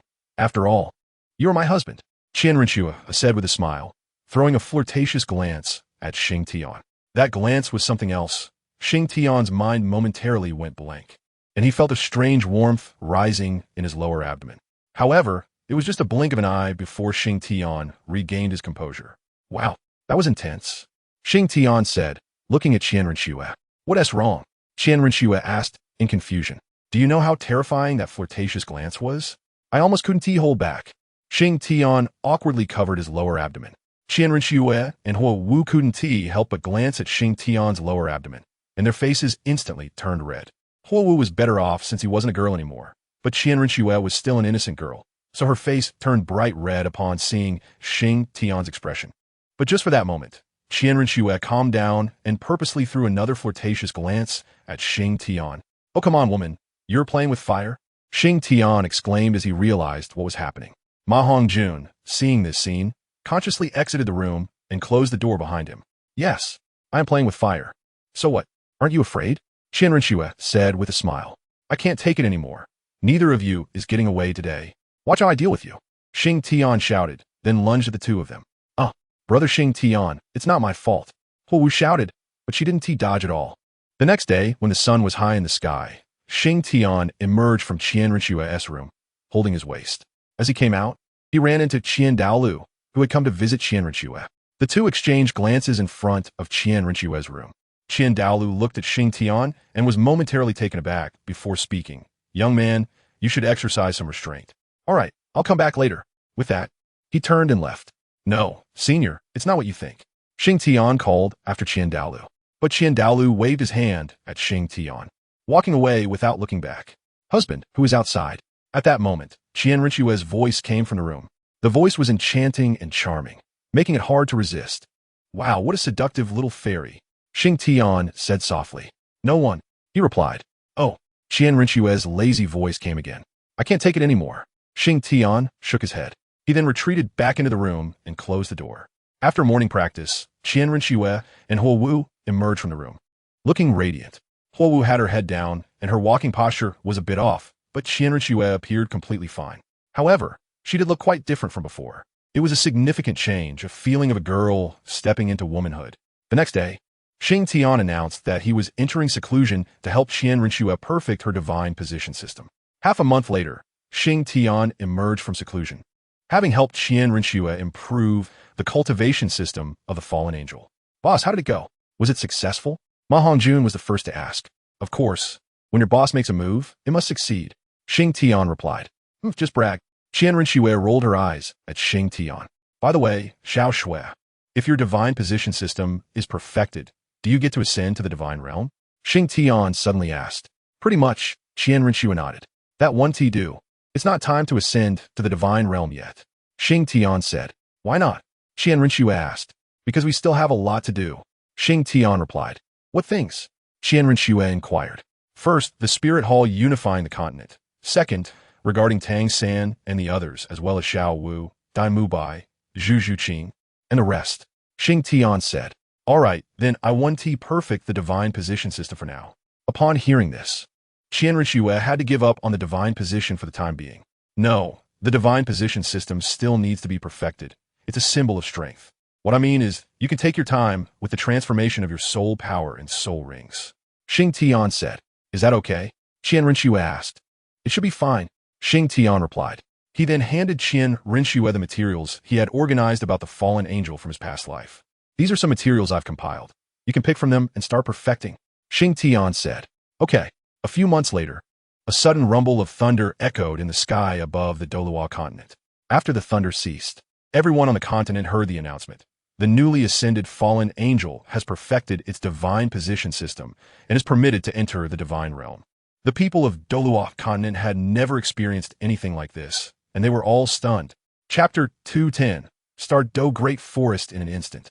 Everyone on Douluo Continent was bewildered. Even the soul beasts were confused. In the star Do Great Forest, home to the sky blue bull python, it remained as tranquil as ever, with the shimmering lake surface complementing the distant scenery. A girl around 18 years old was sitting barefoot on a rock by the lake, playing with the water. The lake, the scenery, and the girl created a breathtaking picture. Of course, if it weren't for a gorilla squatting and doing its business, the atmosphere would have been even better. The newly ascended fallen angel has perfected its divine position system and is permitted to enter the divine realm. Suddenly, this voice reached the girl's ears. The newly ascended fallen angel? Is it them? I remember that Qian Rinxue from the Spirit Hall has an angel martial soul. The girl unconsciously splashed her feet in the lake. Who is speaking? The gorilla, which was in the midst of doing its business, was startled by the voice and abruptly stopped. Erming, can't you solve that a little further away? The girl frowned slightly at the gorilla. Sister Xiao Wu, this is not just any simple business. It's my mark, my territory, Erming said, rubbing his backside against a nearby tree. Don't come over here. Xiao Wu immediately stopped Erming as he tried to approach. Then I'll go wash up. Erming scratched his head. With that, he jumped straight into the lake in front of Xiao Wu, causing her to quickly retract her feet and leap back. Erming, you're in trouble. Xiao Wu leapt back to a tree and said to Erming. As soon as she finished speaking, Erming seemed to be entangled by something and sank straight into the lake. He went back and forth several times, drinking quite a bit of water. Do you want to die? Deming said, throwing Erming out of the lake with a fierce look. Deming, you're being too rough. Erming coughed a few times. Dami goofed arrogantly. Xiao Wu was beside them, covering her mouth and laughing. All right, stop messing around, Xiao Wu suddenly said. Her words were effective. As soon as she finished speaking, Deming and Erming instantly quieted down. Deming, Erming, do you think our spirit beasts still have a future? Xiao Wu suddenly sat on the tree and said to Deming and Erming, her tone very melancholic. Sister Xiao Wu, why would you say that? Deming asked. You heard that voice just now, right? Xiao Wu said. Yeah, it mentioned something about fallen angels. Deming replied. There's a new divine position among humans, and I can't see our future anymore. Xiao Wu looked up at the sky and said, Sister Xiao Wu, did you forget about that place? Deming suddenly said. You mean? That's right, that place. Deming nodded. But that's just a legend. It can't be taken seriously. Xiao Wu shook her head. But that place is still a forbidden area, Erming said. He might know the truth about this matter. Xiao Wu suddenly said. Who? Erming leaned over and asked. The leader of the little bears. Xiao Wu said. Taizhu, Erming shouted. What Taizhu? His name is Xingtian. And you'd better forget that title. Strong ones have dignity. Doming glared fiercely at Erming. Erming glanced at Deming nonchalantly and said nothing. Leader? Are you talking about the leader? Has he come? Suddenly, a rough voice came from the woods. No, Xiao Wu replied. Just then, a very burly young man walked out of the woods. The young man was bare-chested, wearing a skirt made of unknown beast skin around his waist. All right, I thought my leader had come. I haven't seen my leader in a long time. The young man said, Little bear, you transformed into a human for all this trouble just to find your leader, right? Erming said, looking at Little Bear's frail figure. Yeah, because of my strength issues. I searched high and low for a spirit medicine that could help me transform, and finally, I found it, Little Bear said. All right, but have you thought that your leader might have forgotten about you? Deming said at this moment. Impossible. My leader could never forget me. Little Bear suddenly shouted at Deming, his voice filled with anger. Okay, Little Bear, don't worry. Your leader will definitely not forget you, Xiao Wu said to Little Bear. Oomph. Little Bear coldly snorted at Deming and then turned to leave. Sister Xiao Wu. He recklessly consuming the transformation herb could affect his future strength. After Little Bear left, Deming said to Xiao Wu, That's just a legend. Xiao Wu shook her head. But if there were no precedents, this legend wouldn't have been passed down. Deming said, Look at our spirit beasts. How many of them would go eat that transformation herb? But this is his own choice. Can you stop him? Xiao Wu said to Deming. Deming shook his head. Little Bear's obsession with Xingtian was very deep. When Xingtian left, he said that he would come to pick him up when he became a 10,000-year spirit beast. But so many years have passed, and Little Bear still hasn't broken through to 10,000 years, which inevitably made him a bit anxious. Leader, have you really forgotten me? You promised to come and pick me up. Little Bear looked at the sky and said. At this time, in the Spirit Hall, Qianren had already gained the recognition of the Divine Realm, but because she had not yet completed the transformation of her soul power and soul rings, she had not yet ascended to the Divine Realm. Xiao Shui, there is something I want to discuss with you. One day, Xingtian found Qianren. What is it? Qianren asked. I want to go to the StunsTang forest. Xingtian said. StunsTang forest? To look for Xiao Wu? Qianren said. Things on our side have basically settled down. I want to go to the StunsTang forest to take a look. It's been many years, and I don't know how Little Bear is doing, Xingtian said. Little Bear? I remember now. That's the cub of the dark gold fearsome claw bear, right? Qianren said. Yes. Xingtian nodded. No problem. So when are we setting off? Qianren asked. In a couple of days, just in time, if possible. We can also check out that place while we're at the StunsTang forest. Xingtian said. That place? Which place? Qianren asked. You'll know when the time comes. Xingtian said with a smile. Chapter 211. Target StunsTang forest. All right. You always make it so mysterious. Qianren rolled her eyes at Xingtian. In fact, Xingtian could have made this decision without consulting Qianren, but he still discussed it with her, which made Qianren very happy. The reason she agreed was because of this. Even if she disagreed, it wouldn't change anything because Qianren knew that Little Bear held a very important position in Xingtian's heart. Just based on the fact that Xingtian could go berserk for Little Bear's parents back then, Qianren had no reason to disagree. Are we going out to train again? Yay. At this moment, Huo Wu suddenly appeared. You're everywhere. Xingtian tapped Huo Wu on the head. You'll get stupid. Huo Wu glared at Xingtian. Leader, are we preparing to set off again? At this time, Ma Hongjun also came over to ask. Yeah, we're going to the StunsTang forest to take a look. Xingtian said. That's good. Staying here has made my bones stiff. Ma Hongjun said with a smile. You're now a titled Douluo. Do you think those spirit beasts in the StunsTang forest can defeat you? Xingtian said with a smile. How could that be? Leader, you really underestimate the StunsTang forest. Ma Hongjun laughed. All right, go back and pack up. We'll set off in a couple of days. Xingtian said to Ma Hongjun with a smile. Okay, no problem. Ma Hongjun said. In the Luo Empire Palace. A newly advanced divine position? Find an angels? Is it that person from the Spirit Hall? It seems that Xingtian and the others are getting stronger. Dai Mubai said to himself after hearing that voice. Your Majesty, what are you thinking about? At this moment, Lu Qian came over holding a bowl of soup. I was thinking about that newly advanced divine position. Dai Mubai said. Newly advanced divine position? Your Majesty, do you know this person? Lu Qian asked. Yes. Dai Mubai nodded. If I'm not mistaken, this newly advanced divine position should be that person from the Spirit Hall. Dai Mubai said. Spirit Hall? Lu Qian was a bit surprised. Yes. But we can't completely say it's the Spirit Hall, because that person is now Xingtian's woman, and Xingtian hasn't truly joined the Spirit Hall. Dai Mubai said. Your Majesty, now that the Spirit Hall has the presence of a god, what should we do in the future? Lu Qian asked. Don't worry. The god wouldn't dare to unleash their power on the continent, as the continent can't withstand it. Dai Mubai said. Now I'm relieved. Lu Qian said. Make arrangements. We'll set out in a few days to the StunsTang forest. Dai Mubai suddenly said. StunsTang forest? What are we going there for? Lu Qian asked, somewhat confused. To meet an old friend and discuss this newly ascended god position. Dai Mubai said. I'll arrange it right away.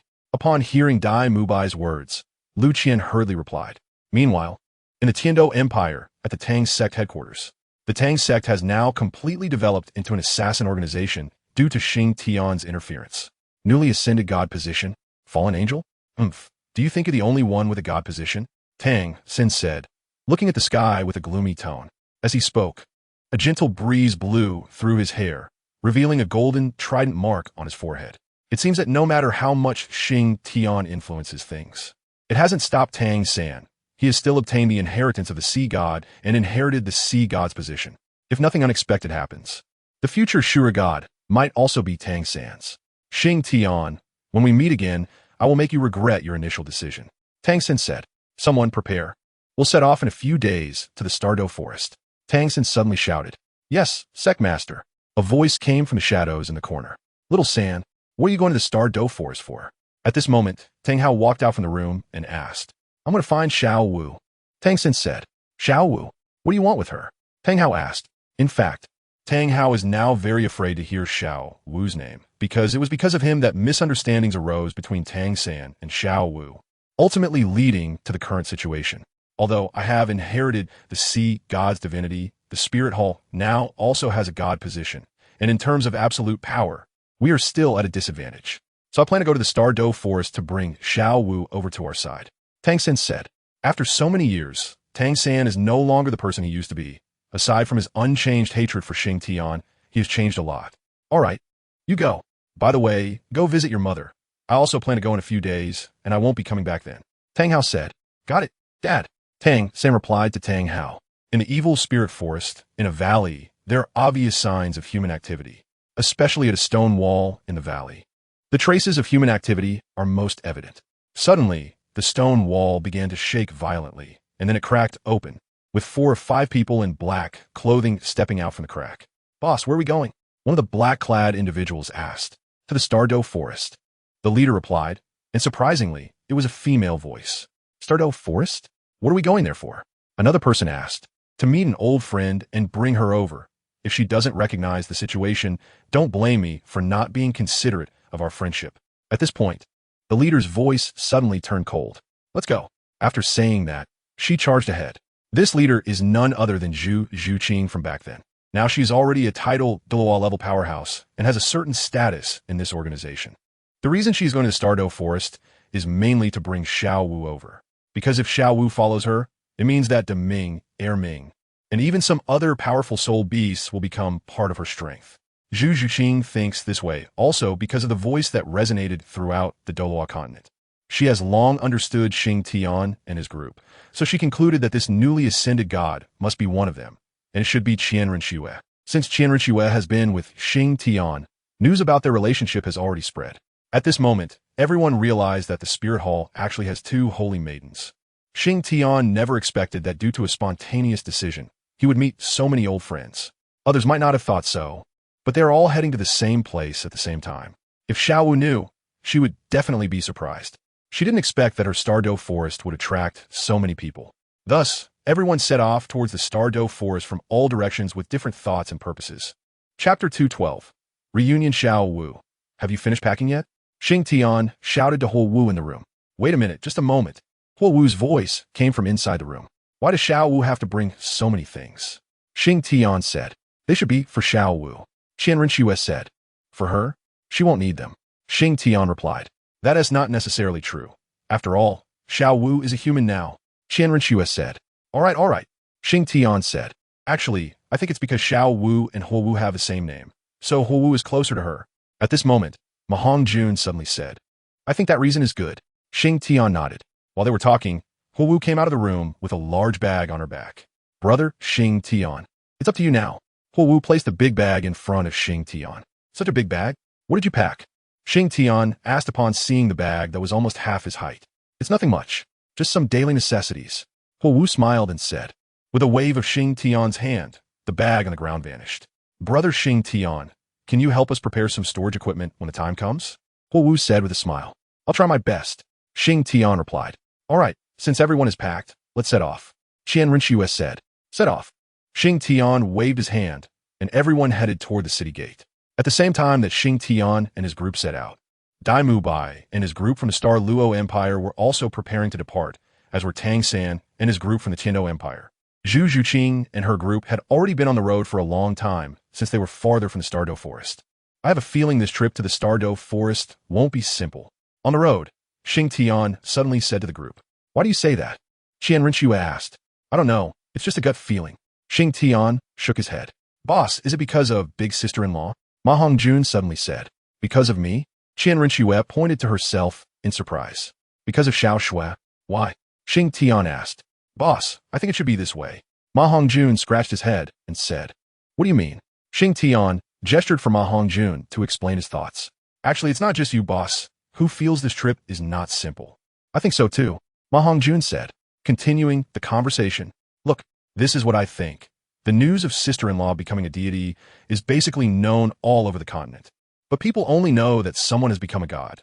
They don't know who it is, right? Ma Hongjun asked. Xingtian and the others nodded in agreement. But boss, have you thought that actually there are still some people who know? Ma Hongjun continued. At this point, Xingtian suddenly slapped his own head. Right? How'd I not think of that? Xingtian said. Exactly. Other people might not know, but there are a few forces that I think should know that the person who became a god is sister-in-law. Ma Hongjun said. Fatty, who are those forces you're talking about? Huo Wu asked curiously. The ones Fatty is talking about should be Tang San, Dai Mu Bai, and Zhu Zhuqing. Xingtian said at that moment. Yes, it's them. There is no need to say much about Tang San and Zhu Zhuqing. They would love to tear the boss apart, but Dai Mu Bai's attitude is a bit unpredictable. Ma Hongjun said. Why? Didn't brother Xingtian kill Dai Mu Bai's father? Huo Wu asked curiously. That is a different matter. The boss had given them chance. And Dai Mu Bai knows that. Ma Hongjun said. All right. I really don't understand you guys. Huo Wu shook her head. Who would have thought that a simple outing would lead to so many events? This is interesting. Xingtian said, stroking his chin. This is all your imagination. Okay. Qianren Xue shot a glance at Xingtian and Ma Hongjun. I believe my fatty-esque guess should be true, at least with a 70% certainty. Xingtian said. I think so too. Ma Hongjun quickly nodded. All right. Let us hurry up and get going. Whether it's true or not. We'll know when we get there, right? Qianren Xue urged. Let us go. Be careful on the way. Xingtian said. Don't worry, boss. I want to be careless. Ma Hongjun said. Good. Just like that. 10 days later, Xingtian and the others entered the StarDo Great Forest. Even though they had been away from the StarDo Great Forest for many years, as soon as they entered, he still felt a long-lost familiarity. This feeling is very reassuring. Xingtian spread his arms and took a deep breath. Let us go. Qianren Xue nudged Xingtian. All right. I can't wait to see Little Bear. I wonder how he is doing now. Xingtian said with a smile. Let us go. We'll first head to Deming. Usually, Erming would be playing over there. Xingtian continued. Sure enough, they had approached that lake of Deming when they heard a deafening sound of laughter and splashing water. Then, an angry voice reached Xingtian and the others' ears. Erming, if you wash your butt here again, I'll kill you. Upon hearing this, Xingtian immediately recognized it was Deming's voice. Ha, come on. Last time was an accident. If you have the ability, come on. Erming's voice came back. Haha, Erming is still so out of tune. Let us go over. Xingtian said with a smile. Not long after they set off, Xingtian suddenly got inspired and shouted. Deming, Erming, I'm back. This shout from Xingtian was so abrupt that it startled Qianren Xue and the others beside him. Oh no, you scared me. Qianren Xue slapped Xingtian. Ha. I couldn't help it. Xingtian quickly replied. Just as Xingtian was saying this, a rumbling sound suddenly came from the woods ahead. Within a few minutes, Erming came rushing over. Besides Erming, Xiao Wu also arrived. She was sitting on Erming's shoulder as they came together. It's the interdimensional version of Beauty and the Beast. Xingtian thought to himself. Xingtian, why are you here? After arriving, Xiao Wu jumped down from Erming's shoulder and asked, What? Don't you welcome me? Xingtian said to Xiao Wu with a smile. How could that be? Welcome. Erming quickly replied at this moment. You just talk too much. If you don't speak, no one will take you for mute. Xiao Wu turned back and glared at Erming, scaring him to quickly cover his mouth. I'm here to see Little Bear. At this moment, Xingtian said to Xiao Wu. Chapter 213. Gathering at StarDo Little Bear? Xiao Wu and Erming exchanged glances, and their expressions seemed a bit off. What's wrong? Did something happen to Little Bear? Seeing Xiao Wu and Erming's expressions, Xingtian suddenly became anxious. Little Bear is fine. Nothing happened. Xiao Wu said to Xingtian. That's good. The worry in Xingtian's heart finally relaxed. But sister Xiao Wu, Little Bear. Shut up. Xiao Wu glared at Erming and said. What? Xiao Wu, didn't you just say Little Bear is fine? Seeing Erming say this, Xingtian began to doubt Xiao Wu's words. Little Bear is really fine, Xiao Wu said to Xingtian. Xingtian looked at Erming and noticed he wanted to say something, but then he looked at Xiao Wu and ultimately chose to remain silent. Xiao Wu, tell me the truth. Is Little Bear really okay? At this moment, Xingtian's expression became somewhat grim. Think carefully before you speak. You know me. I don't like being lied to. Just as Xiao Wu was about to speak, Xingtian said this. Xiao Wu swallowed what she was about to say and then turned her head to glare at Erming fiercely. Erming quickly covered his mouth and took a few steps back. All right, actually, Little Bear has indeed encountered some issues. I originally promised Little Bear not to tell you, but it's all Erming's fault, Xiao Wu said, turning back to glare at Erming again. What exactly happened to Little Bear? How's he doing now? Xingtian hurriedly asked. Actually, what happened to Little Bear I don't think is a big deal for you, Xiao Wu said. Let us hear it. At this moment, Xingtian's mood gradually calmed down. Little Bear ate a transforming grass. At this moment, Erming suddenly interjected. Transforming grass? What's going on? Is there something wrong with this transforming grass? Xingtian asked. I'm not too sure. Anyway, in our spirit beast world, this transforming grass is not a good thing. Xiao Wu said. Tell me more. Xingtian said. This transforming grass actually grows in many places in the Stan'sDual Great Forest. But no spirit beast ever eats it, because it is said that spirit beasts who have eaten the transforming grass will not make any progress in their cultivation in the future. Xiao Wu said. Is that it? Who said that? Xingtian asked. I don't know. It's all hearsay. The legend about transforming grass has been passed down for over 100,000 years. Anyway, I heard about it when I was a child. Xiao Wu said. All right, as long as Little Bear is fine, that's good. Now Xingtian's heart was completely at ease. Xingtian, aren't you worried about Little Bear? Erming suddenly said at this moment. Worried? What is there to worry about? Just like Xiao Wu said, this matter is nothing to me. Even if Little Bear is an ordinary person now, as long as he is by my side, he won't be in any danger. Xingtian said. Let us go. Let us go. Xiao Wu, I brought you a lot of things. At this moment, Huo Wu suddenly walked over and wrapped her arm around Xiao Wu's. Let's go, Xiao Wu said with a smile. Arriving by the lake where Deming lived, Xiao Wu led Xingtian and the others to a particularly thick tree and stopped. Kumin, Xiao Wu said to Xingtian and the others, then placed her hand on the tree trunk. A burst of green light appeared, and a door emerged on the trunk. Hey, this is so sci-fi, Xingtian exclaimed. Once inside the trunk, everyone discovered that it was surprisingly spacious. Make yourselves comfortable. Xiao Wu invited everyone. Brother Xingtian, quick, take out my package, Huo Wu said to Xingtian.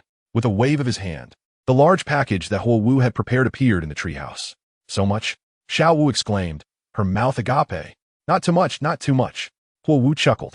The group spent the night in the treehouse, and the next day, Xiao Wu sent Deming out to bring back Xiao Xiong.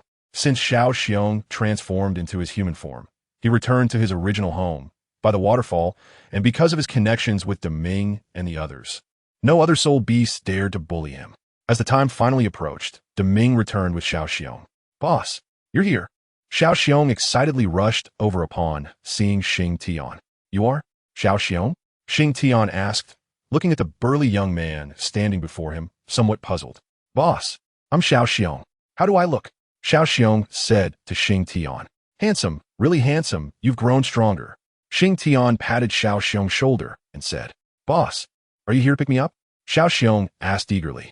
Of course. I believe your strength should be impressive now. Xingtian replied with a smile. Well, of course.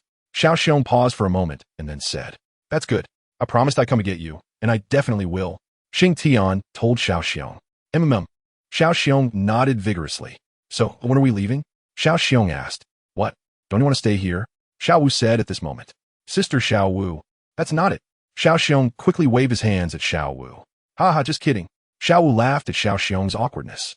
Let's wait a few days before we go and have some fun first. Xingtian said to Xiao Xiong. Okay, Xiao Xiong replied. Thus, for the next few days, Xiao Xiong followed Xingtian closely, fearing that he might accidentally let Xingtian slip away. 3 days later, while Xingtian was fishing by the lake, a smile suddenly appeared on his face. Is it here? Just as I expected, Xingtian said with a smile. Boss, there aren't any fish in this lake. What are you fishing for? At that moment, Ma Hongjun walked over and asked. You don't understand, this is a realm. I'm not fishing for fish. Xingtian replied. Someone's coming. Xiao Wu came over to Xingtian and said. I know, it should be an acquaintance. Xingtian said with a smile. Acquaintance? Xiao Wu asked. That's right, an acquaintance. Xingtian said with a smile. I'll go take a look. Xiao Wu said, then turned and left. After a while, Xiao Wu returned, followed by a man and a woman. The man and woman were Dai Mubai and Lu Qian, whom Xingtian had met in Hanhai City. You're here?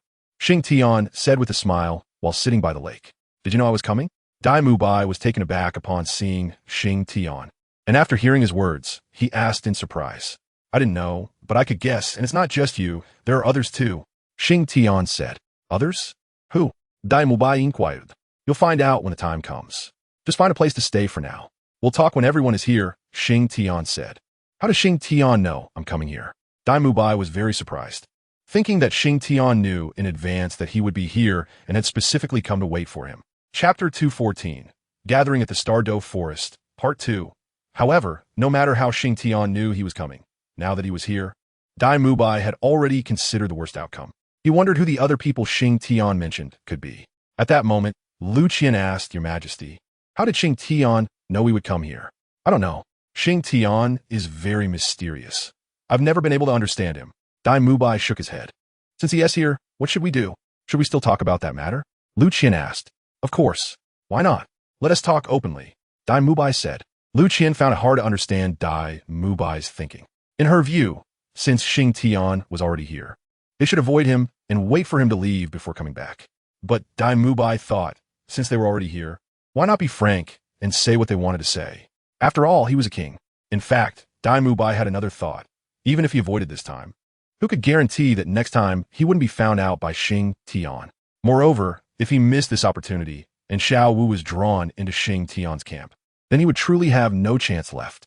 2 days after Dai Mubai and the others arrived, another group entered the StunsTang Great Forest. 2 days prior, after Dai Mubai and the others arrived, Xiao Wu sensed something unusual and had to Ming send some soul beasts to start monitoring the various entrances of the StunsTang Great Forest. Sure enough, 2 days later, Xiao Wu received word that another group had entered the StunsTang Great Forest, and their target was clear. As soon as they entered, they headed straight into the depths of the forest. Xingtian, what are you really doing here? Don't tell me it's for Xiao Xiong, Xiao Wu said to Xingtian, her tone somewhat displeased. I really just came to pick up Xiao Xiong, but why they are here has nothing to do with me. Xingtian shrugged and replied, Do you think I would believe that? Xiao Wu said to Xingtian, Believe it or not, I really only represent myself. Xingtian said, Umph. Xiao Wu snorted coldly and turned to leave. Sigh, it really isn't me. Xingtian looked at Xiao Wu's back and sighed. Boss, why do I feel like Xiao Wu just left with a bad expression? Ma Hongjun walked over at that moment. Our guess has come true. Now Xiao Wu thinks I brought them here. Xingtian smiled wryly and shook his head. Well, there's nothing we can do. Ma Hongjun said. Fatty, be careful. Tang San and Zhu Zhuqing might make a move. I really don't want Xiao Wu to misunderstand me. Xingtian said to Ma Hongjun. Boss, don't worry. Nothing will happen. Ma Hongjun assured. All right, let us go see some old friends. Xingtian said as he stood up. When they arrived in front of the tree house, they indeed saw Tang, San, and Dai Mubai chatting. Yo, you're here. Xingtian strolled over casually, speaking as he walked. Upon hearing Xingtian's voice, Dai Mubai stood up, looked at Xingtian, and nodded to him. Tang, San remained seated with his back to Xingtian, but the killing intent emanating from him betrayed his current mood. What? Do you want to fight me? Xingtian smiled and said to Tang San, I have said before, the day we meet again will be the day of your death. Tang San slowly stood up and turned to Xingtian. Oh, is that so? I'm standing right here. Come and kill me. I won't fight back. Xingtian said with a smile. Seeing Xingtian's indifferent demeanor made Tang San angrier. As he looked at him, memories of Yu Xiaojing, Flander, Lu Erlong, Oscar, Ning Rongrong, and others involuntarily flashed through Tang San's mind. Finally, Xingtian could not hold back any longer and made his move. Come on, I won't fight back. I keep my word, Xingtian said with a smile. When Tang San charged at him, Xingtian really showed no reaction at all. Arrogant, Tang San coldly snorted at Xingtian's reaction. Stop. Suddenly, a cold snort rang out. Then, Xiao Wu rushed over and stopped Tang San's attack. Xiao Wu, you. Tang San shouted at Xiao Wu who blocked him. Tang San, this is the StunsTang Forest. My territory, Xiao Wu said to Tang San. Xiao Wu, he has committed many evils, and you're actually protecting him? Tang San said. I said, this is the StunsTang Forest, my territory. If you want to fight, go outside. And I saw you provoking Xingtian. He hasn't lifted a finger the whole time. Xiao Wu replied to Tang San. Are you betraying me? Tang San glared at Xingtian. Betray you? No. You are not worthy. I really want you to kill me, because I want to see how much you've grown, to see if you have the strength to threaten me. Xingtian said to Tang San with a smile. Arrogant. It doesn't matter. Xingtian shrugged. What a lively scene. How can I miss this? At this moment, a cold girl came out from the woods. Now it's all set. Xingtian chuckled. Zhu Zhuqing, you dare to come? Dai Mubai shouted angrily upon hearing that voice. If you can come, why can't I? My white tiger emperor. Zhu Zhuqing's teasing voice came from the woods, and then she walked out with a few people. Oomph. Aren't you afraid I will kill you? Dai Mubai said coldly. Kill me? If you have the ability, come. I won't resist. But I wonder if you can withstand the attack from the forces behind me. Zhu Zhuqing said with a smile. I can withstand it. Xingtian said at this moment. Xingtian, you're doing well. Zhu Zhuqing said upon seeing Xingtian. TCH, I don't know you. You're too dirty. Xingtian looked at Zhu Zhuqing with disdain. Seeking death. A man in black behind Zhu Zhuqing suddenly shouted at Xingtian. I'm giving Xiao Wu some face. Take care of your dog. Xingtian coldly glanced at the man who spoke.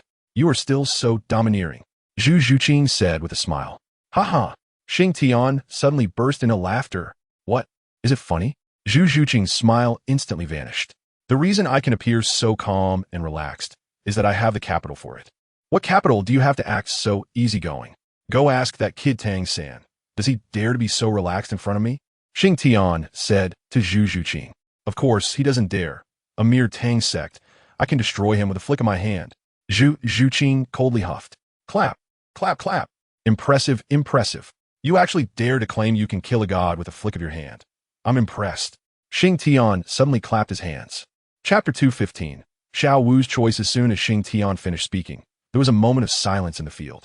Zhu Zhuqing was stunned for a while, then looked at Tang-san. Tang-san did not pay attention to Zhu Zhuqing, but turned his gaze to Xingtian, his eyes filled with anger. What? Are you afraid others will know? Xingtian asked Tang-san. By the way, you just said you could destroy Tang's sect with a flick of your hand. Is that true? Destroy a Tang sect for me to see. As long as you can destroy Tang's sect, I guarantee that the forces behind you can appear openly on the continent without hiding like rats. Really? Xingtian said to Zhu Zhuqing. You. Zhu Zhuqing pointed at Xingtian, unable to speak for a long time. What? Didn't you say that? Xingtian asked in confusion. Xingtian, this is my territory. At this moment, Xiao Wu spoke up. All right. Xingtian shrugged. Tang-san and Zhu Zhuqing sighed in relief after seeing Xingtian fall silent. In fact, they had no grievances against each other. They shared a common enemy, which was Xingtian, so they would not become enemies. However, if Xingtian had pushed too hard earlier, they might have really become enemies for the sake of pride, which would have just benefited Xingtian. Now that you all have come to my little place, let's talk about your purpose. Xiao Wu said to Xingtian and the others. I want to clarify first. I have no ulterior motives. I'm just here to pick up Little Bear. Saying this, Xingtian patted the little bear beside him. Everyone looked at Xingtian with an expression that said, Do you think I believe you? Xingtian had no choice but to chuckle a few times and sat down on one side. I do have something to discuss with you. Dai Mubai said to Xiao Wu. Let's hear it. Xiao Wu said to Dai Mubai. The Spirit Hall also has a god now. You know about this, right? Dai Mubai said as he unconsciously glanced at Qianrenxue beside Xingtian. I know, but what does that have to do with my Stan'sDual forest? Xiao Wu asked. The Spirit Hall's ambition to unify the continent is already known to everyone. Now that they have one more god, I think we can unite. Dai Mubai said. What did I gain from this? Xiao Wu said. Xingtian watched and nodded repeatedly. Xiao Wu at this moment felt very composed and considerate to Xingtian, and she was no longer the little girl in Xingtian's impression. If the Spirit Hall unifies the continent, the next step will be use spirit beasts. Dai Mubai said. What about you? Are you also here for this? Xiao Wu did not answer Dai Mubai, but turned to ask Tang-san and Zhu Zhuqing. That's right, Xiao Wu. I'm here for this too. I admit, I have indeed become a god, but the strength of my Tang sect is still somewhat lacking compared to the Spirit Hall. So I hope you can help me, Xiao Wu. Tang-san looked at Xiao Wu with deep affection. Xiao Wu was slightly taken aback by Tang-san's gaze, and memories from many years ago resurfaced in her mind. Playing the emotional card? I have to say, Tang-san plays this hand beautifully. Xingtian thought to himself. Xiao Wu, I'm also here to ask you to join us. Zhu Zhuqing spoke at this moment. Zhu Zhuqing's voice pulled Xiao Wu back from her memories. Tang-san looked at Xiao Wu, whose eyes suddenly became clear and turned back to glare fiercely at Zhu Zhuqing, blaming her for ruining his good deed. What did I gain from this? Xiao Wu said to Zhu Zhuqing. Cultivation. You can quickly improve your cultivation, and then the entire Stan'sDual forest can become their true king. Zhu Zhuqing said. This temptation is not great for me. Xiao Wu shook her head. Is this your way of rejecting me? Zhu Zhuqing's expression darkened. You can understand it that way. Xiao Wu replied indifferently. Do you know the consequences of rejecting me? Zhu Zhuqing said coldly. I don't know what happens if I reject you, but I do know that if you don't shut up, you won't be able to leave the Stan'sDual forest today, and your headquarters in the evil spirit forest will be destroyed because of what you say next. Do you believe it? At this moment, Xingtian suddenly spoke up. Zhu Zhuqing turned her head sharply to look at Xingtian, her eyes filled with surprise and fear. No one knew the location of their headquarters, not even the spear hall, yet Xingtian casually revealed it, which was enough to terrify Zhu Zhuqing. Trust me, I never lie, Xingtian said with a smile. After Xingtian finished speaking, Zhu Zhuqing shut her mouth, glaring at Xingtian with resentment. Dai Mubai shook his head at this scene, knowing that he couldn't persuade Xiao Wu. Her final choice should be between Xingtian and Tang San. Xiao Wu, if we join forces, I can resurrect your mother. Your mother was killed by Bibi Dong, and her soul ring and soul are with Bibi Dong. As long as we team up to kill Bibi Dong and destroy the spear hall, I can bring your mother back to life, Tang San suddenly said. Xiao Wu's head shot up at Tang San's words, staring intently at him. Xiao Wu, I have inherited the sea god's divinity. As long as we destroy the spirit hall, I am confident I can use divine power to resurrect your mother. Tang San continued. Let me interrupt for a moment. Tang San, do you even believe what you're saying? Resurrecting her mother? Who do you think you are? I didn't want to speak, but I can't stand you lying like this. Xingtian said. Xingtian, are you looking for death? Tang San glared at Xingtian. How about this? Your mother's soul ring is also with Bibi Dong. I'll go kill Bibi Dong right now, and you resurrect your mother first. Once you bring her back to life, I'll immediately commit suicide in front of you. How about that? Xingtian said with a smile. At this moment, Xiao Wu also looked at Tang San. However, Tang San didn't respond to Xingtian's words because his mother had already regained consciousness and would soon be truly resurrected, making the soul ring irrelevant. Oh, I forgot, sorry. Your mother should be about to be resurrected, right? How about this? I'll go to that little valley, stomp your mother to death, and then personally bring Bibi Dong to you and kill her in front of you, okay? Then you can immediately resurrect your mother. Xingtian said with a smile. You dare. If you touch my mother, I won't let you off. Tang San suddenly shouted at Xingtian. Not letting go. Hasn't it been like that for a long time? Xingtian replied. Xiao Wu, what do you think? Forget it. I'll just go kill his mother first. Then bring Bibi Dong over. Xingtian said as he turned to leave. Tang San roared and charged towards Xingtian. Chapter 216. The core circle of the Stan'sDual forest hearing Tang San's roar, Xingtian didn't look back at all. He wasn't worried that Tang San would confront him. Am I invisible? At this moment, Qian Rinxue stepped forward, blocking Tang San. Get out of the way. Tang San shouted angrily at Qian Rinxue. Oof. A mere inheritor dares to disrespect me? Qian Rinxue's expression instantly darkened. As her face grew grim, an invisible wave emanated from her body. The people around were immediately disturbed by this inexplicable wave. Suddenly, an inexplicable feeling of anger appeared in everyone's hearts, slowly eroding their minds. Xingtian was the first to wake up. When he regained consciousness, he found Tang San and Qian Rinxue in a standoff. But both sides were not in a good situation, since both Tang San and Qian Rinxue had just obtained their divine positions. Their control over their abilities was not particularly mature, especially Qian Rinxue, who was a newly ascended god. Her divine position was perfected with Xingtian's help, so her use of it was completely unrestrained, leading to the current situation. Zhu Zhuqing's side was suffering the most because, due to their own reasons, it was difficult for them to fend off Qian Rinxue's attacks. The 4 or 5 people Zhu Zhuqing brought had already started fighting among themselves, and Dai Mubai's companion, Lu Qian, had also begun attacking Dai Mubai. Dai Mubai was holding up relatively well because his martial soul was the evil white tiger, allowing him to resist for a while. But as Lu Qian's attacks intensified, the redness in Dai Mubai's eyes grew stronger. Xiao Wu was the most normal one aside from Xingtian. Her eyes only had a faint red glow, and her gaze remained very clear. Xiao Shui. Xingtian gently patted Qian Rinxue. Only then did Qian Rinxue retract the strange energy wave. Do you think becoming a god means invincibility? You must know that gods come in various ranks. Tang San, you are still too inexperienced. Xingtian shook his head at Tang San. At this time, the red glow in Tang San's eyes had not completely faded. Hearing Xingtian say this reignited his anger.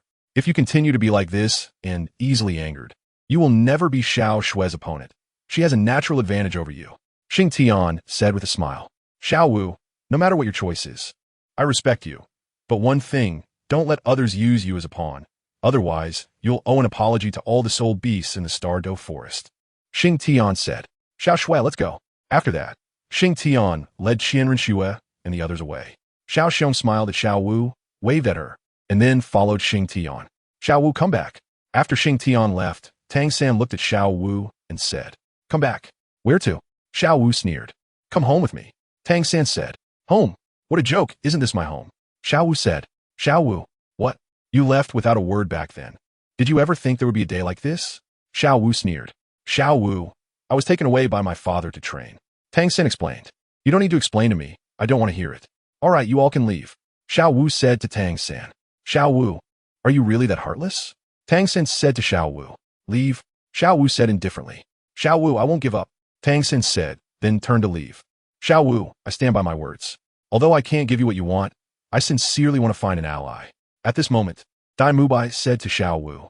Xiao Wu ignored Dai Mubai, who also tactfully took Lu Qian and left. Zhu Zhuqing had already left when she regained consciousness earlier. She was afraid that staying any longer would cost her life. Hee. When did my little Stan'sDual forest become a target of all forces? After everyone left, Xiao Wu laughed self-deprecatingly, because in their understanding, the purpose of their soul beast existence was to provide soul rings for human soul masters. But now they had become the targets of other forces, which was undeniably ironic. Sister Xiao Wu, Xingtian, and the others haven't left. At this moment, Ming suddenly came over to Xiao Wu. Whether they leave or not is none of my business. Xiao Wu said, but they went that way. Ming continued. That way? Xiao Wu exclaimed in surprise. Yes, that way. Ming said. Call Daming, let's go. Xiao Wu said to Ming. Daming? Why are we calling him? Ming didn't understand. Just call him when I tell you to hurry up. I'll go ahead first, and you can follow later, Xiao Wu said. Okay, Ming replied, and then he ran to find Daming. Daming. Ming shouted as he reached the lake. What's up? Daming asked as he emerged from the water. Come with me. Ming said hurriedly. Where to? Daming asked. To that place. Xingtian and the others have already gone, and Sister Xiao Wu has chased after them. She asked me to come and get you. Hurry. Ming replied. Daming paused for a moment when he heard this, then leaped out of the lake, his body shrinking rapidly, finally coiling around Ming's neck. Hey, I said, Daming, don't strangle me when you're nervous. Ming said, looking at Daming on his neck. Enough with the nonsense. Hurry up. Do you want Sister Xiao Wu to run into trouble? Daming poked Ming's head with his tail. Hold on tight, we're off. Ming shouted. Then he took a big leap onto a large tree. Luckily, it was thick enough. Otherwise, it couldn't bear Ming's weight.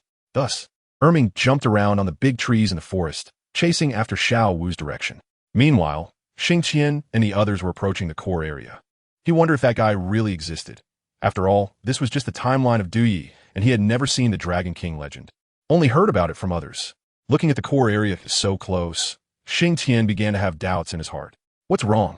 Qianren asked as she walked over. Nothing, let's go. Xingtian replied. Xingtian. At this moment, Xiao Wu's voice came from behind everyone. Xiao Wu, why are you here?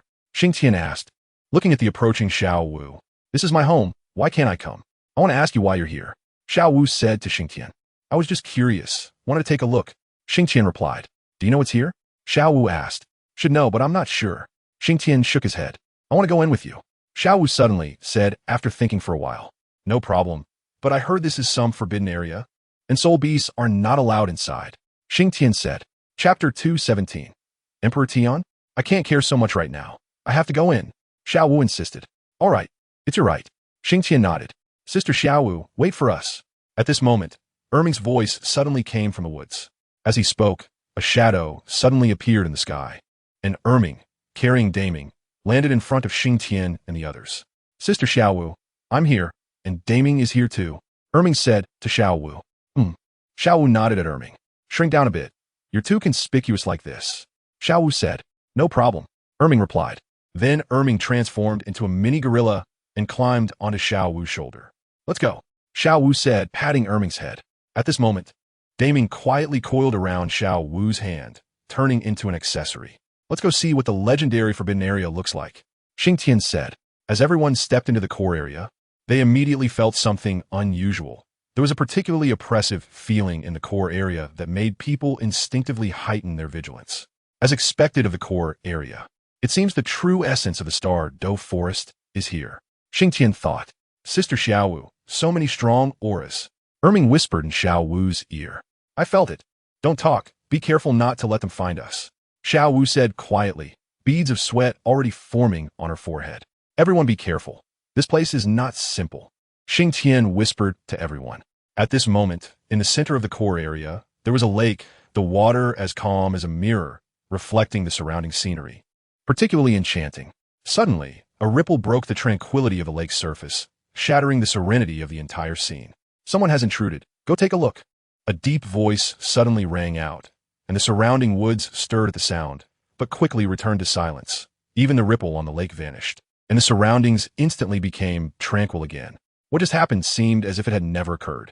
Xingtian and the others were walking cautiously when Xiao Wu suddenly stopped. Xiao Wu, what's wrong? Hu Wu asked. Several powerful auras are approaching. Xiao Wu said nervously. Several? How many exactly? Xingtian asked. I don't know. They're too strong. I can't distinguish them.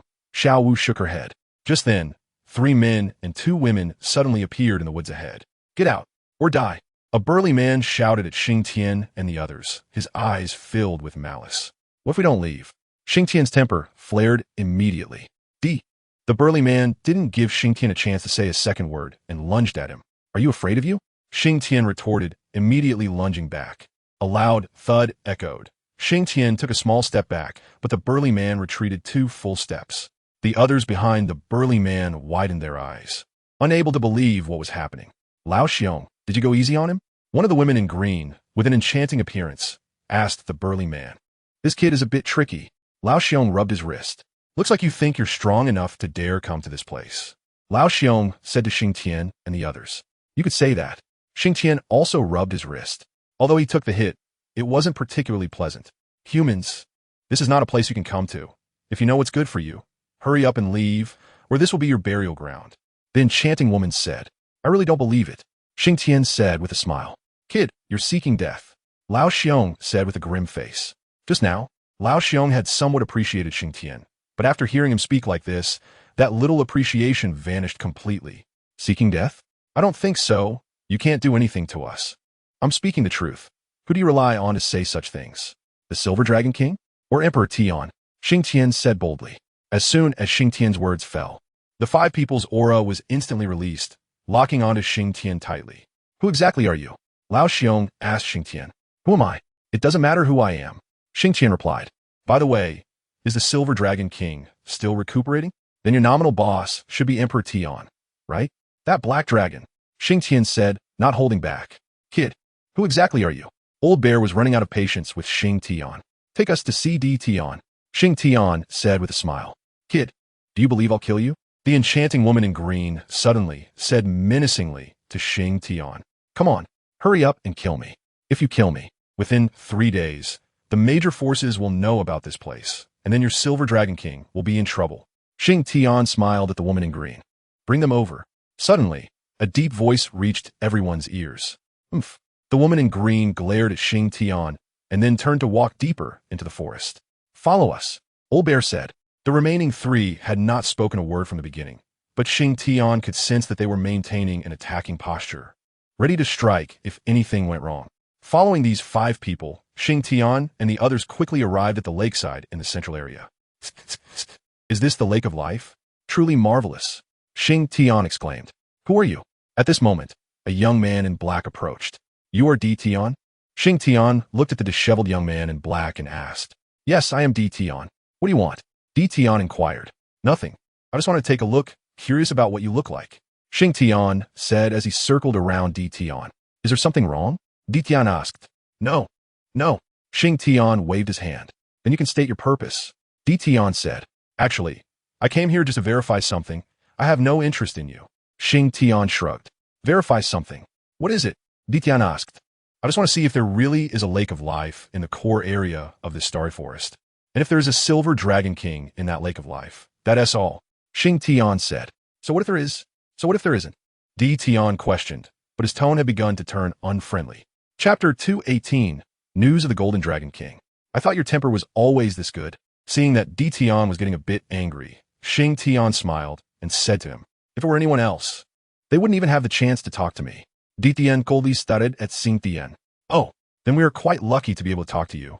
The public soul beast master, Xingtian said with a grin. Xingtian was enjoying the feeling of being a prophet. After all, this feeling satisfied his vanity. Don't wear down my patience, Tian said coldly as he looked at Xingtian. All right, you're really hard to resist. Xingtian shrugged. Xingtian, enough. Just tell him what you want. Even Qianren couldn't stand Xingtian's demeanor anymore. Is your Silver Dragon King still asleep? After hearing Qianren words, Xingtian reined in his frivolous expression and said to Tian, "What do you want with my master?" Tian warily looked at Xingtian. The reason Tian agreed to meet Xingtian was that Xingtian mentioned his name. Otherwise, even if it meant losing some soul beasts, Tian would have kept them outside the core area. "Let the Silver Dragon King come speak with me." Xingtian suddenly changed his demeanor, his aura rising instantly, an invisible dominance radiating from him. Tian was shocked by Xingtian's transformation. "Just tell me what you want," Tian said to Xingtian. You're not qualified," Xingtian said disdainfully to Tian. Tian snorted coldly and then released his own aura to confront Xingtian. "You've been silent for too long enough that even though your strength is greater than mine, I can still counterkill you," Xingtian suddenly said. "Then come and try," Tian provocatively said to Xingtian. "If I make a move, you will only have one outcome, and that is death." Xingtian glanced at Tian and said, "Arrogant." Tian replied, "All right, since you seek death, I will grant it to you." Xingtian shook his head. As soon as he finished speaking, Xingtian directly unleashed his true form, which was somewhat different from before. At least that was what Qianren and the others thought. At this moment, Xingtian's true form had less dominance and killing intent, and more smoothness and steadiness. It seems Xingtian has made significant progress during this time. Qianren said to Huowu after seeing Xingtian's true form. Huowu nodded in agreement. However, in Tian's eyes, Xingtian's true form appeared to be something else. Your confidence comes from this?" Tian scoffed. In Tian's view, Xingtian's true form lacked both aura and strength, making it impossible for him to be a match. "Are you ready?" Suddenly, a deep voice came from Xingtian's true form. "Come on, let me see your strength." Tian casually stood there and said to Xingtian. In reality, Tian was not as relaxed as he appeared. From the moment Xingtian unleashed his true form, he had become vigilant. However, he maintained his loose demeanor to confuse Xingtian. A powerful fist wind suddenly rushed towards Tian, causing his eyes to squint slightly. "Just as I thought," Tian thought to himself. When Xingtian summoned his true form, Tian sensed the danger in the air, indicating that Xingtian was indeed a master of pretending to be weak. "Stop!"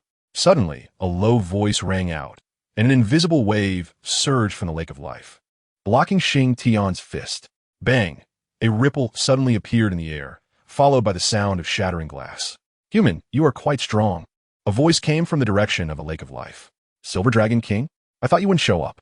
Xingtian released his true form and said, "Since you want to see me so much, I have to give you some face." The voice continued, and soon a figure made of water stood on the surface of the lake. "I have 2 matters to discuss," Xingtian said. "Go ahead. First, I want to ask, is your injury healed? If not, how much of your strength has returned?" Xingtian asked. "And the second matter?" The figure asked. "You still haven't answered me." "Your answer relates to the second matter," Xingtian said. "Oh, interesting. My injury has healed about 70%, and my strength has barely reached around 80% of my peak." The figure replied. "Is that so? If your strength has reached 80% of your peak, then what significance does the Golden Dragon King have?" Xingtian smiled at the Silver Dragon King. As soon as Xingtian finished speaking, the figure began to tremble violently, calming down only after a while. "Do you know where the Golden Dragon King is?" The Silver Dragon King said with an urgent tone. "Now, can you tell me how much of your strength is left?" Xingtian asked at this time. My strength is currently only about 40% of my peak. But if I want to kill you, you won't be able to stop me," the Silver Dragon King said. 40%? All right. Do you want to know the whereabouts of the Golden Dragon King? Xingtian said. "Can you tell me?" the Silver Dragon King asked. "Why wouldn't I tell you? I'm here for that reason," Xingtian replied. The figure of the Silver Dragon King began to tremble, indicating her agitation, but soon she calmed down. "Go ahead. What price do I need to pay?" came her calm voice. "Ha ha, talking to a clever person is indeed easy," Xingtian laughed heartily. "Speak. My condition is very simple and easy for you to fulfill, Xingtian said. Let's hear it. The Silver Dragon King replied. My condition is that if you merge with the Golden Dragon King, you must help me fight against the Divine Realm. It's that simple, Xingtian declared. Oh, just that simple? The Silver Dragon King said.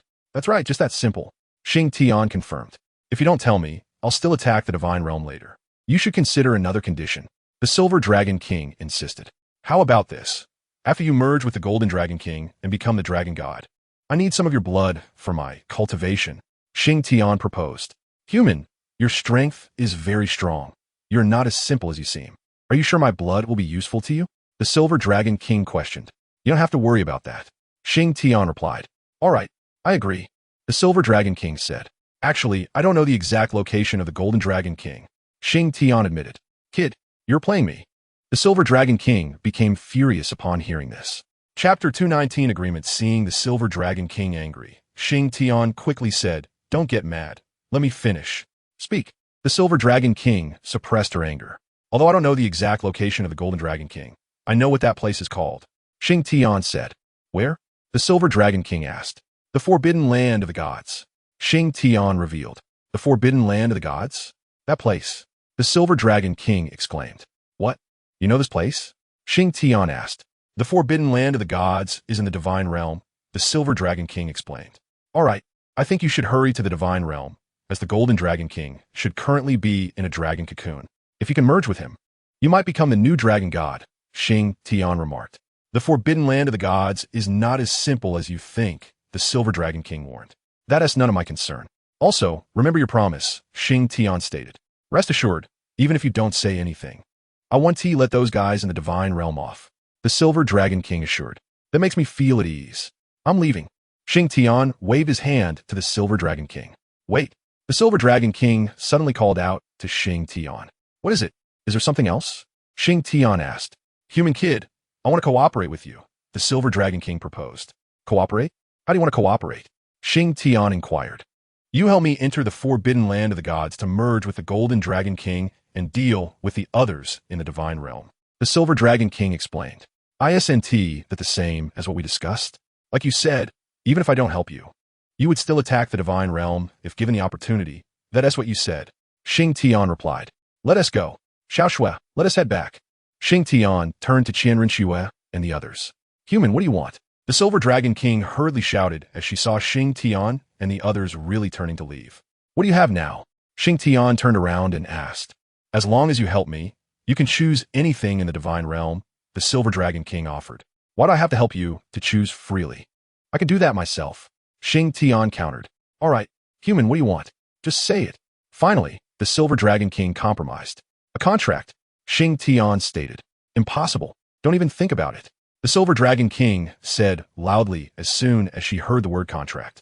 Well, aren't you going to ask what kind of contract I'm talking about? Xingtian laughed.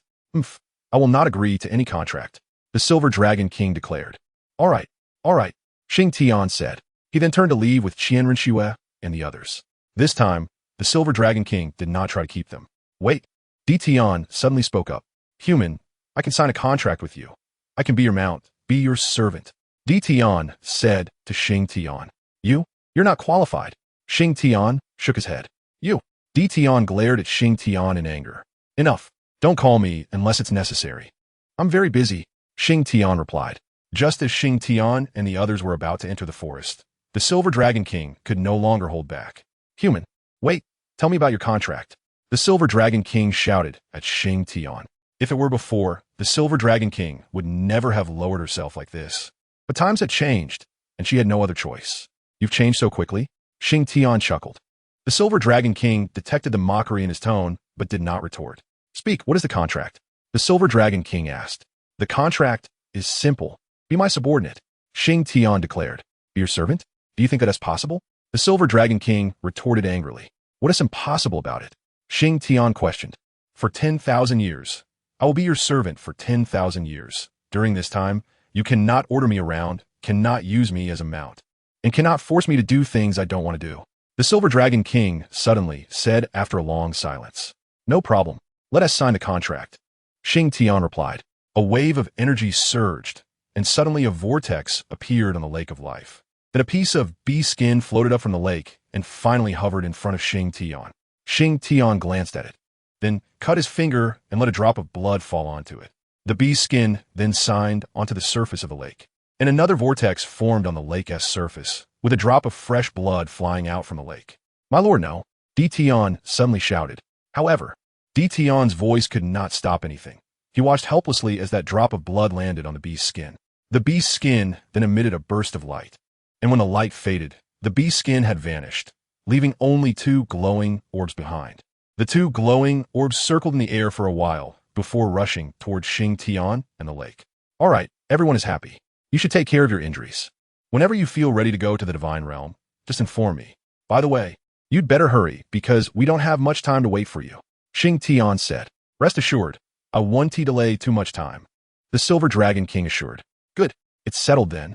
If anything changes on our side, I will have someone inform you," Xingtian said. "Xingtian, see them off for me," the Silver Dragon King instructed. "Yes, my lord." Xingtian bowed. Then the figure on the lake suddenly dissipated, and the lake of life returned to calm. "Let us go," Xingtian said to Xingtian and the others, his tone not very friendly. "What? You don't seem happy," Xingtian remarked. "Humph." Xingtian snorted coldly. "This is reality, understand? You have been here for too long. So long that you have forgotten that this world is one where the strong dominate. It is a world where people eat people." Xingtian patted Xingtian's shoulder and said, "All right, let's go back. We will find our own way." Xingtian said to Xingtian, "Have I really forgotten?" After Xingtian and the others left, Xingtian muttered to himself. In fact, Xingtian could understand Xingtian. After all, he had been in this course circle for too long. It seems that Xingtian at this moment is still quite adorable. Although I don't know what Xingtian in the Dragon King legend is really like, Xingtian thought to himself. "Brother Xingtian, you were so handsome just now." Perhaps at this moment, Xiao Wu said to Xingtian, her eyes filled with little stars. "Ha ha ha, really? I also think I was very handsome just now." Saying this, Xingtian tossed his hair. "TCH, Qianrenxue scoffed. "What? Wasn't I handsome just now?" Xingtian asked. "What do you think?" Qianrenxue rolled her eyes at Xingtian. "I think of course I was handsome." Xingtian chuckled. "You're so full of it," Qianrenxue said. At this moment, they had already arrived at the territory of Deming. Ever since they entered the course circle, Xiao Wu, Deming, and Erming had become somewhat transparent, because the course circle was simply too terrifying, especially when facing Xingtian. The pressure from their bloodline almost made them unable to breathe. Chapter 220 Untitled, by the way. Xiao Wu, you might become the communicator between me and Xingtian in the future. Just when Xiao Wu and the others were still immersed in Xingtian's shadow, Xingtian suddenly spoke to Xiao Wu. "Huh?" Xiao Wu looked at Xingtian in surprise. "That's right. You will be the communicator between me and Xingtian in the future, because I can't stay here all the time. So for now, you are the best choice," Xingtian said. All right. In the end, Xiao Wu still agreed. "Xiao Wu, Tang San told you something before, and I'm telling you now, that is, I can also resurrect your mother," Xingtian said. "Really?" Xiao Wu looked at Xingtian with joy. "But it should be very difficult," Xingtian said. "How difficult?" Xiao Wu asked cautiously. "Very difficult, because I need to confirm one thing before I can determine if I can resurrect your mother," Xingtian said to Xiao Wu. "All right," Xiao Wu said with a look of disappointment. "Don't worry, I won't make casual promises like Tang San, but once I promise, I will do my best," Xingtian said. Xiao Wu looked at Xingtian and nodded. "Then let us go," Xingtian said. "Goodbye." Erming waved to Xingtian. "What are you thinking about?" On the way back, Qianrenxue said to Xingtian. "I was thinking about Xiao Wu's mother." Xingtian said. "What? Do you really have a way to resurrect her mother?" Qianrenxue asked. "Perhaps, I'm not too sure, but I want to give it a try," Xingtian said. "Brother Xingtian, can you really resurrect others?" At this moment, Wu suddenly came over. "I'm not too sure if it's feasible. We will have to explore this after we go to the divine realm," Xingtian said. "It seems you already have some ideas in mind," Qianrenxue said. Actually, I've always had them, but my strength didn't allow it back then, so I didn't dare to put it into practice. Now, as long as we work a little harder, the divine realm is within reach, so this idea has come up again," Xingtian said. "Boss, can you tell us about it?" Ma Hongjun said curiously. "Actually, it's nothing much. I was just thinking about one question, which is, where do people go after they die?" Xingtian said. Xingtian's words directly stunned Qianren and the others, because they had never considered this question. Actually, I've been thinking about this question since the beginning. Due to my own reasons, I cannot attach spirit rings, but I've heard that when others attach spirit rings, they will receive a backlash from the spirit beast's soul, and if successful, they can absorb the spirit ring. Xingtian said. After Xingtian finished speaking, everyone stared at him in silence. Seeing everyone like this, Xingtian decided to continue talking. At that time, I was thinking, since spirit beasts have souls when they die, what about humans? Moreover, what exactly are spirit rings? Are they aggregates of souls, aggregates of energy, or a mixture of both? Xingtian continued. Qianren and the others still didn't speak, all staring intently at Xingtian. Based on this conclusion, I came up with a bold idea, which is that humans should also have souls, but why can't we see them? Perhaps it's a matter of rules. I was thinking, since humans live in this world, then after they die, is there a world that receives them? Especially spirit masters. I believe that the souls of spirit masters must be stronger than those of ordinary people. Ordinary people may not have much chance to enter that world after death, but spirit masters should. Xingtian said. Since Xingtian and the others hadn't walked far, when Xiaowu learned from Erming that Xingtian and the others had stopped, she simply followed over. As soon as she arrived, she heard Xingtian's remarks. Not wanting to disturb him, she hid behind a nearby tree and listened. The more she listened, the brighter Xiaowu's eyes became. Because if Xingtian's theory is true, then he might really have a way to resurrect her mother. What truly made me firm in this idea was actually Tang-san, or more strictly speaking, Tang-san's mother. Xingtian suddenly said. Tang-san? Qianren was somewhat surprised. That's right, it's Tang-san. Tang-san's mother is similar to Xiaowu's mother. But Tang-san's mother is about to be resurrected. Xingtian said. What? Boss, everything you said before is true. Ma Hongjun exclaimed in surprise. That's right. Actually, Tang-san's mother can be resurrected also because she is very special. His mother is the blue silver grass. No, it should be the blue silver emperor. Xingtian said. I suspect that before Tang-san's mother died, she must have done something. Otherwise, she wouldn't be able to be resurrected now. I infer that this is related to the soul. Xingtian said. When we go to the divine realm, first, we will stabilize our footing, then start exploring the resting place of souls, and finally challenge the various gods to dominate the divine realm. Xingtian suddenly said. Qianren and the others were greatly shocked by Xingtian's abrupt statements. Let us go. After saying so much, this is just my guess. To truly realize it, we need to see the divine realm. Xingtian stood up and said. When Xingtian and the others disappeared into the forest, Xiaowu stepped out from behind the tree. Xingtian, I believe in you, because you never lie. I believe you will definitely have a way to resurrect my mother. Xiaowu looked in the direction where Xingtian had disappeared, her eyes firm as she said. Back in Wuhuan City, Xingtian returned to his lazy lifestyle, eating and sleeping, feeling very comfortable. As soon as Qianren returned, she went into seclusion, not to undergo a transformation of her soul power, but to perfect her divine position system. After the battle in the Stardo Forest and with Tang-san, Qianren recognized her shortcomings. So, she needed to continue perfecting her system. Huo Wu and Ma Hongjun have recently become fascinated with power. They have taken on the role of instructors in the Spirit Hall City, mainly teaching the soul masters of the Spirit Hall. It seems that because of my presence, the ambition of unifying the continent from the Spirit Hall City has become more apparent. Should I help or not? Xingtian murmured as he looked at the surface of the lake. However, the Tiando Empire is manageable, but the Xingluo Empire, TSK, that's a bit tricky. Xingtian shook his head and said. Suddenly, he slapped himself. When did I become so indecisive? This is really not my style. Forget it. I'll just take it step by step. After saying that, Xingtian focused on fishing. In the Spirit Hall, Bibi Dong was discussing something with the elders of the Spirit Hall. Are you all ready? Bibi Dong asked. Your Holiness, we have been ready for a long time.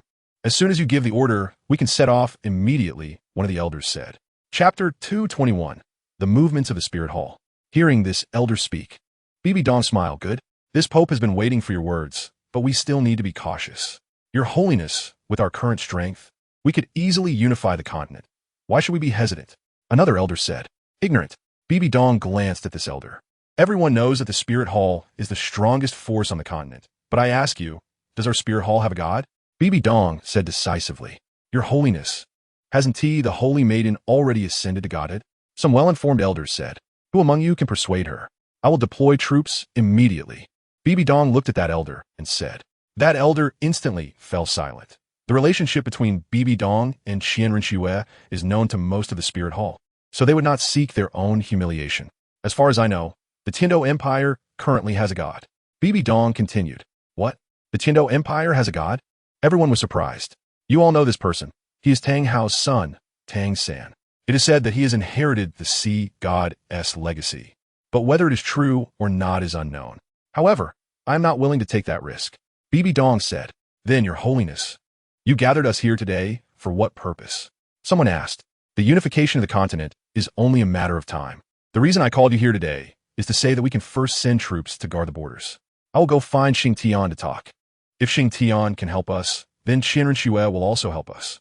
With the help of Xingtian and others, our chances of success will be very high. Bibi Dong said. Your Holiness, you are raising other spirits while diminishing your own prestige. Someone voiced their discontent. Raising other spirits while diminishing my own prestige? Among you, one counts as one. Who can withstand Tang Hao? Bibi Dong said with a sneer. But Your Holiness, there is only one Tang Hao. But how do you know there are no other hidden powerhouses? What I want is to have people to use after the continent is unified, not to fill the gap with lives. In the end, even if the continent is unified, what use is that? Bibi Dong said. Once Bibi Dong said this, everyone fell silent. In fact, Bibi Dong was also doing this for their own good. Otherwise, she could completely use their lives to exchange for the unification of the continent. All right, let us settle this.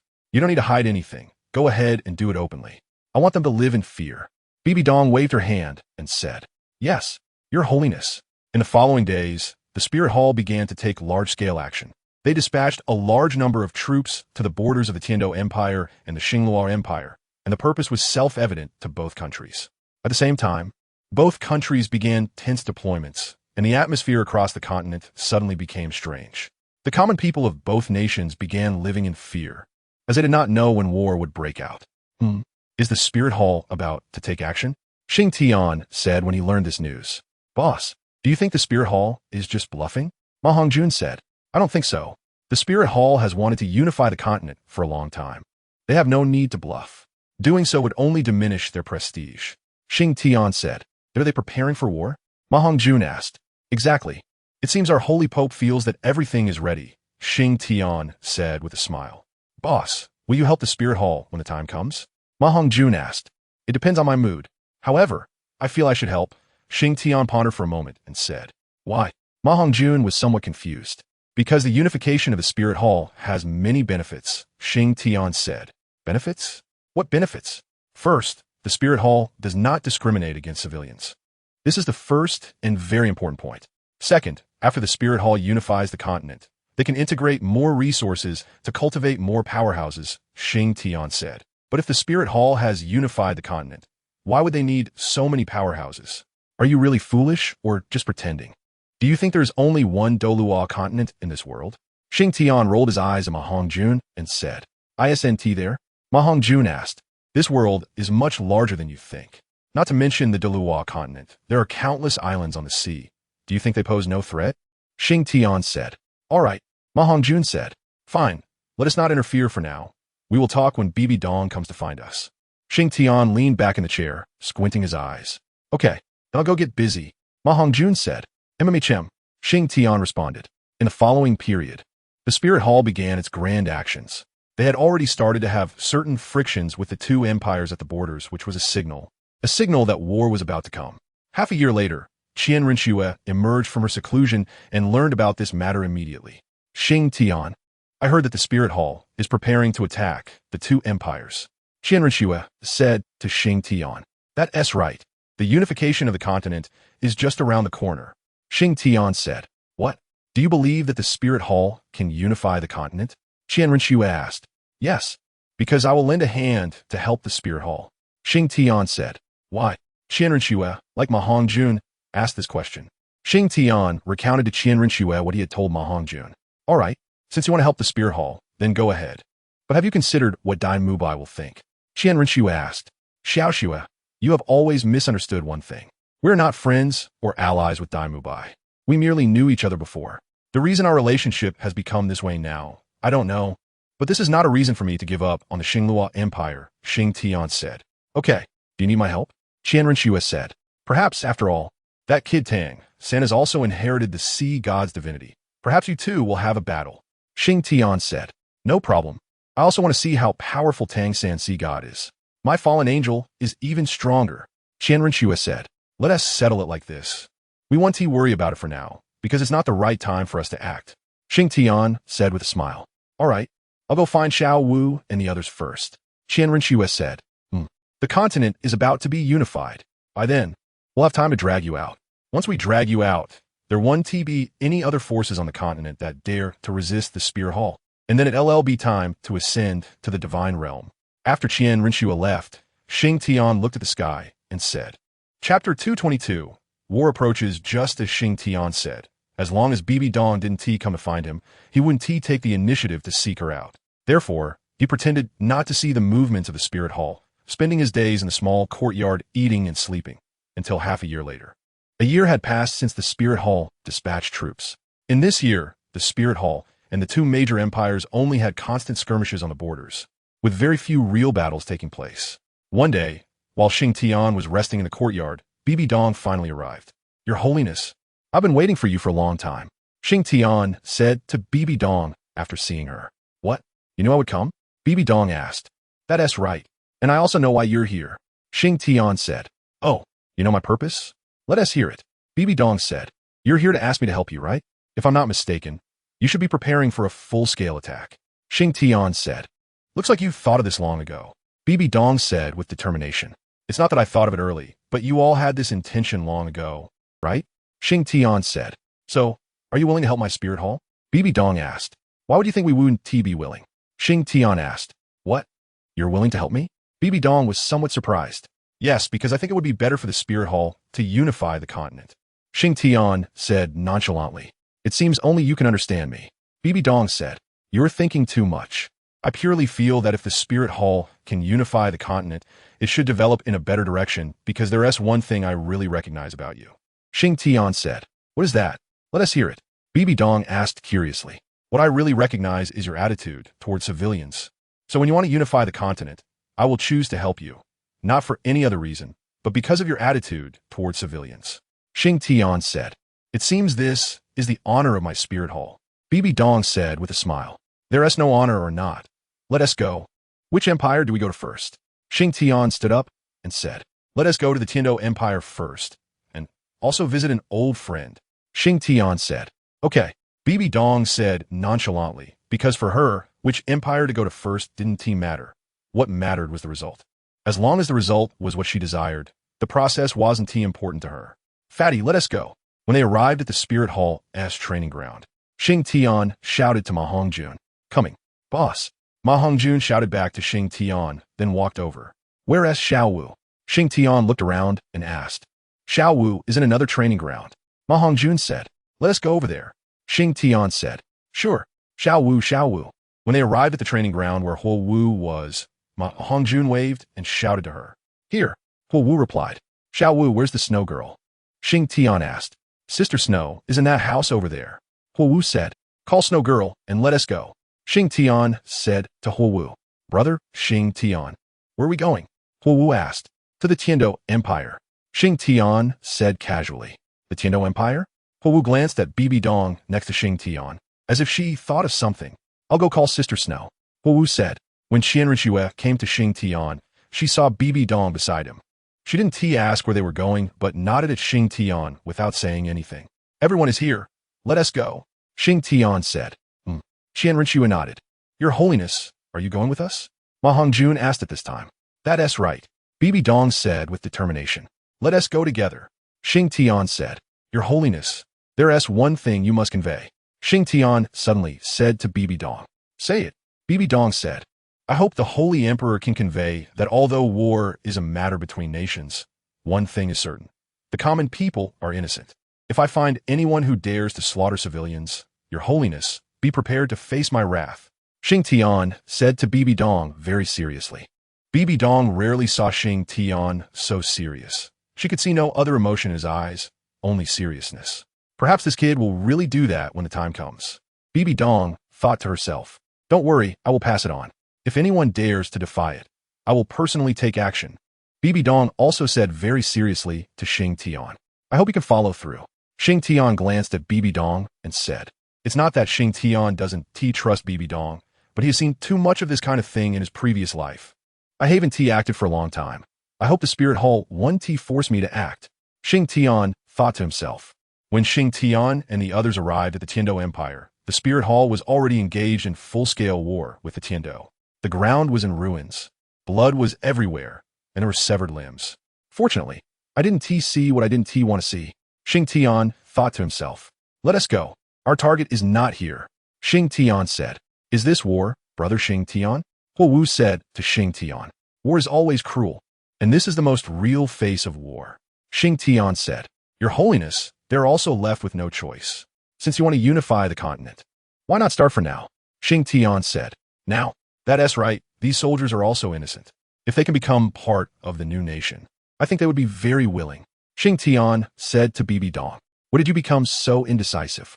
And this kindness of yours comes out of nowhere. This is not the Xingtian I know. Bibi Dong said, looking at Xingtian. I am indeed arrogant. I have indeed looked down on others. And I have indeed killed many people. But that doesn't mean I am a person with a heart of stone. Xingtian said to Bibi Dong calmly. All right. Bibi Dong rarely shrugged her shoulders. Let us go. I can feel his aura. Xingtian suddenly said. Saying this, Xingtian suddenly accelerated. When they arrived at the capital of the Tiando Empire, fierce battles were taking place there. Xingtian, is this the result you wanted? On the city gate, Tang shouted at Xingtian after seeing him. Huh? What does this have to do with me? Don't put everything on my head. Xingtian said to Tang San. Xingtian, look around you. Look at those terrified faces. Don't you feel ashamed? Tang San continued to shout at Xingtian. Ha ha ha. You make me laugh. You actually dare to say this to me. If I'm not mistaken, you've killed more people than I have, right? The ones I've killed deserved it. But what about you? Huh? Ha ha. This is killing me with laughter. Xingtian suddenly clutched his stomach and laughed loudly. Chapter 223. Unification of the continent. Oof. Tang San just snorted coldly and then stopped speaking. What's wrong? Not going to say anything? Keep talking. Xingtian said to Tang San on the city wall. Tang San, you are always so hypocritical, always standing on the moral high ground to criticize others, never looking at what kind of person you are. Xingtian continued. Shut up.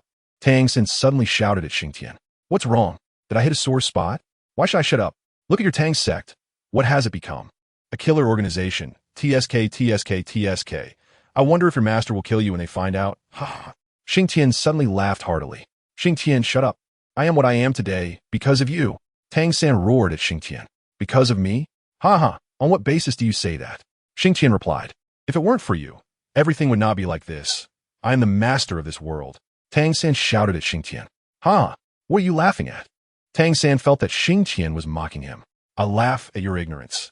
Do you really think you would be better off without me? Ha ha ha. You are just deceiving yourself. Xingtian said. You.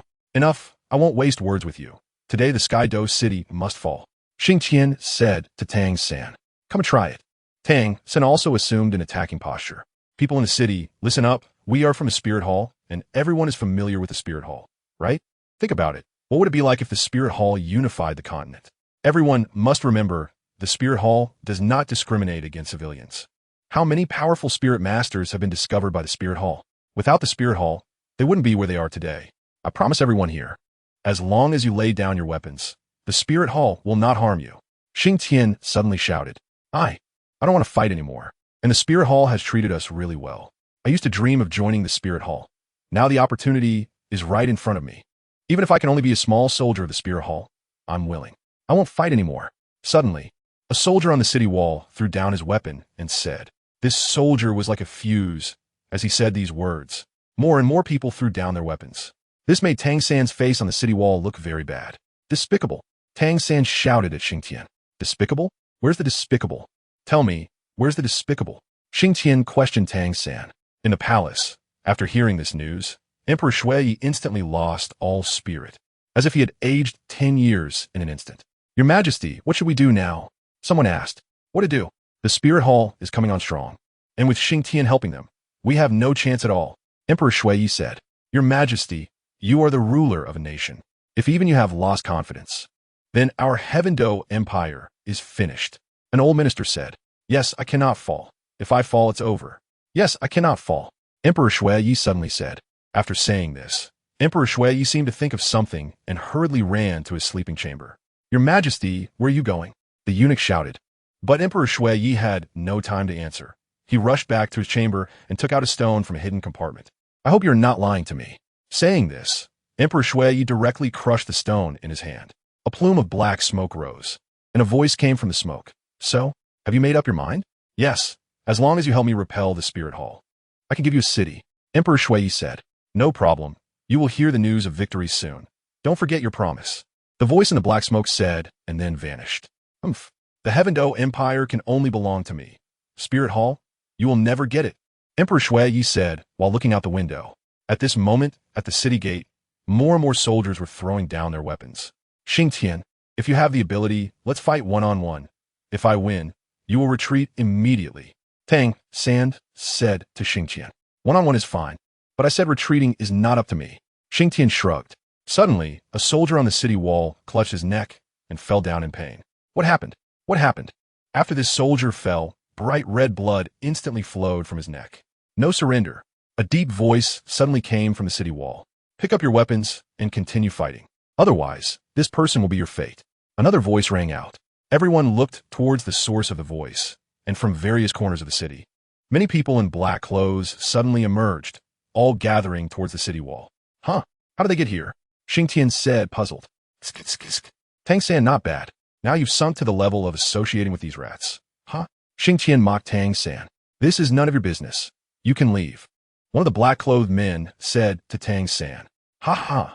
Tang, it seems you've been abandoned by Emperor Shui. Xingtian said. Who are you? Tang frowned as he looked at the man in front of him, who exuded a foul and rotten smell. It doesn't matter who I am.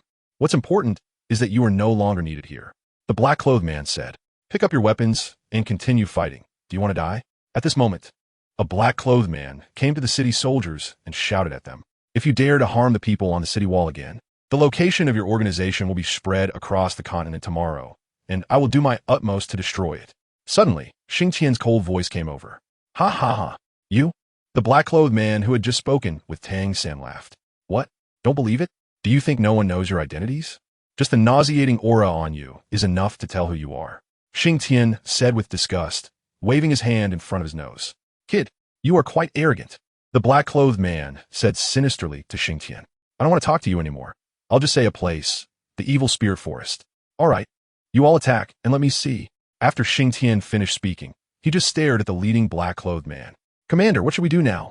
A black-clothed man asked the commander. What are you afraid of? As long as we win this battle, we can come out from that place. And then we can live in houses. The commander said. But that kid seems to know something. As long as we leave them all here, no one will know. The commander said coldly, looking at Xingtian. Chapter 234. Unification of the Continent. Part 2. Pick up your weapons and continue fighting. The commander personally came to the soldiers and shouted at them. It seems they didn't take your words to heart. Bibi Dong said to Xingtian. Seeking death. It seems the spirit hall is no longer necessary. Xingtian said coldly. He did not deliberately lower his voice, so everyone on the city wall heard his words. The leading black-clad commander suddenly paused, then turned to look at Xingtian with a face full of terror, knowing that their people refer to them as evil soul masters.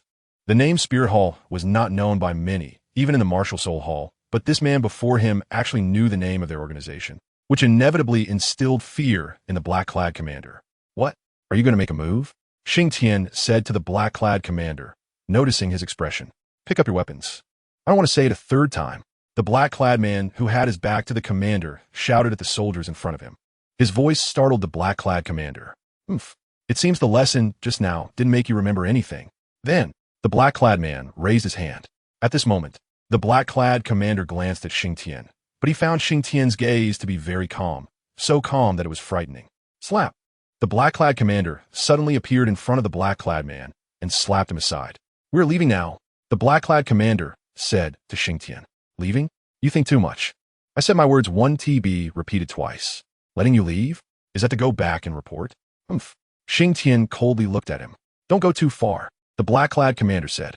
Go too far? In my eyes, You are not even human. Xingtian replied. Xiaoshu, lead them out. Xingtian said to Qian Rengshu. How to lead them out? Qian Rengshu asked. Desire. Xingtian said. But this will harm the people in the city. Qian Rengshu said. Minimum output. The common people won't feel it, but they will. Xingtian said with a strange smile. All right, Qian Rengshu said, and then her aura suddenly changed, a strange aura emanating from her body. However, this aura could only be sensed by soul masters. Others couldn't feel it at all. As time passed, the soul masters in the Tiando Imperial City began to head toward the Imperial City, as they were all influenced by Qian Rengshu's aura. Xingtian, how do we differentiate? Bibi Dong asked Xingtian. Your Holiness the Pope. That doesn't sound like something you'd say. Xingtian smiled at Bibi Dong. All right, Bibi Dong shrugged. Fatty, Huowu, cooperate with the Martial Soul Hall and capture those people. Xingtian said to Ma Hongjun. No problem, boss. Ma Hongjun rubbed his wrists. In a short while, Ma Hongjun and Huowu, along with the people from the Martial Soul Hall, rounded up all the evil soul masters in Tiando City. How is it? Surprised, unexpected, thrilling? Xingtian said, looking down at the black-clad commander. You, what have you done? The black-clad commander said to Xingtian. You don't need to know that. Also, because of your actions today, I declare that the Spirit Hall is no more. Xingtian leaned down and whispered in the black-clad commander's ear. You, we did not kill anyone. The black-clad commander said to Xingtian. Whether I kill or not has nothing to do with me. I want to destroy you. I don't need a reason. Xingtian said with a light laugh. You, despicable. The black-clad man shouted at Xingtian. Despicable? Say whatever you want. Xingtian shrugged. Your Holiness the Pope, the rest is up to you. After handling this, we need to head to the Star-Luo Empire. Xingtian said to Bibi Dong. No problem. But what about these people? Bibi Dong pointed at the people on the ground. Your Holiness, are you all right? Xingtian asked in confusion. Ha! Isn't this respecting you? Bibi Dong said. Kill them. Xingtian said casually. Boss, there are about 100 people here. Ma Hongjun quickly said. What? Can't we kill them? Xingtian gave Ma Hongjun a faint glance. Looking at Xingtian's gaze, Ma Hongjun felt an endless chill for some reason. He suddenly shivered and lowered his head. Fatty, remember, I only kill those who deserve to die. They all have paths to death. Xingtian said to Ma Hongjun calmly. Boss, I understand. Ma Hongjun nodded and then walked toward the group of black-clad people. Xingtian did not turn back. He walked step by step toward the city outskirts, knowing that Ma Hongjun would handle it well. After reaching the outskirts, Xingtian found a stone to sit on, waiting for Ma Hongjun and the others to arrive. Before long, Bibi Dong and Ma Hongjun came over. Although there wasn't a trace of blood on Ma Hongjun, he carried a strong smell of blood. All done? Xingtian asked. MHM. Good. Let's set off to the Star-Luo Empire. After that, we still need to go to the evil spirit forest. Xingtian said. All right, Bibi Dong replied. Upon arriving at the Star-Luo Empire, Dai Mubai was already waiting for Xingtian and the others on the city wall. You're here. When Xingtian and the others arrived, Dai Mubai said lightly, without any anger, only calmness. Here. Xingtian's tone was also very calm. Honestly, I never intended to be this emperor, but the situation forced me. I couldn't ignore the common people, so I took this position, Dai Mubai said. I know. Xingtian replied. Your Holiness the Pope, if you can agree to one request, I will surrender voluntarily. Dai Mubai said to Bibi Dong. Let's hear it. Bibi Dong replied. Treat my people well. Dai Mubai said to Bibi Dong. No problem. Your Majesty, we cannot surrender. This is our ancestral estate. At this moment, an official on the city wall said to Dai Mubai, Can you withstand the Martial Soul Hall's attack? Dai Mubai glanced at the official who spoke. Your Majesty, we still have an army. We still have offerings. The official said excitedly. Is your life worth that much? Are their lives like grass and weeds? Dai Mubai continued looking at him calmly. Your Majesty, they're just a bunch of lowly people born to serve us. To die on the battlefield, defending the nation, is their honor. The official became more and more agitated. It seemed Xingtian was right. Dai Mubai suddenly said. The official was stunned, not understanding what Dai Mubai meant by that. Chapter 225, Xingtian's Abnormality, Your Majesty. What do you mean by that? The official asked. Puffed. A sound of a blade piercing flesh came. The official looked in disbelief at the sword that pierced through his chest, unable to comprehend why Dai Mubai would kill him. Xingtian is right. Perhaps only the Martial Soul Hall does not differentiate between nobility and lowliness. Dai Mubai said to him calmly, Your Majesty. The official struggled to call out. As the sword was withdrawn, the official fell down unwillingly. Is there anyone else who opposes? Dai Mubai said calmly. However, the officials who came to the city wall with Dai Mubai were so frightened after seeing the corpses on the ground that they didn't dare to speak. Your Holiness, the rest of these people will have to rely on you to filter through, Dai Mubai said to Bibi Dong. To his surprise, the White Tiger Emperor was so magnanimous. I, Bibi Dong, promise you that they will all be my subject from now on. Bibi Dong addressed Dai Mubai with the title of White Tiger Emperor, showing her respect. Good. Dai Mubai nodded. Xiao Qian, you will no longer be a queen in the future, and you won't have a life of luxury. Will you regret following me? Dai Mubai said to Lu Qian. I won't regret it. I've always liked you, Lu Qian said, wrapping her arms around Dai Mubai's.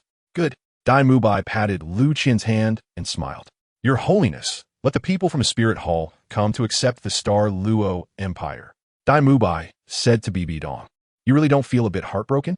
Bibi Dong asked curiously. Anyone who has tasted the flavor of power finds it hard to let go easily. Why should I feel heartbroken? This position never belonged to me in the first place. Even if my father and the others hadn't died, this position wouldn't have been mine. It's not mine, so why should I feel heartbroken? Dai Mubai spoke casually. All right, don't worry. Your subjects will live better in the future. Bibi Dong knew that the only thing Dai Mubai was worried about now was this. That is enough for me, Dai Mubai said. Where are you planning to go next? At this moment, Xingtian suddenly asked. I don't know, wherever we go is fine. Then set up a grass hut, plant a few fields, and live a life of farming and weaving, Dai Mubai said while holding Lu Qian.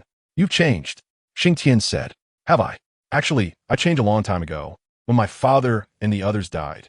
Dai Mubai smiled at Xingtian. Really? It seems I have contributed to this, Xingtian said calmly. Maybe, but actually I don't hate you. You've already given them a chance, but they were abandoned by Zhu Zhuyun and the others. It doesn't matter anymore.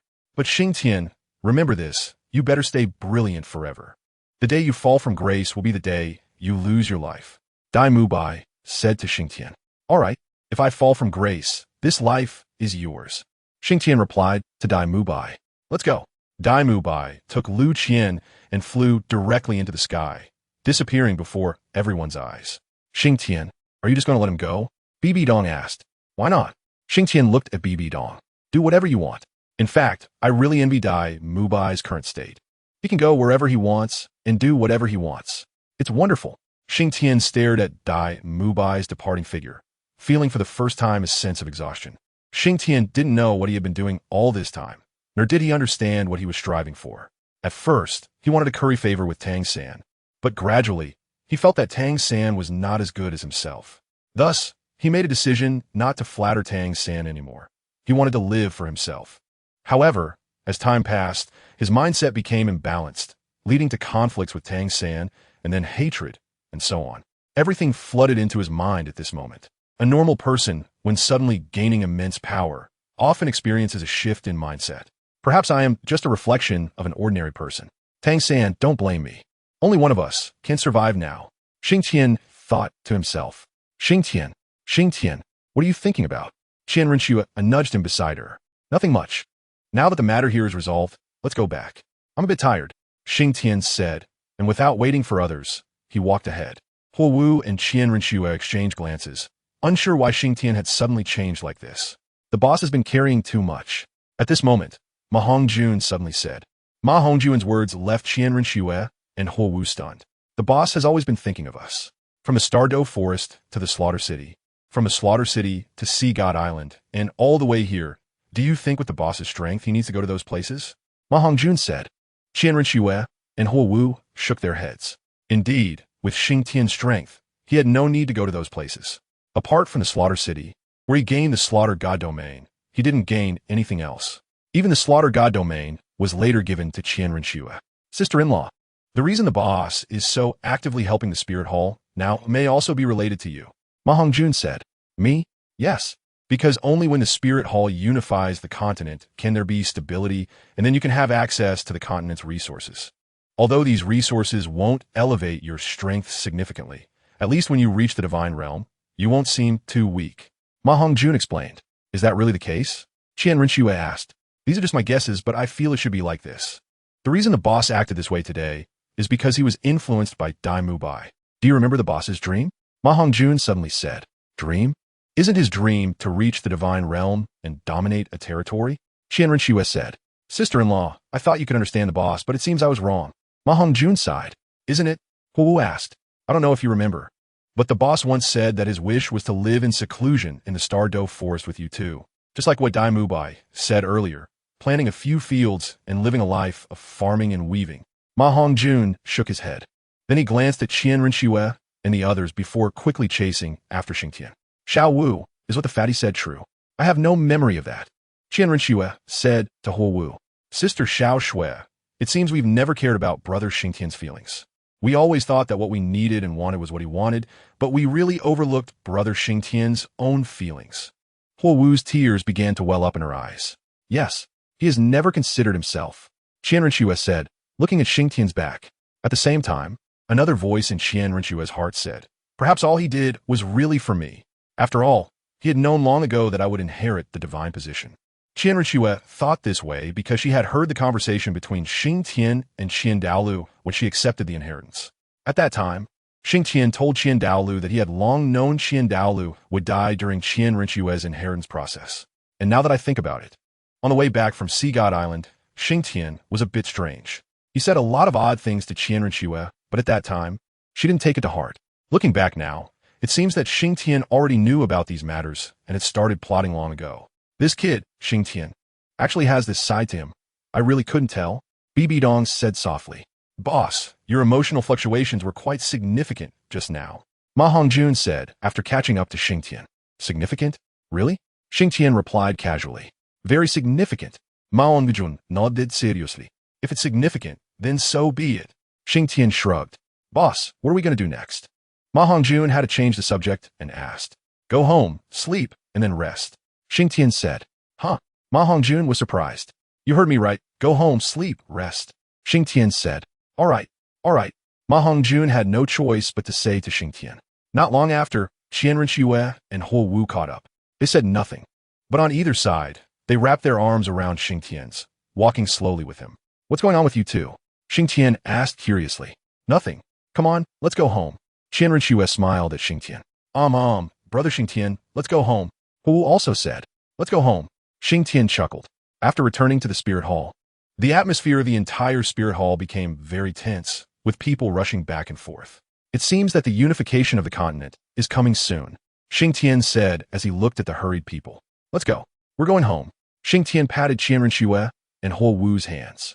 Once back at the small courtyard, Xingtian immediately returned to his room, not knowing what he was doing. Little Wu, let's go together tonight, Qian Rinxue said to Huowu. If it were before, Huowu would have blushed, but after today's events, she felt no shyness at all. She looked at Qian Rinxue and nodded heavily. That night, Qian Rinxue and Huowu did their utmost to please Xingtian, which made Xingtian feel a bit unaccustomed. However, he couldn't back down at this moment. In the end, he turned the tables and took the initiative, achieving the final victory. 3 days later, Xingtian set off towards the evil spirit forest with Qian Rinxue and Huowu, along with personnel transferred from the spirit hall. Holy Spirit Cult, here I come, Xingtian said, looking in the direction of the evil spirit forest. Xingtian had said last time that the Holy Spirit Cult had no reason to exist anymore, so no matter what, he had to see it through. Xingtian, are you not confident? Qian Rinxue asked Xingtian on the way. I don't know. There should be some confidence. I don't know much about the Holy Spirit Cult. I only know their general location is in the evil spirit forest. Xingtian said. Boss, how are we going to destroy that so-called cult? Ma Hongjun asked. After entering the evil spirit forest, we will find the evil eye tyrant. You should know. Xingtian said. Evil eye tyrant? What is that? Huowu asked. The king of the evil spirit forest, whose true form is a giant eye, and his current strength is not much different from Emperor Tian. Xingtian thought for a moment and said. Then, Brother Xingtian, what is Emperor Tian's strength? Huowu asked. Huowu's question left Xingtian speechless. He actually didn't know Emperor Tian's strength, but he knew that if he fought Emperor Tian, he would likely win. I'm not sure about Emperor Tian's strength, but if it comes down to a life-and-death struggle, I should be the one to win, Xingtian said. If that's the case, then the evil eye tyrant shouldn't be a problem, right? Qian Rinxue said. Not necessarily. As far as I know, the evil eye tyrant's attack method is mental attacks. So we should avoid taking action initially. Otherwise, I might not be able to protect you, Xingtian said to everyone. Don't worry, we won't act impulsively, Qian Rinxue said. That's good. Xingtian nodded. Xingtian and the others had no need to hide their movements at all, as this was not something that required concealment. Master, they are coming towards us. In a valley underground in the evil spirit forest, there was a very large underground empire. At this moment, in the central building of this underground empire, a man in black spoke to a woman in black on a high platform. Oh, he really came? The woman in black said. Yes. Besides him, he also brought a dozen people from the Spirit Hall. A dozen? Xingtian really thinks highly of my Holy Spirit cult. Send the order down, no need to retreat. I want to see how a mere dozen people can destroy my Holy Spirit cult. The woman in black said coldly. Yes, Master. The man in black said. In the eyes of this man in black and the entire Holy Spirit cult's followers, Xingtian and his group were essentially walking to their deaths, so their thoughts were the same as the Holy Spirit cult's leader.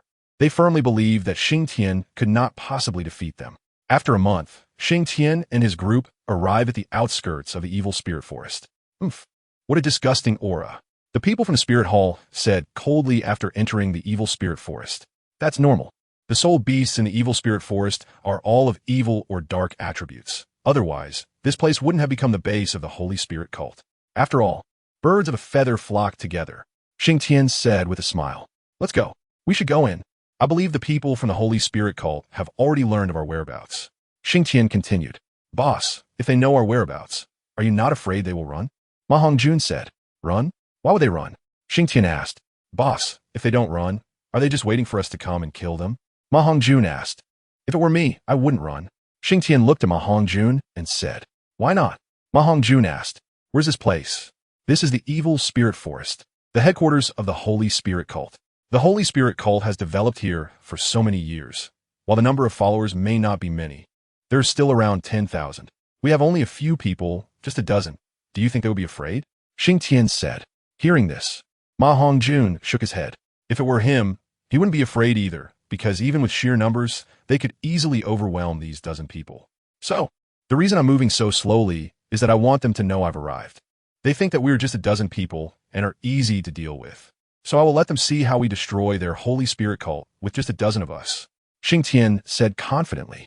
Qianren, upon hearing this, did not doubt him, because among the dozen or so people from the Spirit Hall, at least 6 were elemental-type soul masters, all of water and fire. Seeing them, Qianren couldn't help but remember what happened with the Haotian sect. Xingtian now was at least 100 times stronger than before. Let's go. First, let's meet the owner here and greet them. Xingtian said. The evil eye tyrant is easy to find because they are usually located in the very center of the forest. This is a common trait of all soul beasts.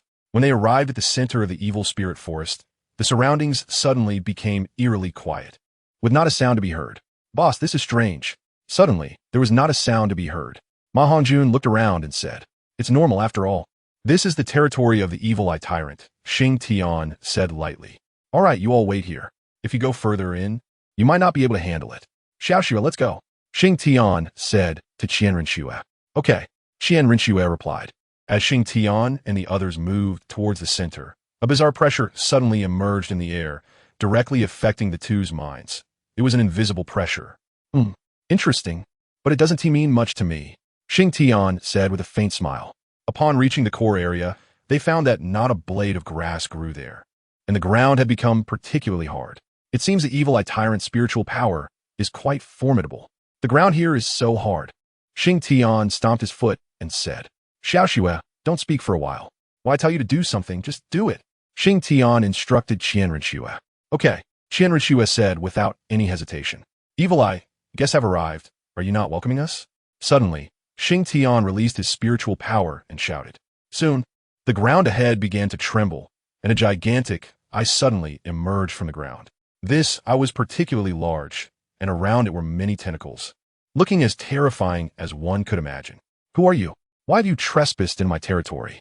Suddenly, a massive spiritual power surged towards Xingtian and the others. Don't worry, we mean no harm. We just came to inquire about some information, Xingtian said indifferently, not caring about the spiritual pressure. Seeing that Xingtian had no reaction to his spiritual pressure, the evil eye tyrant realized that these two were not easy to deal with. So he withdrew his spiritual pressure. Information? What information? Why would you come to me? The evil eye tyrant asked. Information about the Holy Spirit cult. Xingtian went straight to the point. Holy Spirit cult? Do you know my relationship with them? The evil eye tyrant snorted. Of course I do. Otherwise, how could I have come to find you? Xingtian shrugged. You must be that Xingtian, right? The evil eye tyrant suddenly said. That's right, I am Xingtian. It seems my name is known even to you. Xingtian replied with a smile. Oomph. You want to destroy the Holy Spirit cult? The evil eye tyrant said, and the air around them suddenly became thick, an invisible force suddenly pressing down on Xingtian and the others. Evil eye, I don't know what you can gain from cooperating with the Holy Spirit cult, but I want to say, if you cooperate with me, you will gain much more than they do. Xingtian said to the evil eye tyrant. Much more? Kid, don't talk too big. The evil eye tyrant snorted. Xiaoxue. Show him. Xingtian suddenly said to Qianrenxue. Upon hearing Xingtian's words, Qianrenxue suddenly understood his meaning, and then her aura changed abruptly. An eerie aura emanating from her. What? This aura. The evil eye tyrant was drawn to this aura, staring blankly at Qianrenxue, his spiritual power starting to fluctuate violently. How about that? Xiaoxue is the newly ascended goddess, the fallen angel. Xingtian said to the evil eye tyrant. Human. Although the aura on her makes me feel close, that does not convince me. The evil eye tyrant quickly calmed down. The divine hierarchy of Xiaoxue was perfected with my help. In her divine hierarchy, there's something called the 7 deadly sins. Xingtian said. 7 deadly sins? What is that? The evil eye tyrant asked. They are pride, envy, wrath, sloth, greed, gluttony, and lust, Xingtian replied. For some reason, when Xingtian mentioned these 7 words, the evil eye tyrant's heart trembled suddenly, and an inexplicable feeling emerged, as if saying that if he missed this opportunity, it would be a tremendous loss. Oomph. Is that all? Get lost. I will not tell you. The evil eye tyrant suddenly said. Xingtian was momentarily taken aback. This is not scientific. Are the novels from my previous life fake? Although I haven't read about that overpowered Huiyuhao, I've heard about the evil eye tyrant. I think the 7 deadly sins should be much better than whatever Huiyuhao has. Xingtian thought to himself. After saying this, the evil eye tyrant actually felt a bit regretful. He had said that just to make himself appear more valuable, but when he saw Xingtian's hesitant expression, he felt a bit worried. All right, then I won't disturb you any longer. We will find it ourselves. Xingtian suddenly said to the evil eye tyrant. Xiaoxue. Let us go. Xingtian said to Qianrenxue. Qianrenxue nodded. Are you really leaving? The evil eye tyrant thought to himself. No, this girl cannot leave. Suddenly, the evil eye tyrant thought. You can leave, but this girl must stay. The evil eye tyrant said suddenly. What? Forcing me to stay? A strange smile appeared on Xingtian's face. This girl is of great use to me. You can leave, but she cannot. The evil eye tyrant said in an irrefutable tone. Chapter 228. Confrontation with the evil eye tyrant. I say, evil eye, is your brain broken? Do you think we would dare to come here and still be afraid of you? Xingtian looked at the evil eye tyrant as if he were an idiot. Oomph. Human kid, this is the evil forest, the territory ruled by me, the evil eye tyrant. Anyone who enters here must obey me, the evil eye tyrant. The evil eye tyrant said. Then try to move. Xingtian's tone suddenly turned cold. Arrogant, the evil eye tyrant said. And then a powerful spiritual pressure suddenly pressed down on Xingtian and the others. Since Qianrenxue had already ascended to godhood, she had no reaction to the evil eye tyrant's spiritual pressure. Xingtian only paused for a moment when the spiritual pressure hit him, then returned to normal. Not enough. Far from enough. If this is all you can do, the outcome of today is still uncertain. Xingtian said lightly. Oomph. Then let me show you why I am the king of the evil forest. The evil eye tyrant was enraged by Xingtian's words. Mental paralysis ray.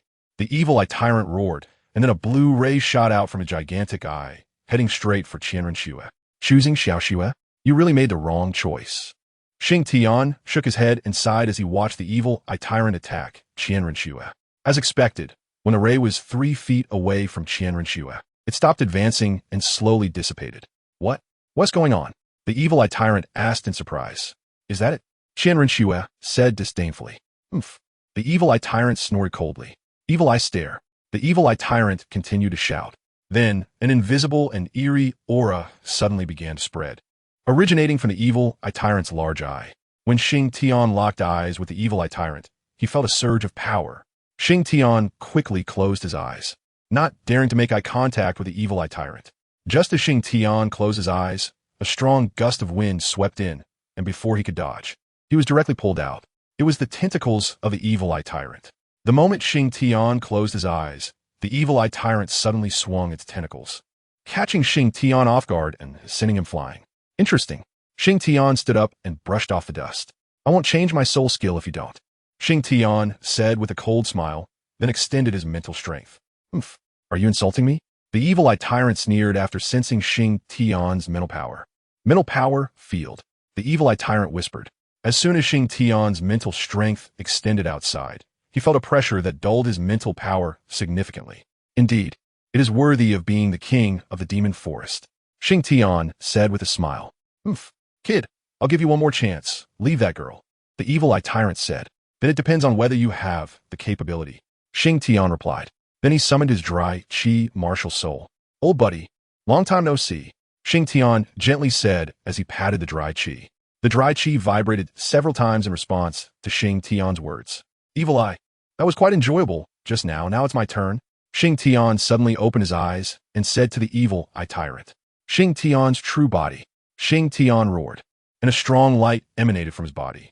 After the light dissipated, a headless giant of the same size as the evil eye appeared, holding an axe in one hand and a shield in the other, exuding a fierce aura.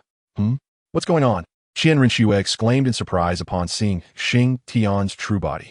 She remembered that Xingtian's mental state seemed to have stabilized a lot. Moreover, the aura of the summoned true body was much more restrained, but why was it even more intense than before? Perhaps it is the aura of this demon forest.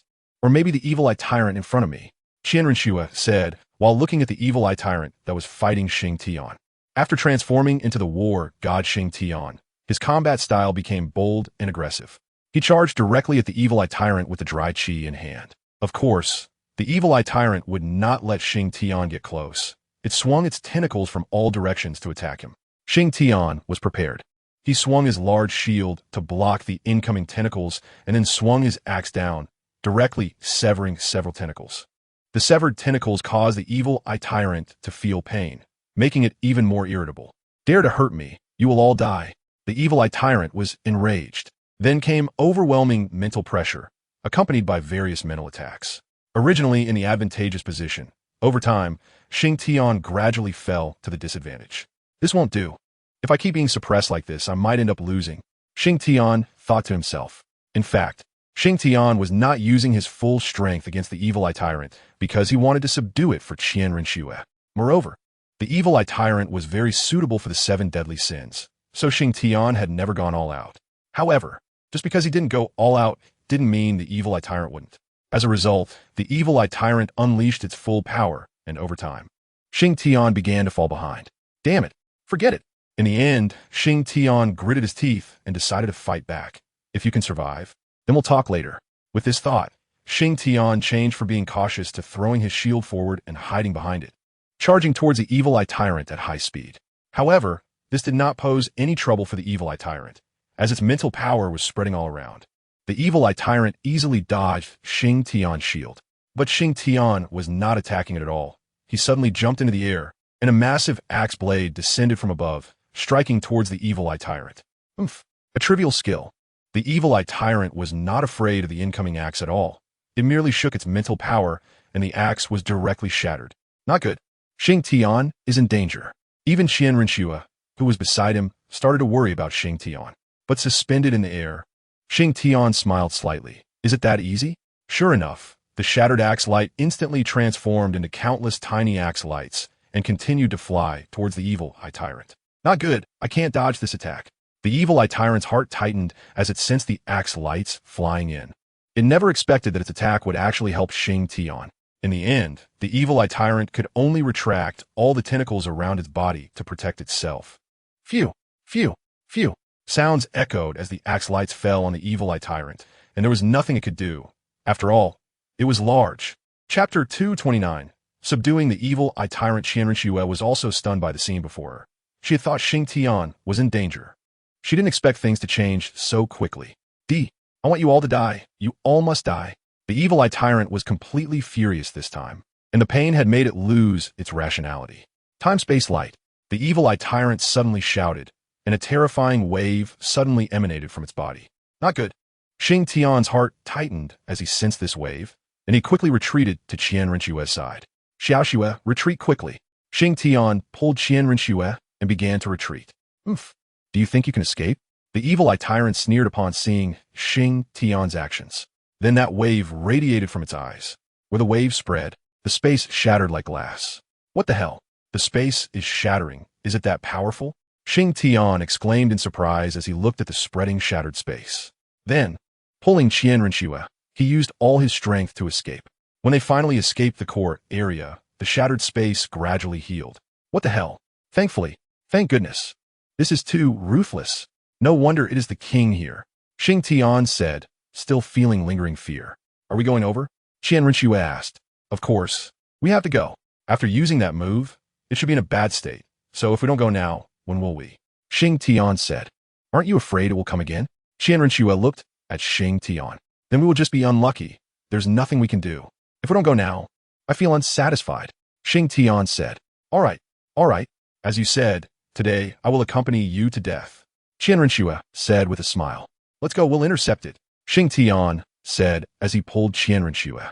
When they arrived at the place where the evil eye tyrant had been, it was already gone, and even the large pit it had left behind was no longer there. It seems that after using that move, the evil eye tyrant suffered backlash. Otherwise, it wouldn't have run away. Xingtian said, looking at the cleanup area.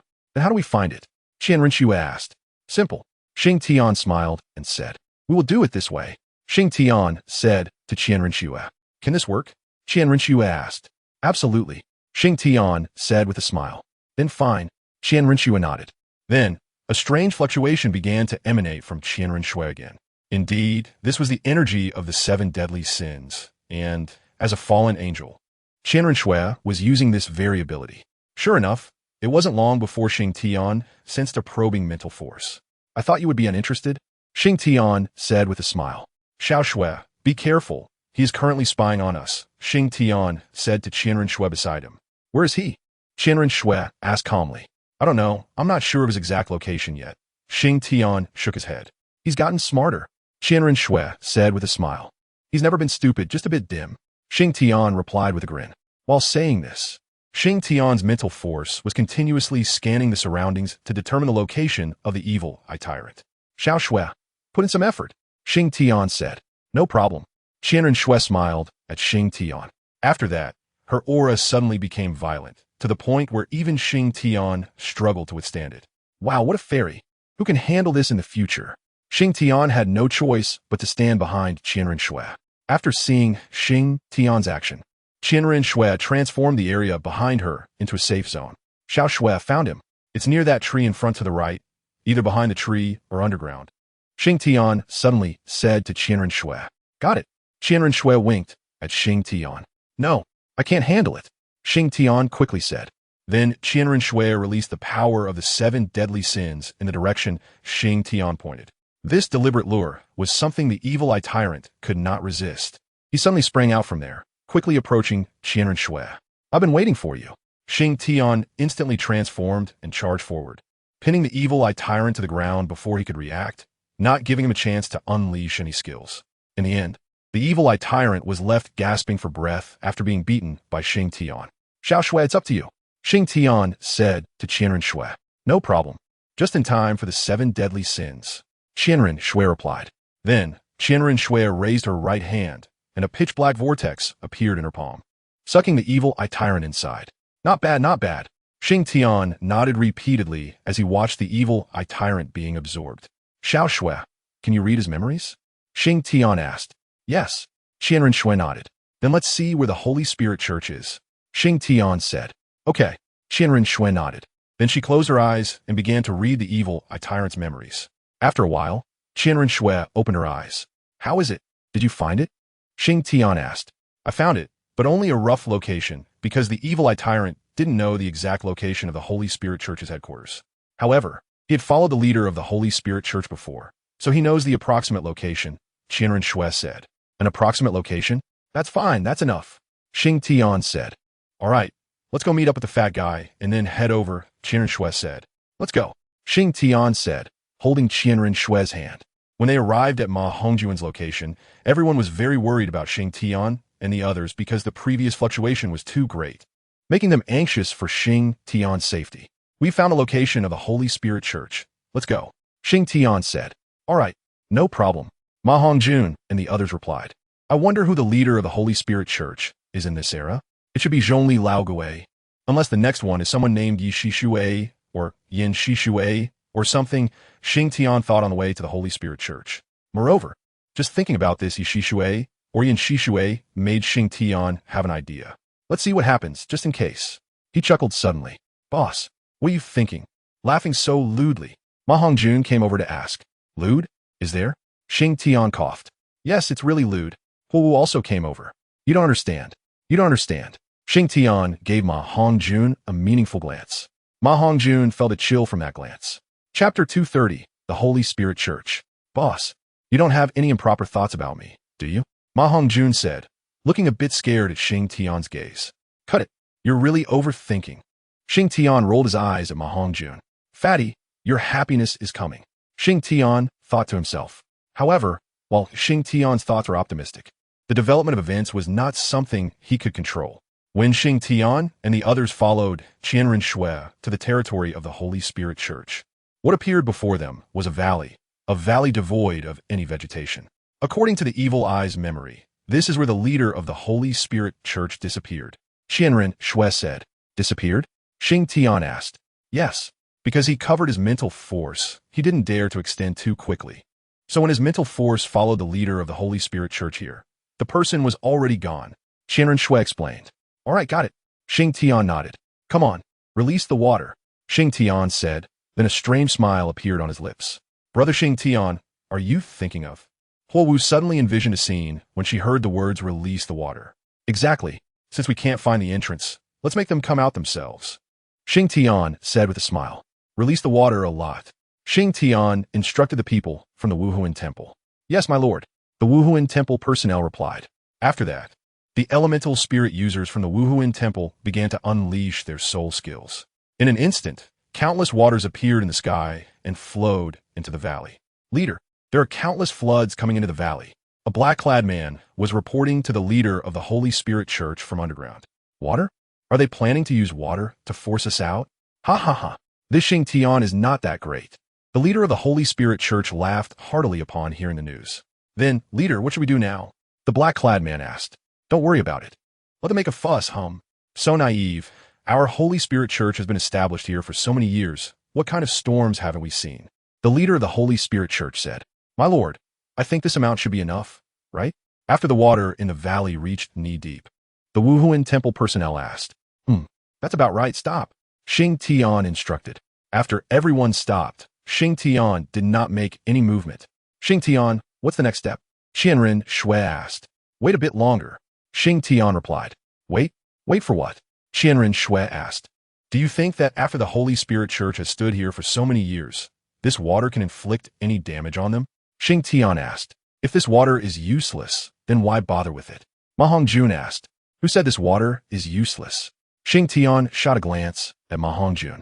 Boss, didn't you just say that? Ma Hongjun said. I'm saying this bit of water is of no use right now, but that doesn't mean the water has no use. Xingtian said with a smile. What kind of ghost idea are you brewing again? Qianren Shui shot a glance at Xingtian.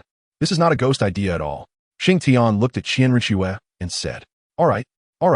Anyway, you never tell us until the very end. Qianren Shui said. Xiao Shui, let them set up camp here at the top of the valley. Attacking the Holy Spirit cult is not something that can be done in a day or two. Xingtian said. All right. I want to see this method of yours. Qianren Shui said. After that, Qianren Shui arranged for everyone to set up camp first. 3 days later, the water in the valley receded, leaving behind a muddy ground. Come on, keep it coming. Xingtian said to those soul masters. That's right, keep it coming. Xingtian looked at the valley. The people from the Spirit Hall looked at Qianren Shui, and she nodded at them. Soon, torrents of water began to flow into the valley again. Master, they are starting to release water again. In that dark place, in that dark room, the man in black was reporting the situation of these days. I thought he had some skills. I didn't expect it to be just this. The leader of the Holy Spirit cult snorted coldly. Master, what do Xingtian and the others want to do? The man in black asked. It's nothing but a strategy to trap. He wants to use this method to cut off our supply of rations. Once the supply is cut off, our Holy Spirit cult will be in chaos, and then they can find the entrance, but they are thinking too simply. The leader of the Holy Spirit cult sneered. Master, I'll take my leave now. The man in black said. Go ahead. The leader of the Holy Spirit cult waved his hand. Xingtian, your method is the most foolish one. Do you think our Holy Spirit cult could have survived for so many years without considering the situation? You're still too young. I foolishly regarded you as a rival. But now it seems I was too serious. The leader of the Holy Spirit cult laughed self-deprecatingly. Another 3 days passed, and Xingtian had them release water again. This was already the third time, and even Qianren was somewhat unable to grasp Xingtian's intentions. Xingtian, we've been here for about 10 days, and you've been pouring water all this time. I can't figure out your intentions. Qianren said. Hee, it's almost time, almost time. Xingtian chuckled. Another 3 days passed, and the valley had turned into a swamp, and the surrounding vegetation had basically all died from being soaked in water during this time. It's about time. Xingtian looked at the situation in the valley and nodded with a smile. Come on, one last time. Xingtian said to the people from the spirit hall. These people had gotten used to it over the past few days, so they didn't ask any questions and just got to work. Before long, the valley was filled with water up to their knees again. Not bad, not bad. Xingtian looked at the water in the valley. All right, fire-type soul masters. Step forward and evaporate this water. By the way, water-type soul masters, keep adding water. We can't let this dry out. Xingtian said. It's coming, it's coming. Finally, I can see Brother Xingtian's ultimate move. Huowu said, excitedly beside him. What's there to be excited about? Ma Hongjun said lightly, but his eyes and tightly clenched fists betrayed his true feelings. Is it coming? It's been many years since the last time. Some of the people from the Spirit Hall had seen Xingtian's move when the Haoyan sect attacked the Spirit City back then, and the steps were just like this. Put in some effort. I guarantee you'll be amazed. Those elders said to the newcomers. Senior, what exactly is young Master Xingtian doing? Some newcomers couldn't help but asked curiously after hearing the elders. You'll know when the time comes. It's a spectacular scene. It's not an exaggeration to say it's a once-in-a-century sight. Those who had seen this move before said. Chapter 231. The Thunder Dragon descends Zhongli the old ghost as the newcomers listened to the seniors. Their curiosity grew even stronger. Because of their curiosity, their movements and soul power output increased a few notches as they wanted to witness the grand scene the seniors had mentioned. As time passed, the water in the valley was evaporated, but the water level showed no signs of decreasing because people were continuously replenishing it. At this time, at the headquarters of the Holy Spirit cult beneath the valley, Master, Xingtian is up there doing who knows what. It was still the man in black. Don't worry about him. But Master, many cult members are reaching their limit. They say they can't stand it anymore, and they want to go up and kill Xingtian. The man in black said. The black-clad man's words suddenly made the leader of the Holy Spirit cult pause, but he quickly returned to normal. You can leave now. The leader of the Holy Spirit cult said lightly. Yes, Master. Xingtian, this strategy of attacking the heart must be said to be very successful. I underestimated you. The leader of the Holy Spirit cult looked up at the dark ceiling. If Xingtian knew that the leader of the Holy Spirit cult thought this way, he would definitely be very surprised. Damn, this Zhongli the old ghost is actually a drama king. Why is there so much emotional drama and inner conflict? After realizing this, it was undoubtedly Xingtian's most genuine thought. However, Xingtian, you also underestimate the rules of our Holy Spirit cult too much. Let you be proud for a few days. Your good days are numbered. Zhongli the old ghost said fiercely. However, Xingtian was unaware of all this. At this moment, he was focused on the dark cloud above the valley. Xingtian, is it almost time? Qianren said to Xingtian, looking at the dark cloud. She had seen it a few years ago, but compared to that time, this time was truly child's play. Not enough. Wait a bit longer. Xingtian shook his head after looking at the cloud above. After about half an hour, Xingtian finally had them stop. That's about right. In a bit, you all stay far away. Today I will show you what divine might is. Xingtian said with a smile. Ma Hongjun looked at the dark cloud above and then thought about that time from a few years ago. He decisively hid far away, afraid of getting caught up in it. Even though he was already a titled Douluo, he still didn't dare to take the risk. Hurry up, or else you'll get caught in it later, and you'll be done for. The people from the Spirit Hall said, Seniors, is it really that terrifying? You'll know when the time comes. This isn't terrifying. This is beyond terrifying. Xiao Shui, watch closely, this is divine might. Xingtian suddenly said to Qianren. Then with a wave of his hand, a tiny droplet shot directly into the cloud layer. This tiny bolt of lightning acted like a fuse. When it entered the cloud layer, a rumbling thunder echoed from within. This is the feeling I didn't expect to see it again after so many years. The only lightning-type soul master on the Spirit Hall's side. He was the same lightning-type soul master who stood beside Xingtian back then. After so many years, he had also become a soul.Dual level powerhouse. He is most grateful to Xingtian, because it was Xingtian who proved the power and terror of thunder-type soul masters to the world, but he still cannot achieve what Xingtian has done. After the rumbling thunder echoed from the clouds, Xingtian flew directly into the sky. Last time he was floating below the clouds, but this time he flew straight into them. What is the boss doing? Ma Hongjun was somewhat at a loss when he saw Xingtian fly into the clouds. Yeah, it wasn't like this last time. Huo Wu followed up. Just watch. Xingtian must have his own ideas. Qianrenxue wasn't too worried because she trusted Xingtian. When Xingtian flew into the clouds, he saw countless blue lightning bolts weaving through them. He wasn't sure if it was the same in his previous life, but he thought it probably wasn't so certain. Xingtian said with a smile. After shaking off the thoughts in his mind, Xingtian began to manipulate the lightning in the clouds. Last time he transformed into a Qilin, but this time he didn't want to just do something simple. He wanted to make a big impact. As Xingtian's mental power spread throughout the clouds, the lightning began to gather around him. This time, Xingtian directly manifested 9 thunder dragons, as he was afraid he wouldn't be able to handle the Holy Spirit sect all at once. So he made a lot of preparations. As Xingtian made his moves, the people outside gradually felt an invisible pressure emanating from the clouds. Yes, this pressure, that's right. This pressure. Those who had seen such a scene before shouted enthusiastically. Even Qianrenxue was a bit excited, as such a scene was indeed rare. Sister Xiaoxue, have you noticed that this time the pressure is even greater than in previous years? Huo Wu leaned over to ask Qianrenxue. It seems Xingtian wants to solve the problem all at once. Qianrenxue nodded after glancing at the valley below. As time passed, after about the time it takes to burn a stick of incense, the rumbling thunder in the clouds suddenly stopped. Just as everyone was puzzled, a beastly roar broke the silence. Then, Xingtian emerged from the clouds, hovering just below them. I announced today, the Holy Spirit sect will be destroyed. Xingtian's voice was filled with soul power and instantly spread out. Some soul masters who were training in the evil spirit forest had noticed the strange dark clouds in the sky earlier. But since the clouds were located in the central area of the evil spirit forest, they had no ability to explore it. Now, after hearing Xingtian's voice, they realized it was actually man-made. Whose voice is that? What is the Holy Spirit sect? Someone asked. I don't know, but we should run for now. I feel like something is off. Some people who valued their lives began to retreat. Wait, some curious onlookers said.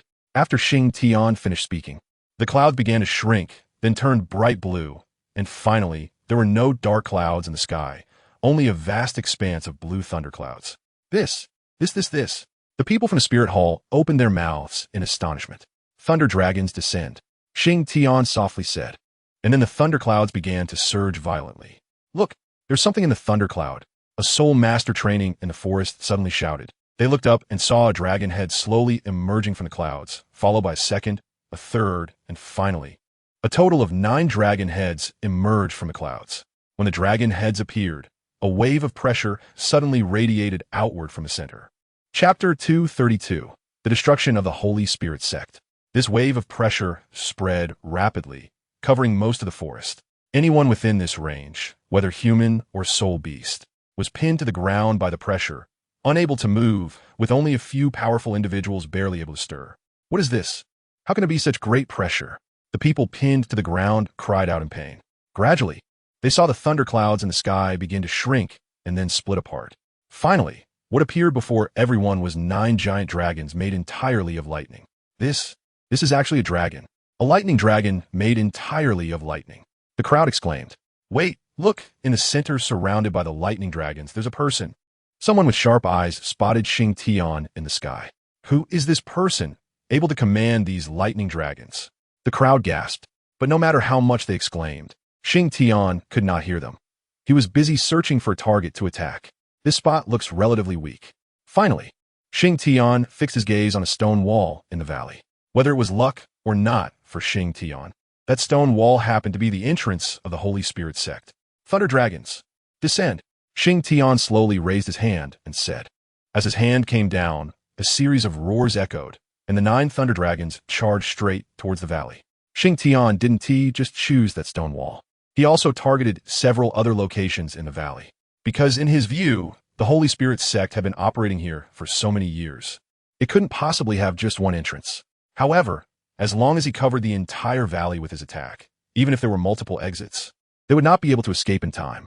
Xiaowu, keep an eye on the surroundings. The Holy Spirit sect is not that simple.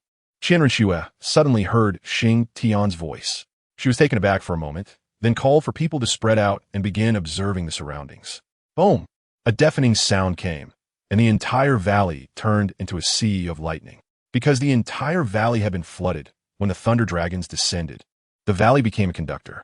Since Xingtian was unsure what materials the Holy Spirit sect's leader used underground, he chose lightning, as it was a versatile solution, especially when it came to water. While Xingtian stirred up chaos above ground, the Holy Spirit sect underground was suffering. The theme of the Holy Spirit sect's underground construction was steel, which had excellent conductivity. So after Xingtian's attack, the entire underground world became a sea of lightning. Because of Xingtian's thunder dragons, the entire Holy Spirit sect was thrown into disarray, resulting in many deaths, which made the leader of the Holy Spirit sect quite angry. Someone, go out and confront that kid Xingtian, the leader of the Holy Spirit sect said. Yes, sect master. Xingtian, I admit I underestimated you. I didn't expect you to be so cunning. But this ends here, the leader of the Holy Spirit sect said coldly.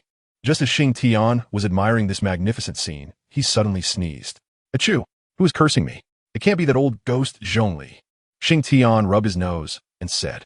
Suddenly, Xingtian felt a large amount of powerful and evil energy gathering in this sea of lightning. Oh, finally willing to show yourself, Xingtian said with a light smile. Boom! A loud bang, and a large pit suddenly appeared in the valley floor, with a large amount of mud and water starting to flood into the pit. But before it could even begin, it was already stopped, as someone had prevented the mud and water from pouring in. Xingtian, I have to admit, you do have some tricks up your sleeve. But is that all you've got? Are you trying to wipe out my Holy Spirit sect in one fell swoop? You really are daydreaming. Suddenly, a sinister voice came from the pit. Oh, the mouse has come out of its hole. After hearing this voice, Xingtian was momentarily stunned. You brat, how dare you? A man in black suddenly shouted at Xingtian. I knew you would come out. I prepared a big gift for you. Do you like it? Xingtian said. Is this it? It can't hurt the foundation of my Holy Spirit sect. Zhongli Laogui snorted coldly. Zhongli Laogui, this is just the beginning. Xingtian wiggled his index finger. You know me? Zhongli Laogui was taken aback. How rare. Xingtian smirked. Watch closely. This is the real gift I prepared for you. Xingtian suddenly snapped his fingers. Suddenly, Zhongli Laogui felt a deadly crisis. Quick dodge. Zhongli Laogui shouted loudly. But the others were not as aware as he was. In an instant, a thunder dragon appeared out of thin air above Zhongli Laogui and charged straight down. Boom! With a loud crash, another big hole appeared in the valley. TSK, TSK, TSK. How tragic. Xingtian looked at the black ash all over the ground and exclaimed, You brat, I want you dead. Zhongli Laogui shouted angrily. Come on. Xingtian shrugged. Unfazed. Zhongli Laogui emitted a foul odor and charged at Xingtian. Suddenly, Zhongli Laogui was taken aback, staring incredulously at the sword tip protruding from his chest. Damn, Xiaoxue, can't you let me be proud for a moment? Xingtian looked at Qianrenxue behind Zhongli Laogui and said, Quick battle, quick resolution. We can't afford to drag this out, Qianrenxue said as she drew her sword. All right, Xingtian said. Qianrenxue extended her hand towards Zhongli Laogui's corpse, and a vortex appeared, sucking Zhongli Laogui's body inside. What are you doing? Xingtian asked. 7 deadly sins. This person is very suitable for wrath. Qianrenxue said. All right. Now you're picking your own targets. Not bad. Xingtian said. Let's go. The fat guy and the others are already chasing after the others. This Holy Spirit sect really is like rats. Their exits are not just this one. Qianrenxue said. I can imagine, but those people won't catch up after all. There are only some minions left. They can't stir up any waves. Xingtian said. Saintus, we found a woman in a secret room at the headquarters of the Holy Spirit sect. Suddenly, someone came to tell Qianrenxue. You're reporting this to me? Qianrenxue looked at him and said, Saintus, this woman is different from the others. She is filled with a radiant aura. The person said, It can't be Yixishui, right? I remember one of her martial souls is a radiant phoenix. Xingtian thought to himself, Take me to see. Xingtian said to this person. Yes. When they arrived at the secret room, the woman had already been carried out. What happened to her? Xingtian asked. I don't know. When we arrived, she was already unconscious, and she had 2 kinds of auras on her. We helped her dispel the other one, said a member of the Spirit Hall. That shouldn't be the case. Xingtian thought to himself. Chapter 233. Yishi Shui, that shouldn't be the case. Xingtian thought to himself. Xingtian had never seen Yishi Shui. In his previous life, he hadn't watched the second part of Dalu. He only watched the first part. However, he vaguely remembered that in the second part of Da, Yishi Shui seemed to be the leader of the Holy Spirit sect. Moreover, she had a son with Zhongli Laogue. But now, what was presented before Xingtian was another matter. No matter how he looked at Yishi Shui, she seemed to have been kidnapped, and someone was trying to forcibly instill her with the energy of an evil soul master. Did I pick the wrong script? Is this what Yishi Shui is like? Xingtian felt somewhat confused. What are you thinking?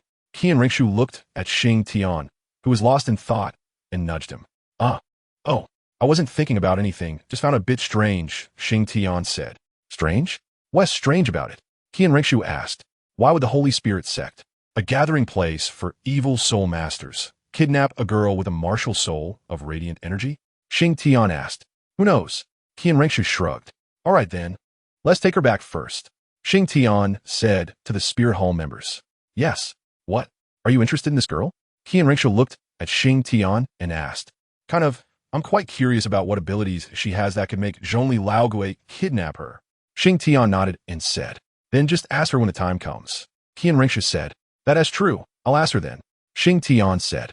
Leave a few people here, and the rest go back first. Let us find the main force to come over. This is the Holy Spirit sect's lair. There might be a lot of good things here. Xingtian said.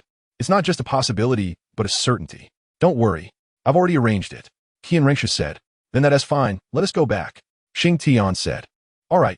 After returning to Spirit City, Bibi Dong learned about the situation of the Holy Spirit sect and began to mobilize personnel to clean up the aftermath in the evil spirit forest. In an instant, the news of the Holy Spirit sect's destruction swept across the continent. Many people didn't know what kind of existence the Holy Spirit sect was, but after being explained by those in the know, they understood that besides soul masters, there were also evil soul masters, and that evil soul masters were indeed so wicked. Unknowingly, Xingtian, or rather the Spirit Hall, gained another batch of worshippers. 2 days later, Yishi Shui woke up. Saintus, young Master Xingtian, that girl has woken up. The maid in charge of taking care of Yishi Shui said to Xingtian and the others. Oh, she's awake? Let us go take a look. Xingtian said. When they arrived at Yishi Shui's room, 2 maids were waiting at the door for Xingtian and the others. What's wrong? Why aren't you in the room? Xingtian asked. Returning to the young master, that girl seems to be particularly fearful of us. Ever since she woke up, as long as there is someone in the room, she hides under the blanket. We had no choice but to wait outside the door, one of the maids said. Oh, this is interesting. It seems she had a very unpleasant experience in the Holy Spirit sect. Xingtian said. Xiaoxua, let us go in and take a look. Xingtian said. Upon entering the room, Xingtian saw Yishi Shui crouched at the table eating the food prepared by the maids. When she saw Xingtian and the others come in, she was stunned for a moment, then quickly swallowed the food in her mouth and ran to the bed, wrapping herself in the blanket, as if only this could give her a sense of security. Hello, we are not bad people. Can you tell me your name? Xingtian walked to the bedside and gently asked.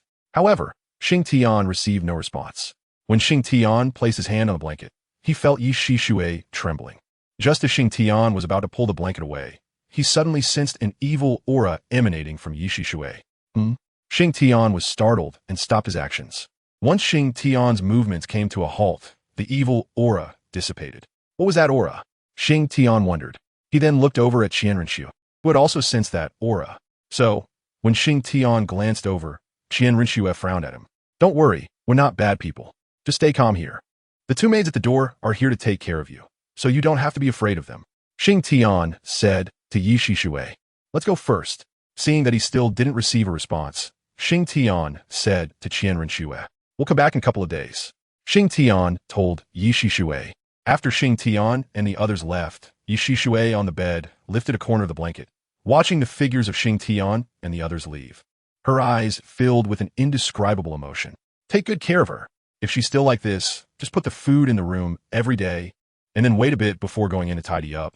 The room should be cleaned every day, Xingtian instructed the two maids at the door after stepping outside. Yes, young master, the two maids replied. At this moment, Yi Shishui had already poked her head out from under the blanket. She heard Xingtian's instructions to the maids, but there was no expression on her face. Thus, Xingtian and the others came to check on her from time to time. Although there was no significant progress, she gradually let down her guard around them. Although she didn't immediately hide under the blanket upon their arrival, she would still quickly dive back under it if Xingtian made even the slightest movement. By the way, prepare a wooden tub in the room today. Fill it with bathing water, and then you can just wait at the door. One day, after checking on Yi Shishui, Xingtian said to the maids at the door, Yes, young master. Time passed, and over a month went by. Xingtian was already able to touch Yi Shishui's little head. But every time his hand landed on her head, he could feel her body stiffening instantly, and the energy within her was constantly surging. Don't be afraid. I won't hurt you. Xingtian spoke to Yi Shishui in as gentle a tone as possible. Boss, you've gone to see that little girl again, huh? Upon returning to the small courtyard, he ran into Ma Hongjun. Xingtian nodded. Boss, you wouldn't have taken a liking to that little girl, would you? Ma Hongjun said with a lewd grin. What are you thinking? Xingtian rolled his eyes at Ma Hongjun and then walked past him toward his room. TSK. Looks like I'm going to have a sister-in-law soon. Ma Hongjun said with a smile as he watched Xingtian's back. In fact, Xingtian initially intended for Ma Hongjun to win over Yi Shishui, but he didn't expect things to turn out this way, so he didn't say anything. Yi Shishui's current state was not something an ordinary person could handle. Apart from Xingtian and those two maids, no one else could get close to her. Chapter 212 Ye Jishui Sipix. Xingtian had thought a few times about letting Ma Hongjun come to see Yi Shishui, but after Ma Hongjun came once, he refused to go again no matter what. Because during Ma Hongjun's visit, Yi Shishui's energy went into a frenzy, causing Ma Hongjun to suffer quite a bit. Xingtian didn't know what Ma Hongjun did to provoke Yi Shishui into a rampage. After this incident, Xingtian no longer dared to let anyone else approach Yi Shishui. Following the Ma Hongjun incident, Yi Shishui no longer trusted even the two maids. Apart from Xingtian, no one could get close to her now. Xingtian also didn't understand why Yi Shishui only recognized him now. Anyone else who approached her would make her feel fear, and if they made any sudden movements, the evil power within her would surge. Thus, Xingtian became Yi Shishui's caretaker. While Xingtian focused on Yi Shishui, the Spirit Hall had already become unified on the continent during this time and was busy drafting new policies and recruiting officials. Boss, I heard that the Spirit Hall is preparing to establish new policies and a national title at the beginning of next year. One day, Ma Hongjun found Xingtian and said, Isn't that normal? Xingtian replied, What I mean is since I'm idle anyway, I want to take on a government position. Ma Hongjun chuckled. That's up to you. If you want to go, then go. Xingtian said, All right, I'll go grab a government position then. Ma Hongjun said, Sounds good. Xingtian replied, So, boss, that little girl still isn't speaking? Ma Hongjun asked. But she's not as fearful of me lately. Xingtian said, Boss, she wouldn't be mute, would she? Ma Hongjun suddenly said, That shouldn't be the case. Xingtian replied, You've never seen her, so how can you be so sure? Ma Hongjun pouted. All right, you go to your thing. I'll head over first. Xingtian rolled his eyes at Ma Hongjun. When Xingtian arrived at Yi Shishui's place, he found her surprisingly not in the room, but daydreaming in the pavilion in the yard. I'm here. Xingtian called out to Yi Shishui from the doorway. Yi Shishui lifted her head to glance at Xingtian and then continued to daydream. The weather is nice today. It's good to come out and soak up some sun. Xingtian said as he sat down next to Yi Shishui. Yi Shishui glanced at Xingtian but didn't speak. Are you getting used to staying here? As I said, we're not bad people. We won't hurt you. Just think of this as your own home. Xingtian had gotten used to Yi Shishui's silence. And for a while now, he had been talking to himself. Why are you so nice to me? It's not that great. I just think you're quite pitiful. Xingtian replied. Just now? After speaking, Xingtian realized. I can always talk. I just didn't want to. Yi Shishui finally spoke. Why you spoke? Xingtian was somewhat surprised. My name is Yi Shishui. Yi Shishui suddenly said. Ye Jishui? That's a beautiful name. By this time, Xingtian had calmed down. Do you want to know why I was in that place? Yi Shishui suddenly asked. But when she said this, a trace of pain flashed across her face. Xingtian noticed this slight pain. If there's something difficult to say, you don't have to. It's fine. Xingtian said. My name is Yi Shishui. I live in a small village outside the evil demon forest. That village probably doesn't exist anymore, right? Yishishui muttered to herself. A village? It seems there are no towns outside the evil demon forest. Xingtian thought to himself. Our village was very small, only a few dozen households. It was beautiful, and everyone got along harmoniously. Yishishui continued. Xingtian remained silent, sitting across from Yishishui, quietly listening. I clearly remember that day when our parents took us to the city for the spirit testing. Several children from our village were very promising, and everyone had great talent. When Yishishui said this, a faint smile appeared on her lips. After returning to the village, everyone was very happy when they learned about this event. Such major happenings were rare in the village. That day, the whole village celebrated, and every household prepared delicious food. Yishishui spoke here with great joy in her tone. However, just as everyone was cheering and celebrating, disaster struck. They came. They were executioners, demons, and calamities. As she spoke, a look of fear appeared on Yishishui's face. All right, let's not talk about it, Xingtian said softly to Yishishui, unable to bear it any longer.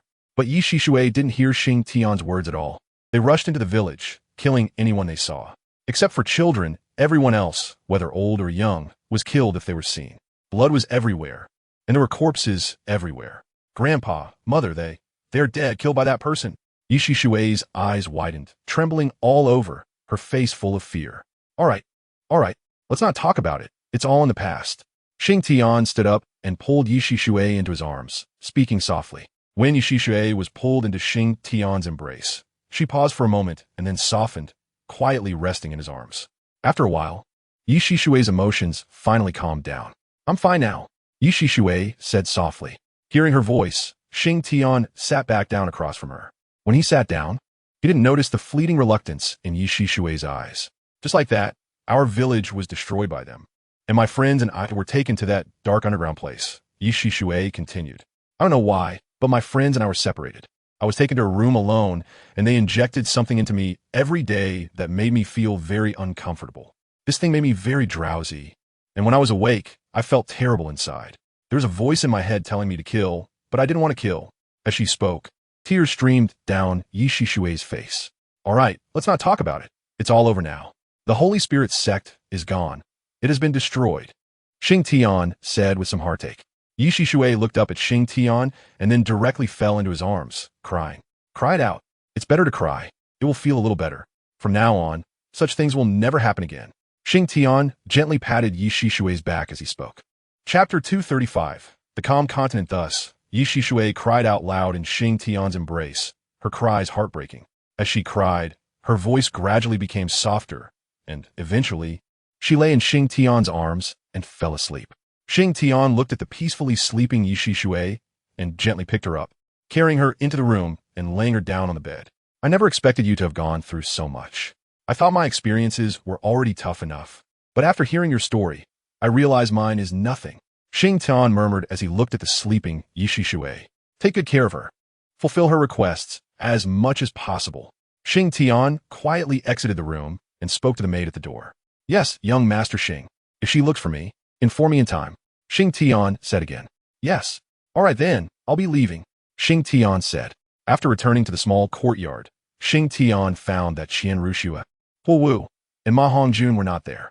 After asking the maidservants, Xingtian learned that Ma Hongjun and Huowu were busy with state-building matters, while Qian Rushua had gone into closed-door training again. Closed-door training again? It seems the time to ascend to the divine realm is not far off. Xingtian murmured to himself. Forget it. Let us take it one step at a time. Xingtian smiled and shook his head. He didn't know how strong his abilities were at the moment, but he was confident he could quickly establish himself in the divine realm. For the time being, he planned to enjoy this peaceful life. Once he reached the divine realm, it would be a bloody storm again. Lying on the bed, Xingtian looked at the ceiling and sighed. Since Qian Rushue and the others were not around, the first thing Xingtian did every day was to go check on Yishishui, chat with her for a while, then return to the small courtyard to drink tea and fish. In the blink of an eye, a year passed.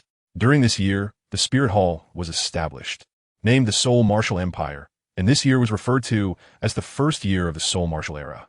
Xingtian had made an appearance during the founding of the Soul Martial Empire, which was built on the foundation of the former Spirit Hall city. After its establishment, Xingtian provided some opinions on their system. Moreover, the county system now used by the Seoul Martial Empire was proposed by Xingtian in the beginning. At the initial stage of the Seoul Martial Empire's establishment, many wanted to follow the previous management model, but a portion opposed it. Their reasoning was that since a new country was established, everything should be new, and thus using the old system was absolutely not acceptable. However, when asked to present a new system immediately, they could not come up with one, leading to a stalemate. Seeing this, Bibi Dong suddenly thought of Xingtian, and a voice in her heart told her that Xingtian would definitely have a solution. This thought came out of nowhere. All right, let us set this matter aside for now and discuss it in a couple of days. Bibi Dong finally decided. After the court meeting, Bibi Dong walked towards Xingtian's small courtyard. Your Holiness, what brings you here?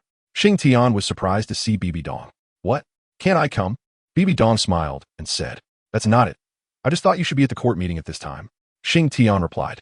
The court meeting has been paused due to some matters. Bibi Dong sighed. Can you tell me about it? Xingtian asked. He had a vague guess that Bibi Dong's visit might be related to the court meeting. As expected, Bibi Dong then explained the matters of the court meeting to Xingtian, as well as the issue regarding the new government system. It's easy to solve. Xingtian smiled and said, Oh, tell me. Bibi Dong replied. Xingtian then combined the previous format of the Spirit Hall with the county system from his past life in the Qing dynasty to formulate a system for Bibi Dong. At first, Bibi Dong felt it was nothing special, but after hearing Xingtian's explanation, her eyes lit up. Right? My Spirit Hall is spread across the country, and even slightly larger cities have branches. This county system suits me very well. Bibi Dong exclaimed. Exactly. Each county can establish a Spirit Hall, which serves two purposes. First, it can awaken martial spirits for local eligible children, and second, it can supervise local officials, achieving two goals with one action. Xingtian explained. Wonderful. Truly wonderful. Bibi Dong nodded repeatedly. I'll take my leave now. I will implement your system. Bibi Dong stood up and said, Take care. Xingtian stood up and smiled as he said. Thus, Xingtian's county system began to flourish in this world. Bibi Dong also fulfilled her promise. Under her management, the people lived very well, and with the presence of the Spirit Hall, officials did not dare to engage in corruption or bribery, which improved the atmosphere of the Heart Empire more and more. That's right. It would be great if it could continue like this. After learning this news, Xingtian couldn't help but nod. It seems that helping the Spirit Hall unify the continent was indeed a very correct choice. Qian Rinxue still hadn't come out of seclusion, and Xingtian estimated that when she finally emerged, it would be the time to ascend to the divine realm. He also wondered how things were going with the Silver Dragon King. After Qian Rinxue came out, he should contact them. After all, it was agreed upon. Xingtian murmured to himself. Sigh. So boring. Everyone is gone, and I'm the only one left. Looking at the empty courtyard, Xingtian sighed. In fact, Bibi Dong had invited Xingtian many times to take a position in the Seoul Martial Empire, but he never went. He mainly didn't like the atmosphere in the officialdom, which led to everyone being busy while he was the only one idle. Just when Xingtian was feeling bored, suddenly a maid came to report that Yi Shixue had arrived. What? That little girl is here? Xingtian was very surprised because, in his understanding, Yi Shixue never went out. He didn't expect her to come looking for him, which took him by surprise. However, after thinking about it, he realized he hadn't visited Yi Shixue in 2 or 3 days. Let her in, Xingtian said to the maid. Yes, young master. A little while later, Yi Shixue arrived at Xingtian's place, led by the maid. What brings you here? Xingtian asked after seeing Yi Shixue. You haven't come to see me for 3 days. Yi Shixue said, nervously clutching her clothing. My fault. I've been a bit busy these past few days. Xingtian quickly replied. Come sit down. Don't be shy. Just treat this place like your own home. Xingtian said to Yi Shixue, who was playing with her clothing and looking down. Upon hearing this, Yi Shixue sat down opposite Xingtian, quietly looking at him, creating a somewhat awkward atmosphere. Young master, the fruit is here. A maid came over a little while later, breaking the awkwardness. Chapter 236. The era of the gods has arrived. The maid's arrival broke the awkward atmosphere between the two and allowed Xingtian to find a new topic. Come, eat some fruit. Xingtian quickly urged Yi Shixue. Yi Jishui Sofi responded. Are you getting used to it here? Xingtian asked Yi Shixue. Yi Jishui nodded. That's good. You don't need to be shy here. Just tell the maid if you need anything. Xingtian said to Yi Shixue. Yi Shixue nodded and responded. After saying this, Xingtian didn't know what else to say, and the atmosphere fell into another awkward silence. At this moment, Shui was looking down and eating fruit, and since Xingtian wasn't speaking, she wouldn't be the first to open her mouth. Thus, one was eating while the other was watching, and neither spoke. The awkwardness between Xingtian and Shui made the maid next to them cover her mouth and laugh, as it was the first time she had seen Xingtian like this. Just when Xingtian was about to be unable to bear the awkward situation any longer, something happened that broke the silence. Just as Xingtian was nearing the limits of his embarrassment, suddenly, an inexplicable pressure came over him. This pressure was strange, and its source could not be found. However, just because others couldn't find the source didn't mean Xingtian couldn't. He didn't care much about this pressure. At first, it felt a bit heavy, but he soon got used to it. It turned out to be that brat Tang-san. Xingtian looked up and saw Tang-san in the sky. At this moment, a vortex-shaped passage suddenly appeared in the sky, and this pressure was emanating from that vortex-shaped passage. Tang-san was slowly floating towards that passage, enveloped in a deep blue light. Others might not know this was Xingtian, but Xingtian could tell, because the pillar of light surrounding Tang-san was filled with water, a tribute divine power. Xingtian had fought with the sea goddess Phantom before, so he was very familiar with this aura.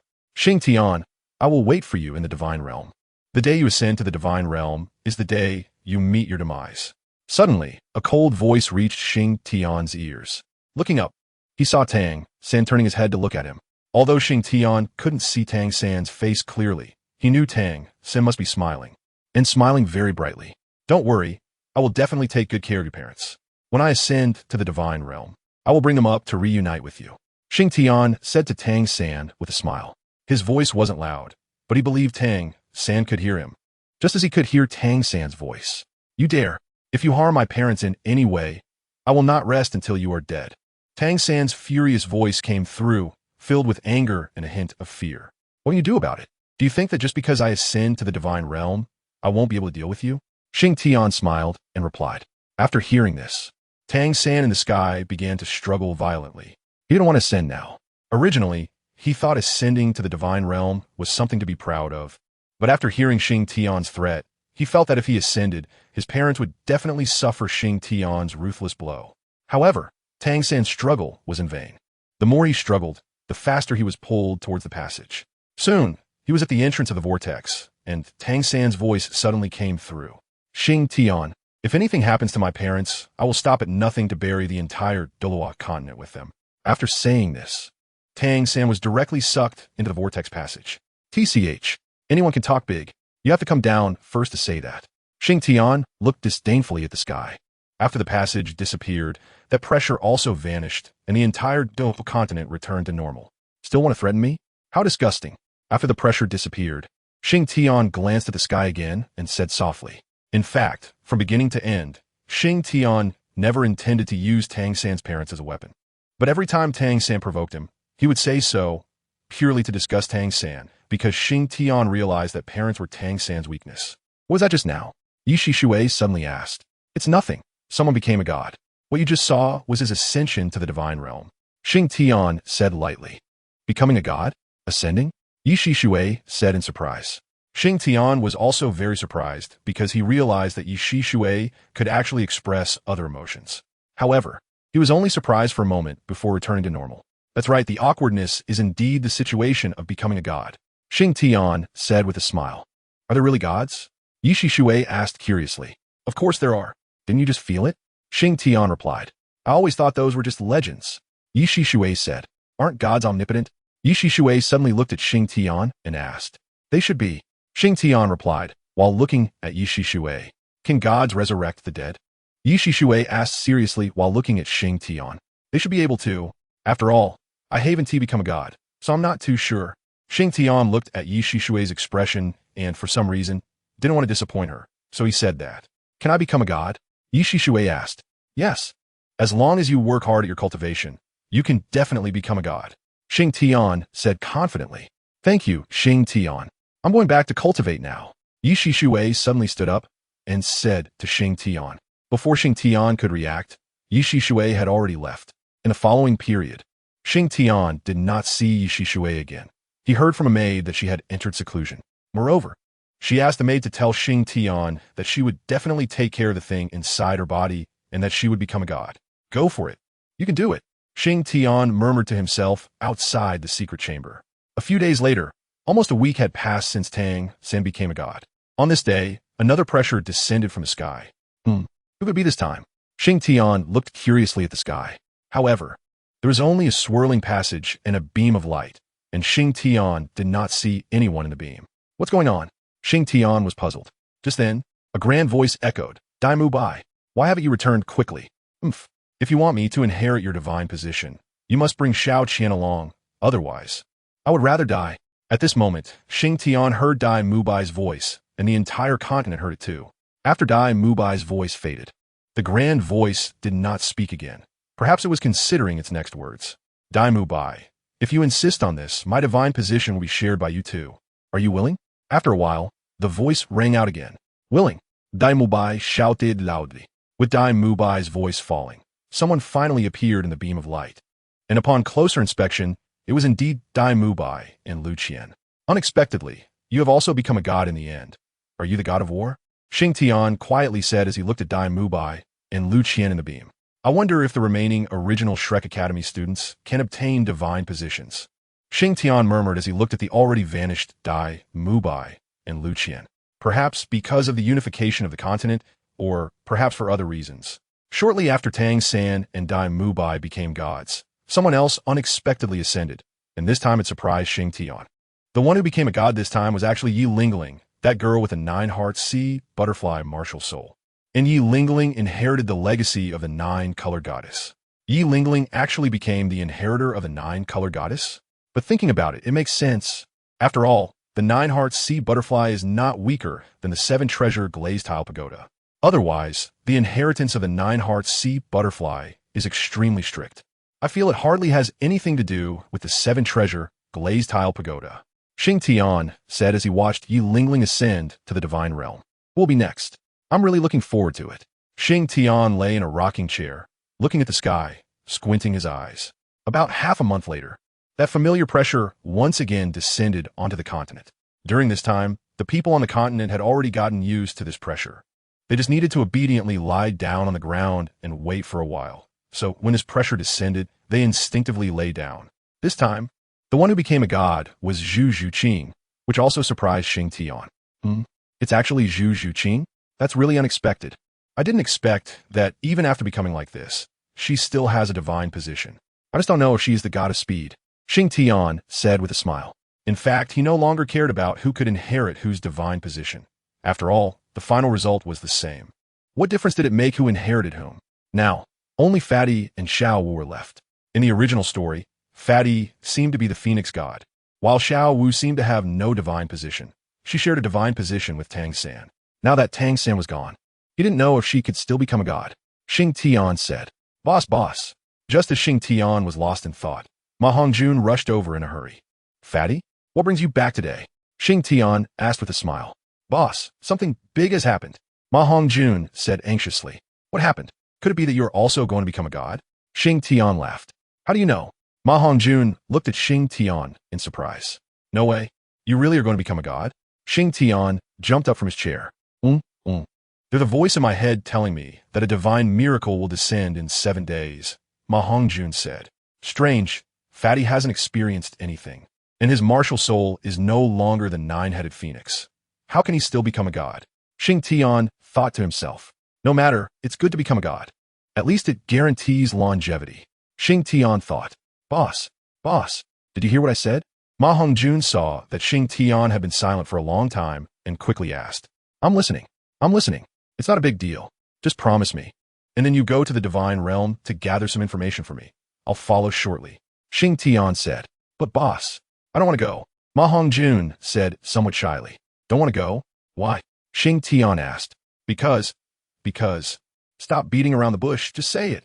Xingtian became a bit anxious as Ma Hongjun stammered. Because he has someone he likes. He doesn't want to leave her alone to become a god. Suddenly, Huo Wu's voice came from the doorway. What? Fatty? You're in love? Xingtian looked at Ma Hongjun in surprise. Ma Hongjun nodded shyly. That's great. What stage have you developed to? Xingtian asked. Ma Hongjun stammered for a long time without saying anything. Forget it, I won't ask. Just tell that girl that you are going to become a god, and ask her if she is willing to go to the divine realm with you. Fatty, you have to remember, once the divine positions are shared, you two will never be apart. You need to explain the reasons clearly to the girl, and the rest depends on her willingness.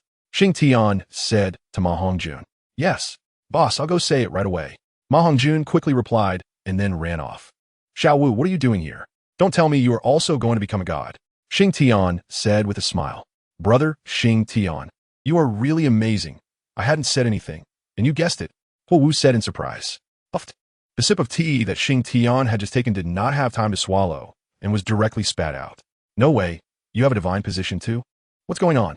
Xingtian looked at Huo Wu. I don't know either. That voice just suddenly appeared in my head, Huo Wu said. All right, it's good to become a god. It's not a bad thing. By the way, what is your divine position? Xingtian asked. It's the god of Azura. Huo Wu said honestly. Cough, cough, cough. The god of Azura? Are you sure? Xingtian was once again shocked. Really, that's what the voice said. Huo Wu said. All right, that's fine. You go down and cultivate well, adjusting your state to the best. Xingtian said. By the way, brother Xingtian, what is your divine position? Huo Wu asked. I don't have a divine position, but don't worry, you all go to the divine realm first. I'll follow shortly. Xingtian said with a smile. Brother Xingtian, Xiao believes in you. Huo Wu nodded and said to Xingtian, then left. It seems that we are just missing Xiao now, Xingtian said after watching Huo Wu leave. Young Master Xingtian, someone has come from outside, saying they are from the StunsTang forest. Someone suddenly informed Xingtian. StunsTang forest? Let him in, Xingtian said. After a while, a strong young man was brought in. Little bear, where have you been? Do you know I've been looking for you for a long time? Xingtian exclaimed angrily upon seeing the visitor. Boss, let me explain. Little bear quickly said to Xingtian. Explain? What is there to explain? I went through so much trouble to find you in the StunsTang forest. And you come back and go missing for 2 days? Have you grown wings? Xingtian shouted at Little Bear. Boss, calm down. Little Bear knew he was in the wrong, so he hurriedly said to Xingtian, come over here and sit properly. Actually, Xingtian didn't really want to hit him, but Little Bear's disappearance had worried Xingtian for a long time. Where have you been during your disappearance? In the StunsTang forest? Xingtian asked Little Bear after he sat down. Boss, actually it's not that I didn't want to tell you, but my master Woon T let me. Little Bear said. Master? What master? Where did you get a master? Xingtian asked. My master is that old bear from the core circle. Little Bear said somewhat shyly. Old bear? Oh, I know who it is now. What? Did he come looking for you? Xingtian asked. Yes, my master came looking for me back then. Little Bear nodded. Damn, this old bear is something else. Yes, even digging into my territory. Xingtian said. All right, boss, we can catch up later. I came this time with a task. Little Bear suddenly said. Task? What task? Xingtian asked. There are mainly 2. Little Bear held up a hand to show a gesture. Tell me, what are the 2? Xingtian asked. The first one is about Sister Xiaowu. Little Bear said. Xiaowu? What happened to her? Xingtian asked. Sister Xiaowu is fine, but she will be leaving soon. Little Bear said. Leaving? Where to? Xingtian asked, somewhat puzzled. Sister Xiaowu told us that a voice came to her mind, saying that she should inherit his divine position and that she would be taken away after a while. Little Bear said. Divine position? What? Xiao has one too? What kind of divine position is it? Xingtian quickly asked. Sister Xiao didn't say, we don't know. Little Bear shook his head. All right, I understand. What about the second matter? Xingtian asked. By the way, boss, before I came, Sister Xiao asked me to give you a few words. Little Bear seemed to suddenly remember something and hurriedly said to Xingtian. What words? Xingtian asked. Let me think. Little Bear lowered his head. Got it. Suddenly, Little Bear raised his head and said, don't be so dramatic. Just say it. Xingtian rolled his eyes at Little Bear. Sister Xiaowu said, Xingtian, I don't know if you've received the news about becoming a god, but I have received the news about becoming a god, and I agreed. You once said that you would go to find a resting place for my soul and then resurrect my mother. After I enter the divine realm and settle down, I will start looking for it. I believe in you, so I will help you look for it first, and I will wait for you in the divine realm. Is that all? Xingtian asked after listening. Yes, these are Sister Xiaowu's exact words. Little Bear nodded. All right, I got it. What about the second matter? Xingtian asked. The second matter is that my master asked me to bring it to you. Little Bear said. Your master? It's DTN, right? Xingtian said. Pretty much. Little Bear scratched the back of his head and smiled. All right, what is the matter? Just say it. Xingtian had a vague idea, but still wanted Little Bear to say it himself. My master asked me to tell you that Lord Silver Dragon might need some more time to recover. So she said, could you delay your entry into the divine realm for a while? Little Bear said, how much longer will Lord Silver Dragon take to recover? Xingtian asked. My master didn't say, but from the way my master spoke, it seems at 1 TB short. Little Bear said, all right, I understand. Xingtian nodded. You go back and tell Tian that I can delay my entry into the divine realm for a while, but at 1 TB too long. I will have someone contact him later. If Lord Silver Dragon hasn't recovered by then I'm sorry because I can't wait. Xingtian said to Little Bear. Boss, don't worry, I will definitely deliver the message. Little Bear stood up and said, what? You're leaving just like that? Xingtian asked as he watched Little Bear's movements. Boss, I'll send a message back first, and I'll come back to see you in a few days. Little Bear said with a grin. All right, go ahead. Xingtian said to Little Bear with a slight annoyance. Then, boss, I'll take my leave, and I'll come back in a couple of days. Little Bear said. All right, take care on the way, be safe. Xingtian said. Okay, don't worry, boss. Little Bear waved to Xingtian. Big Bear, your son has grown up and become a person who can stand alone, but I've gone back on my word. I didn't make the name of your dark gold Terraclaw Bear resonate across the continent, and I don't know if you will blame me. However, Little Bear has now found his own path, which may be better than staying by my side. After Little Bear left, Xingtian looked at the sky and muttered to himself. The next day, Ma Hongjun brought a girl to Xingtian. Boss, this is the girl I told you about. Her name is Xiaoyu. Ma Hongjun said to Xingtian. Cool, me. Have a seat. Xingtian warmly greeted Ma Hongjun and the girl named Xiaoyu upon seeing them. Xiaoyu, tell me, how did you win over Fatty S' heart? After they sat down, Xingtian curiously asked Xiaoyu. Boss, give me some face. Ma Hongjun said somewhat embarrassedly. Xiaoyu, you don't know. But back then, Fatty swore to me that women are the most troublesome, and I told him that if he has the ability, don't find one. But do you know what he said at that time? Xingtian said with a grin to Xiaoyu. What did he say? Although Xiaoyu was a bit shy, she still mustered the courage to look up at Xingtian. Boss, give me some face, give me some face. Ma Hongjun urgently urged Xingtian. Ha ha. Xingtian laughed happily upon seeing Ma Hongjun's awkward expression. Boss, tell me. At this point, Xiaoyu didn't care about being shy anymore. Her curiosity had burned away her embarrassment. Fatty told me at the time that he would never look for a woman in his life. Women would only affect his speed of drawing his blade. Xingtian finally revealed. Ma Hongjun covered his face in despair. So, I'm particularly curious. What method did you use to make Fatty obedient to you? Xingtian asked Xiaoyu. Actually, it wasn't much. Hongjun is really a good person. He has saved me. At this moment, Xiaoyu regained her previous shy demeanor. Oh, I understand now. Fatty, it's hard for heroes to get past the beauty. Xingtian said to Fatty with a wink. Hee hee. Ma Hongjun scratched his head shyly and said nothing. By the way, Fatty, have you told Xiaoyu? Xingtian suddenly asked. Not yet. I wanted to let the boss see it first. Ma Hongjun replied. Let me see what. If you're sure, just say it. Xingtian rolled his eyes at Ma Hongjun. What's going on? Xiaoyu asked. Fatty is going to become a god soon, during this recent period. Xingtian said directly. Become a god? Hongjun, are you going to leave me? Xiaoyu turned her head and looked at Ma Hongjun with a nervous expression. Seeing Xiaoyu like this, Ma Hongjun felt a pang of sympathy and pulled her into his arms. Don't worry, I won't leave you. Ma Hongjun said gently. But the boss said you're going to become a god, and after becoming a god, won't you live in the divine realm like those people before? Xiaoyu looked at Ma Hongjun and said, Chapter 239. Time mess up Xiaoyu. Do you want to be with Fatty for the rest of your life? Xingtian suddenly said to Xiaoyu. I will only marry Hongjun in this life. Xiaoyu said to Xingtian very seriously. Good, that's enough for me. Xingtian said to Xiaoyu. What do you mean? Xiaoyu was a bit puzzled. Do you remember the second person who ascended to the divine realm? Xingtian asked.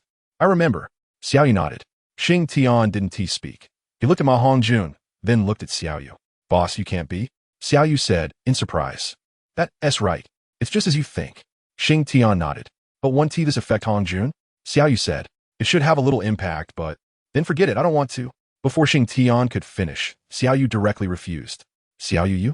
Ma Hongjun looked at Xiaoyu and said, Hongjun, I really want to be with you, never apart, but if being together means this, I don't want to. Xiaoyu said, Why? Isn't it good for us to go to the divine realm together? Ma Hongjun said excitedly. Hongjun, if I go to the divine realm with you, it means I have to share your divine position, which would greatly reduce your strength. How can you stand in the divine realm then? Xiaoyu said. Xiaoyu, don't worry about this. As long as you and Fatty truly love each other and never abandon each other, his strength will not be affected. Xingtian realized at this moment that Xiaoyu was afraid of dragging Ma Hongjun down. Really? Xiaoyu looked at Xingtian and said, "That's right." Xingtian nodded. "Hongjun and I genuinely love each other." Xiaoyu said, "Good. Fatty, let's do it like Dai Mubai. Don't worry if the sky falls. The boss will hold it up for you." Xingtian said, "Thank you, boss." Ma Hongjun and Xiaoyu deeply bowed to Xingtian. "All right, stop being sentimental. You two go play," Xingtian said with a smile. Ma Hongjun and Xiaoyu felt a bit shy hearing this, and then walked away hand in hand. "Everything is perfect. So nice," Xingtian murmured as he watched Ma Hongjun and Xiaoyu leave. 7 days later, that familiar pressure descended again. This time it was Ma Hongjun and Xiaoyu. Because Ma Hongjun had agreed with Xingtian to imitate Dai Mubai, so he did the same. However, the effect wasn't very good, but the result was good. After a considerable standoff, Ma Hongjun finally ascended to the divine realm with Xiaoyu. Another 9 days later, Huowu also ascended to the divine realm. At the time of her ascension, Xingtian told Huowu to wait for him. He would come up soon, and then let Huowu quickly find Fatty, Dai Mubai, and Yi Lingling, and unite everyone because he was afraid Tang San and Zhu Zhuqing would cause trouble. After Huowu ascended, the continent was quiet for quite some time. Xingtian calculated that it seemed like only Xiao Wu was left. About half a year later, Xiao Wu also successfully entered the divine realm. "Almost everyone who is supposed to become a god has become one. The rest depends on me," Xingtian murmured. During this time, Xingtian often liked to sit alone in a daze and talk to himself. A year after Xiao Wu became a god, Qianrenxue finally came out of seclusion.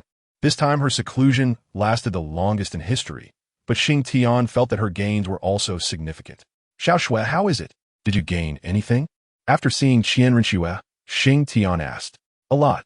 The evil eye tyrant and Zhongli Laogue have already become my 7 deadly sins demons," Qianrenxue said with a smile.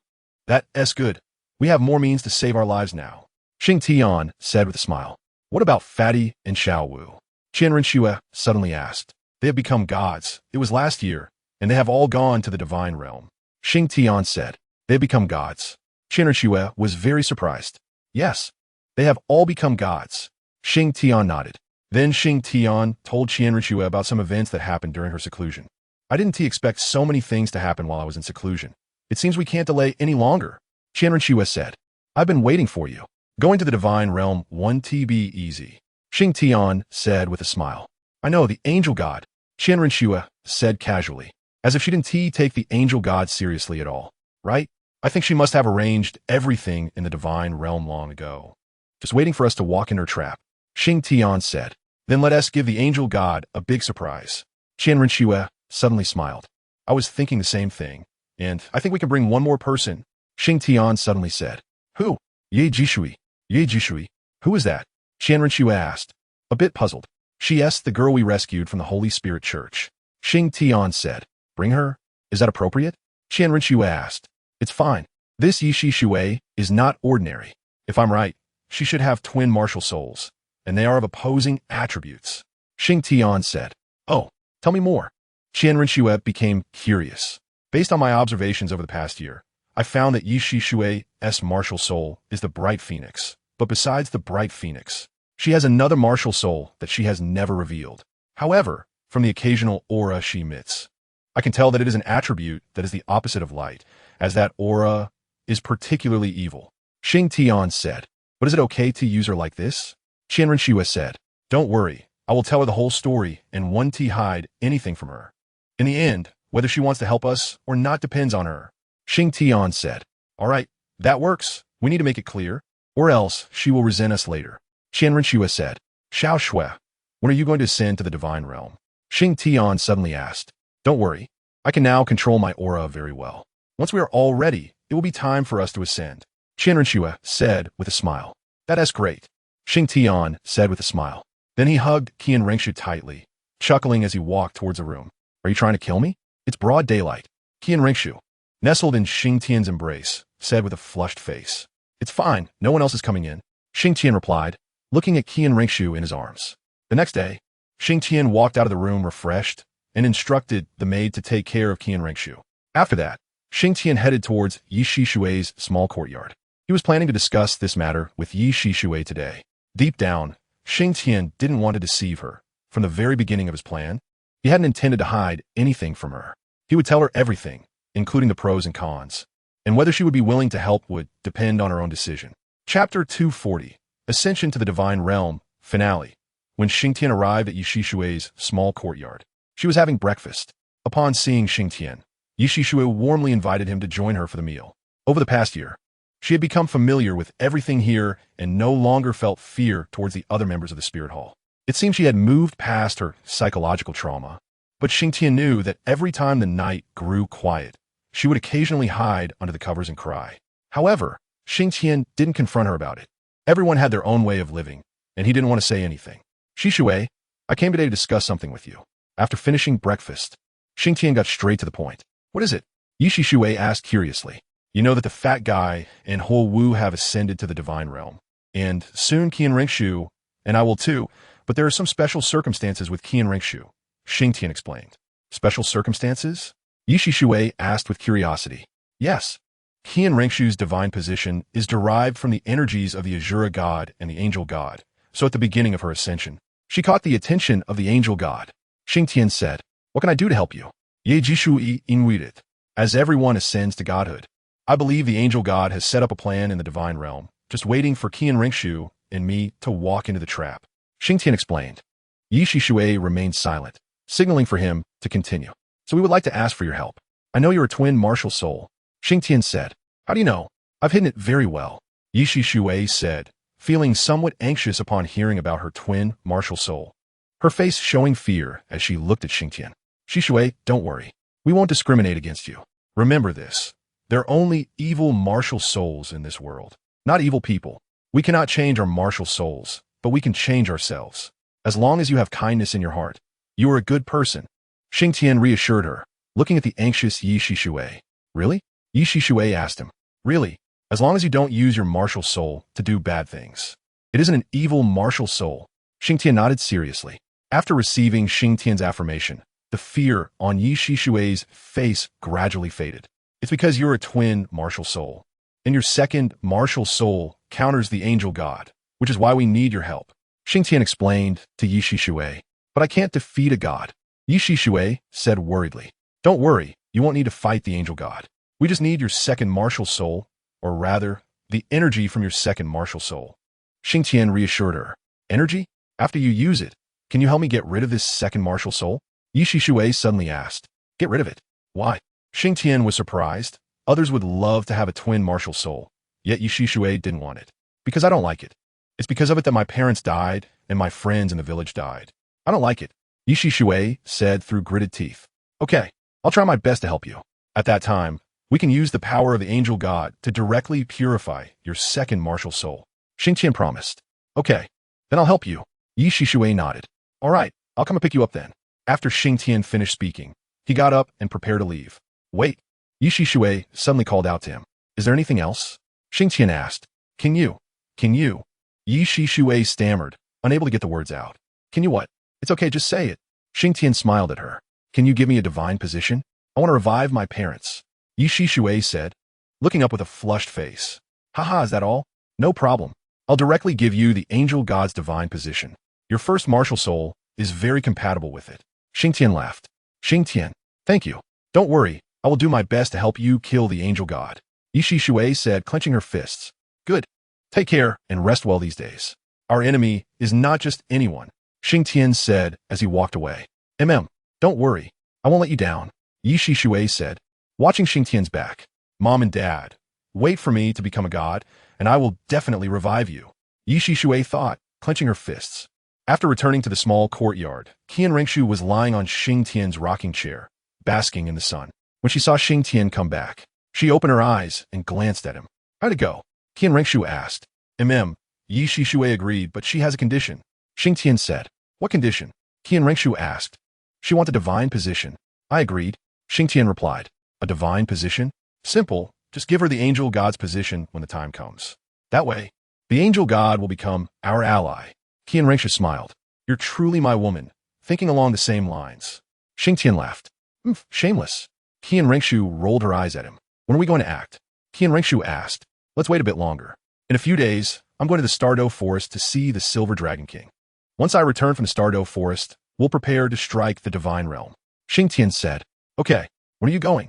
Qian Rengshu asked. Tomorrow, the earlier I go, the earlier I can return. Xingtian said. Good. By the way, Qian Rengshu, now that the continent is unified, during my absence, please help your mother with some things. This place might become our base in the future. If we break through the divine realm, this will be our stronghold. If we unfortunately die in the divine realm, at least our deeds will be remembered here. Xingtian said. Got it. I understand. Qian Rengshu nodded. The next day, bright and early, Xingtian set out, headed for the StunsTang forest. When he arrived at the core area of the StunsTang forest, before he could say anything, Little Bear had already come over. Boss, what brings you here? Little Bear exclaimed in surprise upon seeing Xingtian. Did you forget about me after getting a master? Just kidding. I was just pretending to be angry. Xingtian replied.